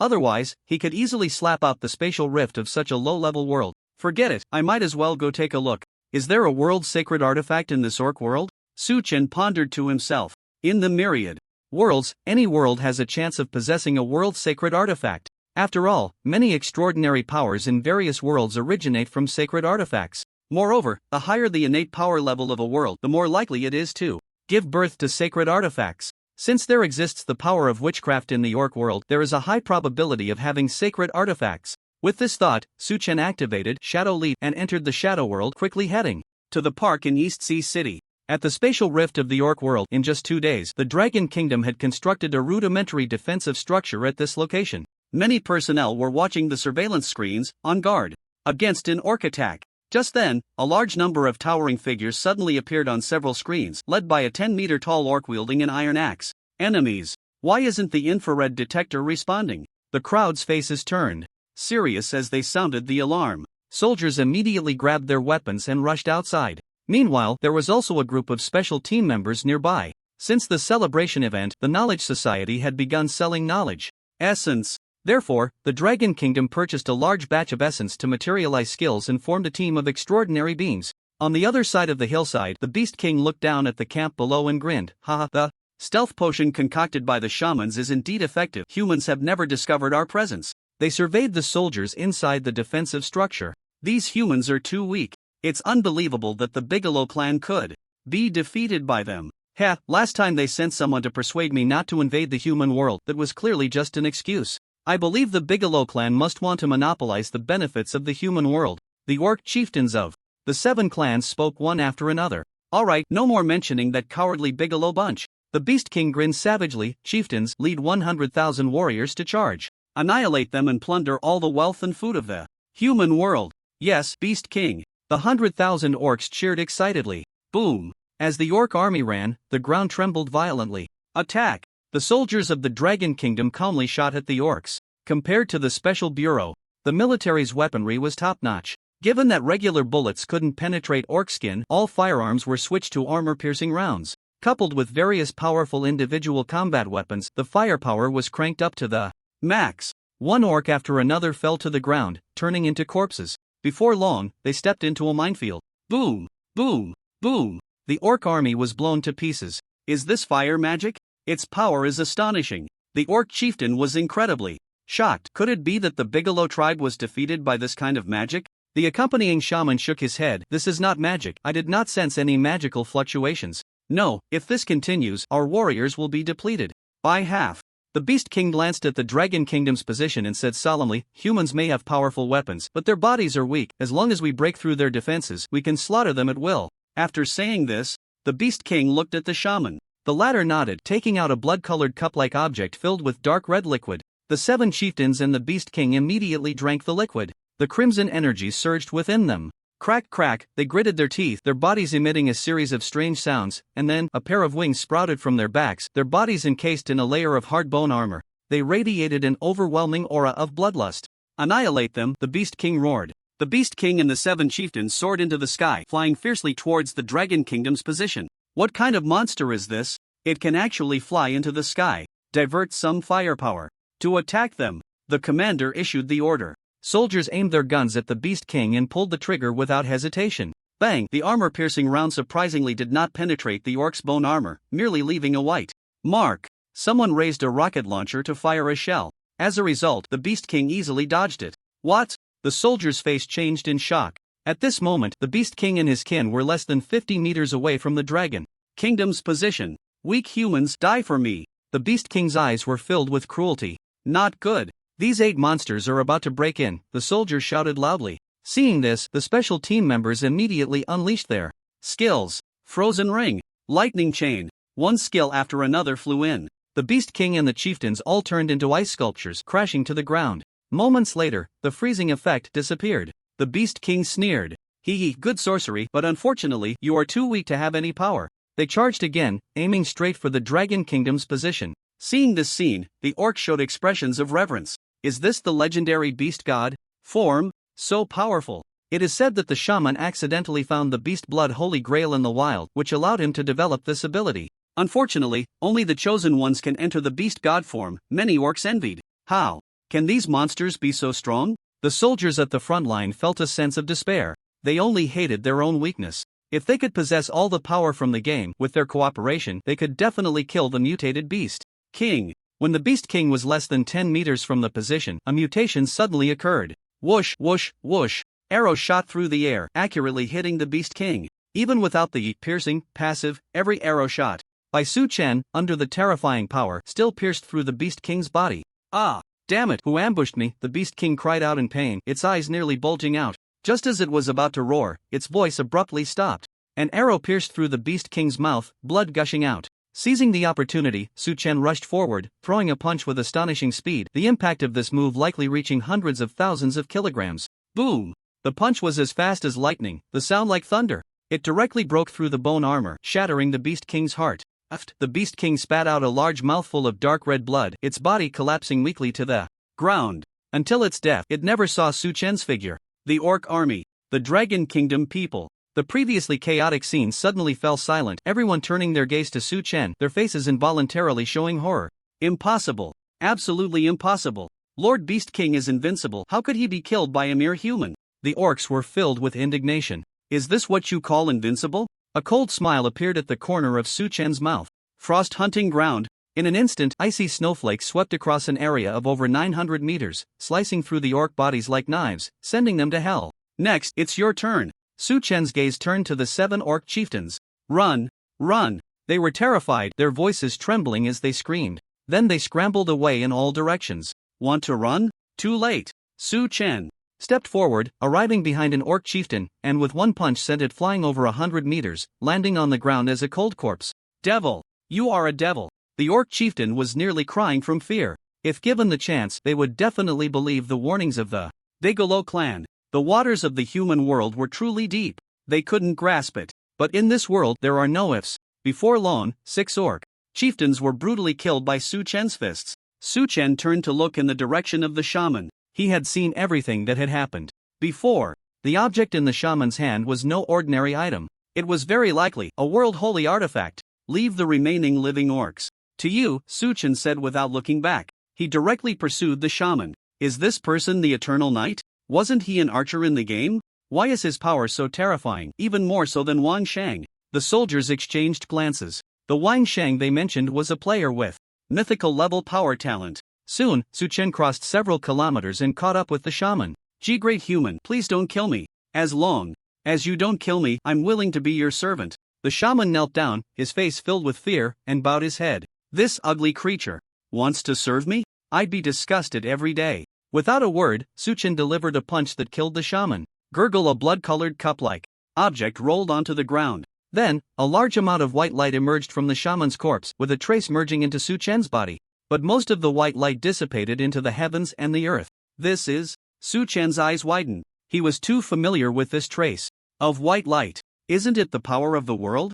The shaman actually had such a precious thing. Doesn't that mean it is the child of the world? In the orc realm? Generally speaking, as long as the world level rises to the initial level, there is a chance to give birth to a child of the world, which will promote the world to a higher level. The Holy Dragon world naturally also has a child of the world. It is that first saintess, Carol. The power of the world is indeed a good thing. Of course, for Su Chen, there is only one use for it. Once the internal world reaches level 100, to continue to improve, he must devour the power of the world, and at that time, a new world enhancement effect will also be born. In addition, Su Chen reached down to pick up the items dropped by the shaman. This thing must be a world-sacred object. Given the level of the orc world, being able to produce a sacred object is about the limit. Not a bad harvest, Su Chen smiled. He returned the way he came. After reaching the designated distance, he activated Shadow Leap again, directly returning home. Immediately after, he logged back into the Divine Realm world.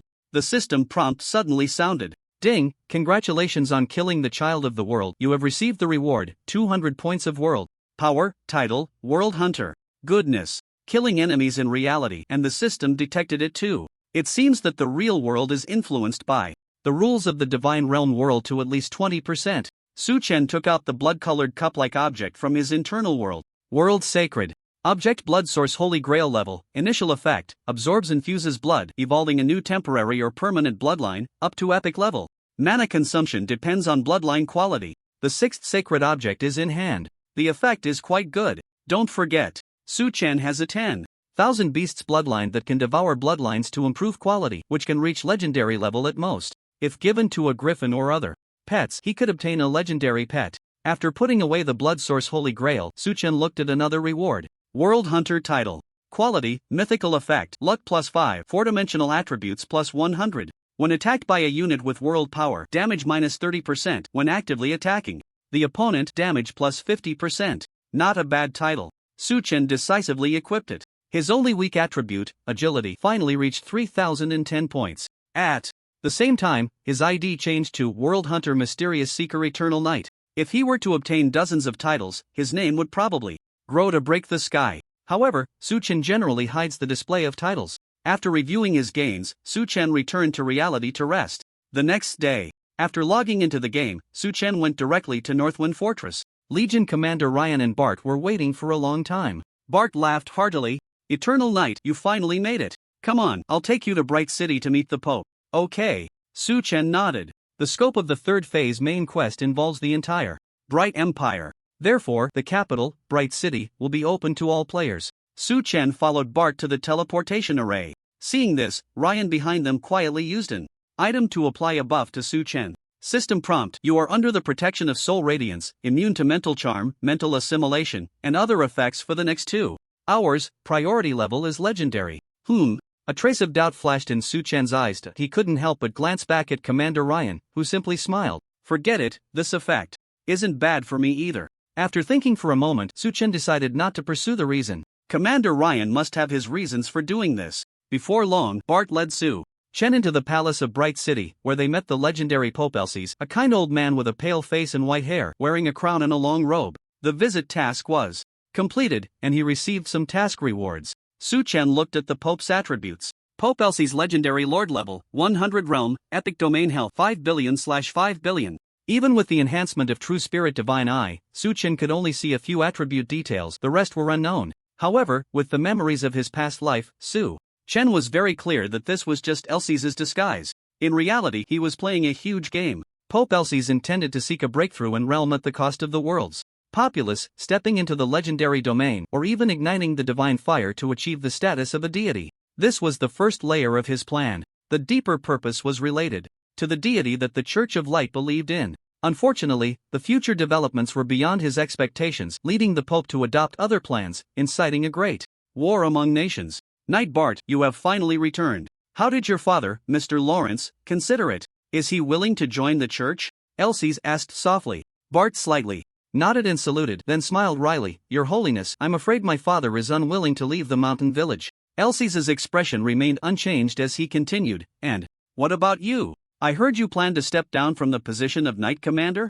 Yes, Bart said with a guilty face, I have been Knight Commander for so many years but have not made much contribution. I truly feel unworthy of your nurturing. So you plan to hand the position over to a newcomer? They will surely do better than I did. TSK.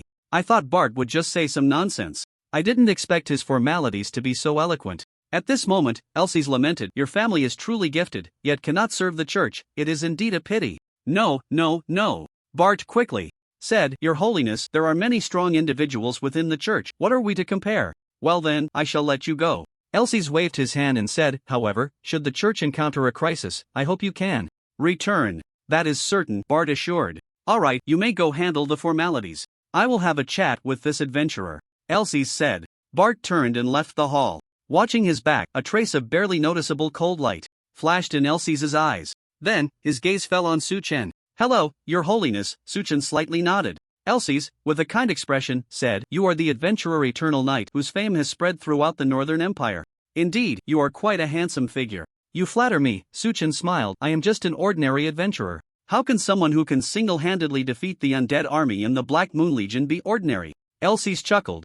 Eternal Knight, are you interested in joining the church? Ding. System prompt. You have become immune to the effect of mental assimilation. System prompt. Pope Elsie's invites you to join the Church of Light faction. Do you agree? Hearing the prompt, Su Chen felt no surprise. Of course, I am willing, he readily agreed. Ding. Congratulations on joining the Church of Light. Current identity, apprentice believer. Church reputation, 1,000 points. Sooner or later, he would kill the Pope. By then, Su Chen would automatically leave the Church of Light faction. Therefore, whether he joined or not didn't matter much. But now, with this identity, it would be more convenient for Su Chen to gain benefits from the church. Of course, he thought this way. Su Chen's face showed no signs of abnormality. Hearing his response, Elsis nodded in satisfaction. Eternal Knight, in light of your contributions to the Empire, I will grant you a reward. What do you wish for? At these words, Su Chen's eyes lit up. The opportunity had come. Su Chen feigned excitement and said, Your Holiness, may I be allowed to enter the ancient sacred land?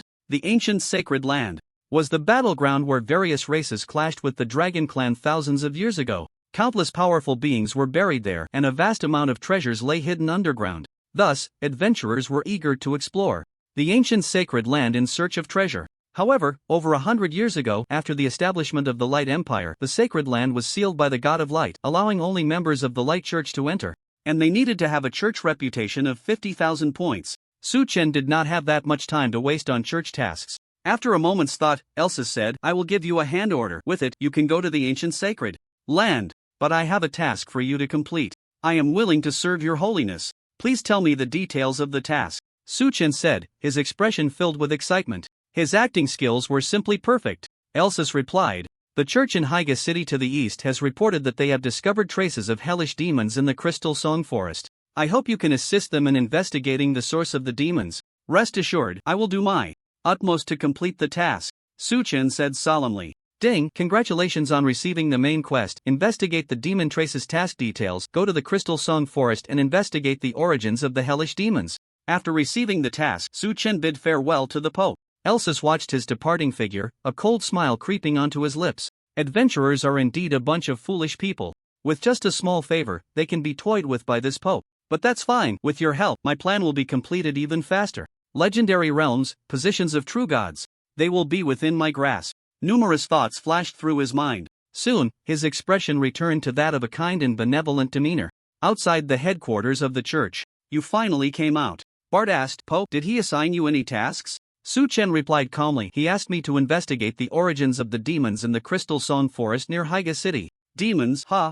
Bart lowered his head in contemplation for a moment. He said solemnly, Eternal Knight, we've known each other for some time now. If you trust me, remember to maintain sufficient vigilance towards any high-ranking members of the church. Don't worry, Su Chen said nonchalantly. Bart continued, after today, I will return to Kolo Village. Unless something special happens, I won't be leaving again. If you encounter difficulties, you can find my brother. He will help you. Okay. Su Chen nodded. Then, Bart turned and left. Unless something unexpected happened, the two would not see each other for a long time. After watching him leave, Su Chen walked towards the teleportation square inside the church. Since the ancient sacred land had been moved to a small plain by the God of Light, he had to use the teleportation array to get there. As for the main quest, he couldn't complete it now. The source of the demons had not fully formed yet.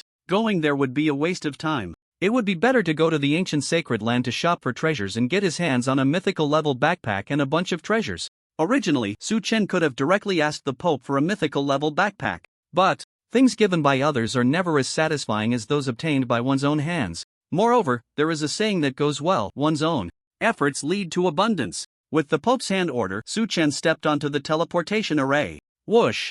In an instant, he arrived at the ancient sacred land, a vast and desolate scene unfolding before his eyes.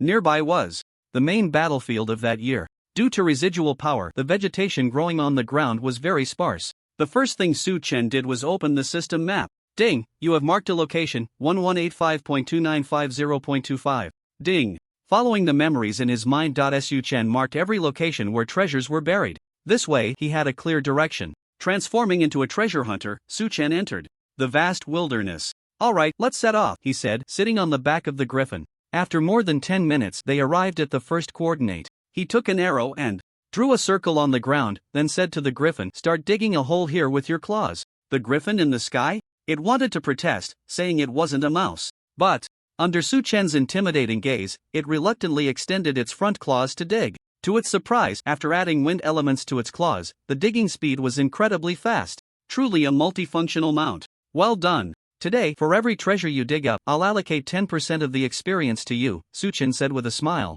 After logging into the game. In the morning, Su Chen reset the experience allocation mode to be exclusively for himself. Ing, the griffin chirped happily, but Su Chen immediately added, the maximum is half.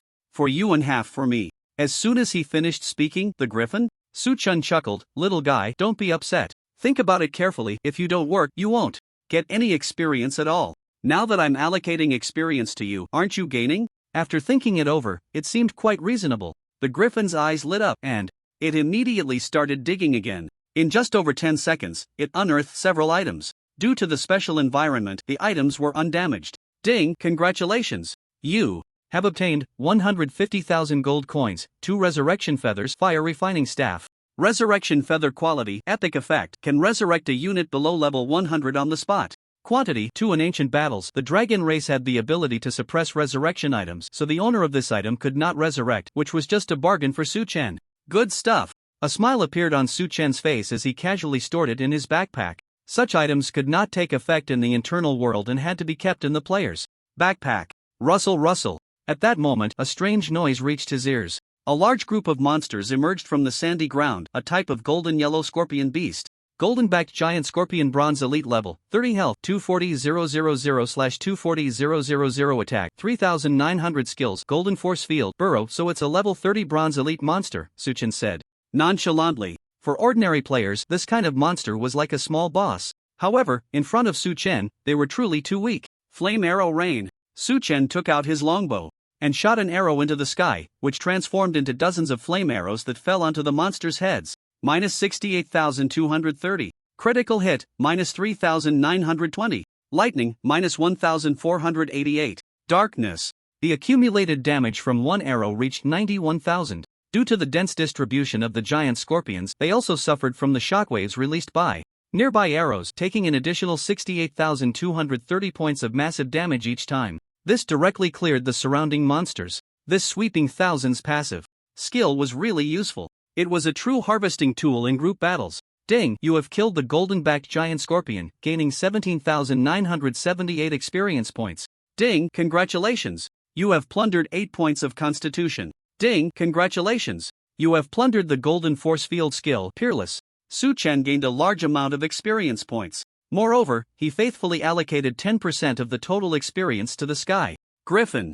At the same time, the plundered benefits reached the limit. A total of 80 points of constitution and a full layer of passive skills. Su-chan glanced at the new passive. Golden Force Field passive, 10/10, quality, Peerless effect, connects nearby teammates, allowing them to share 10% of your 4-dimensional attributes and bear up to 20% of your health and damage for you. Refreshes every 60 seconds. This passive is quite powerful. It's equivalent to using teammates as a meat shield. Now, Su-chan's health was 268,532 points. Teammates could collectively bear 53,706 points of damage. With this in mind, Su-chan's gaze instinctively fell on the sky griffin, his mount. Its blood was so thick, it could serve as his meat shield. As if sensing Su-chan's gaze, the sky griffin trembled. What is this scheming master planning to do to me now? At this moment, a smile appeared on Su-chan's face. Let's go, we're off to the next place to dig for treasure. The griffin carried him across the desert area of the ancient sacred land. Su-chan collected over 100 items in total, with qualities ranging from silver to epic. Since the light church's teleportation array was located in the desert area, most of the good items nearby had been dug up, leaving only the things in Su-chan's hands, while the rest were just a pile of scrap metal. He had no interest in digging anymore. Thus, Su-chan headed straight for the forest area. As soon as they landed, they were ambushed by monsters. Crack! Several thorny vines shot through the air, striking Su-chan hard. -0, -0, -2,900, -2,900. Counterattack. The monster's damage was too low. It couldn't break through his defenses. Su-chan looked in the direction of the ambushers. It was a group of plant-type magical beasts. Thornweaver Silver Elite level, 30 health, 420,000/420,000 attack, 6,300 skills, Thorn Aura, Thornbind a level 30 Silver Elite monster. Quite strong indeed. After a moment's thought, Su-chan and the Phantom Hunter unleashed Flame Arrow Rain, setting the forest ablaze, and the plant monsters were engulfed in flames. -67,510. Critical hit, -43,843. Clone critical hit. The 4 of them accumulated over 310,000. Damage in one move. All the monsters were left with low health. However, monsters within 10 meters would also be hit by the shockwave attack, instantly killing 4 of them. Ding, you have killed the Thorn Weaver, gaining 35,956 experience, plus 10%. Ding, congratulations, you have plundered 6 points of constitution. Ding, congratulations, you have plundered 2 points of spirit. Not very lucky. This time's 4 kills yielded no skills, just constitution and spirit attributes. Bayou. Su Chen's hand speed was maxed out. 11 arrows per second. Minus 19,651. Critical hit, minus 11,825. Even without triggering a critical hit effect, the arrows themselves dealt over 10,000 damage combined with various passive damages, resulting in an astonishing output of over 330,000 in just 1 second. One Thorn Weaver was taken down in a second. This was Su Chen's strength. Among the players of Blue Star, he was a symbol of invincibility. Moreover, his combat power at level 29 was already comparable to the top players of myth-level civilizations. In the level 40 breakthrough trial, Su Chen would bring great surprises to the otherworldly prodigies. Pulling back his thoughts, he became engrossed in killing monsters. Ding, congratulations, you have plundered the Thorn Aura. Skill, exquisite. Su Chen continued to slay deeper into the woods. Soon, the plundered gains from the monsters reached their limit. 60 points of constitution, 30 points of spirit, and 20 levels of passive. Thorn Aura passive 2020, quality, exquisite. Effect, after receiving a melee attack, rebound constitution x 100% points of physical damage to the attacker. Su Chen's constitution was 4,059 points. He could rebound an equal amount of physical damage. Coupled with the other 2 melee counterattack passives, the rebound damage reached as high as 9,059 points. He was practically a nightmare for melee class players. It's a pity it can only rebound melee attacks. Su Chen sighed. Are there any monsters that can rebound ranged attacks? He pondered. In the Light Empire region, there were monsters that could rebound ranged attacks, but they could only reflect arrows, a type of physical ranged attack. They were powerless against spells. He hoped to obtain a passive that could rebound spell attacks. After thinking for a moment, Su Chen's eyes suddenly lit up. I remember there's an alchemical monster in the ancient dungeon near the sea next to the Holy Lan Kingdom that can rebound magical attacks. When I reach level 30 and go to Silver Dragon Island to complete the Skeleton King quest, I'll stop by the ancient dungeon and take the treasures inside.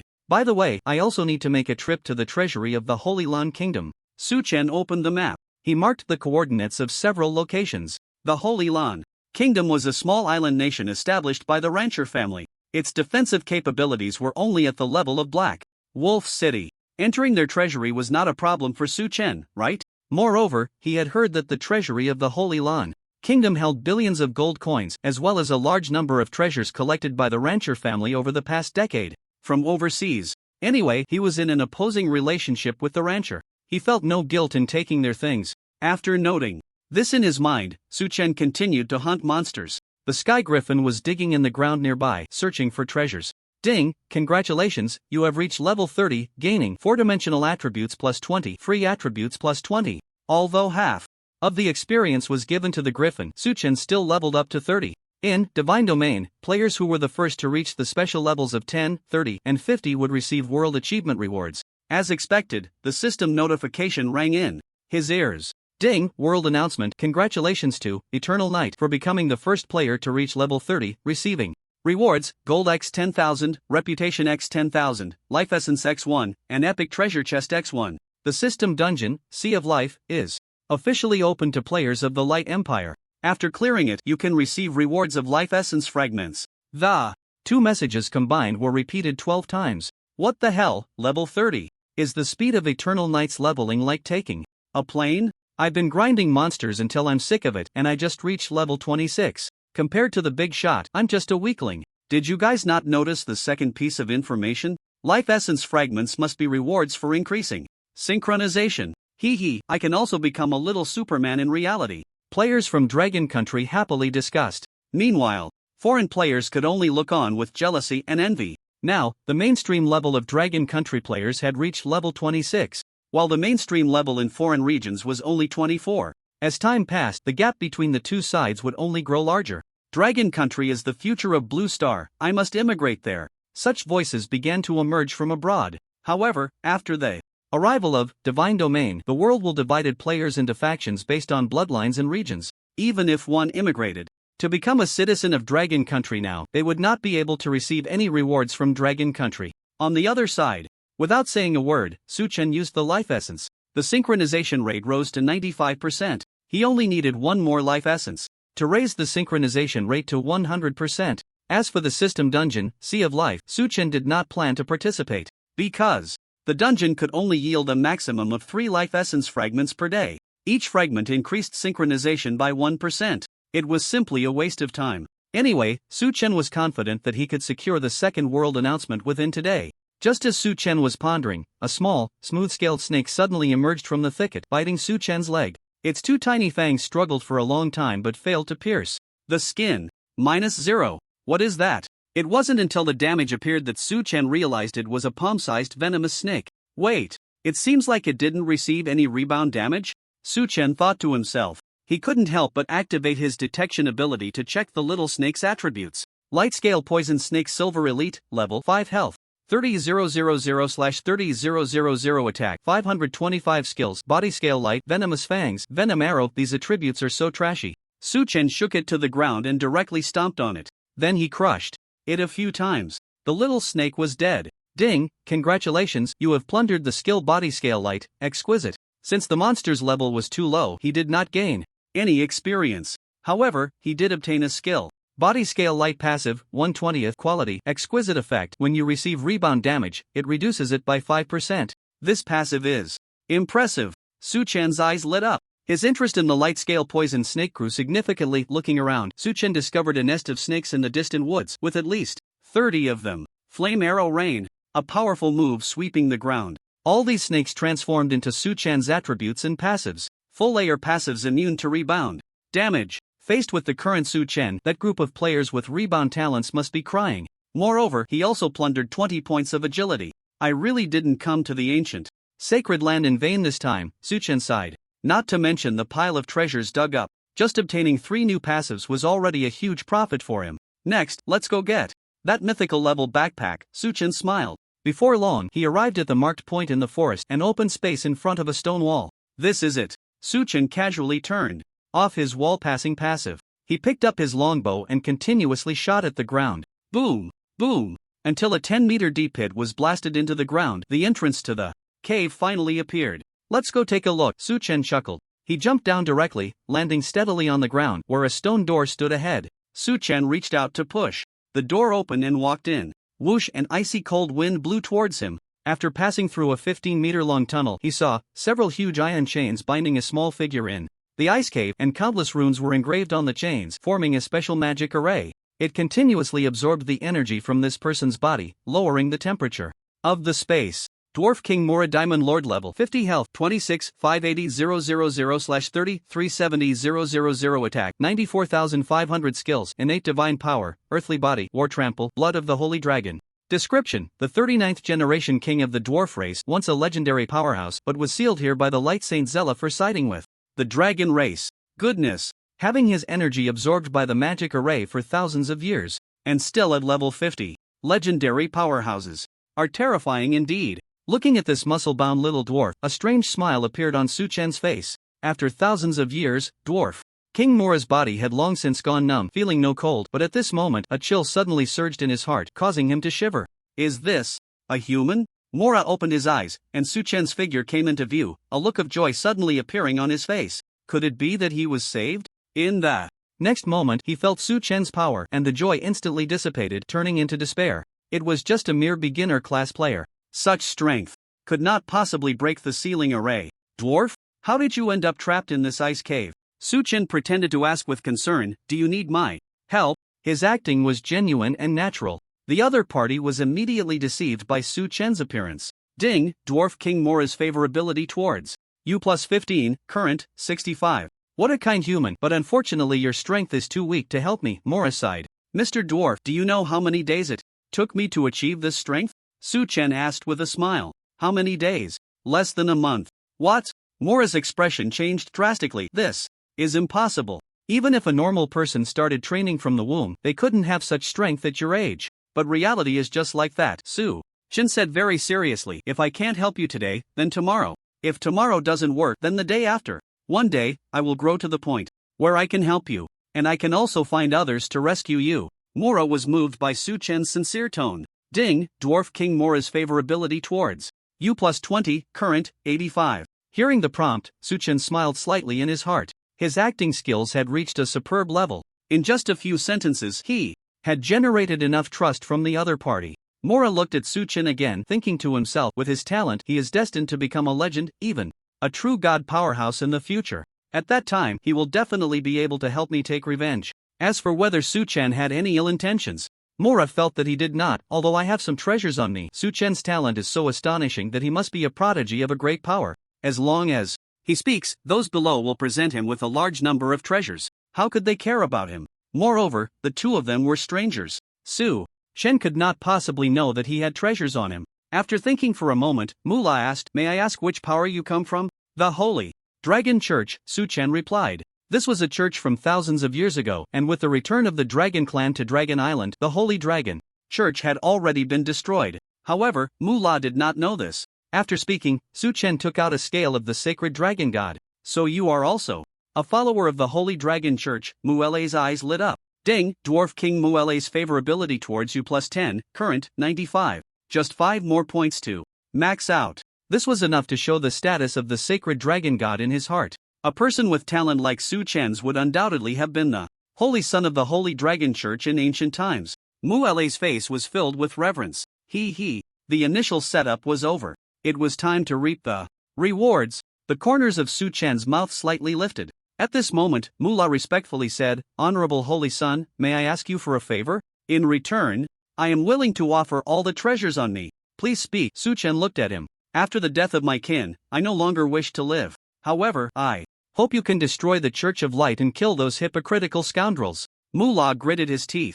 "No problem." Su Chen agreed decisively. At the same time, he solemnly said, "I, Yang Yi, swear to the world rules that within a year I will definitely destroy the Church of Light." Ding. Oath established. Congratulations, you have received a myth-level quest, The Doom of the Church of Light. Quest content: shatter 72 light foundations and destroy the foundation of the Church of Light. Time limit: 1 year. After hearing Su Chen's oath, Mula extended his right hand, and a light orb appeared in his palm, gradually transforming into the shape of a backpack. Then, he released the soul binding and said solemnly, "Holy Son, thank you for your promise.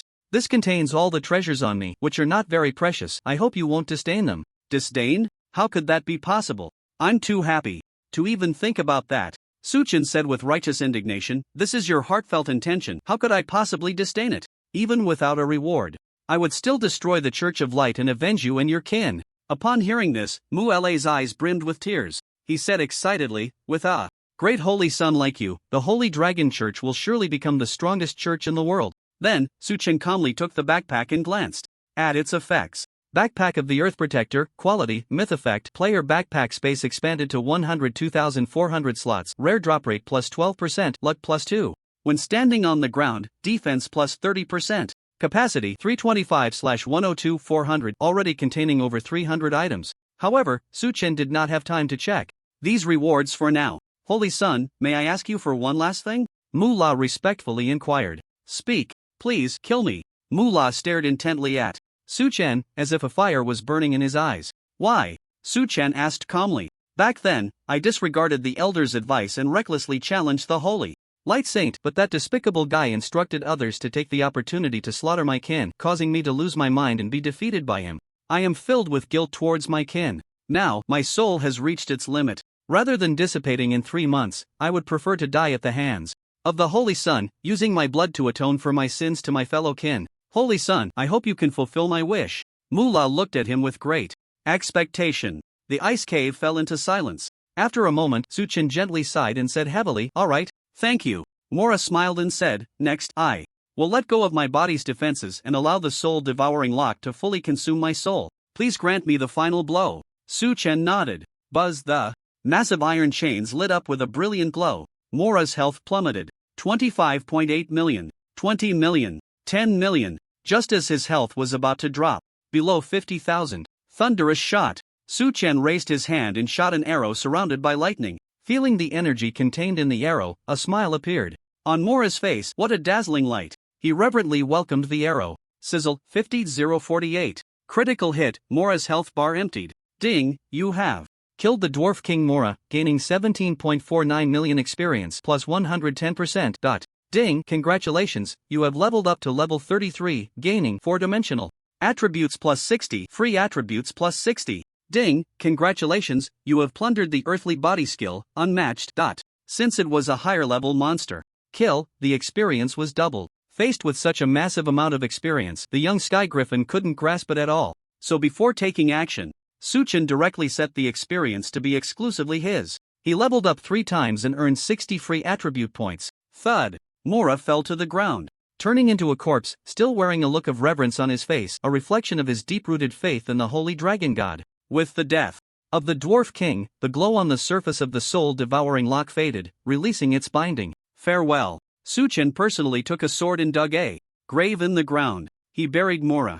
After all, he had taken something from the other party, so he naturally had to see it through to the end. Suchen's gaze fell on the chains on the ground, and he thought, these chains should also be a good item. After all, they can forcibly seal a legendary peak level powerhouse. He stored the chains away. Immediately after, Suchen equipped his mythic level backpack and opened the epic treasure chest from the level 30 world announcement reward, receiving 10,000 gold coins and an epic skill book. Another synthesis material for a legendary skill book. Suchen smiled.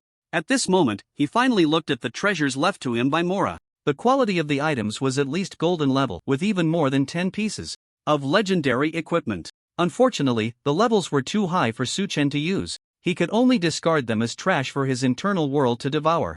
After searching a bit more, he found a few good items. Earth Spirit Fruit, quality, legendary effect. Consuming it permanently increases health by 10,000 points and defense by 1,000 points, limited to 5 pieces. Quantity 2. Suchen decisively ate 1. His health surged to 310,760 points. He achieved 1/3 of his small goal. For players, his health could only be described as heaven-defying. In the end, aside from the skill book, the other useless items and equipment, along with those few soul-devouring locks, were all devoured by his internal world. Ding! Progress plus 22,500, consuming 120 points of world power. Internal world level reached 120. Internal world prototype of Divine Kingdom, level 120. Progress 1700/1000 world power 0/10 area 2100 square kilometers. World blessing, mana recovery plus 12000/s 4-dimensional attributes plus 1200, luck plus 3 after exceeding level 100, luck increases by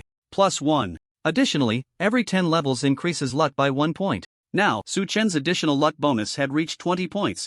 Alright, let's go up. Suchen turned and left the ice cave. The Sky Griffin lay at the edge of the pit, curiously peering down. Stop looking, hurry and fill the dirt back in. He rubbed the Griffin's big head. Ing. The Griffin could only reluctantly start shoveling dirt into the pit. Suchen also began to work filling the hole with the dirt he had collected while digging for treasure. Let Mora rest long beneath the ground. With everything done, Suchen prepared to head to the next location. Rustle, rustle. A loud noise came from the woods. Suchen turned back to look. Before him was a massive level 30 luminous scaled venomous snake, accompanied by several female snakes. Are these the parents of that nest of snakes? Suchen raised an eyebrow. Better late than never. Just in time to send your family to reunite in hell. The Sky Griffin. It couldn't help but turn its head elsewhere. This master truly was a great villain. In less than 10 seconds, Suchen dealt with the venomous snakes. The family's corpses lay neatly on the ground nearby. Let's go, we're off to the next place. Suchen planned to seize an opportunity. With this opportunity, he could obtain the legendary skill synthesis book and legendary bloodline from the 2 red-robed archbishops of the Church of Light. Along the way, Suchen glanced at the second unparalleled quality passive he had plundered from Mora.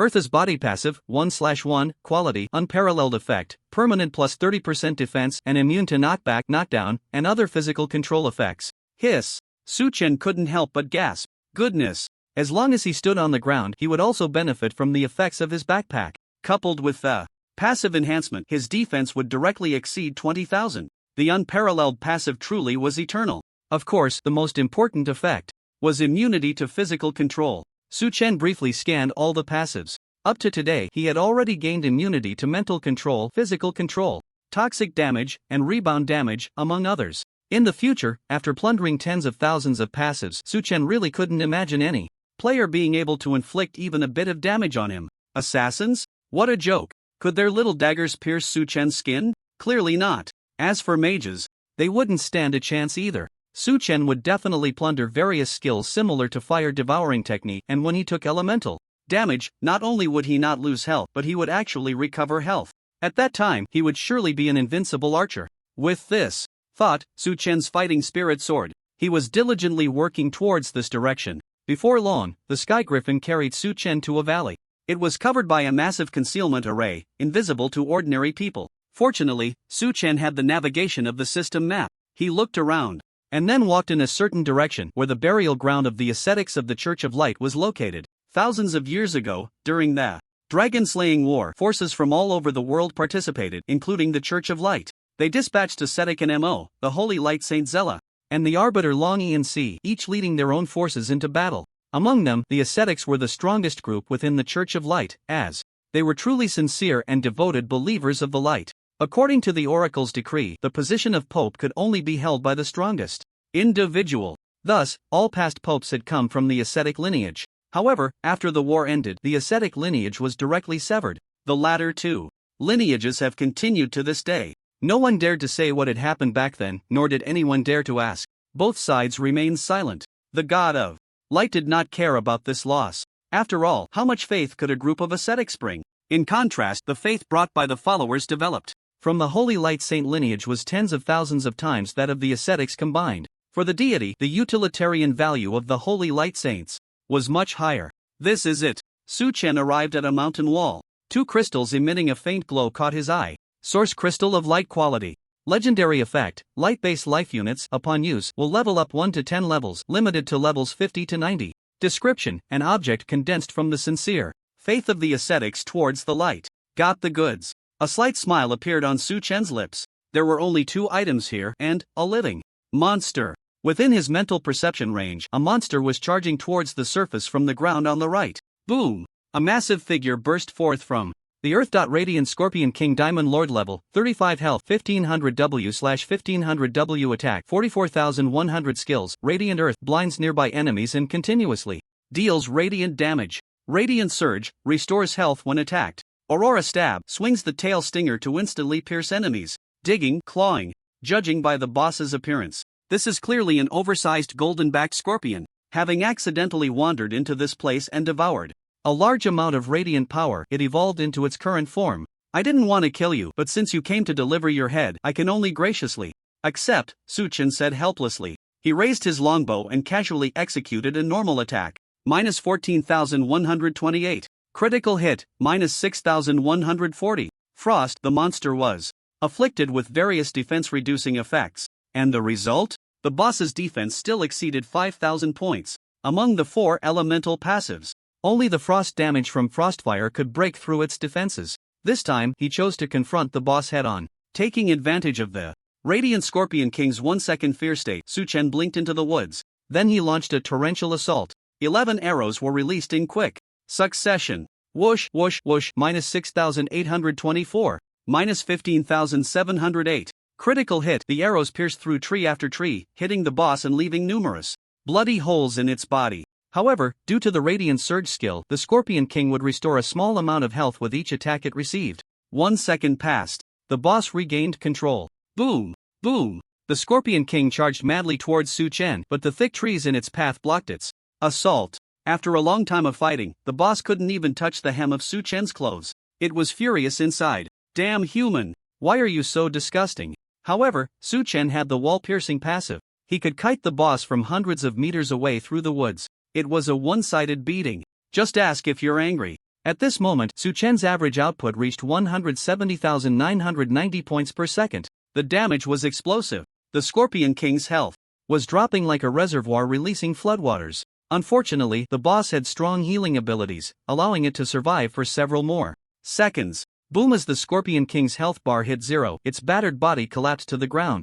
Ding! You have killed the Radiant Scorpion King, gaining 285 W experience plus 10%. Ding! Congratulations, you have acquired the Radiant Surge skill, perfect. This time, Su Chen allocated half of the experience to the observing Sky Griffin, so he did not level up. Radiant Surge passive, 1/1, quality, perfect effect, restores Constitution X 30% health after each attack, unaffected by severe injury effects. With Su Chen's Constitution, after being attacked plus a 12% health recovery bonus, he only restored 1496 health points. Too little. It was even less than the health he regained from shooting an arrow. Acquiring this passive could only be considered a bonus.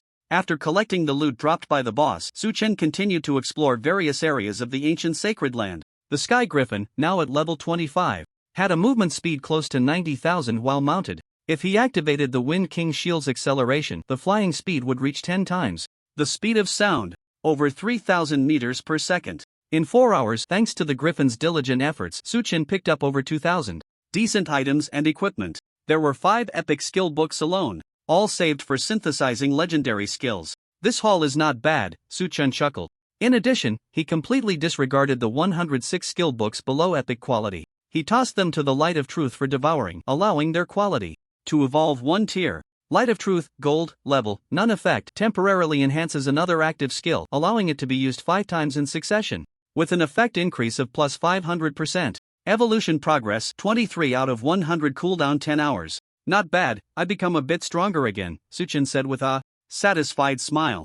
Next, let's go meet those 2 red-robed archbishops. He returned to the teleportation point along the same route. After leaving the ancient sacred land, Suchen returned to the royal capital. As for the 2 red-robed cardinals he was looking for, one was in the church of the royal capital, while the other was in the church of Star Moon City in the northeast of the empire. Let's first find Cardinal Anderson in the royal capital. He's the best at sweet-talking. Without a second thought, Suchen immediately headed in one direction. He arrived at the street opposite Cardinal Anderson's residence. Suchen took out the Pope's order and placed it at his waist. Although the order only served as a pass allowing him to enter the ancient sacred land and had no other function, it was definitely no problem to show it off a bit. Suchen walked straight over and said to the guard, "I am a disciple of the Church of Light, Eternal Night. I have an important matter to report to Cardinal Anderson." After confirming his identity, the guard said, "Follow me." Before long, Suchen followed the guard to the living room and met Cardinal Anderson. Cardinal Anderson Epic Lord level, 79 health, 1.35E/1.35E.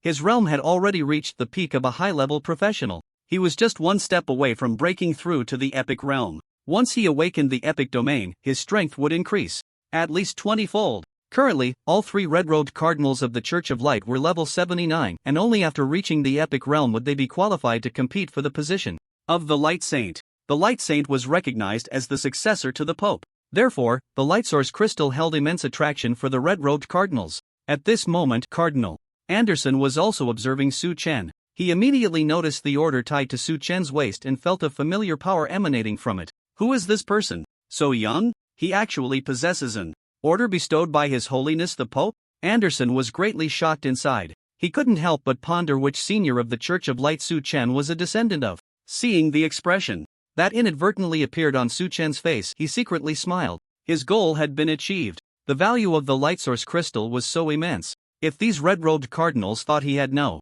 identity or background, they would definitely try to seize it. Therefore, before meeting the Pope, he had already devised a strategy. That was to ask the Pope for an order. This was the key item for him to complete his subsequent plans. Others could not see the content of the order. Suchen could use the order to leverage the Pope's influence, making others mistakenly believe he had a deep background. In reality, it was merely a case of borrowing power. Moreover, it was highly targeted. This tactic could only be used against the high-ranking members of the Church of Light, as outsiders would not recognize the order. Anderson feigned indifference and asked, "Young man, may I ask which senior's descendant you are?" "My name is Eternal Night. I am just an ordinary person who has recently joined the church, not a descendant of any senior." A faint, inexplicable smile appeared on Suchen's face. Anderson's expression changed slightly. Eternal Night? He was very familiar with that name. Someone had reported to him about Suchen's actions in North Wind City. With such powerful strength, his background must be extraordinary. Until he saw the half-smile on Suchen's face, Anderson's mind shook. He understood. Suchen was definitely a descendant of some senior in the church, but he was unwilling to reveal his identity. After all, which newcomer who had just joined the church could receive an order personally bestowed by the Pope? That was illogical. Unless the other party's elder was also a high-ranking member of the church. Anderson smiled kindly and said, "Little brother, I heard you have something important to discuss with me?" "Yes." Suchen nodded gently. "I intend to make a deal with you." "What kind of deal?" Anderson asked, somewhat puzzled. "A treasure that will help you step into the epic realm," Suchen said with a grin. After saying that, Suchen took out a light source crystal from his inner world. This is. Anderson's eyes widened. He felt an incredibly pure source of light emanating from the crystal. As long as he absorbed it, it would surely help him break through his realm. "Little brother, what are your conditions?" Anderson asked, his tone somewhat excited. He was completely under Su Chen's control. Su Chen smiled and said, I want to take a few treasures from you. Just a few treasures? That's right. Upon hearing this, Anderson waved his hand grandly and said, Alright, you can choose your treasures. Ding, you have opened Anderson the Cardinal's hidden shop. Ultimate skill synthesis. Book legendary effect. Consume gold coins to merge multiple skill books into a higher quality new skill book up to legendary level. The amount of gold coins consumed is related to the quality and quantity of the merging materials. Value, 300 million gold coins. Light Dragon Transformation Skill Book. Epic effect. The professional skill of the Light Dragon Knight. After activation, transform into a light dragon, significantly enhancing all attributes and learning skills. Requires mental points greater than 4,000. Value, 40 million gold coins. Light Destiny Leggings. Legendary effect, level 30. Universal equipment that greatly enhances health and recovery ability. Value, 30 million gold coins. There are many good items. Su Chen was very tempted. However, he was quite sincere and only took what he said he would. I only want these 3 items, the Skill Synthesis Book, the Light Dragon Transformation Skill Book, and the Light Destiny Leggings, Su Chen said without hesitation. Anderson. WDNMD. Why do you only pick the expensive treasures? Young man, this skill book doesn't seem to suit you, Anderson hinted madly. No, it suits me very well, Su Chen replied calmly. Just then, seeing that the other party wanted to say something, he kindly reminded, Your Excellency Anderson, let me share a piece of information with you privately. I have a cousin who is making the same deal with His Excellency Hewlett in Star Moon City. If you break through your realm first, you'll have an extra opportunity. Su Chen coaxed. Ding, Anderson's favorability towards you plus 30, current, 80 points. Anderson said solemnly, Little brother, thank you for your reminder. Hewlett is the youngest cardinal and also the strongest. There are rumors throughout the Church of Light that Hewlett is most likely to become the Light Saint. If Hewlett advances to the epic realm while still being a high-level professional, then the consequences are obvious. Anderson nodded. I agree to this deal. Just a few treasures. How could that be more important than improving one's own strength? He really didn't feel a bit of regret. Soon after, the two completed the transaction. Su Chen's lips curled up slightly. Congratulations, Your Excellency, on making the wisest decision. He wasn't worried about his words being exposed. Once Anderson obtained the light source crystal, he would definitely rush to break through his realm immediately. Su Chen would take this opportunity to go to Star Moon City and complete the deal with Cardinal Hewlett. When he emerged from seclusion and found that Hewlett had also reached the epic realm, he naturally wouldn't suspect Su Chen's current actions. As for who was trading with Hewlett, Anderson didn't care at all. Sure enough, the subsequent developments unfolded as Su Chen had anticipated. After the transaction, Anderson immediately had his guards escort Su Chen away, while he couldn't wait to go into seclusion himself. Seeing this, Su Chen smiled. The plan was progressing perfectly. Immediately after, he took out the skill synthesis book.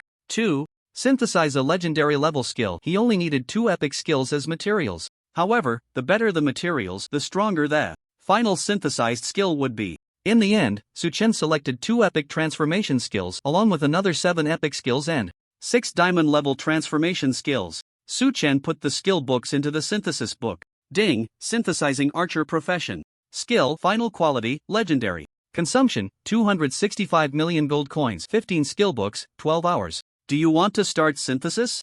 After robbing 3 Orc Empire City treasury vaults plus the gold coins looted from the ancient sacred land, Su Chen only had 86.52 million gold coins left. This was not enough to meet the required amount for synthesis. Therefore, Su Chen contacted Yuingshi and had her send over 200 million gold coins. This little money he still had. Ever since the Knowledge Church celebration ended, in just a week, the exchange rate of real currency to gold coins plummeted from 110 to 1 minute and 2.5 seconds. This was enough to show how much money players in the Dragon Kingdom had. With the opening of the Sea of Life dungeon, the sales of permanently attribute-enhancing potions under the Moon Shadow Guild skyrocketed. Su Chen made a fortune. Spending 265 million gold coins, he began to synthesize skills. Immediately, Su Chen's gaze fell on another reward. Leggings of the Light's Destiny, legendary, part, legs health plus 4000 defense, plus 150 constitution plus 350 agility plus 200 traits, health recovery plus 18% skill, Destiny of Light. When your health is below 30%, instantly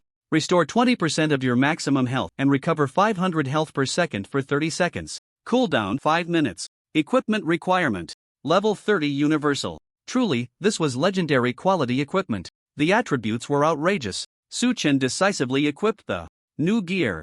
A system announcement followed. Ding, world announcement, congratulations to Eternal Knight for becoming the first Player to possess legendary equipment, receiving rewards Gold X 10,000, Reputation X 10,000, Life Essence X1, and Epic Chest X1. Because system rewards were related to the mainstream player levels, Suchen could not obtain the legendary chest. There was no way around it. Other players were leveling up too slowly. After hearing the announcement, the World Channel became lively again. Wow, big shot. You already have legendary equipment? That's just inhuman. Whoa, I'm so jealous. When will I ever own a piece of golden equipment? Wait, don't you all know that Big Shot Eternal Knight's synchronization rate has reached 95%? As long as he uses this essence, the real-world synchronization will reach 100%. No way, right? With Big Shot's strength, wouldn't he be a humanoid nuclear weapon in the real world? Ever since it was known that Life Essence could enhance synchronization, players had been tracking the number of essences Suchen obtained. Naturally, they knew his synchronization rate. Upon hearing this news, billions of foreign players let out a wail. They couldn't defeat Suchen in the game, nor could they in reality. What should we do? Foreign players felt a sense of despair. On the other side, after receiving the system rewards, Suchen directly used the life essence. The synchronization rate reached 100%. Attributes, talents, passive skills attached to talents, and his profession all synchronized to the real world. In my previous life, I achieved this goal about 3 months after the server opened, but this time it was actually 2 months early. To receive 20 world announcements in a row is truly not easy. Suchen felt a surge of emotions. Recalling his thoughts, he opened the epic chest and obtained a level 30 epic bow. Unfortunately, Suchen already had the phantom bow. This new weapon could only be stored in his backpack, waiting to be devoured by the world within him. Finally, Suchen spent 500,000 gold coins to upgrade the phantom bow to level 30, increasing his strength, agility, and spirit by 25 points each. Alright, I finished here, let's head straight to Star Moon City. Suchen smiled. The Cardinal Juliet of Star Moon City had a very special identity. He was an undercover agent. As for which faction he came from, Suchen was not sure. In his previous life, when various countries were plunged into war, Juliet stood up to expose the conspiracy of the Church of Light and the Pope. At that time, no one believed him. Pope Elsa sent the Judgment Long to hunt down Juliet, who ultimately went missing. No one knew if he was still alive. From Juliet's previous style of action, there was no difficulty in obtaining the legendary bloodline from him. Stepping onto the teleportation array, Suchen instantly arrived at Star Moon City. Soon, he met the Cardinal. Upon seeing Suchen, Juliet squinted his eyes and calmly asked, "Young man, what brings you to me?" "My name is Eternal Knight. I came here today to make a deal with you." Suchen stated directly, "I want to exchange it for the bloodline of the Light Dragon in your possession." He took out the Light Source Crystal, considering the other party was a good person. Suchen only wanted a reward. Was that too much to ask? Upon hearing this, Juliet examined the Bright Source Crystal and noticed the pure power contained within. Good. His response was concise and clear. He directly took out a jade bottle filled with golden liquid. Bloodline of the Bright Dragon quality, legendary effect, after fusion, growth plus 160 and gain the bloodline. Talent and skills of the Bright Dragon. Usage requirement, must possess a light-type bloodline. TSK, the effect of a legendary bloodline is too strong. Suchen thought to himself. Those players from the mythic civilizations that had been passed down for tens of thousands of years in Divine Realm were born with legendary bloodlines, starting at a level hundreds of times higher than that of Blue Star humans. For Blue Star humans to defy fate, they could only rely on the talents awakened upon entering the game. This was an opportunity given to ordinary races by Divine Realm. Because the lower the quality of the bloodline, the higher the probability of awakening a powerful talent. With this in mind, Suchen put away the bloodline, nodded to Juliet, and turned to leave. Watching his back, Juliet thought, "Eternal Knight, are you the adventurer chosen by the Big Brothers? Your strength is quite good. I hope you can pass this final trial." On the streets of Star Moon City, Suchen fed all the bloodlines he had recently obtained to the Beast Blood Seed for devouring. Its quality upgraded to legendary. Then, he summoned the Sky Griffin and smiled kindly, "Little guy, given your good performance lately, I'm giving you a big reward." The Sky Griffin looked at Suchen in confusion. "Reward? Master, are you joking with me? Hurry up and eat it." Suchen took out the Beast Blood Seed. Seeing this, the Sky Griffin became excited, wanting to swallow it whole, but recalling Suchen's actions, it forcibly suppressed that desire.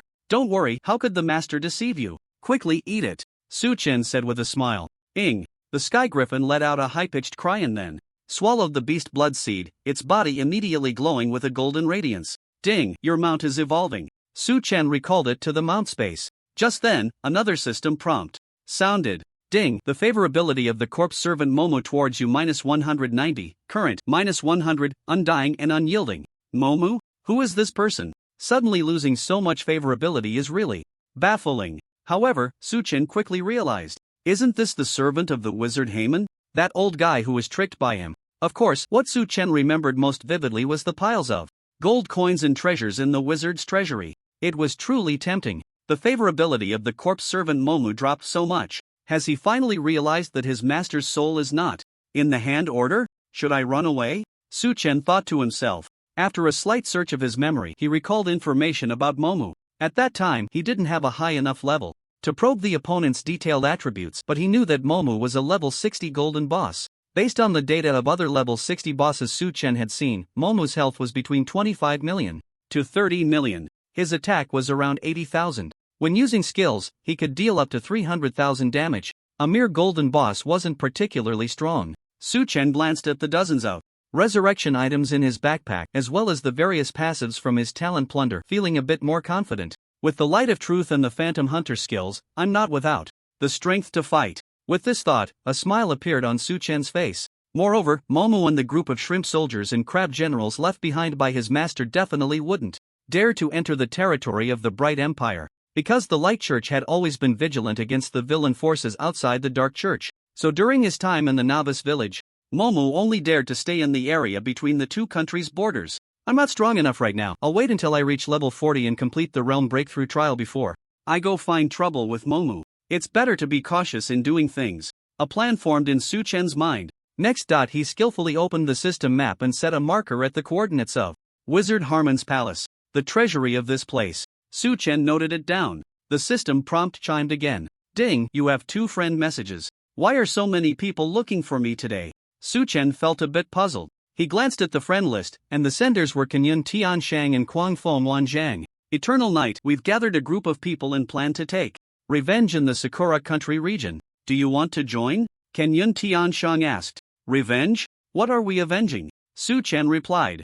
Kenyun Tianshang said, that group of little devils from the Takamagara Guild in Sakura country somehow got their hands on cross-continental teleportation items and launched a surprise attack on Hyjia City late at night, stealing many players' belongings. So we've decided to take revenge, and currently, the Jojo, Kwangfeng, and Kenyun guilds are involved. These Sakura country players, who were living quite well, really never learned their lesson. In the past life, they knew they were no match for the Dragon country. Yet, relying on their teleportation items, they would swarm over like flies to annoy Dragon country players every day. Of course, Suchen didn't know that. Ever since the Sakura country players learned that Suchen's reality synchronization rate had reached 100%, they had begun to regret their actions from last night. Now, the high-ranking members of the Takamagara Guild were holding a meeting to discuss how to gain Suchen and Dragon Country's understanding. Go to Sakura Country to take things for revenge? I'm interested in that. A slight smile appeared on Suchen's lips. He continued to ask, do you have teleportation items?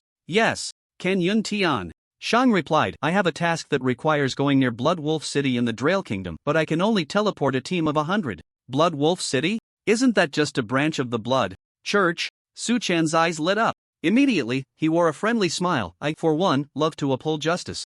I will participate in the revenge operation. Kenyun Tian Shang quickly sent the coordinates. Suchen set off. In Wizard Harmon's Great Hall, the corpse slave mom looked at the hand order on the throne with blood-red eyes and shouted hysterically, Master, don't worry. I will definitely avenge you. That scammer called Eternal Night, I will surely tear him to pieces. After saying that, he turned to leave. Wait. A shadow appeared, revealing the vengeful Demon King, Miroz. This was a manifestation he had reformed. He said calmly, now is not the best time for you to act. Once you step into the Light Empire, you might be killed by the church before you even see Eternal Night. My lord, what should I do then? Mom gritted his teeth. Wait. Miroz calmly uttered a single word without explaining the specific reason. Understood. Mom replied hoarsely. He wished he could kill Suchen immediately, but he also understood the current situation. At this moment, Miroz turned to look at the dozens of figures kneeling below.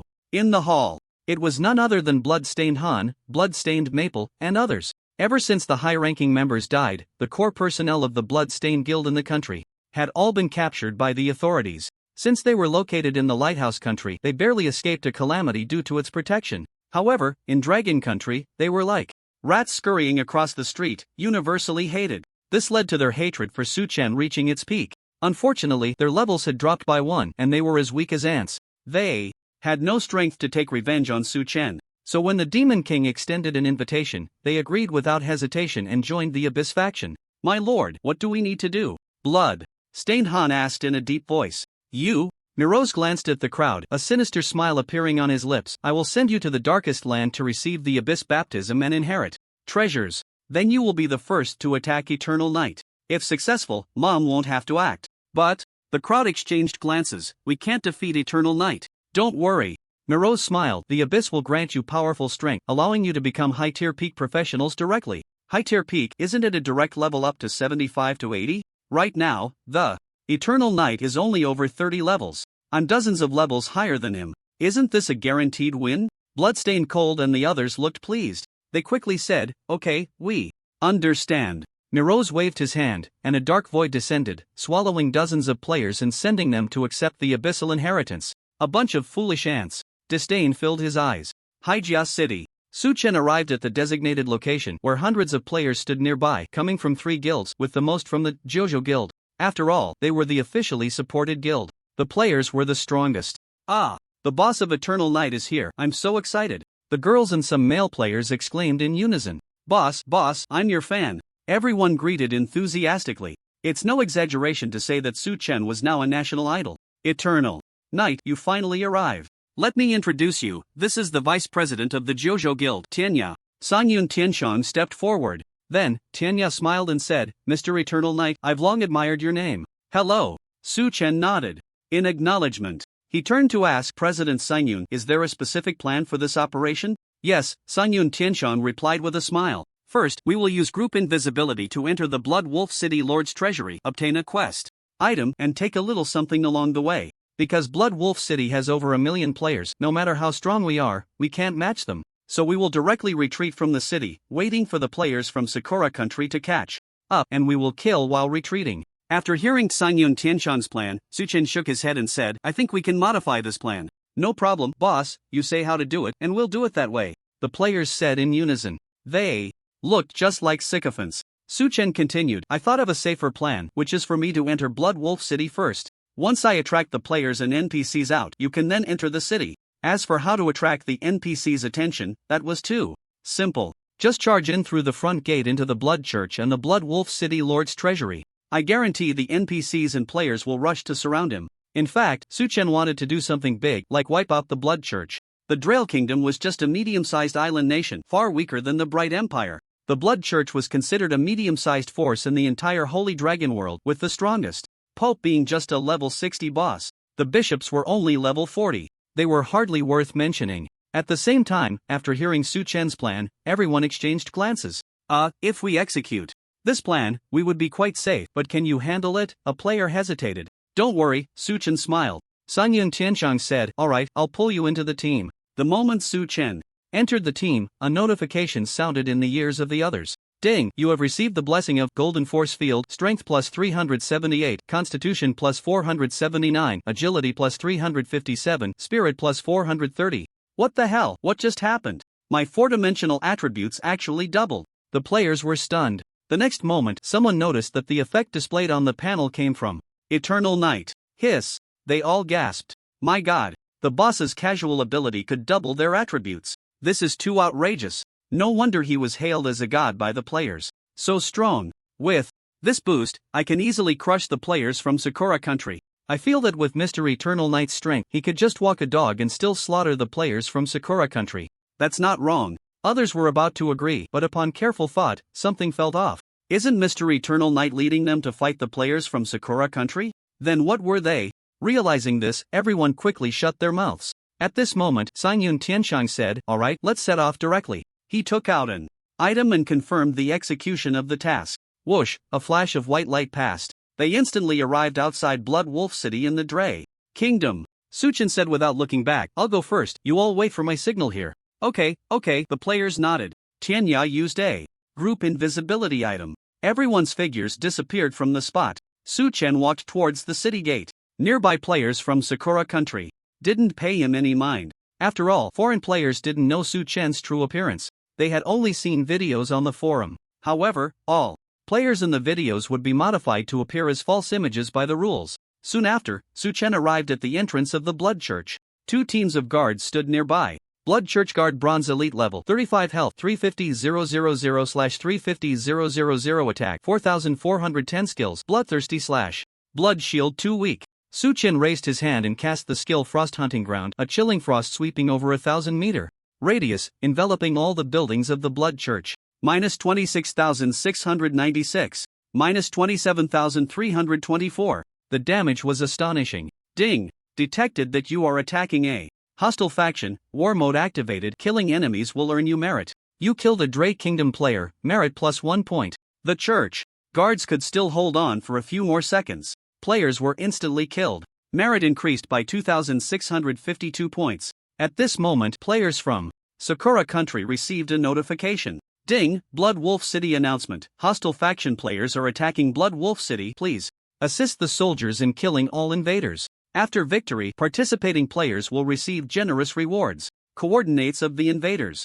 In the city, 152.248.0. The announcement repeated 12 times. What? There are actually foolish players invading Blood Wolf City? Isn't that just sending them to their deaths? Where are the million warriors of our great Sakura country? Quickly surround the enemy with me. Yoshi, the rewards are practically free. Players from Sakura country wore happy smiles. At this moment, whether inside the city or outside where players were grinding, everyone headed towards the coordinates. The players had no idea who their enemy was. At the entrance of the Blood Church. Bastard, you dare to kill in front of us? The church guards roared in anger. They drew their long swords, slashing out beams of bloodlight. That struck Su Chen. -0, -0, -0, -0. A series of 0 damage numbers appeared above Su Chen's head. The attacks didn't break his defense at all. He couldn't be bothered to dodge. Is that it? Su Chen said somewhat disappointedly as he casually shot an arrow. Flame arrow rain. The arrows flew into the air, transforming into dozens of fiery arrows, then raining down into the crowd. -76,343. Critical hit, -5,000. Lightning. The arrows hitting the enemies also released shockwaves, dealing equal arrow damage to nearby units. The guards were wiped out. Ding! You killed a Blood Church guard, gaining 35,640 experience plus 10%, merit +5. Ding! Congratulations, you have plundered 5 points of strength. Ding! Congratulations, you have plundered the Blood Shield skill, exquisite. Su Chen enjoyed the experience alone. The experience bar surged to 98.2%. At the same time, the plundered gains from the guards reached the limit. A total of 60 points of strength and 10 layers of passive. Blood Shield passive, 10 out of 10, quality, exquisite effect, 10% of the damage you deal to enemies is converted into shield value, lasting for 10 seconds. And the shield cannot exceed 100% of your maximum health. This passive is quite good. When fully stacked, it's equivalent to having an extra life. Kill the invaders. A large number of guards emerged from all directions, launching an attack. Su Chen's expression remained unchanged. He continued to attack. One by one, they fell under his arrows. Ding! Congratulations, you have reached level 34, gaining all attributes. +20, free attributes +20. A flash of light enveloped Su Chen's body. He leveled up. Just then, a furious shout came from the sky. Stop! You damned bastard! The bishop of the Blood Church finally arrived. Su Chen's lips curled slightly. He had been waiting for him. Blood Church. Bishop Zigu Diamond Lord, level, 40 health, 2500 W/2500 W attack, 50,400 skills, Blood Devour, permanently devour life by killing enemies. Blood Sword Sacrifice, summon 100 blood swords to attack nearby enemies. Blood Shield, gain a shield when taking damage. Bloodstorm, summon a Bloodstorm to deal damage to enemies and apply bleeding effects. Why is his health so high? A hint of surprise flashed in Su Chen's eyes. Generally, a level 40 Diamond Lord has around 1500 W health. Glancing at the skill list, Su Chen understood it must be the effect of Blood Devour. At that moment, his interest grew immensely. I must have this ability. Su Chen's smile became increasingly amiable. At this time, Bishop Zigu surveyed the ruins of the church, a surge of rage swelling within him. Blood Sword Sacrifice. He waved his hand to cast the skill. 100 blood-long swords appeared in the sky, and under Bishop Zigu's command, the blood swords shot through the air. Su Chen stood calmly in place, facing the attack head-on. Each sword could deal 50% of its own attack as physical damage. -981, +1879, -981. Even if he took damage without Recovering health, Su Chen's health bar would not change, because he had a shield of 34,090 points. Moreover, 99 teammates could share 67,170 points of damage with him. On average, each person only took a little over 600 points of damage. Just then, a battle cry came from behind. Nearby players from Sakura country, upon receiving the announcement, immediately used return scrolls to teleport back to various points in Blood Wolf City, surrounding the Blood Church from all directions. The first wave of players exceeded 300,000. In addition, there were 20,000 soldiers from Blood Wolf City, levels ranging from 30 to 35. As for the civilians of Blood Wolf City, they had already begun to evacuate when Su Chen launched his attack, and now they were all gone. What? Why is there only one hostile player left? I guess the NPC's strength is too strong, and he killed all his teammates. What a disappointment, such weak strength, yet they dared to attack Blood Wolf City. As the saying goes in Dragon Country, it's overestimating oneself. Baka, get out of the way, that player's head is mine. The player crowd was extremely noisy. Su Chen's expression remained unchanged. To him, the players from Sakura country were like ants on the ground, easily crushed underfoot. Is everyone here? That's good, then I'll send all of you to hell. A smirk curled at the corner of Su Chen's mouth. He casually cast a skill, summoning 3 phantoms to attack Bishop Zigu, then used Light of Truth to enhance Phantom Hunter. The skill effect was plus 500%, and it could be used 5 times in succession. With a wave of his hand, 90 Phantom Hunters stood beside him. Time could not enhance them, they still existed for 15 seconds. Moreover, due to the limitations of the clone-type skill, their attributes were capped at 100%. To kill you, I only need 1 second. Under the gaze of hundreds of thousands, Su Chen calmly declared. His clear and loud voice reached everyone's ears. What arrogance! The players from Sakura country looked at him with disdain. Killing hundreds of thousands in 1 second, including a level 40 diamond. Boss? What a joke! Even the great god of Dragon Country, Yongyi, couldn't do that. Don't believe it? Then open your eyes and watch closely. Su Chen's lips curled slightly. Attack! Su Chen decisively issued the attack command. 93 Phantom Hunters used the Light of Truth to enhance Frost Hunting Ground. Over 400 enhanced skills were unleashed. Boom! A shocking force erupted. Endless ice and snow fell from the sky, enveloping the entire city, and as far as the eye could see, everything in the world turned into pale nothingness. Time seemed to stand still, frozen in that moment, as if all things had come to a halt. At that moment, the players from Sakura country stared blankly. They seemed to dream. Back to that day over 70 years ago. The apocalypse had arrived. 14.4W. 14.4W. 14.4W. The damage was terrifyingly immense. The players from the Sakura country and the soldiers of Blood Wolf City were killed in an instant. To ensure he could plunder the skills he desired, Su Chen decisively activated the effect of the Divine Luck Pearl. The bishop was the last to fall. Ding, you have killed Bishop Zigu, gaining 4.04 million experience plus 10%, merit plus 10,000, Blood Church reputation minus 5,000 points. Ding, congratulations, you have reached level 36, gaining 4-dimensional attributes plus 20, free attributes plus 20. Ding, congratulations, you have plundered the Blood Devour skill, unmatched. The system panel refreshed with hundreds of thousands of messages. Looking at the snow-covered ruins of Blood Wolf City, Su Chen fell into silence. After a long while, he subconsciously said, "So, I'm this strong?"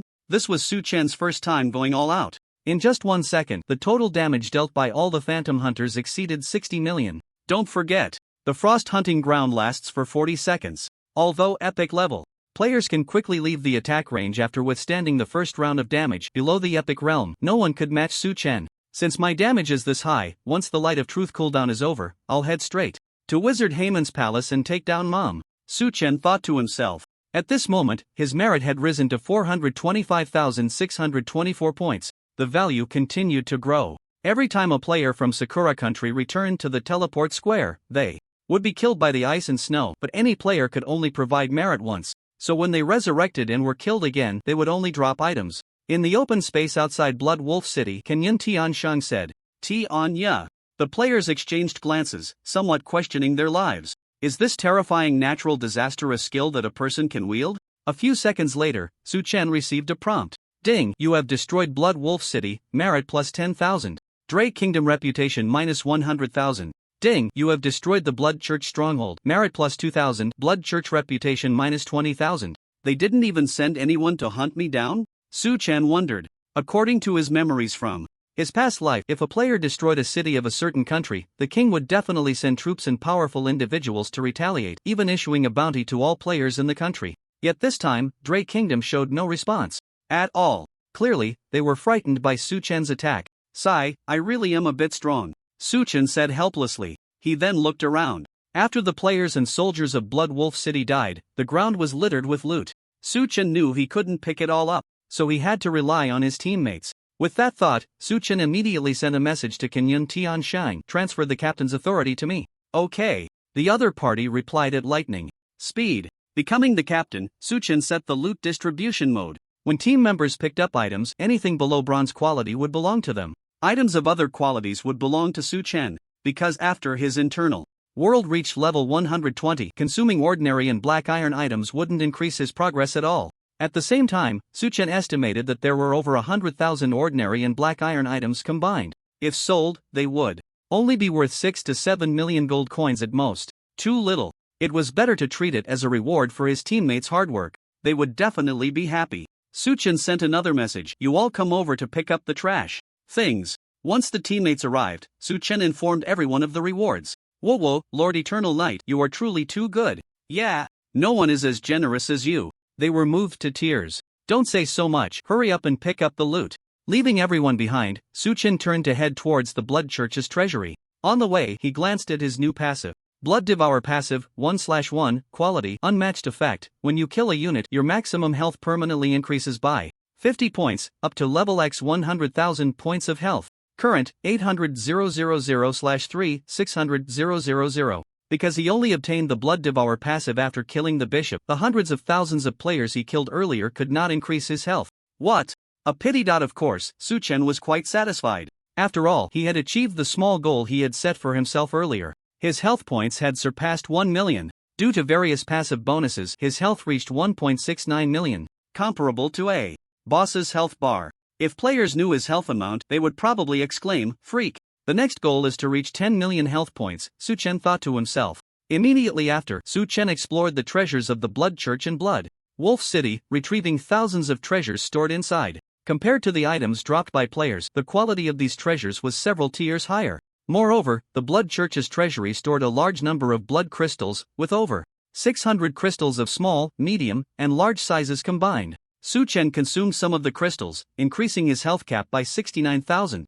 After receiving passive bonuses, it nearly doubled. "I've basically got all the good stuff. Next, I'll go back and sort through the loot with my teammates." Regaining his focus, Su Chen arrived at the Resurrection Square. This was where the most loot dropped. By 8 o'clock in the evening, Su Chen and his teammates finally finished counting their gains. A total of 280,000 items of ordinary and black iron quality. Other quality items totaled 760,000. Of course, most of the loot consisted of materials and similar items. "These little devils are really poor." Su Chen shook his head in disappointment. "Teammate, 760,000 rare items and they are called poor? What does that make them, who only have a few hundred items? Poor compared to a fighter jet?" At this thought, everyone's expression darkened. At that moment, Kenyun Tianshang hesitantly said, "Eternal Knight, did you get the item I wanted?" "If you hadn't mentioned it, I would have almost forgotten." Su Chen took out the quest item and handed it over, considering it as travel expenses. With the item in hand, Kenyun Tianshang's quest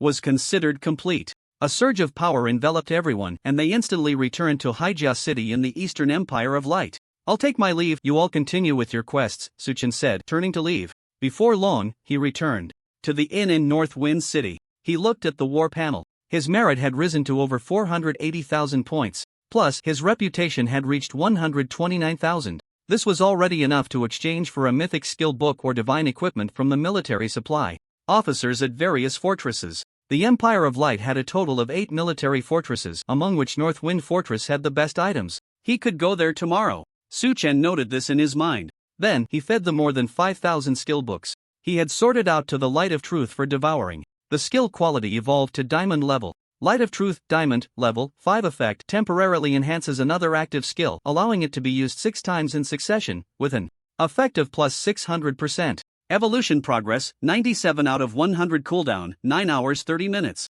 Not bad, Su Chen praised. He had taken another step down the path of becoming a non-human. As for the remaining 760,000 pieces of loot, Su Chen did not plan to let the inner world devour them for now. Without the power of the world, the inner world could not upgrade either. Just then, a system prompt sounded in his ear. Ding, your mount has evolved into a legendary Lord Mount, Starry Sky Griffin. The Beast Blood Essence is an item made from the blood of 10,000 magical beasts. Using it to evolve a mount or pet will automatically match the most suitable evolution path. Su Chen summoned the griffin. Ing. As soon as the griffin appeared, it let out a joyful cry.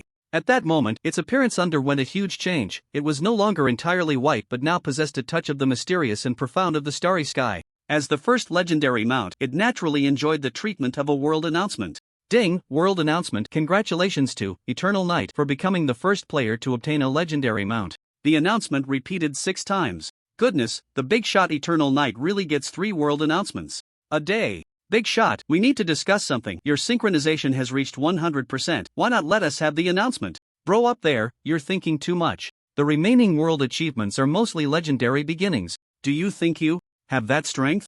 Upon hearing this, the other players fell silent. Now, Su Chen's synchronization rate had reached 100%. The life essence was of no use to him at all. However, it could be given to the griffin. After a mount or pet fuses with the life essence, it can follow the player into the real world. However, when they first enter reality, their attributes are only 5% of what they are in the game, and they must continuously use the essence until the synchronization rate rises to 100%.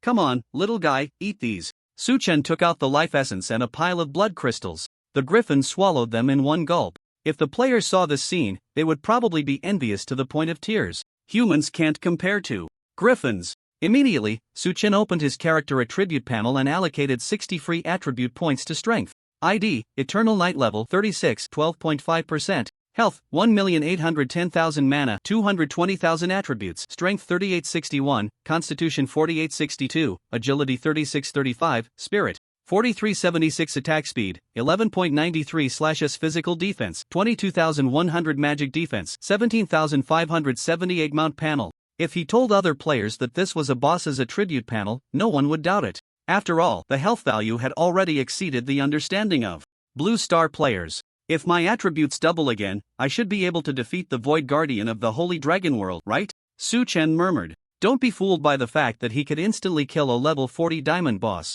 If it were the Void Guardian, he definitely couldn't do it in one hit. After all, the opponent was a level 60 epic king with over 1 billion health and an attack exceeding 400,000. One ultimate move could take Su Chen down in an instant. No, my strength is still not enough. Only by breaking through level 40 can I reliably surpass the Void Guardian. Su Chen thought to himself. He needed to work harder to improve his strength, striving to achieve a normal attack that could instantly kill the Void Guardian.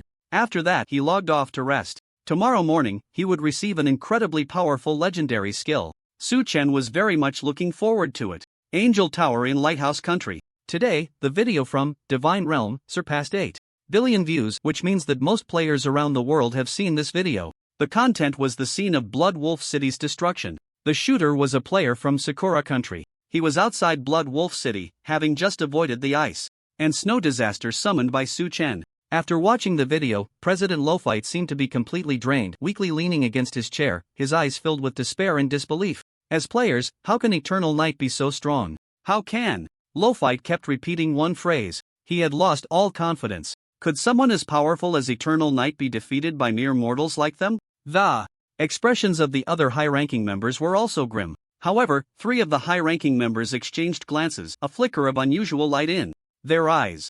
The Angel Guild had discussed for a long time but still couldn't come up with a plan to deal with Su Chen. They had already obtained the analysis report from the Bloodstained Guild, and combined with the recent gathered information, they organized thousands of people for a comprehensive analysis of Su Chen, trying to find a flaw. The result? They were in despair. How could there be such an all-powerful player in this world? As an archer, Su Chen's health, defense, attack speed, movement speed, and other aspects were at least 5 to 6 times higher than those of players with mythical talents. There were no weaknesses to exploit. How could they fight? The mindset of the Angel Guild's upper management was breaking down. Lofite said with difficulty, adjust our strategy towards Eternal Knight and the Dragon Kingdom. Right now, our focus is on development. Only when our own strength is strong enough do we have the qualifications to challenge them. After saying this, Lofite felt all the strength leave his body. At that moment, the last words of the former President Budro flashed before his eyes, and a bitter smile appeared on his face. Eternal Knight is completely an unreasonable opponent. With the strength of Lighthouse Country, defeating him is too difficult, truly too difficult. Lo-Fight no longer showed any arrogance. The meeting concluded. After the three executives returned to their room, they immediately logged into the game and met in a tavern. One executive said hatefully, Lo-Fight is truly too weak, no matter how strong Eternal Night is, he is just a mortal. Why should we fear him? As long as we harness the power of the otherworldly civilization, we can eliminate Eternal Night. Moreover, as long as we fulfill Prince Karos's orders, he will grant us endless lifespan and power, and at that time, we will be the kings of Blue Star. The executive's gaze was intense as he looked at the other two. Then, one person took out a black crystal, his eyes filled with fervor. This is the item that Prince Karos bestowed upon me through the interdimensional teleportation array. As long as we bring it into reality, it will automatically absorb power and ultimately form a spatial gate. The other person asked, John, how do we take it out of the game world? It's very simple. John replied with a smile, after tomorrow's War God Hall celebration event ends, we can spend money to purchase Earth Spirit Essence, which can materialize items from the game. The two continued to inquire, so where do you plan to place the crystal? John sneered, naturally in East Sea City of Dragon Country. According to the news, there is a giant spatial rift in East Sea City, and Dragon Country has dispatched a large number of troops to garrison there. We can just use the power of the Celestial Serpent civilization to destroy Dragon Country. What a perfect decision, the two praised. I believe Prince Karos will be very pleased. The Celestial Serpent civilization is an advanced civilization.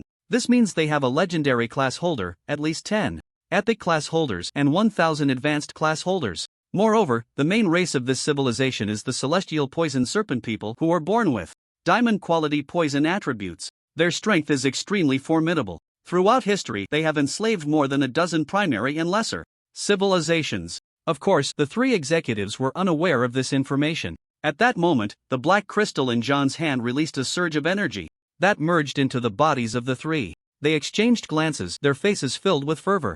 Long live the Celestial Serpent civilization. The next day, Su-Chen returned to the game. Ding, congratulations, you have obtained the item Celestial Dragon Awakening Skill Book Legendary. The skill synthesis was complete. Su-Chen received a legendary quality transformation skill. With a clap of his hands, the skill book transformed into light and merged into his body. Ding, congratulations, you have learned the skill Celestial Dragon Awakening Legendary. Celestial Dragon Awakening Legendary Level LV1. Upgrade 0/12800 Experience Effect 1. Enter Celestial Dragon Form within 10 seconds. Damage immunity plus 20%. 4-dimensional attributes plus 50%. Health plus 200%. All skills and normal attacks become Dragon Breath, dealing equivalent real damage. Effect 2. Unleash Dragon Domain, forcibly drawing all nearby enemies into the domain, sealing spatial abilities. Consumes 50% mana. Cooldown 12 hours. This legendary skill is outrageous, Su-Chen said with some excitement. The strength of Celestial Dragon Awakening was already comparable to mythical skills. No wonder it was synthesized from 15 skill books. It was too strong. Now, Su-Chen used Light of Truth to enhance Phantom Hunter, able to summon 129 phantoms. Together with the release of the Celestial Dragon Awakening skill, the scene was unimaginable. The enemies would probably be so frightened they would suffer cardiac arrest. Thus, Su-Chen used 5 small skill experience orbs, investing 50 million skill experience into the new skill. Ding, you consume 7,808 points of experience to upgrade Celestial Dragon Awakening to LV2. Ding, the skill reached level 7 in one go. Celestial Dragon Awakening, Legendary, Level, LV7 Upgrade 51W/3.80 Experience Effect. Skill Bonuses. Change to damage immunity plus 23%, 4-dimensional attributes plus 80%, health plus 260%. Cooldown time reduced to 11 hours. This effect was terrifying. Once the skill was activated, Su-Chen was a true boss in every sense. His entire being radiated the words invincible. Although the consumption is high, Su-Chen possesses an inner world that allows him to recover tens of thousands of mana points per second, coupled with various blue absorption passives, so he doesn't have to worry about his mana. That's a pretty good skill, Su-Chen nodded in satisfaction. After learning the skill, he prepared to head to Northwind Fortress to spend his 480,000 merit points. At that moment, the system prompt sounded again. Ding, Bright Empire announcement. The Bright Church's celebration will be held at 12 o'clock and any player from the Bright Empire can participate. The announcement repeated 3 times. Oh, I almost forgot today is the Bright Church's celebration, Su-Chen realized. Unfortunately, he had no interest in participating because this event was only held in the Bright Empire region. The rewards included diamond-level equipment, skills, and Earth Spirit Essence. For other players, these rewards were extremely generous. However, for Su Chen, they were all trash. Only epic-level equipment and skills would be worthy of his current strength. As for Earth Spirit Essence, it was even more worthless. He had an inner world, and any item or equipment could be taken out of the game directly without needing to materialize it with essence. Participating in the celebration event was a complete waste of time. It would be better to take this opportunity to do the main quest of the third stage. Then, Su Chen stepped onto the teleportation array and arrived at Northwind Fortress. Eternal Knight, what brings you here? Seeing his figure, Commander Rain was quite surprised. Su Chen smiled and said, I'm here to find the quartermaster of Northwind Fortress, planning to exchange a few small rewards from him. Do you have merit points? Rain asked curiously. Yes, Su Chen nodded and said, I have a little merit. In Rain's view, during this time, they had only fought against the Orc Empire and the Dark Empire. Even if Su Chen had merit points, it wouldn't be too much. So, he smiled and said, you don't need to trouble the quartermaster for such small matters. You can exchange merit rewards from me. With a wave of his hand, a virtual interface popped up, displaying many items. The highest was only epic. These items aren't quite suitable for me. Su Chen's response was very subtle. Hearing this, Rain was taken aback and asked, then what do you plan to get? I heard that Northwind Fortress has mythic-level merit rewards. A kind smile appeared on Su Chen's face. What? Rain's expression changed, explaining, mythic-level rewards require at least 200,000 merit points. Where could you possibly get that? Many merit points? Su Chen smiled slightly. I accidentally destroyed a city of the Dray Kingdom. Rain. He looked at Su Chen with a somewhat astonished gaze. The Dray Kingdom, Rain had heard of it. It was said to be a small island nation that often harassed the fishing and merchant ships of the Bright Empire in the East China Sea region. Even destroying a small city of the Dray Kingdom would require at least a mid-tier professional. Your strength truly exceeds my expectations, Rain said, both surprised and delighted. With Su Chen's displayed strength, there was a 90% chance he could pass that trial. Immediately, he sent a guard to fetch the quartermaster. Ding, congratulations on opening the merit store of Quartermaster Bilo. Mythic Skill Book, Soul. Destroying Arrow Description, a legendary archery skill capable of killing deities, possessing boundless power. Only archers with exceptional talent can learn it. Value, 12 billion gold coins. Exchange requirement, 470,000 merit plus 50,000 reputation. Crimson Meteor Gloves. Epic Description, level 35 archer.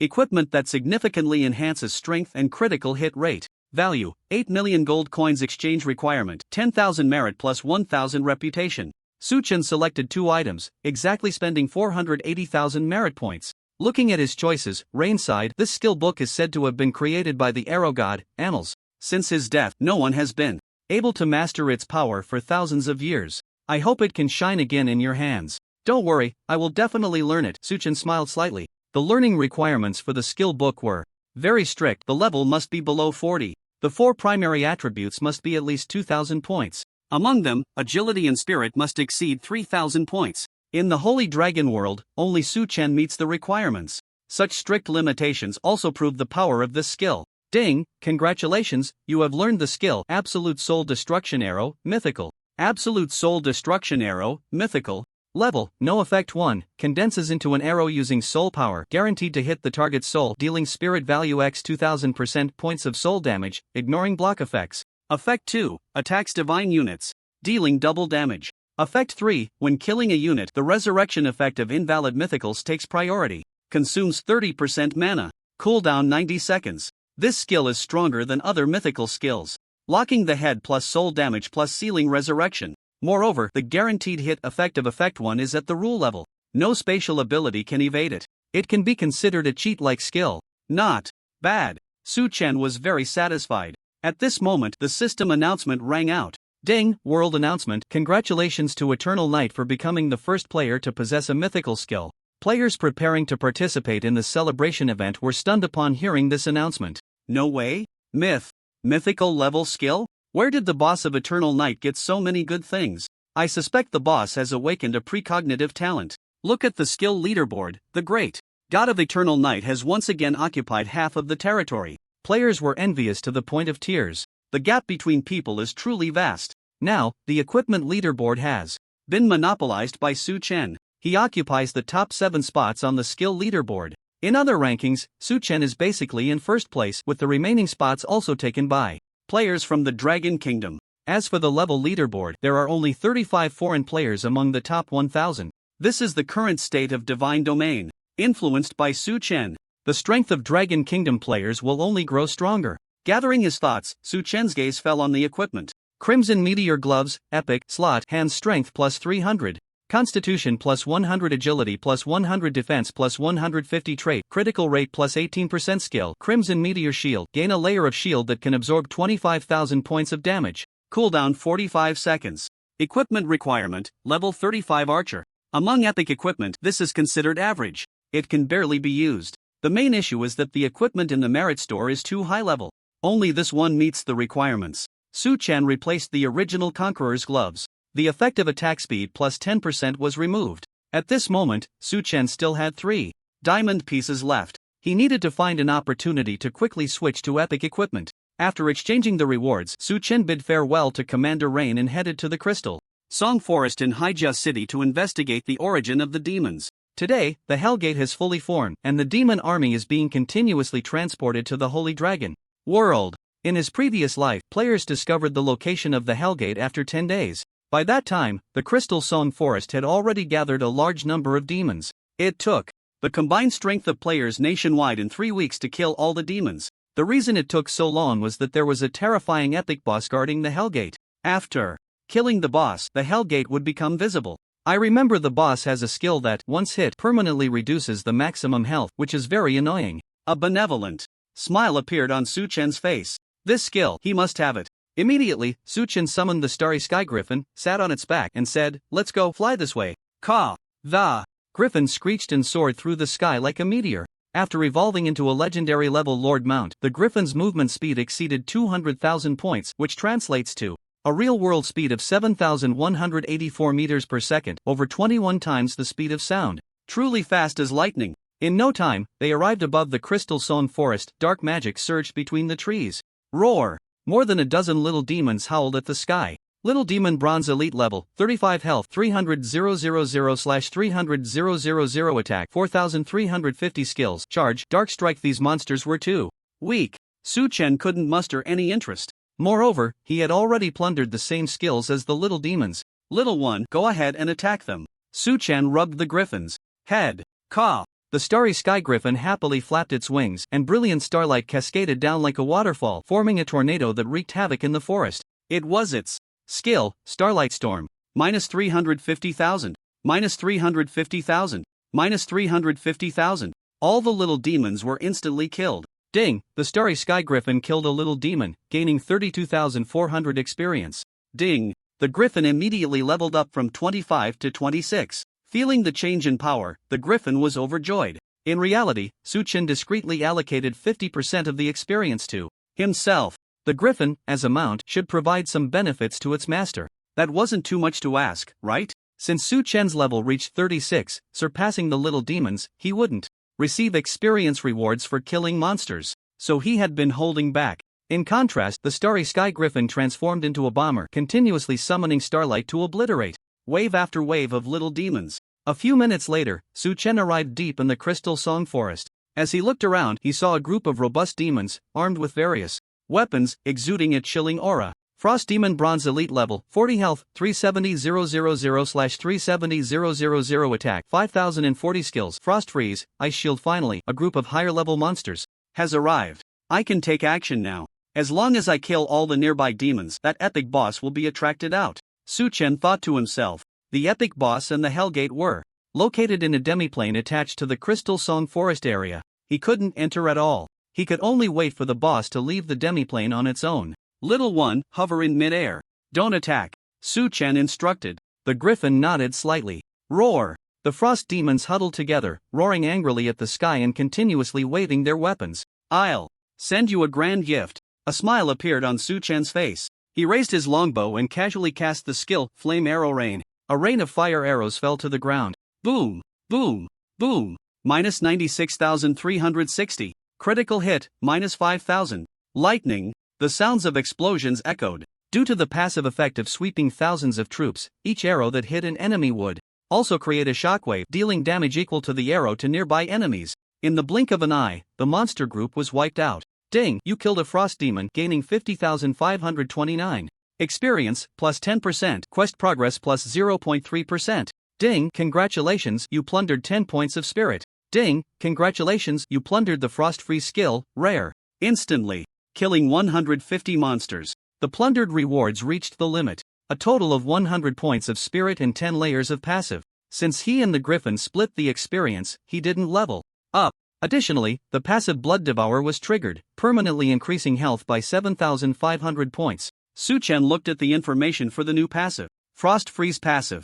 10 out of 10, quality, rare effect, each arrow deals an additional 5,000 frost damage. Has a 10% chance to inflict a 1-second freeze effect with a 3-second trigger interval. Another control.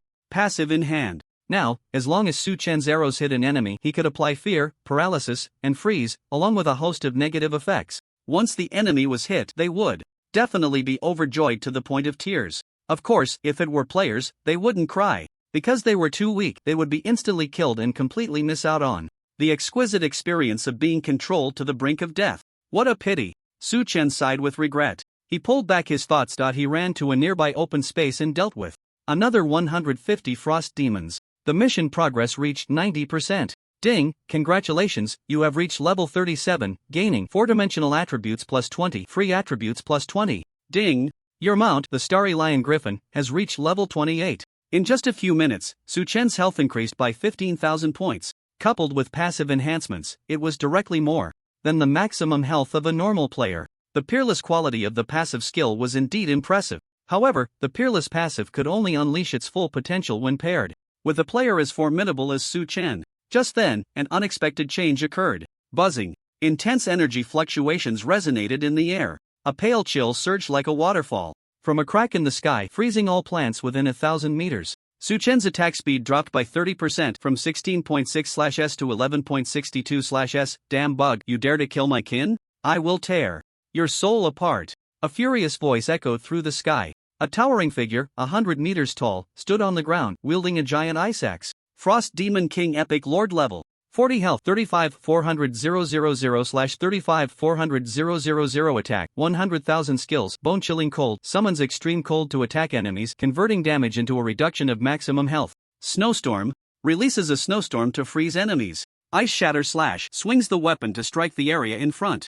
Ice Shield, gains a layer of shield, with a chance to freeze enemies using melee attacks. Ice Wall. As an epic level boss, it not only had insane attributes but also a series of skills. Bug, welcome the frost power of the abyss. The Frost Demon King initiated. With a powerful move, a mass of cold air gathered in front of it. It was its skill, bone-chilling cold. Your movements are too slow. Su-Chen sneered, quickly switching his arrow to a divine shield arrow. Whoosh! The arrow shot through the air, instantly negating the Frost Demon King's ultimate move. The boss looked bewildered at the air in front of it.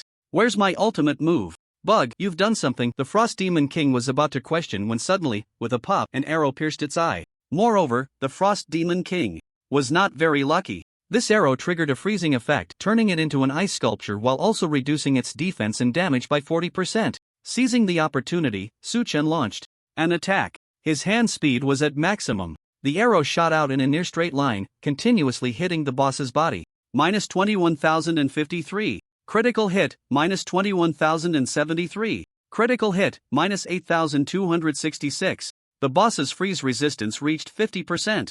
The freeze only lasted for 0.5 seconds. However, the fear effect lasted for a full second. In that brief second, Su-Chen dealt an astonishing output of over 220,000. Truly, it was an epic-level boss. Its defense exceeded his expectations. This time I've met my match, Su-Chen thought. If he attacked with all his might, he could kill the Frost Demon King in an instant like yesterday. However, the Light of Truth as a trump card should not be overused. Besides, he had the strength to fight against an epic boss. With that in mind, Su-Chen decided to adopt a kite strategy. You carry me to the back, he commanded the griffin. In the next moment, the griffin flew at a suitable speed toward the designated direction. If it went too fast, the arrows would miss the boss entirely. Bastard, you won't escape. The Frost Demon King angrily chased after them. Su-Chen deliberately kept the boss trailing behind until they flew a considerable distance before he began to act. You fool, you fell for it. Su-Chen's lips curled slightly. Seeing the arrows, the boss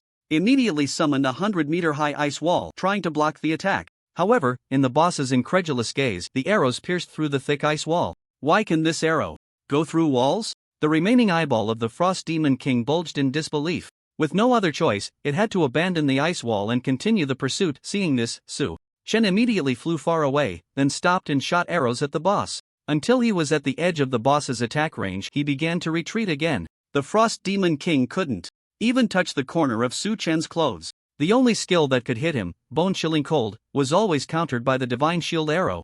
Disgusting, the boss roared in anger. What kind of freak is this human archer? He couldn't touch him for ages. So annoying. The Frost Demon King wanted to retreat. Su Chen chased after him, shooting arrows. Looking at the embarrassed Frost Demon King, Su Chen couldn't help but exclaim, "Epic bosses are nothing special." Of course, this statement did not include flying bosses. Frost Demon King.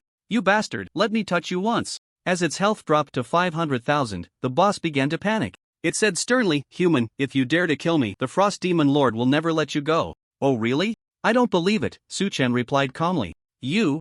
The boss was choked up. Immediately, resentment appeared in its eyes. "Since you want to kill me, I will make sure you accompany me to the grave." Boom! The Frost Demon King took out a crystal and crushed it fiercely, mysterious power merging into its body. Seeing this, Su Chen immediately attacked. An arrow hit the opponent but surprisingly caused no damage. What was that crystal? As the question flashed through Su Chen's mind, the boss's health had already dropped from 500,000 to 1,000 points. "Die, you bastard!" The Frost Demon King roared. It instantly teleported in front of Su Chen, extending a fist larger than Su Chen's entire body. A punch was thrown. Minus 478,000, plus 2,432, minus 0. Reflective damage. The boss's expression froze on its face. Frost Demon King? Not bad, the damage is acceptable. Just enough to take down half of my shield, Su Chen said calmly. The griffin absorbed 370,000 damage for him. The remaining damage was absorbed by the 220,000 shield from Blood Shield. This statement struck at the heart of the demon. Pooh! The Frost Demon King spat out a mouthful of blood. Su Chen shot it down with an arrow.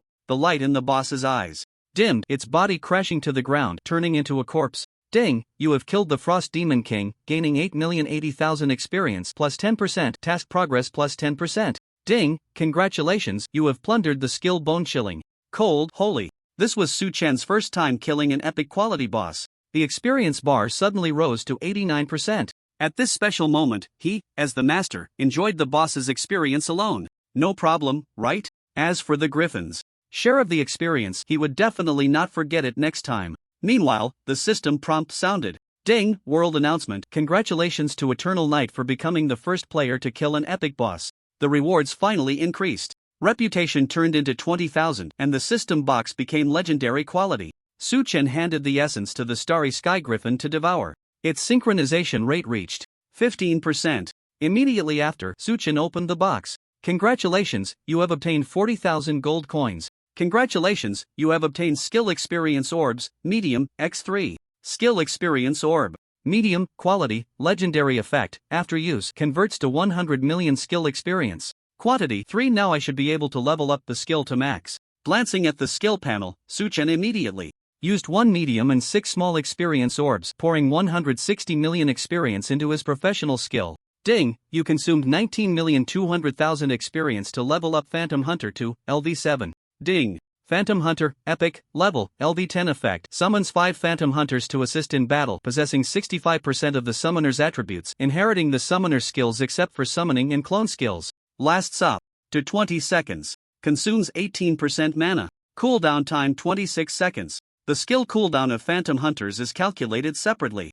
Now, the Phantom Hunters summoned by Su Chen had 1,000,000 health points. The players from Blue Star combined were no match for them. After leveling up his skills, Su Chen checked the information on his new passive ability. Bone-Chilling Cold passive, 1/1, quality, sacred level effect, arrows you shoot, upon hitting an enemy, permanently reduce their current health limit by 5%, up to a maximum of 30%. Hiss! Su Chen couldn't help but gasp. This passive is a bit overpowered. 6 arrows could directly reduce 30% of the health limit. The enemy would surely die with a smile on their face. I've taken another small step on the path to invincibility, Su Chen said with a kind smile. He then turned his gaze back to the demon's corpse. There, the boss's body emitted a white light flowing into the space, revealing the entrance to the half-plane, but a barrier formed around it, shrouding the entrance. Outsiders couldn't enter at all. Ding! Congratulations on discovering the source of the demon's birth. Please return to Haijia City to report the situation as soon as possible. He stored the boss's body and loot. Alright, let's head back to submit the quest, Su-chen thought. The griffin sped forward. In less than a minute, they arrived at the church entrance in Haijia City. Su-chen recalled the griffin into his mount space. Under the guidance of the guards, he met the Archbishop of Haijia City, Roland, and a beautiful blonde girl dressed in a pure white robe, her azure eyes as clear as water. Isn't this the first saint? Su-chen instinctively used his detection skill on her. Saint Carol Legendary Lord level. 30 health, 6500W/6500W attack, 19W. No wonder she is the child of the world. Her attributes are twice as strong as the legendary lord, the starry sky griffin. After a glance, Su-chen withdrew his gaze. He got straight to the point. Hello, Archbishop. I am the one sent by the Pope to assist in the investigation. So you are the Eternal Knight sent by His Holiness the Pope. Archbishop Roland's eyes lit up, and after sizing him up a few times, he said, you arrived just in time. The saint has personally organized a team to search for the source of the demon's birth. You can follow the team to the forest. Upon hearing this, Su-chen shook his head. No need to go, I've already found it. What? You found the source? Archbishop Roland exclaimed. Yes. With that, Su-chen led him to the square outside the church and took out the demon's corpse. This is a demon of the Demon King rank. Roland said excitedly, Eternal Knight, where did you see it? Su-chen pointed out the location of the half-plane entrance on the map and informed them about the barrier. Mr. Eternal Knight, thank you for your information. Saint Carol slightly bowed, her tone firm. Once the information is confirmed, I will personally come to thank you. All right. Su-chen nodded indifferently. The rewards for each task in the third stage of the main storyline were very generous, so Su-chen was looking forward to it. The Archbishop and his group entered the forest, heading towards the barrier. 2 hours later, they returned to the church to meet Su-chen. Saint Carol said solemnly, Mr. Eternal Knight, according to the information you provided, we indeed found the source of the demon's birth. On behalf of the residents of Haijia City, I thank you for your help. With that, she slightly bowed and gave a gentle nod to Su-chen. No need to thank me. As a resident of the Empire of Light, this is what I should do. Su-chen wore a formal smile. Ding! Congratulations on completing the main quest, investigate the demon's trail. Rewards, 2 million experience, 4,000 gold, reputation with the Church of Light plus 5,000, gift from the Church of Haijia City. Congratulations, you have reached level 38, gaining 4-dimensional attributes plus 20, free attributes plus 20. At this moment, Archbishop Roland approached with 2 items. Saint Carol picked up the items and said, I believe you have paid a great price to kill the Frost Demon King, and we cannot let your efforts go to waste. This is the reward given to you by the church. Please be sure to accept it. Okay. Su-chen unceremoniously accepted the reward. In his previous life, tens of thousands of players spent 10 days finding the source of the demon and defeating the epic boss. Everyone received generous rewards. The top 100 players even received diamond equipment. And now, Su-chen single-handedly completed the task. With the Bright Church's lavish style, the quality of the rewards was definitely not low. He then looked at the 2 rewards. Source of life fruit quality, legendary effect, after use, permanently gain 10,000 health points and 5-star growth and reforge attributes. Limit 1 time. Light Moon Mask, Epic, Slot, Head Health plus 3,000 Defense plus 150 Constitution plus 220 Spirit plus 250 Feature, Health Recovery plus 12% effect. Light Moon Cage, with energy shackles, imprison units within a 10 by 10 by 10 area. Cooldown, 3 minutes. Equipment requirement, level 35. The rewards are quite good. As expected of the Bright Church, they are indeed generous. Su-chen decisively used and equipped the new gear. 1 piece of diamond equipment was reduced from his inventory. This is great. He then used the source of life fruit. After refining his 4-dimensional attributes, Su-chen directly allocated the free attribute to strength. At this moment, Saintess Carol hesitated for a moment before she couldn't help but ask, Mr. Eternal Knight, do you have any way to break the barrier near the entrance of the semi-plane? I'm very sorry, but I am powerless in this regard. Su-chen shook his head. Because he had defeated the epic boss on the first day, the task underwent a huge change, resulting in the birth of a spatial barrier at the entrance. This was completely different from the task situation in his previous life. Saintess Carol fell into a dilemma. After thinking for a moment, she softly said, Eternal Knight, please wait a moment. I will check with the believers to see if there is a solution. All right. Su-chen replied in a deep voice, if there is anything I can help with, please feel free to come find me. Ding, Saintess Carol's favorability.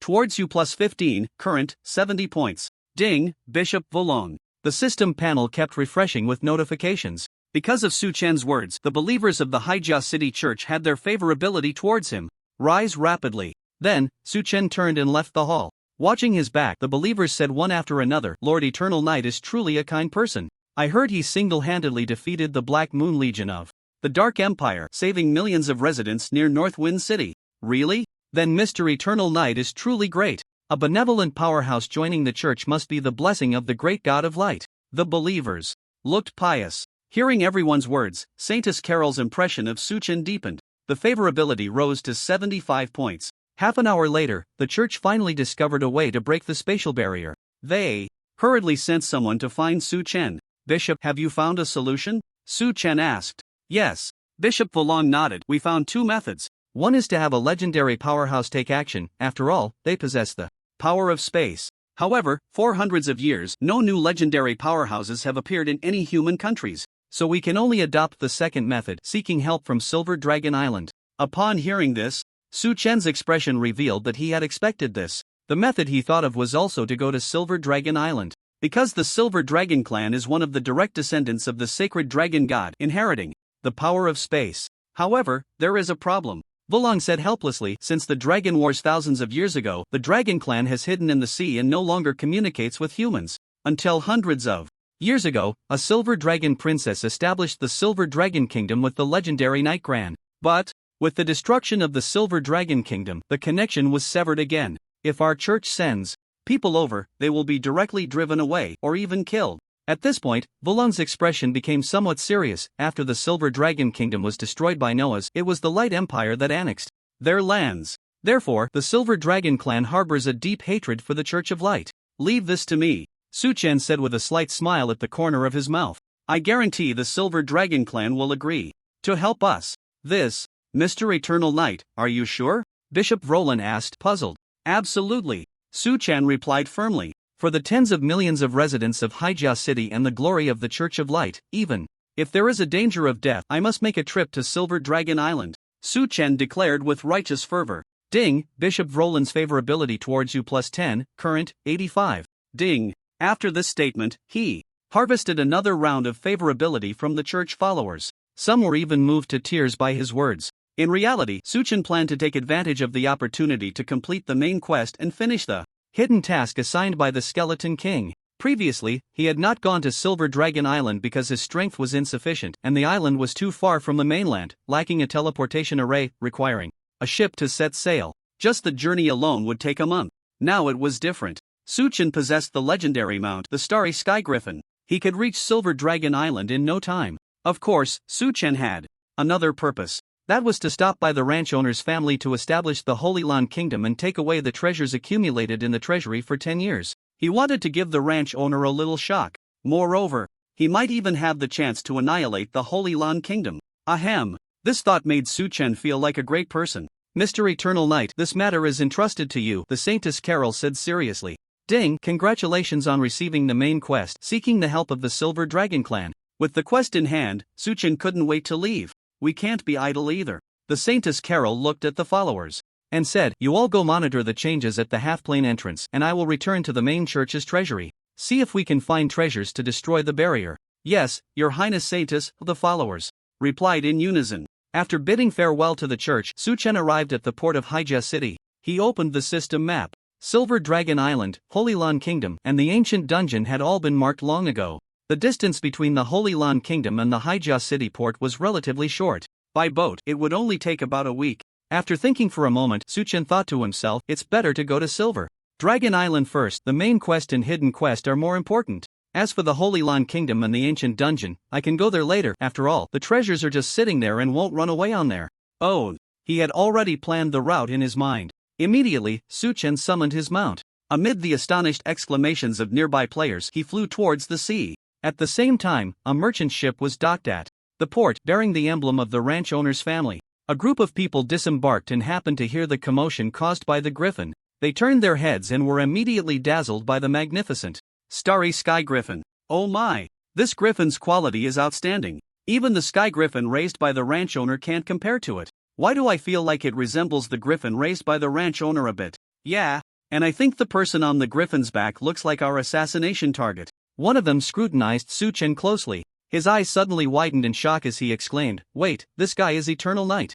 All eyes turned towards him. In the next moment, the starry sky griffin soared into the sky, disappearing into the horizon at an astonishing speed. The crowd. An assassin hesitantly asked, "Should we chase?" "Chase what?" "With our shabby ship. How could we catch up to a griffin? We might as well wait for him to come back here." Exchanging glances, the assassins made their decision. This group consisted of mid-tier professionals, all at level 50. They were confident they could kill Eternal Knight, provided he didn't escape on the griffin. On the other side, after entering the riding state, the starry sky griffin, its flight speed surged to 21 times the speed of sound, but the griffin's endurance was lacking, able to fly at full speed for only 10 minutes at most. Under normal circumstances, a griffin could maintain its top speed for at least 3 hours. Su Chen instructed, "Fly at your own speed." "Ing," the griffin called out. It maintained a speed of 2,410 meters per second towards Silver Dragon Island. It would take about 2 hours to reach the destination. "Sitting here on the griffin's back is so boring. I need to find something to do."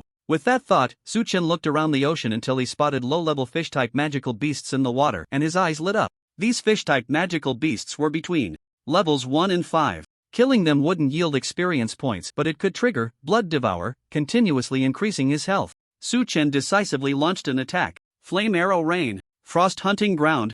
Su Chen entered fishfrying and freezing mode. Once the cooldown was over, he immediately released his skills towards the surface of the sea, killing a large number of fish-type magical beasts. Ding, congratulations, you have plundered 1 point of agility. Ding, congratulations, you have plundered the water arrow skill, rare.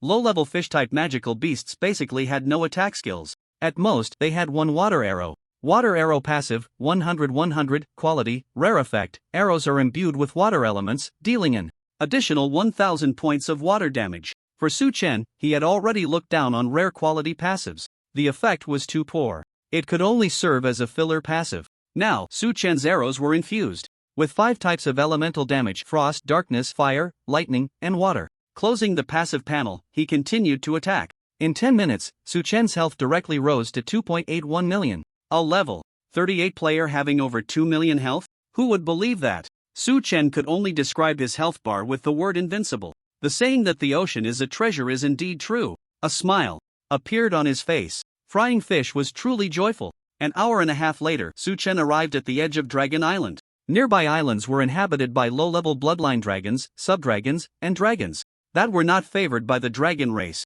As Su Chen rode the griffin past this area, a dark red dragon on one of the islands opened its eyes. "This king smells a familiar scent. It's him. It's that human archer who deceived this king. This king will kill you." The crimson flame dragon roared to the sky. Recalling how he had been tricked by Su Chen, endless rage surged within it. In the next moment, the dragon suddenly flapped its massive wings and soared into the sky. In just a few blinks, it appeared in Su Chen's line of sight. It was an old acquaintance. A glimmer of light appeared in Su Chen's eyes. He clearly remembered that this dragon possessed a vast treasure. He had to find a way to get it. "Human, didn't expect to meet this king here. This time you can't escape." The dragon grinned menacingly. Su Chen glanced at it and replied nonchalantly, "Oh, so it's you, you foolish dragon. Last time, I tricked you with just a few words. I truly feel sorry for your ancestors." Despite saying that, Su Chen was very cautious inside. As a level 60 legendary boss, the dragon's speed was definitely higher than that of the griffin in flight. He couldn't escape. A battle was inevitable today. You seek death." The dragon, humiliated and enraged, immediately summoned a giant fireball with a diameter of several dozen meters and hurled it at Su Chen. Whoosh! Seeing this, Su Chen equipped the shield arrow to negate the attack. Then he used the detection spell to look at its attributes. Crimson Flame Dragon Legendary Boss, level 60 health, 1.25e/1.25e attack, 400k per 400k skills, Guardian Flame, immune to instant death effects. Celestial Meteor summons fire meteors to attack a designated area.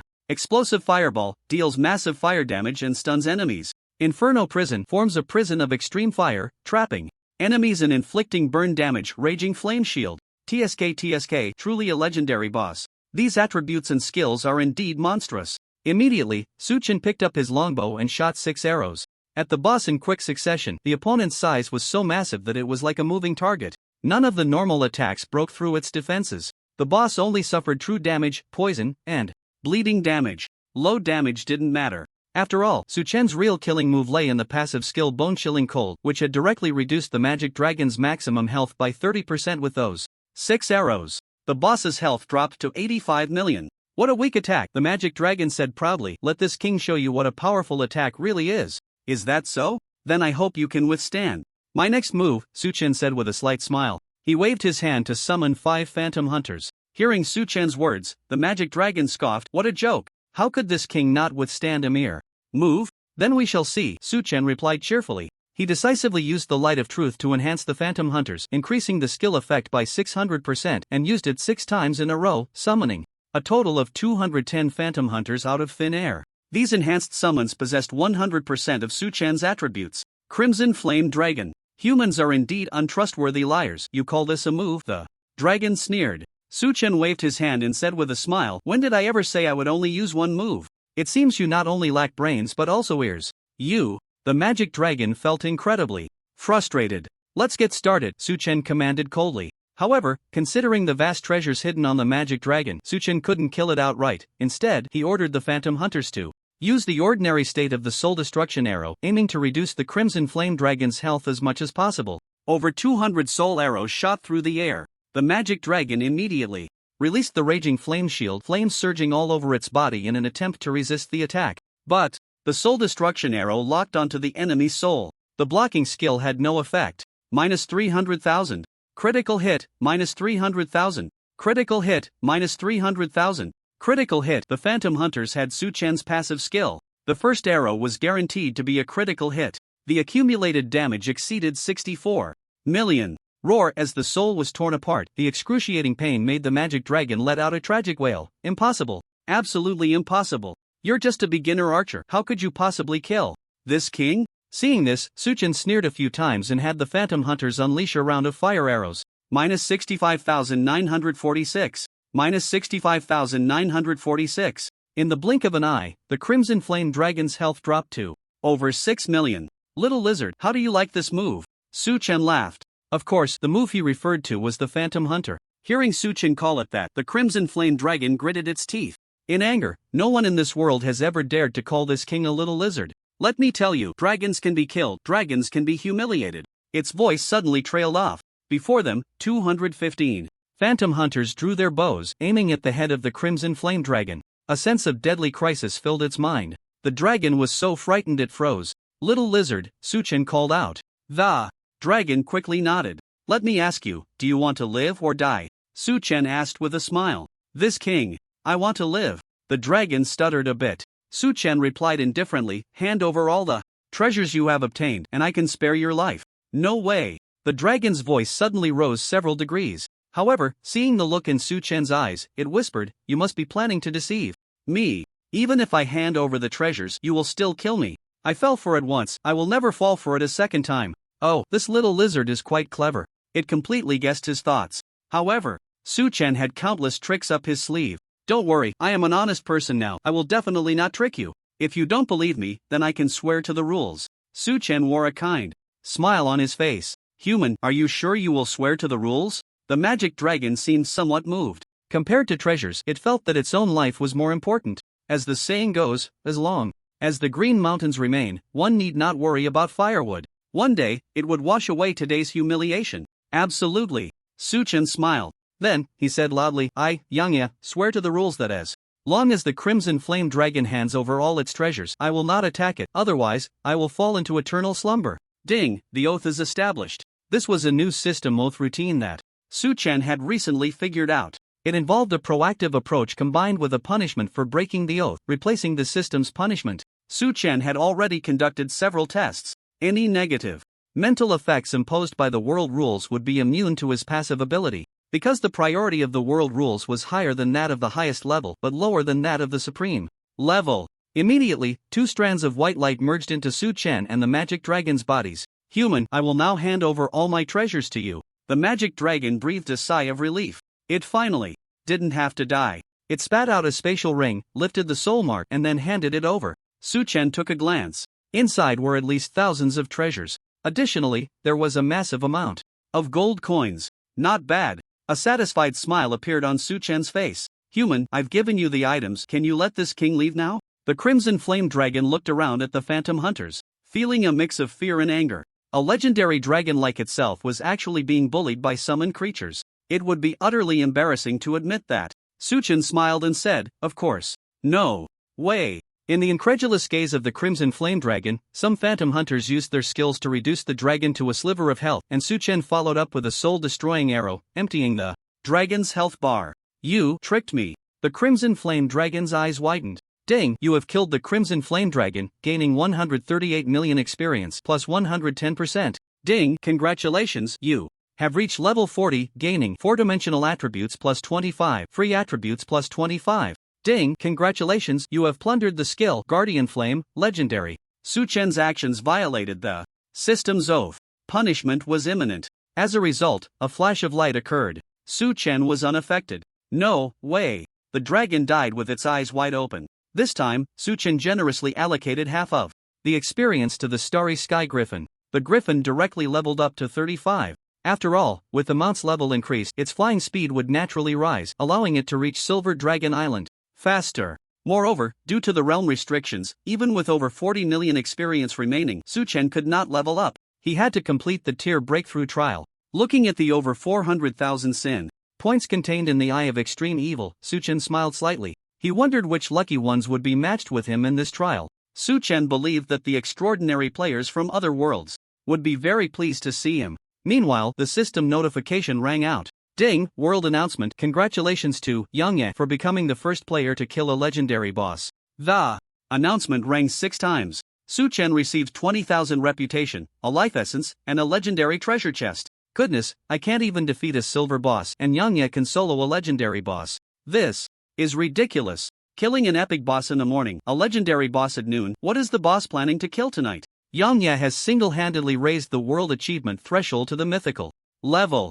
The players were somewhat speechless. If they knew that the legendary boss Su Chen killed was level 60, they would probably call him a hanging player. On the other side, with the system rewards in hand, Su Chen fed the life essence to the Starry Sky Griffin. The synchronization rate rose to 20%. He continued to open the system treasure chest and obtained a legendary level archer skill book. Just what Su Chen needed for group attack skills. Ding, congratulations, you have learned the skill Azure Thunder Arrow Domain, legendary. Immediately after Su Chen consumed a skill experience gem, medium, using 100 million skill experience to upgrade his skill. Thunderstorm Arrow Domain, legendary, level, LV7 upgrade, 52.9 million / 3.8 billion experience effect, summons a rain of lightning arrows in an area for 5 seconds, dealing Spirit X3 30% lightning damage per second, with a 33% chance to paralyze for 3 seconds. Maximum radius, 270 m plus Spirit X 47%.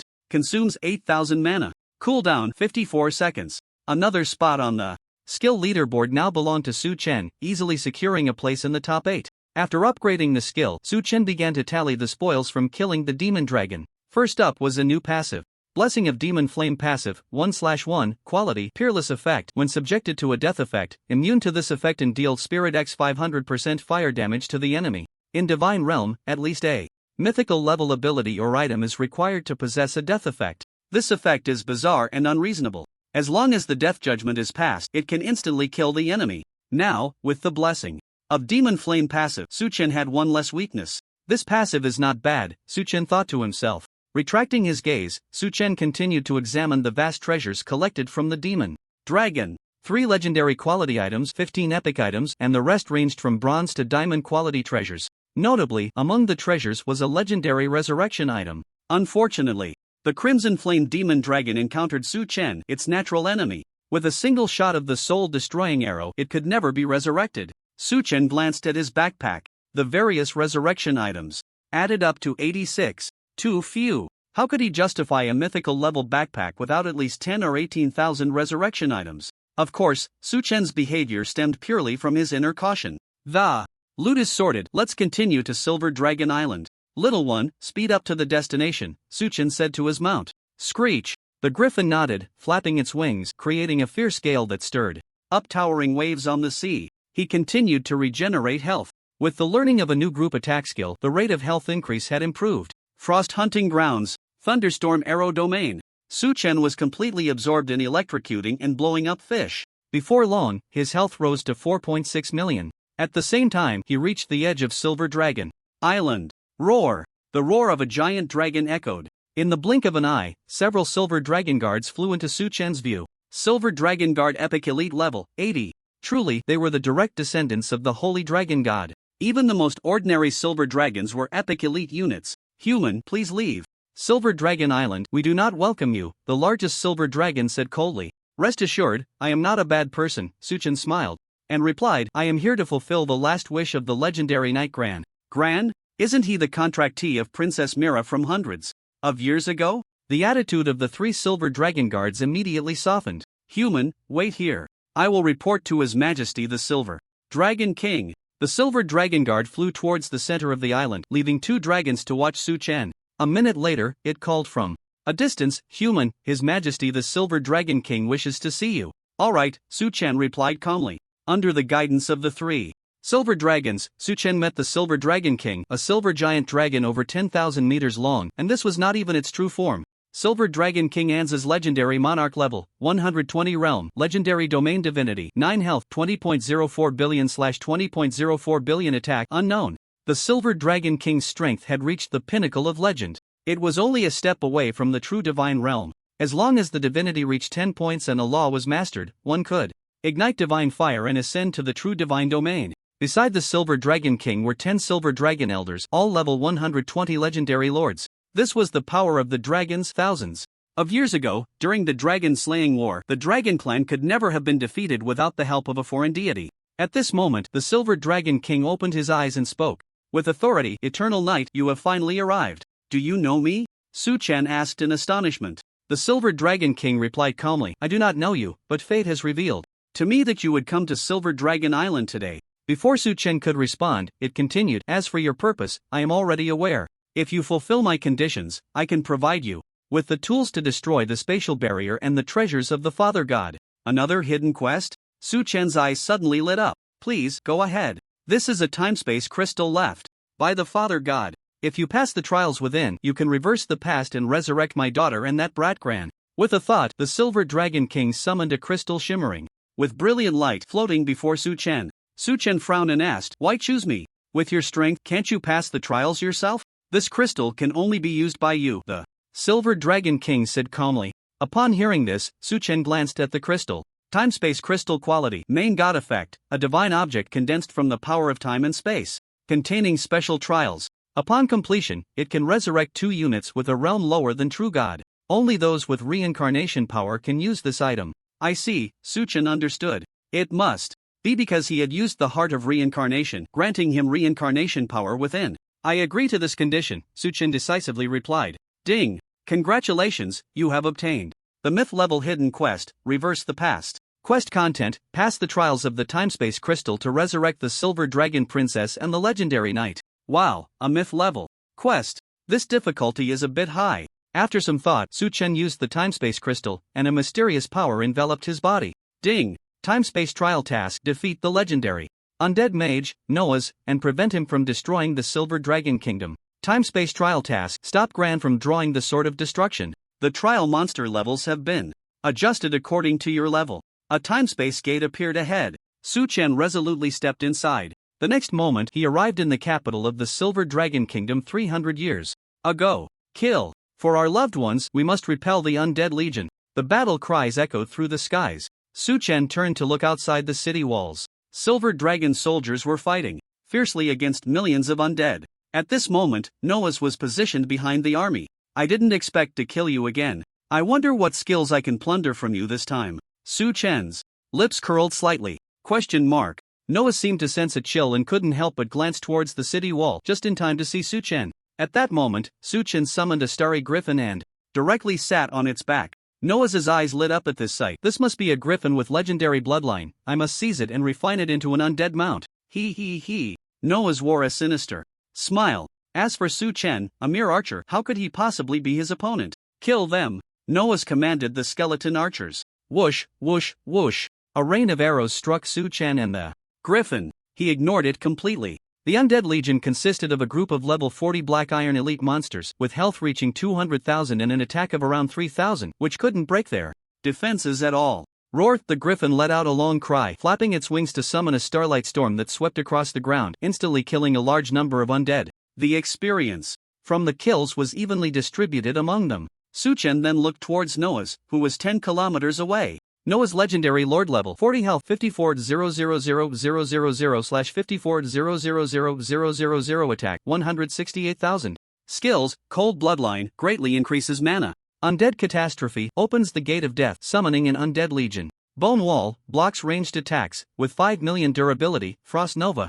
Corpse Explosion, Bone Spear. Since this is a trial, Noah's is not at his peak level of 120. However, a level 40 Noah's is still quite powerful. Normal players would need to reach at least level 50 and gather the strength of tens of thousands to have a chance of defeating him. Of course, for Su Chen, killing Noah's is far too easy. He doesn't even need to lift a finger. Su Chen casually casts a skill, Phantom Hunter. 5 phantoms appear around him, inheriting the cooldown of the skills from the last summon. During the battle with the Crimson Flame Dragon, Phantom Hunter did not use the Light of Truth skill, so this time, it can be used. Under Su Chen's control, all phantoms enhance the soul-destroying arrow with a skill effect of plus 600%, usable 6 times in a row. 30 soul arrows shoot out at high speed, crossing 10 kilometers in the blink of an eye, reaching the rear of the undead army. This attack must be blocked. Otherwise, I will die.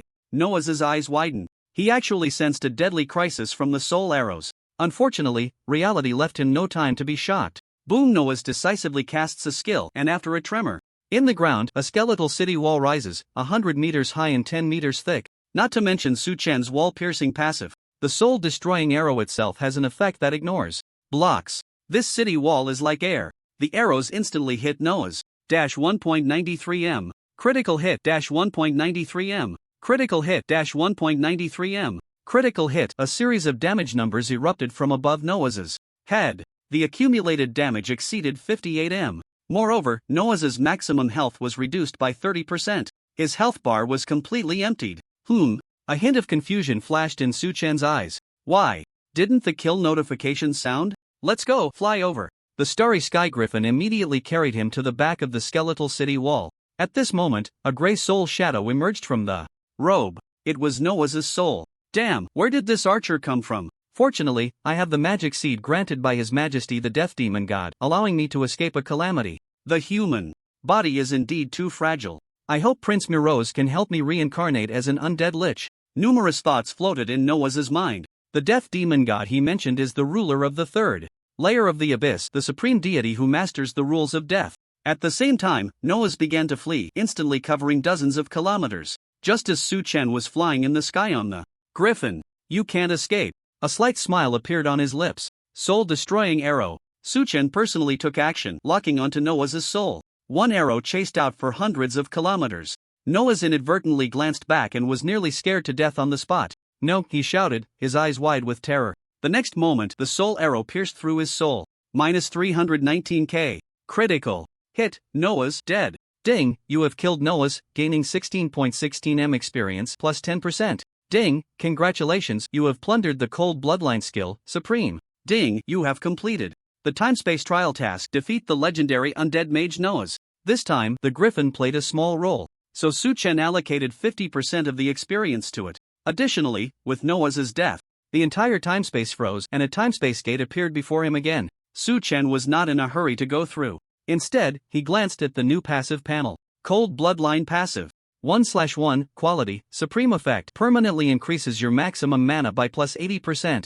Su Chen's mana suddenly surged to 350,000 points. Compared to his staggering 4.6 million health, this amount of mana was negligible. But at least it was higher than other players.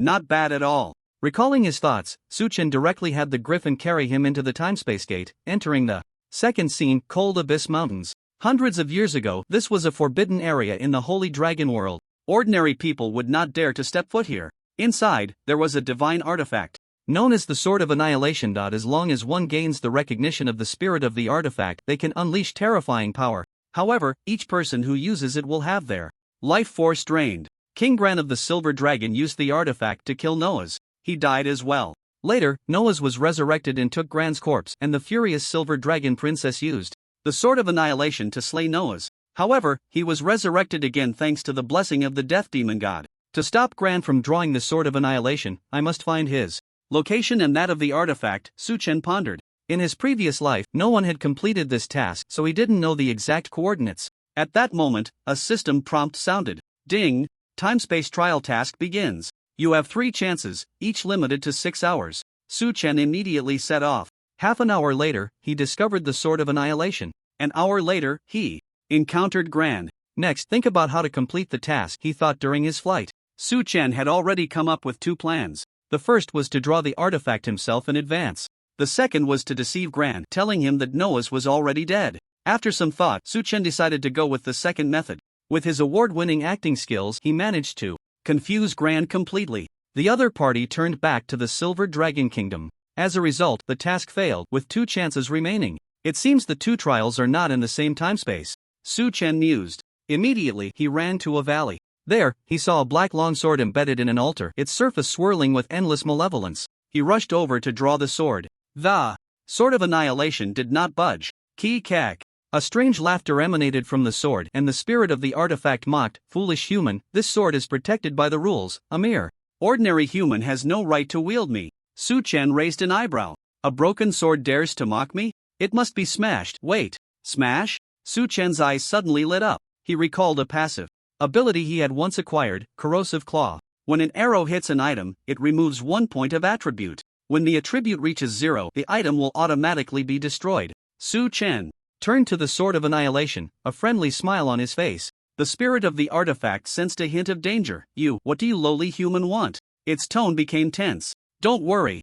I just noticed you have some rust on you and I plan to help you clean it up. No need to be nervous, Su Chen said with a grin. So painful. Stop it, human. Don't hit me anymore. I surrender. I'll tell you how to draw the sword. The valley echoed with the spirit's cries. Su Chen ignored it. He took out his longbow and began shooting at the Sword of Annihilation. Each arrow could reduce 1 point of attribute. As an artifact, the Sword of Annihilation had very high attributes. However, there is a saying that goes well: with enough effort, an iron pestle can be ground down to a needle. But when he heard the spirit mention how to draw the sword, Su Chen stopped his attack and asked, "What method? To draw me, you must possess a legendary bloodline." The griffin beside you can do it, the spirit of the artifact quickly replied. Su Chen instinctively turned to look at the starry sky griffin. Woo-woo. The griffin quickly shook its head. Forget it. It's more convenient to just destroy you, Su Chen said. As long as he drew the Sword of Annihilation, even if he didn't use it, it would still devour the griffin's life. Moreover, the griffin served as both his mount and meat shield. It deserved to be protected, even if it had no contributions. Su Chen continued shooting arrows. Soon, the light surrounding the Sword of Annihilation faded, and the spirit of the artifact also dissipated. Sword of Annihilation, mythical, attributes, 0 effects, none status, completely destroyed. The system still recognized the Sword of Annihilation as a mythical quality item. In reality, this sword was just trash. Su Chen stored it in his backpack. A system prompt sounded. Ding! Congratulations on completing the timespace trial. You have received rewards: 5,000 Transcendence Points, Life Essence X5, Knowledge Essence X5. For types of essences, 5 of each. Su Chen handed the life essence to the griffin to consume, raising his synchronization rate to 45%. The other essences were of little use. Yesterday, Su Chen spent a bit of money at the Knowledge Church, purchasing a bunch of knowledge essences, and then materialized all his skills into reality. I'll just let the excess essences be devoured by the inner world, Su Chen thought to himself. Additionally, his transcendence value had reached 8,000 points, just 2,000 points short of entering the Transcendent Secret Realm to enhance his bloodline quality. Su Chen felt a bit of anticipation. Meanwhile, Su Chen was sent back to Silver Dragon Island. Boom! A great power descended. 2 time-space vortices appeared before him. After a while, 2 figures walked out from within. The legendary knight, Gran, and the silver dragon, Princess Mira.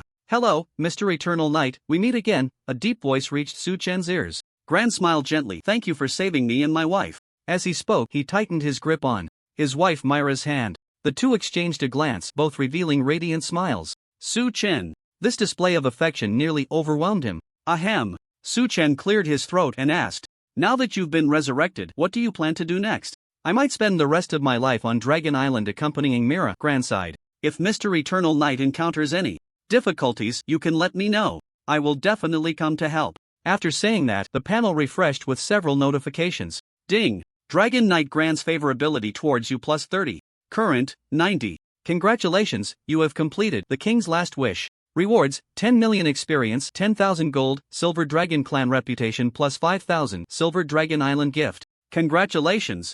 You have completed Reversing the Past. Rewards, 20 million experience. Glancing at the messages, Su Chen smiled. Gran was the only level 120 legendary powerhouse of the human race. He would surely be of help in the future when executing the task of destroying the Church of Light. Immediately, the Silver Dragon King said, "Eternal Knight, since you have fulfilled the agreement, I will give you this world-breaking staff. It can destroy any spatial barrier not exceeding the mythic level. A mythic level item in hand." "Thank you," Suchen smiled. "Additionally, you can choose 2 rewards from my clan's treasury at will," the Silver Dragon King said softly. "Ding, congratulations, you have opened the hidden shop of the Silver Dragon Clan. Skill Mythification. Scroll Mythic description, evolves a non-professional skill you have mastered to mythic level. Value, 8.5 billion gold. Extraordinary Knowledge Essence Mythic description, can materialize a professional skill into reality. Value, 2 billion gold. Wow! No wonder it's a treasury of a race that has lived for tens of thousands of years. The human forces treasury simply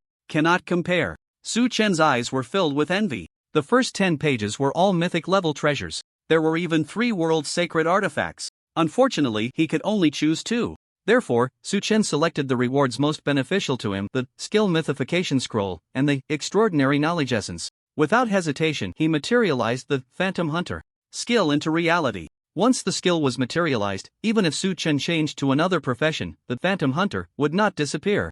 As for the Mythification Scroll, Su Chen was considering which skill to use it on. After some thought, he decided to use the scroll on Shadow Leap. Shadow Leap Mythic, Level, LV6 Upgrade, 48.5W/1.28E Experience Effect 1 conceals oneself in the shadow world, ignoring physical terrain and any attacks, leaving behind an invisible clone. Using it again can return to the original location, up to a maximum distance of mental X 900%. Priority, Mythic Level. Effect 2, active attacks will not reveal form, instead consuming 11% of maximum mana. Consumes 5,000 mana per second. Cooldown, 65 seconds. Not bad, Su Chen exclaimed. Mythic skills were indeed powerful. As long as he managed the attack intervals well, combined with the mana recovery provided by the inner world, Su Chen could achieve infinite invisibility. And, mythical level stealth skills allow Su Chen to enter any treasury he wishes, except for the Dragon Clan's treasury, without anyone noticing him. It's time to activate that plan. A glimmer appeared in Su Chen's eyes. The Empire of Light, the Empire of Darkness, the Orc Empire. Oh dear, there are quite a few places to go. Which one should he visit first? Su Chen felt a bit conflicted. Following the principle of proximity, he decided to start with the Holy Orchid Kingdom. With that thought, Su Chen turned to leave Dragon Island. Watching his retreating figure, the Silver Dragon King calmly mused, "Human, one day, we will meet again." Su Chen rode his griffin to the edge of Dragon Island. However, after careful consideration, he decided to first complete the tier breakthrough trial. After all, the treasury of the Holy Orchid Kingdom was just a small goal for this trip. The real targets were the ancient dungeons in the nearby sea, where the monsters with the ability to reflect all damage and the god-slaying treasures left by the ancient kingdom awaited. However, to enter the dungeon, he needed to reach at least level 45. In the realm of Divine Domain, for most players, breaking through the level limit required passing trials. Otherwise, they could only rely on divine artifacts or world holy items. I should complete the breakthrough trial first, it won't take long anyway, Su Chen thought to himself. He casually opened the system panel. Breakthrough trials for mid-tier and above realms could now be directly accessed from the system bar without relying on the professional guild. Su Chen decisively chose the Abyss difficulty trial. A prompt sounded in his ears. Ding! You have been assigned to the mid-tier Abyss Trial Secret Realm, Bounty Demon Island. Number of participants, 1,000. Trial task, survive until the end and kill any one Demon King. Trial rules, killing a player increases your sin value by 5. Killing a demon decreases your sin value by 2. If you have sin value, your coordinates will be displayed on the map. Wow! A trial with 1,000 participants? Su Chen was somewhat surprised. There was a well-known fact in the Divine Domain: the more participants in a breakthrough trial, the higher the difficulty. The difficulty of Demon Island was likely several times, even dozens of times, higher than a normal Abyss trial. This is interesting. Su Chen felt a surge of excitement. He carefully reviewed the trial rules. This was a secret realm similar to a battle royale mode. As time passed, the sea level would rise, gradually submerging the island, forcing players into combat.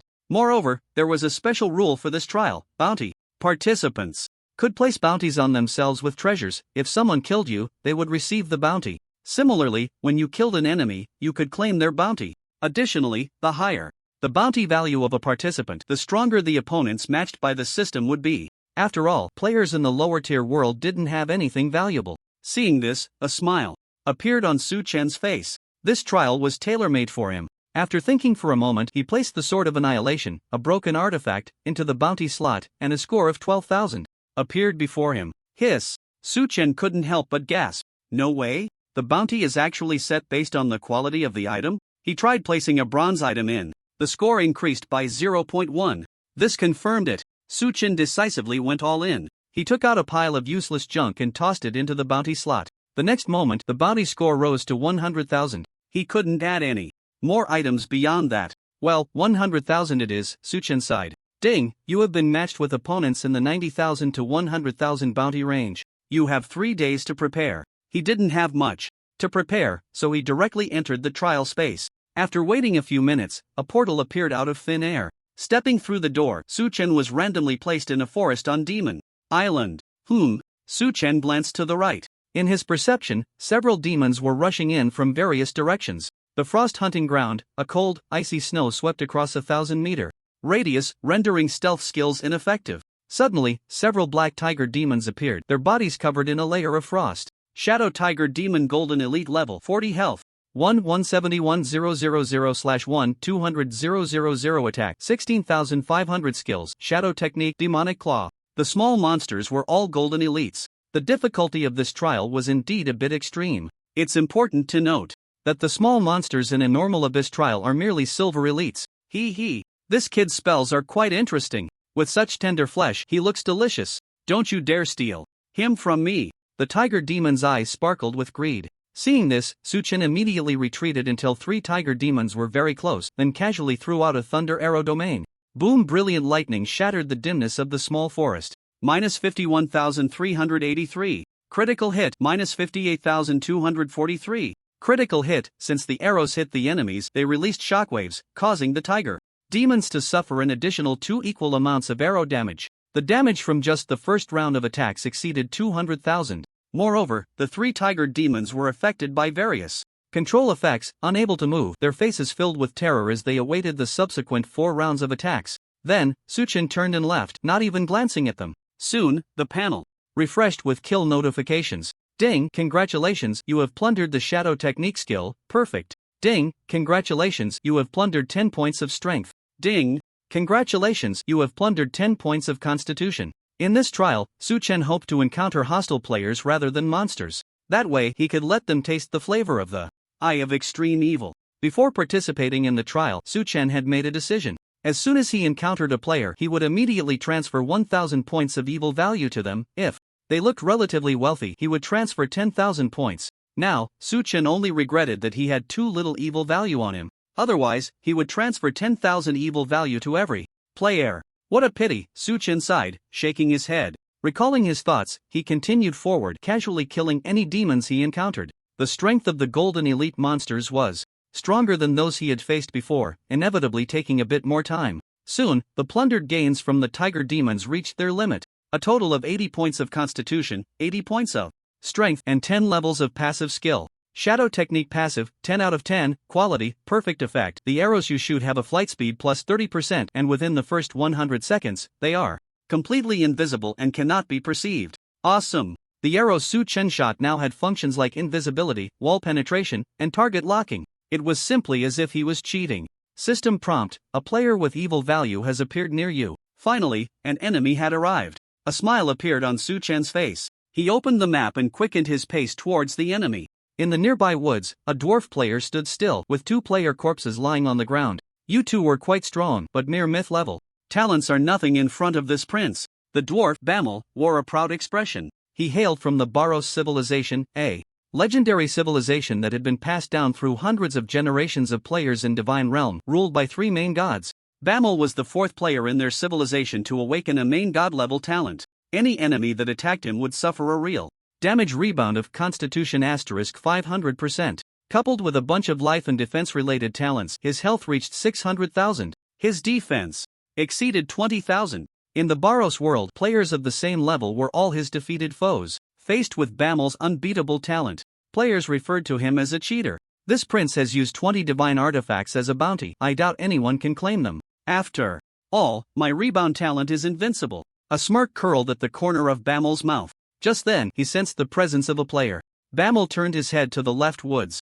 Su Chen's figure came into view. He chuckled. So it's a little archer, huh? In Bamel's impression, archer players were the easiest to bully. Fast attack speed, low damage, thin health. When arrows hit him, the damage felt like a mere scratch. He was completely unscathed, while the archer would end up being killed by the damage reflected from his talents. Su Chen raised an eyebrow, playfully saying, "Little shorty, looks like you're quite impressive." Upon hearing this, Bamel's expression darkened. Gritting his teeth, he said, "No one has ever dared to insult this prince. You are the first. Today, I will make you die a miserable death." "Is that so? I don't believe it." Su Chen lifted his longbow. Seeing this, a glimmer of excitement flashed in Bamel's eyes. He could almost envision the bewildered expression on Su Chen's face after being killed by the reflected damage. The next moment, Su Chen casually shot an arrow. Whoosh! The arrow pierced through Bamel's chest. Minus 11,148. Critical hit, minus 12,200. Frost, minus 5,042.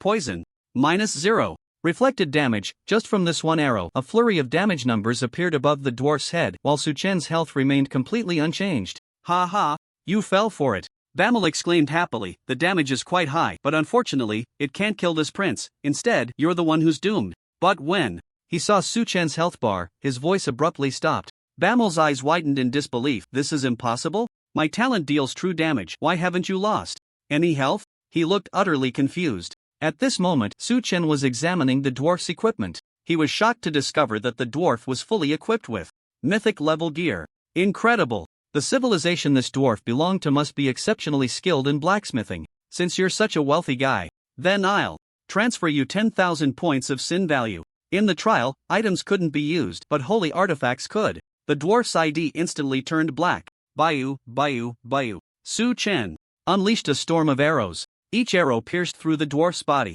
In just 1 second, he dealt 200,000 damage. "Damn it!" Bamel gritted his teeth.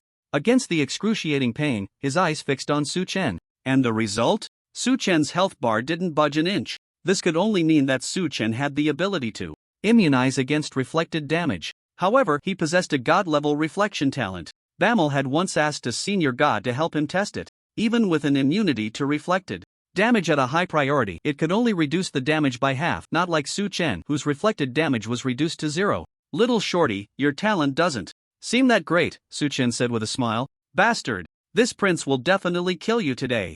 Bamel was so furious he was about to explode. He decisively activated 2 world holy artifacts. Arrow of Space guaranteed that the next attack would hit the enemy. Vengeful Eye could release a ray that dealt 5 times the damage he received. "Die for me!" Bamel shouted angrily. A black beam suddenly struck Su Chen. The speed was too fast, he didn't have time to react. -105W. True damage, Su Chen's health dropped by 22.7%. Such a health drop for an archer was absurd. "What?" Bamel said in disbelief. You're an archer?" At that moment, he had a strange illusion that Su Chen was the real cheat and he was the fool. "What are you?" Bamel was about to ask when a prompt sounded in his ear. "Ding, you have died, Abyss. Trial failed, beginning to exit the secret realm. Ding, you dropped item, Divine Origin, Mythic, X10. Ding, you dropped item, World Holy Artifact, Vengeful Eye."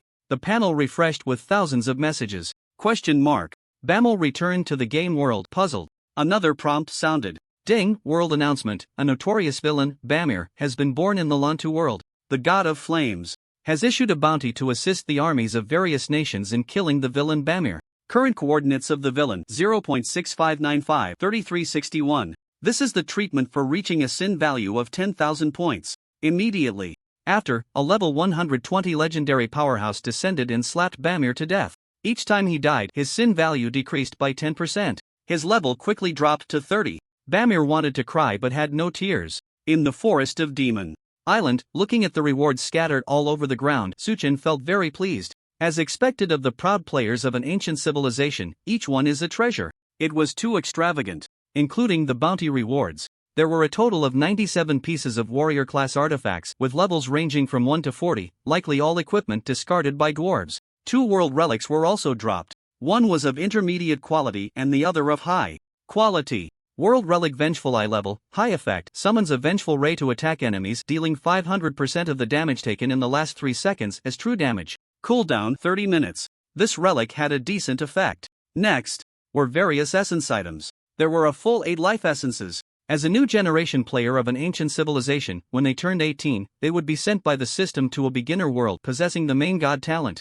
Bamir, like Su Chen, monopolized the world announcements. As long as his synchronization reached 100%, the essences would be useless. Mounts and pets were unnecessary because Bamir directly inherited his elders' mounts and pets. Finally, there was a special item. Divine Source Quality, Mythical Effect, contains the purest source power. After use, increases 1 point of divinity, limited to 10 uses at the legendary realm. Quantity 10. This should have been the materials prepared by Bamir's parents for him to become a god. However, it all became cheap for Su Chen. Killing a boss is laborious and yields nothing good. But high-quality players, I can easily kill a large number, and the dropped rewards are numerous and of good quality. Unfortunately, such opportunities are too rare. Su Chen lamented. He glanced at the red dots on the map representing players. So, I must seize this rare opportunity and try to take the good things from the players' backpacks. In the forest of Demon Island. No, don't come over, a bowman player screamed in terror.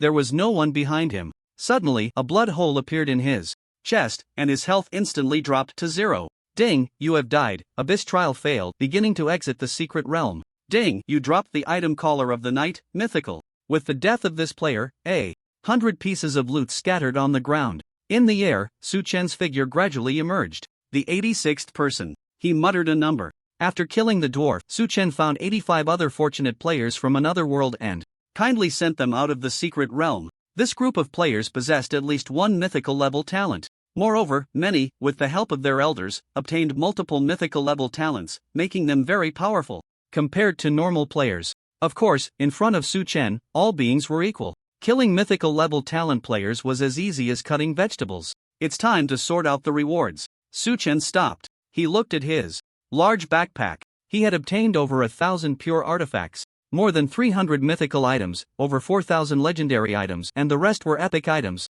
With such a rich harvest, Su Chen was not surprised. In this trial, each player contributed a bounty score of at least 90,000, equivalent to more than 10 artifacts, indicating their wealth was even higher.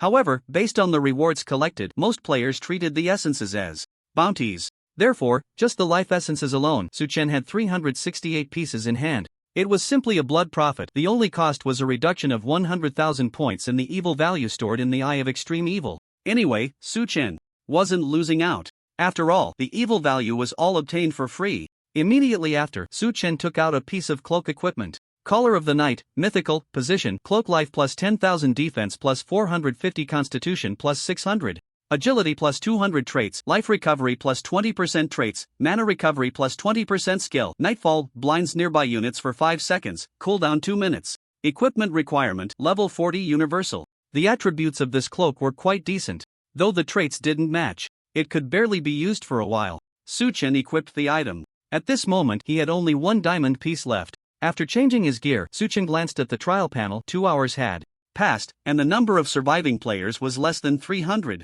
The competition was still quite fierce. Additionally, the bounty of the more than 600 fallen players had all been transferred to them. He then opened the system map. The active range of Demon Island had shrunk significantly. Moreover, the coordinates for the arrival of the Demon King had been announced. In an hour and a half, they would be able to kill the boss. With that thought, Su Chen continued toward his destination. Before long, he encountered a swarm of monsters attacking. Wraith Golden Elite level, 40 health, 800,000/800,000 attack, 16,000 skills, Soul Devour, Bewitching Charm. This was a type of ghost monster. They were immune to physical damage but had relatively low defense. This human's aura is so tempting. I really want to eat him. What are you thinking? Such a high-quality human must be captured and offered to the true lord. Exactly.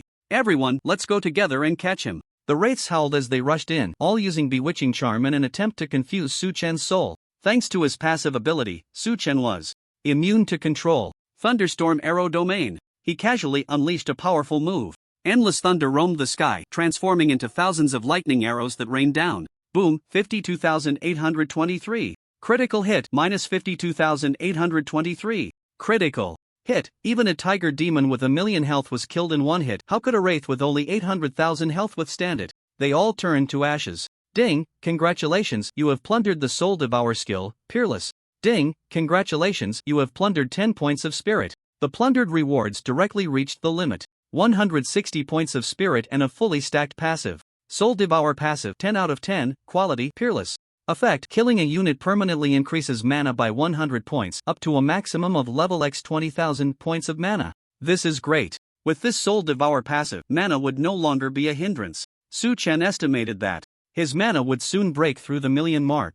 If he obtained a percentage recovery passive, he wouldn't have to worry about consumption issues. Recalling his thoughts, Su Chen headed toward the center of Demon Island.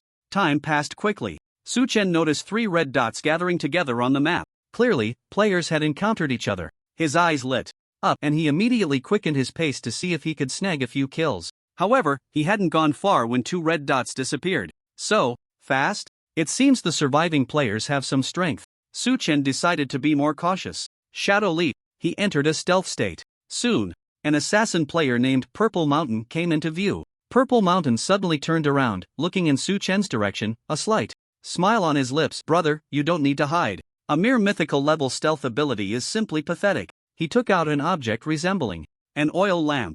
Mysterious power swept around. Su Chen was forced to reveal himself. He squinted his eyes, thinking to himself, world sacred artifact. This is definitely a top quality sacred artifact. This player was quite wealthy. Su Chen mentally tagged the other person. At this moment, the assassin Purple Mountain glanced at him and laughed. Ha, interesting, it turns out to be an archer. As an assassin with a main god-level talent, the archers who died at his hands numbered at least 8,000, if not 10,000. Moreover, Zishan's talent significantly increased damage and restored health when attacking units with evil value. To achieve this, he obtained a world relic capable of transferring and absorbing evil. Ding, you have gained 1,000 points of evil value.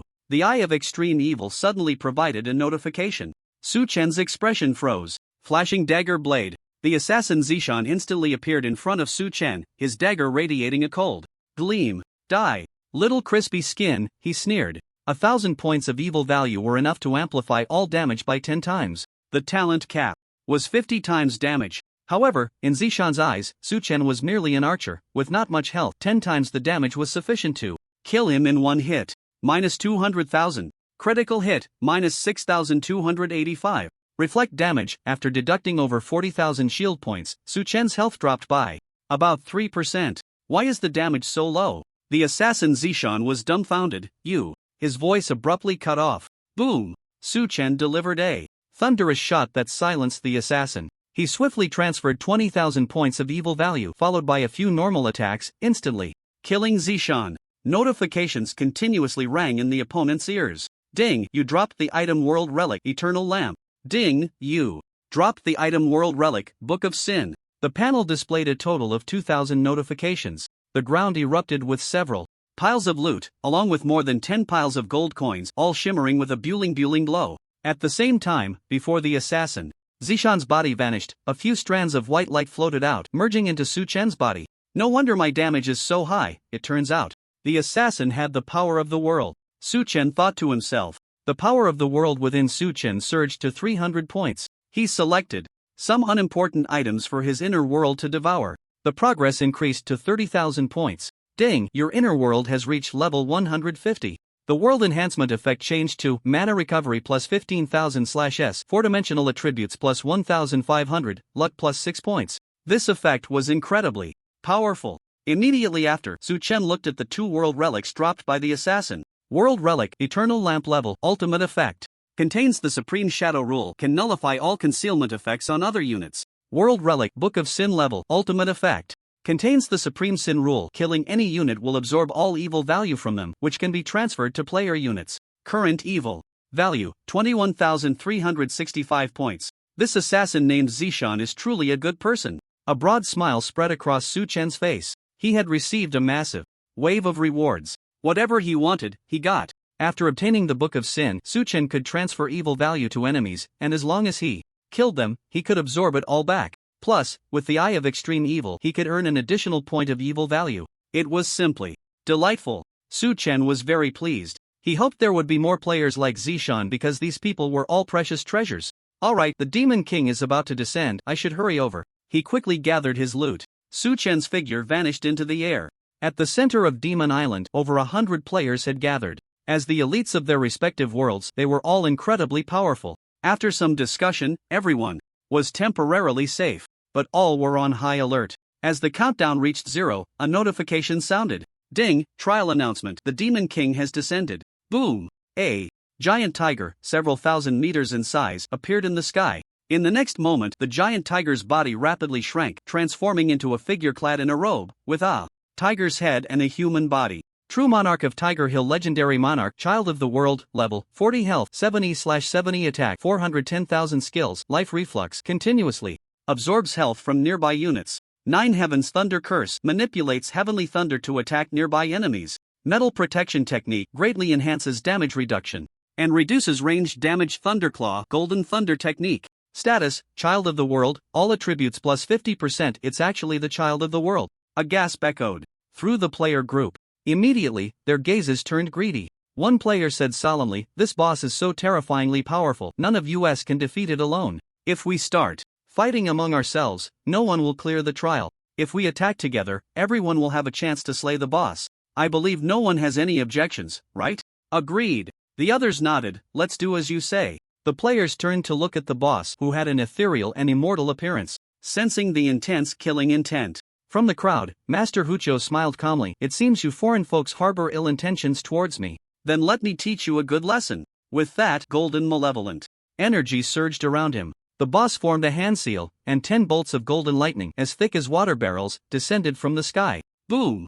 -99W. -99W. The ground was blasted into a multitude of craters. The players showcased their skills, dodging the attacks. Some activated their talents, forcibly reducing a significant amount of the boss's attributes. Seeing this, the others immediately followed up with skills, dealing massive damage. Although they came from different worlds, their cooperation was nearly flawless. However, Master Hucho possessed a perverse ability called life reflux. Whenever the players restored health, it would be forcibly absorbed by him, and this healing was unaffected by severe injury effects. The battle between both sides fell into a stalemate. TSK. This boss's strength is a bit terrifying. Su Chen secretly clicked his tongue. He was watching the battle from a distance, not intervening. With his strength, defeating Master Hucho would take a considerable amount of time. It was better to let the players lower the boss's health. When the time was right, he would strike and reap the boss and player heads. How delightful! Su Chen's lips curled slightly. Time continued to pass. Under the siege of over 100 elite players, they fought for more than an hour before managing to reduce Master Hucho's health to 20 million points. At this moment, the atmosphere among the players grew tense again. After all, everyone wanted to claim the boss. Unfortunately, they had no chance left. It's my turn to act.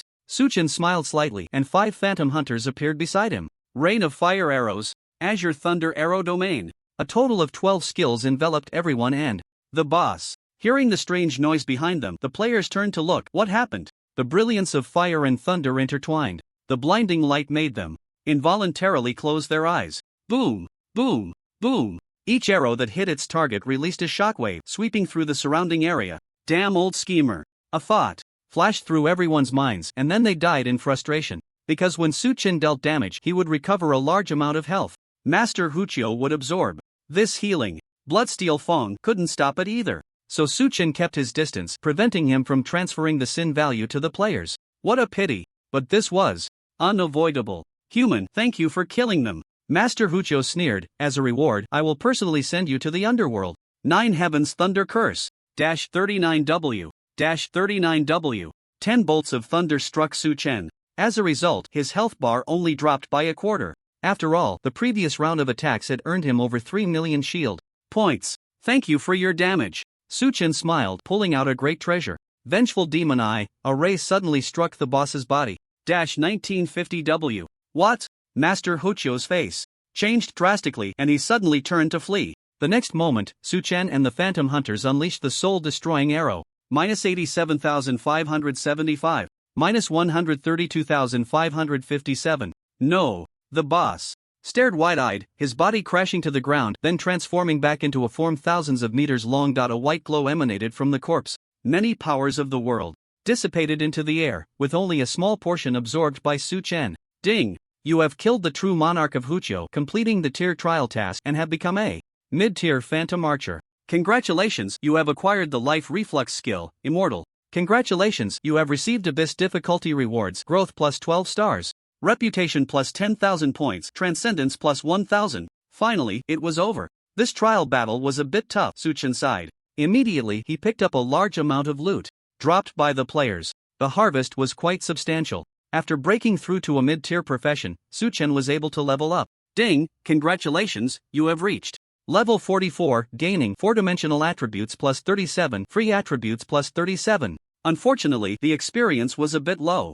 Suchen did not reach level 45 in one go. If he had known, he would have given a little less experience to the Starry Sky Griffin. This wave was a bit of a loss. With a sigh, Suchen continued to check the effects of his new passive. Life Reflux passive, 1/1, quality, immortal effect, within a radius of Constitution x 10,000% meters. Whenever someone recovers health, it will be absorbed and converted into health recovery for himself, unaffected by serious injuries. Goodness.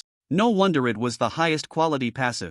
The effect was a bit perverse. With Su Chen's impressive 7,096 points of Constitution within a radius of over 700 kilometers, all units recovering health by any means would be absorbed by him. With this passive, the world sacred artifact Bloodsteel Fong became useless. It could only be treated as garbage fed to the internal world for devouring, just right for a mid-quality world sacred artifact, which could be converted into 100 points of world power. Plus, Suchen had absorbed 200 points of world power from the boss, just enough to raise his internal world to level 180. The enhancement effect increased significantly. Then, Suchen allocated the free attributes to strength. ID, Eternal Knight Profession, mid-tier. Phantom Archer level, 44 health, 4.72 million mana, 500,000 attributes, strength 6,603, constitution 7,426, agility 5,396, spirit 6,693, attack speed 11.9/s plus 40%, physical defense 27,948, magic defense 21,042, mount panel. This was Suchen's current attributes. Compared to ordinary players, it was still quite high. Moreover, recently, his agility had increased by several thousand points, a very high growth. But the increase in the other three attributes was even more perverse, resulting in agility still being his weakness. There was no way around it. In the Holy Dragon world, means to increase agility were rare. He would have to find a way later. Subsequently, Suchen clicked to exit the Trial Secret Realm and returned to Silver Dragon Island. The system announcement rang out. Ding, world announcement. Congratulations to Eternal Knight for becoming the first player to wear mythic equipment. Congratulations to Eternal Knight for becoming the first player to own 1,000 pieces of mythic equipment. The two announcements combined rang out 12 times. The system rewards were still the same as last time: 20,000 reputation, a life essence, and a legendary treasure chest. However, the second achievement additionally rewarded the exclusive title Great Collector. Hearing the prompt, the players were stunned. I don't understand, but I'm greatly shocked. Damn, am I hearing things? 1,000 pieces of mythic equipment? What kind of international joke is this? Did the boss of Eternal Knight dig up some god's grave? Eternal Knight. Boss, I'm your 10-year-old fan. Can you give a little gift back? One piece of legendary equipment is enough. You greedy old fans, unlike me, I only want one piece of epic equipment. The players transformed into lemon essence. So sour. At the same time, on the World Equipment Leaderboard, Suchen's new equipment ranked first while another piece of his equipment was pushed out of the top 10. This phenomenon was very real. Players rarely paid attention to the equipment leaderboard anymore. At most, they would check after a while to see if Suchen had obtained new equipment. On the other side, Suchen was too lazy to look at the system rewards. Aside from the reputation being somewhat useful, he lacked for nothing else in terms of rewards. For example, the life essence. After clearing the trial, the number of life essences in his backpack surged to 1,123, far more than he could ever use. Suchen casually took out 11 essences for the griffin to consume. The synchronization rate increased to 100%. Moreover, that group of outstanding players was more afraid of death than anyone else, with each of them carrying at least 50 resurrection items. After killing them, all of it became his spoils. Suchen looked at his backpack. Resurrection items 6,127. This number seems a bit excessive, he said helplessly. Among the remaining system rewards, only the new title piqued Suchen's interest. Great Collector exclusive title quality, mythical effect, steel resistance plus 80%. Because of death, item drop quantity minus 90%. When killing monsters, rare item drop rate plus 10%.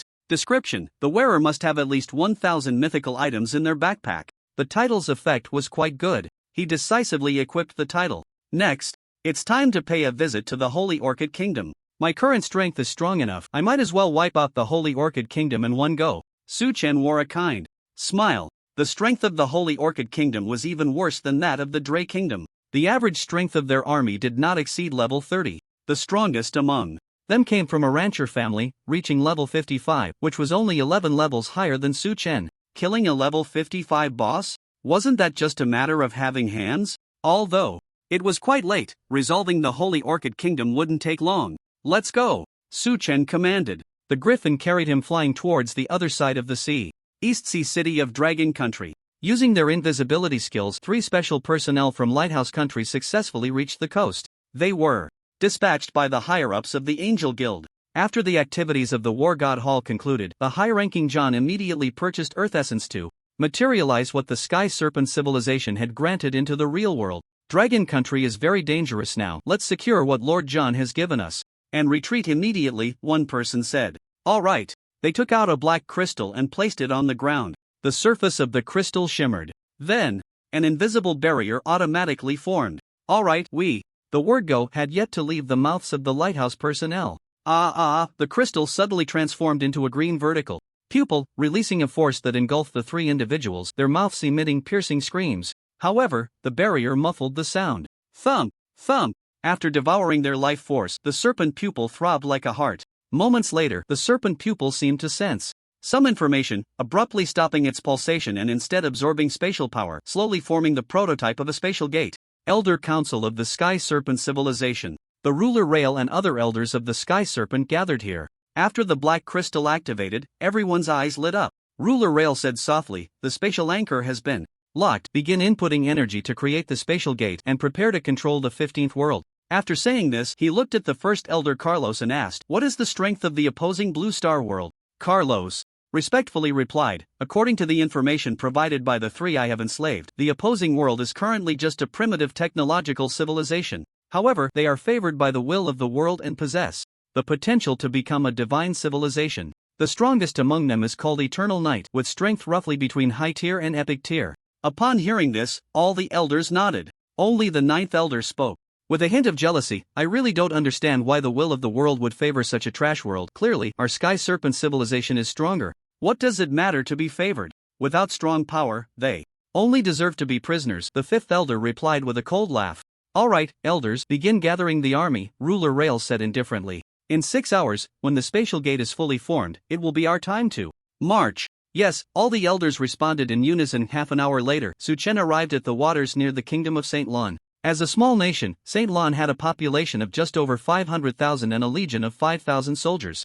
However, the rancher families were quite willing to spend money to train their army, so the soldiers were relatively strong, ranging between levels 25 to 35. The magical alert devices on the beach detected the figures of Su Chen and the griffin, immediately sending an alarm to the rear. "Not good, someone is flying over on a griffin. Quick, notify the king." The scouts quickly relayed the message. For this operation, Su Chen had no intention of hiding. He boldly headed towards St. Lon City, even slowing down to give the kingdom enough time to react. He was prepared to take down the rancher families in one fell swoop. In St. Lon City, the king and several high-ranking officials stood on the city wall, their faces serious. In the open space before the city, 5,000 soldiers stood ready. At that moment, the silhouette of the griffin appeared in their line of sight. The rancher family members were somewhat puzzled. How could this griffin resemble the sky griffin that was stolen from Silver Wing Ranch? Moreover, the appearance of this young man seemed somewhat familiar. At this moment, feeling the fierce aura emanating from the starry sky griffin, a high-ranking official cautiously inquired, "Adventurer, may I ask if you have business in the kingdom of St. Lon?" Su Chen smiled and said, "I am here for one thing only. From today onwards, the kingdom of St. Lon surrenders to me." Upon hearing this, the crowd's emotions stirred. "Young man, what kind of joke is this? All right, everyone, please be quiet." The king stepped forward to calm the crowd. He then turned to Su Chen and said in a deep voice, "The kingdom of St. Lon does not welcome outsiders. Adventurer, please leave this island immediately." The king was somewhat uncertain about Su Chen's strength, so he preferred to avoid a fight if possible. Su Chen smiled and replied, "What if I say no?" The king's expression darkened, and he coldly said, "Then you will pay with your life." "Is that so?" Su Chen chuckled, "It seems you are quite confident in your own strength." He then raised the phantom bow and decisively unleashed a powerful attack on the king. Soul-devouring arrow. Whoosh! -41W. Critical hit, -8,469. Poison. The king fell into a controlled state, unable to move. This arrow not only dealt massive damage but also reduced his maximum health by 5%. King of St. Lon Golden Lord level 55 health 2740-000/21-160-000 attack 63,300 skills Ocean Shield Healing Stream Water Dragon. Technique, Water Blade Charge. Because Su Chen was sitting on the griffin, the soldiers on the ground couldn't hit him at all, so they could only let the king, who had a flying mount, deal with Su Chen. Bastard! You're seeking death! The king was furious. He rode a giant eagle into the sky, waving his staff, and a 100-meter water dragon was conjured out of thin air, crashing towards Su Chen with terrifying force. Seeing this, Su Chen casually shot a shield arrow to negate the spell. What? The king stared blankly at the suddenly vanished spell. The next moment, arrows rained down from the sky. Whoosh, whoosh, whoosh, minus 32,571. Critical hit, minus 13,115. Minus 32,611. Critical hit. Su Chen's speed was at its maximum. Each arrow pierced through the king's body, causing him to lose a significant amount of blood. A flurry of damage numbers appeared above his head, averaging an output of over 490,000 per second. The damage was astonishing. Su Chen retreated while shooting. No matter how high the level of the king of St. Lon was, his mount was simply not as fast as Su Chen's. Unable to catch up, he could only passively take the hits. In just 30 seconds, the king's health plummeted to a critical level. He panicked. If this continues, I'm done for. A series of thoughts raced through the king's mind. Surrender! I must surrender. What is face compared to my life? Respected, ah. The king had just opened his mouth to plead for mercy when an arrow pierced through his mouth, shattering all his teeth. Sorry about that. Su Chen smiled gently and said, Today, you will surely die. The king cannot die. How else could he establish his authority? Soon, the king's health bar dropped to 0. Ding, you have killed the king of St. Lon, gaining 7,120,000 experience plus 10%. Ding, congratulations, you have plundered the healing stream skill, perfect. In order to level up to 45 as quickly as possible, Su Chen had already set the experience distribution to exclusive mode. Thud, the king and the giant eagles. Corpses fell from the sky, crashing onto the city wall. The high-ranking officials of St. Lon. Little guy, use your ultimate move on the empty space next to you, Su Chen instructed. Ing. The starry sky griffin nodded. Polaris falls. It released a massive amount of mana, surging into the sky and transforming into shooting stars, which then fell to the ground. Boom, boom, boom. The sound of explosions was continuous. 5,000 soldiers stared at the tattered ground beside them, trembling in fear. This person was simply a devil, using an ultimate move to scare people. Is this polite? At this moment, Su Chen said with a kind expression, Everyone, rest assured, I never kill the innocent indiscriminately. As long as you agree to my terms, everyone will be safe. Do you understand? His voice was filled with an undeniable sense of intimidation. Good, good, good. We agree. From now on, you are our king, the soldiers shouted loudly. Su Chen turned his gaze to the high-ranking officials. What about you? The members of the St. Lon family hesitated. In the next moment, Su Chen raised his longbow. What does this mean? No need for him to explain. I agree, the vice-clan leader shouted hoarsely. Next, you will swear to the world rules to serve me for all eternity. Su Chen said calmly. My lord, may I ask your name? The vice-clan leader inquired. Eternal Knight. What? You are Eternal Knight, the one who stole and became the master of the griffin? The members of the St. Lon family were stunned. You know me? Su Chen asked curiously. Yes. The vice-clan leader forced a smile and then told him about the ranch owner's matter. I see. Su Chen nodded and said, Don't worry, this matter has nothing to do with you. Thank you for your mercy. Everyone breathed a sigh of relief. Then, the soldiers and members of the St. Lon family swore their oaths. Ding, congratulations, you have gained the loyalty of the St. Lon kingdom. Do you wish to inherit the title of territory lord? No. Su Chen refused. If he agreed, he could become the king of the St. Lon kingdom, but the main faction would change from the Empire of Light to the St. Lon kingdom. This was clearly not beneficial for Su Chen's future actions. Anyway, as long as the high-ranking officials and soldiers of the kingdom submitted, Su Chen could still control the St. Lon kingdom. He then said, Everyone, go and bring all the items from the treasury and the St. Lon family's vault. Remember, you only have half an hour. Yes, Lord Eternal Knight, the vice-clan leader replied respectfully. Taking this opportunity, Su Chen looked at the passive attribute. Healing Stream Passive, 1/1, Quality. Perfect effect. When your arrows hit a unit, they can dispel negative effects on them and restore Spirit X 50% of health. A support type passive. It doesn't have much effect on him. After a glance, Su Chen withdrew his gaze. Just as he closed the panel, he inadvertently caught sight of the Life Reflux passive. absorbing health restored by other units. Wait, if these two passives are combined, wouldn't that be invincible? It seems that the healing stream passive is somewhat useful. Su Chen pondered for a moment and discovered a problem. The healing stream not only has a healing effect but also dispels negative effects on the attack target. Therefore, during boss battles, he could turn off the passive to avoid dispelling negative effects. When fighting small monsters, he could turn on the passive to absorb their restored health. For now, this passive had no place to be used. After all, it was really difficult for monsters to kill him. Su Chen sighed and casually closed the panel. After a while, the vice clan leader returned with a group of people. Lord Evernight, this is all the wealth and treasures from the national treasury and the family vault. The vice clan leader respectfully handed over a spatial ring. Su Chen glanced at it. The number of spoils wasn't very large, only a few tens of thousands of items and 3.5 billion gold coins. Combined with the gains from the trials, Su Chen's gold count had reached 6.6 billion coins. There was so much money that he had nowhere to spend it. After all, the treasures owned by the Church of Light, the Church of Darkness, and other forces didn't require any money to purchase. In a while, he could take whatever he wanted. Once I kill the Void Guardian and establish a connection with the City of All Heavens, I can head to the All Heavens Chamber of Commerce to buy treasures from the myriad realms, Su Chen thought to himself. The All Heavens Chamber of Commerce was established by 8 mythological civilizations working together, with influence spread across the myriad realms. The quality of goods sold ranged from high-end to ordinary, with everything available. With this in mind, Su Chen looked at the vice clan leader and instructed, "From now on, you will be the new king of the Holy Orchid Kingdom. Additionally, your family's annual income must hand over 90% to me." The vice clan leader's face turned bitter.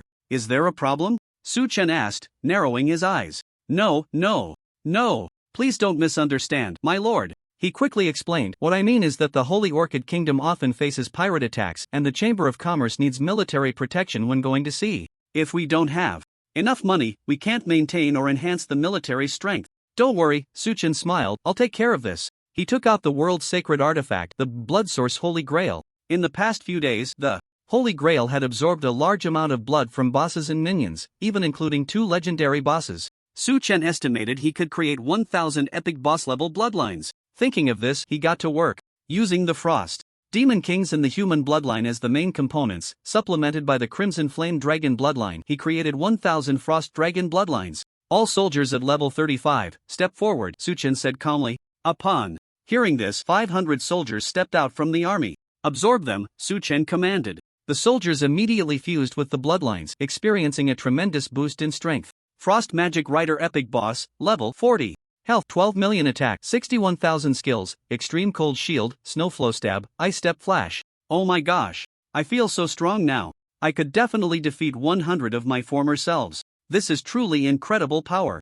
Your Highness Evernight, thank you for your gift." The soldiers looked at Su Chen with fervent eyes. "Ding, Lister's loyalty to you +10, current 100. Ding." System notifications rang out one after another. Due to the oath, loyalty had already reached 90 points. However, after this wave, the loyalty of the 500 soldiers was directly maxed out. Seeing their transformation, the other soldiers were filled with envy. "Remember, as long as your strength meets the standards, I will generously reward you as well, understand?" Su Chen announced indifferently. "Yes," the soldiers shouted in unison. Flames seemed to ignite in their eyes, and their spirits were high. Su Chen continued, "If there's nothing else, I'll take my leave." "Yes," the vice clan leader nodded. It was already 11 p.m. Since he hadn't reached level 45, he couldn't enter the ancient dungeon for now. Su Chen could only log off to rest and plan for tomorrow. Before leaving, he handed over the collected skill books to be devoured by the Light of Truth. Light of Truth, epic, level, none effect, temporarily enhances another active skill, allowing it to be used 7 times in succession, with an effect of plus 700%. Evolution progress, 89 out of 100 cooldown, 9 hours. Not bad, it's a bit stronger now, Su Chen smiled with satisfaction. Then, he opened the system panel and clicked the button to exit the game. Whoosh! Su Chen returned to his villa bedroom. He then went outside for a simple dinner.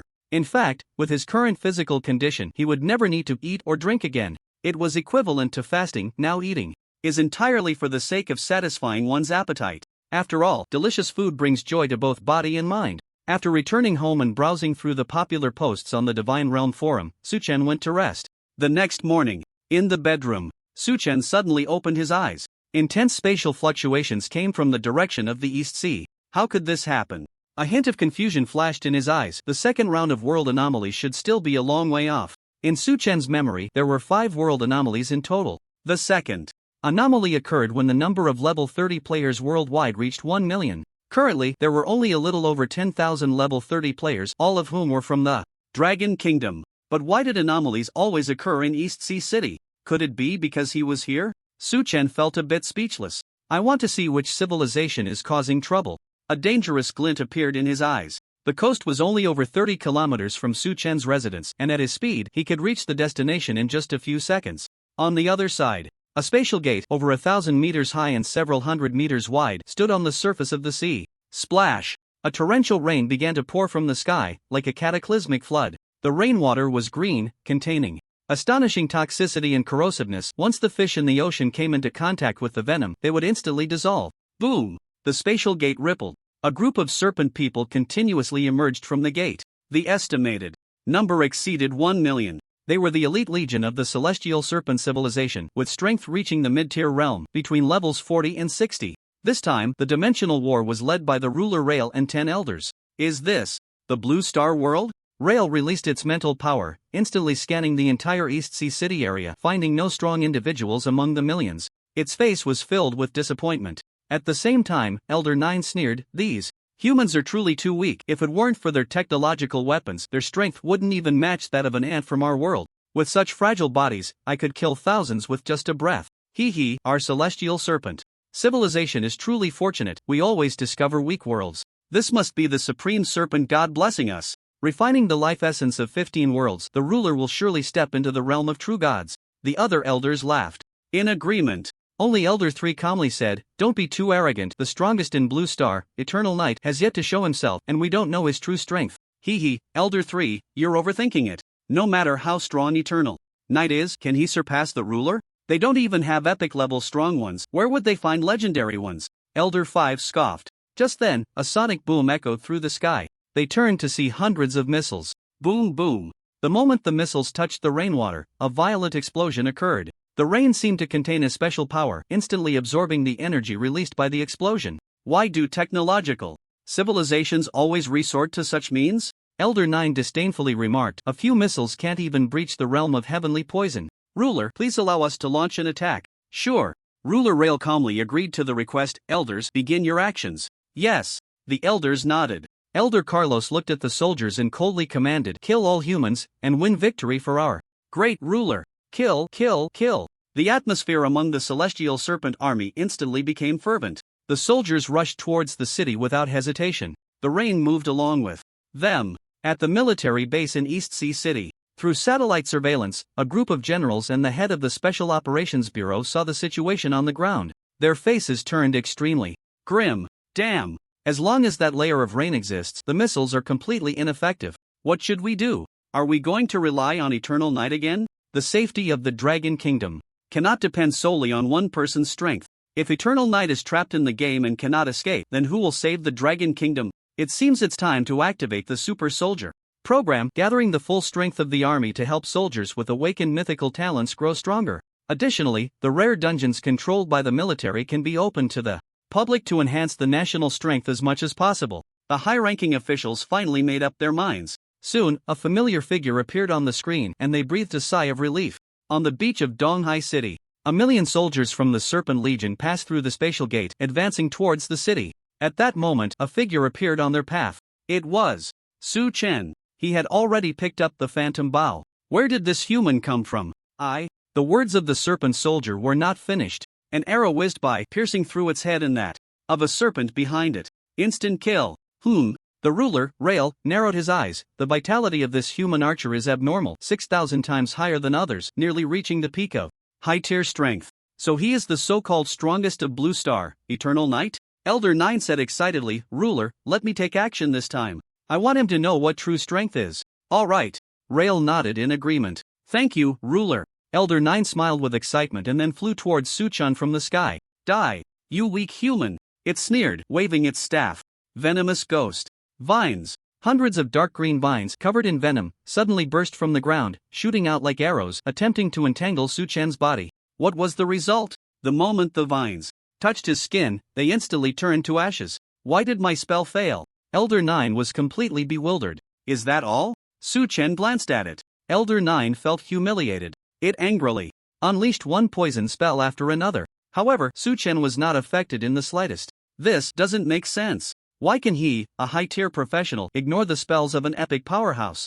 The elders behind them changed their expressions drastically. Rail squinted. No, this person has the ability to be immune to toxins. What? How do we kill him then? As the celestial poison. Serpents, 95% of their strength relied on poison spells. Without skills, could they possibly exchange blows with Su Chen? That was clearly impossible. There must be a limit to the degree of toxin. Immunity.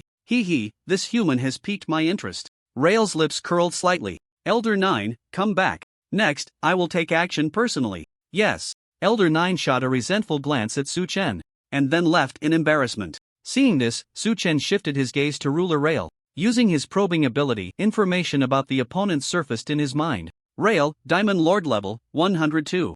Realm, Legendary Domain Health, 70E/70E attack, unknown. This attribute could only be described as trash. However, the opponent's attributes were quite normal. After all, the celestial poison. Serpents were merely a diamond-level race. It seems you are the leader of the otherworldly civilization. Killing you will bring this farce to an end. A smile appeared on Su Chen's lips. He activated his transformation skill for the first time. Dragon Awakening. In an instant, Su Chen was enveloped in sacred light, his figure suddenly changing, resembling the Yinglong from the myths of the Dragon Kingdom, appearing above the clouds. His body radiated auspicious light, like a celestial being descending to the world, exuding an immense aura.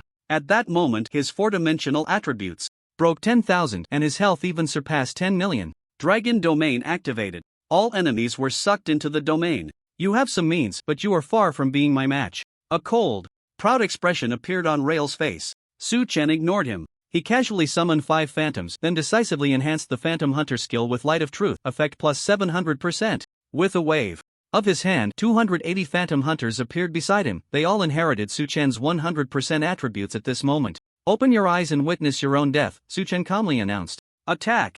285 Phantom Hunters chose to enhance the soul-destroying arrow. Nearly 2,000 soul arrows shot through the air. How is this possible? The calmness on Rail's face vanished without a trace. It sensed a deadly crisis. Boom! Boom! Boom! If it were in the divine realm, one could see each arrow dealing up to 3.66 million damage. The total damage exceeded 7.3 billion. Rail turned into a cold corpse falling onto the beach. The elders, 1 million soldiers. At this moment, the surroundings were terrifyingly quiet. It's your turn. Su Chen looked at the sky serpent. Legion with a kind expression. Run! This human is a devil. All the enemies panicked. However, they were within the range of the Dragon Domain, with nowhere to escape.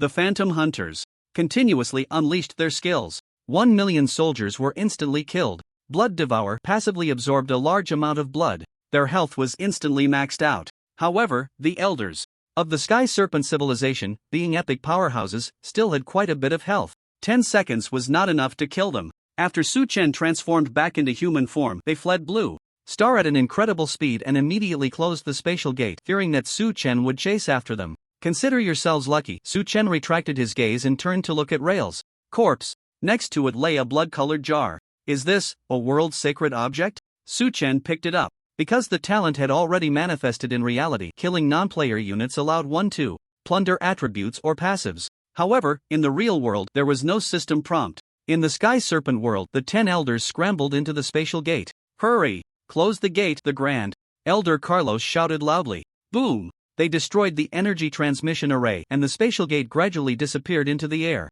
At this moment, the elders of the Sky Serpent civilization finally had a moment to breathe. Even though they were safe, they still trembled all over, and Su Chen's appearance was deeply etched into their DNA. The encounter today would be unforgettable for everyone. At this time, the elders who remained on the home front flew over. Their task was to lead the ordinary legion in the cleanup operation after the ruler conquered the Blue Star world. The 13th elder exclaimed, this time the speed is astonishingly fast. Has the ruler already destroyed the resistance of Blue Star civilization? No, the 5th elder stammered, the ruler. He is dead. That Blue Star human called Eternal Night turned into a divine dragon and killed the ruler and 1 million troops in an instant. What? This is impossible, the 13th elder said.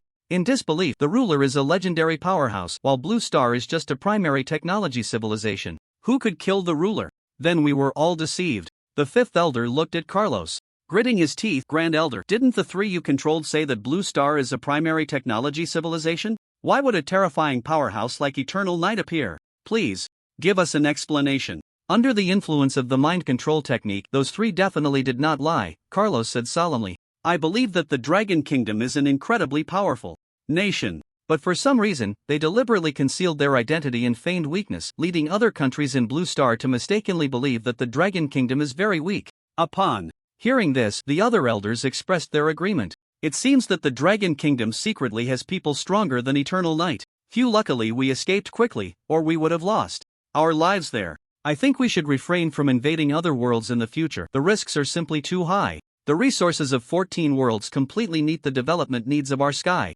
Serpent civilization. The elders were already terrified. On the beach of East Sea City, after Su Chen picked up the blood-colored jar, he used his detection ability on it. Detailed information surfaced in his mind. World sacred artifact refining life pot quality, high effect, consumes mana to refine the vitality of living beings, which can be converted into experience crystals or life crystals. What a good item. After carefully reading the descriptions of the two types of crystals, Su Chen's eyes lit up. Experience crystals can increase experience points. Life crystals can enhance health. For Su Chen, isn't health more important than experience? Using this sacred artifact to convert into experience crystals would be a waste. Looking around at the corpses of the heavenly poison serpent men scattered on the ground, Su Chen quickly used the refining life pot to absorb the remaining vitality, consuming over 1 million mana points, and refined a life crystal that could increase health by 800,000. Then, he used Shadow Leap to return to the villa and directly entered the game, back in the Holy Orchid Kingdom. Ding, congratulations, you have plundered the Snake King.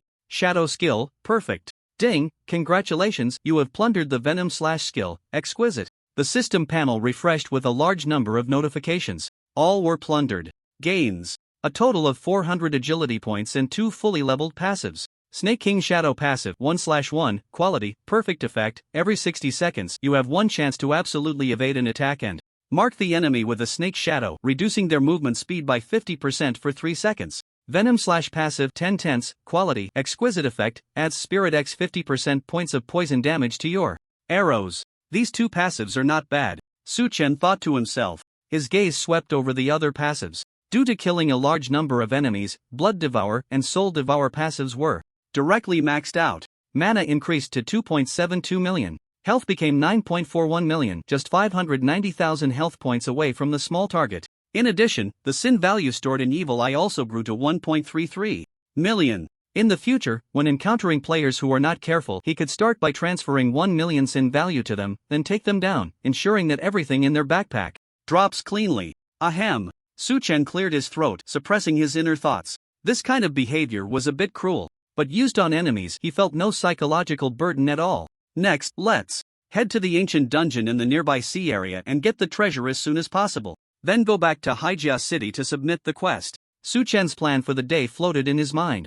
After setting up a teleportation item obtained from otherworldly players in the Holy Orchid Kingdom, he summoned his mount. Let's go, Su Chen instructed. Caw! The starry sky griffin screeched, flapping its wings and soaring into the sky. The ancient dungeon required a level of 45. Su Chen's level did not meet the requirement. However, this was not a problem. He could easily take down a few pirate groups during the flight and level up to 45. After more than 10 minutes, the griffin brought Su Chen near the destination. Just then, an unexpected event occurred. Boom! A giant water column shot into the sky. The griffin quickly dodged the attack. Su Chen turned back to see a whale over 500 meters long in the sea. Sea King Whale Diamond Lord level, 55 health, 40 million/40 million attack, 1.02 million skills. Ocean Body greatly increases health and can absorb water elements to restore life. Ocean Waves creates huge waves to attack nearby enemies. Water Barrier constructs a water wall to resist ranged attacks. Water Tornado, rapid water healing.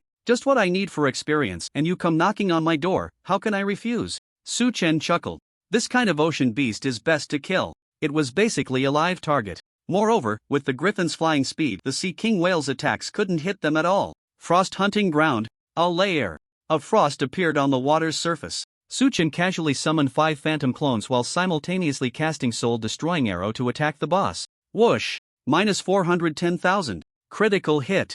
Minus 270,000. Critical hit. The Sea King Whale was inflicted with many negative effects. Its health limit was further reduced to 28 million. Roar, the sea king whale surfaced, and a water dragon shot up into the sky, only to collide with a divine shield arrow midair, vanishing abruptly. What? The boss seemed a bit dazed. The next moment, Su-chan and 5 phantom hunters launched a fierce assault. In mounted state, the attack speed reached 18 arrows per second. The hand speed was astonishing. A rain of arrows left one blood hole after another on the boss. Minus 34,056. Critical hit. Minus 34,056. Critical hit. Minus 14,580. Now, he was not just high in health.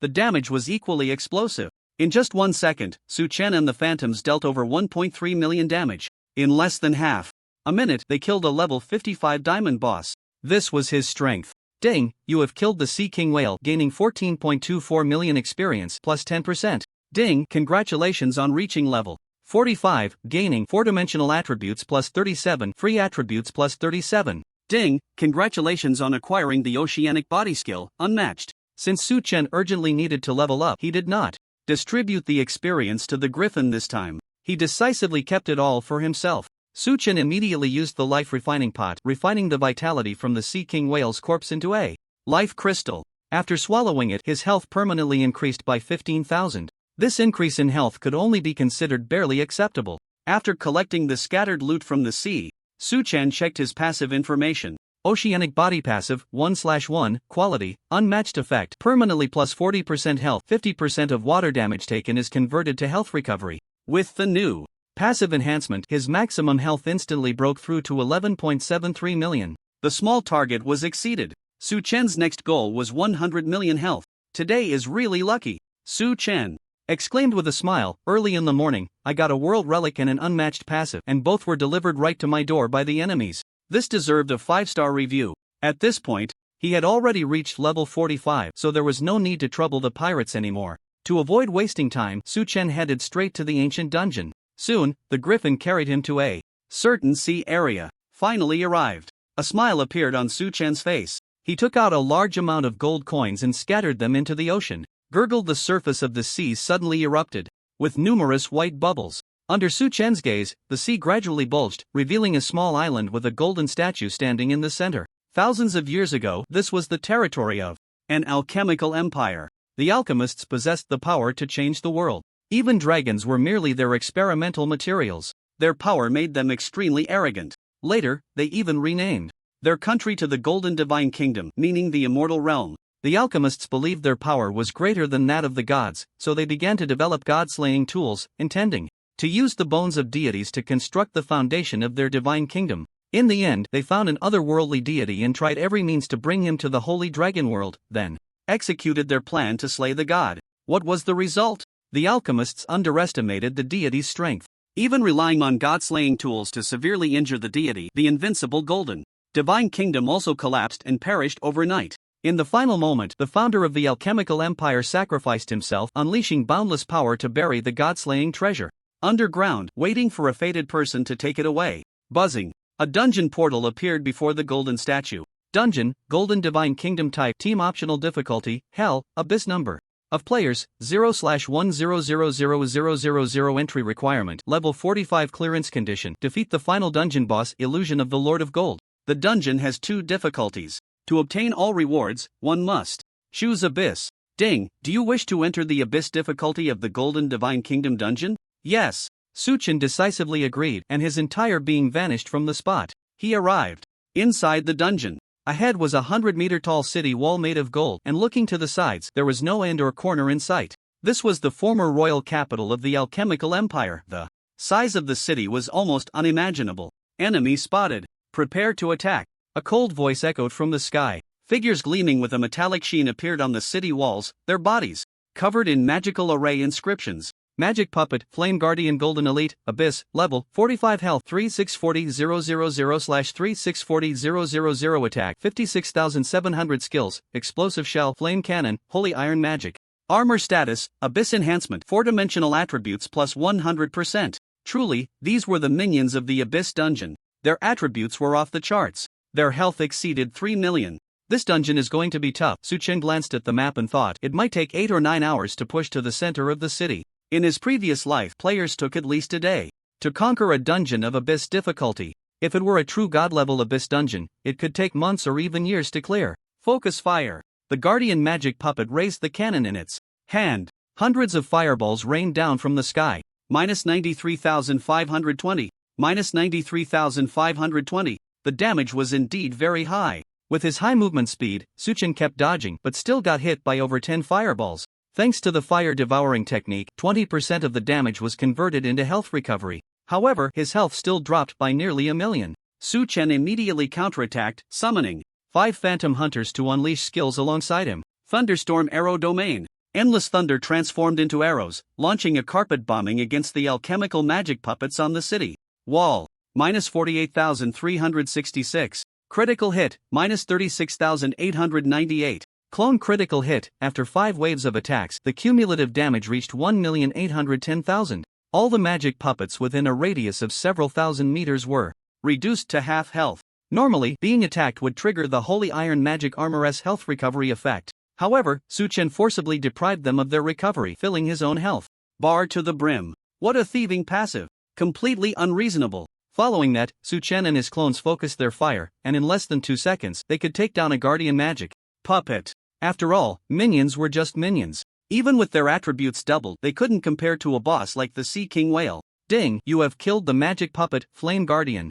Earning 650,000 experience plus 110%, contribution value plus 45. Ding, congratulations, you have plundered 10 points of strength. Ding, congratulations, you have plundered the Holy Iron Magic Armor. Skill, perfect. The experience from the monsters in the Abyss dungeon was quite generous, double that of wild monsters. Since mounts couldn't be summoned in the dungeon, the experience from killing monsters could only be enjoyed by him. This time, he couldn't be blamed for hogging it all. Su Chen also wanted to allocate experience to his mount, but the system wouldn't allow it. He felt a bit helpless. Soon after, Su Chen discovered that he could plunder the 4-dimensional attributes from these magic puppets. This was quite nice. Before long, the plundered gains from such monsters reached their limit. 4-dimensional attributes plus 40 points and full layer passive. Holy Iron Magic Armor passive 10 out of 10, quality, perfect effect, restores Constitution X 50% of health after each attack, unaffected by severe injury effects. Su Chen really liked this type of passive because it was very effective. Retracting his gaze, he immersed himself in the battle. With each batch of magic puppets he killed, a new batch would join the fight. The monster levels were gradually increasing. Ding, congratulations, you have reached level 46, gaining 4-dimensional attributes. Plus 37, free attributes plus 37. After killing for over 40 minutes, Su Chen was still outside the royal capital. However, his level had already reached 47. This speed was within his expectations. After all, with hundreds of thousands of normal players working together to clear the Abyss dungeon, their levels could average an increase of 1 to 2 levels. As time passed, the level of the Guardian magic puppets reached 47 and they would no longer increase. While fighting the magic puppets, Su Chen shot arrows at the city gate, continuously reducing the building's durability. Half an hour later, the city gate shattered with a loud crash. The Guardian magic puppets fell to the ground, lifeless, as their power came from the magical array of the city walls. As soon as the city gate collapsed, the magic array also fell into a damaged state, unable to continue operating. Su Chen strode in, entering the city. Bang bang bang. The ground trembled. A large group of dark golden magic puppets, armed with sharp swords and clad in scale-like armor, emerged from the surrounding buildings. These were the melee magic puppets developed by the Alchemy Empire. Magic Puppet Dragon. Scale Knight Diamond Elite, Abyss, level, 50 health, 6-500-000/6-500-000 attack, 92,000 skills, Dragon Thrust, Sharp Steel Blade, Dragon Scale Protection, Dragon Steel Holy Armor status, Abyss. Enhanced, all attributes plus 100%. This was the second type of minor monster in the Golden Divine Kingdom dungeon. Their strength was comparable to that of a small boss. As the first-tier dungeon of the Holy Dragon World at Abyss difficulty, the strength of the minor monsters was indeed normal. Even if Su Chen stacked the passive skill Bone-Chilling Cold to the max, he could only reduce their health cap to 4,550,000. Moreover, the Dragon Scale Knight magic puppets possessed the incredible ability of Dragon Steel Holy Armor. This skill granted them 100% slow resistance and the effect of reflecting any type of damage. This was the skill Su Chen hoped to plunder. The upcoming battle will probably be even more difficult, Su Chen pondered. At least the kite strategy won't work. In battle mode, both sides had similar movement speeds. Su Chen could only rely on control effects like Fear and Freeze to interrupt the magic puppet's assault. With this in mind, he initiated Frost Hunting Ground to change the battlefield. Snow and ice filled the air. Minus 35,750. Minus 35,750. Although it couldn't reduce the magic puppet's movement speed, it provided 25% defense penetration. Intruder detected, commencing attack. A red light flickered in the eyes of the Dragon Scale Knight. Two more teams of magic puppets appeared beside them, attempting to flank from both sides and cut off the retreat. Su Chen would not let them have their way. He summoned 5 phantom clones to cast skills together. Azure Thunder Arrow Domain. X5 Fire Arrow Rain. X5 Golden Thunder and Red. Flames intertwined, enveloping hundreds of Dragon Scale Knights. Each arrow that hit a target would also unleash a shockwave to attack nearby units. Minus 45,447. Critical hit. Minus 57,744. Critical hit. Minus 0. Reflect damage. A series of reflect damage numbers popped up above Su Chen's head. Fortunately, he had a passive that reduced reflected damage by 100%.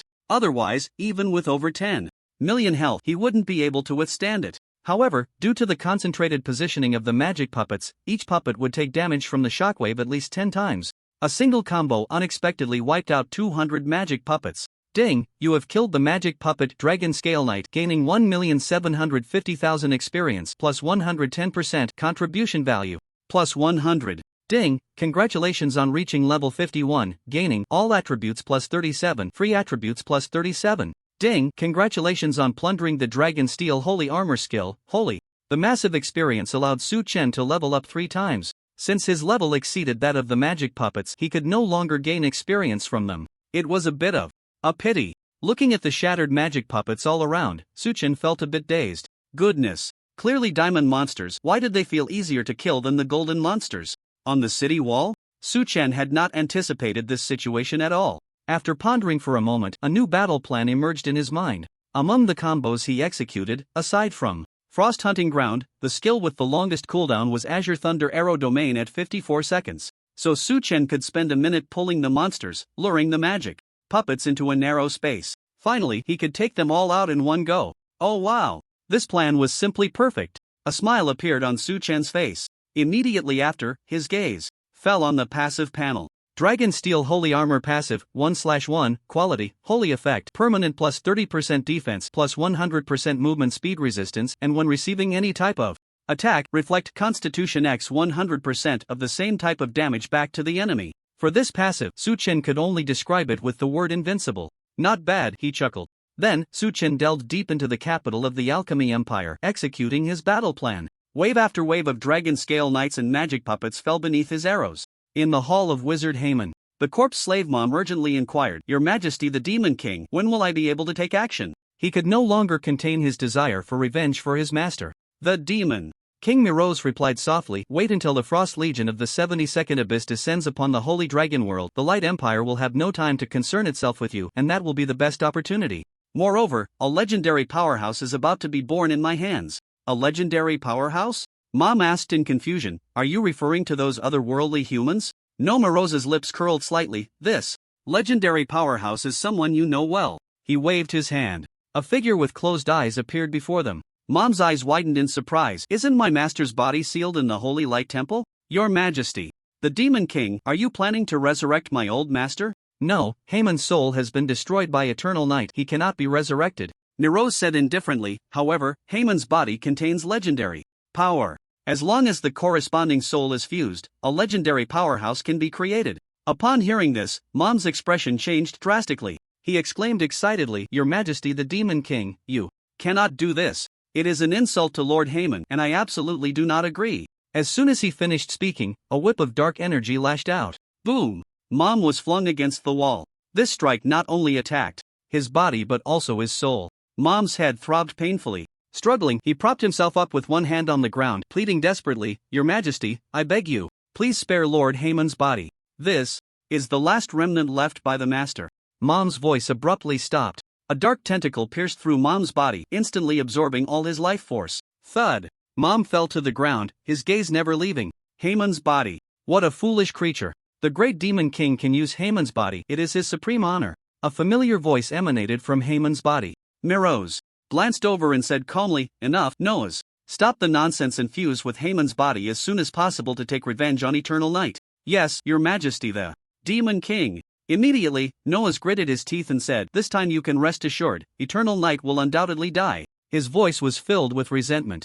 Time passed swiftly. 10.5 hours later, Su Chen arrived at the central area of the capital. At this point, the plundered gains from the Dragon Scale Knights had reached their limit, totaling 200 points in Constitution, 200 points in Strength, and 1 passive skill. However, since contribution points were related to the final rewards, he spent an additional 3 hours grinding monsters. Otherwise, Su Chen would have cleared the dungeon long ago. Is this the summoning tower? He looked up ahead. A tall tower stood on the ground, its surface engraved with countless mysterious runes. As long as sufficient offerings were made, a true god could be summoned from the myriad realms. Then, the deity would be imprisoned within the tower. Unfortunately, the otherworldly deity summoned by the Alchemy Empire had reached the peak of true godhood, and its divinity surpassed that of a true god. As long as the level of the laws it mastered met the requirements, it could ascend to become a supreme god. However, before the Alchemy Empire's destruction, it had exhausted its foundation and severely injured the otherworldly deity.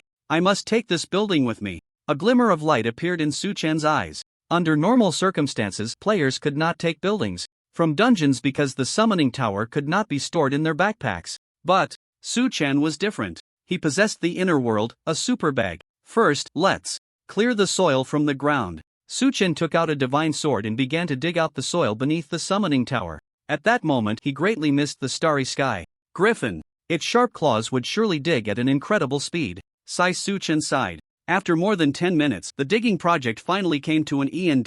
Su Chen waved his hand and directly absorbed the summoning tower into his inner world. Next, it's time for the final boss, he said with a slight smile. Su Chen crossed over the dirt pit on the ground and walked towards the Great Hall, where there was also a statue of the founder of the Alchemy Empire, the Lord of Gold. Boom! The statue suddenly burst forth with light, gradually becoming ethereal until it coalesced into the Lord of Gold, Ilaral. Lord of Gold Illusion Mythical Monarch Abyss, level, 55 health 50E/50E. Attack 231W skills Golden Body greatly increases health and defense. Devouring Hand increases damage to divine units and can devour divinity. Spirit Skull releases a soul storm to attack nearby enemies. Void Alchemy condenses elements to create alchemical items. Starry Feet Binding Eye of the Divine.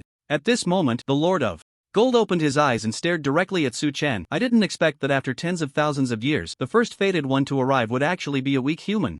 I hope you have enough ability to pass the test left by this king. Back then, the powerful races in the Holy Dragon world were only the Dragon race and the Half-Dragon race. Alchemists were the Half-Dragon race. Later, humans, orcs, elves, and other races were all experimental materials captured by alchemists from other worlds. Rest assured, I will definitely pass this test. A mysterious smile appeared on Su Chen's face. Is that so? Then this king looks forward to your performance. After saying that, the Lord of Gold instantly flew into the sky, waving his hands as various elemental forces gathered around him, forming 5,000 level 55 alchemical golems. Faced with this scene, Su Chen's expression remained calm. Dragon Awakening. He decisively activated the dragon form, transforming into a divine dragon, and then unleashed a series of enhanced combos, with 285 phantom hunters appearing beside him. Farewell, Prince Ilaral. Su Chen issued the attack command. The phantom hunters used their enhanced skills 7 times in succession. Soul Devouring Arrow. X 1995-385.9W. Critical hit -385.9W. Critical hit. The accumulated damage approached 7.7 billion, far exceeding the boss's maximum health. The health bar instantly dropped to 0. The Lord of Gold Illusion murmured, "Have humans in this era become this powerful?" Filled with deep confusion, the illusion dissipated. Ding, you have killed the Lord of Gold Illusion, gaining 435 million experience plus 110%, contribution value plus 1 million. Ding. Congratulations, you have leveled up to level 54, gaining 4-dimensional attributes plus 37, free attributes plus 37. Ding, congratulations, you have acquired the Devouring Hand. Skill, Immortal. The experience points from the mythical monarch boss were indeed abundant. Su Chen leveled up 3 times in a row. While the phantom hunters had not yet disappeared, Su Chen sent them to various areas of the royal capital to continue hunting golems and gaining contribution value. Then, he looked at the information for the second immortal passive. Devouring Hand passive, 1/1, quality, immortal effect. When attacking divine units, damage plus 100%. After killing a divine unit, devour 10% of the opponent's divinity, at least 1 point. Normally, players can only possess divinity after reaching the legendary realm. With this passive, Su Chen could obtain divinity in advance. When my strength is strong enough, I will use the summoning tower to summon foreign deities, then slay them and devour their divinity. Right now, I am still too weak. Su Chen shook his head regretfully. Recalling his thoughts, he waited in place for a moment. After the phantom clone disappeared, Su Chen opened the dungeon panel and clicked the exit button. Ding! Dungeon settlement in progress. Time taken to clear, 11 hours 23 minutes 19 seconds. Contribution value, 392.5 W. Final evaluation. Perfect. You have received Mythical Dungeon Treasure Chest X1, Skill Experience Pearl, Large, X20, Binding Lock X1, Qualification for Exchange in the Golden Divine. Kingdom Treasury. Su Chen returned to the small island. Boom! The statue of the Lord of Gold began to collapse, turning into fragments that scattered in the ocean. At the same time, the system announcement rang out. Ding! World announcement. Congratulations to Eternal Knight for becoming the first player to kill a mythic level boss. This time there were two types of announcements, the first kill of the mythic boss and the first to reach level 50. Apart from the main storyline, dungeons, clearing other dungeons would not grant world announcement rewards. Su Chen didn't care. He completely looked down on the system's meager rewards. However, players were enviously green-eyed. Wow! The first kill achievement of the mythic boss has also been taken by the boss Eternal Knight. What achievements are left now? Aside from mounts and pets, it seems like other achievements all start at the quality of the main god. The development speed of boss Eternal Knight is as fast as riding a rocket. It's simply outrageous. Nowadays, when players heard Su Chen's world announcement, their hearts were no longer so excited. After all, since the server opened, which day had Su Chen not made the announcement? Sometimes, it was even 3 times a day plus late-night snacks constantly bombarding their ears. The players had already gotten used to it. On the other side, the island also began to sink, and Su Chen quickly summoned the Starry Sky Griffin. He sat on the griffin's back and checked the dungeon rewards.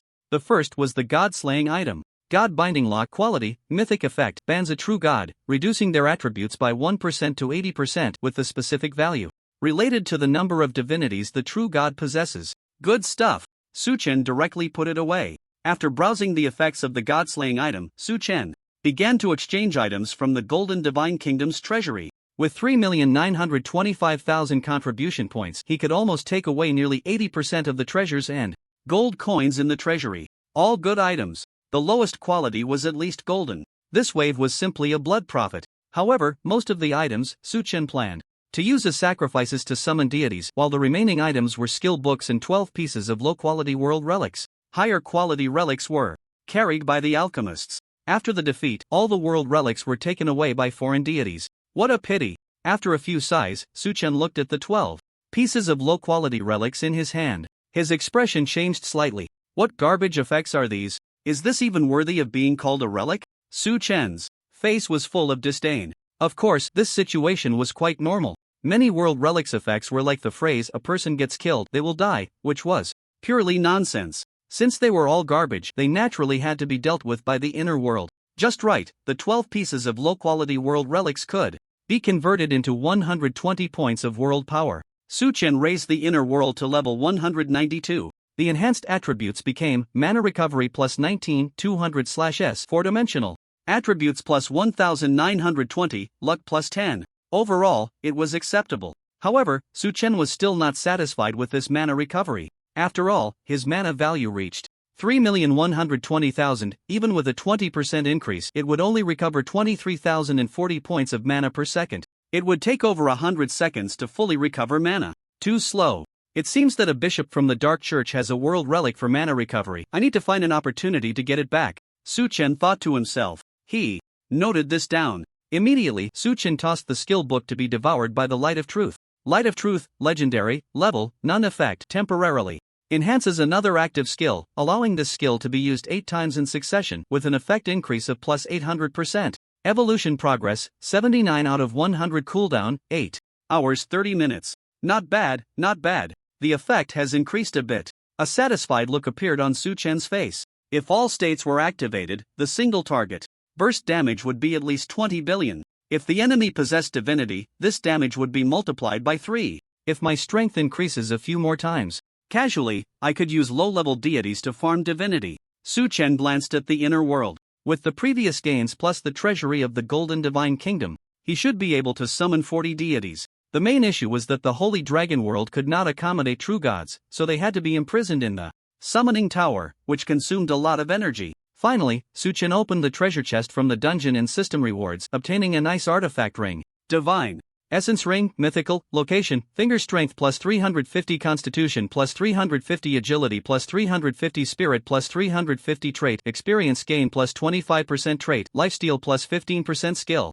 Divine essence, when you receive a fatal attack, you are immune to this attack and restore 100% of your health. Cooldown 20 minutes. Equipment requirement, level 50 universal. This ring is quite good. The additional lifesteal trait can trigger from both physical and magical damage. Su-Chen immediately equipped the new ring. The last piece of diamond gear on him was finally replaced. This feels very comfortable. Alright, let's head back to the church in Haijia City as soon as possible. Su-Chen patted the griffin's big head. Ing. The griffin nodded. With their significant power boost, they were faster now. In less than an hour, they returned to the port of Haijia City. Upon seeing this scene, a group of people in the port showed excited expressions. Look, Eternal Knight is back. Damn it. That guy made me wait for a few days for nothing. Quickly kill Eternal Knight so we can report the task to the master of the arena. The assassins dispatched by. The ranch owner looked at Su-Chen with gleaming eyes. Su-Chen sensed several strong killing intents. He turned his head and spotted 5 figures. Activating his detection ability, he identified them. So they are assassins. That makes things easier. Su-Chen said to the griffin, little guy, do you see those people? Use your ultimate move to smash them. The griffin immediately executed the command. Starlight Storm. Polaris Fall. Boom, boom. The sound of explosions echoed. Su-Chen casually shot a few arrows. In the end, all the assassins perished under the griffin's attack. The patrolling soldiers nearby were left dumbfounded. The soldier captain walked over and hesitantly asked, Your Highness Eternal Knight, may I ask what you are doing? Because Su-Chen had a very high reputation, everyone's attitude was quite respectful. Oh, it's nothing. Su-Chen smiled. These guys wanted to assassinate me, so I had to take action to deal with them. That shouldn't be a problem, right? That's not a problem. The soldier captain glanced at the large pit on the ground. The assassins had been reduced to nothing. They couldn't confirm the identities of these people. I'd appreciate it if you could help find someone to repair the road. I have important matters to report to Her Highness the Saintess, so I'll take my leave now. After saying that, Su-Chen handed over 200 gold coins to the other party and then turned to leave. Soldier. After entering the city, Su-Chen stored the griffin in the mount space. He glanced in the direction of the Church of Light and the corner of his mouth curled up. Since I'm back, let's test the effect of Shadow Leap. Su-Chen decisively entered stealth mode, ignoring the buildings along the way. Soon, he arrived at the treasury of the Church of Haijia City.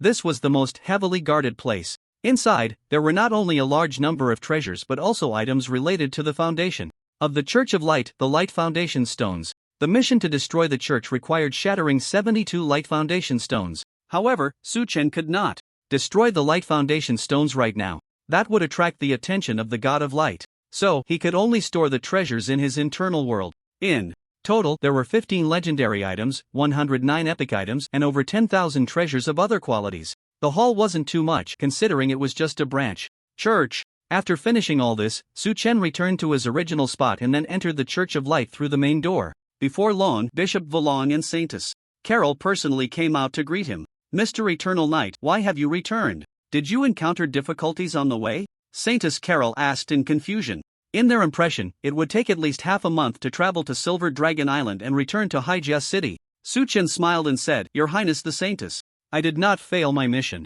I met the Silver Dragon King and obtained a boundary-breaking staff from it, which can destroy the barrier. Really? That's wonderful, Bishop Volong said excitedly. However, Saintess Carol thought of another aspect. She said solemnly, You actually managed to persuade the Silver Dragon King to lend a hand within 2 days. You must have paid a corresponding price. Mr. Everknight, please rest assured, the church will not let you suffer losses. We will grant you a reward. No.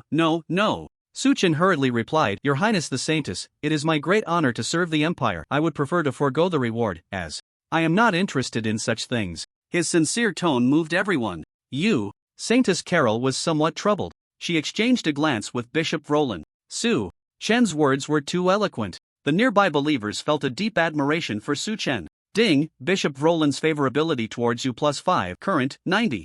Ding. Su-Chen harvested another round of favorability. Some believers even had their favorability rise to 95 points. The favorability prompt ended. The task prompt then sounded. Ding. Congratulations, you have completed the main quest, seeking help from the Silver Dragon clan. Rewards 5 million experience, 5,000 gold, bright. Church reputation plus 5,000.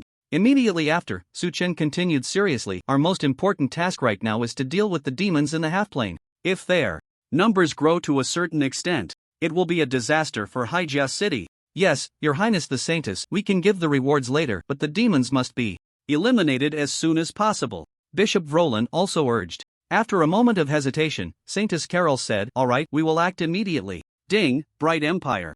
Announcement main quest, Abyssal Calamity 1, is now open to all players. The Demon Legion from the 72nd layer of the Abyss is about to attack the Bright Empire. Please head to the Crystal Song Forest to defeat them in advance.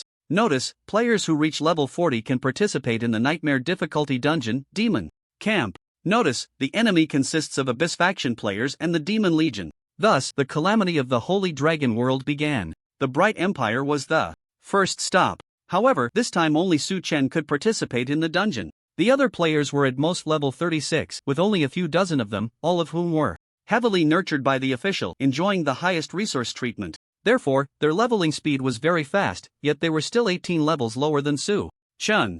At this moment, the Saintess and the Bishop gathered 2,000 Bright Knights. Last time they went to the Crystal Forest, they set up a teleportation array near the entrance of the half-plane, allowing direct access from the church to the Crystal Song Forest. Everyone stepped onto the teleportation array and arrived at their destination. Su Chen took out the world-breaking staff, poked it at the barrier, and input his mana. Crack! The barrier gradually shattered, revealing the dungeon's teleportation portal. Dungeon, Demon Camp Type, Confrontation Difficulty, Nightmare Number of Players, 0/500 Completion Condition, Destroy the Hellgate within 1 month to be considered a victory. Note, at least 1,000 Bright Knights must survive. For each additional survivor, the value of the dungeon reward increases by 1%. Seeing the final note, Su Chen's eyes lit up. Let's go, we will enter and eliminate the demons. Saintess Carol said earnestly. Wait. Su Chen quickly said, Your Highness the Saintess, I have a suggestion. What suggestion? Everyone's gaze focused on him. Su Chen said, how about I go in first to scout the situation? Once I relay the information, it won't be too late for the Bright Knights to enter. This way, it will be safer. But how can your safety be guaranteed? The Saintess asked. He smiled calmly, rest assured, my strength is not weak, otherwise, how could I have passed the Silver Dragon King's test and gained the Silver Dragon Clan's assistance? After thinking for a moment, the Saintess was persuaded by his words. Then be careful. Su Chen simply nodded, then entered the dungeon, disappearing from everyone's sight. Inside the half-plane, Su Chen was browsing the dungeon panel. It displayed the number of players from both factions. 112,350. I didn't expect the dungeon to open early, and there are more than 10,000 Abyss faction players. That's pretty good, Su Chen smiled. The Abyss faction players should be the wealthiest group of players. They are powerful and often invade various worlds alongside the Abyss Legion, each one a rich tycoon. They can be considered moving treasures. I need to hold back a bit. It's better not to one-shot everyone but to kill them in groups, so I can conveniently transfer my evil value. A plan floated in Su Chen's mind. A kind smile appeared on his face. Just then, a brilliant white light appeared ahead. In the next moment, 10 figures materialized in place, and they were indeed Abyss faction players, all looking oddly shaped. Quick, look what we found. A lone player from the Holy Dragon World. Hee, luckily we have a World Holy artifact that can teleport us directly to the opposing faction's resurrection point. 10 against 1, the advantage is ours. The Abyss players laughed recklessly, not taking Su Chen seriously at all. Another person saw Su Chen's level above his head and immediately sneered, oh, he's just a level 54 player. I bet his combat power doesn't exceed 1. This person's voice suddenly stopped. His eyes widened in disbelief. With a high-level World Holy artifact, he could probe a player's attributes and abilities not exceeding the main god level and then display the opponent's combat power based on this data. At this moment, a number appeared before him. 1,250,000, impossible. Absolutely impossible. The Holy Dragon World is clearly a beginner world. How could such a player be born? The enemy said in disbelief. They only had combat power in the tens of thousands. Su Chen was dozens of times higher than them. Hello there, Abyss players, Su Chen smiled at them. As he spoke, he transferred 100,000 evil value to each of them. Then, he casually shot 3 arrows. Minus 38,393. Critical hit, minus 22,264. Minus 41,621. Critical hit, each arrow carried various elemental damage. Moreover, upon hitting the target, it would release a shockwave, dealing equivalent arrow damage to nearby players. It directly emptied all the enemy's health. The only thought left in their minds was, this normal attack is abnormal. A player with 1,000,000 combat power doesn't have such a freakish ability. At the same time, a multitude of prompts rang in their ears. Ding, you dropped the item, World Holy Artifact, Void Lantern. Ding, you dropped the item, World Holy Artifact, True Golden Eye. The 100,000 evil value could increase the death drop penalty by 10,000 times. Everything they had on them, including gold coins, was dropped. Abyss faction players, everyone was dumbfounded. Then, they exited the dungeon and had to wait an hour to re-enter. After killing the enemies, 1,000,000 evil value returned to Su Chen. He also gained 100 contribution points, along with over 70,000 items, equipment, and materials. Of course, there were also 2 World Holy Artifacts. What a windfall! Su Chen looked at the attributes of the 2 holy artifacts. World Holy Artifact, Void Lantern, level. High effect, can open a teleportation array capable of reaching a maximum distance of Spirit X 10,000 meters. Cooldown 30 minutes. World Holy Artifact, True Golden Eye, level, high effect, can probe the target's attributes as well as equipment and abilities not exceeding the main god level, then display the comprehensive combat power. The effects of the 2 artifacts were quite good. Su Chen put them away. Next, let's find other players. Su Chen headed straight towards the opposing resurrection point. Due to the lack of a super large range probing ability, he could only rely on mental perception to search for the traces of Abyss players. After 5 or 6 minutes, Su Chen caught 65 lucky Abyss players. He obtained over 300,000 pieces of loot from them. The efficiency was really too low. Sighing, Su Chen looked up just in time to see a figure of an Abyss player appear in his line of sight. Oh ho! Another delivery person has come. Upon seeing this, the other party's expression changed drastically. Are you that devil from the Holy Dragon world? How did you get here? The player was so frightened that he turned and ran. The reason for his fear was the message from his teammates. Once killed by the Eternal Knight, not only would he lose everything in his backpack, but his health would also be permanently reduced. Am I really that scary? Su Chen shook his head helplessly. He started by transferring 100,000 sin points. Then, he shot 3 invisible arrows that pierced through the trees, creating 3 blood holes in the enemy's back. Thud! A clean corpse lay on the ground. Ding, you have killed the Abyss player, Kakelos, contribution plus 10. Su Chen walked over to pick up the dropped items. Killing players was incredibly easy. The loot was even more than that of a boss. It was simply delightful. However, after killing this Abyss player, Su Chen surprisingly encountered no other players. Where did everyone go? Are they hiding? No way, weren't you the Abyss players who invaded countless worlds? So timid, afraid of just one lone wolf like me? Su Chen couldn't help but complain. He was very disappointed. Forget it, let's go hunt some demons. Su Chen summoned his mount. The griffin carried him towards the gate of hell. Along the way, 3 Abyss players appeared in the bushes, watching Su Chen leave. Damn it, that cheater is heading to the gate of hell. If we can't stop him, we're definitely going to lose. The 2 were somewhat anxious. Don't worry, Prince Josiel has already gone to borrow the world's sacred artifact. As long as we control the Eternal Knight and everyone focuses their attacks, we can definitely take him down in an instant. Other companions explained to the 2 with smiles. Hearing this, they breathed a sigh of relief. Not long after, Su Chen encountered a demon legion. Since they came from the 72nd layer of the Abyss, most of the monsters were level 40 frost demons.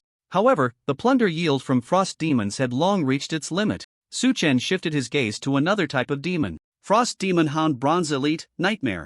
Level, 40 health for 80,000/480,000 attack, 75/60 skills, Ice Claw, Frost Breath status, Nightmare enhancement, all attributes plus 50%. To be honest, it seemed like Su Chen hadn't seen such trash monsters in a long time. Roar! The Frost Demon Hounds gathered together and charged wildly. Fire Arrow Rain. Flames rained down from the sky. And due to the effect of mysterious shadow technique, the arrows were in an invisible state. Minus 152,000. Critical hit, minus 14,180. Poison, minus 3,512. Fire. Explosions echoed one after another. The shockwaves ravaged the hound pack. One move cleared an area of several hundred meters. The dissipating abyss aura vanished into the half-plane. Ding, congratulations, you have plundered 10 points of agility. Ding, congratulations, you have plundered 4 points of spirit. Ding, congratulations, you have plundered the frost breath skill, rare. The plunder yield reached its limit in one go. A total of 60 points of agility, 40 points of spirit, and a full layer of passive. Frost breath passive, 10 out of 10, quality, rare effect, arrows attach a frost aura, reducing enemy movement speed by 40 points, attack speed by 1/s, lasting 3 seconds, refreshing the duration of attacks. Goodness.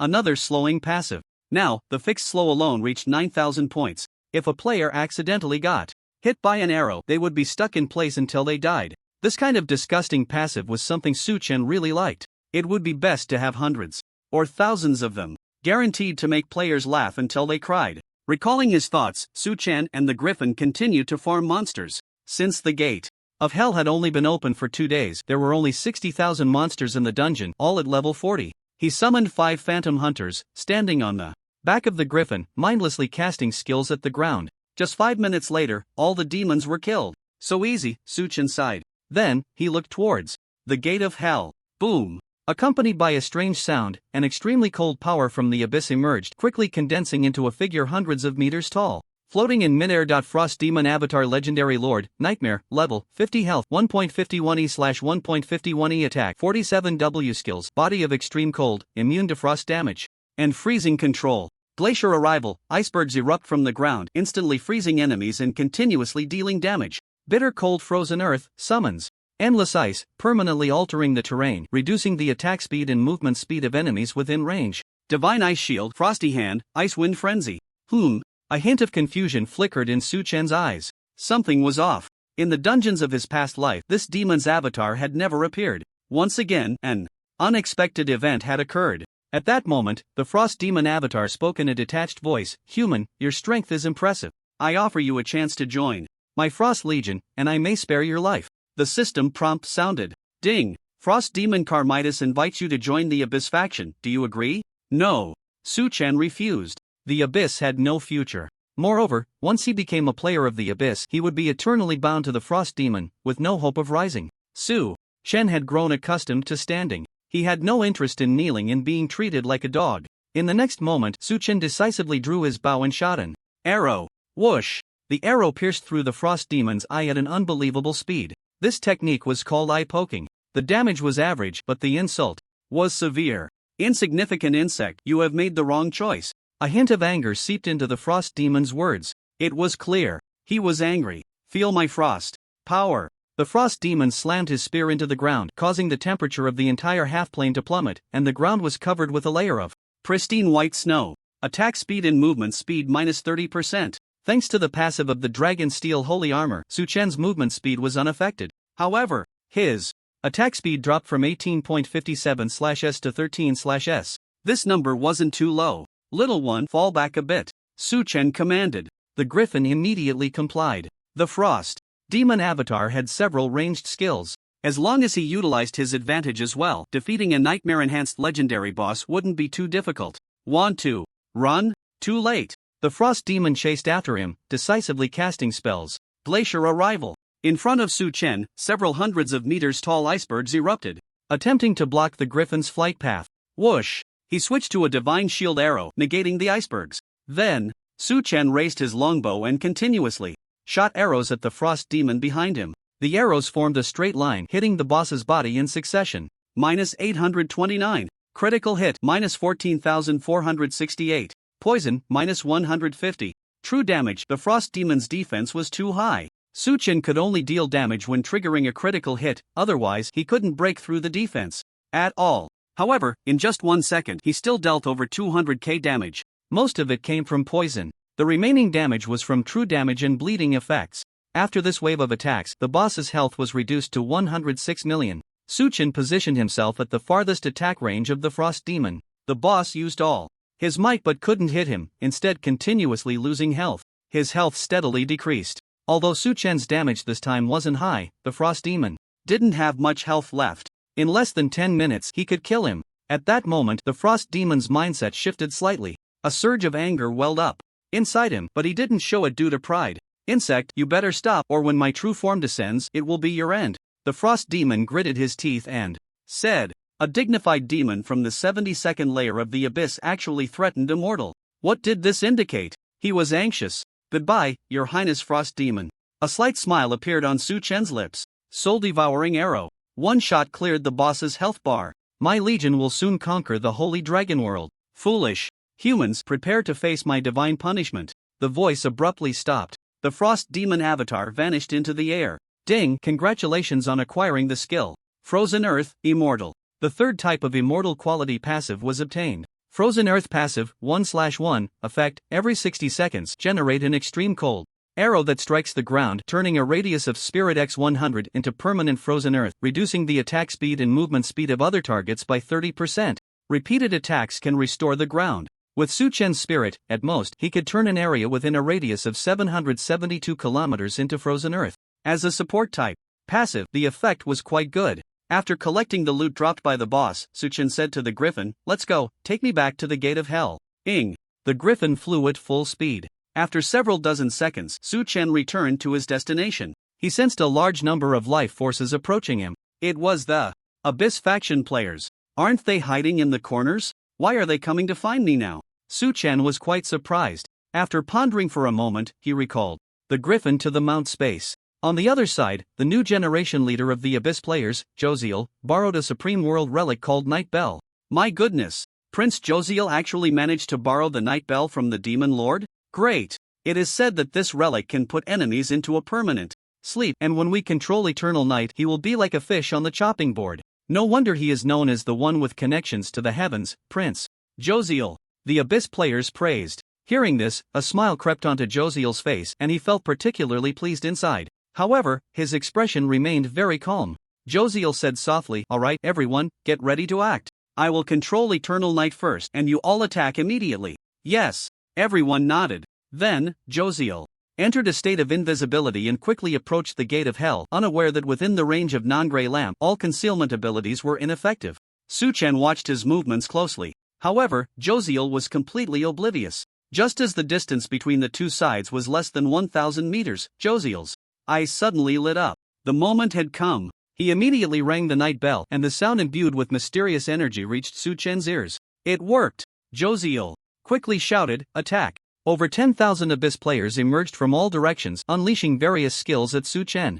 -0, plus 10,336, -8,614. Reflect damage. Most of the Abyss players' attacks dealt no damage. Therefore, Su Chen's health bar remained completely unchanged. In fact, a large number of green healing numbers appeared above his head. In contrast, the enemy's health bars all dropped significantly.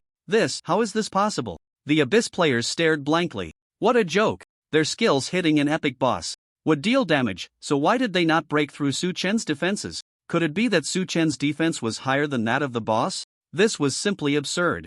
At this moment, Su Chen's gaze fell on Josiel. He seems quite wealthy. Without a word, Su Chen casually transferred 1 million sin points to him, then shot 3 arrows. "How can you move?"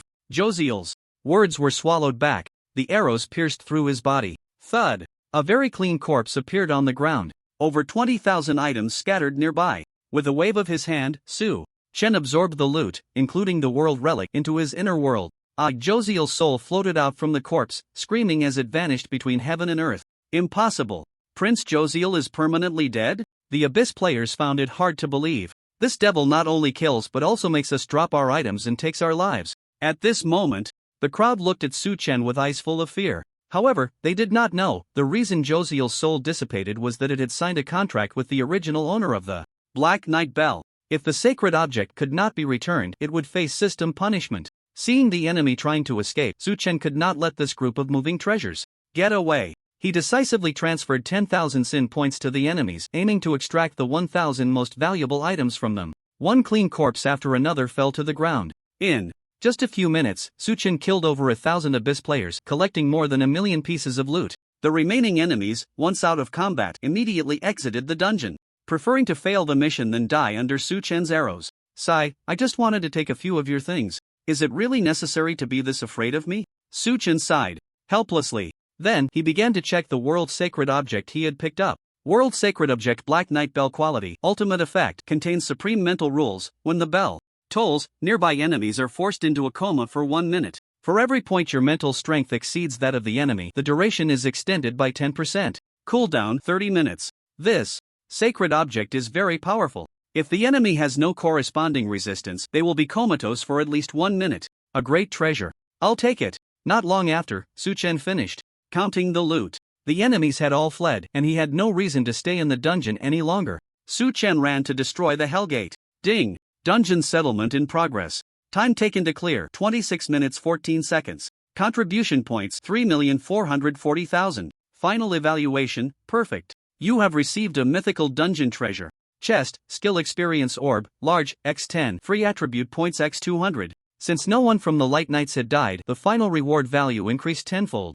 Ding, Light Empire announcement, congratulations to the Eternal Night team for clearing the Nightmare Dungeon Demon Camp, becoming the first team in the nation to complete the main quest Abyssal Disaster. 1. The contribution rate for the Eternal Night Dungeon has reached 100%, receiving system rewards. Under normal circumstances, the system would report the achievements of the top 3 players. However, this time, only Su Chen participated in the dungeon. The announcement rang out once. Subsequently, all players in the Dragon Kingdom received 2 pieces of level 40 silver equipment as a main quest reward. Looking at the 2 pieces of equipment, I feel a bit happy, but not entirely. Why am I only level 29? When will I be able to wear 2 pieces of silver gear? Clearly, I have 2 pieces of silver gear, but I can only look at them, not use them. The players wore expressions of deep resentment. At this moment, foreign players looked at the words of the Dragon Kingdom. Players feeling incredibly uncomfortable. Don't you like silver equipment? Why not give it to us? Foreign players wanted to loudly question this. Their eyes were so sore they felt like they were about to burst into green light. On the other side, in the Crystal Song Forest, Su Chen returned to the entrance of the half-plane, where the bishop and the saint quickly surrounded him. Bishop Roland asked anxiously, Mr. Eternal Knight, how is the situation in the half-plane? Is it dangerous? It's all fine now, Su Chen said with a smile. I dismantled the Hell Gate. Ha! A large question mark appeared above everyone's heads. The Hell Gate must have a large number of demons guarding it. It's impossible to kill all the demons in such a short time, right? Bishop Roland expressed his doubts. No, Su Chen shook his head. The number of demons wasn't that many. I dealt with them in just a few minutes. If you don't believe me, you can go in and take a look. Upon hearing this, everyone exchanged glances. They decided to enter the half-plane to investigate. Taking advantage of the free time, Su Chen claimed his dungeon rewards. After adding the free attribute points to his strength, he casually opened the treasure chest and obtained a divine artifact Bow of the Apocalypse, mythical, part, weapon strength plus 1000 agility plus 400 spirit plus 100 traits, attack speed plus 30% traits, critical hit rate plus 20% skill, apocalyptic. Slaughter, each time you kill an enemy, critical hit rate plus 1%, cap at 20%, effect clears after leaving combat. Equipment requirement, level 50 archer gasp. Su Chen inhaled sharply. This weapon is quite fierce. The attributes, traits, and skills are particularly suitable for archer players. He decisively unequipped the phantom bow and equipped the new weapon instead. Immediately, Su Chen opened his character attribute panel. ID, Eternal Night level 54 health 13.81. Million mana, 3.3 million attributes, strength 8978, constitution 8614, agility 6881, spirit 7755, attack speed 13.2/s plus 50%. Physical defense 35002, magical defense 25719. Mob panel. The strength value finally took the lead. It became the highest attribute. Only agility has been lagging behind, never surpassing the other 3 attributes. Overall, my attributes are quite good, Su Chen revealed a satisfied smile. After checking his attributes, he waited in place for a moment. The Knights of Light and the Bishop returned. They looked at Su Chen, their eyes filled with shock and awe. Because everyone saw the 60,000 demon corpses near the ruins of the Gate of Hell. All were killed by Su Chen. This was enough to prove his formidable strength. Saint Carol stepped forward and said solemnly, Mr. Eternal Knight, on behalf of the residents of Haijia City, I thank you for all your contributions. Next, I will return to the royal capital to report the situation. At that time, I will request His Holiness the Pope to grant you a generous reward. I hope you will not refuse this time. Okay. Su Chen smiled and agreed. After the exchange, both parties departed. Although it was already night, Su Chen had one important task to complete. He arrived at the teleportation square in Haijia City. The system map marked over 100 coordinates. These locations were all cities with the Church of Light. Of course, the royal capital was not included. Su Chen's task tonight was simple, to collect everything from each Church of Light. With a mythical level stealth skill, he could do as he pleased. Tonight, Su Chen transformed into a treasure mover, traversing the vaults of various Churches of Light. Emptying a vault took at most 5 minutes. He was so familiar with these operations that, like a walk in the park, could describe it perfectly. 3 hours later, while Su Chen was working hard, a system prompt rang in his ears. Ding, Noah's favorability towards you -50, current -100. Noah's? Su Chen was a bit confused. He instinctively thought he was hearing things. Wasn't Noah's killed by him back in the Kolo Novice village? How did he pop up again? He quickly opened the favorability list. On the panel, it displayed the favorability of all NPCs that had interacted with Su Chen. Su Chen scrolled down. Now there were only a few enemies with negative favorability. The number was small because the panel only showed the favorability of living beings. After looking carefully, he found that the name of the corpse slave Momo was missing. This indicated that the other party was already dead. Could it be that Noah's was resurrected in the wizard's palace? Su Chen thought to himself. After considering it, Su Chen decided to take a look. Even if he didn't encounter Noah's, he could still conveniently empty the wizard's vault. As for the remaining 45 churches of light vaults, he could only visit them tomorrow. He took out the world-sacred artifact Void Lantern, input the coordinates, and headed to the wizard's palace over 20,000 kilometers away. Su Chen stepped onto the teleportation array. The next moment, he arrived at the square outside the palace. Inside the palace, Noah's soul finally merged with the body of the wizard Harmon. The demon king Miroz intervened, helping him restore his strength, barely reaching level 105. At that moment, it seemed that Miroz sensed something. A smile appeared at the corner of his mouth. Eternal Night actually took the initiative to leave the Empire of Light and come to the palace. This is a great opportunity to kill him. Hearing this, Noah's eyes lit up and he eagerly said, "Your Majesty the Demon King, please allow me to take action. I want to settle the score with Eternal Night. I cannot quell the rage in my heart without torturing him to death." Mentioning Eternal Night, Noah's expression became incredibly ferocious. No. However, Miroz rejected him, saying, "Let that group of adventurers take action first. Only after they die can you truly kill Eternal Night." From the very beginning, he never believed that the blood-drenched group could defeat Eternal Night. The reason for sending them to the darkest land to accept the so-called Abyss inheritance was merely to transform their souls into a poison.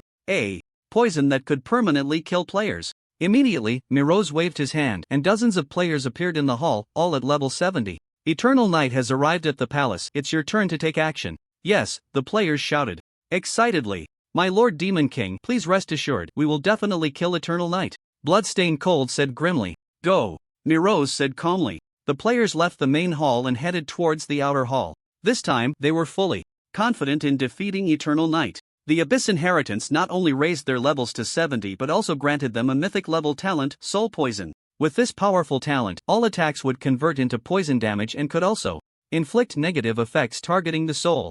Before long, the two sides met in the outer hall. "It's actually you guys." Su Chen was slightly surprised. "Didn't expect to see you again, Eternal Night," Bloodstained Cold said with a strange smile. "This time you must boom, boom, boom." Before he could finish his sentence, Su Chen launched an attack immediately. 3 arrows landed in the crowd, creating waves of shock. -42,411. Critical hit, -45,831. Critical hit, -45,851. Critical hit. Each person lost only a third of their health. Such high health? Su Chen couldn't help but check their attributes. "Quick! Attack!" Bloodstained Cold roared. They launched their attacks. One by one, skills glowing with gray light struck Su Chen. -0, -0, -0, -8,614, -8,614. Counter damage, poison. The toxic damage could not reduce Su Chen's health. Instead, it triggered the Dragon Steel Holy Armor, causing everyone to suffer counter damage. No, how could this happen? Bloodstained Cold was dumbfounded. Their teammates were all level 70 players with mythic talents, yet they couldn't inflict a single point of damage on the level 50 Su Chen. It was simply absurd. Following that, after transferring 100,000 sin points to each of them, Su Chen casually shot 10 arrows, clearing Bloodstained Cold and the others' health bars. Level 70 players were simply too weak. There was no challenge at all. Thud. The ground was littered with corpses.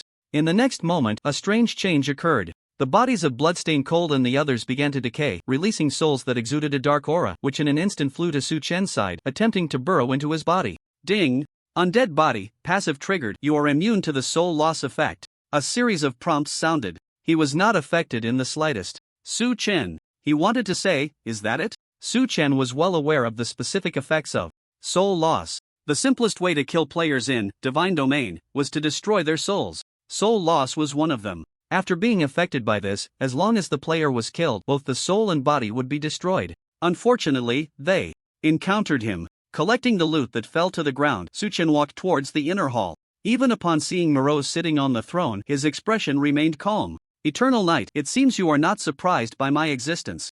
Miroz's lips curled slightly. Ha! Su Chen sneered, who else but you, the insane Demon King, would resurrect that fool Noah's? An epic king boss. Although his ultimate move was on cooldown, he still had the strength to fight. You.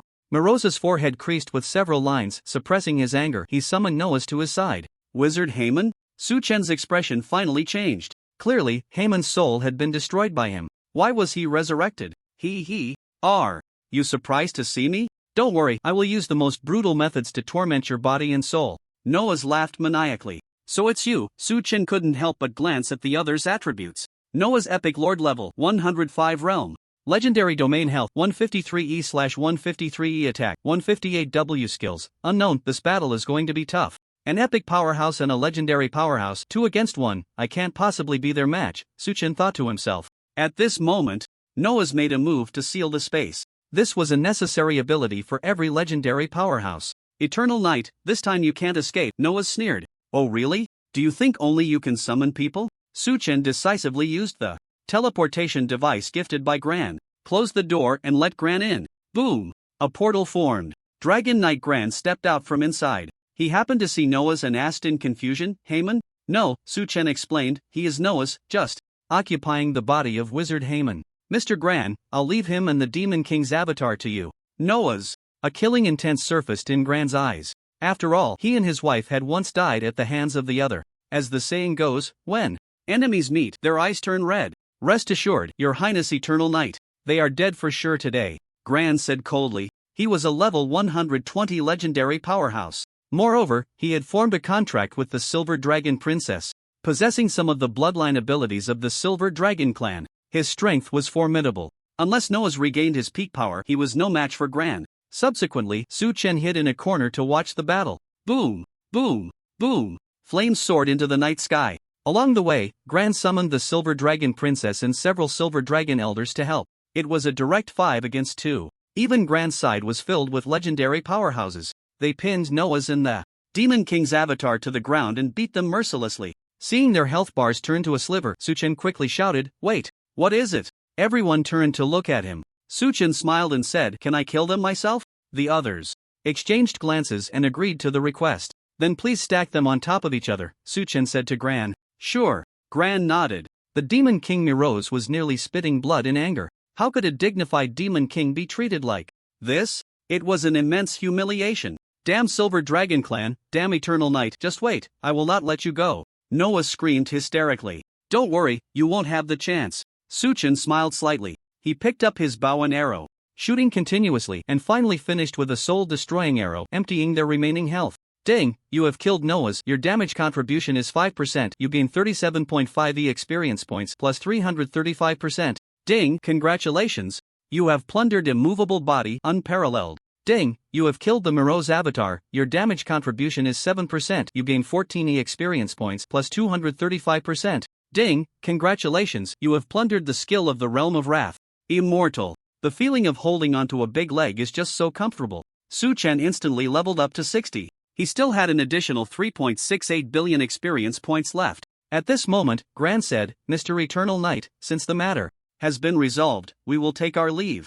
Alright, thank you all for your help, Su Chen replied with a smile. The group left the palace. Su Chen casually picked up the dropped loot. Then, he eagerly looked at the information of the two new passives. Immovable body passive, 1/1, quality, unparalleled effect, immune to freezing, silence, and other rule-based negative effects, defense permanently plus 30%. Wrath domain passive, 1/1, quality, immortal effect, after killing a unit, all skills' current cooldowns are reduced by 1%. Both passives are quite good. Now, Su Chen can be immune to negative effects of physical, mental, and rule types. This also includes all types of negative effects in the divine realm.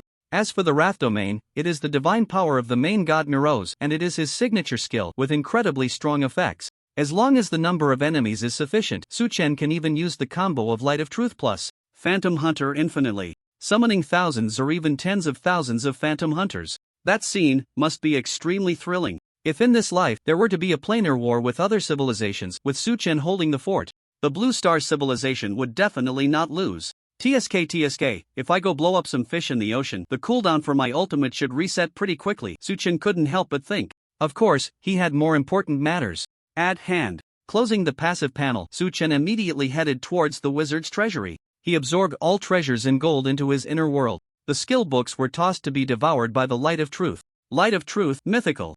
Level, none effect, temporarily enhances another active skill, allowing it to be used continuously 9 times, with an effect of plus 900%.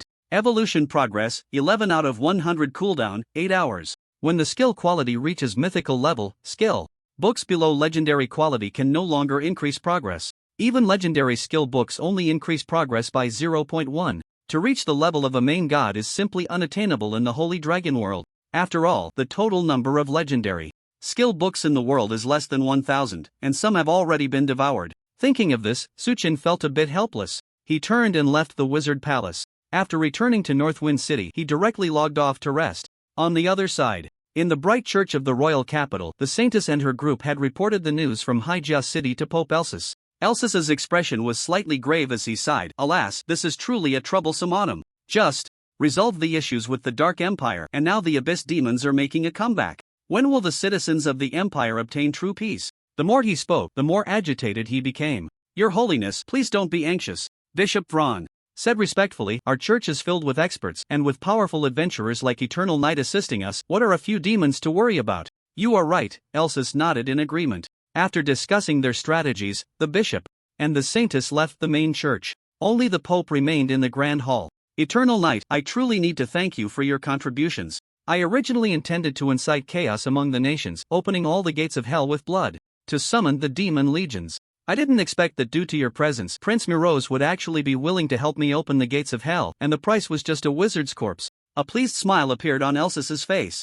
In the next moment, hundreds of screens appeared ahead, corresponding to the gates of hell around the world, with a massive influx of demons entering the Holy Dragon world, engaging in slaughter with humans, orcs, and other races. Each time a demon died, a wisp of aura would float out from within. It contained the rules of the 72nd layer of the Abyss world. As long as the Holy Dragon world absorbs enough rules, it will be promoted to a higher world. At that time, it can accommodate life forms of even higher power levels. For example, deities. Just then, the statue of the God of Light in the hall radiated a faint golden glow. A vast divine sound reached the soul of Elsis. How is the plan progressing? Elsis said with fervor, Great God of Light. The plan is progressing smoothly.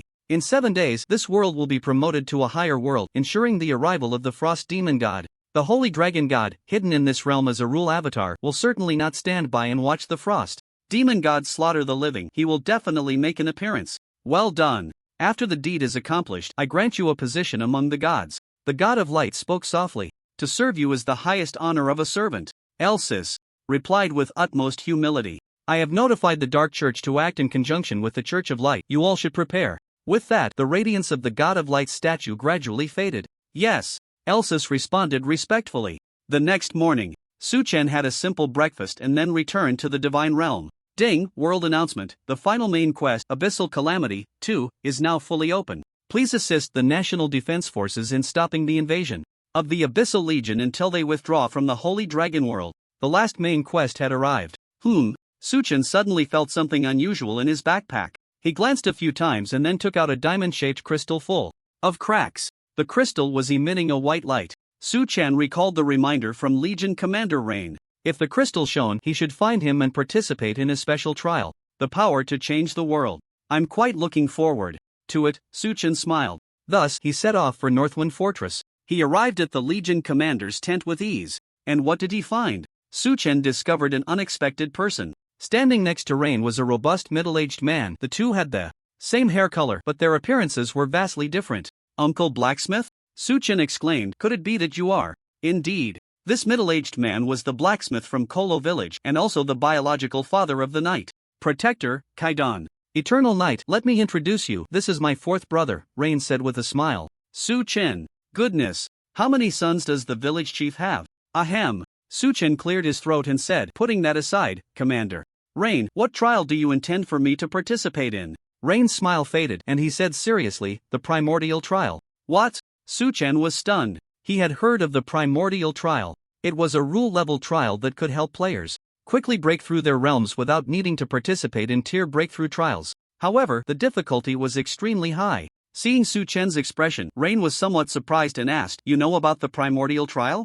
Yes. I once read about it in a certain tome. Suchen casually fabricated a reason. According to his memories from his past life, the primordial trial had 3 types of tasks. Upon completion, one could reach the epic, legendary, or true god realms. During the trial, players needed to continuously kill monsters to level up. When their level reached the current realm's upper limit, they could challenge the guarding boss. As long as they defeated the boss, they could break through to the next realm and repeat the process until their strength reached the initially chosen task target. Rain said, "Since you know the relevant information, I won't need to introduce it further. Next, I will have my fourth brother take you to the Dragon God Temple on Dragon Island, where the entrance to the primordial trial is located." Alright, Su-Chen nodded. "Eternal Knight, follow me," the blacksmith said as he took out a spatial item and summoned a portal. The two walked in. Immediately, they arrived at the beach of Dragon Island. Ahead was a 1,000-layer staircase leading directly to the clouds, the Dragon God Temple. "Uncle Blacksmith, please wait a moment, I need to handle something," Su-Chen said.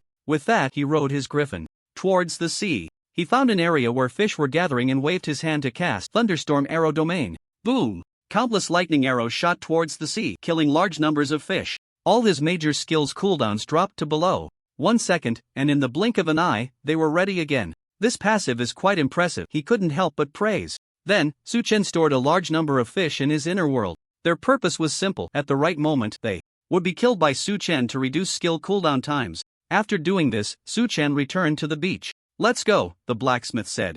The two stepped onto the stairs, walking step by step towards the Dragon God Temple. As they passed through the sea of clouds, 5 colossal dragons, each 10,000 meters in size, floated in the sky. They were the kings of the various dragon clans, with the Silver Dragon King prominently among them. It asked calmly, "Human, we meet again. Are you ready to participate in the primordial trial?" Of course, Su-Chen nodded.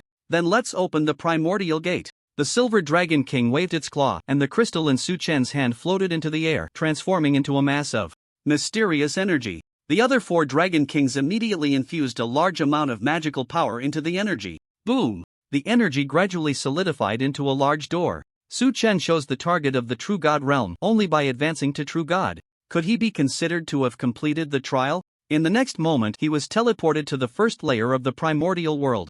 Ding, since you have reached level 60, you will begin the tier breakthrough trial. The guarding boss has been adjusted according to your attributes. A human figure materialized out of thin air. Time and Space Hunter Legendary Lord, Abyss, level 60 health, 2.4e/2.4e attack, 75.6 W skills, Time and Space Arrow, Rewind, Void Arrow Technique, Foresight Eye. Status, Abyss Enhanced, 4-dimensional attributes plus 100%. The default difficulty of the primordial trial is Abyss. Defeating the boss is equivalent to completing the Abyss tier trial, and the rewards are the same. However, a mere boss with 2 billion health points was nothing but trash in front of Su-Chen. Su-Chen initiated a combo of Light of Truth plus Phantom Hunter. 450 phantoms directly unleashed the enhanced version of the Soul Destroying Arrow. Over 4,000 arrows struck the boss in an instant. The accumulated damage exceeded 13.2 billion. This was just the most ordinary single target burst combo. If combined with Dragon Awakening, the output would be unimaginable. Ding! You have killed the Time and Space Hunter, advancing to high-level Phantom Archer, growth plus 18 stars. Congratulations, you have plundered the Time and Space Arrow, Immortal. Killing the guarding boss did not grant experience rewards. However, the experience bar had already stored over 3 billion experience points. So Su-Chen leveled up to 63. Time and Space Arrow passive 1/1, quality. Immortal effect, your arrows can traverse time, attacking enemies within mental X 0.1% seconds in the past. Each arrow requires an additional consumption of mental X 5% mana. Hiss! Su-Chen couldn't help but gasp. The time-based ability was indeed overpowered. Enemies simply couldn't evade the attack. Immediately, Su-Chen stored the boss's corpse and stepped into the teleportation portal, arriving at the second layer of the realm. Thousands of level 63 monsters surrounded him. Let's test the effect. Su-Chen was very curious about the new passive effect. So, he shot an arrow at an enemy from 5 seconds ago. The arrow suddenly vanished. Suddenly, the target's health bar dropped significantly. Su-Chen frowned slightly. In terms of actual performance, he could only describe it as ordinary. Perhaps the monsters were too weak to unleash the potential of the Time and Space Arrow passive. Shaking his head helplessly, Su-Chen began to fight seriously. Thunderstorm Arrow Domain. Flame Arrow Rain. Lightning and flames ravaged the monster horde. Shockwaves surged back and forth. The ground was littered with corpses. All skills cooldowns reset. Su-Chen also leveled up to 64. Next, with absolute strength, he annihilated monsters in seconds. Clearing each layer of the realm took no more than 3 seconds. In the Divine Realm, various professions had different playstyles and schools. Su-Chen felt he should belong to the one-shot archer category. Third layer of the realm. Fourth layer of the realm. 5th layer of the realm. 7 days later, Su Qin reached the 150,000th layer of the realm, reaching level 120. At this moment, the true god trial began. A boss towering over hundreds of thousands of feet stood in the sky, looking down at everything on the ground. Chaos Destiny Bearer Mythical Monarch Abyss, level 120 realm, legendary domain divinity, 1000 health, 212.76 billion/212.76 billion attack, 44.12 million.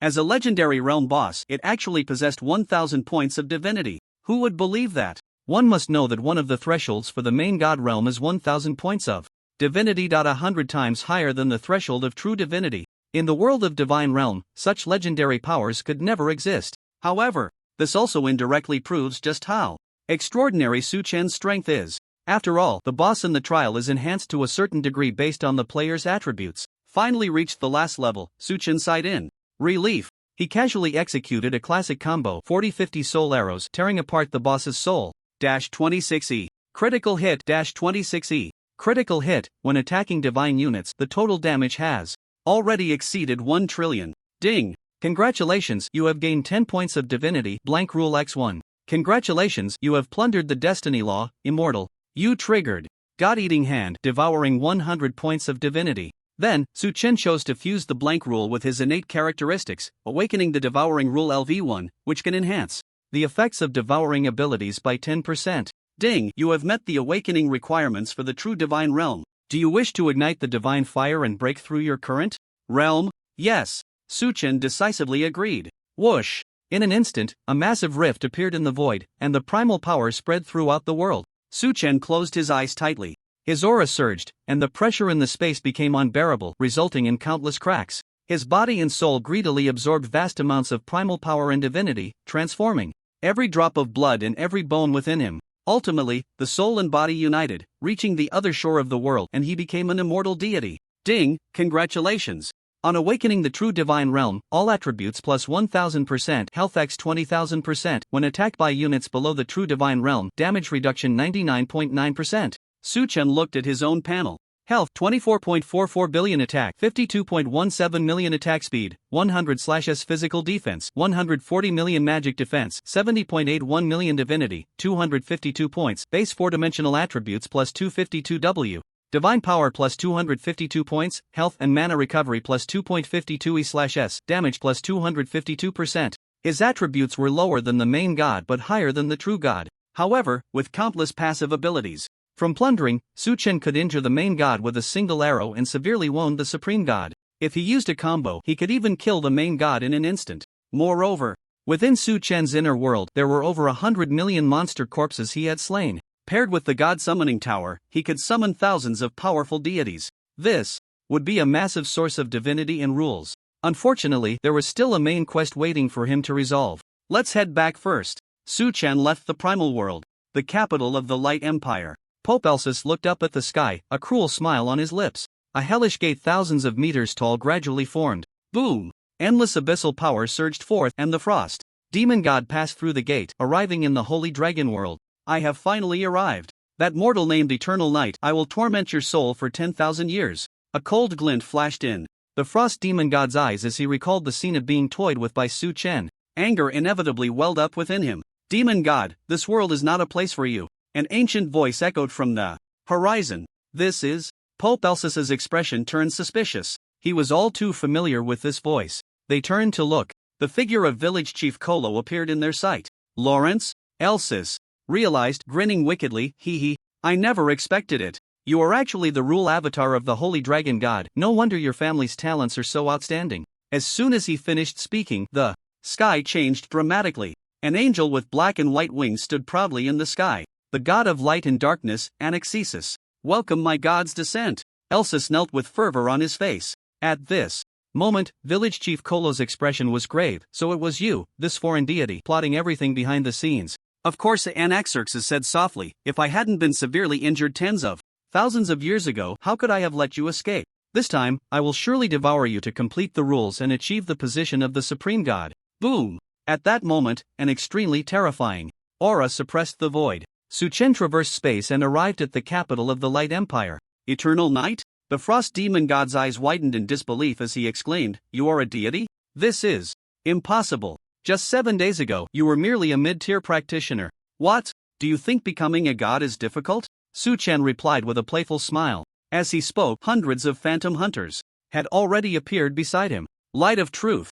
Absolute soul destruction arrow. In the next moment, the health bars of the two deities suddenly emptied. Even though the god of light possessed the resurrection ability of a supreme god, he was dead beyond revival. This was the characteristic of the arrow of time and space that Su Chen had discovered. As long as he killed enemies from the past, no matter what resurrection abilities they had, they would become ineffective. With the death of the frost demon god, the main quest of the Holy Dragon World came to an end. Village Chief Kolo sighed, the calamity of the Holy Dragon World has finally ended. It is time for me to leave. After saying that, he looked at Su Chen and asked, Eternal Knight, your strength is no longer suitable for staying in this realm. Do you need me to guide you to the path to the divine realm? No need, Su Chen gently shook his head and said, I still have matters to attend to. I will head to the divine realm later. The village chief smiled and said, Then I shall return to my true form. Alright, Su Chen smiled slightly. We shall meet again if fate allows. The two transformed into beams of light and disappeared above the capital. The end.